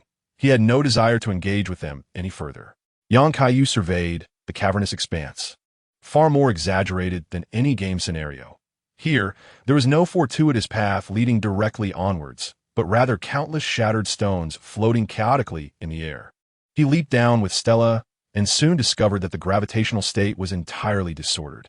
The waves emitted from the meteorite at the bottom were continuously affecting the surrounding environment, causing him to sway as he attempted to control his descent. Yet, the dimly glowing entrance loomed ahead. As he approached the entrance to Nokron, the slumbering Lonnie stirred awake. The conditions she had set for her awakening were the ambient essence of the false starry sky of the Eternal City, and she was now perilously close. She glanced at the dark which clad in elegant clerical attire, easily recognizing her identity. Such garments were unique to Syria town, if her memory served her correctly. The witch's name was Stella, which evoked a sense of nostalgia for her elder brother, Latine, during his studies in Syria. During a chance visit, she had heard of the Syrians' endeavors. After being chosen by the Twin Fingers and realizing the emergence of a new generation of divine beings, they seemed to have begun training a new cohort of dark witches in anticipation of the possible birth of the Night King. A mere glance at Stella's equipment revealed the immense value the Syrians placed on this initiative. Lonnie's eyes flickered momentarily. To be candid, her understanding of the Eternal City paled in comparison to that of the genuine descendants of its original inhabitants. Her knowledge primarily stemmed from her mother, the Queen, and the clandestine insights afforded to her by her semi-divine status within the Golden Dynasty, particularly regarding the potent forces hidden here that could inflict harm upon the dual-fingered. Thus, she was genuinely curious if this expedition would yield unexpected discoveries, which would justify her transformation and personal endeavor. However, she suddenly sensed an unfamiliar essence nearby. Emanating from the body she currently inhabited, was that the Silver Tear? What was going on? She had merely taken a nap, yet now she found herself infused with such an aura. Surely, she hadn't been swapped out? Puzzled, she turned her head and locked eyes with Yang Kaiyu. Upon observing his condition, she instantly comprehended the situation at hand. It appeared to be a voluntary absorption. How intriguing. Chapter 128. The Eagle Legion. While Lonnie was indeed fascinated by this unique entity, eager to discern the nature of the creation that the Noxians had invested so much effort into, it was still premature to draw conclusions. The entity was evidently in a state of extreme weakness, necessitating the risk of finding a host. Under normal circumstances, other Silver Tears would attempt to mimic their hosts and supplant them, given that they were regarded as weapons. Yet again, Lonnie marveled at Yang Kaiyu's formidable physical constitution. In theory, the toxic nature of the Silver Tears would have resulted in instant death for an ordinary individual under such circumstances. Even a powerful warrior would gradually succumb to erosion when possessed in this manner. Thus, it was customary for those who wielded Silver Tears in battle to contain them within urns, summoning them temporarily to inject life force as needed to sustain their activity. However, here it was rather atypical. Not only had the Silver Tear been directly infused within the body, but its silver hue was perilously close to being transmuted into gold. Yang Kaiyu remained oblivious to Lonnie's silent musings. He merely felt a delightful, tingling sensation whenever Ashimi stirred within him, a rather pleasant experience, while Ashimi, for the first time experiencing self-awareness, was uncertain of the implications of her actions. Thus, an unspoken accord was reached between them. Conversely, Ashimi's original Silver Tear form began to undergo peculiar transformations under the influence of both Melina, who had surpassed a faith level of 99, and Yang Kaiyu, who daily absorbed the radiance of the Golden Tree, though she remained unaware of these changes. Entering the realm of Noxlon from the shattered tunnel, they found themselves in a fragmented hall reminiscent of the game, a floor that had caved in, revealing unfathomable depths below, with no contiguous solid ground in sight. One could only wonder how many structures the Noxians had constructed beneath. Young Kaiyu slowly descended towards the exit opposite him, soon emerging from the building. Before his eyes lay a sprawling expanse of dilapidated structures, leaning precariously, with clusters of silver droplets incessantly writhing, seemingly advancing towards the ground. Stella, witnessing this scene, instinctively reached out to touch the faintly shimmering starlight beside her. This was the illusory sky that enveloped her people, the Noxians, after the loss of their dark moon, a poignant symbol of their imprisoned fate. Although the shackles of destiny had now been lifted, the splendor of a bygone era had long since faded, leaving nothing but remnants of its former glory. Stop daydreaming. Let us continue onward. This is your city. Even in its decline, the opportunity for revival still exists. Stella remarked with a nod. Yet, a sense of despondency lingered in her heart. How could such a once mighty civilization have succumbed to the malice of the stars without a fight? Would there truly be any semblance of difference now? Disregarding the aimless silver droplets, Yang Kaiyu pressed deeper into the interior, guided by the path etched in his memory. Frankly, the scale of this place exceeded his expectations. The density and complexity of the architecture far surpassed what he had anticipated. It was difficult to conceive the splendor this city once boasted during its zenith. After some exploration, he finally encountered living beings unlike the silver droplets. A group of pallid undead, brandishing silver torches, stood before him. If memory served, these were the unfortunate soldiers of the Fallen Eagle Legion. In his recollection, they had been soldiers from the city of Stonvale, captured after the defeat of the Storm King and subsequently incorporated into the Fallen Eagle Legion, a name that fittingly reflected their plight as eagles that had plummeted from the sky. The Fallen Eagle Legion had been dispatched by Queen Marika to explore the lost eternal city of Nocranon. However, during their return from the exploration, they found themselves trapped within the city, ultimately ending up using their companions' bones to illuminate their torches. The torches they wielded were soulfire torches, distinctly marked by the characteristics of the birds of death, which had transformed them into their current state. Despite the Legion's ultimate failure, their exploration was undeniably profound. They had even encountered the hunting fingertip blade, and silver droplets capable of mimicking the appearance of the Fallen Eagle Legion had appeared before the temple door where the hunting blade was housed. Observing these tortured soldiers, now devoid of consciousness and aimlessly wandering, Yang Kaiyu resolved to grant them a merciful end. After all, he had inherited much from the Storm King and thus felt compelled to care for these original captives. The white undead sensed the presence of an unfamiliar life force and began to approach him with desperate movements. Ultimately, they were reduced to dust beneath a surge of radiant light, finding their release. Yang Kaiyu summoned the power of the storm, carefully placing the ashes within a box alongside the remains of the veteran O'Neill and the fallen knights of the lost homeland. At this moment, he found himself unable to offer these souls a more fitting means of liberation. The entire cycle of death at the border has descended into utter chaos. The indestructible nature of the soul has, in the context of the damaged tree of return system, become a curse upon the living. However, the desire to annihilate the soul completely using the power of the death rune is not the outcome he seeks. He must contemplate a suitable method to reconstruct the cycle of life and death after acquiring the power of the Loring. The systems of ancestral spirits, the Golden Law S tree of return, and the life furnace of ill omens serve as potential references, though the heretical fusion embodied in the fire of madness is best left aside.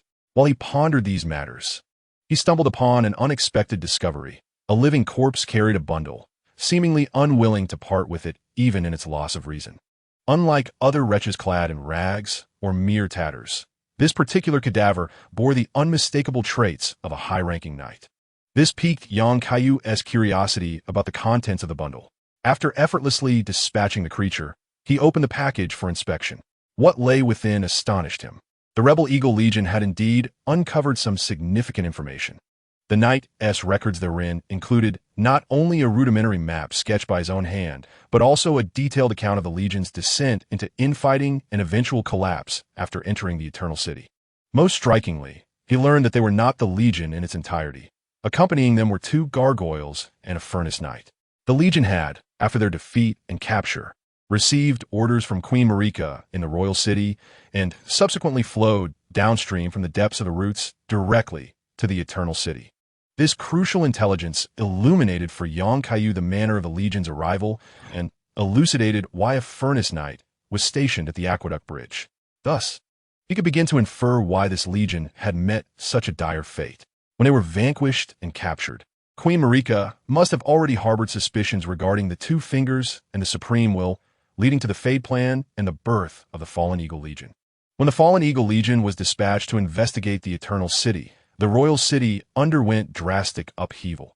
The Knight of the Black Blade emerged, and the shattering of the ring by Marika severed the Legion's route of return. The reason they could not retrace their steps lay in the obstructions that awaited them. The closer they approached the doorway guarded by the two gargoyles, the more Legion soldiers appeared, while within the chamber lurked numerous skeletons. It seemed that the two gargoyles, having sensed the tumult above, deliberately blocked the path to prevent these soldiers from retreating. Who knows what further chaos these erstwhile captives might incite? Moreover, if Queen Marika's actions are linked to the mission in the Eternal City, the implications are profoundly intriguing. Thus, from any perspective, these soldiers could only be entombed alongside the Eternal City, while the strongest among them, the Furnace Knight, likely resigned himself to the inevitability of such an outcome. Thus, the Legion, faced with a severed supply line, unfamiliar terrain, and the sparse yet persistent assaults from the Noxians, ultimately found itself in such a lamentable state. After reading the knight's account, young Kaiyu could not help but feel a pang of sorrow. Indeed, it seems that defeated captives are destined for a grim fate. Regardless of their location, the veteran O'Neill of Gallede, trapped in his homeland, awaited a fate of decay, while the seasoned warrior Neo of Soul City, even at the cost of severing his own leg, had all his soldiers ultimately transformed into specters. The Falling Eagle Legion was treated merely as expendable fodder. It was foreseeable that even if they succeeded in bringing back the hunting fingerblade, Mariaka would likely dispose of them secretly for her own safety. Perhaps the stone gargoyles and the forge knights were traps she had set in advance, for despite the availability of the passage leading to the depths of Nokron, the Legion remained unable to escape the fate of being suffocated alive. Chapter 129. Go eliminate him after understanding the plight of the Falling Eagle Legion. Young Kaiyu continued onward according to the map left by the knight. Nokron, having fallen into disrepair over the years, was filled with crumbling walls and remnants. He feared that even a slight exertion of his strength might trigger a catastrophic collapse. What if he accidentally crushed some of the hidden Noxians into a pulp? He still entertained hopes of gathering the remnants of Noxians in the Eternal City. However, in certain areas where he encountered silver tears obstructing his path, he had no choice but to clear them manually before proceeding. Stella followed closely behind him, observing the surrounding architecture. Although the Ceruleans had endeavored to preserve the heritage and style of the Noxians, some details were inevitably overlooked, and her task was to diligently record her observations. Yet, she could not shake the feeling that something lurked in the shadows. Watching her, she did not believe it to be a mere illusion. The assassin's skills honed over the years warned her that other living beings were present. Of course, she refrained from stirring the pot, rather than searching actively. It would be easier to wait for them to reveal themselves, as Stella had anticipated, in the innermost depths of Nokron. Within the vast chair temple of the Domain of Night, several natives clad in Noxian garb conspired together to devise a plan against the unexpected intruders. How long had it been since we dealt with those slave legions? We barely managed to eliminate them, and now we face two new invaders, one of whom appears to be a descendant of those who escaped. How shall we address this? This is rather troublesome. The man seems to possess some special abilities, and our silver tiers stationed on the perimeter pose no threat. Perhaps it is merely my imagination, but I feel he is remarkably familiar with this city. We cannot allow them to advance any further. The losses inflicted by the previous slave legion's assault were too significant, and our supply of silver tier larvae for cultivation has dwindled. The treasures here represent our last hope, and we must not allow any missteps. This matter appears rather challenging, and it is evident that everyone has witnessed the extent of that beam's power. At least, I cannot conjure such formidable magic. After much deliberation, the remaining Noxians in Noxron were unable to devise an effective strategy, their numbers dwindling significantly. Following the incursion of the Eagle Legion, despite their relatively inferior combat strength, their sheer numbers overwhelmed the defenders. The battle reached a critical impasse, and at one point, a mountain troll even breached the defensive line and approached the entrance of the chair temple. Ultimately, they managed to repel this assault with a preemptive stockpile of teardrop larvae. However, the cost was a substantial loss of their combat capabilities. Now, the two unexpected guests that had arrived seemed clearly intent on claiming their treasures. Finally, a high-ranking cleric clad in the attire of the knight, which spoke up, silencing the nearby Noxian swordsman. "We cannot afford to lose such a vital treasure. We must stop them. I sense that the principal threat lies with that man." She then raised her hand, pointing at one of the Noxian swordsmen. "You, go and eliminate him." "Me?" The chosen Noxian swordsman appeared bewildered. Could his curved blade withstand a beam capable of piercing through several walls? The witch, noticing the expression on his face, calmly instructed, "Do not be afraid. I grant you permission to harness the power of the cradle. Take that child with you into battle. Overcoming oneself is no trivial matter. Do you understand? Must I truly use the power of the cradle? But did you not say that it is meant for those worthy of becoming kings?" The Noxian swordsman, both excited and contemplative upon learning he could wield the cradle's power, recognized that this was indeed a desperate measure, but it was essential to preserve their hope for vengeance. He entered a room tightly guarded and sealed by gargoyle wards, retrieving the silver teardrop that lay dormant within. This teardrop was their most potent force, possessing remarkable mimicry ability, and combined with the years of accumulated cradle's power, it would surely allow them to vanquish the invaders. Returning to the front of the chair temple, he extended his hand to touch the nearby portal, transporting himself to the vicinity of the ancestral forest, where he lay in ambush within the temple, awaiting the arrival of the enemy. In the center of the temple, a pool of silver liquid flowed quietly across the ground. Kaiyu, following the map, navigated through a series of twists and turns, resolving numerous obstacles along the way, until he finally arrived at the immense temple from his memories, the very level reminiscent of the mimicry teardrop in the game. He felt a tinge of uncertainty, unsure if a teardrop truly lay in ambush there. Nevertheless, adhering to tradition, he temporarily sheathed his weapon, instructing Stella to emulate his actions. He pondered whether she would behave like the artificial intelligence in the game, resorting to mere punches once disarmed. Though Stella exhibited a hint of peculiarity, she complied without hesitation. Was there something amiss with the seemingly desolate temple ahead? Kaiyu cautiously approached the temple and, from a considerable distance, discerned a pool of liquid lying before him, as well as the presence of others concealed within the temple. Indeed, he mused, the game had even placed a Noxian swordsman at the entrance of the biomimetic teardrop. It appeared that the Noxians had anticipated their arrival and laid an ambush. Suddenly, an idea struck him, prompting him to halt and engage in a mental dialogue with Ashimi. "Do you see that pool of liquid ahead? That should be one of your kind. I am granting you an opportunity to prove yourself. Go and eliminate it." "Me?" Ashimi replied, her confidence wavering.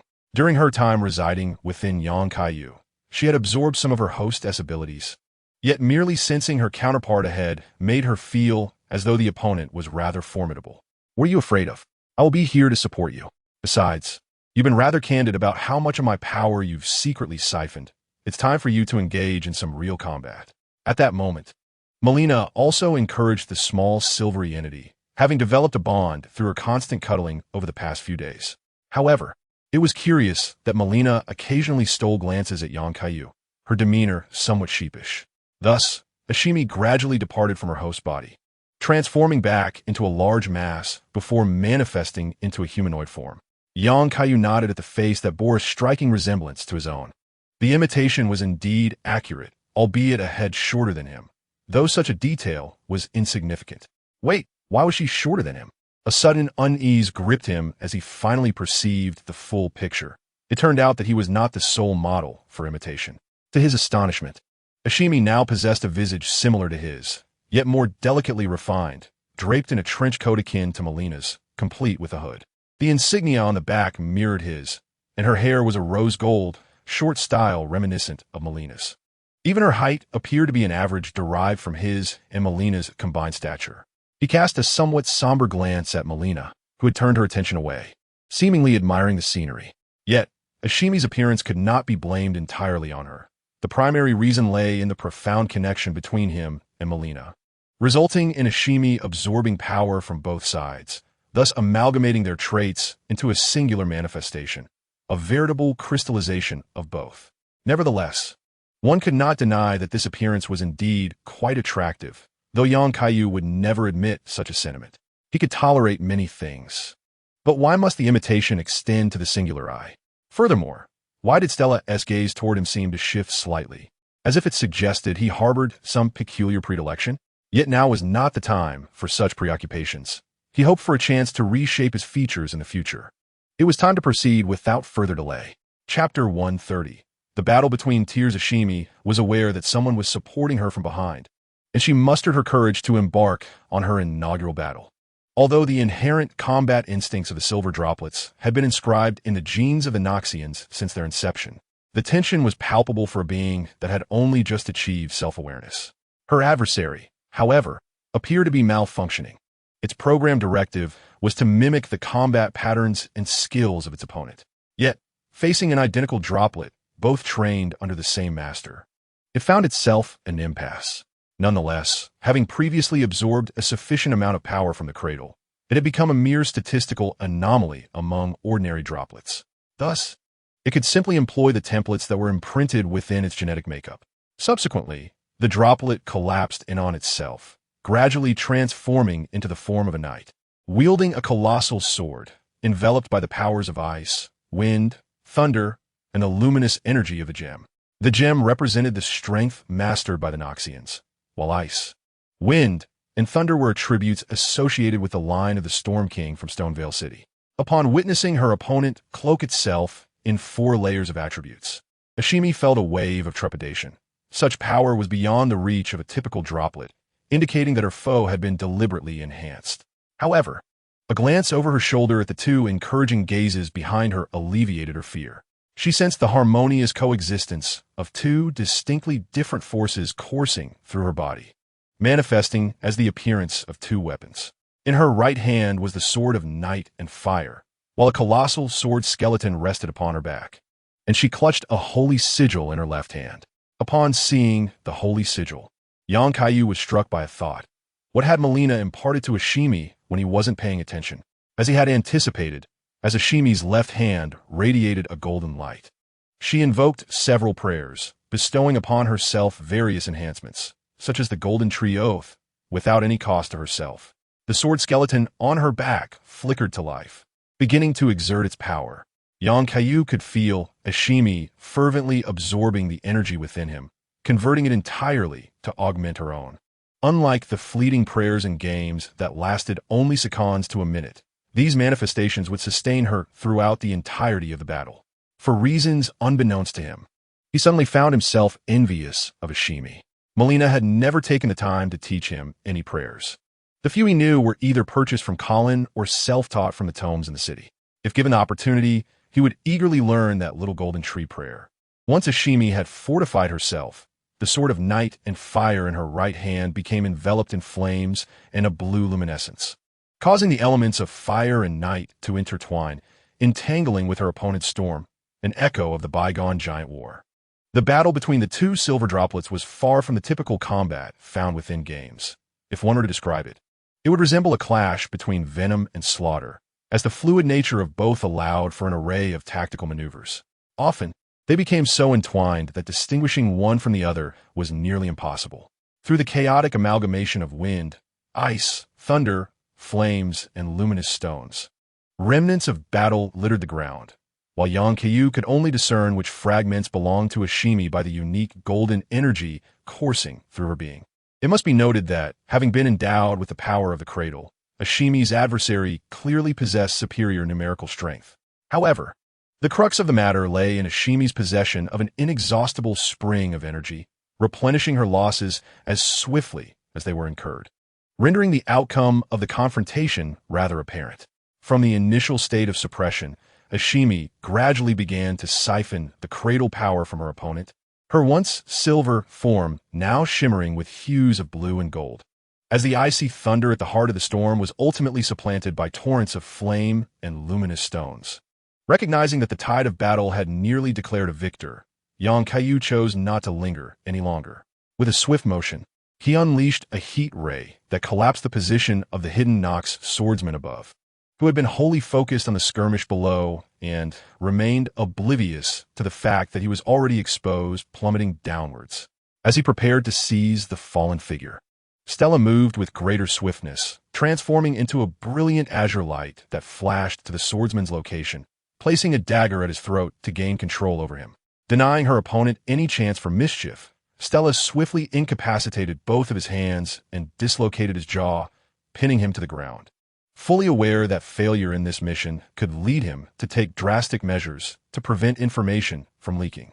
Quite an impressive maneuver, young Kaiyu remarked. I haven't seen you employ that tactic before. Indeed, Stella replied, this technique is of my own design. Who says teleportation circles must remain fixed in one spot? Although, I must admit, this short-range, instantaneous movement does have its limitations. The greater the distance, the more challenging it becomes to maneuver. Yang Kaiyu observed the lingering radiance in the air, realizing that this was likely a variant of a teleportation circle that achieved instantaneous movement. One could hardly deny that Stella, as a descendant of the Eternal, possessed an unparalleled understanding of teleportation technology, nearing the capabilities of Esthe's teleportation, albeit with some distance constraints. At that moment, Ashimi emerged victorious from her skirmish, having completely devoured her opponent and assimilated the cradle power within, leaving no remnants. Upon reverting to her humanoid form, the transformation was evident. She appeared far more defined and solid than before, no longer resembling a mere puddle of slime. Now, let me inquire about the location of your stronghold, Yang Kaiyu stated. Having healed the wounds of the Nox swordsman and using gravity manipulation to restrain him, rendering him incapable of resistance except for his mouth, he deftly yanked off the opponent's hood, revealing a visage strikingly similar to that of the Ceruleans. The other person gazed at him with a look of frustration, clearly not enjoying the sensation of being so easily subdued. What do you truly intend to do? He questioned. I could just as easily ask you the same. Have you not noticed the girl beside you? She is your descendant. Yet, without a second thought, you resort to deceit and ambush against a mere young man in his 20s. Is this truly acceptable? I think not. I am not unreasonable. If you compensate me for the stolen hunting fingerblade, I shall consider this incident forgotten. Upon hearing this, the Nox swordsman flushed, his pallid complexion visibly reddening. Indeed, you are no different from those brigands. Do not squander any more time. I will divulge nothing. Yang Kaiyu sighed and called out to Ashmi to come closer. Look, you are anxious. Have you not realized what just dispatched your silver teardrop? Ashmi, come and behold your creator. At that moment, the Nox swordsman suddenly grasped something, his gaze fixated on the tear that had taken on a human form. It dawned on him that this entity seemed to possess self-awareness. Ashmi approached and scrutinized the figure before her. Her vague memories prior to awakening certainly confirmed that she had been brought forth by this being. However, she felt no affection for a creator who offered her no assistance. She then transformed into a puddle of soft mud, re-entering Yang Kaiyu's body, where she found comfort. Well, she may be a bit shy, but the situation is evident. You cannot even safeguard such a significant presence. Had I not discovered her in time, she would have crawled into the city. Now, are you willing to converse civilly? The Nox swordsman paused in silence before nodding. The control over him was lifted, and he winced, rubbing his still-pained arm. Why did you do this? I have already stated my intent. I desire your hunting fingerblade. In exchange, I can assist you in reconstructing the Eternal City. That is our most treasured possession. Even trading it for the King of Night would be unacceptable. I wish to understand why you pursue that forbidden weapon. What else could I desire but to expel all the dual fingers, leaving none behind? Chapter 131. The source of power of the hunting fingerblade. The Nox swordsman visibly faltered at this declaration. They had been confined underground for an extended period, only recently beginning to engage with the outside world. When had it become like this? Or had he missed some crucial information? Was there anyone bold enough to openly call for the downfall of the dual fingers? It was known that even they had to stealthily amass strength before daring to confront the Supreme while represented by the dual fingers. The scars upon the Elden Beast were a testament to the legacy they had once wrought. Indeed, their achievements extend far beyond this, leading to the Supreme while personally descending to deliver punishment, causing the once mighty dynasty to crumble into disarray. Yet, even after all these years, they have not succumbed to fear or rage, instead quietly amassing strength. The current situation reveals that even those who tread upon the ground can now openly express disrespectful sentiments towards the dual fingers. What has the world below transformed into? He has finally come to understand why the eternal heir, who evidently inherited the legacy of the Nox people, trails behind the other.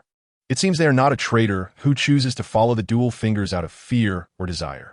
It appears you have regained your composure. So might I trouble you to guide me? Otherwise, at the pace I am taking by the time I locate your core position, half of this city may be reduced to ruins, although it is already nearly obliterated.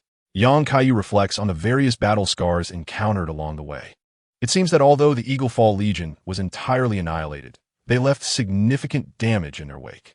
The Nox swordsman acknowledges the truth in the other's words and concedes, realizing that even the Night King, upon whom they had pinned their hopes, has now chosen to embody the opposing force. The Silver Tears are such that even their creators dare not wield them recklessly. During battle, they must maintain a distance, let alone remain in close proximity to continuously inflict madness upon themselves. Through the silver mirror, the Night Witch, adorned in high-ranking holy attire, waved her hand, dissuading others from the notion of continuing their ambush. As a being of exceptional longevity, she has traversed from a time long past. In those days, they were known by another name, the Star Seekers, flourishing through the power of gem magic. Later, through the knowledge gleaned from the stars, they forged the greatest creation in history, the Nox Stellar Moon. However, calamity struck with the shattering of the Black Moon, reducing all but a few larger fragments into the starlight encircling the Eternal City, signifying that the Nox people could only survive in this illusory fate. Yet, ever since that colossal meteorite pierced the earth not long ago, she has sensed that their destiny has begun to flow anew, whether in a favorable or unfavorable direction. It is certainly an improvement over this eternal stagnation. She caresses a cradle encased within a precious chest, patiently awaiting the arrival of this uninvited guest. To an untrained eye, it may appear trivial, but her observations reveal far more than just two individuals. Can one truly perceive the ethereal flames of the mission maiden alongside those possessing the potential to become vessels? It is indeed a remarkable combination. We are nearing the moment. I can feel the essence of that treasure approaching, undoubtedly the aura of divinity following death. How can you perceive it from such a distance? The Blade of the Hunt, crafted from the remains of deities, possesses the ability to inflict harm upon the twin fingers. This is due to the chosen beings being transformed into vessels capable of enduring the Law Ring and its decrees, closely resembling the manifestation of the Supreme Will. Naturally, this connection allows it to effectively damage the creations of the Supreme Will. I, having once been one of the chosen, am acutely aware of the nauseating odor that lingers upon those selected. Well, I must admit, I have a rather audacious question to pose. Why do you not fashion a blade of the hunt from your own remains? I believe the effect would be comparably potent. If my feudal body could aid me in achieving my goals, I would not hesitate to employ it. Alas, my corporeal form has been utterly vanquished by a predetermined demise, leaving behind the lingering essence of the Death Rune, which is exceedingly difficult to eradicate. The Death Rune itself represents a personification of law, yet it remains sealed, rendering it incapable of posing a genuine threat to entities such as the Twin Fingers. What I require is an ancient deity completely independent of the Golden Law, a weapon forged from its remains, imbued with laws that are yet to be sealed, thus enabling its proper utilization. I see. But what manner of deity is it that has been slain, and what transpired at its demise? I believe we shall soon uncover the answer. Upon hearing Lonnie's elucidation, Yonkai finally comprehended the uniqueness of the Blade of the Hunt. The Twin Fingers merely serve as a spokesperson for the law, while the remains of the deity encapsulate the essence of the law itself. In other words, this is a manifestation of the power of the Law Ring, which directly originates from the Supreme Will, far surpassing the insignificance of the Twin Fingers and thus possessing the capability to vanquish them. Moreover, being a product of the same origin as the Supreme Will, it stands as the only entity within the boundary that could potentially harm the Supreme Will. Most importantly, this weapon dates back to an era before the disintegration of the Noxians, a time when the Golden Dynasty had yet to cast its shadow. The Noxians, oblivious to the catastrophic consequences of their actions with this blade, ultimately provoked the Supreme Will, which descended to enact punishment. At the very least, They shattered the law ring once, leading to the emergence of numerous grand runes that symbolize various laws. Thus, both the Noxians and the Blade of the Hunt were sealed beneath the earth.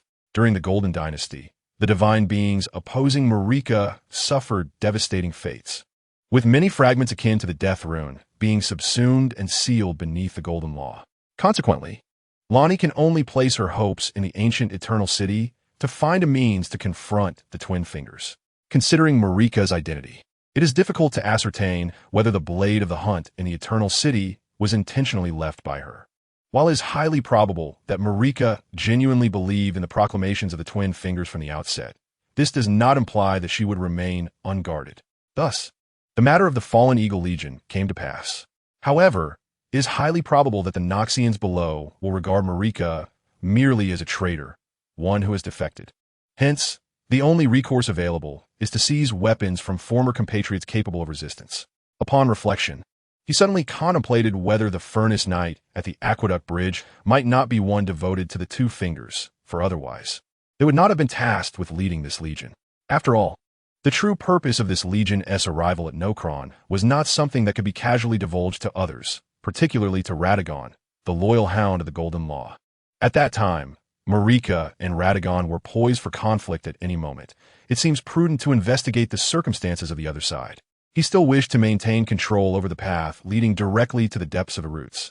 Who knows to what extent the corpse of the dead prince has expanded in reality. Previously, a minor skirmish nearly dismantled Stormvale Castle, so the corpse of the dead prince would likely prove even more troublesome. After navigating numerous twists and turns, young Kaiyu and his companions finally reached the very heart of Nokron, during which they were ambushed by the Old Sixth of the ancestral spirit forest and encircled by waves of silver tears. Ahead, a temple of chairs appeared in their line of sight, several times larger than that of Celia, with the interiors of the surrounding buildings still relatively intact. Emerging with heads peering out, a cursory glance revealed that there were approximately 400 to 500 individuals concealed within the structures. Each appeared to be an ancient relic, likely the last remnants of these Noxian elders, safeguarding the final essence of the Noxians. Chapter 132. Cradle. As young Kaiyu surveyed the silver-skinned Noxians, he proceeded towards the central temple of chairs. The onlookers seemed not at all surprised by his arrival. Coupled with his prior experience of being ambushed, this at least indicated that the Noxians in this subterranean city still possessed considerable control, which relieved him of some concern. After all, in such an expansive underground area, if the Noxians were confused about their bearings, the difficulty of reconstruction would be considerable, given the destruction surrounding him. He feared that even the slightest disturbance might cause the very foundation to collapse. At last, under the watchful eyes of the remnants of the Noxians, he arrived at the core of Nokron, the central temple of chairs, where both the Finger Slayer and the Cradle Great Chalice were housed. Of course, this was but one of the two great chalices. Ashmi would need the other, located in NOC Stella, to achieve its true completeness. Awaiting him at the entrance of the temple was a high-ranking clergy member clad in a Night Witch ensemble. As he had anticipated, such individuals, who housed all significant knowledge within their minds, represented the true essence of the Noxians and naturally held the highest status. The individual greeted the visitor with a respectful yet elegant bow, casting a fleeting glance at Stella, their expression momentarily shifting before returning to its usual demeanor. Immediately, she nodded to the nearby guard, sealing off the area around the chair temple to ensure that no one could intrude. Several silver teardrops transformed into mountain spirits, standing vigilantly at the entrance. Upon understanding the unspoken cue, young Kaiyu accompanied Stella into the inner sanctum of the temple. Unlike the meager single room in the game, the interior was quite intricate, with walls adorned with various murals and elaborate patterns that silently narrated the splendor of its past. At last, he arrived at the heart of the chair temple, surrounded by an array of grave lilies, with a magnificent treasure chest enshrined in the center, appearing to be the cradle of the silver teardrops. At that moment, Lonnie's attention was not captured by the cradle, but rather by an intangible aura emanating from a deeper compartment. She sensed that the essence of her true pursuit lay within. However, she possessed a modicum of patience in her wait. Lonnie had also surmised, to some extent, why young Kaiyu held such regard for the silver teardrops. Perhaps she would soon be reunited with her mother. The Night Witch, meanwhile, removed her hood, revealing a face marked with distinct features of the She people. Though unlike Queen Marika, her prolonged life underground had rendered her skin a silvery hue. Noble guest, I thank you for escorting our King of Night to this point. Allow me to apologize for the misunderstandings that occurred earlier. This is where our true heritage lies. Since I have demonstrated my sincerity, I wish to understand your true intentions. It is the first time I have encountered someone who can make the same choices as the mission girl who sees the flame phantoms and the divine being in harmony with fate and the stars. However, I cannot decipher your destiny. It seems that the sky holds no stars corresponding to you. Young Kaiyu was taken aback to find his essence laid bare without uttering a word. As an outsider, how could he possibly possess a fate that aligns with theirs? Or perhaps he was destined to disrupt fate itself. I have a strong aversion to the term fate, as its existence negates free will. Therefore, I do not wish to be bound by such constructs. As for my intentions, they are not difficult to comprehend. The borderland has been ravaged by demigods and their minions, and all I desire is to restore order. Are you implying that your goal is to unify the borderland like the Golden Dynasty and establish a realm under your will? The Knight, which inquired earnestly, seemingly awaiting a satisfactory response. Dynasty? I have never contemplated such notions. How long did the so-called eternity of the one known as the Eternal Queen truly last? The borderland, indeed, requires the re-establishment of a suitable order. Anything would be preferable to its current shattered state. However, I do not intend to emulate the Golden Dynasty's extreme exclusionism, branding all who possess differing customs and beliefs as heretics. My aim is simply to expel all external interference. In due time, let those on the border contemplate the path they wish to tread. Regardless of the nature of the road, it is ultimately a manifestation of their own choices. Much like your past defiance against the divine, I am reluctant to witness a multitude of so-called deities of uncertain origin continuing to wreak havoc upon existence. Do you not agree that the presence of so many gods at the border is somewhat excessive? Yang Kaiyu's words rendered the interlocutors momentarily speechless. The eternal offspring had initially rebelled against the dominion of the Fingers, striving to hunt the gods, and the subsequent fate was all too apparent. The individuals before her appeared even more extreme, contemplating how to eradicate the divine entirely. However, this revelation also brought her a sense of relief. The very act of articulating such thoughts indicated their stance. With limited options available, she chose to yield away, step forward, and imbibe the contents of the cradle's holy grail. As long as you adhere to your original intent, the legacy of the eternal city shall be unveiled to you. Before her lay an exquisite chest, within which resided a vessel shaped like a chalice, containing a liquid that shimmered with the hue of synthetic tears. This was indeed the fabled cradle. Ashimi, within, sensed a profound connection with the liquid in the grail, urging her to drink swiftly, for doing so would propel her towards completeness. Without excessive hesitation, she consumed the liquid, reminiscent in flavor to black sesame paste. And in an instant, the power of the cradle was wholly absorbed into her being. Subsequently, she succumbed to a state of slumber, seemingly in the throes of assimilating this sudden surge of immense power. Now, let us turn our attention to the matter of hunting the fingers of the blade. Dear children, I have triumphed in the resurrection match. I sincerely apologize for the prolonged absence of over 2 weeks. However, circumstances were beyond my control. Merely a day after my last update, I suffered a collision while playing basketball, resulting in a fall. Consequently, I sustained a minor fracture in my shoulder and a strained ligament in my thigh, necessitating a few days in the hospital. Even the simplest movements required assistance. And during that time, I endured a high fever, feeling as though I was on the brink of confinement. Thankfully, I emerged victorious in the resurrection match. Now, I am somewhat capable of independent movement, albeit with the aid of sling. Those familiar with fractures will understand that such rehabilitative equipment is used to stabilize bones and prevent displacement. I am beginning to feel slightly better and hastily publishing this previously unfinished chapter to demonstrate that I am still alive. The extent of my ability to write during recovery will depend on my condition. I have previously stated that I am determined to complete this book. Should there be a pause in updates, it will undoubtedly signify that life has intervened, and I shall provide explanations later.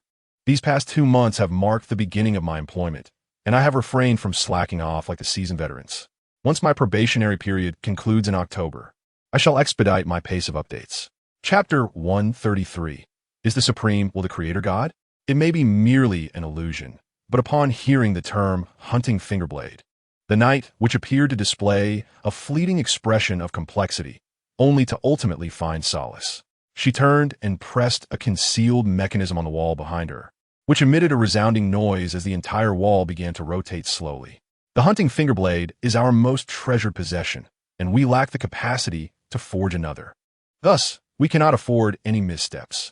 To prevent anyone from forcefully intruding to seize it, we have secured it within this hidden chamber. Should any external harm befall it, the mechanisms within will immediately transport it to another location. Therefore, I ask for your patience during this brief interlude. Young Kaiyu contemplated this and deemed it reasonable. After all, the portal adjacent to the hunting fingerblade in the game could hardly have been constructed solely to assist those who would abscond with it. It was likely designed for swift escape in the face of formidable adversaries, albeit expressed in a rather abstract manner. Such stringent safeguarding now appeared entirely logical. Before we proceed, allow me to introduce myself. My name is Lias, and, as you can see, I am the leader of the night witches in this city, as well as its gravekeeper. It appears that our opportunities have dwindled, which is why I have been in search of a worthy individual to entrust with this treasure. So, have I passed your trial? It could be considered so, yet I currently possess no better alternatives. It seems you're not entirely ignorant of the Eternal City, though there remains much you do not know. In return for your patience until the grand door opens, I may answer any questions within my realm of knowledge. Yang Kaiyu had awaited such an opportunity for quite some time. The game's narrative concerning the Eternal City primarily consisted of peripheral descriptions, and direct accounts from an eyewitness are rather rare. I wish to know what transpired before and after the calamity that led to the destruction of the Eternal City. What actions did you take to incur such punishment? I suspect that merely creating that dagger to harm the twin fingers could not have resulted in such dire consequences. Lias fell into reflection. Although the events were long past, they remained vivid in her memory. It is worth noting that she was deeply involved in those occurrences, which is why she was elected as the leader of the survivors to continue their efforts following the disaster. To clarify this matter will require some time. So let me begin at the very beginning. Are you aware of the scene at the dawn of creation? The dawn of creation? I imagine it was a scene of chaos. Why do you ask this question? That is indeed a reasonable assumption. Yet all conjectures must be substantiated by empirical evidence to be deemed fact. We bore witness to the scene at the dawn of creation in the distant past. It is intriguing. As far as I know, only the Dragon Clan of Sky City possesses the formidable power to warp time and space. However, I doubt that these noble dragons would assist you in such endeavors, and they likely lack the capacity to return to such a distant era. Indeed, our observations were made through alternative methods. Are you aware that, much like sound, the speed of light varies when traversing different mediums? Yonkai raised an eyebrow, acknowledging that he had underestimated the Noxians. Their achievements in various domains might far exceed his expectations, while the outside world was still employing aerial mirrors. These individuals must have already developed astronomical telescopes. Are you suggesting that by calculating the speed of light in a vacuum, one could estimate the temporal distance of an event based on the relative proximity of the observed object? In theory, if one observes far enough, it is possible to glimpse the scenes from the dawn of creation. So, what did you witness at that time? Now it was Lia's turn to be astonished. In her recollection, this technology was among the most advanced even during their peak, and although the principles may be as straightforward as that of aerial mirrors, the collection and processing of such data represent an enormous and intricate endeavor. It seems you know more than I initially presumed. Thus, I believe you can grasp our thoughts at that time. In the profound depths of the starry sky, we observed not merely an abyss, but an unimaginably vast entity or existence, with stars swirling around it, giving off a brilliance akin to that of pyroxene. It was only later that we realized this entity was what the finger referred to as the so-called Supreme Will, the true deity that once bestowed life upon the borderlands. Our Creator God, as it roamed the cosmos, it both created and destroyed, and the finger was merely a remnant of its existence. Is the Supreme Will the Creator God? Yonkai was taken aback to discover that the true status of the Supreme Will was of such magnitude. Until now, he had believed that the Supreme Will was akin to the outer gods, like the Mother of Truth or the Flame Demon, albeit with greater power, which allowed his chosen deity to unify the borderlands during the competition. However, considering Laia's intelligence, it appears that the Supreme may transcend other outer gods by several tiers, and the finger is a product of its creation. This also explains why the dual fingers can simultaneously select representatives from various laws. In essence, no law holds sway over the Supreme Will. If you believe it created you, why then do you forge instruments like the finger hunting blade to resist it? You have misconstrued a matter. We do not seek to rebel against the Supreme Will, for such an existence is far too distant for us to confront. Furthermore, since it cast the meteor shower upon the borderlands, bestowing life, it has paid no heed to the affairs of this realm, just as the name of that dagger suggests. What we seek to resist are the fingers of those who proclaim themselves as the messengers of the Supreme Will. Since we, too, are creations of the Supreme Will, we possess our own pride and have no reason to submit to such entities. Thus, we have drawn inspiration from the Elden Ring to forge the hunting finger dagger, a weapon born of the same essence as the power of the Supreme Will, intending to expel not only those fingers but also the so-called deities that hail from stars. I have long been curious, however, since the hunting finger dagger is crafted from the remains of divine beings, how did you procure the suitable materials? Liozzi did not respond immediately, but instead reached out to touch the scattered glimmers in the air. Gradually, the blue lights coalesced to form the shape of a moon, specifically, the dark moon of Noctis Stella. The so-called deities are, in essence, not divine. Once one comprehends their true nature, it becomes evident that achieving divinity is merely the tragic fate of becoming a vessel for the Elden Ring. Consequently, upon grasping this truth, we need not actively hunt the deities, for we possess our own rituals for creating gods. Chapter 134, Mother of Fingers Meter, Your Own Right of Divinity? This was the first time Kaiyu learned that there existed other paths to divinity beyond the Golden Dynasty system, at least in his understanding. Marika had only become a deity after vanquishing the giants alongside the first king. The system of the Borderlands should accommodate multiple divine beings, much like the fractured wars of demigods, where only the ultimate victor gains the right to ascend to divinity. After all, each divine being ought to correspond to a distinct law. However, it now appears that the path to divinity may not be as arduous as previously imagined. Upon reflection, this seems reasonable, for the manner in which Marika ascended to godhood has never been explicitly illustrated. In every ending of the game, upon assuming the throne, either Marika becomes a consort, or Runni directly seizes the Elden Ring from within Marika to manifest her own law, excluding the likes of the Frenzied Flame, a chaotic embodiment that knows only destruction. How could one discuss law in such a context? Liozzi continued to recount his memories of the past. Indeed, from the moment we began to gaze upon the starry sky, some among us recognized the connection between the Elden Ring and the stars. In the distant past, the Supreme will send a golden meteor along with a beast to the Borderlands, which later transformed into the Elden Ring. Accompanying that beast was a grotesque aberration, the mother of many fingers, known as Meter. Are you suggesting that those dual fingers do not directly obey the Supreme Will, but rather follow the commands of this so-called Mother of Fingers? Yet, why is there no trace of the Mother of Fingers in the Borderlands now?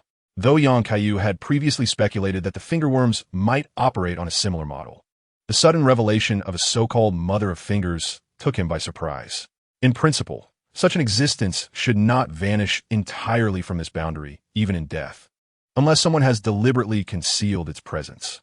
But why would the fingers permit such an occurrence?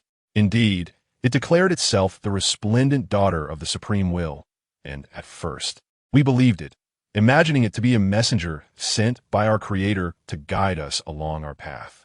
Through our observations and understanding of it, we crafted a civilization of unparalleled brilliance, for prior to this, we were limited to gazing at distant stars and the remnants of fallen celestial stones to grasp the truths of the world. It seems that, to you, it was a favorable entity. So what transpired that incited your rebellion against it? Kaiyu finds this rather peculiar, or rather, he still struggles to comprehend the actions of Marika at that time. At least on the surface, both the fingers and the Mother of the Fingers evidently provided tangible benefits. The Mother aided the Noxians in creating a magnificent civilization, while the fingers facilitated Marika's ascension to divinity. Frankly, the The civilizations established by both seem relatively anthropomorphic. After all, from the remnants of giants upon the snowy mountains, it is clear that the barbaric age of the boundary was dominated by bizarre outer gods, such as the flame malevolence and the corrupted entity, which are anything but human-like. Yet, the outcome was that the Noxians forged the blade of the fingers, and Marika chose to overturn the table and shatter the ring, both opting for self-destruction at the zenith of their power. Everything comes at a cost. We still cannot fathom the true nature of the supreme will, nor do we know if it possesses free will or affection for its creations. However, we are certain that the Mother of the Fingers never established a connection with the supreme will from the outset. Perhaps when it fell to the boundary, it had already suffered some unknown damage, and its guidance of our development was intended to manifest its own will within the Elden Ring. You must be aware that those fingers who chose demigods invariably did so only after these demigods had established their own laws. Young Kaiyu reflected on several notable demigods. Malnia was entangled with corruption from a young age, while Runni encountered her dark moon early in life under her mother's guidance. As for Miquella, although the nature of his law remains somewhat unclear based on the deeds of Tish, it is highly likely that Miquella also possessed his own representative law from a young age, though it remains uncertain whether it is the fabled Gentle Law. I understand that upon becoming the vessel of the Elden Ring, one can exhibit their own law, but what connection does this have with the Mother of the Fingers? A deeper contemplation reveals that the demigods wish to showcase their own laws, relying on the great rune in their hands, which, when fused with their laws and combined with the Elden Ring, alters the very rules of the boundary. Have you ever pondered why the once unified Elden Ring has scattered so many great runes? Yang Kaiyu suddenly realized that this might be the elusive Shattering event, which exists only in conjecture. Subsequently, both the Night Queen and Queen Marika wield fragments of the great runes, akin to the demigods involved in the ensuing Shattering War. I recall you mentioned that the Mother of Fingers exhibited signs of unknown damage from the very beginning. Thus, she would be incapable of wielding the Elden Ring, necessitating the cultivation of a suitable vessel to enact her will. At that time, the ring was an immaculate whole, and upon recognizing this, you devised means to hunt the blade of the fingers, along with other methods capable of inflicting harm upon the Mother of Fingers, ultimately shattering the complete ring. If I am not mistaken, the trace runes found within any creature of the lands between are a gift from your actions. Lias nodded in agreement. A remarkably astute deduction. Much like the flora thriving in this eternal city, which has long been influenced by its specific environment. Although we remain unaware of how the Supreme will forged such a magnificent creation as the ring, it is fundamentally a product of the stars, akin to the celestial crystals that descend from the heavens. Our initial concept was straightforward, to liberate the lands between from the constraints of such a distorted existence and return it to the very life that inhabits it.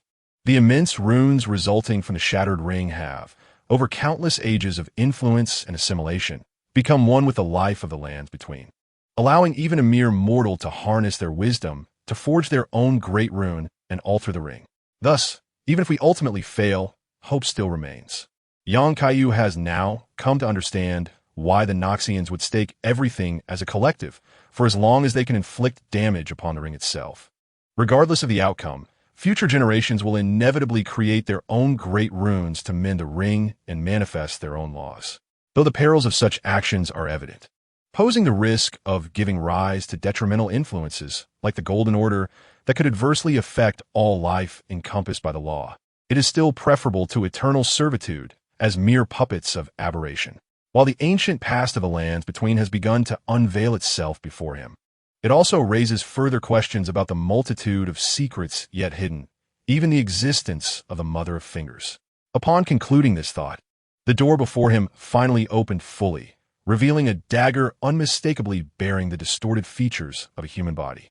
Now, it was clear how closely it resembled the god-slaying sword from the game, even stained with still wet, grimy blood, silently narrating a tale of harrowing history. Wishing everyone a belated mid-autumn festival, I am still laboring through the night shift, but I endure for the sake of triple overtime pay. This week, feeling somewhat accomplished, I contemplated writing a couple more chapters.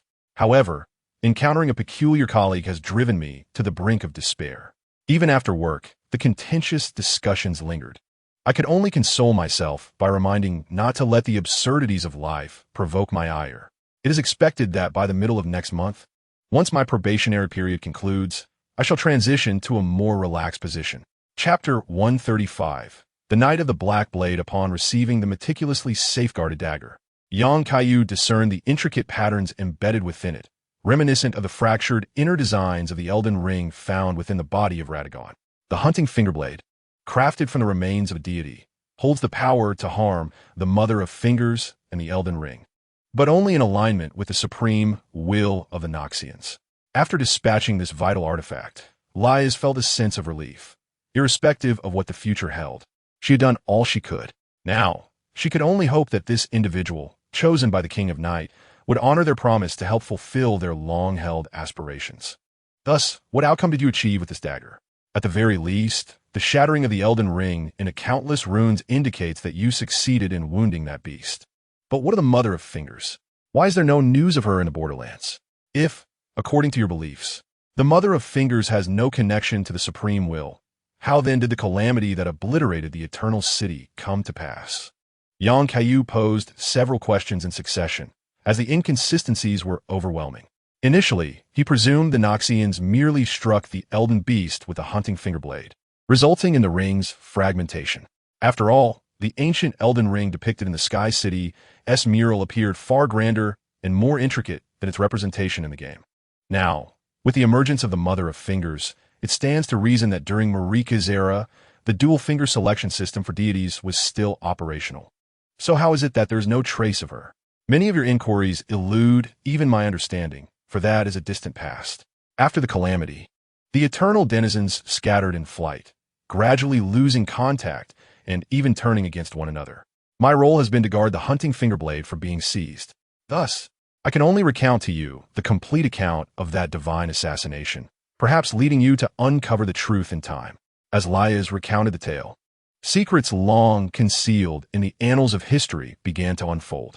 This dialogue persisted for an extensive duration, encompassing the initial encounter between the Noxians and the Mother of Fingers, culminating in the moment of calamity. Indeed, it mirrored my expectations. The events that led to the Elden Ring's initial shattering in the distant past could be succinctly summarized as a version of the Knight of the Black Blade. This plot commenced when the Noxians recognized the true intentions of the Mother of Fingers, initially conceived by a select few who carefully evaded the scrutiny of the majority, gradually expanding to encompass the vast majority of the upper echelons. Initially, the clandestine project, known as the King-Making Plan, was set in motion. The Noxians, through their profound understanding of magic and prayer, devised a biomimetic teardrop capable of harmonizing with all known systems of power, intending to emulate the might of the Supreme Will. However, this endeavor ultimately faltered due to the absence of two critical elements. First, although the Noxians proposed the hypothesis that magic and prayer share a common origin, they were unable to delve deeper into their studies, let alone access the formidable strength of the Supreme Will. This lack of foundational theory resembled a fleet of humanity, stifled by technological limitations, confronting a droplet. No matter how formidable it appeared, it was merely a barrage of 2,000 firecrackers. Secondly, all the biomimetic teardrops created merely mimicked the external conditions of their prototypes mechanically. Yet, how could a creation devoid of self-awareness shoulder such monumental responsibility? Nonetheless, this failure was not entirely devoid of significance. The optimized biomimetic teardrops could be produced en masse at a remarkably low cost within a short time frame, and their combat efficacy was deemed sufficient against foes below demigod status. Consequently, the Noxians ultimately sealed the cradle within 2 eternal cities, awaiting the potential emergence of a self-aware individual while relying on the cradle for the mass production of teardrop embryos. The residual Noxian forces have managed to endure even after the cataclysm, thanks in part to the assistance of numerous biomimetic teardrops in battle, akin to their previous resistance against an entire legion of the Falling Eagle. Given that the King-Making Plan could not be realized, a decapitation operation was deemed necessary. The Mother of Fingers sought to fully grasp the Elden Ring and hence required the selection of a suitable demigod, who will be transformed into a vessel capable of containing the ring through a deification ritual. During this time, the Elden Beast, the manifestation of the ring, would also appear and merge with it. This indicated that there would be a temporal gap between the completion of deification and the fusion with the ring, presenting the Noxians with their only opportunity. Thus, a Black Knife Knight operation was meticulously orchestrated. However, this iteration of Black Knife Knight was more ambitious, targeting not just a single demigod, but also the Mother of Fingers and the Elden Beast.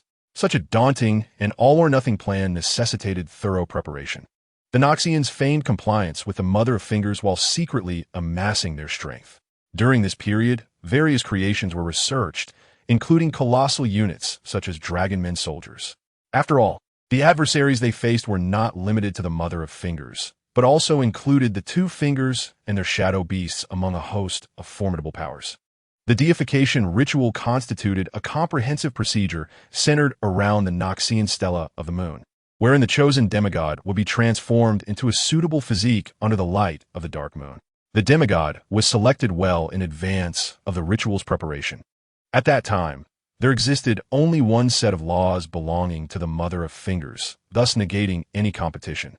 However, the Mother of Fingers could not have anticipated that the chosen deity was himself complicit in the insurrection scheme, even contributing to the design of the infamous finger-slaying blade. After all, no one was more qualified to offer revisions than he. Under the deliberate procrastination of the Noxians, by the final moment, virtually all of the Eternal Citizens had participated in some capacity, for opposing a godlike entity without uniting everyone's strength was utterly impracticable. This, however, entailed significant risks regarding confidentiality. It was only then that the Noxians seemed to recognize an intriguing fact. The dual-fingered beings and their parasitic creatures, as well as the shadow beasts roaming the borderlands, appear to be somewhat aware of the conspiracy, yet the dual-fingered beings maintained a notably ambiguous stance and chose silence, although the Noxians could not comprehend the reasons behind this. Once all preparations were complete, action was inevitable. Thus, on the day of the Ascension ceremony, the operation commenced. I should not have been tempted by the prospect of 15-fold overtime pay, from the Mid-Autumn Festival to National Day. I would have to endure a grueling 13 consecutive days of work, which would surely drive anyone to madness. My primary concern at that moment was to clock in 50 days to secure my permanent position, after which I reluctantly accepted the mandated overtime. Now I must simply endure. However, this circumstance presents a perfect opportunity to acquire a new computer, and my laptop has been in use for nearly 5 years. It nearly faltered when I played Elden Ring, and the light pollution from Atarn has become unbearable for my device.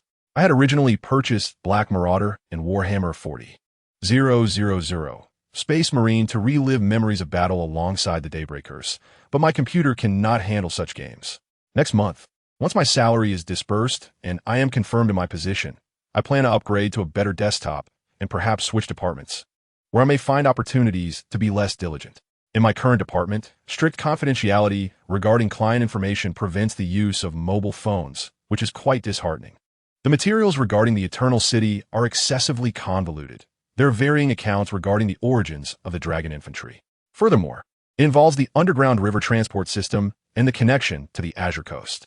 I am contemplating whether to incorporate the narrative of the sorrowful-eyed queen who was slain, but crafting a side story devoid of any substantial plot is quite a challenge. Thus, I can only devise a coherent narrative that aligns with the text. As the game explicitly states that the Noxians chose to proceed with their actions despite being aware of their grievous betrayal. However, once the status of the Supreme was drastically exalted, the only targets could only be the Elder Beast and the Mother of Fingers. And I too have decided to relinquish my efforts. Chapter 136. The victor, what precisely transpired on that day remains shrouded in mystery. It can be said that the site of the Ascension ceremony was utterly annihilated. Luz, bearing a mission, had retreated to a relatively secure location in advance. And only when Calm returned did he proceed to the scene to recover the finger-slaying blade. However, at that time, the shattered runes that permeated the entire Borderlands bore witness to the fact that the magnificent Elden Ring had been successfully fractured by mortals, allowing even humankind to grasp the creations of the primordial deity. Regrettably, it was evident that the plan had not been entirely fulfilled. The beast, though grievously wounded, remained concealed, and the Mother of Fingers vanished from sight. During that period, all the inhabitants of the Eternal City beheld a colossal black hole manifesting in the sky.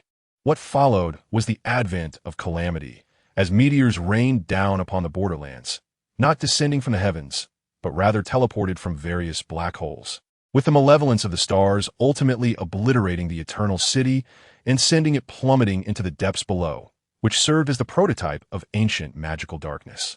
Although the Noxians had devised a contingency plan for the Mother of Fingers, despite her disconnection from the Supreme Will, was indeed a being of stellar origin capable of summoning assistance. It was anticipated. However, the nature of this direct assault was utterly inescapable.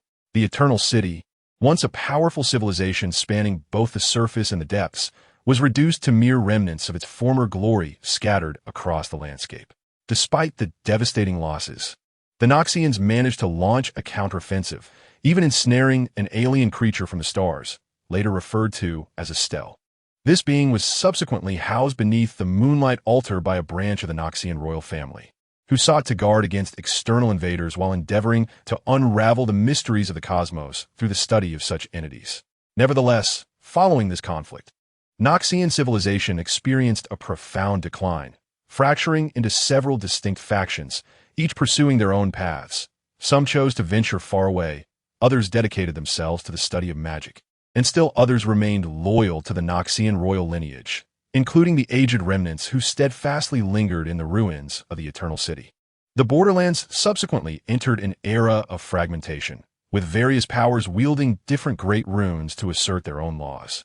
Oblivious to the forgotten past that had once led to the shattering of these runes, and to the fundamental truth that these inhuman beings were never to be trusted. If there were any victors amidst this turmoil, it would be the Fingers. Originally mere emissaries of the Mother of Fingers, they transformed into direct representatives of the Supreme Will, each choosing to support different deities. The conflict persisted until the eventual rise of Marika, who unified the Borderlands. Thus, speculation arose that the Fingers, whether covertly complicit or at least tacitly approving of the events, played a significant role, and the subsequent disappearance of the Mother of Fingers from the Borderlands was likely intertwined with this, for betrayal is not solely the domain of humanity.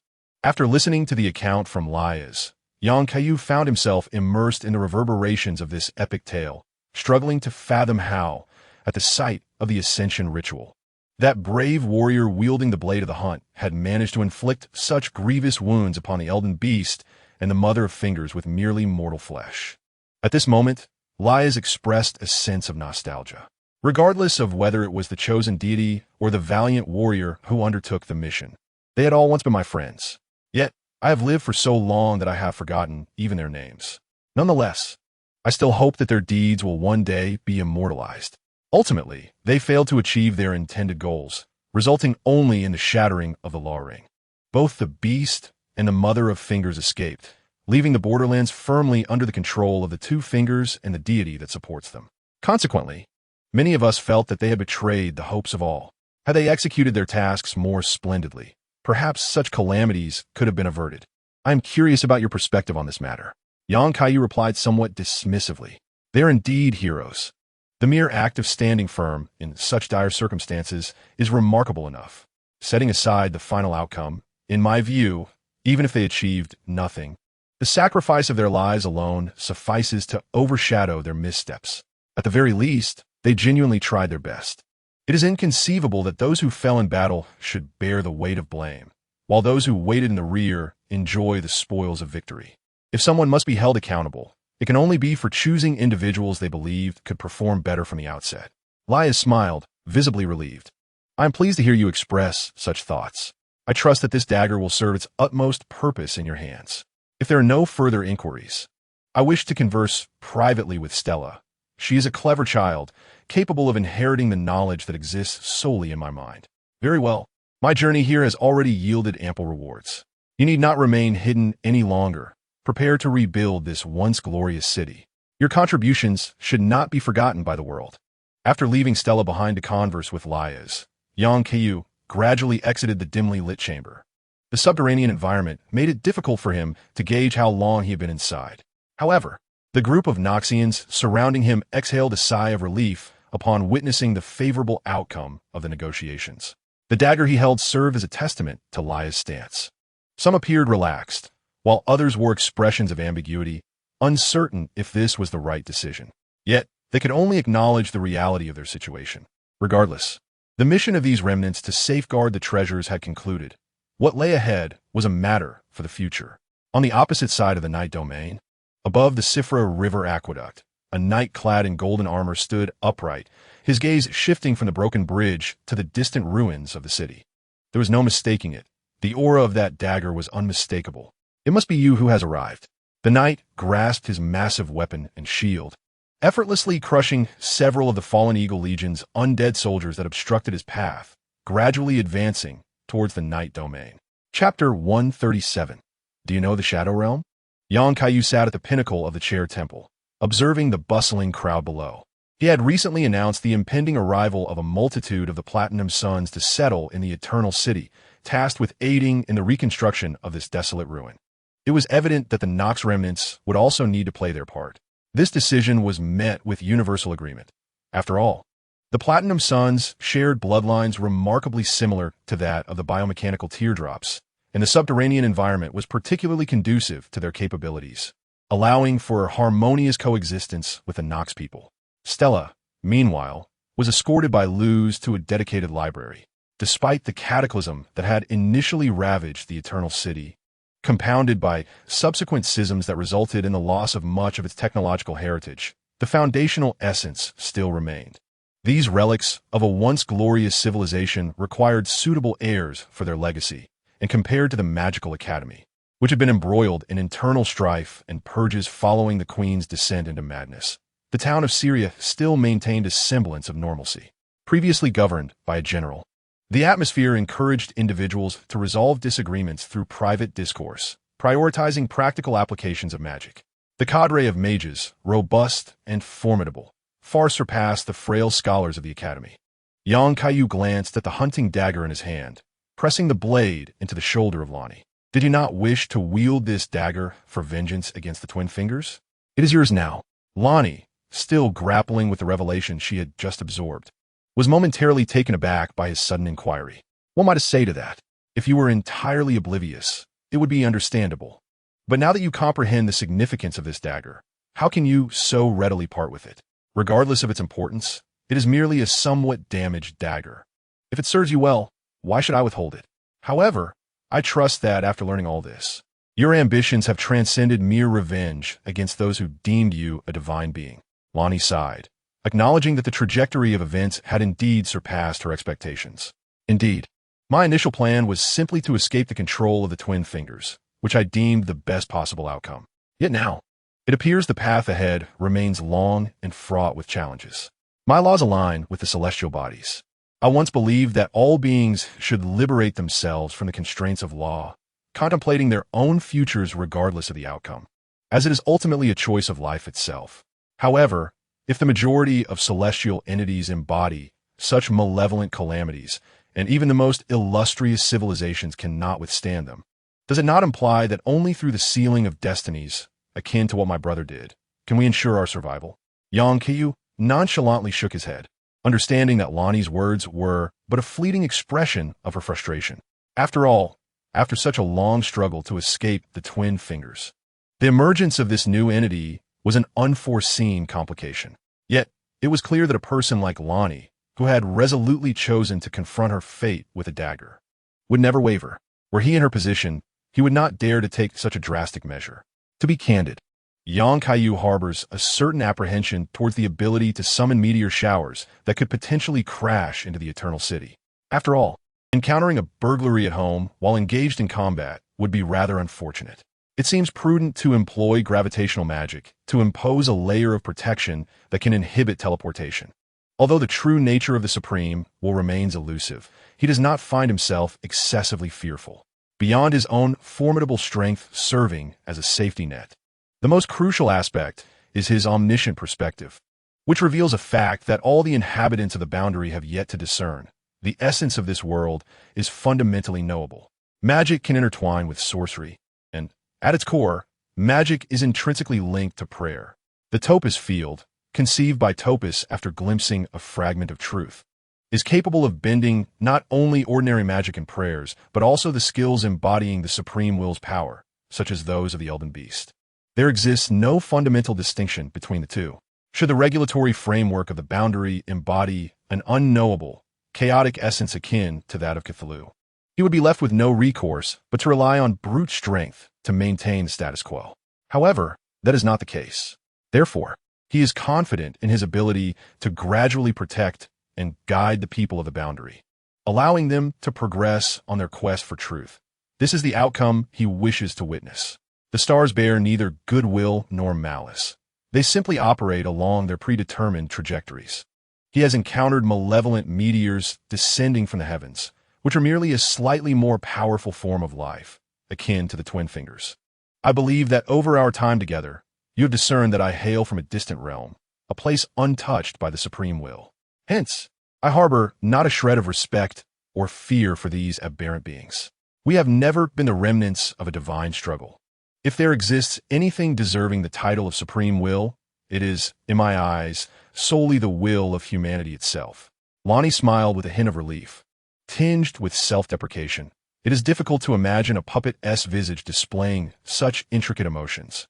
I misspoke earlier, so I command you to forget what I just said and refrain from disclosing it to anyone, not even a blazer. Ultimately, Lonnie accepted the finger blade, but upon touching the dagger, a thought seemed to cross her mind, and her gaze met young Kaiyu's, indicating that they both contemplated the same notion. Young Kaiyu was the first to break the silence. I believe it is imperative that we ascertain precisely what the twin fingers have done. They successfully liberated themselves from the influence of the mother finger through unknown means and ascended to become the avatars of the supreme will. I surmise that a shadow beast like Blazer might employ a similar approach. He recalled the sizable twin finger in the round table hall and began to ponder whether he should return to retrieve it for further examination.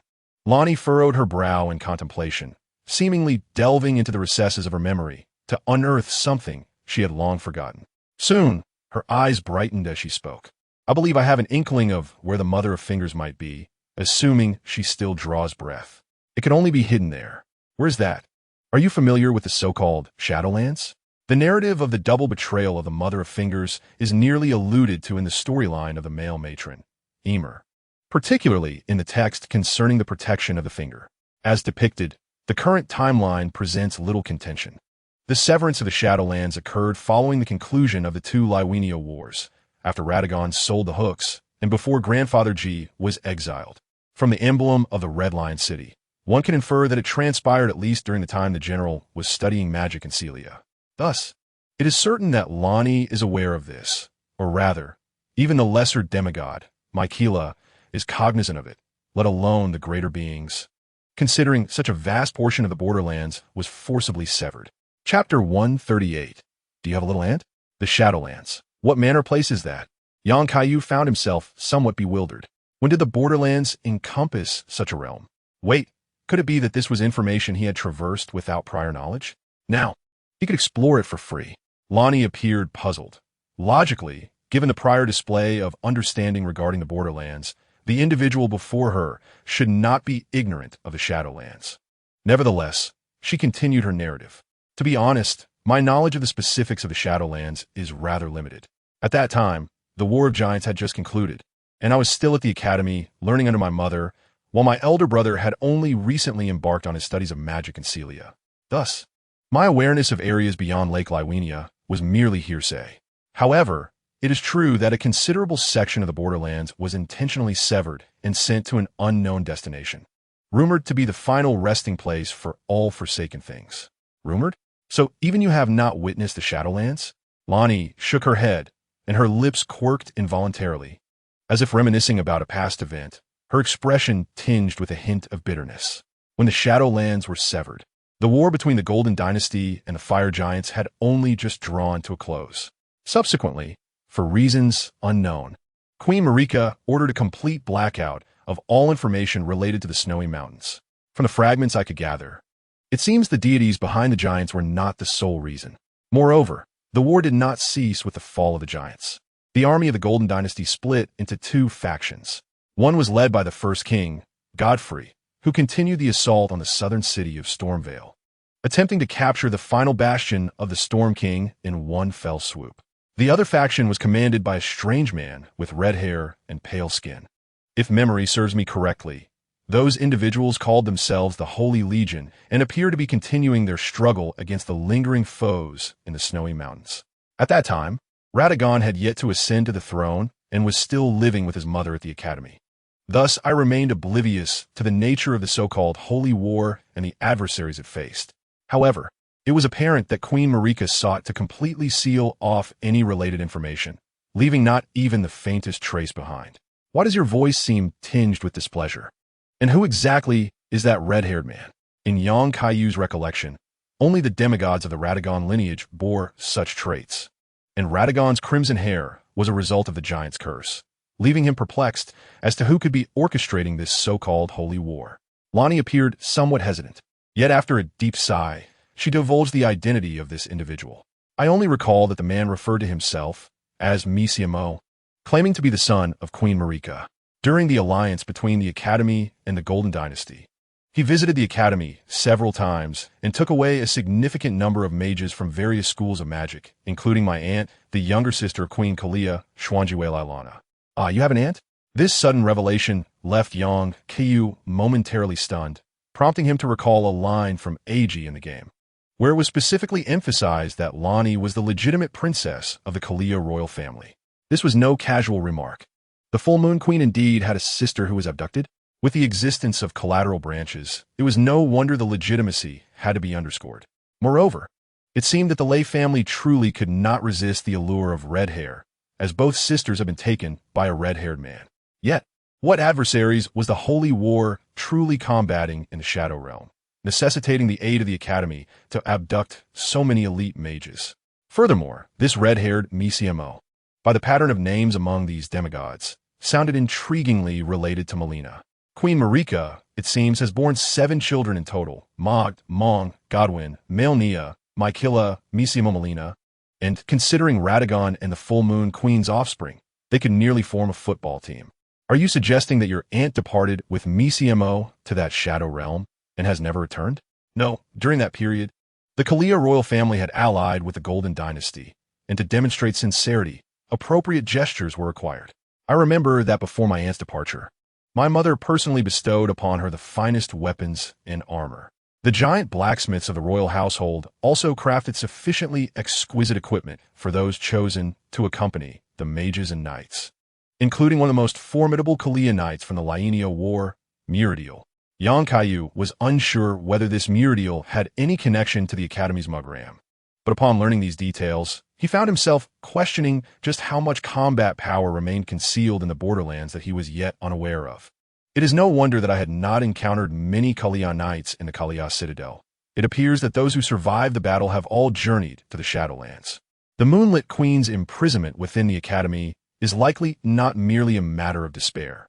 It seems that the Kalia royal family has effectively lost the ability to independently govern the Academy after a significant portion of their combat strength was taken to the Shadowlands. Initially, with the support of the Golden Dynasty, the Queen could maintain the status quo.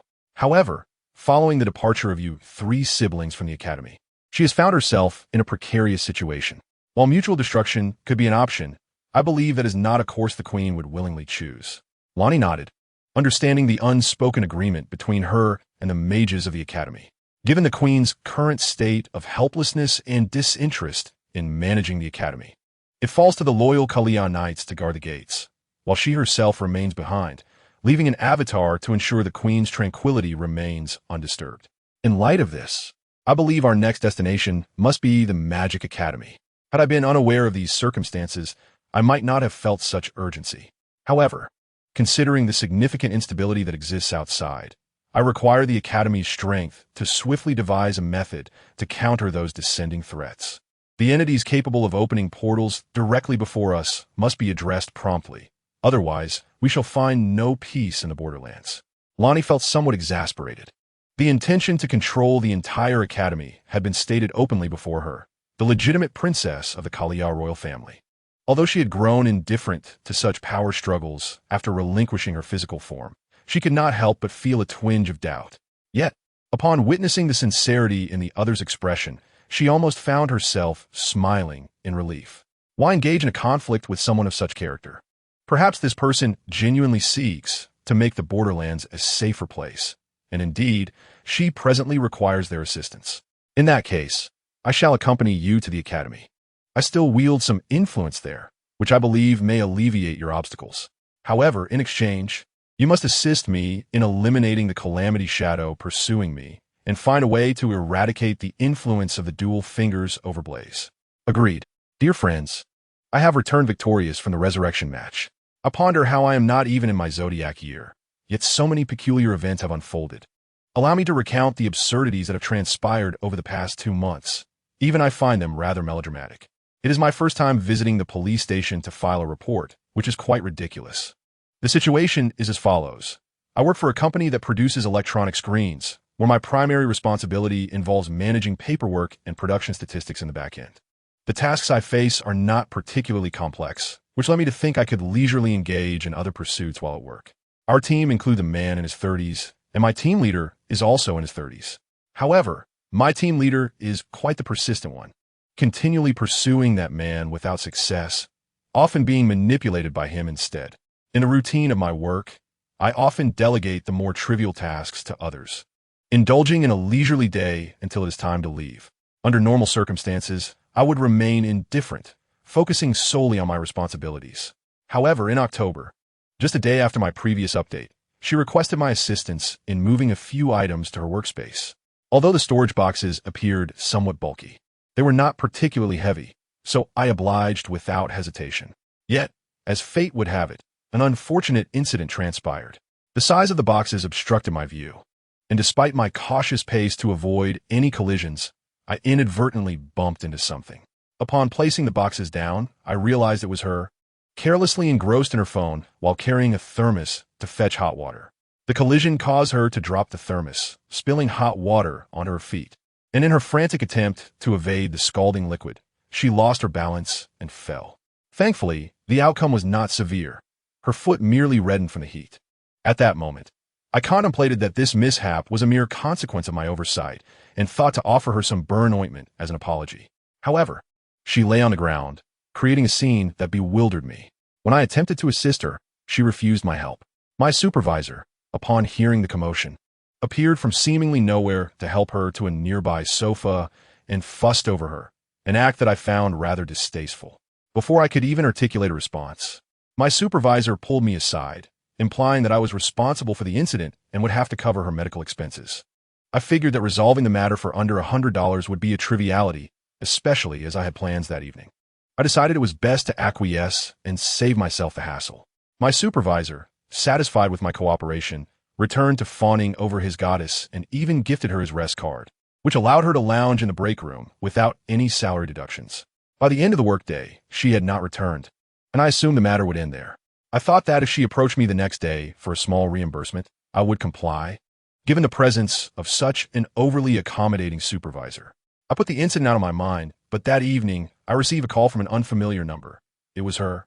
She had acquired my contact information from my supervisor and informed me that she had gone to the hospital for an examination and now required reimbursement for her medical expenses.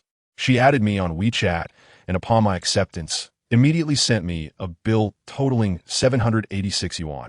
The hospital examination cost 600 yuan, revealing no significant issues. And she had been prescribed ointment for 186 yuan.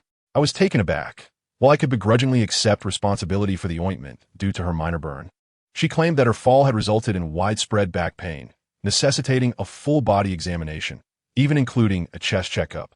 Below is the screenshot of the bill she sent me, which speaks volumes about the absurdity of her demands. At that moment, I unequivocally refused. However, she persistently harassed me with repeated phone calls, claiming she was destitute and demanding I provide her with the funds. When I informed her of my financial constraints, she suggested that I borrow money to fulfill her request. Frustrated, I abruptly ended the call and blocked her number.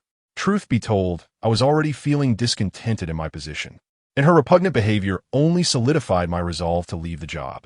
The next day, before I could even reach my workstation, she cornered me, inquiring why I had not paid her and had blocked her.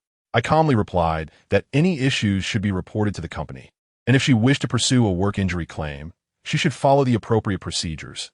I had no intention of settling this matter privately. This situation was not my responsibility. She had requested my assistance, and yet, When complications arose, she expected me to shoulder the blame. Moreover, incidents of employees getting injured at work were commonplace, routinely classified as work-related injuries, allowing them to take sick leave and receive half their wages.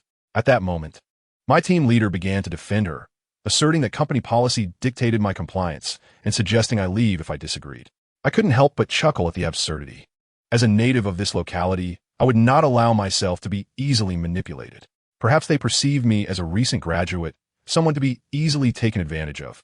Nevertheless, I had never endured such indignity, and I took my grievances to the class monitor. Upon understanding the situation, the monitor seemed disinclined to intervene, recognizing the root of the problem and suggesting we resolve it ourselves. If we could not, we should all be dismissed. That day felt interminable, as I endured the torment of her incessant chatter. Even as the workday concluded, she escalated the situation by threatening to call the police when I still refused to compensate her. I found the situation utterly absurd.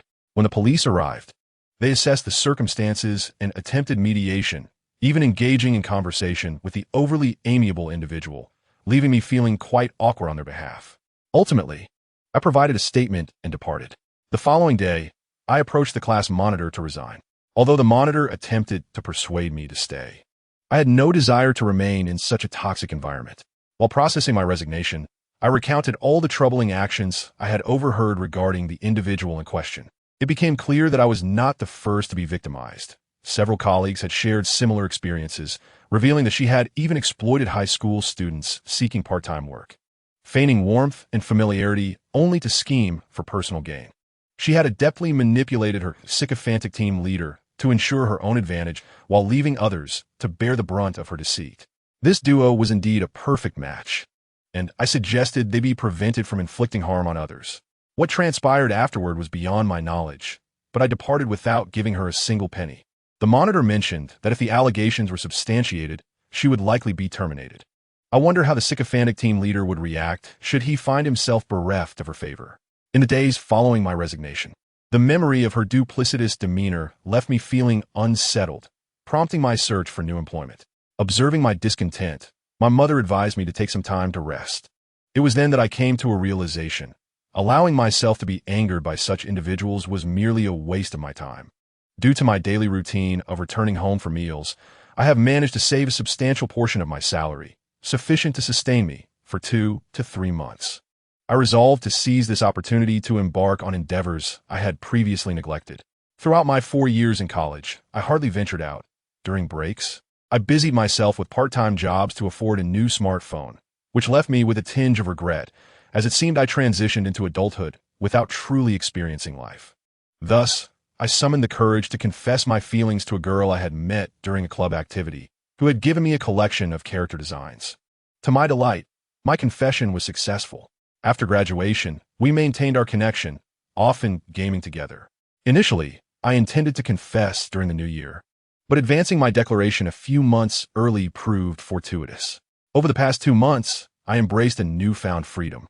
My girlfriend, now in her final year, has a considerable amount of free time, allowing us to explore numerous destinations and indulge in joyous adventures together.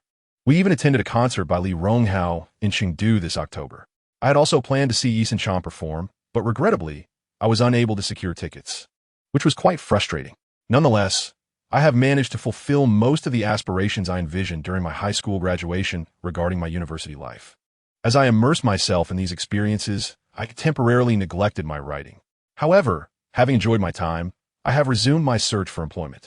Although my new job offers a single day off each week, it adheres to a 9-to-6 schedule, which is quite commendable, especially with 15 days of annual leave. Fortunately, my colleagues and superiors appear more amiable than in my previous job. Today, I triumphantly return from a revival match. While I am uncertain how many individuals are still following my journey, I am committed to completing my narrative as promised. Chapter 139. The Forge Knight, Ever having determined that the next destination would be the Magic Academy, Lonnie once again succumbed to slumber to conserve her energy, eagerly anticipating her reunion with her mother upon arrival.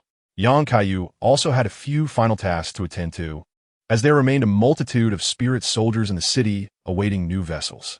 Upon reflection, the Silver Teardrop's rebirth seemed most fitting for this purpose. Although the original Silver Teardrop's blood is highly toxic, This toxicity stems from its modifications for battle, tailored for combating foes, and can be adjusted to suit individual needs. He glanced up at Melina, who sat atop the temple, gazing into the illusory night sky. Long ago, he had contemplated utilizing this method to grant her a new lease on life. While the Queen's Grand Rune would be necessary to ensure the success of the rebirth, he understood the importance of mastering the production of these synthetic teardrops in advance to prepare adequately. And what a Taylor Burke. I wonder if he still desires to don a new visage. As he pondered these matters, a distinct sound of heavy footsteps echoed in his ears from a distance. One he recognized well, the unique sound heralding the approach of a Forge Knight. Had the Forge Knight from the aqueduct sought him out? He had no time to assess the situation before a burst of golden light erupted at the entrance of the night god domain, accompanied by the formidable power of the furnace. A cluster of writhing silver teardrops sensed the impending threat and swiftly transformed into their mimicked forms to establish a defense. However, they were still reeling from previous losses, and with the cradle having been completely drained, they were utterly incapable of withstanding the assault. Behind their adversary, a pair of wings materialized, soaring through the air, poised to dive forward as a spear in hand unleashed a cascade of brilliance, dispersing all obstacles that dared impede its charge. Within the confines of the Chair Temple, Luz took note of the unexpected visitor's arrival. Yet, she seemed to have anticipated this moment, for the Furnace Knight before her had once nearly led an assault on the Chair Temple. However, that was a tale from before Queen Marika shattered the ring. The circumstances had since undergone a dramatic transformation. The absence of trouble from their adversary for such a considerable time hinted at other motives, prompting her to restrain Stella, who was eager to venture outside and appraise the situation. There's no need for alarm. Even when they were alone, they could not breach our defenses, let alone now. Let us observe for a moment.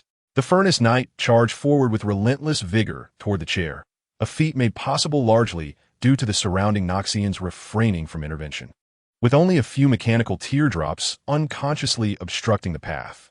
Soon, the knight encountered a figure standing resolutely in the way. Although the identity of this individual remained unclear, nearing the entrance of the Chair Temple, it was evident they would not pose much of a challenge. Expanding the wings to their fullest extent, the knight concentrated the entirety of the furnace's power into the spear, unleashing her most formidable strike. Then came an unexpected turn. She stood in astonishment as her spear was caught effortlessly by a single hand. The individual inquired, "Sister, what brings you to me?" Kaiyu had discerned from the outset that the Furnace Knight bore no intention of harming the Noxians. Her sole aim was to clear a path through the obstructing mechanical teardrops. Thus, he surmised that she was not merely drawn by the scent of the hunting fingerblade. Despite the knight's elite status, even she could not emerge unscathed from an assault by hundreds of foes, leading him to believe she had come specifically for him. Taking a closer look, his eyes widened in surprise as he beheld the robust musculature visible through her armor, adorned with various biological shells emblematic of the furnace's might, towering over 3 meters with an exaggeratedly developed chest. Indeed, this is a furnace sister of nobility. Momentarily taken aback, the Furnace Knight refrained from responding. Instead, her left fist transformed into the visage of a dragon's head and lunged toward the face of the individual before her. The blow landed with no effect, as if her hand had struck the colossal ancient dragon fossil within the royal city, albeit with a slightly softer impact. Kaiyu said little, but something caught his attention. He had just sensed that the opponent's fist seemed to carry a hint of ice magic, which felt somewhat familiar. He seized the opponent's hands and lifted him slightly, executing a shoulder throw that sent the adversary tumbling. Subsequently, he raised the opponent, whose helmet shattered upon impact, revealing a strikingly robust appearance, unmistakably bearing traits from distant snowy mountains. The opponent, evidently disoriented from the earlier maneuver, found himself ensnared by a prison of seals conjured by the surrounding Noxians, rendering him immobile. Observing the captured Forge Knight, Kaiyu was intrigued by the intentions that had prompted such a reckless intrusion. "Now that you've calmed down, pray tell, what brings you here? I had intended to visit you personally, yet you have taken the initiative to arrive uninvited." At this moment, the opponent hesitated, appearing as if on the verge of speech, yet holding back. "Very well, if you choose silence." Kaiyu snapped his fingers, and 4 cloaked figures emerged behind him, each towering over the average person, nearly resembling mountain trolls. Since you are unwilling to converse with me, allow me to introduce you. The individuals before you are the Noxian Night Witches, renowned for their physical methods of assassination. I refer to them as the Four Sisters. Each of these four possessed extraordinary skills and unparalleled determination. Do you see that massive pyrite staff? It promises to deliver an extra surprise. I offer you one last chance. Either divulge your intentions now, or I shall hand you over to them for interrogation. The four Night Witches lifted their hoods, revealing benevolent smiles. Under ordinary circumstances, the Forge Knight would not fear these four adversaries. However, bound and armored in fragments, they now seemed far more daunting than facing a billion fire giants. I will speak. Please allow these ladies to step back. Upon witnessing the opponent's capitulation, Kaiyu gestured for the eager witches to withdraw, and although reluctant, they complied. Can we remove these bindings? At least let us converse in a different setting. I have witnessed your power. No wonder that rascal Russ followed you so easily. My name is Aver, one of the knights who once fought alongside King Geoffrey in the Borderlands. I recognize that you possess the strength of Sovereign. Chapter 140. The state of the fallen prince. Upon hearing this declaration, Kaiyu was convinced that the individual before him was indeed one of Geoffrey's retainers. As the manner of speech was strikingly similar, he raised his hand, signaling the gathering Noxians, who had been fixated on Aver, to depart. Before him lay the enmity between the Furnace Knights and the Noxians, a situation that rendered his judgment somewhat perplexing. In essence, the intentions of Queen Marika mirrored those of the Noxians, yet the prolonged separation from the eternal offspring had precipitated this unnecessary conflict. Nevertheless, it was fortunate that even during the previous assault alongside the falling Eagle Legion, the Noxians suffered their most significant casualties when their defenses, formed of synthetic tear droplets, were shattered beyond recovery. Most of the Noxians wounded in battle managed to recuperate thanks to their unique physiology, thus preventing a deep-seated animosity from developing between the factions. At least before his arrival, a delicate balance had been maintained, with neither side encroaching upon the other's territory. Upon reaching a place of solitude, Kaiyu took the initiative to voice his curiosity. So, I presume you did not seek captivity out of mere whimsy? Aver, having retracted his previously casual demeanor, nodded solemnly. I was chosen by Queen Marika to lead a legion here in search of the fabled treasure before that fateful night of conspiracy. At that time, our warlord Godfrey had been exiled. While I could not comprehend the Queen's motives, our warlord's final command was to pursue new purposes at our discretion, believing he would one day return to rectify all wrongs. The legion I commanded was composed of defeated slaves, lacking in martial prowess. Even when we approached our objective, upon witnessing the enemy's preparations, I ultimately abandoned the venture and retreated. The Queen's philosophy was that if the prize could not be claimed, it would be temporarily forsaken. She would still act in accordance with her will. The subsequent events are known to you. The Night of the Black Blade transpired, a tragedy that inflicted heavy losses upon the royal city, a pivotal turning point. That was also my last return to the royal city, where I, alongside my comrade and chief Furnace Knight, Celia, interred the body of His Highness Gedwan beneath the nameless city. Upon learning of the other involvement in the burial of the fallen prince, Kaiyu eagerly inquired about the current state of the prince, as the impression left by Grake's transformed state was indelibly etched in his memory. If even the feeble Grake could nearly obliterate the entirety of Stonevale, the consequences of releasing the fallen prince were unfathomable. He harbored no fear of formidable demigods or deities, yet the notion of an unchecked infection spreading indefinitely was indeed daunting. Aver sighed and shook his head. This is the reason I have guarded the aqueduct bridge for all these years. After His Highness Gedwan was interred, it became evident to all the inherent troubles stemming from the fundamental flaws of the Golden Laws. Thus, Celia chose to lead Gedwan's followers in safeguarding his remains, alongside the stone gargoyles formed from the bodies of numerous heroes to contain the spread of that infection. His Highness's friend, Fulsanks, infiltrated the dreams of his companion in a valiant attempt to confront death itself. Though this endeavor proved futile, he managed to delay the encroachment of death with his own corporeal form. The collective efforts of all had momentarily staved off the emergence of those vile manifestations. I personally stood guard at the aqueduct bridge, ensuring that no one could enter or exit. Over the years, I have been oblivious to the happenings upon the land. However, my mission remains steadfast. Even if my legion were to succumb entirely to mindless existence, it would be preferable to unleashing something far more dreadful. Kaiyu has finally come to understand why the festering sore has spread so swiftly upon the land, while it has been contained within such a small area in the nameless eternal city. This revelation is a testament to the collective efforts of many who have persevered from the night of the Black Blade until now, a span of time exceeding a millennium. So, why have you suddenly chosen to abandon your duties to seek me out? Aver shook his head in resignation. The situation has grown dire for an unknown duration. I have sensed the occasional presence of the festering sore carried by the upstream waters flowing downstream, and I suspect these malevolent entities have infiltrated the entire borderland through the subterranean root systems. Indeed, as you surmised, these manifestations associated with death are now referred to as dead roots, and it is evident that they have given rise to entities known as death-bearers. I have previously confronted a demigod who had become a death-bearer.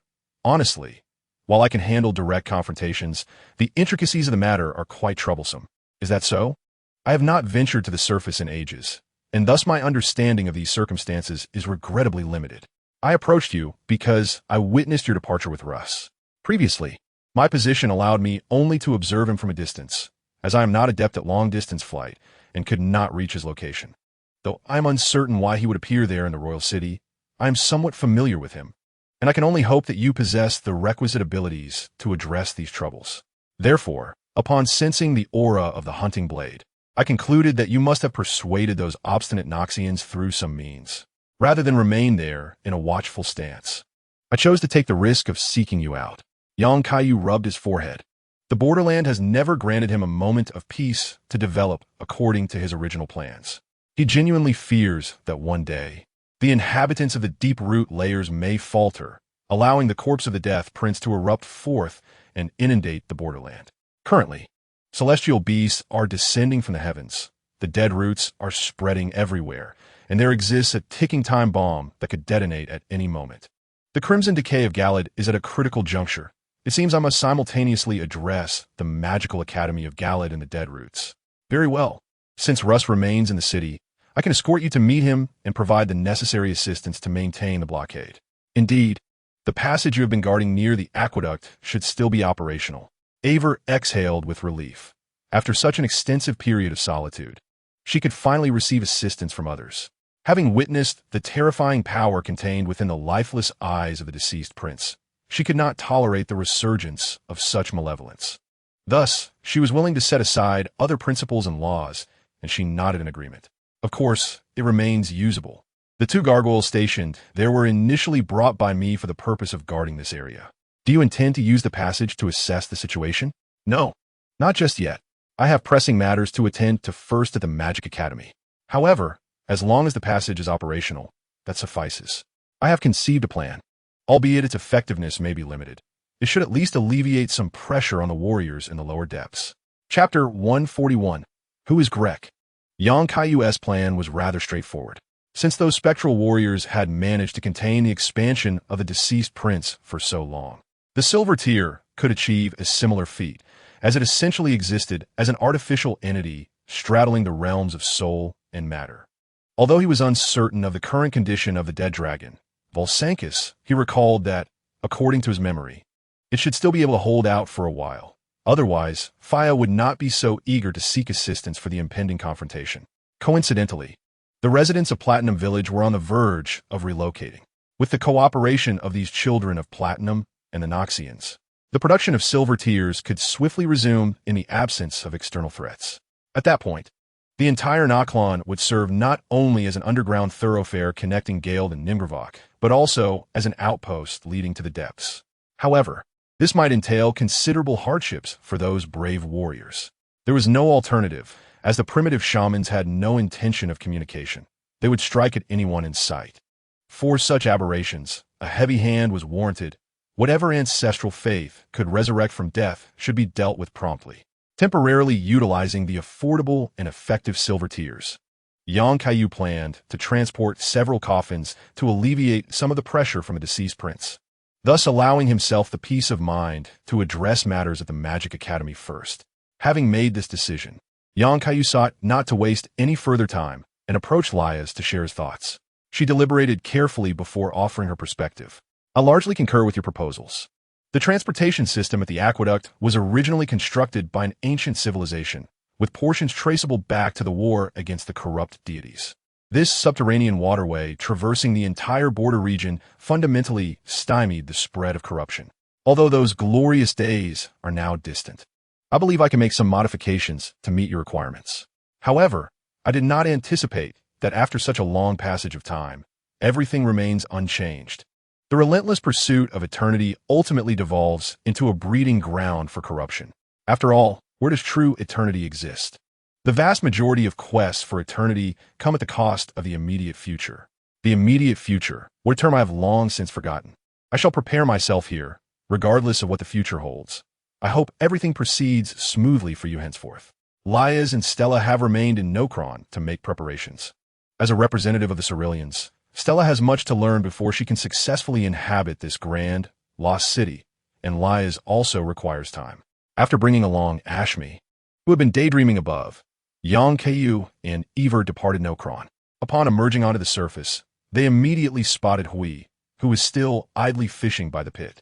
If Hui had harbored some worry during his first fishing escapade before being caught, now that he had been apprehended once, he could fish with peace of mind. However, upon seeing the large figure emerging from the pit beside Yang Kaiyu, he nearly toppled from his seat. If he was not mistaken, the individual appeared to be a renowned warrior from the tribal gatherings in the Snowy Mountains. This legendary warrior had been chosen by King Geoffrey during the Giant War to join the ranks of the Furnace Knights. Yet he had vanished from the borders following the Night of the Black Blade. Who could have guessed that he was hidden deep underground?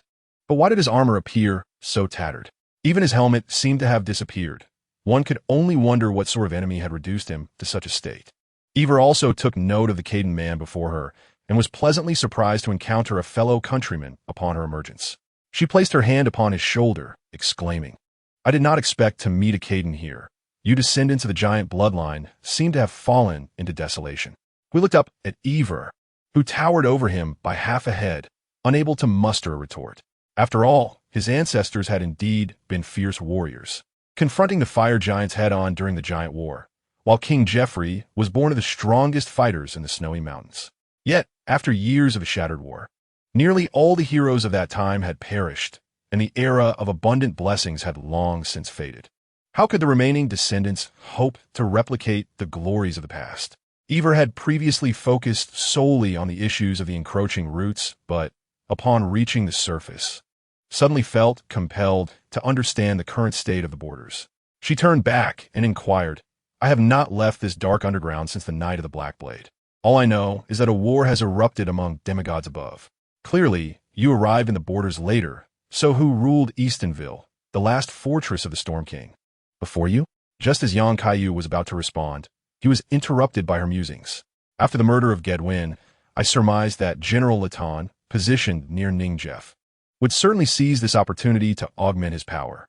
It seems fitting, as I sense the profound aura of the general emanating from you, if I am not mistaken.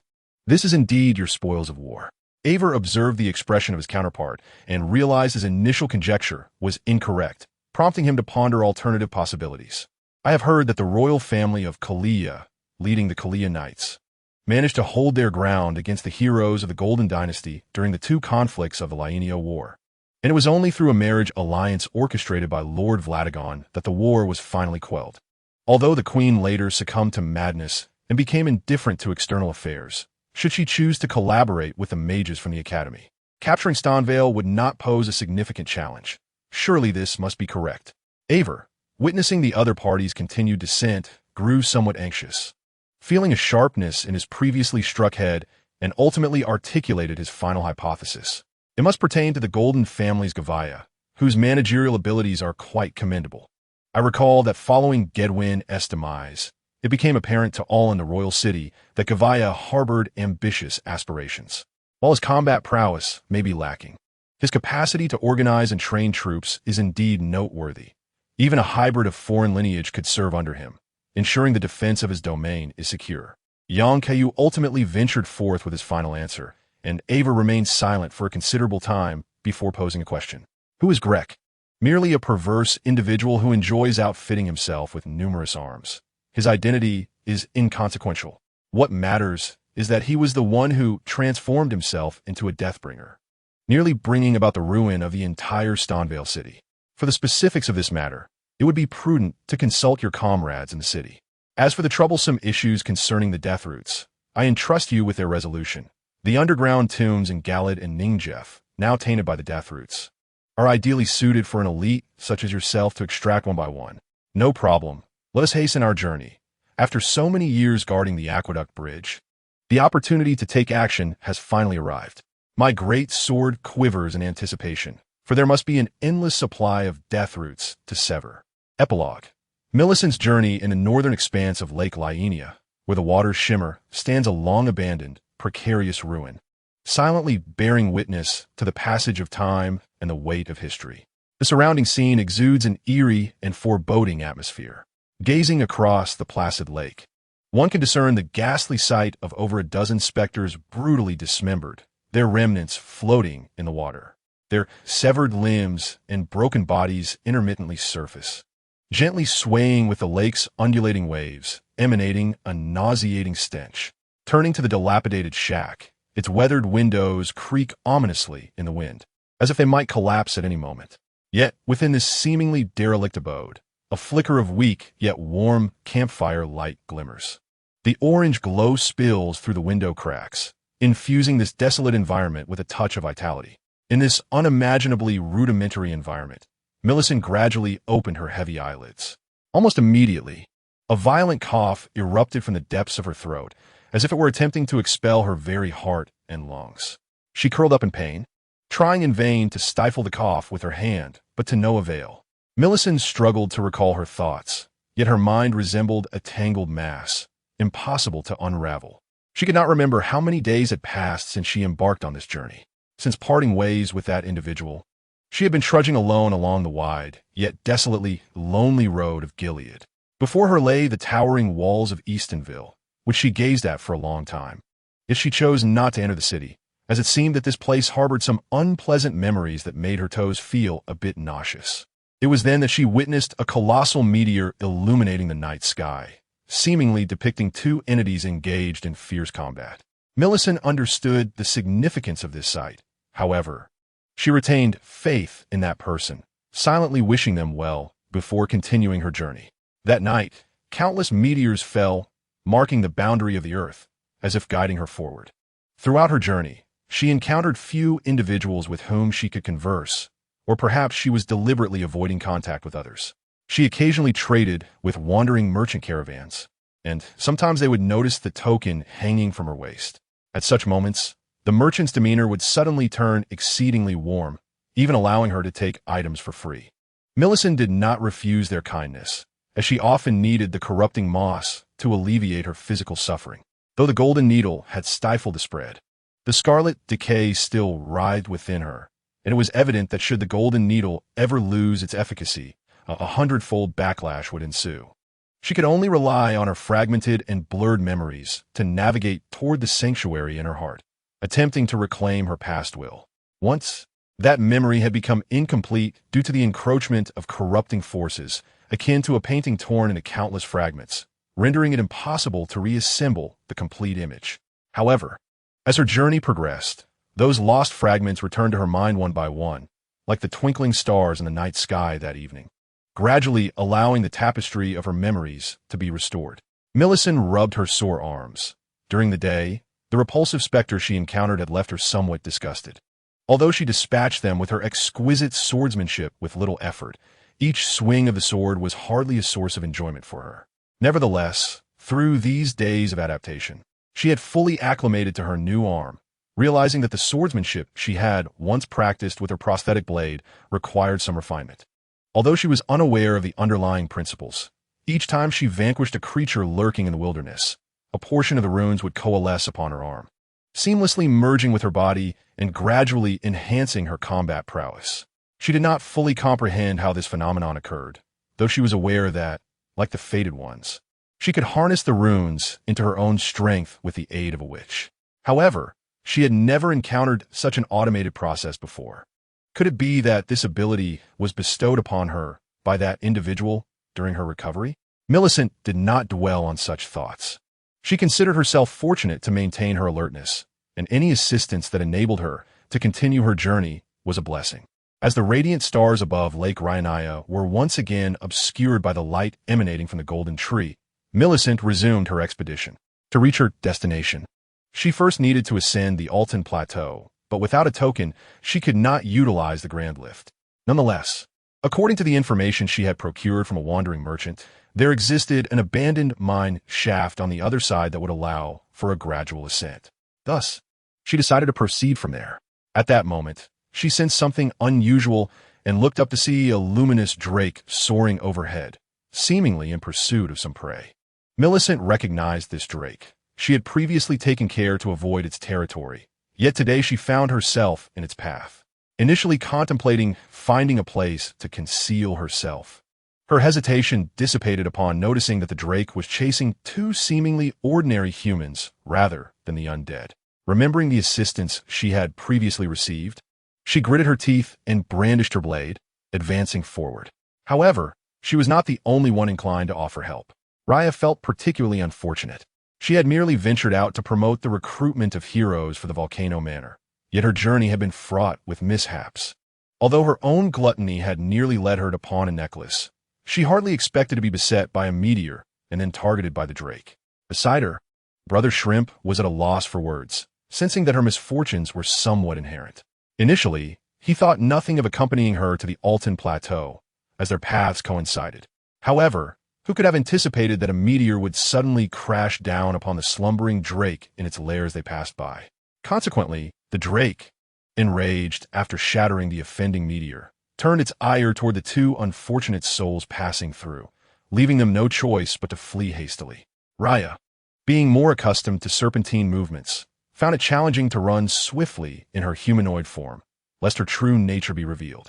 Though she could teleport back at any moment, she found herself unable to take along the person beside her who had not agreed to join the volcanic mansion. Moreover, having already given away the invitation letter, Raya hesitated to flee due to her concern for her companion's safety, ultimately cornering herself. As Shrimp Brother and Raya were driven into an underground cavern of crystal by the gem dragon, they faced the creature, whose head was attempting to intrude mere meters away. Shrimp Brother felt that escape was no longer an option, were it not for the gem dragon's apparent lack of intellect. Having consumed too many crystals, he would have perished long ago. Sitting despondently on the ground, he realized he might meet his end before he could return to the royal city to deal with that accursed dung-eater. "Young lady," he said, "I know who you are. You belong to the volcanic mansion, don't you? I'm certain you have other means to escape. Do not concern yourself with me. Just flee. Perhaps this fate is deserved for someone like me." Raya, nearly losing her human form in her urgency, lamented the absence of her Uncle Benar. If he were here, what was the gem dragon to him? Yet, alone, she could hardly extend her neck to frighten away the creature. Just as despair enveloped them, a sudden loud crash resonated from outside, as something heavy struck the dragon's tail, causing it to retract its head from the entrance in pain. Curious to see who dared to launch a surprise attack from behind. Barely having pulled its neck back, a flurry of sword strikes descended like a tempest, each blow landing solidly upon its neck, hind legs, and any exposed flesh. Millicent, facing such a formidable opponent, did not underestimate it. She unleashed her full strength from the outset, maximizing her area of effect. The gem dragon emitted a tremendous wail, its erratic attacks deftly evaded by Millicent. In a moment of frenzy, it began gathering blue flames in its mouth while flapping its wings, finally realizing that fire could be used against its adversary. Millicent did not falter. She had been stalling for time, and the dragon's position was precisely where she intended to lead it. She gestured towards its rear, and the dragon seemed to forget that the initial blow had not been dealt by its own claws. Meanwhile, the figure behind the gem dragon had reached the designated attack position. Clad in heavy armor and wielding a massive hammer, the man leaped from above, the hammer crashing down upon the dragon's head. As one of the most formidable weapons in the game, the Colossus Crusher was designed to combat colossal creatures surpassing human size. The impact from the great horned tigers shattered not only the gem dragon's crystalline head, but also the bones beneath, inflicted with such severe injuries. Even the dragon's resilient vitality could not sustain it, and it collapsed to the ground. Millicent, without mercy, tightened her grip on her weapon and delivered the final blow, severing the dragon's head. She then sheathed her weapon and turned to the faded one marked with a goat emblem. I am Millicent. I thank you for your assistance. Otherwise, the ether dragon would have posed a significant challenge to defeat. There's no need for gratitude. Simply call me Teglas, he replied. I am merely a warrior returning from a battle commemoration, and I did not expect to encounter this vile dragon on my way back. Its demise is a relief, though I wonder how the two individuals who had taken refuge inside are faring. Battle commemoration? I believe we have much to discuss, Millicent stated. At that moment, Raya cautiously peeked out from the cave, only to be startled by the sight of the dragon's unblinking head, which caused her to drop her weapon onto the ground in shock. The imposing Teglas glanced at the commotion caused by the girl, seemingly reassured that she was unharmed, and he hoisted his massive hammer back onto his shoulder. You wish to learn about the battle commemoration? No problem. It seems that, like me, you aim to reach the Yatin Plateau. I can share tales of the battles fought by those two heroes along the way. However, let's first check on the condition of that young girl inside. Millicent nodded and, alongside Teglas, approached the cave to assess the situation of the two individuals. Unbeknownst to them, a lecherous bald figure in the distance was observing their location through spyglass. Upon witnessing the swift defeat of the ether dragon, he rubbed his bald head in contemplation. Indeed, following him promises good fortune. Once you depart, I shall gladly claim that dragon's heart. It will fetch a handsome price. Chapter 142. Return to the city. I said to stop. You are moving too quickly. Allow me a moment to recover. Young Kaiyu expressed his disdain as he observed Ever, who was continuously retching along the way. Initially, he had intended to save time by teleporting back, but Ever insisted on wanting to see the current state of the borderlands after such a long absence. Though a reasonable request, Yang acquiesced and lifted Ever into the sky, swiftly patrolling to provide an aerial view of the geographical changes in Nimguf for many years. To his surprise, the Furnace Knight, despite being able to fly, succumbed to motion sickness, his heavy body swaying dangerously and nearly causing them to plummet, leaving him somewhat speechless. After a short while, Eva regained her composure. Although her mind still felt hazy, she retained the details of what she had seen from above. I have gathered a rough understanding of the situation. Aside from that Water Huan village you mentioned earlier, I've already identified over 10 locations in this vast area where dead roots have emerged. Over 10? Such a multitude. Quite normal, in fact. It is even slightly better than I anticipated, based on what I observed on Lord Gedwin. The characteristics of these entities bear a striking resemblance to the Crimson Decay. The Scarlet Decay merely symbolizes a life form that has reached the zenith of abundance, while the Deathborn represents the essence of mortality.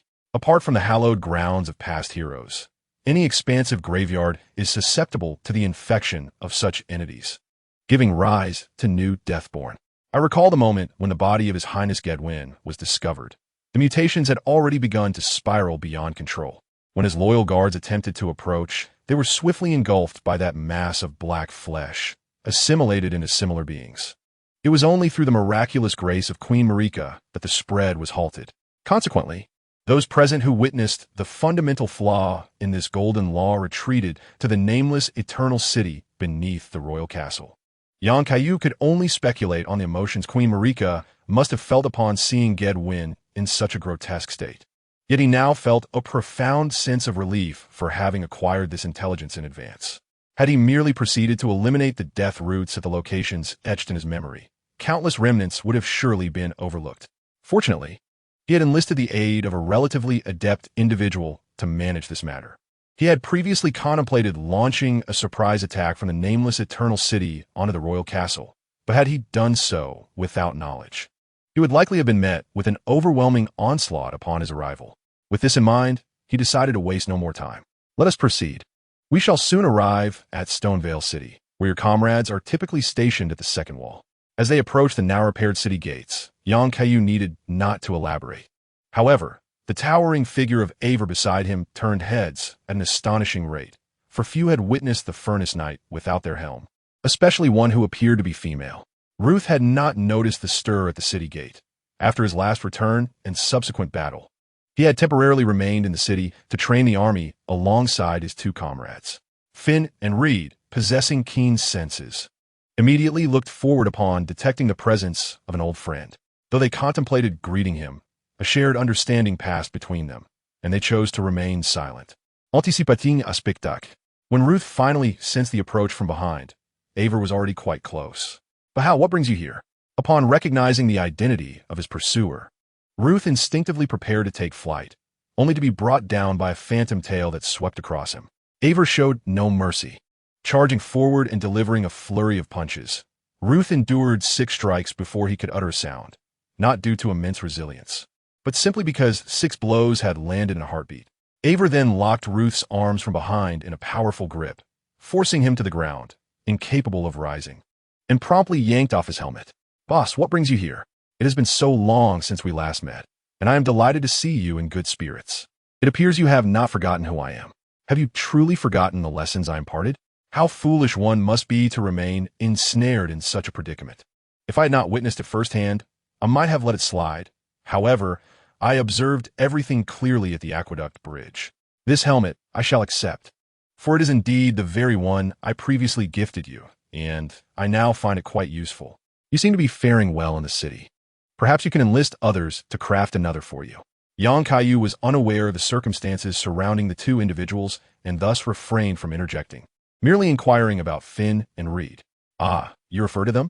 Such matters are trivial and commonplace. Russ was once a young tribal boy rescued on the battlefield by Aver. Noticing his commendable combat prowess, Aver recommended him to the War King, thus integrating him into our ranks. The helmet he now dons was a gift from Aver in celebration of his induction. During the Giant Wars, we perceived the boy as somewhat naive, often reprimanded by Aver for his foolish antics. Just look at him now, trapped atop that bridge. It is quite unexpected that you brought him back to Aver. I fear he cannot escape a sound thrashing. Very well. You may continue your sparring. I shall not intrude any longer. I will take my leave, but once your bout concludes, Aver will convey certain matters to you. Observing Russ, still pinned to the ground and enduring punishment, left Kaiyu at a loss for words. The scene was indeed quite brutal, with ice magic even making an appearance amidst the conflict, striking and freezing to alleviate pain, perhaps. A single blow shatters the dreams of heroes.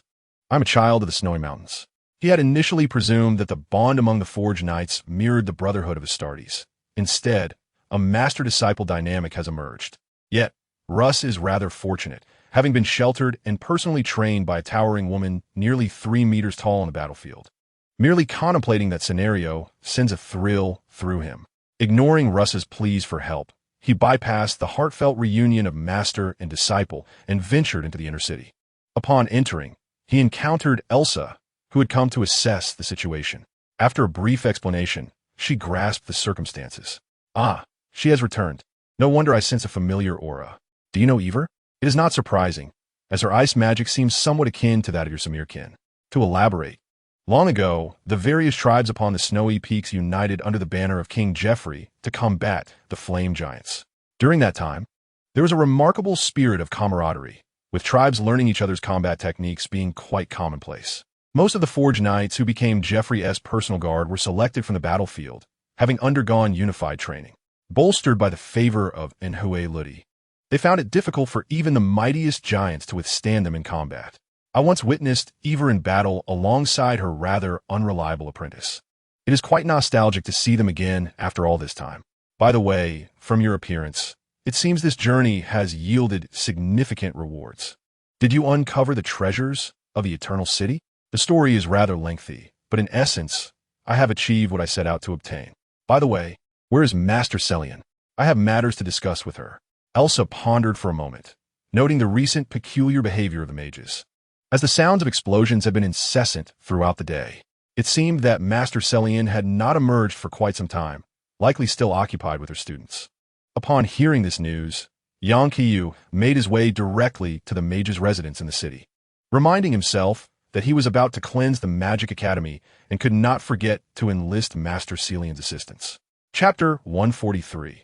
The prototype of the Topos force field. As Kaiyu approached the domain of the mages, he was indeed greeted by the sound of explosions resonating from within. A clear indication of ongoing research. One might mistakenly believe a battle was underway. He shook his head, intending to step inside to discern the nature of their activities when he spotted Irina emerging from a nearby corner, her head bowed in contemplation. Before she could take several steps, she collided with him. My apologies for bumping into you. Please excuse me. I have matters to attend with the mages. Are you also seeking the mages? Then let us go together. Irina felt a hand brush through her hair, and, upon lifting her gaze, she was met with a familiar figure, her lips curving into a smile. You have finally returned. From your expression, I shall venture to guess that your journey was quite successful. Perhaps, but at the very least, I accomplished my intended goals. Now it is time to engage in an academic exchange with those mages at the Magic Academy. I hope they will welcome me as a student. Irina contemplated the scene, unable to suppress a chuckle. Oh, is that so? An academic exchange, you say? I seem to recall that Master Celian possesses profound insights on this matter. I suggest you consult her on how to contend with those, how shall I put it, academic dissidents. Enough jesting. What brings you here? Irina remarked, shaking her head with a hint of exasperation. Is it not related to the mages? You are aware that the city is in dire need of resource allocation during this period. Galad is overwhelmed, and the alchemists are clamoring for personnel and materials. Lord Gillian, even as a guest of the Magic Academy, has compelled me to allocate a portion of the mages' resources to prioritize support for the alchemists. These mages, too, incur substantial expenses in their research. While materials are ample, both allocation and manpower require time. It was perhaps the day after your departure that our chief alchemist, Kerala, blocked the entrance with a perfumed vial. After much inquiry, I discovered that the mages have a penchant for stealthily appropriating materials from the alchemists for their experiments, such as feigning disorientation to wander into the alchemist territory, only to pocket a handful of supplies before departing. Previously, you had retrieved a large piece of debris, and recently our soldiers have brought back numerous others from Ningjef. Consequently, those magicians, for the sake of convenience in their research, often resort to pilfering materials from the apothecaries to concoct explosives for their experiments. You must have heard the commotion upon your arrival. I suspect they are still engaged in such antics, prompting me to inquire once more about the situation. I had clearly allocated ample resources to them. Alas, if it weren't for Lilith's amicable relationship with Kerala, I fear the day may come when the magician's tower is besieged and set ablaze by the apothecaries. Kaiyu, upon hearing of this absurd conflict, could only feel exasperated. The magicians in the city were essentially a ragtag group, either unfortunate souls like Topis or formidable individuals like Celine, whose theoretical prowess matched her practical skills, each possessing remarkable talents. After entering the building alongside Irina, a metal shard suddenly flew towards his face. He instinctively caught the fragment, glancing at it and discerning it as a remnant of shield. The one holding the remaining piece of shield was none other than the bald-headed Topis, who now appeared quite embarrassed before the two at the door. In front of Topis stood Celine, seemingly oblivious to their presence, as she clutched a staff and muttered incantations. No, let's try again with a different shield. I believe you were very close to success just now. Master Celine, someone is approaching from behind. Is it that apothecary again? I thought I had mentioned that I wouldn't be collecting those items until after the experiment succeeded, she replied, a hint of annoyance in her tone. For someone who had completely immersed herself in her research, any interruption was unwelcome, although her temper had softened somewhat compared to her days at the academy, when she would unleash her frustrations. However, upon recognizing who it was, Celine immediately suppressed her previous defiant demeanor, contemplating for a moment before donning a beaming smile and hastening towards him. My dear disciple, when did you return? Just in time, for I have a tremendously important experiment that necessitates your collaboration. If successful, it could potentially be the most significant discovery in all of the convergence. Kaiyu raised an eyebrow. Celine's words piqued his interest, allowing him to dismiss the minor incident of the metal shard striking his face. Whatever these two could conjure would undoubtedly be extraordinary. Come now, Topis, as this was your proposal, why don't you elucidate your findings? Topis, slightly anxious, set down the worn shield, which still bore faint remnants of its design. After gathering his thoughts, he quickly fell into the rhythm of explanation. Since Master Celine has spoken so highly of it, I shall not hesitate to share. In fact, this inspiration arose after my close observation of the remains of the fallen star beasts, for which I owe a debt of gratitude to the witches in the city. A few days ago, I was studying some defensive magic at the academy. You know, the kind of versatile spells like Kalia's Return that serve both offensive and defensive purposes. Enchantments that can be inscribed on shields for protection. In a fortuitous turn of events, which inadvertently influenced the patterns I had yet to complete while using a healing prayer to assist the injured. I swear that although it was merely a subtle alteration, the diffusion of that prayer undeniably induced a phenomenon of fluctuation. When Topus reached this point in his account, he became somewhat overly excited, prompting Serlon to supplement his remarks. Subsequently, Topus felt incapable of independently pursuing this discovery. Having left the academy, he found his available research materials woefully insufficient, thus he sought my assistance. I am grateful that he took note of such matters and chose to explore them, as I believe this cannot merely be a coincidence. In recent days, we have utilized all available resources in the city in an attempt to replicate the conditions of that moment. Young Kaiyu's eyes widened in realization. Was this not the very principle behind Topus's force field? The greatness of the Topus force field in the game lay not in its ability to reflect spells, but rather in fundamentally demonstrating that magic and prayer are intrinsically linked, thus unifying two fundamental forces and bringing us one step closer to a grand unification theory. What mage would not be awestruck by such an achievement? However, judging by the iron filings still clinging to my face, it appears your research has not been particularly fruitful. Serlon nodded in resignation. Indeed, we have managed to replicate this phenomenon and successfully caused many spells or prayers to deviate. Yet this remains far from sufficient. The experimental results indicate that such phenomena merely exist, devoid of any discernible patterns or conditions, which remain utterly chaotic. Over the past few days, I have disassembled and recombined every magical pattern I could experiment with, but the outcomes have been less than ideal. Therefore, Serlon suddenly seized young Kaiyu's hand with fervor. My apprentice, how much longer must you wait to seize the Magic Academy? I can scarcely contain my eagerness to return to that temple of knowledge. Defensive magic was not the primary focus of my previous research, and now it is too late for regrets. If I could merely return to the Queen's Grand Library to acquire further knowledge, I believe Master Topus and I could truly unlock the secrets within. It is evident how much Serlon values this new discovery, as Topus is now referred to with the honorific of Master. Young Kaiyu, too, harbors great anticipation for the future research outcomes, especially considering that in the original game, Topus only managed to unify prayer and magic before his demise. The potential of the Topus force field is indeed limitless. In such a brief span of time, if one could harmonize prayer and magic, might it be possible to integrate the essence of sorcery as a variant of magic, or even the higher powers of divinities with a bit more time? I have come to convey this notion to you. My exploration of the Eternal City is nearing completion, and it is time for me to visit the Academy of Magic. What say you, dear teacher? Would you be inclined to return to the Academy to resume your teaching duties? It will be my utmost honor. However, my apprentice, while there are certain magicians at the Academy whom I find quite disagreeable, the majority of the lower-tier students are merely earnest scholars. Such a pure academic environment at this juncture is a rarity. I trust you comprehend my sentiment, so let us not burden them unduly.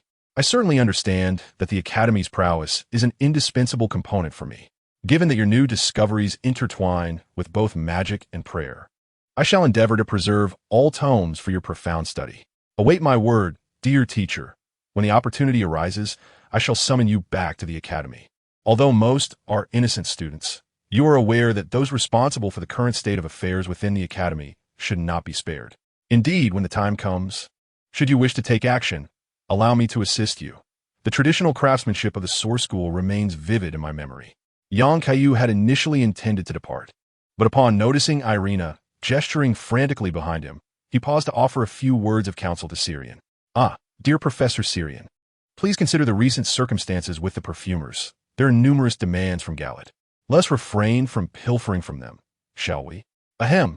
I have reiterated countless times that I merely collected those materials lying unattended on the ground to utilize them. The external resources were delayed, impeding my experiments. Nonetheless, I shall be more mindful in the future. Very well, do not forget to disable the automatic collection next time. I have matters to attend to, so I shall take my leave. Although Yang Kaiyu contemplated sharing insights about the Eternal City with Syrian, it appeared more prudent for her and Topus to focus on their critical research. Once they had departed the magician's domain, Irina felt a wave of relief as the worries that had plagued her for days seemed to dissipate. Although she struggled to grasp the intricacies of the previous conversation, the significance of being so regarded was undeniable. How long do you intend to stay in the city? I may have to depart as early as tomorrow. I plan to check on the situation of the Platinum Child shortly, and once their future abode is arranged, I shall make my way to the Academy of Magic. Are you in such a hurry? It seems you have uncovered something quite extraordinary down below. I can discern it from your expression. Was it so apparent? Indeed. The matter is somewhat delicate, but rest assured, I can handle it. I trust you. However, I did not anticipate that I would soon be bound for the Academy of Magic. Once the crucial passage at Lake Lienia is secured, I shall be able to ascend to the Yatan Plateau and behold the magnificent royal city at any moment. To be honest, I have yet to behold the grandeur of the royal city. My father often regales me with tales of its magnificence beneath the golden tree. Yet in my previous state of blindness, I could scarcely conceive its splendor. In the future, should the opportunity arise, I shall escort you to the royal city, though, truth be told, it is not as extraordinary as one might think. In my estimation, Namugfu is far more appealing. Presently, Namugfu stands as the safest locale along the border. The villagers atop the Yatan Plateau wield kitchen knives, dancing amidst discarded coffins, a grim reminder of the ominous signs that once beset the assault on Stonvale. The underbelly of the royal city is similarly tainted with such remnants. However, the most repugnant aspect remains the forest at its center, home to a grotesque creature whose worm-like visage is enough to repulse anyone who dares venture too close. But I digress. The more I speak, the more fantastical my words become. Perhaps it is best I remain in the city, diligently guarding this stronghold, as you suggested. Indeed, Namugfu is my true sanctuary. Yet when you ascend to the royal city and take your place upon that chair, I shall be there by your side, offering my heartfelt blessings. Thus, a pact is made. Kaiyu and Elena continued their conversation, gradually making their way to the temporary quarters for the Platinum Child within the city. Chapter 144. Farewell. On the following morning, Kaiyu stood before the mirror in his room, admiring his new armor, which he had acquired from AG after assessing the condition of the Platinum Child the day prior. It could be said that AG had graciously bestowed it upon him. Anticipating his next steps, the village chief, who had only recently relocated to the city, was overwhelmed with gratitude, nearly rising from his wheelchair in his fervor. AG now enjoyed a leisurely existence in Stonvale, free from the specter of assassins. He had begun to devise methods to liberate the shadow beasts from their dual-fingered mind control and planned to summon Blazer in due course. As for Selvies, one might wonder, who is that? Since a visit to the Magic Academy was in order, Kaiyu wished to avoid any undue commotion. The Moonlit Queen remained in the library, and Lonnie would likely awaken soon, necessitating some measure of decorum for his mother-in-law's sake. Indeed, the armor of Sir Kalia is quite striking. In my view, the aesthetic of the Magic Academy surpasses that of Roddle's royal city. However, I find the patterns of Roddle's attire rather appealing. I recall in my youth, when my sight still permitted, witnessing my mother adorned in such garments. Alas, during the uprising, her possessions were lost, leaving me bereft of the opportunity to see them again. Turning slightly, I noted a few areas yet to be adjusted. Elena need not be overly concerned. This armor seems fragile enough that it would not withstand many strikes from me. As you know, aside from the battle garb I wear beneath, few items in the Borderlands can endure my treatment, and thus I have little desire to don a helmet. That will not do. Did you not mention yesterday that this time would not be as earth-shattering as the prior battle memorial? A suitable appearance can elicit greater respect from those mages. At least that is what I have gathered from my father. Rest assured, no one understands how to deal with those academic factions better than I do. My mind is brimming with ample case studies on the matter. Yet, I sense a hint of personal emotion in your tone. Perhaps it is best left unspoken, as those are but unpleasant memories.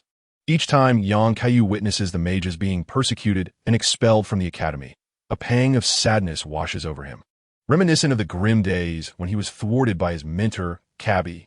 His mentor, much like the current power holders within the academy, possessed no academic prowess, yet relished in tormenting students. Thus, his visit to the academy is tinged with personal sentiment. After arranging her attire, Elena stifled a yawn and returned to the bedside, opting to recline once more in her sleepwear, for she had indeed felt fatigued of late, with few opportunities for such relaxation. Now that everything appeared to be in order, I wish you safe travels and a swift return. It is still early, so I shall indulge in a bit more slumber. After all, Sister Elsa and the others should be poised to respond to your call to control the academy. Indeed, rest well. Kaiyu exited the room and soared to the highest point of Stonevale City, casting a satisfied glance over the orderly functioning of the metropolis. Just as he intended to teleport directly to the Lainia Lake District, he sensed a warm breath upon his back. Ackle, what did you come to be behind me? That question ought to be posed to me, given that you intrude upon my lair so early in the morning, disrupting my slumber. Am I to be allowed to live? Only then did Kaiyu realize that this expansive top floor had indeed been claimed by Ackle as a new stronghold, cluttered with an assortment of items amassed from unknown origins. When did this become your lair? I recall you preferred to perch upon that dragon landing nearby. The ruckus from those mages has made it impossible for me to sleep, so I relocated. However, the vantage point here is advantageous, allowing me to sense a greater expanse.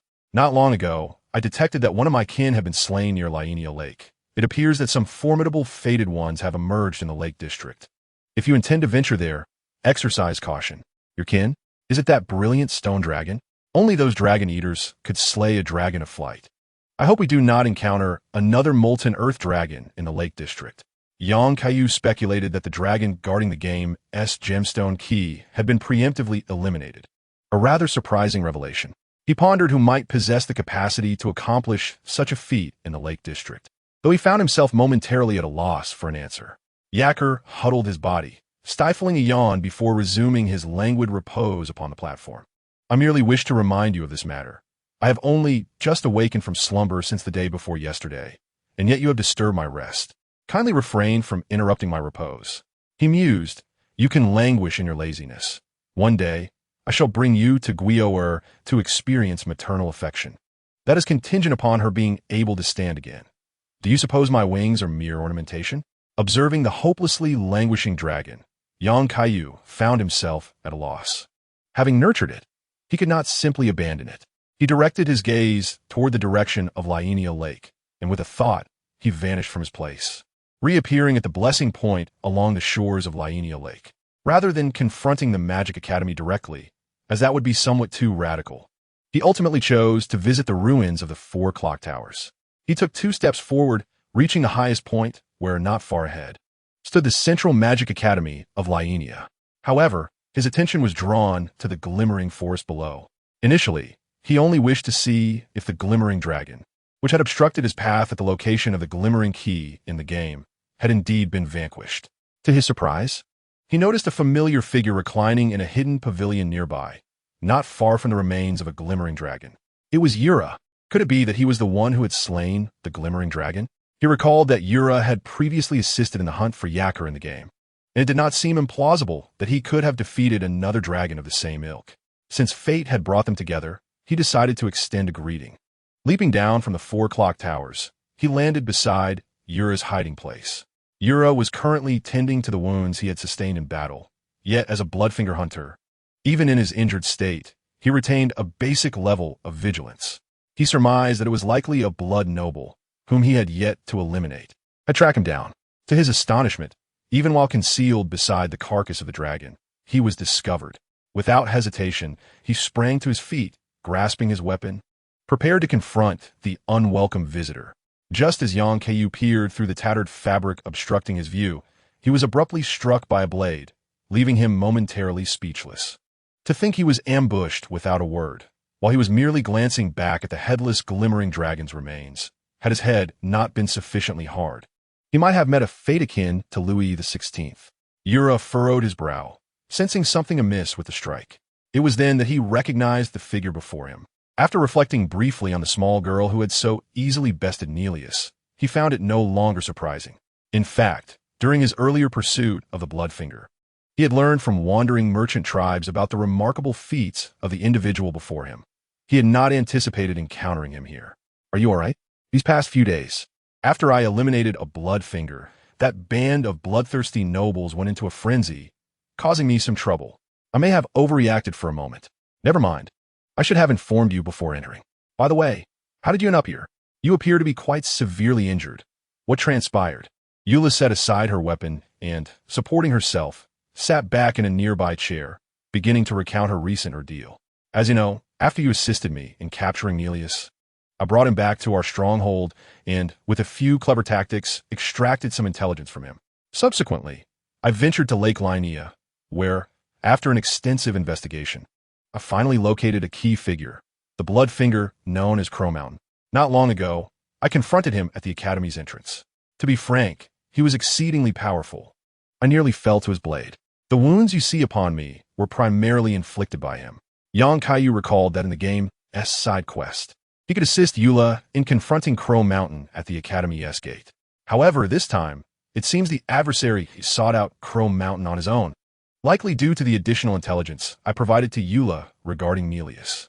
Glancing at Eula's tattered garments and wounds, it was evident that the encounter had been far from easy. Eula continued her narrative. Fortunately, I discovered some clues regarding my ultimate target on Crow Mountain's corpse. My ultimate target, I suspect, is yet another Bloodfinger. Indeed, her name is Eleonora, a Bloodfinger I have long pursued, and among those driven mad by cursed blood, she stands as the most formidable warrior. Her graceful swordsmanship and enchanting dragon flames are far more perilous than they appear. Yet, given the difficulty I faced in vanquishing Crow Mountain, halting her will undoubtedly prove a daunting task. Yang Kaiyu recalled the ruthless individual in the game who, after being defeated, could drop items effective against the Blood Monarch. Eula's tale is rather straightforward. He once participated in the subjugation of wyverns and possesses considerable experience. Aware of the location of the Dragon Feast Church and the nature of those driven mad by the Dragon Feast, his attire is crafted in imitation of the style from the Reed Land, a tribute to the woman he holds dear in his heart. Clearly, this woman refers to Eleonora, who hails from the Reed Land, a realm rife with strife, where all succumb to madness due to blood, and she dons the armor of a dragon knight. Thus, the complete story unfolds simply. Eula encountered Eleonora from the Reed Land some time ago. Perhaps out of admiration or other motives, they traveled together. The people of the Reed Land possess an extraordinary thirst for power, and during this journey, Eula aided Eleonora in slaying numerous wyverns for the Dragon Feast, all the while witnessing her gradual descent into madness. Subsequently, for reasons unknown, Eleonora was ensnared by the Blood Dynasty and became a member of the Bloodfinger, embarking on a relentless hunt for fated ones in exchange for greater power. In this tumultuous journey, Eula found herself transformed into a Bloodfinger hunter, striving to reclaim her former comrades. Had it not been for intervention, Eula would have ultimately succumbed, falling victim to the blade of her adversary. However, Yang Kaiyu believed this was not due to Eula's lack of prowess. It was evident that Eleonora's Bloodfinger had been severed in that fateful encounter, signifying the loss of a crucial source of strength. Clearly, throughout that confrontation, Eula had sought to awaken her former ally and refrain from delivering a fatal blow, revealing her unwavering devotion. Eleonora's allure was a mystery that ensnared Eula, yet it must be acknowledged that she possessed a formidable nature, evidenced by the tools she carried, hinting at a potential descent into the Blood Dynasty to procure even greater power. Observing the weakened Eula before him, Yang Kaiyu recognized her as one of the few normal individuals in the realm of boundaries and decided to extend his assistance. You are in no condition to seek others. Lie still, I shall tend to your wounds. Eula, having heard of Yang Kaiyu's miraculous ability to heal, obediently reclined on the ground. As Yang Kaiyu's hand, adorned with the holy sigil, radiated light, a healing prayer enveloped Eula's form, swiftly mending her injuries. Just as Eula was about to rise and express her gratitude, she was gently pressed back down. Do not rush, it is not yet finished. Upon examining Eula's attributes, Yang Kaiyu noted her impressive qualities and, after a moment's hesitation, decided to bolster her vitality. After all, the ability to endure blows was paramount. What have you done? I feel stronger than before. It is nothing more than a trick of the witches. I have converted a portion of Rune's power for you. You should now find yourself considerably more robust, and such wounds will likely pose little challenge in the future. Thank you sincerely. Without your assistance, I would have been at a loss for how to confront that individual. Do not mention it. Your actions merit a modicum of kindness in this wretched realm of boundaries. Yang Kaiyu handed her a talisman. Take this. Should you ever find yourself on the brink of death, it may summon aid. Eula accepted the talisman, recalling that some wandering merchants she had encountered bore similar items. Contemplating for a moment, she chose not to reject his goodwill. In that case, I shall not linger any longer. It is time to continue my journey. Are you leaving so soon? Won't you rest a while? The blood fingers do not rest. Once again, I am indebted to you. I have no means to repay your kindness, but I vow to ensure that these blood fingers will no longer roam freely. Kaiyu watched as Yura, who seemed eager to leave without delay, rose and departed. He surmised that his assistance in upgrading had instilled confidence in Yura, who was likely intent on swiftly locating Ilunera. Truly, one could not underestimate the determination of someone who had pursued their goal from Ningjefu all the way to the Yatan Plateau. Alas, he realized he had forgotten to inquire whether the dragon was indeed a result of Yura's actions. However, it appeared unlikely. Chapter 145. The town before the academy. After Yura had turned to leave, Kaiyu did not hasten to set off on his journey. He remained seated upon a somewhat dilapidated wooden chair, his head slightly bowed, his gaze fixed upon the remnants of a campfire that still flickered with a few faint embers. At this moment, his thoughts were drawn to other matters, leaving him momentarily lost in contemplation. The surface of the lake at dawn was shrouded in a thin veil of mist, the air infused with a chilling atmosphere. Gusts of wind swept through, lifting the tattered curtain that had once shielded against the outside cold. The wind, laden with moisture, howled them like a pair of icy hands, swiftly extinguishing the few remaining sparks of the campfire. Melina reignited an ethereal illusion of a golden tree within this small space. Her arms wrapped around her legs as she inquired with a hint of confusion, "What's the matter? Was there an issue with Yura just now?" Kaiyu shook his head. "Nothing significant. I was merely taken aback to hear news of the Blood Dynasty so soon. Previously, while in the Cypher River Basin, I could see from a distance the underground domain of the Blood Dynasty, right beneath where General Latarn sealed himself. Now, I can approach directly, but I must first address the matters concerning the Magic Academy. As for the dragon envoy named Ilunera, I wonder if she was recruited into the Blood Dynasty during the Dragon Feast ceremony in Galat. The concept of a dragon envoy certainly merits attention. Such a pursuit of power is excessively extreme and typically leads to dire consequences. This predicament can only be resolved once I visit the Dragon Tomb, as the Dragon Mother, Gwarer, is currently unable to manage the affairs of the Dragonkin. However, upon my return, I could have Eivor eliminate the Death Roots while also addressing the Dragon Feast beliefs in Galat. The power of the primordial life furnace can seamlessly merge various biological strengths while preserving humanity. Yet, these individuals insist on pursuing the perilous Dragon Feast ceremony. I wonder who originally propagated such an idea, clearly intending for both dragons and humans to suffer mutual destruction. Melina nodded in agreement, glancing upwards toward the Magic Academy. "How do you plan to enter the academy? I recall you mentioning a desire to employ a less violent approach this time." "I initially intended to enter directly through the main gates from the location of the Pyram Bridge, but I have since changed my mind. I shall explore the town before the academy instead. Previously, I had urgent matters and could not visit the Kalia Citadel. However, now that the villagers of Platinum Village have relocated, I shall lend a hand to those second-generation heirs of Platinum. I am quite uneasy with the thought of the treacherous Cuckoo Knights still stationed by Lake Linnea. Indeed, it is high time for Ashmina to meet her cousin.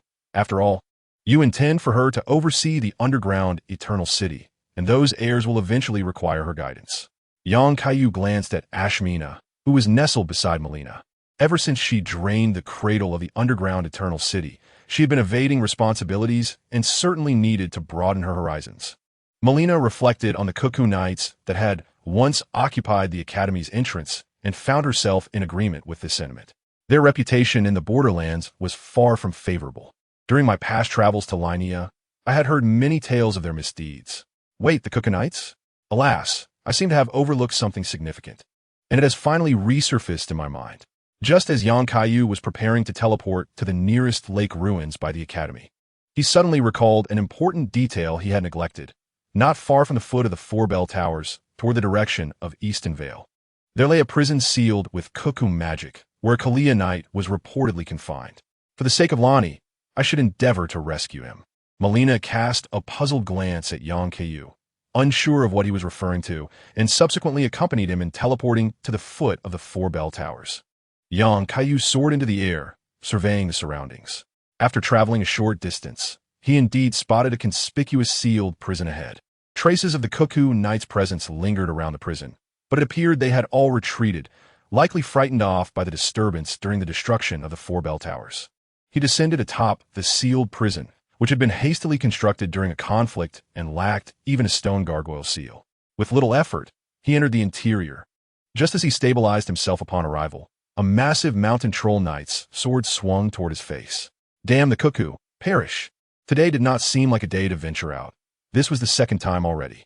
After deflecting the unexpected blow with one hand, the mountain troll launched several more strikes, leaving young Kaiyu somewhat exasperated at the persistent misfortunes of the day. After blocking multiple attacks, the enormous mountain troll sensed something amiss and finally took note of the armor worn by young Kaiyu, pausing its assault. I recognize that armor. It belongs to the treasured collection of Vegeta. How is it that you wear it? Of course, it was he who bestowed this upon me. Now, do not be overly excited. First, put down that formidable sword. I have come to rescue you. I have already dispersed most of the nearby cuckoo knights, though I must apologize for arriving a bit late, as I momentarily forgot about your predicament. Upon hearing that someone had come to rescue him, the mountain spirit before me sighed in relief. Though confined here, he had been aware of the commotion outside in recent days. He could even see that the cuckoo knights who once guarded him had retreated. Momentarily, he had feared that they had returned to execute him, leading to a somewhat exaggerated response. I see. Since you have appeared in this place, I assume that the despicable cuckoos surrounding the Kaiyu stronghold have fled. Your armor is quite impressive. Could it be that you are the newly appointed knight of Lady Lonnie during my captivity? A knight of Lonnie, you say? That may indeed have its merits, though my relationship with her might be more equitable than you might surmise. Young Kaiyu drew forth his sword of night and fire, which caused the mountain spirit to regard him with utmost seriousness, fully aware of the significance of such a weapon. If it was indeed a gift from Lady Lonnie herself, then it would not be surprising if she were to present that blue greatsword in the future as well. Regardless, I am grateful for your personal assistance. Otherwise, even if those vile cuckoos had fled, I would have found it impossible to escape this dreadful place on my own. Allow me to introduce myself. My name is Boris, and as you can see, I am a mountain spirit knight loyal to the Kaiyu royal family. Shortly after the queen was imprisoned, I inadvertently fell victim to an ambush by those cuckoo knights and was confined here. Now that you have arrived, may I assume that the Kaiyu royal family possesses sufficient strength to counterattack the academy? Please take me with you. I can continue to pledge my loyalty to the queen and the princess. Young Kaiyu observed the mountain spirit knight, whose every word resonated with loyalty. Unsure of what to say, the loyalty of these Kaiyu knights to the royal family was indeed astonishing. Your assumptions are not unfounded. It is indeed time to reclaim the academy. However, I wish to assign you a more significant task. A more significant task? Do you recall the Children of Platinum? They are currently confronting the cuckoo knights at the town before the academy. I would like you to assist me in rallying them. The remainder of the matters shall be left to me. The Children of Platinum? I did not anticipate they would advance to the academy's doorstep. It seems the Queen's previous conciliatory approach has borne fruit. This request is quite simple. They will heed my commands, rest assured. Very well, I shall lead you out. Having clarified the matter, young Kaiyu dismantled the rudimentary prison and guided Boris outside. The other party let out a furious roar on the ground, a cathartic release of the resentment built up from being confined for so long. The mountain demon greatsword in hand swung wildly, and seizing this moment of fervor, the two figures vanished from their original location. Upon arriving at the blessed point of the fallen ruins in the lake, young Kaiyu found himself locked in a gaze with a pair of large, expressive eyes belonging to a platinum child. Both sides stared at each other, momentarily at a loss for how to react. He observed the platinum child before him, wielding a rough wooden staff and a shattered shield, clad in tattered garments, their innocent eyes reflecting a look of confusion. Mabibabu, Mabibabi. Unable to comprehend, he inquired, Malaysia? After fruitlessly attempting to communicate, young Kaiyu resigned from this encrypted exchange. He recalled that while these second-generation platinum children appeared somewhat simple-minded, they possessed the ability to cast at least the most basic of spells, indicating their intellect likely surpassed that of many Elden Lords. Yet, he could not fathom the reason for their inability to communicate directly. Though Bowles was unaware of what had transpired moments ago, he recognized that something was amiss with the translation. The communication style of these platinum children differs markedly from that of ordinary folk.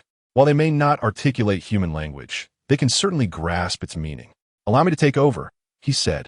Young Kaiyu relinquished his attempt at cross-realm communication, allowing Bowles to step in. Bowles merely glanced at the few platinum children at his feet, and they obediently sheathed their weapons. Subsequently, they all converged at the heart of the Academy town's ruins. Ignoring the slowly encroaching platinum children around them, he positioned himself at the center of the ruins, unleashing a roar. Upon hearing that familiar sound, the platinum children confronting the Cuckoo Knights at the town's entrance began to withdraw, gradually retreating to gather together. Young Kaiyu was struck by this impressive opening, initially expecting Bowles to deliver a stirring speech. While the impact was indeed profound, the anticipated oration was conspicuously absent. In his view, he observed the mountain demon waiting for the surrounding platinum children to gather. The colossal figure began to perform a myriad of gestures using both hands and feet. With each movement, the platinum children below echoed with roars of excitement, and several even began to roll on the ground in exuberance. As Bowles grew increasingly animated, he summoned a greatsword formation from behind and occasionally raised a mountain demon greatsword in provocative poses. This familiar action reminded Yang Kaiyu of a certain failed art student, prompting him to question whether he should lean forward at a 45-degree angle in cooperation. Was it not established that these platinum children understood human speech? Who among them was truly human, and who was not? Observing the suddenly bizarre yet fervently charged gathering scene before him, he found himself grappling with a hint of self-doubt. Alas, that scoundrel Boris has begun his antics once again.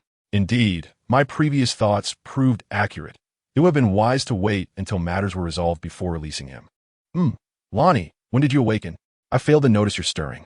Yang Kaiyu, upon hearing the voice tinged with a hint of resignation from his shoulder, realized that Lonnie had roused from her slumber unbeknownst to him. She had awakened just as he was making a fool of himself above. It is best not to dwell on his antics.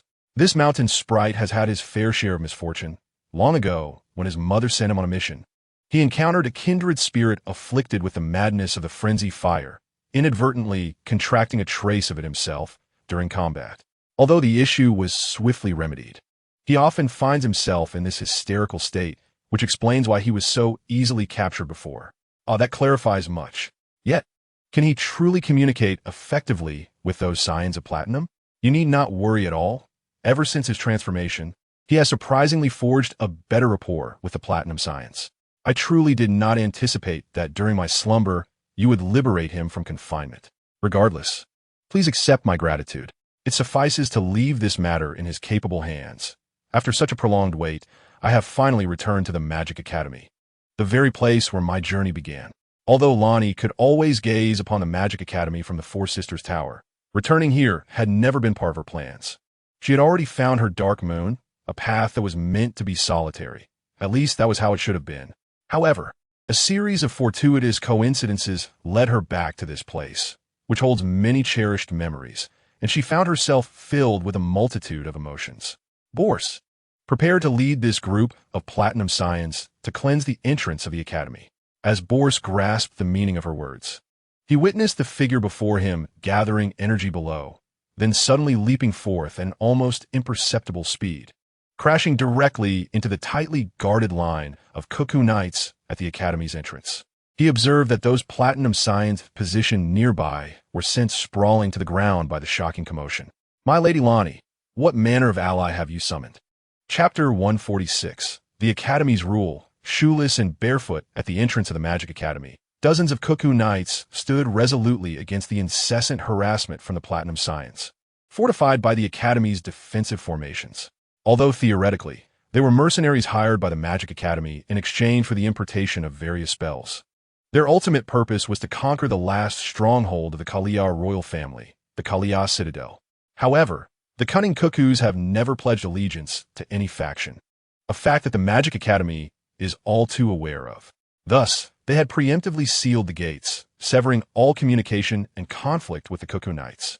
The assembly of the Cuckoo Knights lingered in a state of awkwardness as they brandished their flamethrowers, hurling several packets of luminous mineral pellets towards the Platinum Suns, justifying their previous hiring costs. After all, they had made attempts to assault the Kaiyu Citadel, yet were repelled by the formidable automated magical defenses. Those unfortunate comrades who remained inside had been transformed into puppets by the dreadful puppeteer, now a part of the Citadel's defensive forces. Several Cuckoo Knights lounged leisurely in their encampment, as the serene beauty of Lake Linnea enveloped them in tranquility. As long as the wandering phantoms did not inexplicably emerge to cause trouble, all would be well. Recently, the erratic luminous dragon that had often harassed them had mysteriously vanished, leaving them to ponder who could pose a threat now.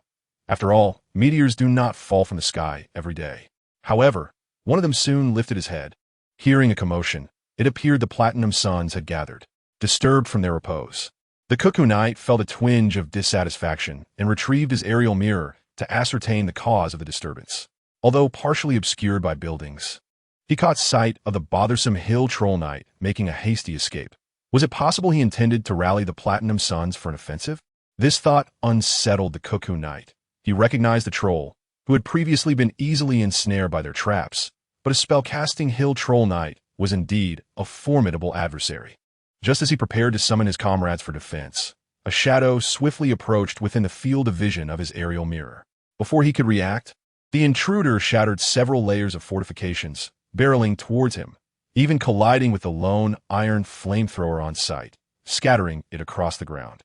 Kaiyu seized the Cuckoo Knight's aerial mirror, slowly lowering it. Have you seen enough? If not, you may gaze a while longer. The Cuckoo Knight gripped the sword still sheathed at his side, and without much contemplation, yielded. Yes, I have seen enough. Is your armor of Kaiyu design? Since you have discerned it, you know what to do. Have your companions lay down their weapons and obediently huddle in that corner. Shortly, the Platinum Suns will bind you. But rest assured, I treat my captives quite well. The Cuckoo Knight opened his mouth, contemplating a retort, when he noticed a hidden comrade in the corner stealthily knocking an arrow aimed at Kaiyu. He hastened to intervene, but it was too late. Kaiyu, having heard the commotion from behind, had little desire to waste time. He believed his grand entrance had instilled adequate intimidation, rendering the Cuckoo Knights too fearful to resist. Yet here was one foolish enough to attempt a sneak attack. He did not turn his head. Instead, he merely exerted a slight gravitational magic, which instantly caused the arrow shot at him to appear as if it were suspended in time, slowly drifting into his hand. Initially, I intended to treat you with the same courtesy afforded to the townsfolk, but regrettably, due to this arrow, your status will likely shift from 955 to 996, without even a modicum of overtime compensation. Should there be a next time, I shall ensure you understand what it means to be 007. Do you comprehend? Now, follow my instructions and refrain from any furtive actions. I have little patience to squander on you. The Cuckoo Knight before him could not grasp the meaning of 996 or 007, yet he at least realized that his life had been narrowly spared. For a moment, he shot an irritated glance at the assailant lurking behind him. All the Cuckoo youths present stood at attention under his gaze, bewildered as to how their stronghold had been so inexplicably breached, leaving them as captives without understanding.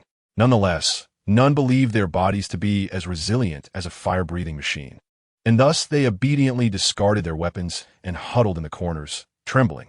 Kaiyu raised the bird's-eye view mirror to his eyes, marveling at how the proximity allowed him to discern the intricate patterns of the Academy's magical seal for the first time. Although he was not entirely sure of the specific effects of these patterns, he could certainly perceive that the magical energy concentration in those areas was significantly higher. Unlike the singular Grand Gate in the game, this seal appeared to be supported by multiple internal nodes, resulting in a protective shell enveloping the entire Academy. Such an all-encompassing barrier, once withdrawn into itself, would make it nearly impossible for anyone to infiltrate. Casting a glance back at the now compliant Cuckoo Knights and the encroaching Platinum Suns, Kaiyu decided not to dwell on the situation at the Academy's entrance, leaving it to Boris to manage. At that moment, he heard Lonnie's voice beside him. Why didn't you deny your title as a Kaiyu Knight when that person mentioned it? I don't recall having you as one of my knights. Why can't I be a Kaiyu Knight? I've been protecting the rightful princess of the Kaiyu royal family for so long. After a brief silence, Lonnie murmured, well, you must at least undergo a formal coronation ceremony for that to be true. What did you just say? Nothing. Let us hurry into the Academy. Kaiyu slowly approached the seal at the Academy's entrance, feeling the smooth surface of the blue glowing seal array beneath his fingertips, reminiscent of the polished luminous stones. So, how do we gain entry now? Do we need to apply a bit of force? This luminous stone seal was exceedingly robust against external assaults. Theoretically, as long as the internal luminous stones remained connected to their power source, Even an attack from someone like his brother would require a relentless series of strikes to succeed. Certainly, the consequence of such actions is the overload of critical nodes within the academy, resulting in explosions that obliterate numerous invaluable artifacts. Upon hearing this, Kaiyu decided against a forceful approach, recognizing that the potential losses would far outweigh any gains. I presume you possess a means to gain entry, as it would be rather impractical to venture outside in search of a luminous key, he remarked. Fear not, she replied. When I departed from the academy, I left behind a doppelganger to safeguard my mother's slumber. I can rely on the resonance with this doppelganger to access the academy. And since it is now connected to you, it will surely facilitate your entry as well. Very well, let us proceed. Without further contemplation, Kaiyu stepped forward, only to collide headfirst against the barrier, rebounding without success. As he pondered why Lonnie had not granted him access, he noticed her voluntarily detaching from his shoulder. The petite Lonnie floated gracefully in midair, surveying the individuals before her, soon revealing an expression of exasperation. This simply will not do. You cannot enter the academy in your current state. Although I have been away for quite some time, I cannot bear to witness such blatant disregard for the established rules. Disregard for rules? What rules? Lonnie extended her hand, gesturing below. These are regulations set forth by my mother herself. No one within the academy is permitted to wear shoes and must enter barefoot. Kaiyu recalled that the wizards within the academy all traverse the premises barefoot, a classic trait of the ancient rogue spirit, shunning footwear. Very well, if this is the decree of the Moon Queen, I shall adhere to it. But why does the academy impose such peculiar regulations? Lonnie paused, momentarily at a loss for words. It seemed to have always been this way. My mother surely has her reasons. Perhaps this is one of the factors contributing to the academy's zenith under her reign. Now, hasten to remove your shoes. I shall guide you inside. With no alternative, Kaiyu complied, standing barefoot upon the ground. Lonnie, satisfied, returned to his shoulder, enveloping him in a gentle blue radiance, signaling that he could now enter. Once the matters within are resolved, may I borrow the Queen's Grand Rune? He inquired. I am aware of your intentions regarding the Grand Rune, but it matters not. I believe my mother would not mind such a trivial request. However, do you remember the Calamity Shadow I previously mentioned? Of course. Can you sense its presence now? Merely a premonition, yet I believe we shall soon discover its whereabouts. Once the matter of the Calamity Shadow is concluded, I suspect it will be time for us to bid farewell. Do not speak so definitively.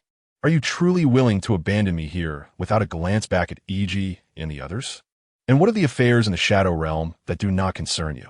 Admit it, you still require my assistance in my vision for the future of the borderland. Your presence is indispensable. Take your time to rectify matters and awaken me once we reach Mother S' library.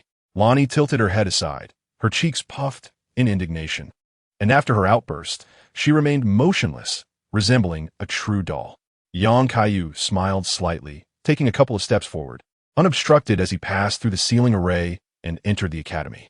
After a brief dazzle of light, he found himself at the main entrance of the academy, having skipped a considerable distance.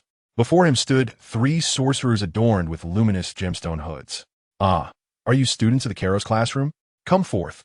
I have 2 inquiries for you. The trio before him remained silent, seemingly taken aback by the unexpected presence of an outsider. After their initial shock, they shouted in alarm, brandishing their wands in an attempt to unleash a comet of luminescence upon him. However, it was evident that these individuals were mere apprentices. Their incantations took far too long to muster. Only one managed to successfully cast a spell, albeit to no avail. Kaiyu deftly sidestepped, swiftly incapacitating the 2 foremost sorcerers, his actions gentle enough to render them momentarily helpless, akin to infants.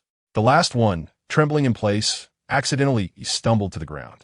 Upon glancing down, Kaiyu couldn't help but admire the girl's exquisite feat. He removed the luminous hood from the face of the individual before him, revealing a girl with thick, curly brown hair. Her lips barely concealed her prominent front teeth, which became slightly visible with each breath, evoking a sense of déjà vu within him. Fear not, classmate. What is your name? I have a few questions for you. If you answer well, I shall ensure the Queen rewards you with credits. The girl assessed her fallen companions beside her, thinking to herself, I can hardly believe you. But recognizing the power imbalance, she reluctantly replied, Credits? What are those? Never mind. My name is Hermione. I am a magic apprentice from the Kairos classroom. The Magic Academy has long been sealed. How did you gain entry? Upon hearing her name, young Kaiyu's lips twitched as he scrutinized her features and hairstyle once more, astonished by their striking resemblance. Hermione? Please don't tell me your companions are named Harry and Ron. Indeed, how did you know? She responded. Oh, just a random guess, nothing to dwell upon. Still, I recall that this isn't a dormitory. How did the three of you end up here? The apprentice, named Hermione, scrutinized the peculiar man before her, clad in Kaiyu knight armor. At least from his tone, he did not seem malicious, especially since it was they who had initiated the attack. Harry spotted an unfamiliar light in the corridor last night, so he called us to skip class and investigate what was concealed. But as soon as we stepped out, we encountered you. Then tell me, how exactly did you traverse that sealing barrier to enter the school? The Academy's key to the glimmering gem is exclusively accessible to certain instructors. Young Kaiyu glanced sideways, recalling a merchant from a wandering tribe who had seemingly appeared out of nowhere along the path leading from the Academy's entrance. That must be the so-called Flame. However, the names of the three individuals before him were indeed rather absurd, suggesting they might engender some outrageous events in the future. Yet, it was evident that the current magical academy, following extensive internal strife, lacked proficient teaching staff. Did the Princess of Kaiyu need permission from the Academy's instructors to return home to see the Queen? Come with me. The Magical Academy will soon transform into a place you scarcely recognize.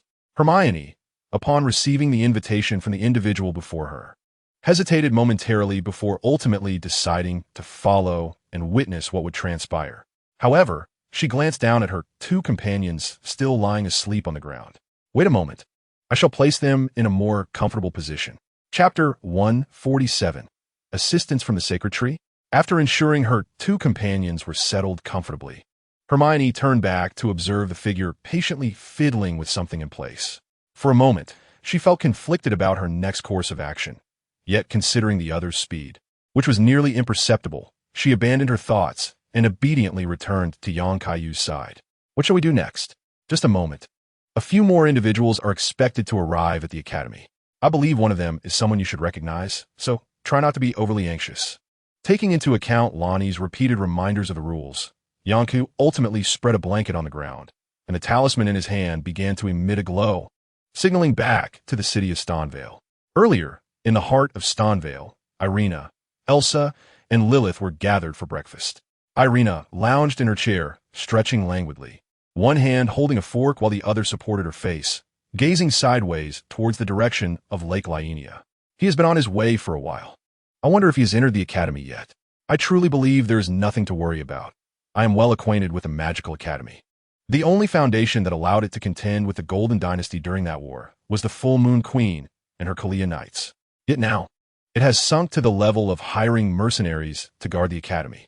If it weren't for the formidable sealing array designed and constructed during the Queen's reign, the notion of the Magical Academy attempting to remain neutral amidst the shattered war would be a pure farce.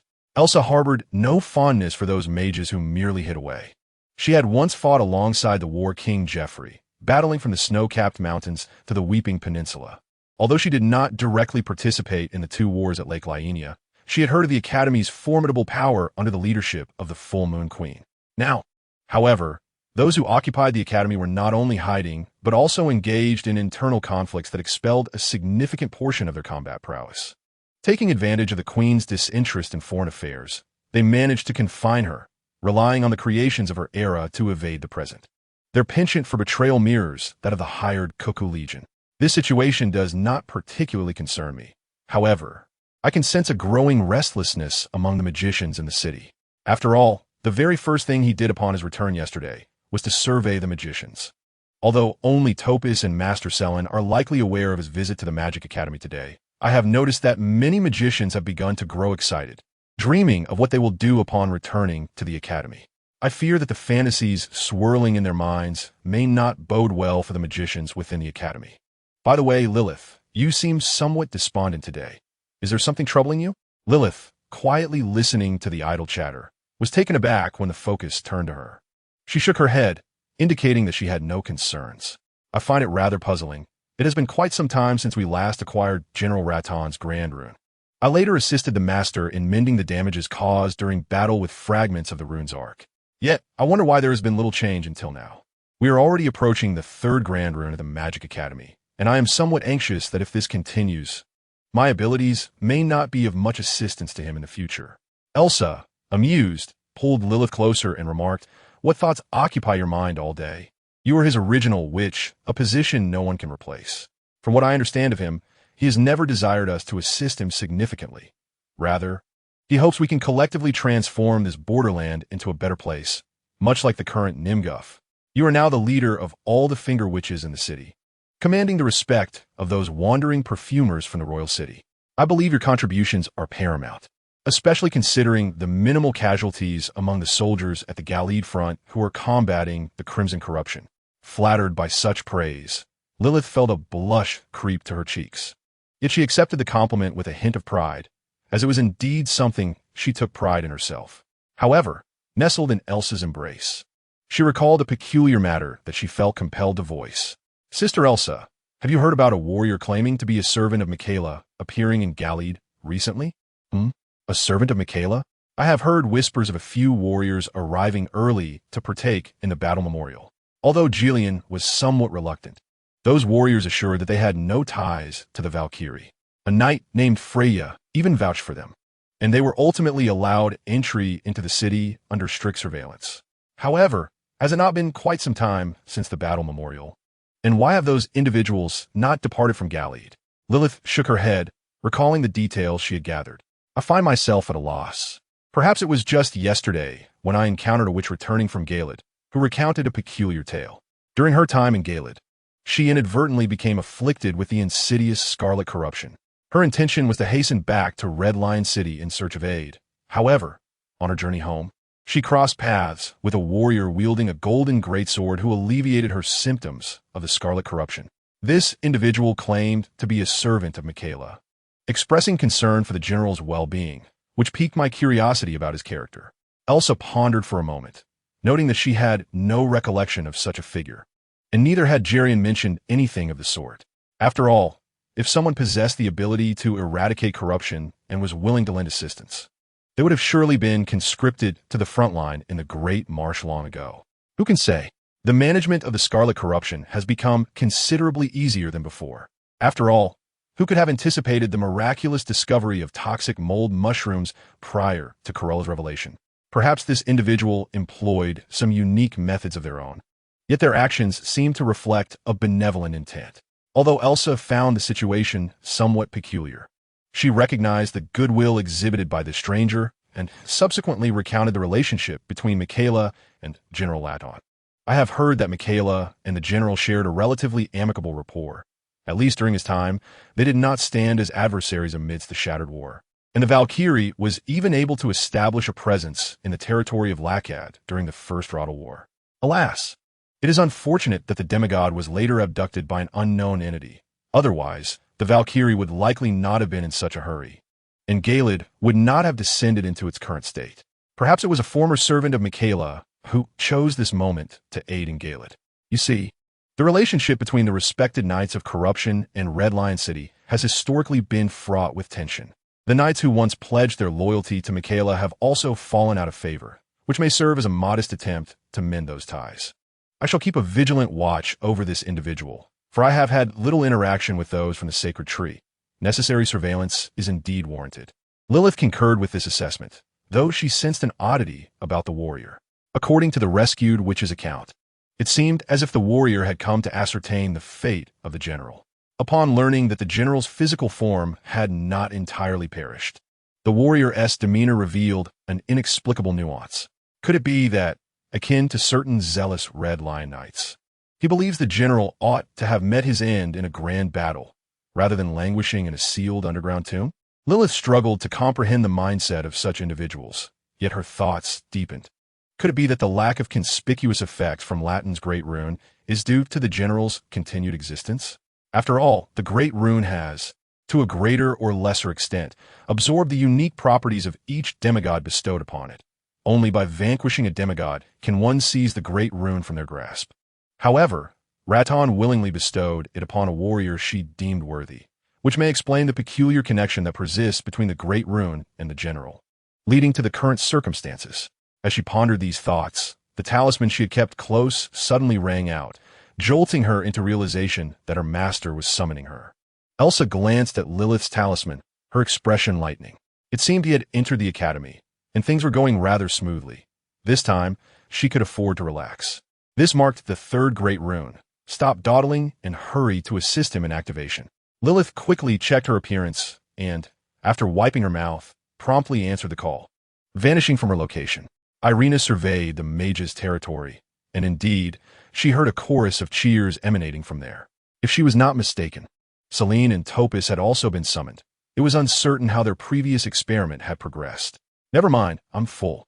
It's time to consult my father regarding the forthcoming governance of Lake Lienia. Elsa rose as well. I shall accompany you. It is about time those recruits faced the wandering spirits on the lake. Without practical training, no amount of preparation is of any use. Young Kaiyu observed the trio, responding to the summons, standing neatly on the pre-laid carpet, his which Lilith, along with teachers Topus and Selene. However, he found it somewhat amusing that Topus and Selene had already removed their shoes long before, seemingly waiting to be summoned back to the academy. They certainly remembered the Queen's established rules well. Just as Lilith was about to step forward to greet him, she was halted. Wait, let me assist you with your shoes first. It's the Academy's rule, and failure to comply may not sit well with someone. Oh, take off my shoes? Well, all right then, I want to move around. Yang Kaiyu half squatted down, personally helping Lilith remove her boots, during which he couldn't resist the urge to squeeze her seemingly soft feet, suppressing the strange impulse to smell them, before turning his gaze to Selene. Professor Selene, welcome back to the Academy. Could I trouble you to guide me in the right direction? I would be more than happy to oblige. I also know where those with guilty consciences tend to hide, so I shall help you unearth them. Meanwhile, Hermione stared in disbelief at the familiar woman before her. Her once fluffy hair, now slightly disheveled. There was no mistake. This was the heretical sorceress depicted as terrifying in the Academy's promotional materials, and she had unexpectedly encountered her today. In a fleeting moment, she swallowed hard, a sudden urge to laugh bubbling within her. After all, she had been captured by someone of remarkable stature. Chapter 148. A slight sense of weightlessness at the Magic Academy. Hermione's mind raced, connecting various rumors about Ceylon, ultimately gritting her teeth and joining the line. This time, even if the teacher caught her skipping class, it was unlikely there would be any repercussions. The group slowly advanced towards the ascending platform, and as it activated, Yang Kaiyu felt an unsettling sensation, as if something were observing him. Sure enough, upon glancing around, he discovered several radiant stones adorned with intricate carvings. Ceylon, too, noticed those peculiar objects and let out a cold chuckle. It appeared that someone had already taken note of their arrival. Disciple, look, he remarked. Those radiant stones up there can transmit both sight and sound from specified field of vision back to the rear. I suspect those lingering behind have realized we have entered. I estimate there may be some tedious traps ahead. That's inconsequential, he continued. Discovering us so early affords them an opportunity to clarify matters post-haste. Comparatively, I would prefer they flee further away. Otherwise, mingling among a throng of students is rather distasteful. Soon, the platform reached its zenith, and the true architectural splendor of the Magic Academy unveiled itself before the group. At the entrance of the Cuckoo Church, only 2 mages stood guard, leaving one to wonder how Hermione and her companions had managed to escape class. The guards, with keen eyes, were astonished as the platform deposited the newcomers. Just as they prepared to unleash a barrage of spells, they abruptly found themselves immobilized, unable even to take a step back to summon assistance from the church. Excuse us, we have matters to discuss with the Queen, they said, and after a moment's deliberation, the 2 guards willingly parted, having recognized the notorious which among the intruders. Despite their arduous efforts for academic research without so much as a name recognition, they were often relegated to guarding duties. Why should they risk everything, only to be reduced to mere magical fodder? Hermione exchanged a knowing glance with the 2 familiar upperclassmen, sighing and shaking her head to dissuade them from any foolish actions, before following suit into the Cuckoo Church. Meanwhile, behind a concealed wall within the academy, a mage adorned with a dual-hued radiant stone had stared intently at the unfolding scene before him, flanked by 2 subordinates. He furrowed his brow, scrutinizing the intruders within the cuckoo church, recognizing both familiar and unfamiliar faces among them. Two former mages from the academy were present, one appearing to be a witch of notable reputation, while the other was, wait, wasn't this a student currently attending classes? He recalled that the individual was among the more gifted apprentices. How had they found themselves amidst this group? He continued to fixate on the scene before him, soon witnessing the adversary engaging with the puppet soldiers stationed within the church.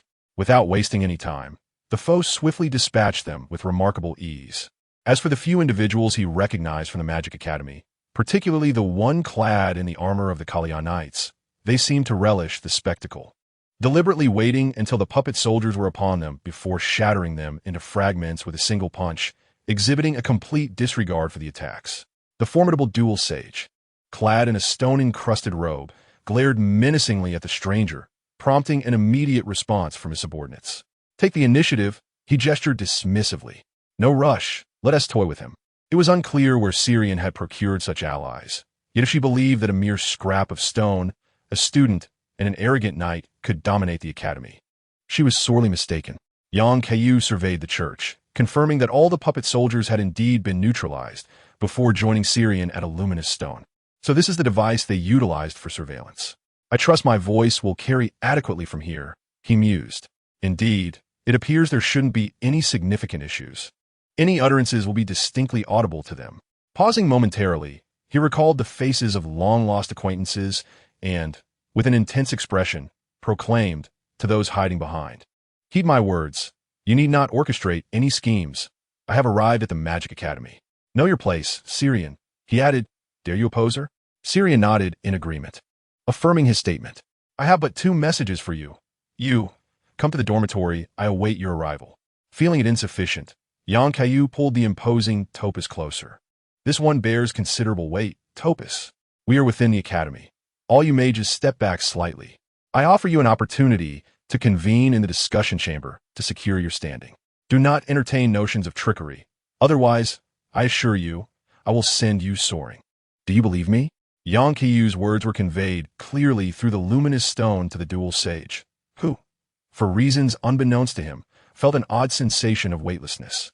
Master, what course of action should we take? One inquired.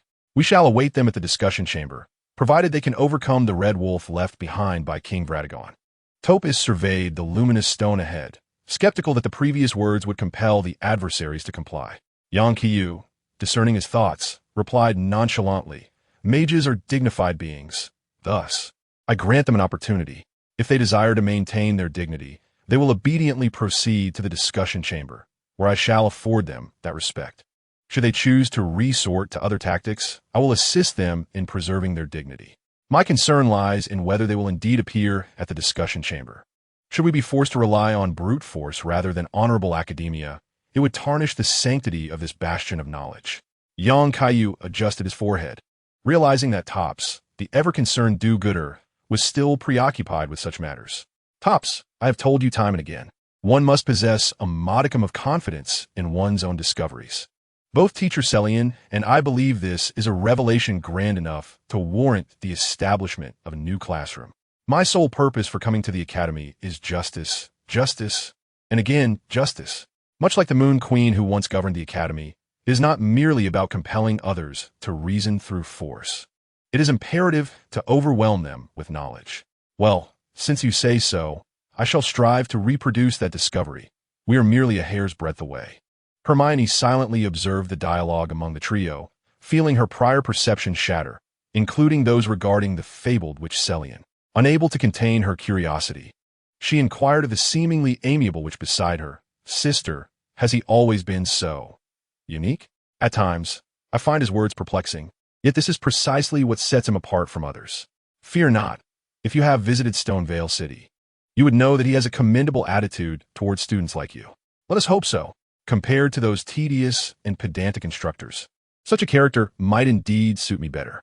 Perhaps a person like him managing the academy could yield favorable results. Chapter 149. The True Source Faction Teacher. I have always been curious about one question. How many types of Lumina magic have been discovered so far? It seems that after arriving at the academy, I have encountered numerous varieties I had never seen before. As they departed from the Cuckoo Church, Young Kaiyu led the way, casually dispatching the automaton soldiers and the overindulged corpses that attempted to obstruct them while posing a question. He had previously sensed that the Lumina magic system here differed from his memories, not in conflict, but rather in its astonishing diversity. Upon entering, he was even surprised to encounter Lumina with surveillance capabilities, further igniting his curiosity about the peculiar discoveries that awaited. Celian pondered for a moment before responding. Having been away from the academy for so long, I am uncertain how to address your inquiry. However, you must be aware of the 4 most renowned classrooms, each representing meteor, comet, star, and moon equilibrium, as well as battlefield practical magic such as artillery and sanction spells. Beyond these mainstream exploration directions, students are also encouraged to delve into niche fields and collaborate with magicians from other classrooms. The surveillance Lumina you witnessed earlier is a product of such cooperative research. Some sorcerers often experience flashes of inspiration, submitting their research findings to the library for preservation. For a certain period, those wishing to utilize these findings must pay a requisite fee. Thus, the Magic Academy stands as a hallowed repository of knowledge, a veritable sanctuary of accumulated research over the years. I surmise that even the Queen remains unaware of the myriad varieties cataloged within the Grand Library throughout the ages. Yang Kaiyu was also taken aback by the Academy's establishment of a system akin to patents. However, this is not surprising, as the exchange of such vast knowledge inevitably gives rise to similar innovations. Soon, the group arrived before a colossal mechanism reminiscent of a water wheel. Yet it was evident that this time they would not partake in the exhilarating leap of joy. Rather, a staircase directly led into the classrooms of the Academy. Imagine relying on students to engage in such thrilling diversions before class, only to have a few fortunate souls plummet into the Iron Maiden, whisked away for a day trip to the volcanic residence. The primary function of this apparatus is to continuously transport luminescent ores from the mines below. Gazing downward, Yang Kaiyu discovered that the abundance of luminescent ores exceeded his expectations, aligning with his earlier thoughts. The Academy itself is founded atop a vast luminescent ore deposit, rich beyond belief. In the realm of the game, if one were to look upward from the corrupted lake directly beneath the Academy, they would clearly observe luminescent ores emerging from a ceiling. This substantial storage of ores is the Academy's greatest assurance for sustaining its prolonged self-sufficiency. After all, in times of war, the Academy could swiftly transform into a formidable armory. It is no wonder the Queen was able to hold her ground against Radagon for so long. However, for reasons unknown, the stone-skinned White King, who typically triggers the gravity spheres, was absent from this location, and there was little of interest to behold. Thus, they proceeded directly toward the classrooms. Upon entering the classroom area, several apprentices were seen intently perusing a tome, with a thick notebook resting on a small stool nearby. One apprentice, sensing their entrance, turned around and whispered, "Hermione, you have finally returned. The teacher has been waiting for you for quite some time. Hurry back." Who are you?" The luminescent hood atop the apprentice's head displayed clear signs of confusion. How was it that so many unfamiliar faces had suddenly appeared, especially that robed woman? "Do not worry, senior. At least for us, these individuals should be considered allies. I wonder what the current professors think of them." Hermione reassured the perplexed seniors as they continued toward the classroom, leaving several apprentices behind, utterly bewildered. "I have a feeling that tomorrow's examination will likely be postponed," one murmured. "Indeed, that seems reasonable. Let's forego our studies and go see what all the fuss is about." Hermione swiftly found herself at the entrance of her classroom, feeling the gaze of several classmates beside her. With a sigh, she quietly stepped inside, where the voice of the teacher resonated from the podium. As long as one constructs the intricate patterns in their mind beforehand and manifests them through the wand, one can unleash the celestial comet. Do you comprehend, Miss Granger? Kindly recapitulate the fundamental structure of the celestial comet. Hermione glanced at her teacher, who had turned to face her, as well as a throng of classmates, and couldn't help but feel a twinge of embarrassment as she scratched her head. However, with a mere flicker of thought, she retrieved the pertinent information from her memory and, drawing forth her wand, promptly demonstrated the magic of the celestial comet once more. The teacher at the podium nodded with satisfaction, appearing pleased that despite her recent absence from class, the student still retained a clear grasp of the material taught. "Very well. I shall not pursue the matter further this time. But where are the other two who slipped away with you? They're likely still asleep, but allow me to explain. This was due to unforeseen circumstances. As the words left her lips, Celine entered the classroom, resting her chin on her hand, surveying the room until her gaze settled on the teacher imparting knowledge. I can't believe that after all this time, the classroom remains unchanged. Celine, how did you return? Are you not aware of the repercussions of your expulsion? I am well aware. Before my expulsion, I understood clearly how you treat the esteemed Master Azel in your classroom. The same fate befell Master Luster. These matters do not concern me. They were the collective decision of the majority in the Academy. Those from the Source faction not only jeopardize themselves, but also endanger others. After all this time, do you still not see why no one spoke up for you? Professor Celine? Celine regarded her former student, now a lecturer, who displayed a hint of unease and shame on his face. This reminded her of the ultimate fates of the two masters, and she could not deny that her once unwavering beliefs had shifted somewhat. Initially, she felt she should be enraged towards the Academy's denizens. Yet upon her return, she was left with only tranquility. It seems that the student who once dozed off in class has now matured into a teacher capable of rebuttal. You do possess a modicum of truth. The downfall of the Source faction was indeed a misguided path. Those celestial beings should never have been the origins we sought. It is only recently that I have come to truly understand what the Source faction represents. Young Kaiyu leaned against the classroom door, eavesdropping on the conversation within, as more students began to peek out from their classrooms, observing the unexpected visitors. Several wizards had initially attempted to restrain these outsiders, but they now lay subdued on the ground, unable to move. He glanced at the still hesitant Topus and, unable to resist, gave him a gentle push, propelling him into the classroom. It is your moment to shine. Do not be hesitant. Tops, caught off guard, was unceremoniously thrust into the fray. Once he regained his footing, he was astonished to discover that the instructor at the podium was once a friend from his days at the Academy. He had not anticipated that after being confined outside for so long, his acquaintances would transform into educators. Tops, what brings you back here as well? I had previously cautioned you against venturing out to pursue your trivial research when war loomed. How does it feel to be locked out for such an extended period? It has been a while. I have missed this Academy dearly. Being excluded was indeed quite distressing, and I narrowly escaped death on several occasions. However, fortune smiled upon me, granting the opportunity to collaborate with Master Selen and others on matters I cherish, free from the constraints typical of the Academy.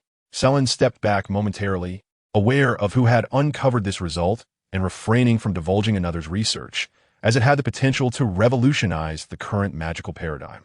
Please make way. I have something to present to all of you. Though the instructor was initially uncertain of Tops's intentions, he stepped aside, recalling Selen's words, and remained at the doorway, observing his friend's endeavors. It was then that he heard distant shouts. Only now did he realize that the classroom was teeming with onlookers. Among them a stranger donned in Kalian knight armor and a finger witch. Their mere appearance suggested formidable combat prowess. This must be the pivotal figure responsible for escorting Tops and his companions inside. At this juncture, Yang Kaiyu lay before him, having dispatched over a dozen unwitting sorcerers, one of whom was sprawled on the ground, a large vessel overturned beside him. Judging by their attire, these individuals appeared to be enforcers for the upper echelons of the Academy. It baffled him why they did not don the pointed hats typical of the combat sorcerers from Hade's classroom. They boldly approached, armed with shields and long swords, as if they fancied themselves Gandalf. Tops retrieved a shield from his belongings, intricately etched with elaborate patterns, though it remained incomplete, requiring his personal touch to finalize it. Ignoring the din outside, he dedicated himself to his task under the watchful eyes of his friends and numerous students, determined to ensure a successful outcome. In Eastonville, he had perfected most of the work, quickly filling in the final missing fragment. He then raised a shield and nodded towards Selen, signaling that he was ready. Upon seeing this, Selen's staff began to gather a torrent of energy, manifesting the signature technique of Master Yazler, Yazler's Comet. Wait, I believe this skill might. Tops had not finished his thought when a comet-like surge hurtled toward his shield. He hastily maximized the force field strength, bracing himself to withstand the immense impact. As the torrent struck the protective array formed before the shield, although Topus himself was pushed back 2 steps by the immense force.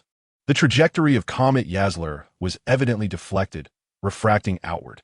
The tremendous power instantaneously shattered the wall behind, allowing the bewildered gazes of students in the opposite classroom to penetrate through the fissure.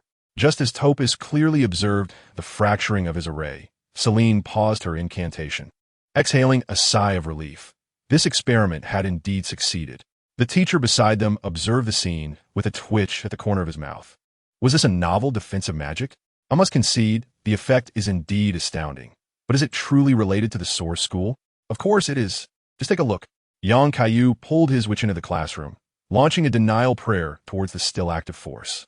Topus was caught off guard by this sudden attack. Clearly, this denial prayer was far more potent than those typically wielded by clergy.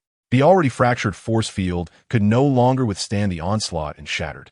However, no one seemed to pay heed to this minor incident. All eyes were fixated on the spot where the prayer had just vanished. For any deviation of such a distinctly shaped prayer would be glaringly apparent. Surely, everyone witnessed this. It not only allowed magic to deviate, but also the prayer itself. What this signifies is easily discerned with a moment's thought. Topus, is this truly your own research? Faced with his friend's quivering voice, Topus nodded. While Master Celine had indeed aided me significantly in this research, it is without a doubt my discovery. Yet, as you can see, this research is still far from perfect. Hence, I return to the Academy, for this sanctuary of knowledge can fulfill my need for further exploration. So, now you must not regard this as a trivial subject. Would you care to join me in refining this force field structure? Of course, thank you, Topus. I believe I have just been inscribed into the annals of history because of you. Having found her place, Hermione, one of the Academy's top scholars, naturally recognized the value of such an achievement and stood to applaud, prompting the surrounding students, even if they did not fully grasp the situation, to join in the applause. At that moment, Hermione overheard two individuals seated behind her whispering, "Oh no, we are merely the most novice of apprentices. I cannot fathom how many additional subjects will be added by the time we graduate. This truly makes graduation impossible." This made her turn around and glare fiercely at the two whisperers, who immediately fell silent. Behind a concealed wall of the Academy, a figure adorned with a dual-sage crystal hood exchanged incredulous glances with his two subordinates, momentarily unable to comprehend what they had just witnessed, before finally breaking the silence with an exclamation. Boheo and the two individuals beside him were somewhat at a loss. Such an outcome transcended ordinary research. It could only be rivaled by those historical figures who established new doctrines. However, it was evident that none within the Academy, save for the Queen, possessed the requisite qualifications. With the entire Academy now aware of what Topes had unleashed, no one would heed the original hierarchs, especially as most of the high-ranking officials lay fast asleep on the ground. We must flee quickly. Should that madwoman Syrian capture us, there will be no favorable outcome. He urged, "Release the bindings of the Red Wolf left by Wong Fulidagung. It should buy us some time." At that moment, amidst the celebrations of this remarkable research in the classroom area, a howl from above momentarily silenced the atmosphere. Lilith anxiously grasped Yang Kaiyu's arm. "Is that a wolf howling?" she questioned. "No, it is merely a dog yearning for dragon fruit." Chapter 150. The Rebirth Ritual of the Full Moon Queen. 5. Yang Kaiyu navigated through the throngs of observing magical apprentices, each parting to create a path as he passed. Ascending the staircase, he finally arrived at the door of the discussion room, where a gargantuan red wolf glared menacingly at him, poised to pounce. Drawing forth the soul-summoning bell gifted by Lonnie, he summoned the spirits of his 3 canines for the first time. "Go! Attack it!" he commanded. The summoned canine spirits gazed up at the colossal red wolf before them, a creature more than 10 times their size. They exchanged glances, casting a look back at their summoner, their expressions a mix of bewilderment and a hint of resentment. "Very well, it seems I must handle this myself." Yang Kaiyu sighed. These 3 goofy dogs were utterly useless, and sending Ashmi to confront the beast would be a waste. "Come here, let me teach you not to bare your teeth indiscriminately." Reflecting on a plethora of heartwarming dog videos he had once watched, he devised a plan.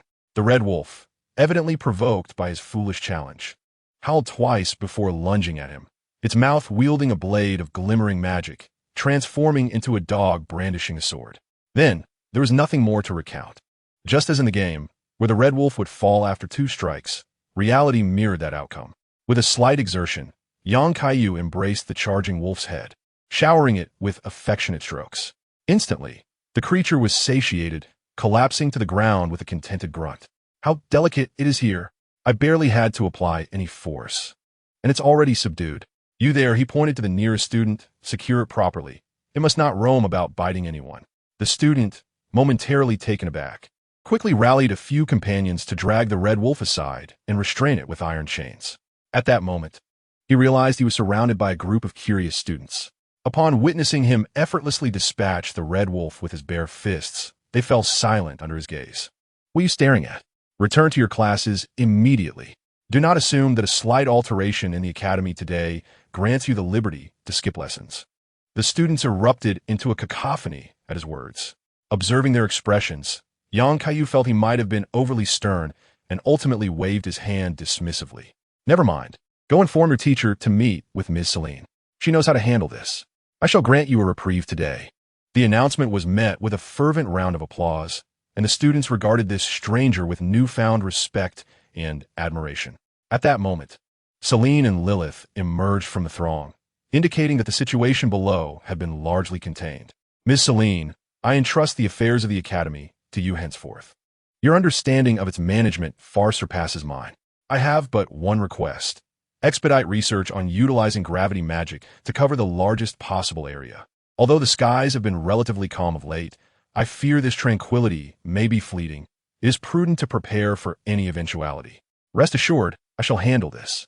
You may attend to your other matters. With me here, chaos shall not ensue in this academy.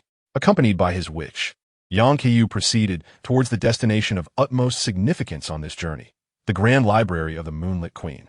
Stealing a glance in Melina's direction, he recalled a task he had long contemplated, drawing the sword of night and fire from his back.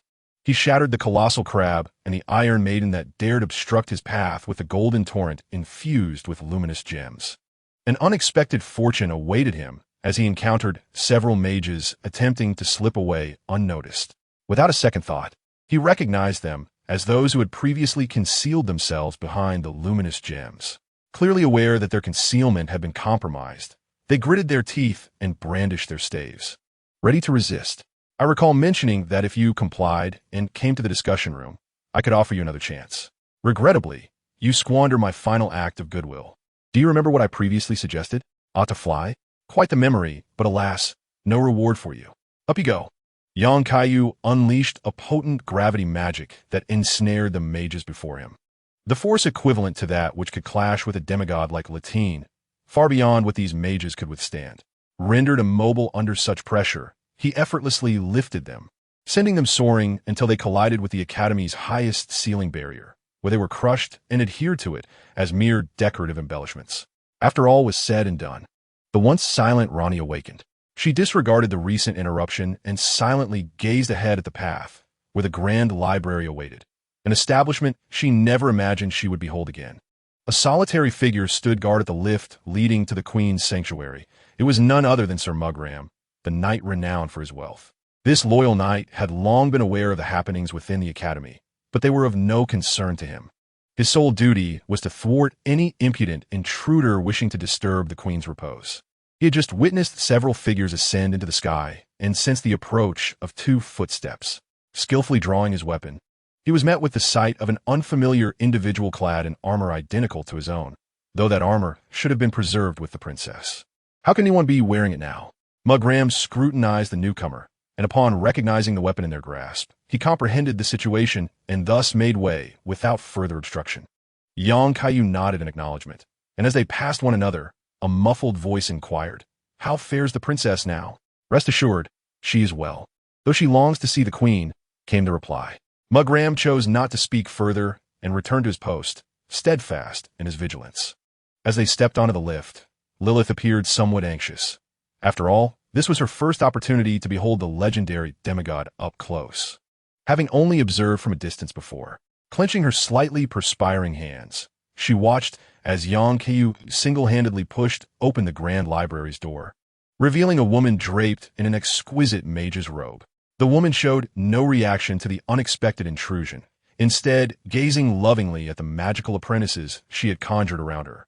Murmuring softly, "My dear children, I have prepared so many books and lights for you. Come forth and play, or do you wish to be born anew? The magical apprentices encircling the queen bore an uncanny resemblance to one another, their appearances nearly indistinguishable. The process of their creation was incomplete, lacking the essential materials from the eternal city below. Both Great Rune and Silver Tear were indispensable.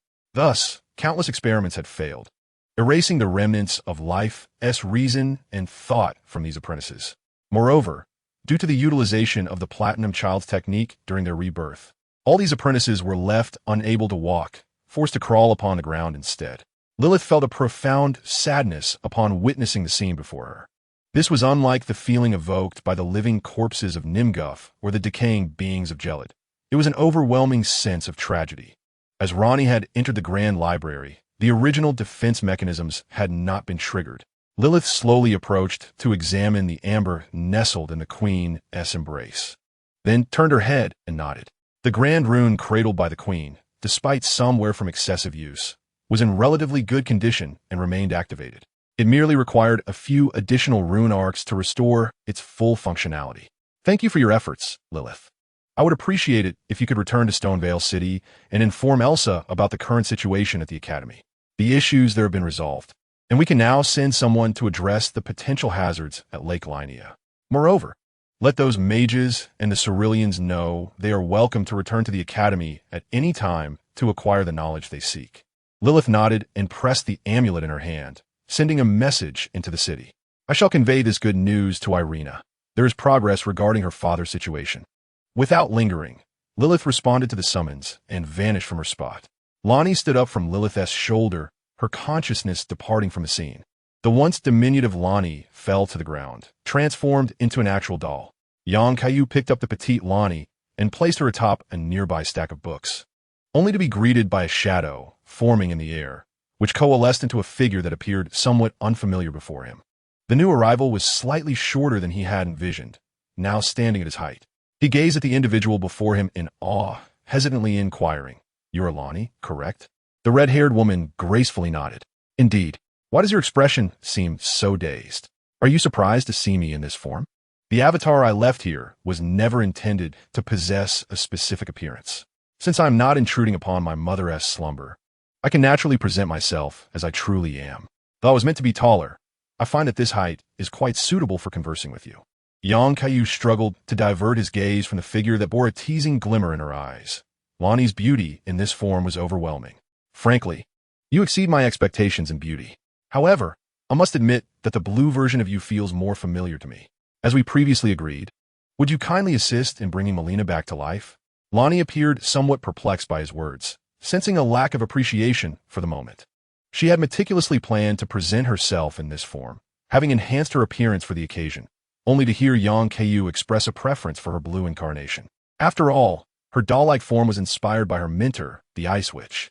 Nevertheless, Lonnie refrained from expressing her slight dissatisfaction, turning instead to her mother's side, her face reflecting a complex array of emotions. Yang Kaiyu navigated around the apprentice who was scrambling across the floor and approached Lonnie. "How is the Queen faring at present?" With a sigh, Lonnie explained, "Mother lost her heart after Radagon departed, and thus she has become as she is now.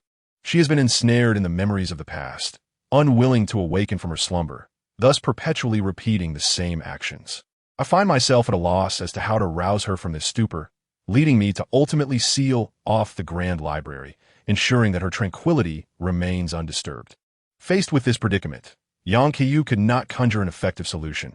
It would be absurd to reveal to the Queen that Radagon and Marika are, in fact, one and the same. After all, one cannot simply say that she has not been betrayed, that her husband merely ventured out to engage in solitary games and fathered a pair of offspring. He mused that such an explanation might drive the Queen to greater madness. "Well, let us not squander time.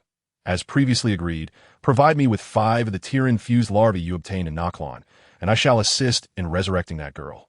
The Great Rune of Mother does not necessitate excessive intervention from outsiders. She instinctively fulfills the rebirth needs of all in her subconscious. In the future, your witch will be capable of performing similar feats, eliminating the need for my direct involvement. However, this process is likely to span 5 days. If there are words you wish to convey, now is the time. 5 days. I had anticipated an immediate resurrection, Why must it take so long? Kaiyu found the specified duration for revival somewhat ludicrous. In the game, such matters transpired instantaneously, even if it were to take longer. He expected it to be no more than half a day. The notion that it would require such an extensive period, along with 5 tear-infused larvae, seemed rather excessive. Presently, there are over 100 souls in Eastonvale awaiting their turn for rebirth. Should any further peculiarities arise, how long would the queue extend? Lonnie cast him a disapproving glance and remarked, "Do you imagine the individual you wish to revive is just anyone? She possesses the purest bloodline of the Golden family. For an ordinary person, the process of revival would not take long. Otherwise, Mother would not have so many failures at her side. Yet she is exceptional. The time and resources required to fully restore her unique essence far exceed those for an average individual. My estimate of 5 days is already the most optimistic." Kaiyu retreated a few steps, leaning against a pillar on the opposite side of which stood Melina, who had remained by his side since he first entered the Borderlands. "Melina, do you recall what I told you earlier? I do not wish for you to remain trapped in your mission. I hope you can live as a complete individual in this world. The moment has come. Remain close to the Queen, and in 5 days, you shall possess a new body." Melina merely lowered her head, staring vacantly at her palms. The scars from her burns had long since vanished. Yet she still remembered what her hands once looked like. "Thank you for everything you've done along the way. To regain my own body, I feel as though I've forgotten what that sensation entails. All that remains in my memory is the agony of being scorched by flames. When you informed me that you would aid in restoring my body, I too envisioned what that feeling would be like, harboring a flicker of anticipation. However, I truly wish that this moment could last a bit longer, allowing me to watch you take each step forward in this liminal space, as you gradually reclaim your new life. This prospect excites me more than merely regaining a corporeal form. Do you think my sentiments are somewhat selfish? It seems I have become rather attached to you. To be honest." Kaiyu felt a twinge of reluctance at the thought of the familiar figure he could see any time he turned around, temporarily departing, yet he gently encouraged. "A brief separation is for the sake of a more profound reunion. We are not unable to meet again. Melina, you remain unchanged, once living for a mission, and now, with that mission set aside, you find yourself at a loss about what to do next. Therefore, I sincerely hope you can exist as a complete individual in this liminal realm, seeking the meaning of your existence. You need not anchor your life to others or a mission. At least from today onward, learn to embrace a little selfishness and live for yourself." Melina bowed her head, hesitating for a long while, her body trembling slightly as she suppressed her emotions. Ultimately, she resolved to stand once more and walked toward the rebirth egg cradled in the Queen's arms, lying within. The Queen, enveloped in a haze of chaos, sensed a new life entering the rebirth egg and softly spoke, "Good child, do you wish to be reborn? I shall grant your desire." Yet at that moment, the Queen felt something amiss. This aura felt so familiar, as if the person she had longed for had returned. Kaiyu, observing the Queen's unusual demeanor, felt a surge of anxiety. Melina, being the child of Marika, naturally bore a resemblance in scent to her mother. Given that Marika and Radagon were 2 souls entwined as one, he worried that the Queen might mistake Melina for Radagon. Fortunately, that scenario did not unfold. After a brief hesitation, the Queen embraced the rebirth egg tightly and initiated the rebirth ceremony, unleashing the power of the Great Rune. Kaiyu breathed a sigh of relief and handed the 5 prepared droplets of tears to Lonnie. As Lonnie gradually placed the 5 droplets into the rebirth egg, the final droplet completed the amber-hued egg. Melina's spirit then fell into a deep slumber, slowly merging with the droplets, awaiting their complete fusion to regain a brand new body.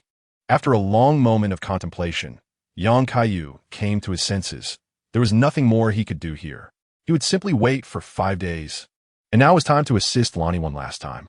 After completing her task, Lonnie tossed her crimson hair and turned to him, declaring, with everything done, "As we previously agreed, I require your help to hunt the shadow of catastrophe. This will allow me to venture forth alone to confront the dual-fingered one in our final showdown."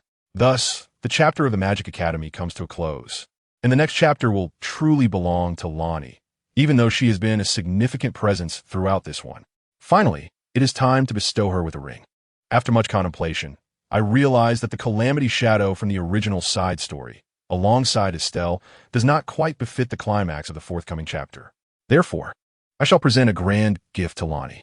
As articulated in this chapter, Melina will indeed be resurrected in the subsequent chapter, which is Lonnie's side story. However, her rebirth may take on a rather unique form. Allow me to offer a preview. Melina, whom I envision as the most formidable heroine in terms of gameplay challenge, has an abundance of narrative yet to unfold.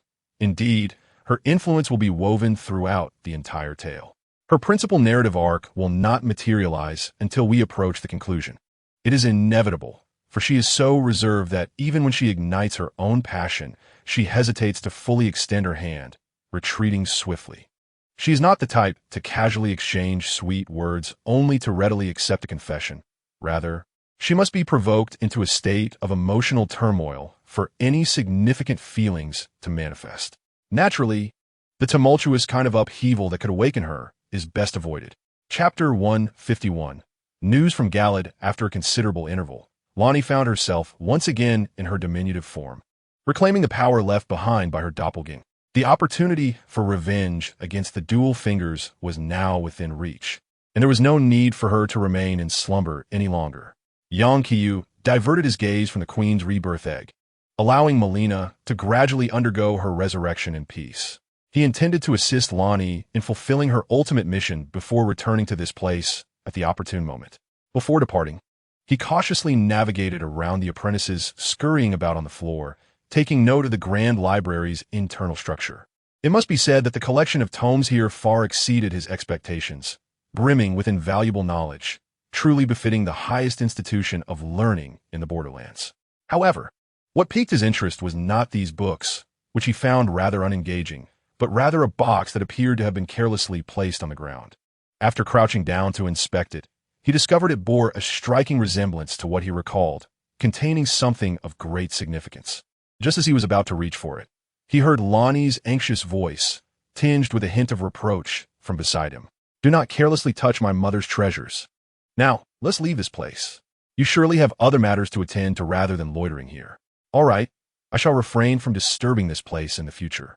Once Melina is revived, I will not intrude upon the queen again. After all, I can arrange for my witch to assist with the resurrection ritual." Upon hearing these words, Lonnie, in a huff, tugged at her hat to obscure the expression of the doll, and finally murmured, "That is not quite right. The academy is now under your management, and, at the very least, you must wait until you fulfill your promise to me before rummaging through the items here." Young Kaiyu nearly succumbed to a chuckle. The figure with red hair had almost rendered him unrecognizable. Indeed, it was the current Lonnie who felt far more endearing to him. As he turned away from the grand library, he beheld Mugramu, who remained steadfast at the entrance, guarding it with the unwavering loyalty of a statue in front of the queen's repository of knowledge. "Mugramu, your mission has reached its conclusion. The academy will be overseen by my appointed representatives henceforth. Although the treasures within the grand library are of paramount importance, and it is inevitable that individuals will come and go, I assure you that the queen's tranquility will endure, and no one shall disturb her." Upon hearing this, Mugramu appeared to deflate, lowering his sword. The voice emanating from beneath his helmet lost its previous gravity, now tinged with a hint of relief. "Is this the will of the princess? Indeed, she concurs with this decision. After years of diligent vigilance at this threshold, you may now pursue the endeavors that you desire. What I wish to do, I am uncertain of what I can engage in beyond my watch here. Allow me to continue my duties as before, though I shall collaborate with your personnel to ensure the smoother operation of the academy, which I believe is also the outcome the queen would wish to witness." "Thank you. The academy indeed requires a knight of your caliber to assist. I shall be away for a few days." Just as Young Kaiyu was about to depart, Mugramu's voice resonated from behind once more. "I entrust the princess to your care. Do not let the queen down. Leave it to me." Upon hearing these words, Lonnie began muttering softly to herself, and then, seemingly resigned to the outcome, she rested her hands on her face, feigning indifference and silence. It was hard to envision how a doll's face could convey such a spectrum of emotions. As Young Kaiyu exited the grand library, he was taken aback to discover that night had already descended. It seemed he had spent an inordinate amount of time gazing at the slumbering Melina within. By this time, the day's mild commotion at the academy had ceased, and the students, having been dismissed early due to their teachers being called away, had retreated to their dormitories to indulge in a day of idleness. Upon entering the discussion room, he observed Celine gazing vacantly at the wall, seemingly entranced by the mural upon it. Beside her was the red wolf, trembling in a corner after having gorged on dragon fruit during the day. A more unsettling sight was the assembly of magic orbs, crafted by numerous mages, appearing to be a high-end creation freshly conjured by a master artisan. Upon noticing his arrival, Celine's face brightened with a smile. "Disciple, you have finally emerged. I have awaited your return for quite some time. Have matters concerning the Queen been resolved satisfactorily?" "Yes. It is no longer an issue. Mugermu is willing to aid you in accessing the Queen's library to retrieve what you require." "Ah, and what is that beside you?" she inquired. "That is well. Topus requires many spells to refine his research, and we can only hope that the library still harbors the pertinent materials. And as for this," she gestured towards the unsettling sight, "it's nothing of great significance. Some mages, undeterred, sought to abduct a few students and incite rebellion while you were away, which is why they are in such a state now. I have also taken the liberty of collecting the fragments of the wizards you dealt with during the day, which were scattered across various locations, and fashioned them into a cohesive binding agent. As a benevolent mentor, I cannot bear to see them dispersed. Thus I have brought them together. Truly, you exemplify the essence of a teacher. Your kindness is commendable. It appears that they harbor no objections, suggesting their tacit approval of this arrangement. They may now reminisce together at their leisure. The Academy should be devoid of further issues. Am I correct?" Celine pondered for a moment before shaking her head. What sort of commotion could these cunning wizards stir up? I have conversed with the current faculty, and there are virtually no significant troubles at hand. However, we must adjust the future research and teaching directions of the Academy, incorporating some of the theories of Topos. Additionally, I will prioritize the research on gravity magic that you mentioned earlier. I anticipate that a viable outcome will emerge shortly. That assures me I should be able to leave for a few days without concern. Indeed, there is no issue with that. But are you truly in such haste to proceed to your next destination? My apprentice, sometimes it is beneficial to slow down and rest. The situation at the Yatin Plateau is rather intricate. I have heard tales of many peculiar creatures inhabiting that area, and it may prove challenging to address without appropriate solutions. Young Kaiyu shook his head. Given the current chaotic state of Lake Linnea, it is imperative to first untangle that mess before I venture to the Yatin Plateau. Teacher, you misunderstand. The place I intend to go is not the Yatin Plateau. I am bound to fulfill a promise made to an important individual. A promise to a significant person? What kind of commitment compels you so? Ah, I see. Do not worry, my apprentice. Regardless of what transpires in the coming days, I will manage it all for you, ensuring that nothing disturbs your endeavors. Celine observed the uncontainable smile at the corner of her apprentice's lips, the ornate armor adorning his form, and the sword of night and fire he wielded. All factors that made it evident that even the loyal knight Mugram of the Queen would acquiesce to him. If she could not discern the nature of her apprentice's commitment, it would indeed be peculiar. Celine recalled the two figures she had once glimpsed from a hidden chamber in Stonevale City through her vantage mirror, and she marveled at the exceptional nature of her apprentice, who had garnered the favor of such remarkable individuals. Meanwhile, in Galad, the night wilderness was anything but tranquil. The joint forces of Stonevale City and Red Lion City had reached the most intense phase of their struggle against the Crimson Decay. Vast areas had been reclaimed by the forces led by the Red Lion Knights and the Lost Land Knights, while the auxiliary troops, comprising witches and perfumers, swiftly spread a powder made from toxic mushrooms across the ground. Thus, the only territories still under the sway of the Crimson Decay were the central marshlands of Galad, where even at night, patrolling soldiers were visible, ever vigilant against counterattacks from the minions of Decay. Rita candidly never anticipated that Galad would transform into its current state. Prior to her arrival in Galad, she could scarcely believe that the outbreak of the Scarlet Corruption could ever be contained, let alone eradicated entirely. She was acutely aware that this remarkable feat was orchestrated by the enigmatic new Storm King of Stonevale. Yet this new monarch remained shrouded in mystery, with most individuals having scarcely glimpsed him more than a few times. Presently, the joint efforts to combat the Scarlet Corruption in the two regions were primarily coordinated by Lord Jellin and the de facto overseer of Stonevale, Elena. However, Rita was merely curious. She held little interest in the current state of Galad. Her singular purpose for venturing here was to ascertain the condition of the general. Recently, She had witnessed the moment when the myriad stars resumed their celestial dance. Yet she quickly realized that such a sight alone could not fulfill Lady Michaela's aspirations. As Michaela's most devoted follower, she felt compelled to personally journey to Galad to uncover the truth of the situation, to understand why the general still lived. For the stagnation of this predicament rendered Lady Michaela's plans utterly unfeasible. On her journey, she chanced upon Freya, the Red Lion Knight, and another of Michaela's followers, from whom she learned that the general was sealed within an underground tomb, perched at the edge of a desert cliff. Standing within the corrupted church, Rita gazed at the remnants of crimson fabric strewn across the ground, sensing a familiar essence emanating from it. Indeed, it bore the aura of Michaela's twin sister, the Valkyrie, suggesting that someone had once rested here. She scoffed, contemplating how that Valkyrie, unable to annihilate the general even with her self-detonation, had left behind such flourishing remnants. Disregarding the church's affairs, she dispatched 2 approaching corrupted minions, her sword gleaming with a golden radiance that eradicated much of the scarlet corruption sustaining their existence. She had already surveyed the surroundings, revealing that following the explosion, the Red Lion City had been left with rational beings incapable of addressing the myriad issues at hand. Presently, all eyes were fixated on the protracted struggle within the swamp, with few remaining to guard the tomb where the general was sealed. This was understandable. Were it not for Lady Michaela's plans, it was unlikely anyone would have anticipated her arrival. Having endured countless encounters of mutual slaughter among humans and even comrades, she bore the indelible stains of blood upon her sword. The memories of betrayal and carnage lingered in her mind, reflecting in her golden, captivating eyes, all imbued with the yearning for that ideal world. This was for Lady Michaela, for a brighter future. With a single hand gripping the rope, she leapt from the cliff, vanishing into the embrace of the night. Uncertain of how much time had passed, Leda traversed the blood-soaked ground to arrive at the threshold of the general's sealed chamber.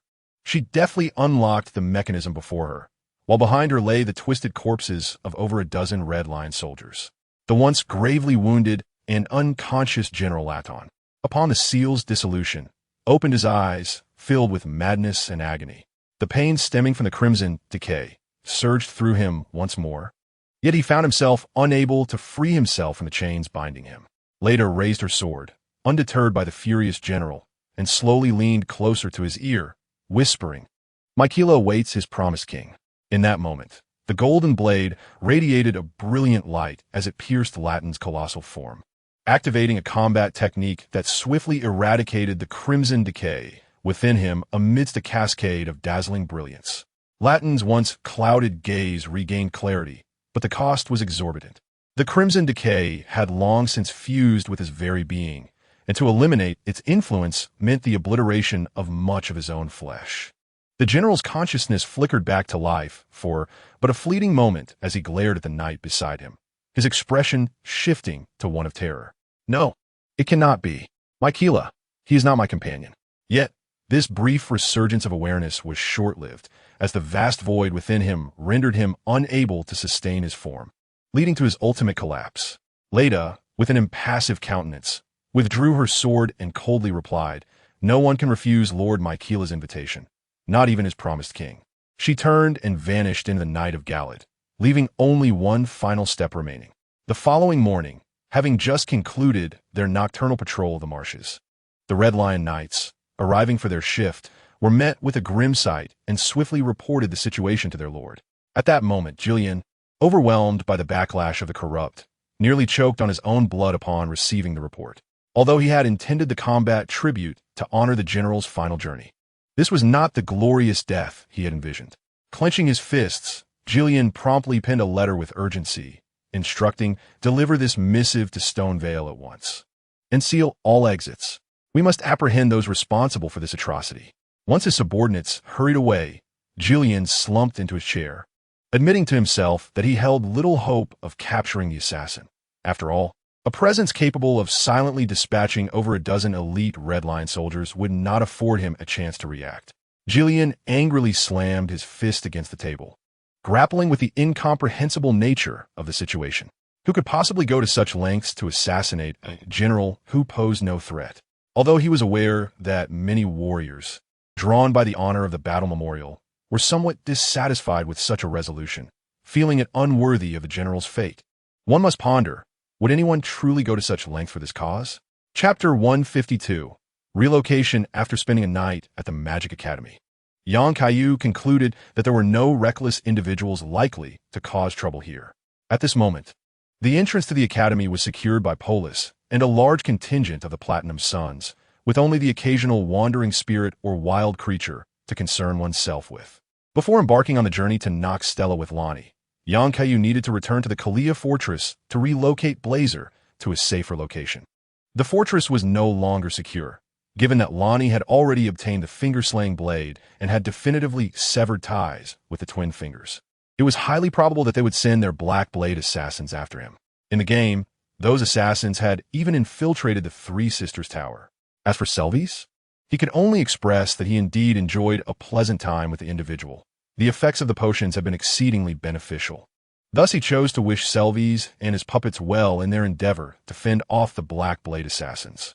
He would not pursue the matter of tasting Lonnie's beauty. Upon returning to the Three Sisters Tower, guided by Lonnie, Kaiyu discovered an underground chamber that did not exist in his memory, where Blazer lay in a deep slumber. Following the deterioration of the situation with the falling star beasts, Blazer and Eg had deliberated extensively before arriving at this decision. With Eg possessing the mirror helmet, the situation was manageable. However, Blazer, under the direct mind control of the Twin Fingers, was utterly defenseless. Prior to this incident, Blazer had believed he could endure, but after experiencing the uncontrollable madness within his mind, he could no longer guarantee what he might become. Having found a formidable ally in Lonnie, Blazer chose to voluntarily enter a state of self-exile, descending into slumber to delay the onset of his mental collapse. Witnessing the shadow beast, which had grown up alongside her, in such a state weighed heavily on Lonnie's heart. Nonetheless, she recognized that the situation was not beyond redemption, for she now understood that, theoretically, it was possible to liberate the shadow beast from the control of the Twin Fingers. Reflecting on the timeline of Blazer's madness in the game, Kaiyu recalled that after defeating Esti, when Lonnie wielded the finger-slaying blade against the Twin Fingers, Blazer had managed to hold his ground at the entrance of the Three Sisters Tower, eliminating several Black Blade assassins before fully succumbing to madness. It appeared that had it not been for the final battle, he might have endured even longer. Thus, with Blazer now in slumber, it was evident that he could prolong this interval, allowing him the opportunity to investigate the peculiarities of the Twin Fingers that had once enabled liberation from the control of the Mother Fingers. It is essential that the remains are either freshly deceased or preserved corpses that have not long succumbed to death. Those fossilized remains on the Divine Tower hold no value for research. By that time, it may still be feasible for the Nox people to examine them. Lonnie, do not fret. Allow me to bring Blazer back for safekeeping. The situation has not yet deteriorated to that extent. I'm grateful for your willingness to go to such lengths for me. All that can be done has been accomplished.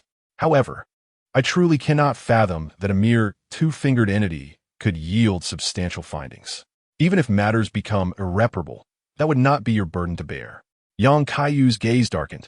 If he could not even safeguard Uncle Wolf, how could he be expected to protect others in this borderland? He spoke in a frigid tone. One is insufficient. Then let it be two. I recall that there is still a living one in the Round Table Hall. If necessary, I would not hesitate to dismantle the hall itself. Let us proceed. I must take him back. Upon hearing these words, Lonnie felt a stir within her heart. She glanced anew at the individual who had accompanied her for so long. She still could not comprehend why this person would go to such lengths for her. While their previous endeavors in the Eternal City and the reclamation of the Magic Academy could be attributed to shared interests, this matter was entirely personal and had little to do with him. Their acquaintance had only recently begun.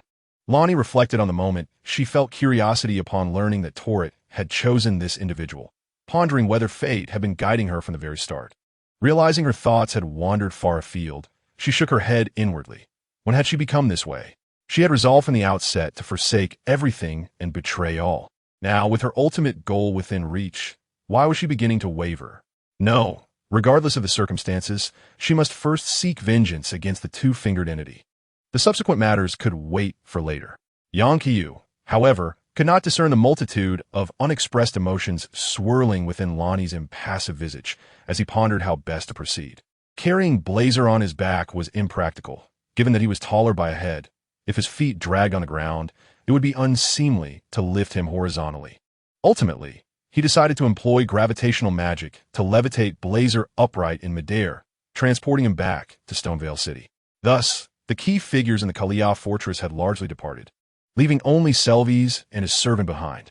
Selvies lingered in the wizard's tower, feeling an unsettling sense that something was amiss. It seemed to him that Kaiyu fortress had grown eerily quiet, with no sounds of the dusk knights assaulting from outside. The mountain spirits and Kaiyu knights who once patrolled the fortress appeared to have diminished in number. Could it be that he had been abandoned here? As this thought crossed his mind, he shook his head, reassuring himself that he was merely overthinking. The Kaiyu citadel is the last bastion of Lonnie. How could it possibly be abandoned? Where else could she go? Surely, she would not follow that new ally whom she had only recently met. Comforting himself with these thoughts, he wandered into the basement to continue his studies on puppetry. At this moment, E.G. remained at his generously assigned, oversized forge, laboriously hammering away. Since relocating, he had grown less concerned about safety. However, Jillian had inundated him with a plethora of orders for smithing, leaving him with barely a moment to rest, his hammer often glowing with heat from continuous use. Just as E.G. set down his heavy hammer after completing a task, two familiar figures suddenly appeared before him. Young Kaiyu placed Blazer within the confines of E.G.'s forge, and with a glance, E.G. grasped the current situation. "Leave Blazer's matters to me. You need not worry. I shall do my utmost to buy us some time." Young Kaiyu nodded, turned, and soon after, a voice of relief emanated from beneath E.G.'s mirrored helmet. "I am grateful for your assistance along this journey. As Lady Lonnie's strategist, or rather, her devoted old retainer since childhood, I extend my deepest gratitude. You are truly a hero to Lady Lonnie. No need for further words. You are significant to her as well. E.G., await my good news. I am about to fulfill the final promise." Although Yang Kaiyu aimed to resolve Lonnie's entanglement with the twin fingers within 5 days, he allowed himself a momentary stay in the city. Instead of departing immediately, he decided to check on Elsa and her preparations. In truth, the Lienia Lake posed few formidable challenges. Aside from specters and some wild creatures, even the potentially troublesome pyrite dragon had been vanquished, effectively meaning that resolving the Academy's issues equated to controlling Lienia Lake. Furthermore, with a contingent of platinum children stationed at the Academy's entrance, the pressure for cleanup was not particularly daunting. Just as he was nearing his destination, he noticed a soldier clad in Latine armor hurriedly rushing into the Lord's office ahead of him. Frowning, he thought that Gale should be facing no significant issues. It was unlikely that the dragons at the Dragon Tomb had gone berserk, or that a beast priest had overindulged and escaped. He quickly followed to ascertain the situation. Upon opening the office door, he found Elena seated within, poring over a confidential letter from Red Lion City, her face betraying astonishment, while the soldier beside her panted heavily. Elena, upon seeing him return, did not display overt joy. Instead, her countenance was grave as she handed him the letter. Yang Kaiyu scrutinized its contents with growing disbelief, clenching his fists as he absorbed the shocking information. General Latine's underground sealed tomb had been breached by an unknown entity, and upon discovery that morning, he had perished due to extensive bodily damage? No, that is the sealed burial ground of the general. What on earth is the Red Lion Knight doing to provoke such an incident? Although momentarily overwhelmed, Yang Kaiyu glanced at the nearby soldier from Latarn, whose face was suffused with guilt, and found it difficult to cast excessive blame. He was well aware of the dire circumstances surrounding Red Lion City. Were it not for the substantial reinforcements he had brought from Eastwell City, the city would have been on the verge of disbanding following the sacrificial battle. Otherwise, in the course of events, Jillian would not have simply abandoned his post after fulfilling his agreement. The truth was that he could no longer endure the situation. After receiving such substantial support, Jillian, having transitioned from the mortuary, felt a flicker of hope for recovery and forced himself to continue. Yet the defensive strength remained alarmingly feeble, especially at this critical juncture of the protracted struggle. Not only was Jillian a loss, but even he, who believed himself to possess a godlike perspective and knowledge of many secrets, could not fathom who could accomplish such a feat. To silently eliminate over 10 elite Red Lion Knights required at least heroic-level combat prowess, akin to the Kalia Knights who once squared off against the Golden Dynasty. To his recollection, there were no figures within the vast regions of Galadin, Nimjafu, or even Lake Linnea who would dare undertake such a perilous endeavor. With the blockade of the starry sky now lifted, who was truly intent on slaying Latarn? Moreover, with the death rune sealed, a demigod theoretically should not perish. Yet in Latarn's present state, with his body nearly disintegrated, what would become of his soul? To be honest, he had no reference case to draw upon. Lonnie also felt a surge of anger at the situation. Although her path had long diverged from her brother's, leading to some conflicts, she had previously needed to ensure the smooth success of the sacrificial battle before restoring the star circulation. However, she could not accept that her brother would meet such a fate. At that moment, she resolved in her heart that whoever orchestrated this incident must pay a heavy price. Yet, now was not the time. There were more pressing matters to attend to. Irina, encountering such a scenario for the first time, felt a sense of urgency. Galladon could not afford to descend into chaos again. Otherwise, all the efforts made thus far would be undone by the crimson corruption. Young Kaiyu observed Lonnie and discerned from her expression that she too was urging him to remain calm. Clearly, the governance of Galladon and the rescue of Blazer took precedence over capturing the perpetrator. Thus, he forced himself to regain composure and commanded, for now, suppress this news.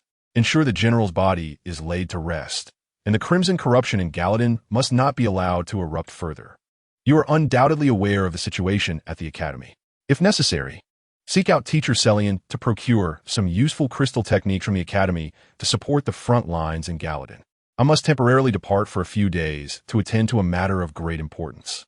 I understand that the situation in Gallid is currently stable, and Aver has also set aside her search for the dead roots to personally assist in guarding the defenses there, ensuring that the weakened, corrupted minions cannot escape. Alas, for now, this is how it must be. Indeed, the living are far more significant than the deceased. Although Yang Kaiyu expressed such sentiments, the anger within him had yet to dissipate. He lifted his gaze toward the location of the Magic Academy, but his focus was not on the academy itself, rather on a point lower down, where he silently resolved to make a certain decision. Chapter 153. The Village of the Pot, standing at the pinnacle of Shidongware City. Yang Kaiyu observed the visibly troubled Lonnie beside him, momentarily at a loss for words to console her, as such circumstances are never easy for anyone to bear. Are you all right? If you wish to delay our departure, I can grant you some time. However, as you know, it is best not to wait too long. Lonnie sighed. Such words of comfort were hardly profound, yet she paid it no mind, retrieving an hourglass from seemingly nowhere. I had intended to gift you this, but circumstances prevented me from doing so until now. However, upon reflection, it appears you do not require the assistance of Kalia's inversion. There are multiple paths leading to Noklon, aside from the shortcut prepared by the Mage's Tower. I also know of an entrance located slightly north of Lake Linnea. Can you guide me through that route to Noklon, Stella? There is no need to rush. I have something I wish to show you. Yang Kaiyu recalled that indeed there was such a route. Entering through the well at the Ansel River would lead to Nono's Stella and the region of the corrupted lake, where he could hunt the Harbinger shadows pursuing Lonnie. Yet, he pondered why Lonnie would forsake the established teleportation portal above the Mage's Tower in favor of a longer detour. Although he was unaware of what she intended to reveal, he acquiesced to Lonnie's request, reasoning that traveling at full speed would not consume much time. And he recalled that there were matters along that path which piqued his interest. Very well, it has been quite some time since I last ventured to Linnea Avenue. I had been preoccupied on the opposite shore. Let us set forth shortly. Yang Kaiyu hastily briefed Elena and the others on the Academy's current state before departing Shidongware City with Lonnie, gradually making their way along Linnea Avenue. He sensed that Lonnie seemed to be delaying, contemplating some significant decision. Thus he did not hurry their pace. Along the way, they cleared some troublesome undead and spirits, and he turned to glance toward the shore. He recalled that there appeared to be an underground graveyard beneath a cliff, where the guardian hound of the final resting place held the ashes of a Caden mercenary. It is uncertain how many generations of ancestors of who he have contributed to the glory of the Golden Dynasty, ultimately resting in that place. However, it is evident that the notion of returning to the tree was merely a beautiful lie from long ago. These ashes, like those of the exiled knights before, should rightfully be returned to their homeland for a proper burial. After clearing the purified ruins and casually crushing the hidden, shabbily grapes underfoot, he gazed at the legendary talisman of the dual fingers in his hand, which he then carelessly discarded and crushed beneath his foot. He had no need for the aid of the dual fingers. Without these intermediaries, the prayers born from faith would only grow stronger. Continuing along the main road, he soon beheld the towering divine tower, standing behind the Kaiyu study. Since it had already been visited by Mont, who had taken part of the death rune, the Kaiyu study was currently unguarded. However, just as he was about to reach the Kaiyu study, he unexpectedly heard a resounding cry for help. Despite the significant shifts in the timeline, Hugo remained ensnared in his fated predicament. "Hey, is anyone there? Can someone help me? I'm stuck." Young Kaiyu glanced in Lonnie's direction, where she waved her hand, urging him to assist. In no time, he was before Hugo. "Long time no see. Isn't this Alexander? How did you end up stuck here again? Is this some new training method for your warrior clan?" "Oh, it's you. It's been a while. I didn't want this to happen, but as you can see, I've become trapped in this inexplicable pit in the ground. Please, lend me a hand." "All right, don't move. I'll pull you out." Due to the previous battle tribute, Yang Kaiyu had drawn the general's full attention, so Hugo had escaped the worst of it, bearing almost no wounds. However, as he grasped the enormous vessel and attempted to pull it free, an unexpected issue arose. "Wait, this isn't working. I think my foot is caught on something. If I keep this up, I might break apart. We should consider another approach." Yang Kaiyu realized he hadn't brought any oil or similar tools, so he had no choice but to uproot a large patch of earth along with Hugo. Underneath, he discovered several shattered stones firmly ensnaring Hu Ji's foot. Finally liberated, Hugo forcefully crushed the stones that had trapped him, spun around to assess himself, and stood up to express his gratitude. "I owe you one. It's thanks to your clever thinking that I was freed. Who would have thought we would meet again in this place since our last battle tribute? Please, no need for formality. This is my token of appreciation." As Yang Kaiyu observed Hugo opening the lid atop his head to retrieve a chunk of hero's meat to offer him, he quickly pressed down the lid, signaling that it was unnecessary. Last time, brother who was hesitant to taste his own portion of meat, even causing Yaki to shake his head disapprovingly. Following the battle tribute, brother who was oblivious to the number of warrior corpses he had collected in that desolate desert, who knows what the raw material for this latest meat might be. Observing the other party's expression of refusal, he chose not to press the matter further. "Very well, I shall not insist. Nonetheless, I am grateful for your assistance in this affair. But why are you stuck here again?" Brother who turned to gaze over the cliff's edge. After the battle tribute concluded, he had resumed his journey. "Look, down there lies my hometown, Hu village. Though I once vowed never to return, I cannot help but steal a glance as I pass by this point." Unfortunately, he had inadvertently found himself trapped in this tunnel. If the warriors within him were aware of such a humiliating predicament, they would surely mock and scold him for his weakness. To become a hero, one must relinquish the longing for home, he mused. In any case, his body was not yet formidable enough. He would continue his trek toward the volcano. "After witnessing your battle with the general, I contemplated for quite some time. If I wish to strengthen the warrior Hu's body so that it does not easily fracture, I must incinerate this vessel." Yang Kaiyu stood beside brother Hu, peering downwards. Indeed, at the base of the cliff lay a secluded village, the hometown of the warrior Hu, where many small pots could be seen frolicking below. "Brother Hu, if you truly miss home, perhaps you should return for a visit. No one would blame you. I believe those little pots down there are eager to meet you." No, I cannot allow my yearning for home to delay my journey. The warriors within me would be displeased." Observing brother Hu's conflicted expression, Yang Kaiyu resolved to lend a hand. "I've heard rumors of a band of poachers lurking nearby. Surely, you do not wish to see the little pots in the village harmed by them. Rest assured, now that the academy has pledged allegiance to me, I will send people to protect Hu village soon. But until then, could you please safeguard the village? Protection is one of the most essential virtues of a warrior, is it not? But enough of the buts. Off you go." Yang Kaiyu located a protruding gravestone at the edge of the cliff and delivered a swift kick to brother Hu, sending his large, round form tumbling into the air. He crashed against several gravestones before finally landing amidst a soft bed of flowers. Slowly, brother Hu rose to his feet, glancing up helplessly. That kick had nearly cracked his pot-like body. This fellow didn't even afford me a moment to prepare before sending me down. Just then, a small warrior pot appeared before him, gazing curiously at the colossal figure before it. "Are you Uncle Alexander?" Hugo chuckled awkwardly twice. "Indeed, I am the warrior Hu Alexander. Go and inform everyone in the village that there is no need to worry about those poachers. I have returned." Kaiyu looked on with satisfaction at Hugo, who was now surrounded by a group of little Hus, relieved that for the next few days, Hu village would be free from the threat of poachers before his people took over.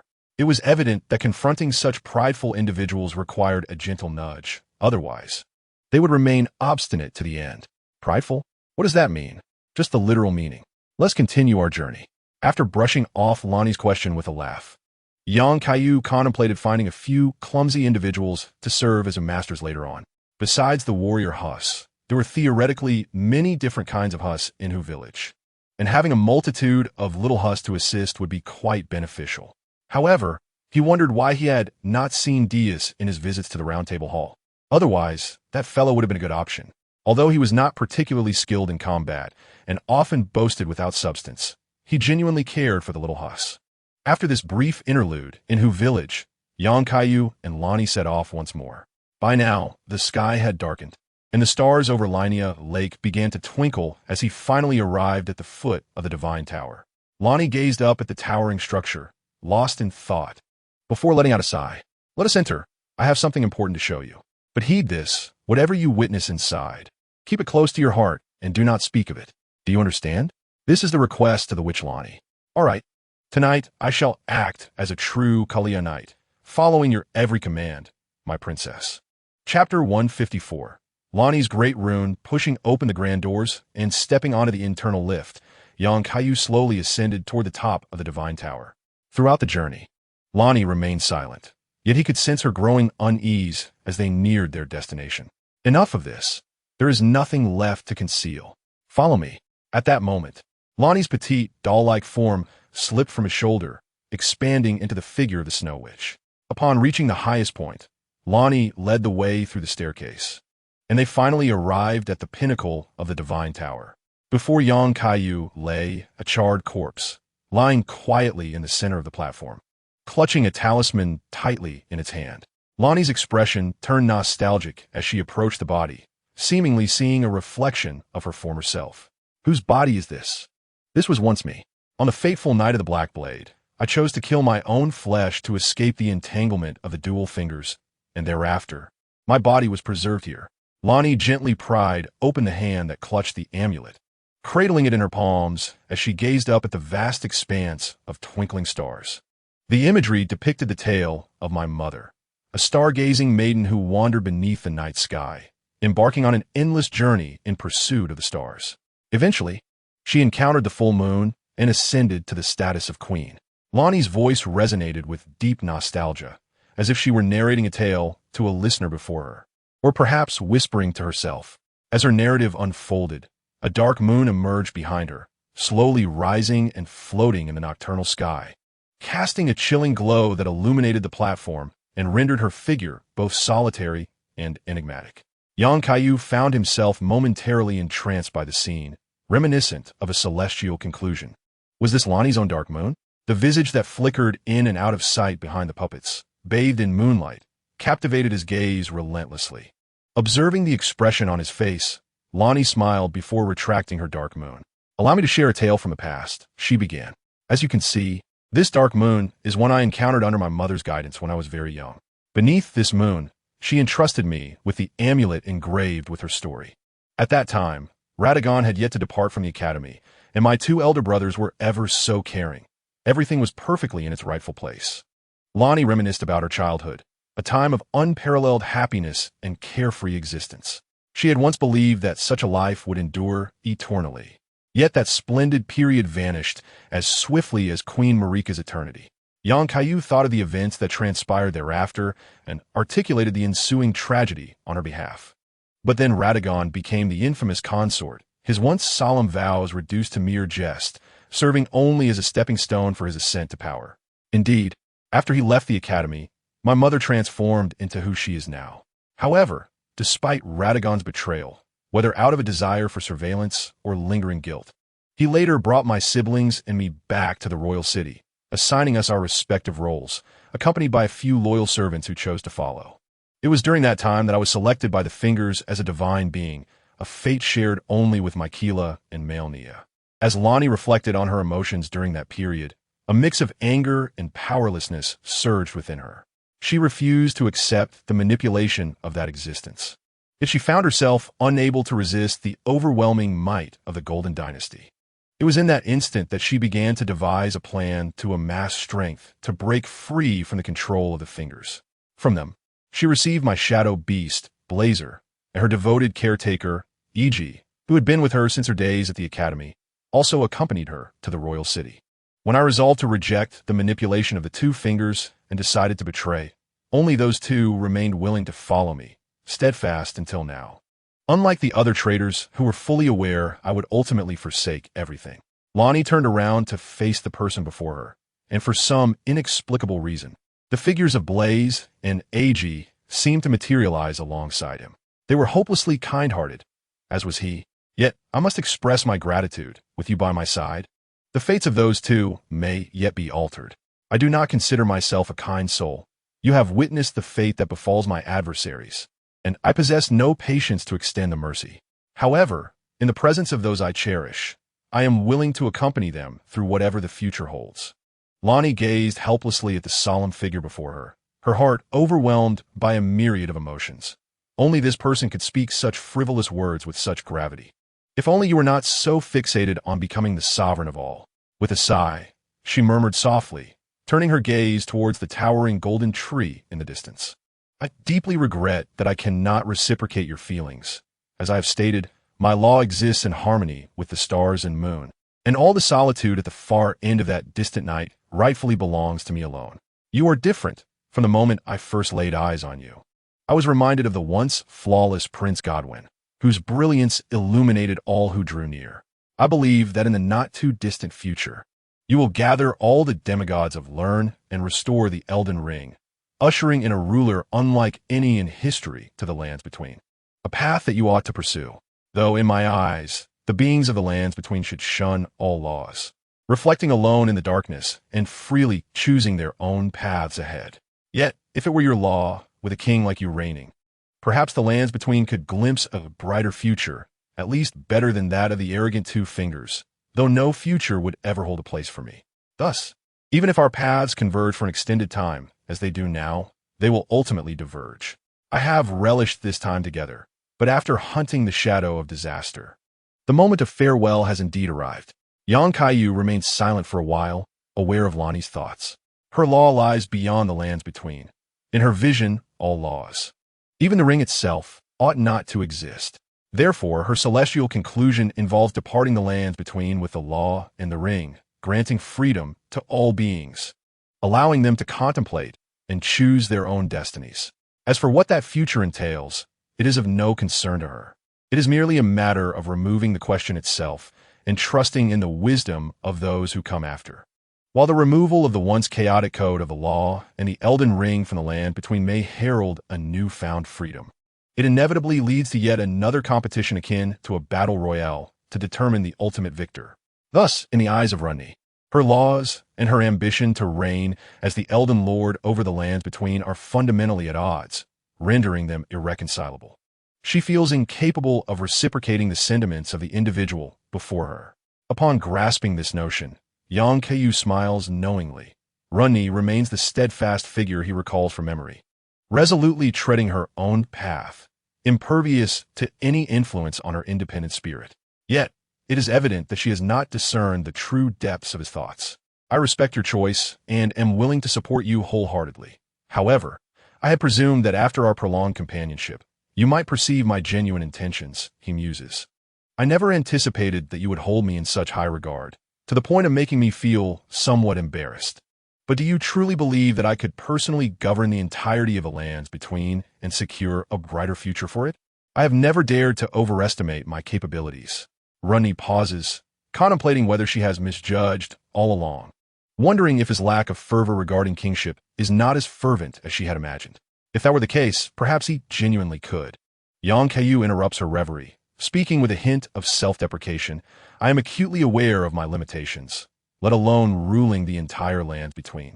If you entrusted me with a small team, I would likely lose several members by day's end. I consider my skills to lie in proposing reasonable concepts and ideas, allowing those truly capable to execute them. much like the current state of Stormvale Castle, where my brief stay has still seen positive developments. Are you implying that you do not intend to intervene in the specific affairs of a land between's future? She inquires. It would be more accurate to say I lack the ability to intervene, hence I refrain from causing disruption. I am aware of individuals who, lacking the capacity to govern, stubbornly persist, toiling day and night for decades, resulting in outcomes far worse than mere hedonism, ultimately leading to their own demise. To be honest, our perspectives are quite similar. The lands between is home to many astute individuals, far exceeding our expectations. Even a most unassuming ordinary person can conjure remarkable feats. Their collective strength surpasses even our own imaginations. In the past, Rani might have found such assertions hard to believe, having been raised in the royal court where her energies were predominantly devoted to contending with demigods and beings of great power. She does not harbor disdain for the common folk of the lands between. Rather, she has had little interaction with them. After all, in a realm rife with formidable entities, the strength of numerous mortals pales in comparison to that of a single bloom of crimson corruption. However, she has now developed some alternative perspectives.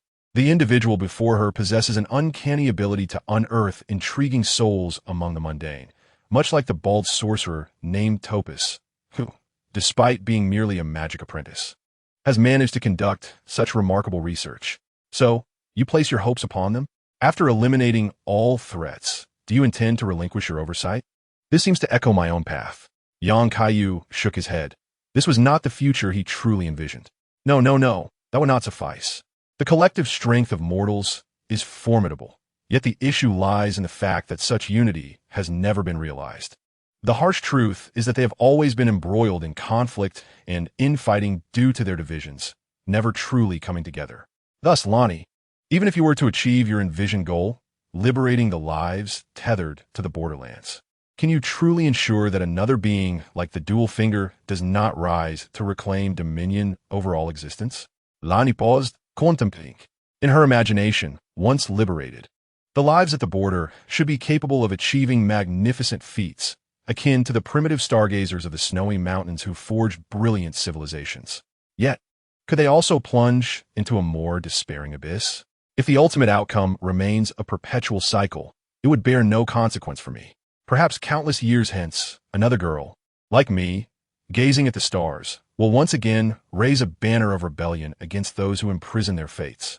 It is conceivable that in ancient times, a stargazing girl shared your sentiments and acted upon them. Rather than placing faith in future generations, it is wiser to seize the present opportunity. I am indeed striving towards the goal of becoming the Elden Lord, for which I must gather as many great runes as possible to restore the Elden Ring, and, on that foundation, reshape the long-broken rules. However, thereafter, I shall refrain from meddling in specific affairs.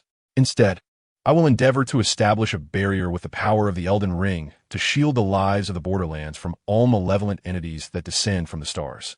During the time I have garnered for them, I will vigilantly observe the Borderlands, ensuring that their lives do not suffer the endless, meaningless strife akin to the Shattered War. What they require is but a modicum of suitable guidance and protection to discover their most fitting path. The Storm Eagle will inevitably grow to confront the tempest of Stormvale Castle alone. Yet, to expect them to evolve into majestic eagles before they have even broken free from their shells seems overly optimistic, risking them becoming mere prey or pets in the interim. Lonnie sighed deeply, reflecting on this. You truly have envisioned a splendid future, but can you genuinely bring such a vision to fruition? I am aware that your true strength far surpasses that of mere demigods. However, this implies that the threats you face are not confined solely to the Borderlands, nor limited to deities such as the Dual Finger. I am uncertain, yet there are always those who must rise to undertake such endeavors. So, why not I? Thus, I require all possible assistance, for this burden is intricately linked to the existence of all lives within this realm. None can remain aloof. Observe, our destinies have not collided. From the very beginning, they have been entwined. The ultimate outcome we seek is, in truth, the same. You need not betray or forsake everything in your pursuit of your own principles. Blazer, Iggy, and I are inextricably bound to you.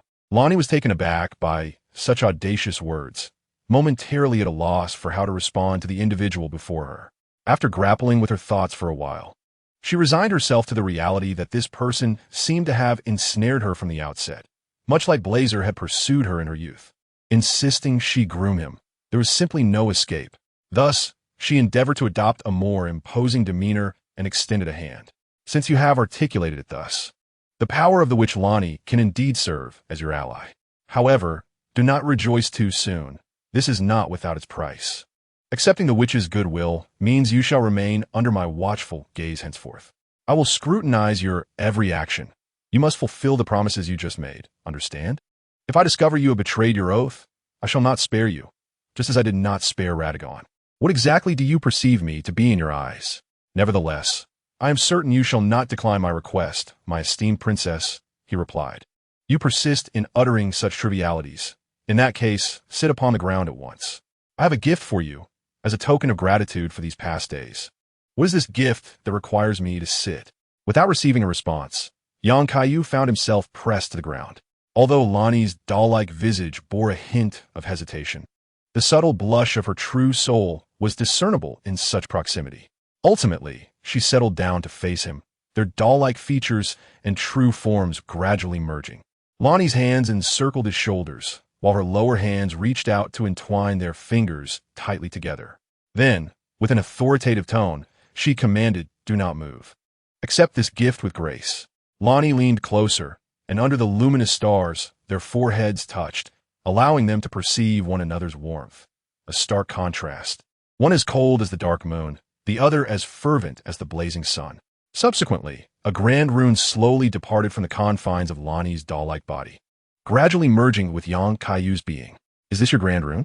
Yet the tales suggest you discarded it after betraying the twin fingers, forsaking the symbol of your demigod status. A sly smile graced Lonnie's lips. So you're aware that this is but a rumor. While it is true that I once abandoned my grand rune to ensure the success of my plan during my feigned death, that does not imply I would allow others the opportunity to taint it.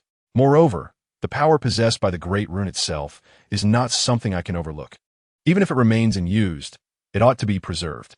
Thus, I have kept it hidden away in a place where no one could discover it. Today, I entrust this great rune to you, hoping that you will take good care of this gift and uphold the honor of the witch Lonnie. Upon the completion of the great rune's handover ceremony, Lonnie, seemingly shy, promptly released the intertwined fingers of her hands below. Just moments ago, a mere brush of contact sufficed, and there was no need for such a gesture. Yet, inexplicably, she had reached out herself. Before she could retract her hands, her doll-like body was suddenly embraced tightly by the person before her, the warmth emanating from them penetrating deep into her very soul. Lonnie wished to break free, but the strength of her captor was overwhelming, rendering her unable to escape. Unsure of where to place her small hands, she ultimately resigned to the situation, gritting her teeth and, in a moment of defiance, wrapped her arms around their waist in retaliation. Chapter 155. The Bonding Chapel. As the golden light of the tree once again illuminated the sky above Lake Renia, casting away the stars, young Kaiyu awoke from his slumber. Realizing he was still clutching Lonnie's doll, unable to let go, with a trace of drool escaping his lips. He wiped his mouth, and soon noticed that the doll he was holding had transformed and dissipated into light. At that moment, he heard a voice from his shoulder. The petite Lonnie gazed at him with a pout, her voice tinged with mild reproach. "Did you hold on long enough last night? With that expression, do you truly adore the visage of the Snow Witch?" Well, that was sufficient. It was even softer than I had anticipated, and the coolness made it more comfortable to sleep with than I had imagined. How have you become increasingly frivolous in my presence? Sigh, never mind. Let's not waste time and continue on our journey. Just as Yang Kaiyu intended to rise, he felt an unusual sensation within him. Was this Lonnie's great rune? No, it was more than that. The previously dormant great rune of Radon was also beginning to manifest its effects. He could not articulate the specific nature of this feeling, but upon the simultaneous activation of these two great runes, he was certain that his abilities had been enhanced in various aspects. After all, in the game, Radon's great rune was designed to bolster health, stamina, and focus, so it was unsurprising that it raised his limits, corresponding to the general's determination to suppress corruption longer after being tainted by Crimson Decay. However, the effects of the great rune given by Lonnie were less clear to him. He sensed that he had forged some connection with the surrounding luminous stones and even the stars above. Could it be a manifestation of Lonnie's characteristic as a stargazer reflecting upon him? He drew forth the sword of night and fire, observing the luminous stones closely, and noted that his power seemed to exert a greater efficacy upon these stones than before. He could not help but indulge in a reverie. If Lonnie's great rune were to manifest within the game, its corresponding effect might augment spell damage, perhaps. Yet there seemed to be other transformations at play, which warranted further exploration in due course.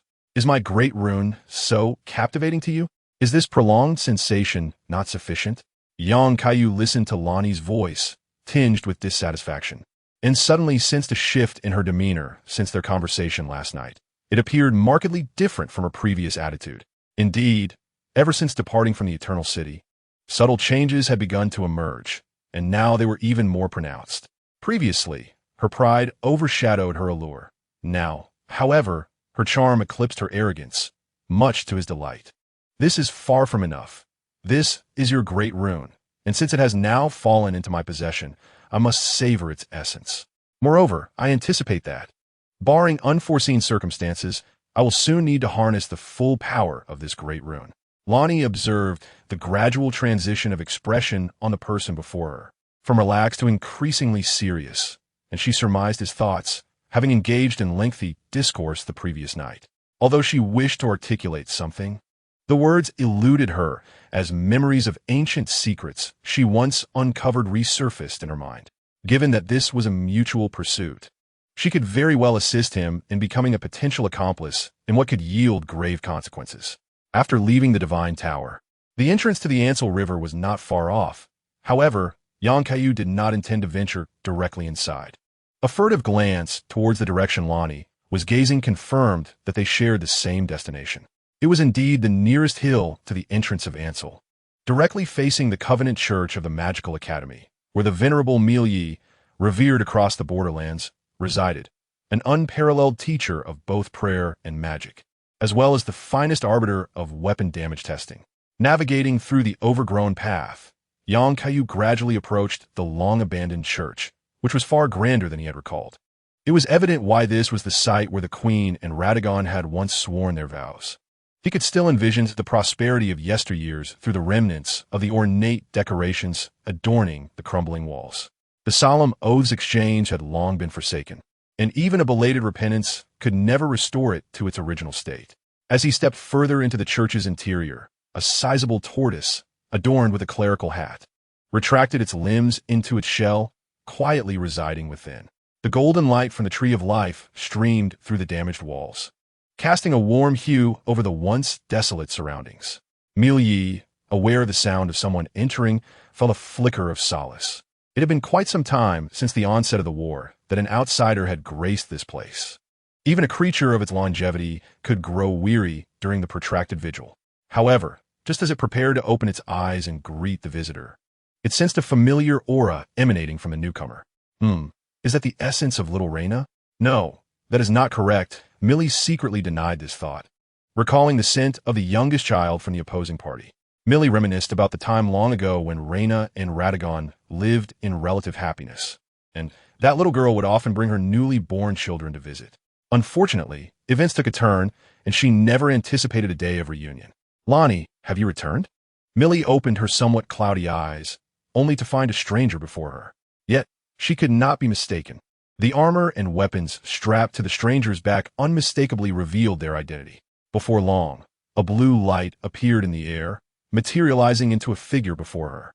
Although the exterior had undergone a significant transformation, the familiar scent and the face hidden beneath the large brim were unmistakable. Yes, it is I, Millie, my dear teacher. It has indeed been a long time.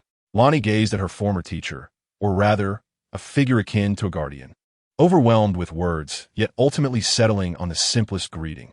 They exchanged silent glances, and the joyful memories of their childhood seemed to resurface. After all these years, how have you fared? It was hard to believe that the little girl who once delighted in riding on her shell had grown into this form. Had it not been for her lingering scent, Millie might not have recognized her. Lonnie stepped forward and affectionately embraced Millie's long neck. Do not worry. Despite all that has transpired, I have been well. After reminiscing for a while, Lonnie suddenly remembered that she was not alone and pulled Yang Kaiyu, who had been standing to the side, closer. "Allow me to introduce you. This is Millie, one of my childhood teachers and also a witness to my mother's wedding with Radagon." Young Kaiyu looked at the enormous turtle towering over him, pondering how long it had lived. It was known that Millie was already a renowned sage by the time the Lake Linnea War broke out, even qualified to witness the union between Gold and Full Moon, one of the living relics of the Borderlands. It was plausible to consider that Radagon, who could charm the Queen of the Full Moon, must have engaged in various whimsical antics after their marriage, likely bringing Reyna back to this site of their wedding anniversary during their brief cohabitation. It was probable that the newly born Lonnie siblings were often brought along, playing and learning with the kind and approachable Millie. Realizing that his thoughts had wandered, Yang Kaiyu pulled himself back to the present and politely introduced himself. However, he could distinctly feel that the once warm and benevolent expression directed towards Lonnie had transformed into one of fleeting scrutiny and profound significance when it fell upon him, leaving him somewhat ill at ease. This was certainly not the red-haired girl. What could Lonnie possibly see in her? After mumbling softly to himself in a tone only he could discern, Millie glanced at Lonnie beside him, uncertain of what words to utter, resulting in a moment of mutual silent bewilderment, the air thick with an awkward tension. Lonnie, naturally perceiving the delicate nature of the situation, realized her presence was only exacerbating the stalemate. After clearing her throat a couple of times, she sought a way to ease the tension. "The teacher is well acquainted with everything around here. Once your people arrive, they will undoubtedly rely on her assistance. It has been a while since I last visited this place, so allow me to wander a bit while you two take this opportunity to get to know each other better." As Lonnie gradually withdrew from the scene, Millie retracted his scrutinizing gaze, letting out a sigh that shattered the silence. "I can sense the essence of royalty about you. I assume you have encountered her at the academy. Is she faring well?" "Not particularly well," he replied. "As you know, since Radagon abandoned the Queen, she has lost her heart, trapped in a cycle of memories, endlessly reliving the ritual of rebirth. Even if Lonnie were to return to her side, it would be of little consequence." Though Millie was aware that the circumstances would not improve, confirming this truth still left him with a sense of melancholy. "Ah, so it is as I feared. However, since you have already met the Queen alongside Lonnie, I presume the Academy now looks to you for guidance?" "Indeed, that is the case. Nevertheless, the Lake Linnea remains turbulent, and substantial reforms are required within the Academy. Thus, it must remain closed for a while longer to allow the students to leave safely." "Very well. I can hardly recall the days when those curious students flocked to this chapel to observe me. I have grown old, my limbs no longer cooperate, and I can only remain here, watching as this once lively place transforms into ruins." Yang Kaiyu observed the lonely visage of Millie, reminiscent of a forlorn elder, and ventured an invitation. "In truth, the Academy is in dire need of experienced individuals to establish a presence, particularly someone of your caliber. If you are willing, you could teach there for a time. I am certain the students would welcome you, and if mobility is an issue, I would be glad to assist." Millie appeared somewhat intrigued by the proposition. Previously, Rena had seemingly extended a similar invitation, yet ultimately, he shook his head. "I appreciate your invitation, but I have grown old, and merely safeguarding this chapel is sufficient for me. If you genuinely hold this intention, please send someone to restore this chapel in the future." Millie paused, regarding the individual before him anew, and from their earlier exchange, he had tentatively acknowledged the other's worth, casting a glance towards the distant blue figure. "I can discern that Ronnie holds you in high regard. I have witnessed a similar gaze from her mother. Having spent considerable time in this church, I have borne witness to countless vows and acts of atonement. The heroic Radagon, too, sought redemption beneath my watchful eyes, cleansing his sins with tears of starlight to convey his contrition to the moonlit queen. Yet, once betrayal occurs, the wounds are indelibly etched upon the heart, unyielding to the most eloquent expressions of repentance, and fissures will inevitably remain. I have grown weary in age and wish to refrain from inquiring about the mission you and Ronnie undertake in this place, nor do I seek to interfere in the disputes of the Borderlands. However, I fervently hope you do not become a second Radagon. Regardless of how solitary and resolute you may appear, I perceive Ronnie as a fragile girl in need of affection. Do not let her down." Young Kaiyu smiled, for he understood that Ronnie was not easily swayed by Radagon's flowery rhetoric. In the game, even if a player dons a ring, should they choose betrayal at the critical juncture, Ronnie would merely mock her own unrealistic fantasies, unwavering in her chosen path, unlike the moonlit queen who succumbed to despair. I shall never betray her, he declared, aware that no matter how many times he professed this before the elder, such assurances might not be believed. After all, Radagon's words were far more pleasing when he wed the queen, yet he ultimately betrayed her. Young Kaiyu lacked such silver-tongued persuasion. Even the moonlit queen, as an adversary, could be swayed, but Ronnie would not waver for such reasons. Thus, I have long been engaged in tangible acts of support with Ronnie, striving to achieve our mutual goals. The bond that sustains our relationship is forged through shared aspirations, far more resolute than any fleeting vow. She is free to depart in pursuit of her desired future, and I can accept such an outcome. No one can confine her lofty spirit. Of course, whether she would willingly forsake a companion as commendable as I remains another matter. After listening to him, Millie's gaze shifted from scrutiny to satisfaction. She found his earlier responses rather commendable. It was no surprise that, following the events surrounding Radagon, Ronnie still held him in such esteem. Ronnie, who had been quietly leaning against a pillar nearby, had absorbed their entire conversation. Upon hearing the final words, she instinctively tightened her grip on the key hidden in her hand, murmuring softly as she tugged at her hat's brim. You are not as exceptional as I imagined, but as a partner, you are somewhat adequate. Chapter 156. Mutual Intentions. Ronnie did not linger long, quickly completing her observations before returning to Millie. It seems you two are quite familiar with one another. That is good. Teacher, I cannot wait much longer, and you need not remain alone in this church. Do you still remember the spells you taught me long ago?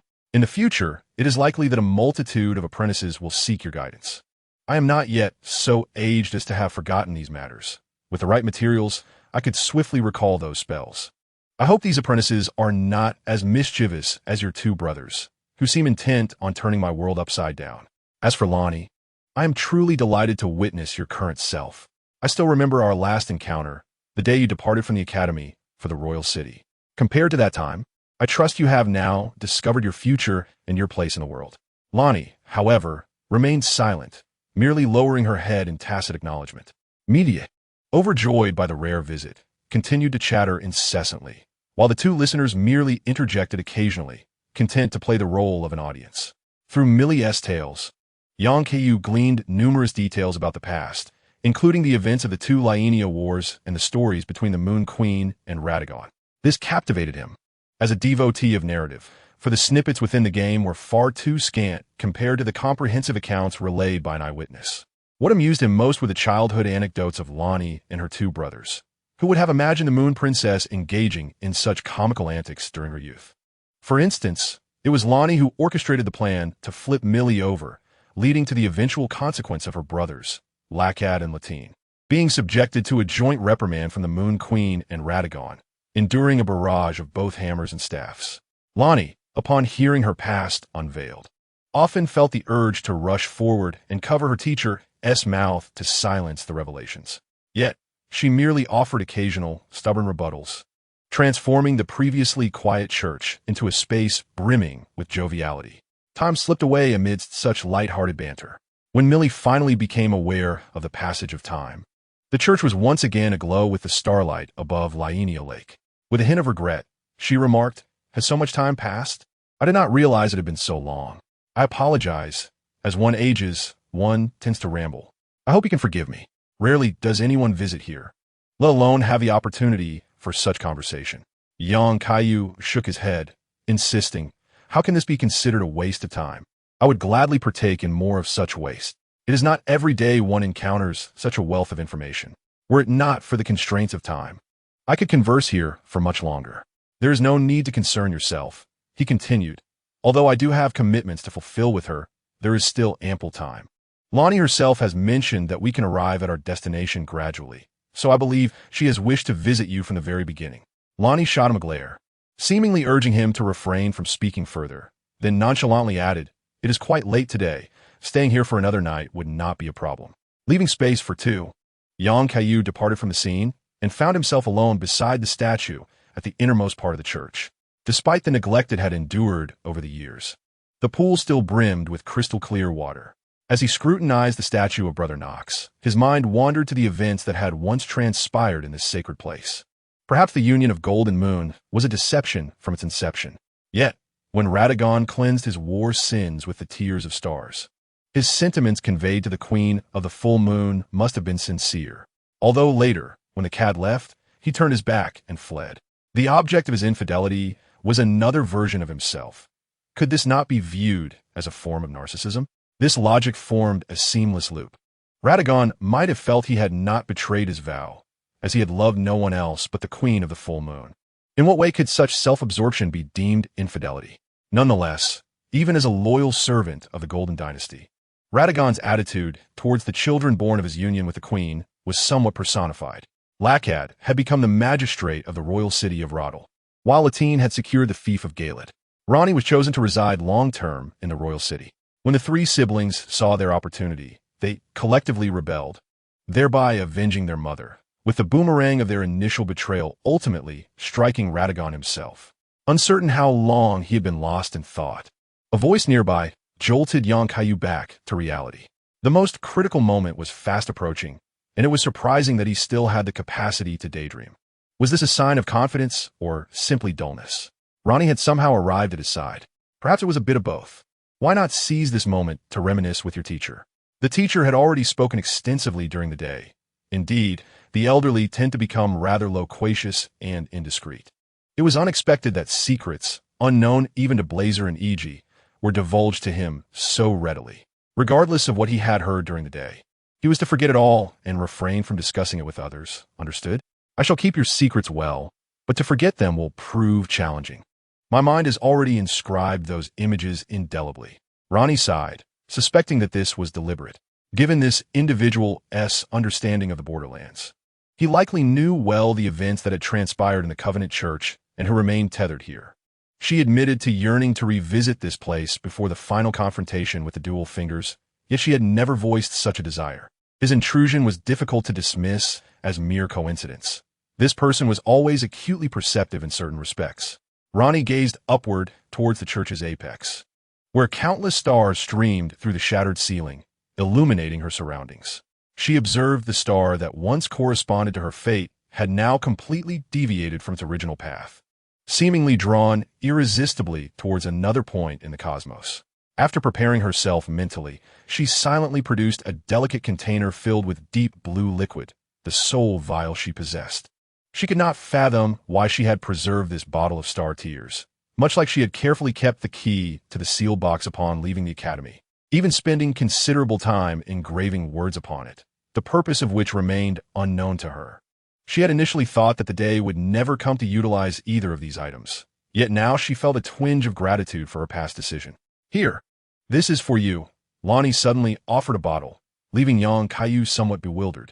At first glance, it resembled the star tears used in the game for atonement. Did Lonnie wish for him to express repentance for overhearing matters he ought not to have? How many runes would it take to cleanse such a profound grievance? Why are you suddenly giving me this? Of course, to be used here. This substance is known as star tears. It was here that Radagon once bathed in them, conveying his remorse for war to his mother.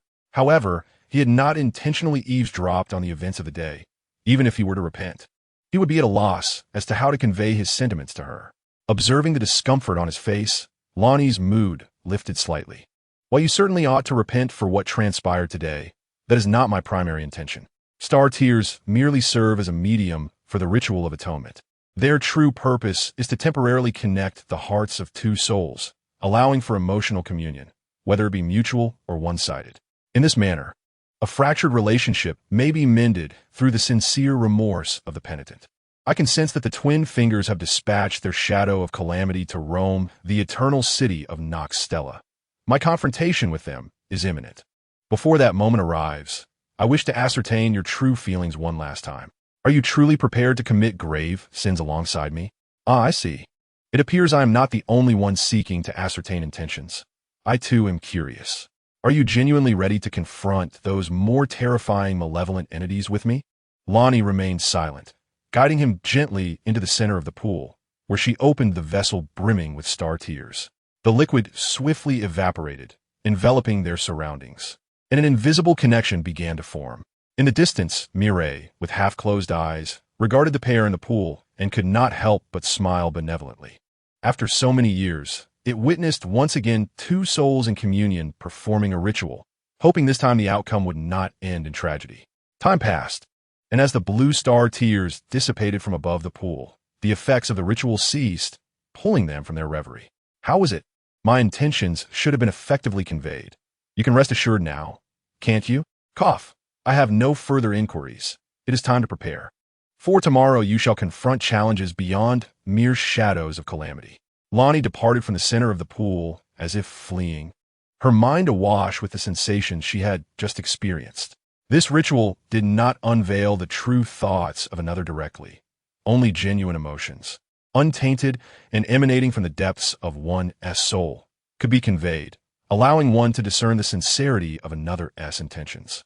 The good news was that the intentions were indeed authentic. The bad news, however, was that they seemed excessively earnest. She could not help but glance back at the individual still standing, seemingly savoring the ritual's aftermath. She felt her soul gradually warm, her doll-like visage betraying a hint of confusion with a slight flush. Could such profound feelings truly emanate from someone she had only recently encountered? The intensity of the emotions directed toward her struck at her heart with repetitive force. What had she done to evoke such sentiments? It was as though an accumulation of countless past encounters had erupted in this moment. Did this person possess memories of her even before their first meeting? Yet, she herself had no corresponding recollections. Her confusion regarding this individual deepened as their time together unfolded. The longer they interacted, the more obscure he became. Yet, one thing was certain. The sincerity of his feelings could not be fabricated. She could trust it without reservation. Do you truly hold such affection for me? It seems my own feelings are now inadequately reciprocated. Thus, I shall place my faith in you this time, and after all is concluded, may you claim what you rightfully deserve. Lonnie tightened her grip on the key concealed in her palm. For reasons unknown, merely envisioning that scenario rendered her restless. At this moment, Kaiyu was also reflecting on the emotions Lonnie had imparted to him. From the tumult of feelings, he discerned trust, doubt, tension, and fear among other complexities. Clearly, the unease that had accumulated since the night of the Black Blade still permeated Lonnie's heart.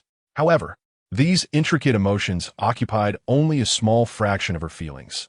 The predominant essence was her trust and concern for him, intermingled with anticipation and hesitation, forming a somewhat tangled sentiment, reminiscent of the proud and obstinate Lonnie he remembered.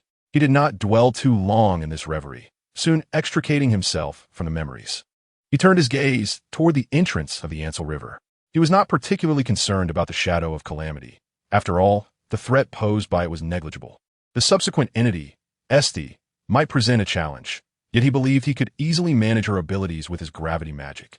Lonnie had also reclaimed the power she once stored in the Grand Library to protect her mother, and he had no doubt that a now even more formidable Lonnie, wielding the blade of the hunt, could effortlessly slice through her adversaries. His primary concern lay in whether he could save Blazer in time, along with the issue of the corrupt lake situated directly beneath the Magic Academy, where, according to legend, the essence of a deity, sealed by the blind swordsman, remained trapped. If one were to assert that Galed could merely be restored to his former self following a singular cataclysmic explosion from the Valkyrie, then it would be folly to presume that the same remedy could be applied to the Blighted Lake.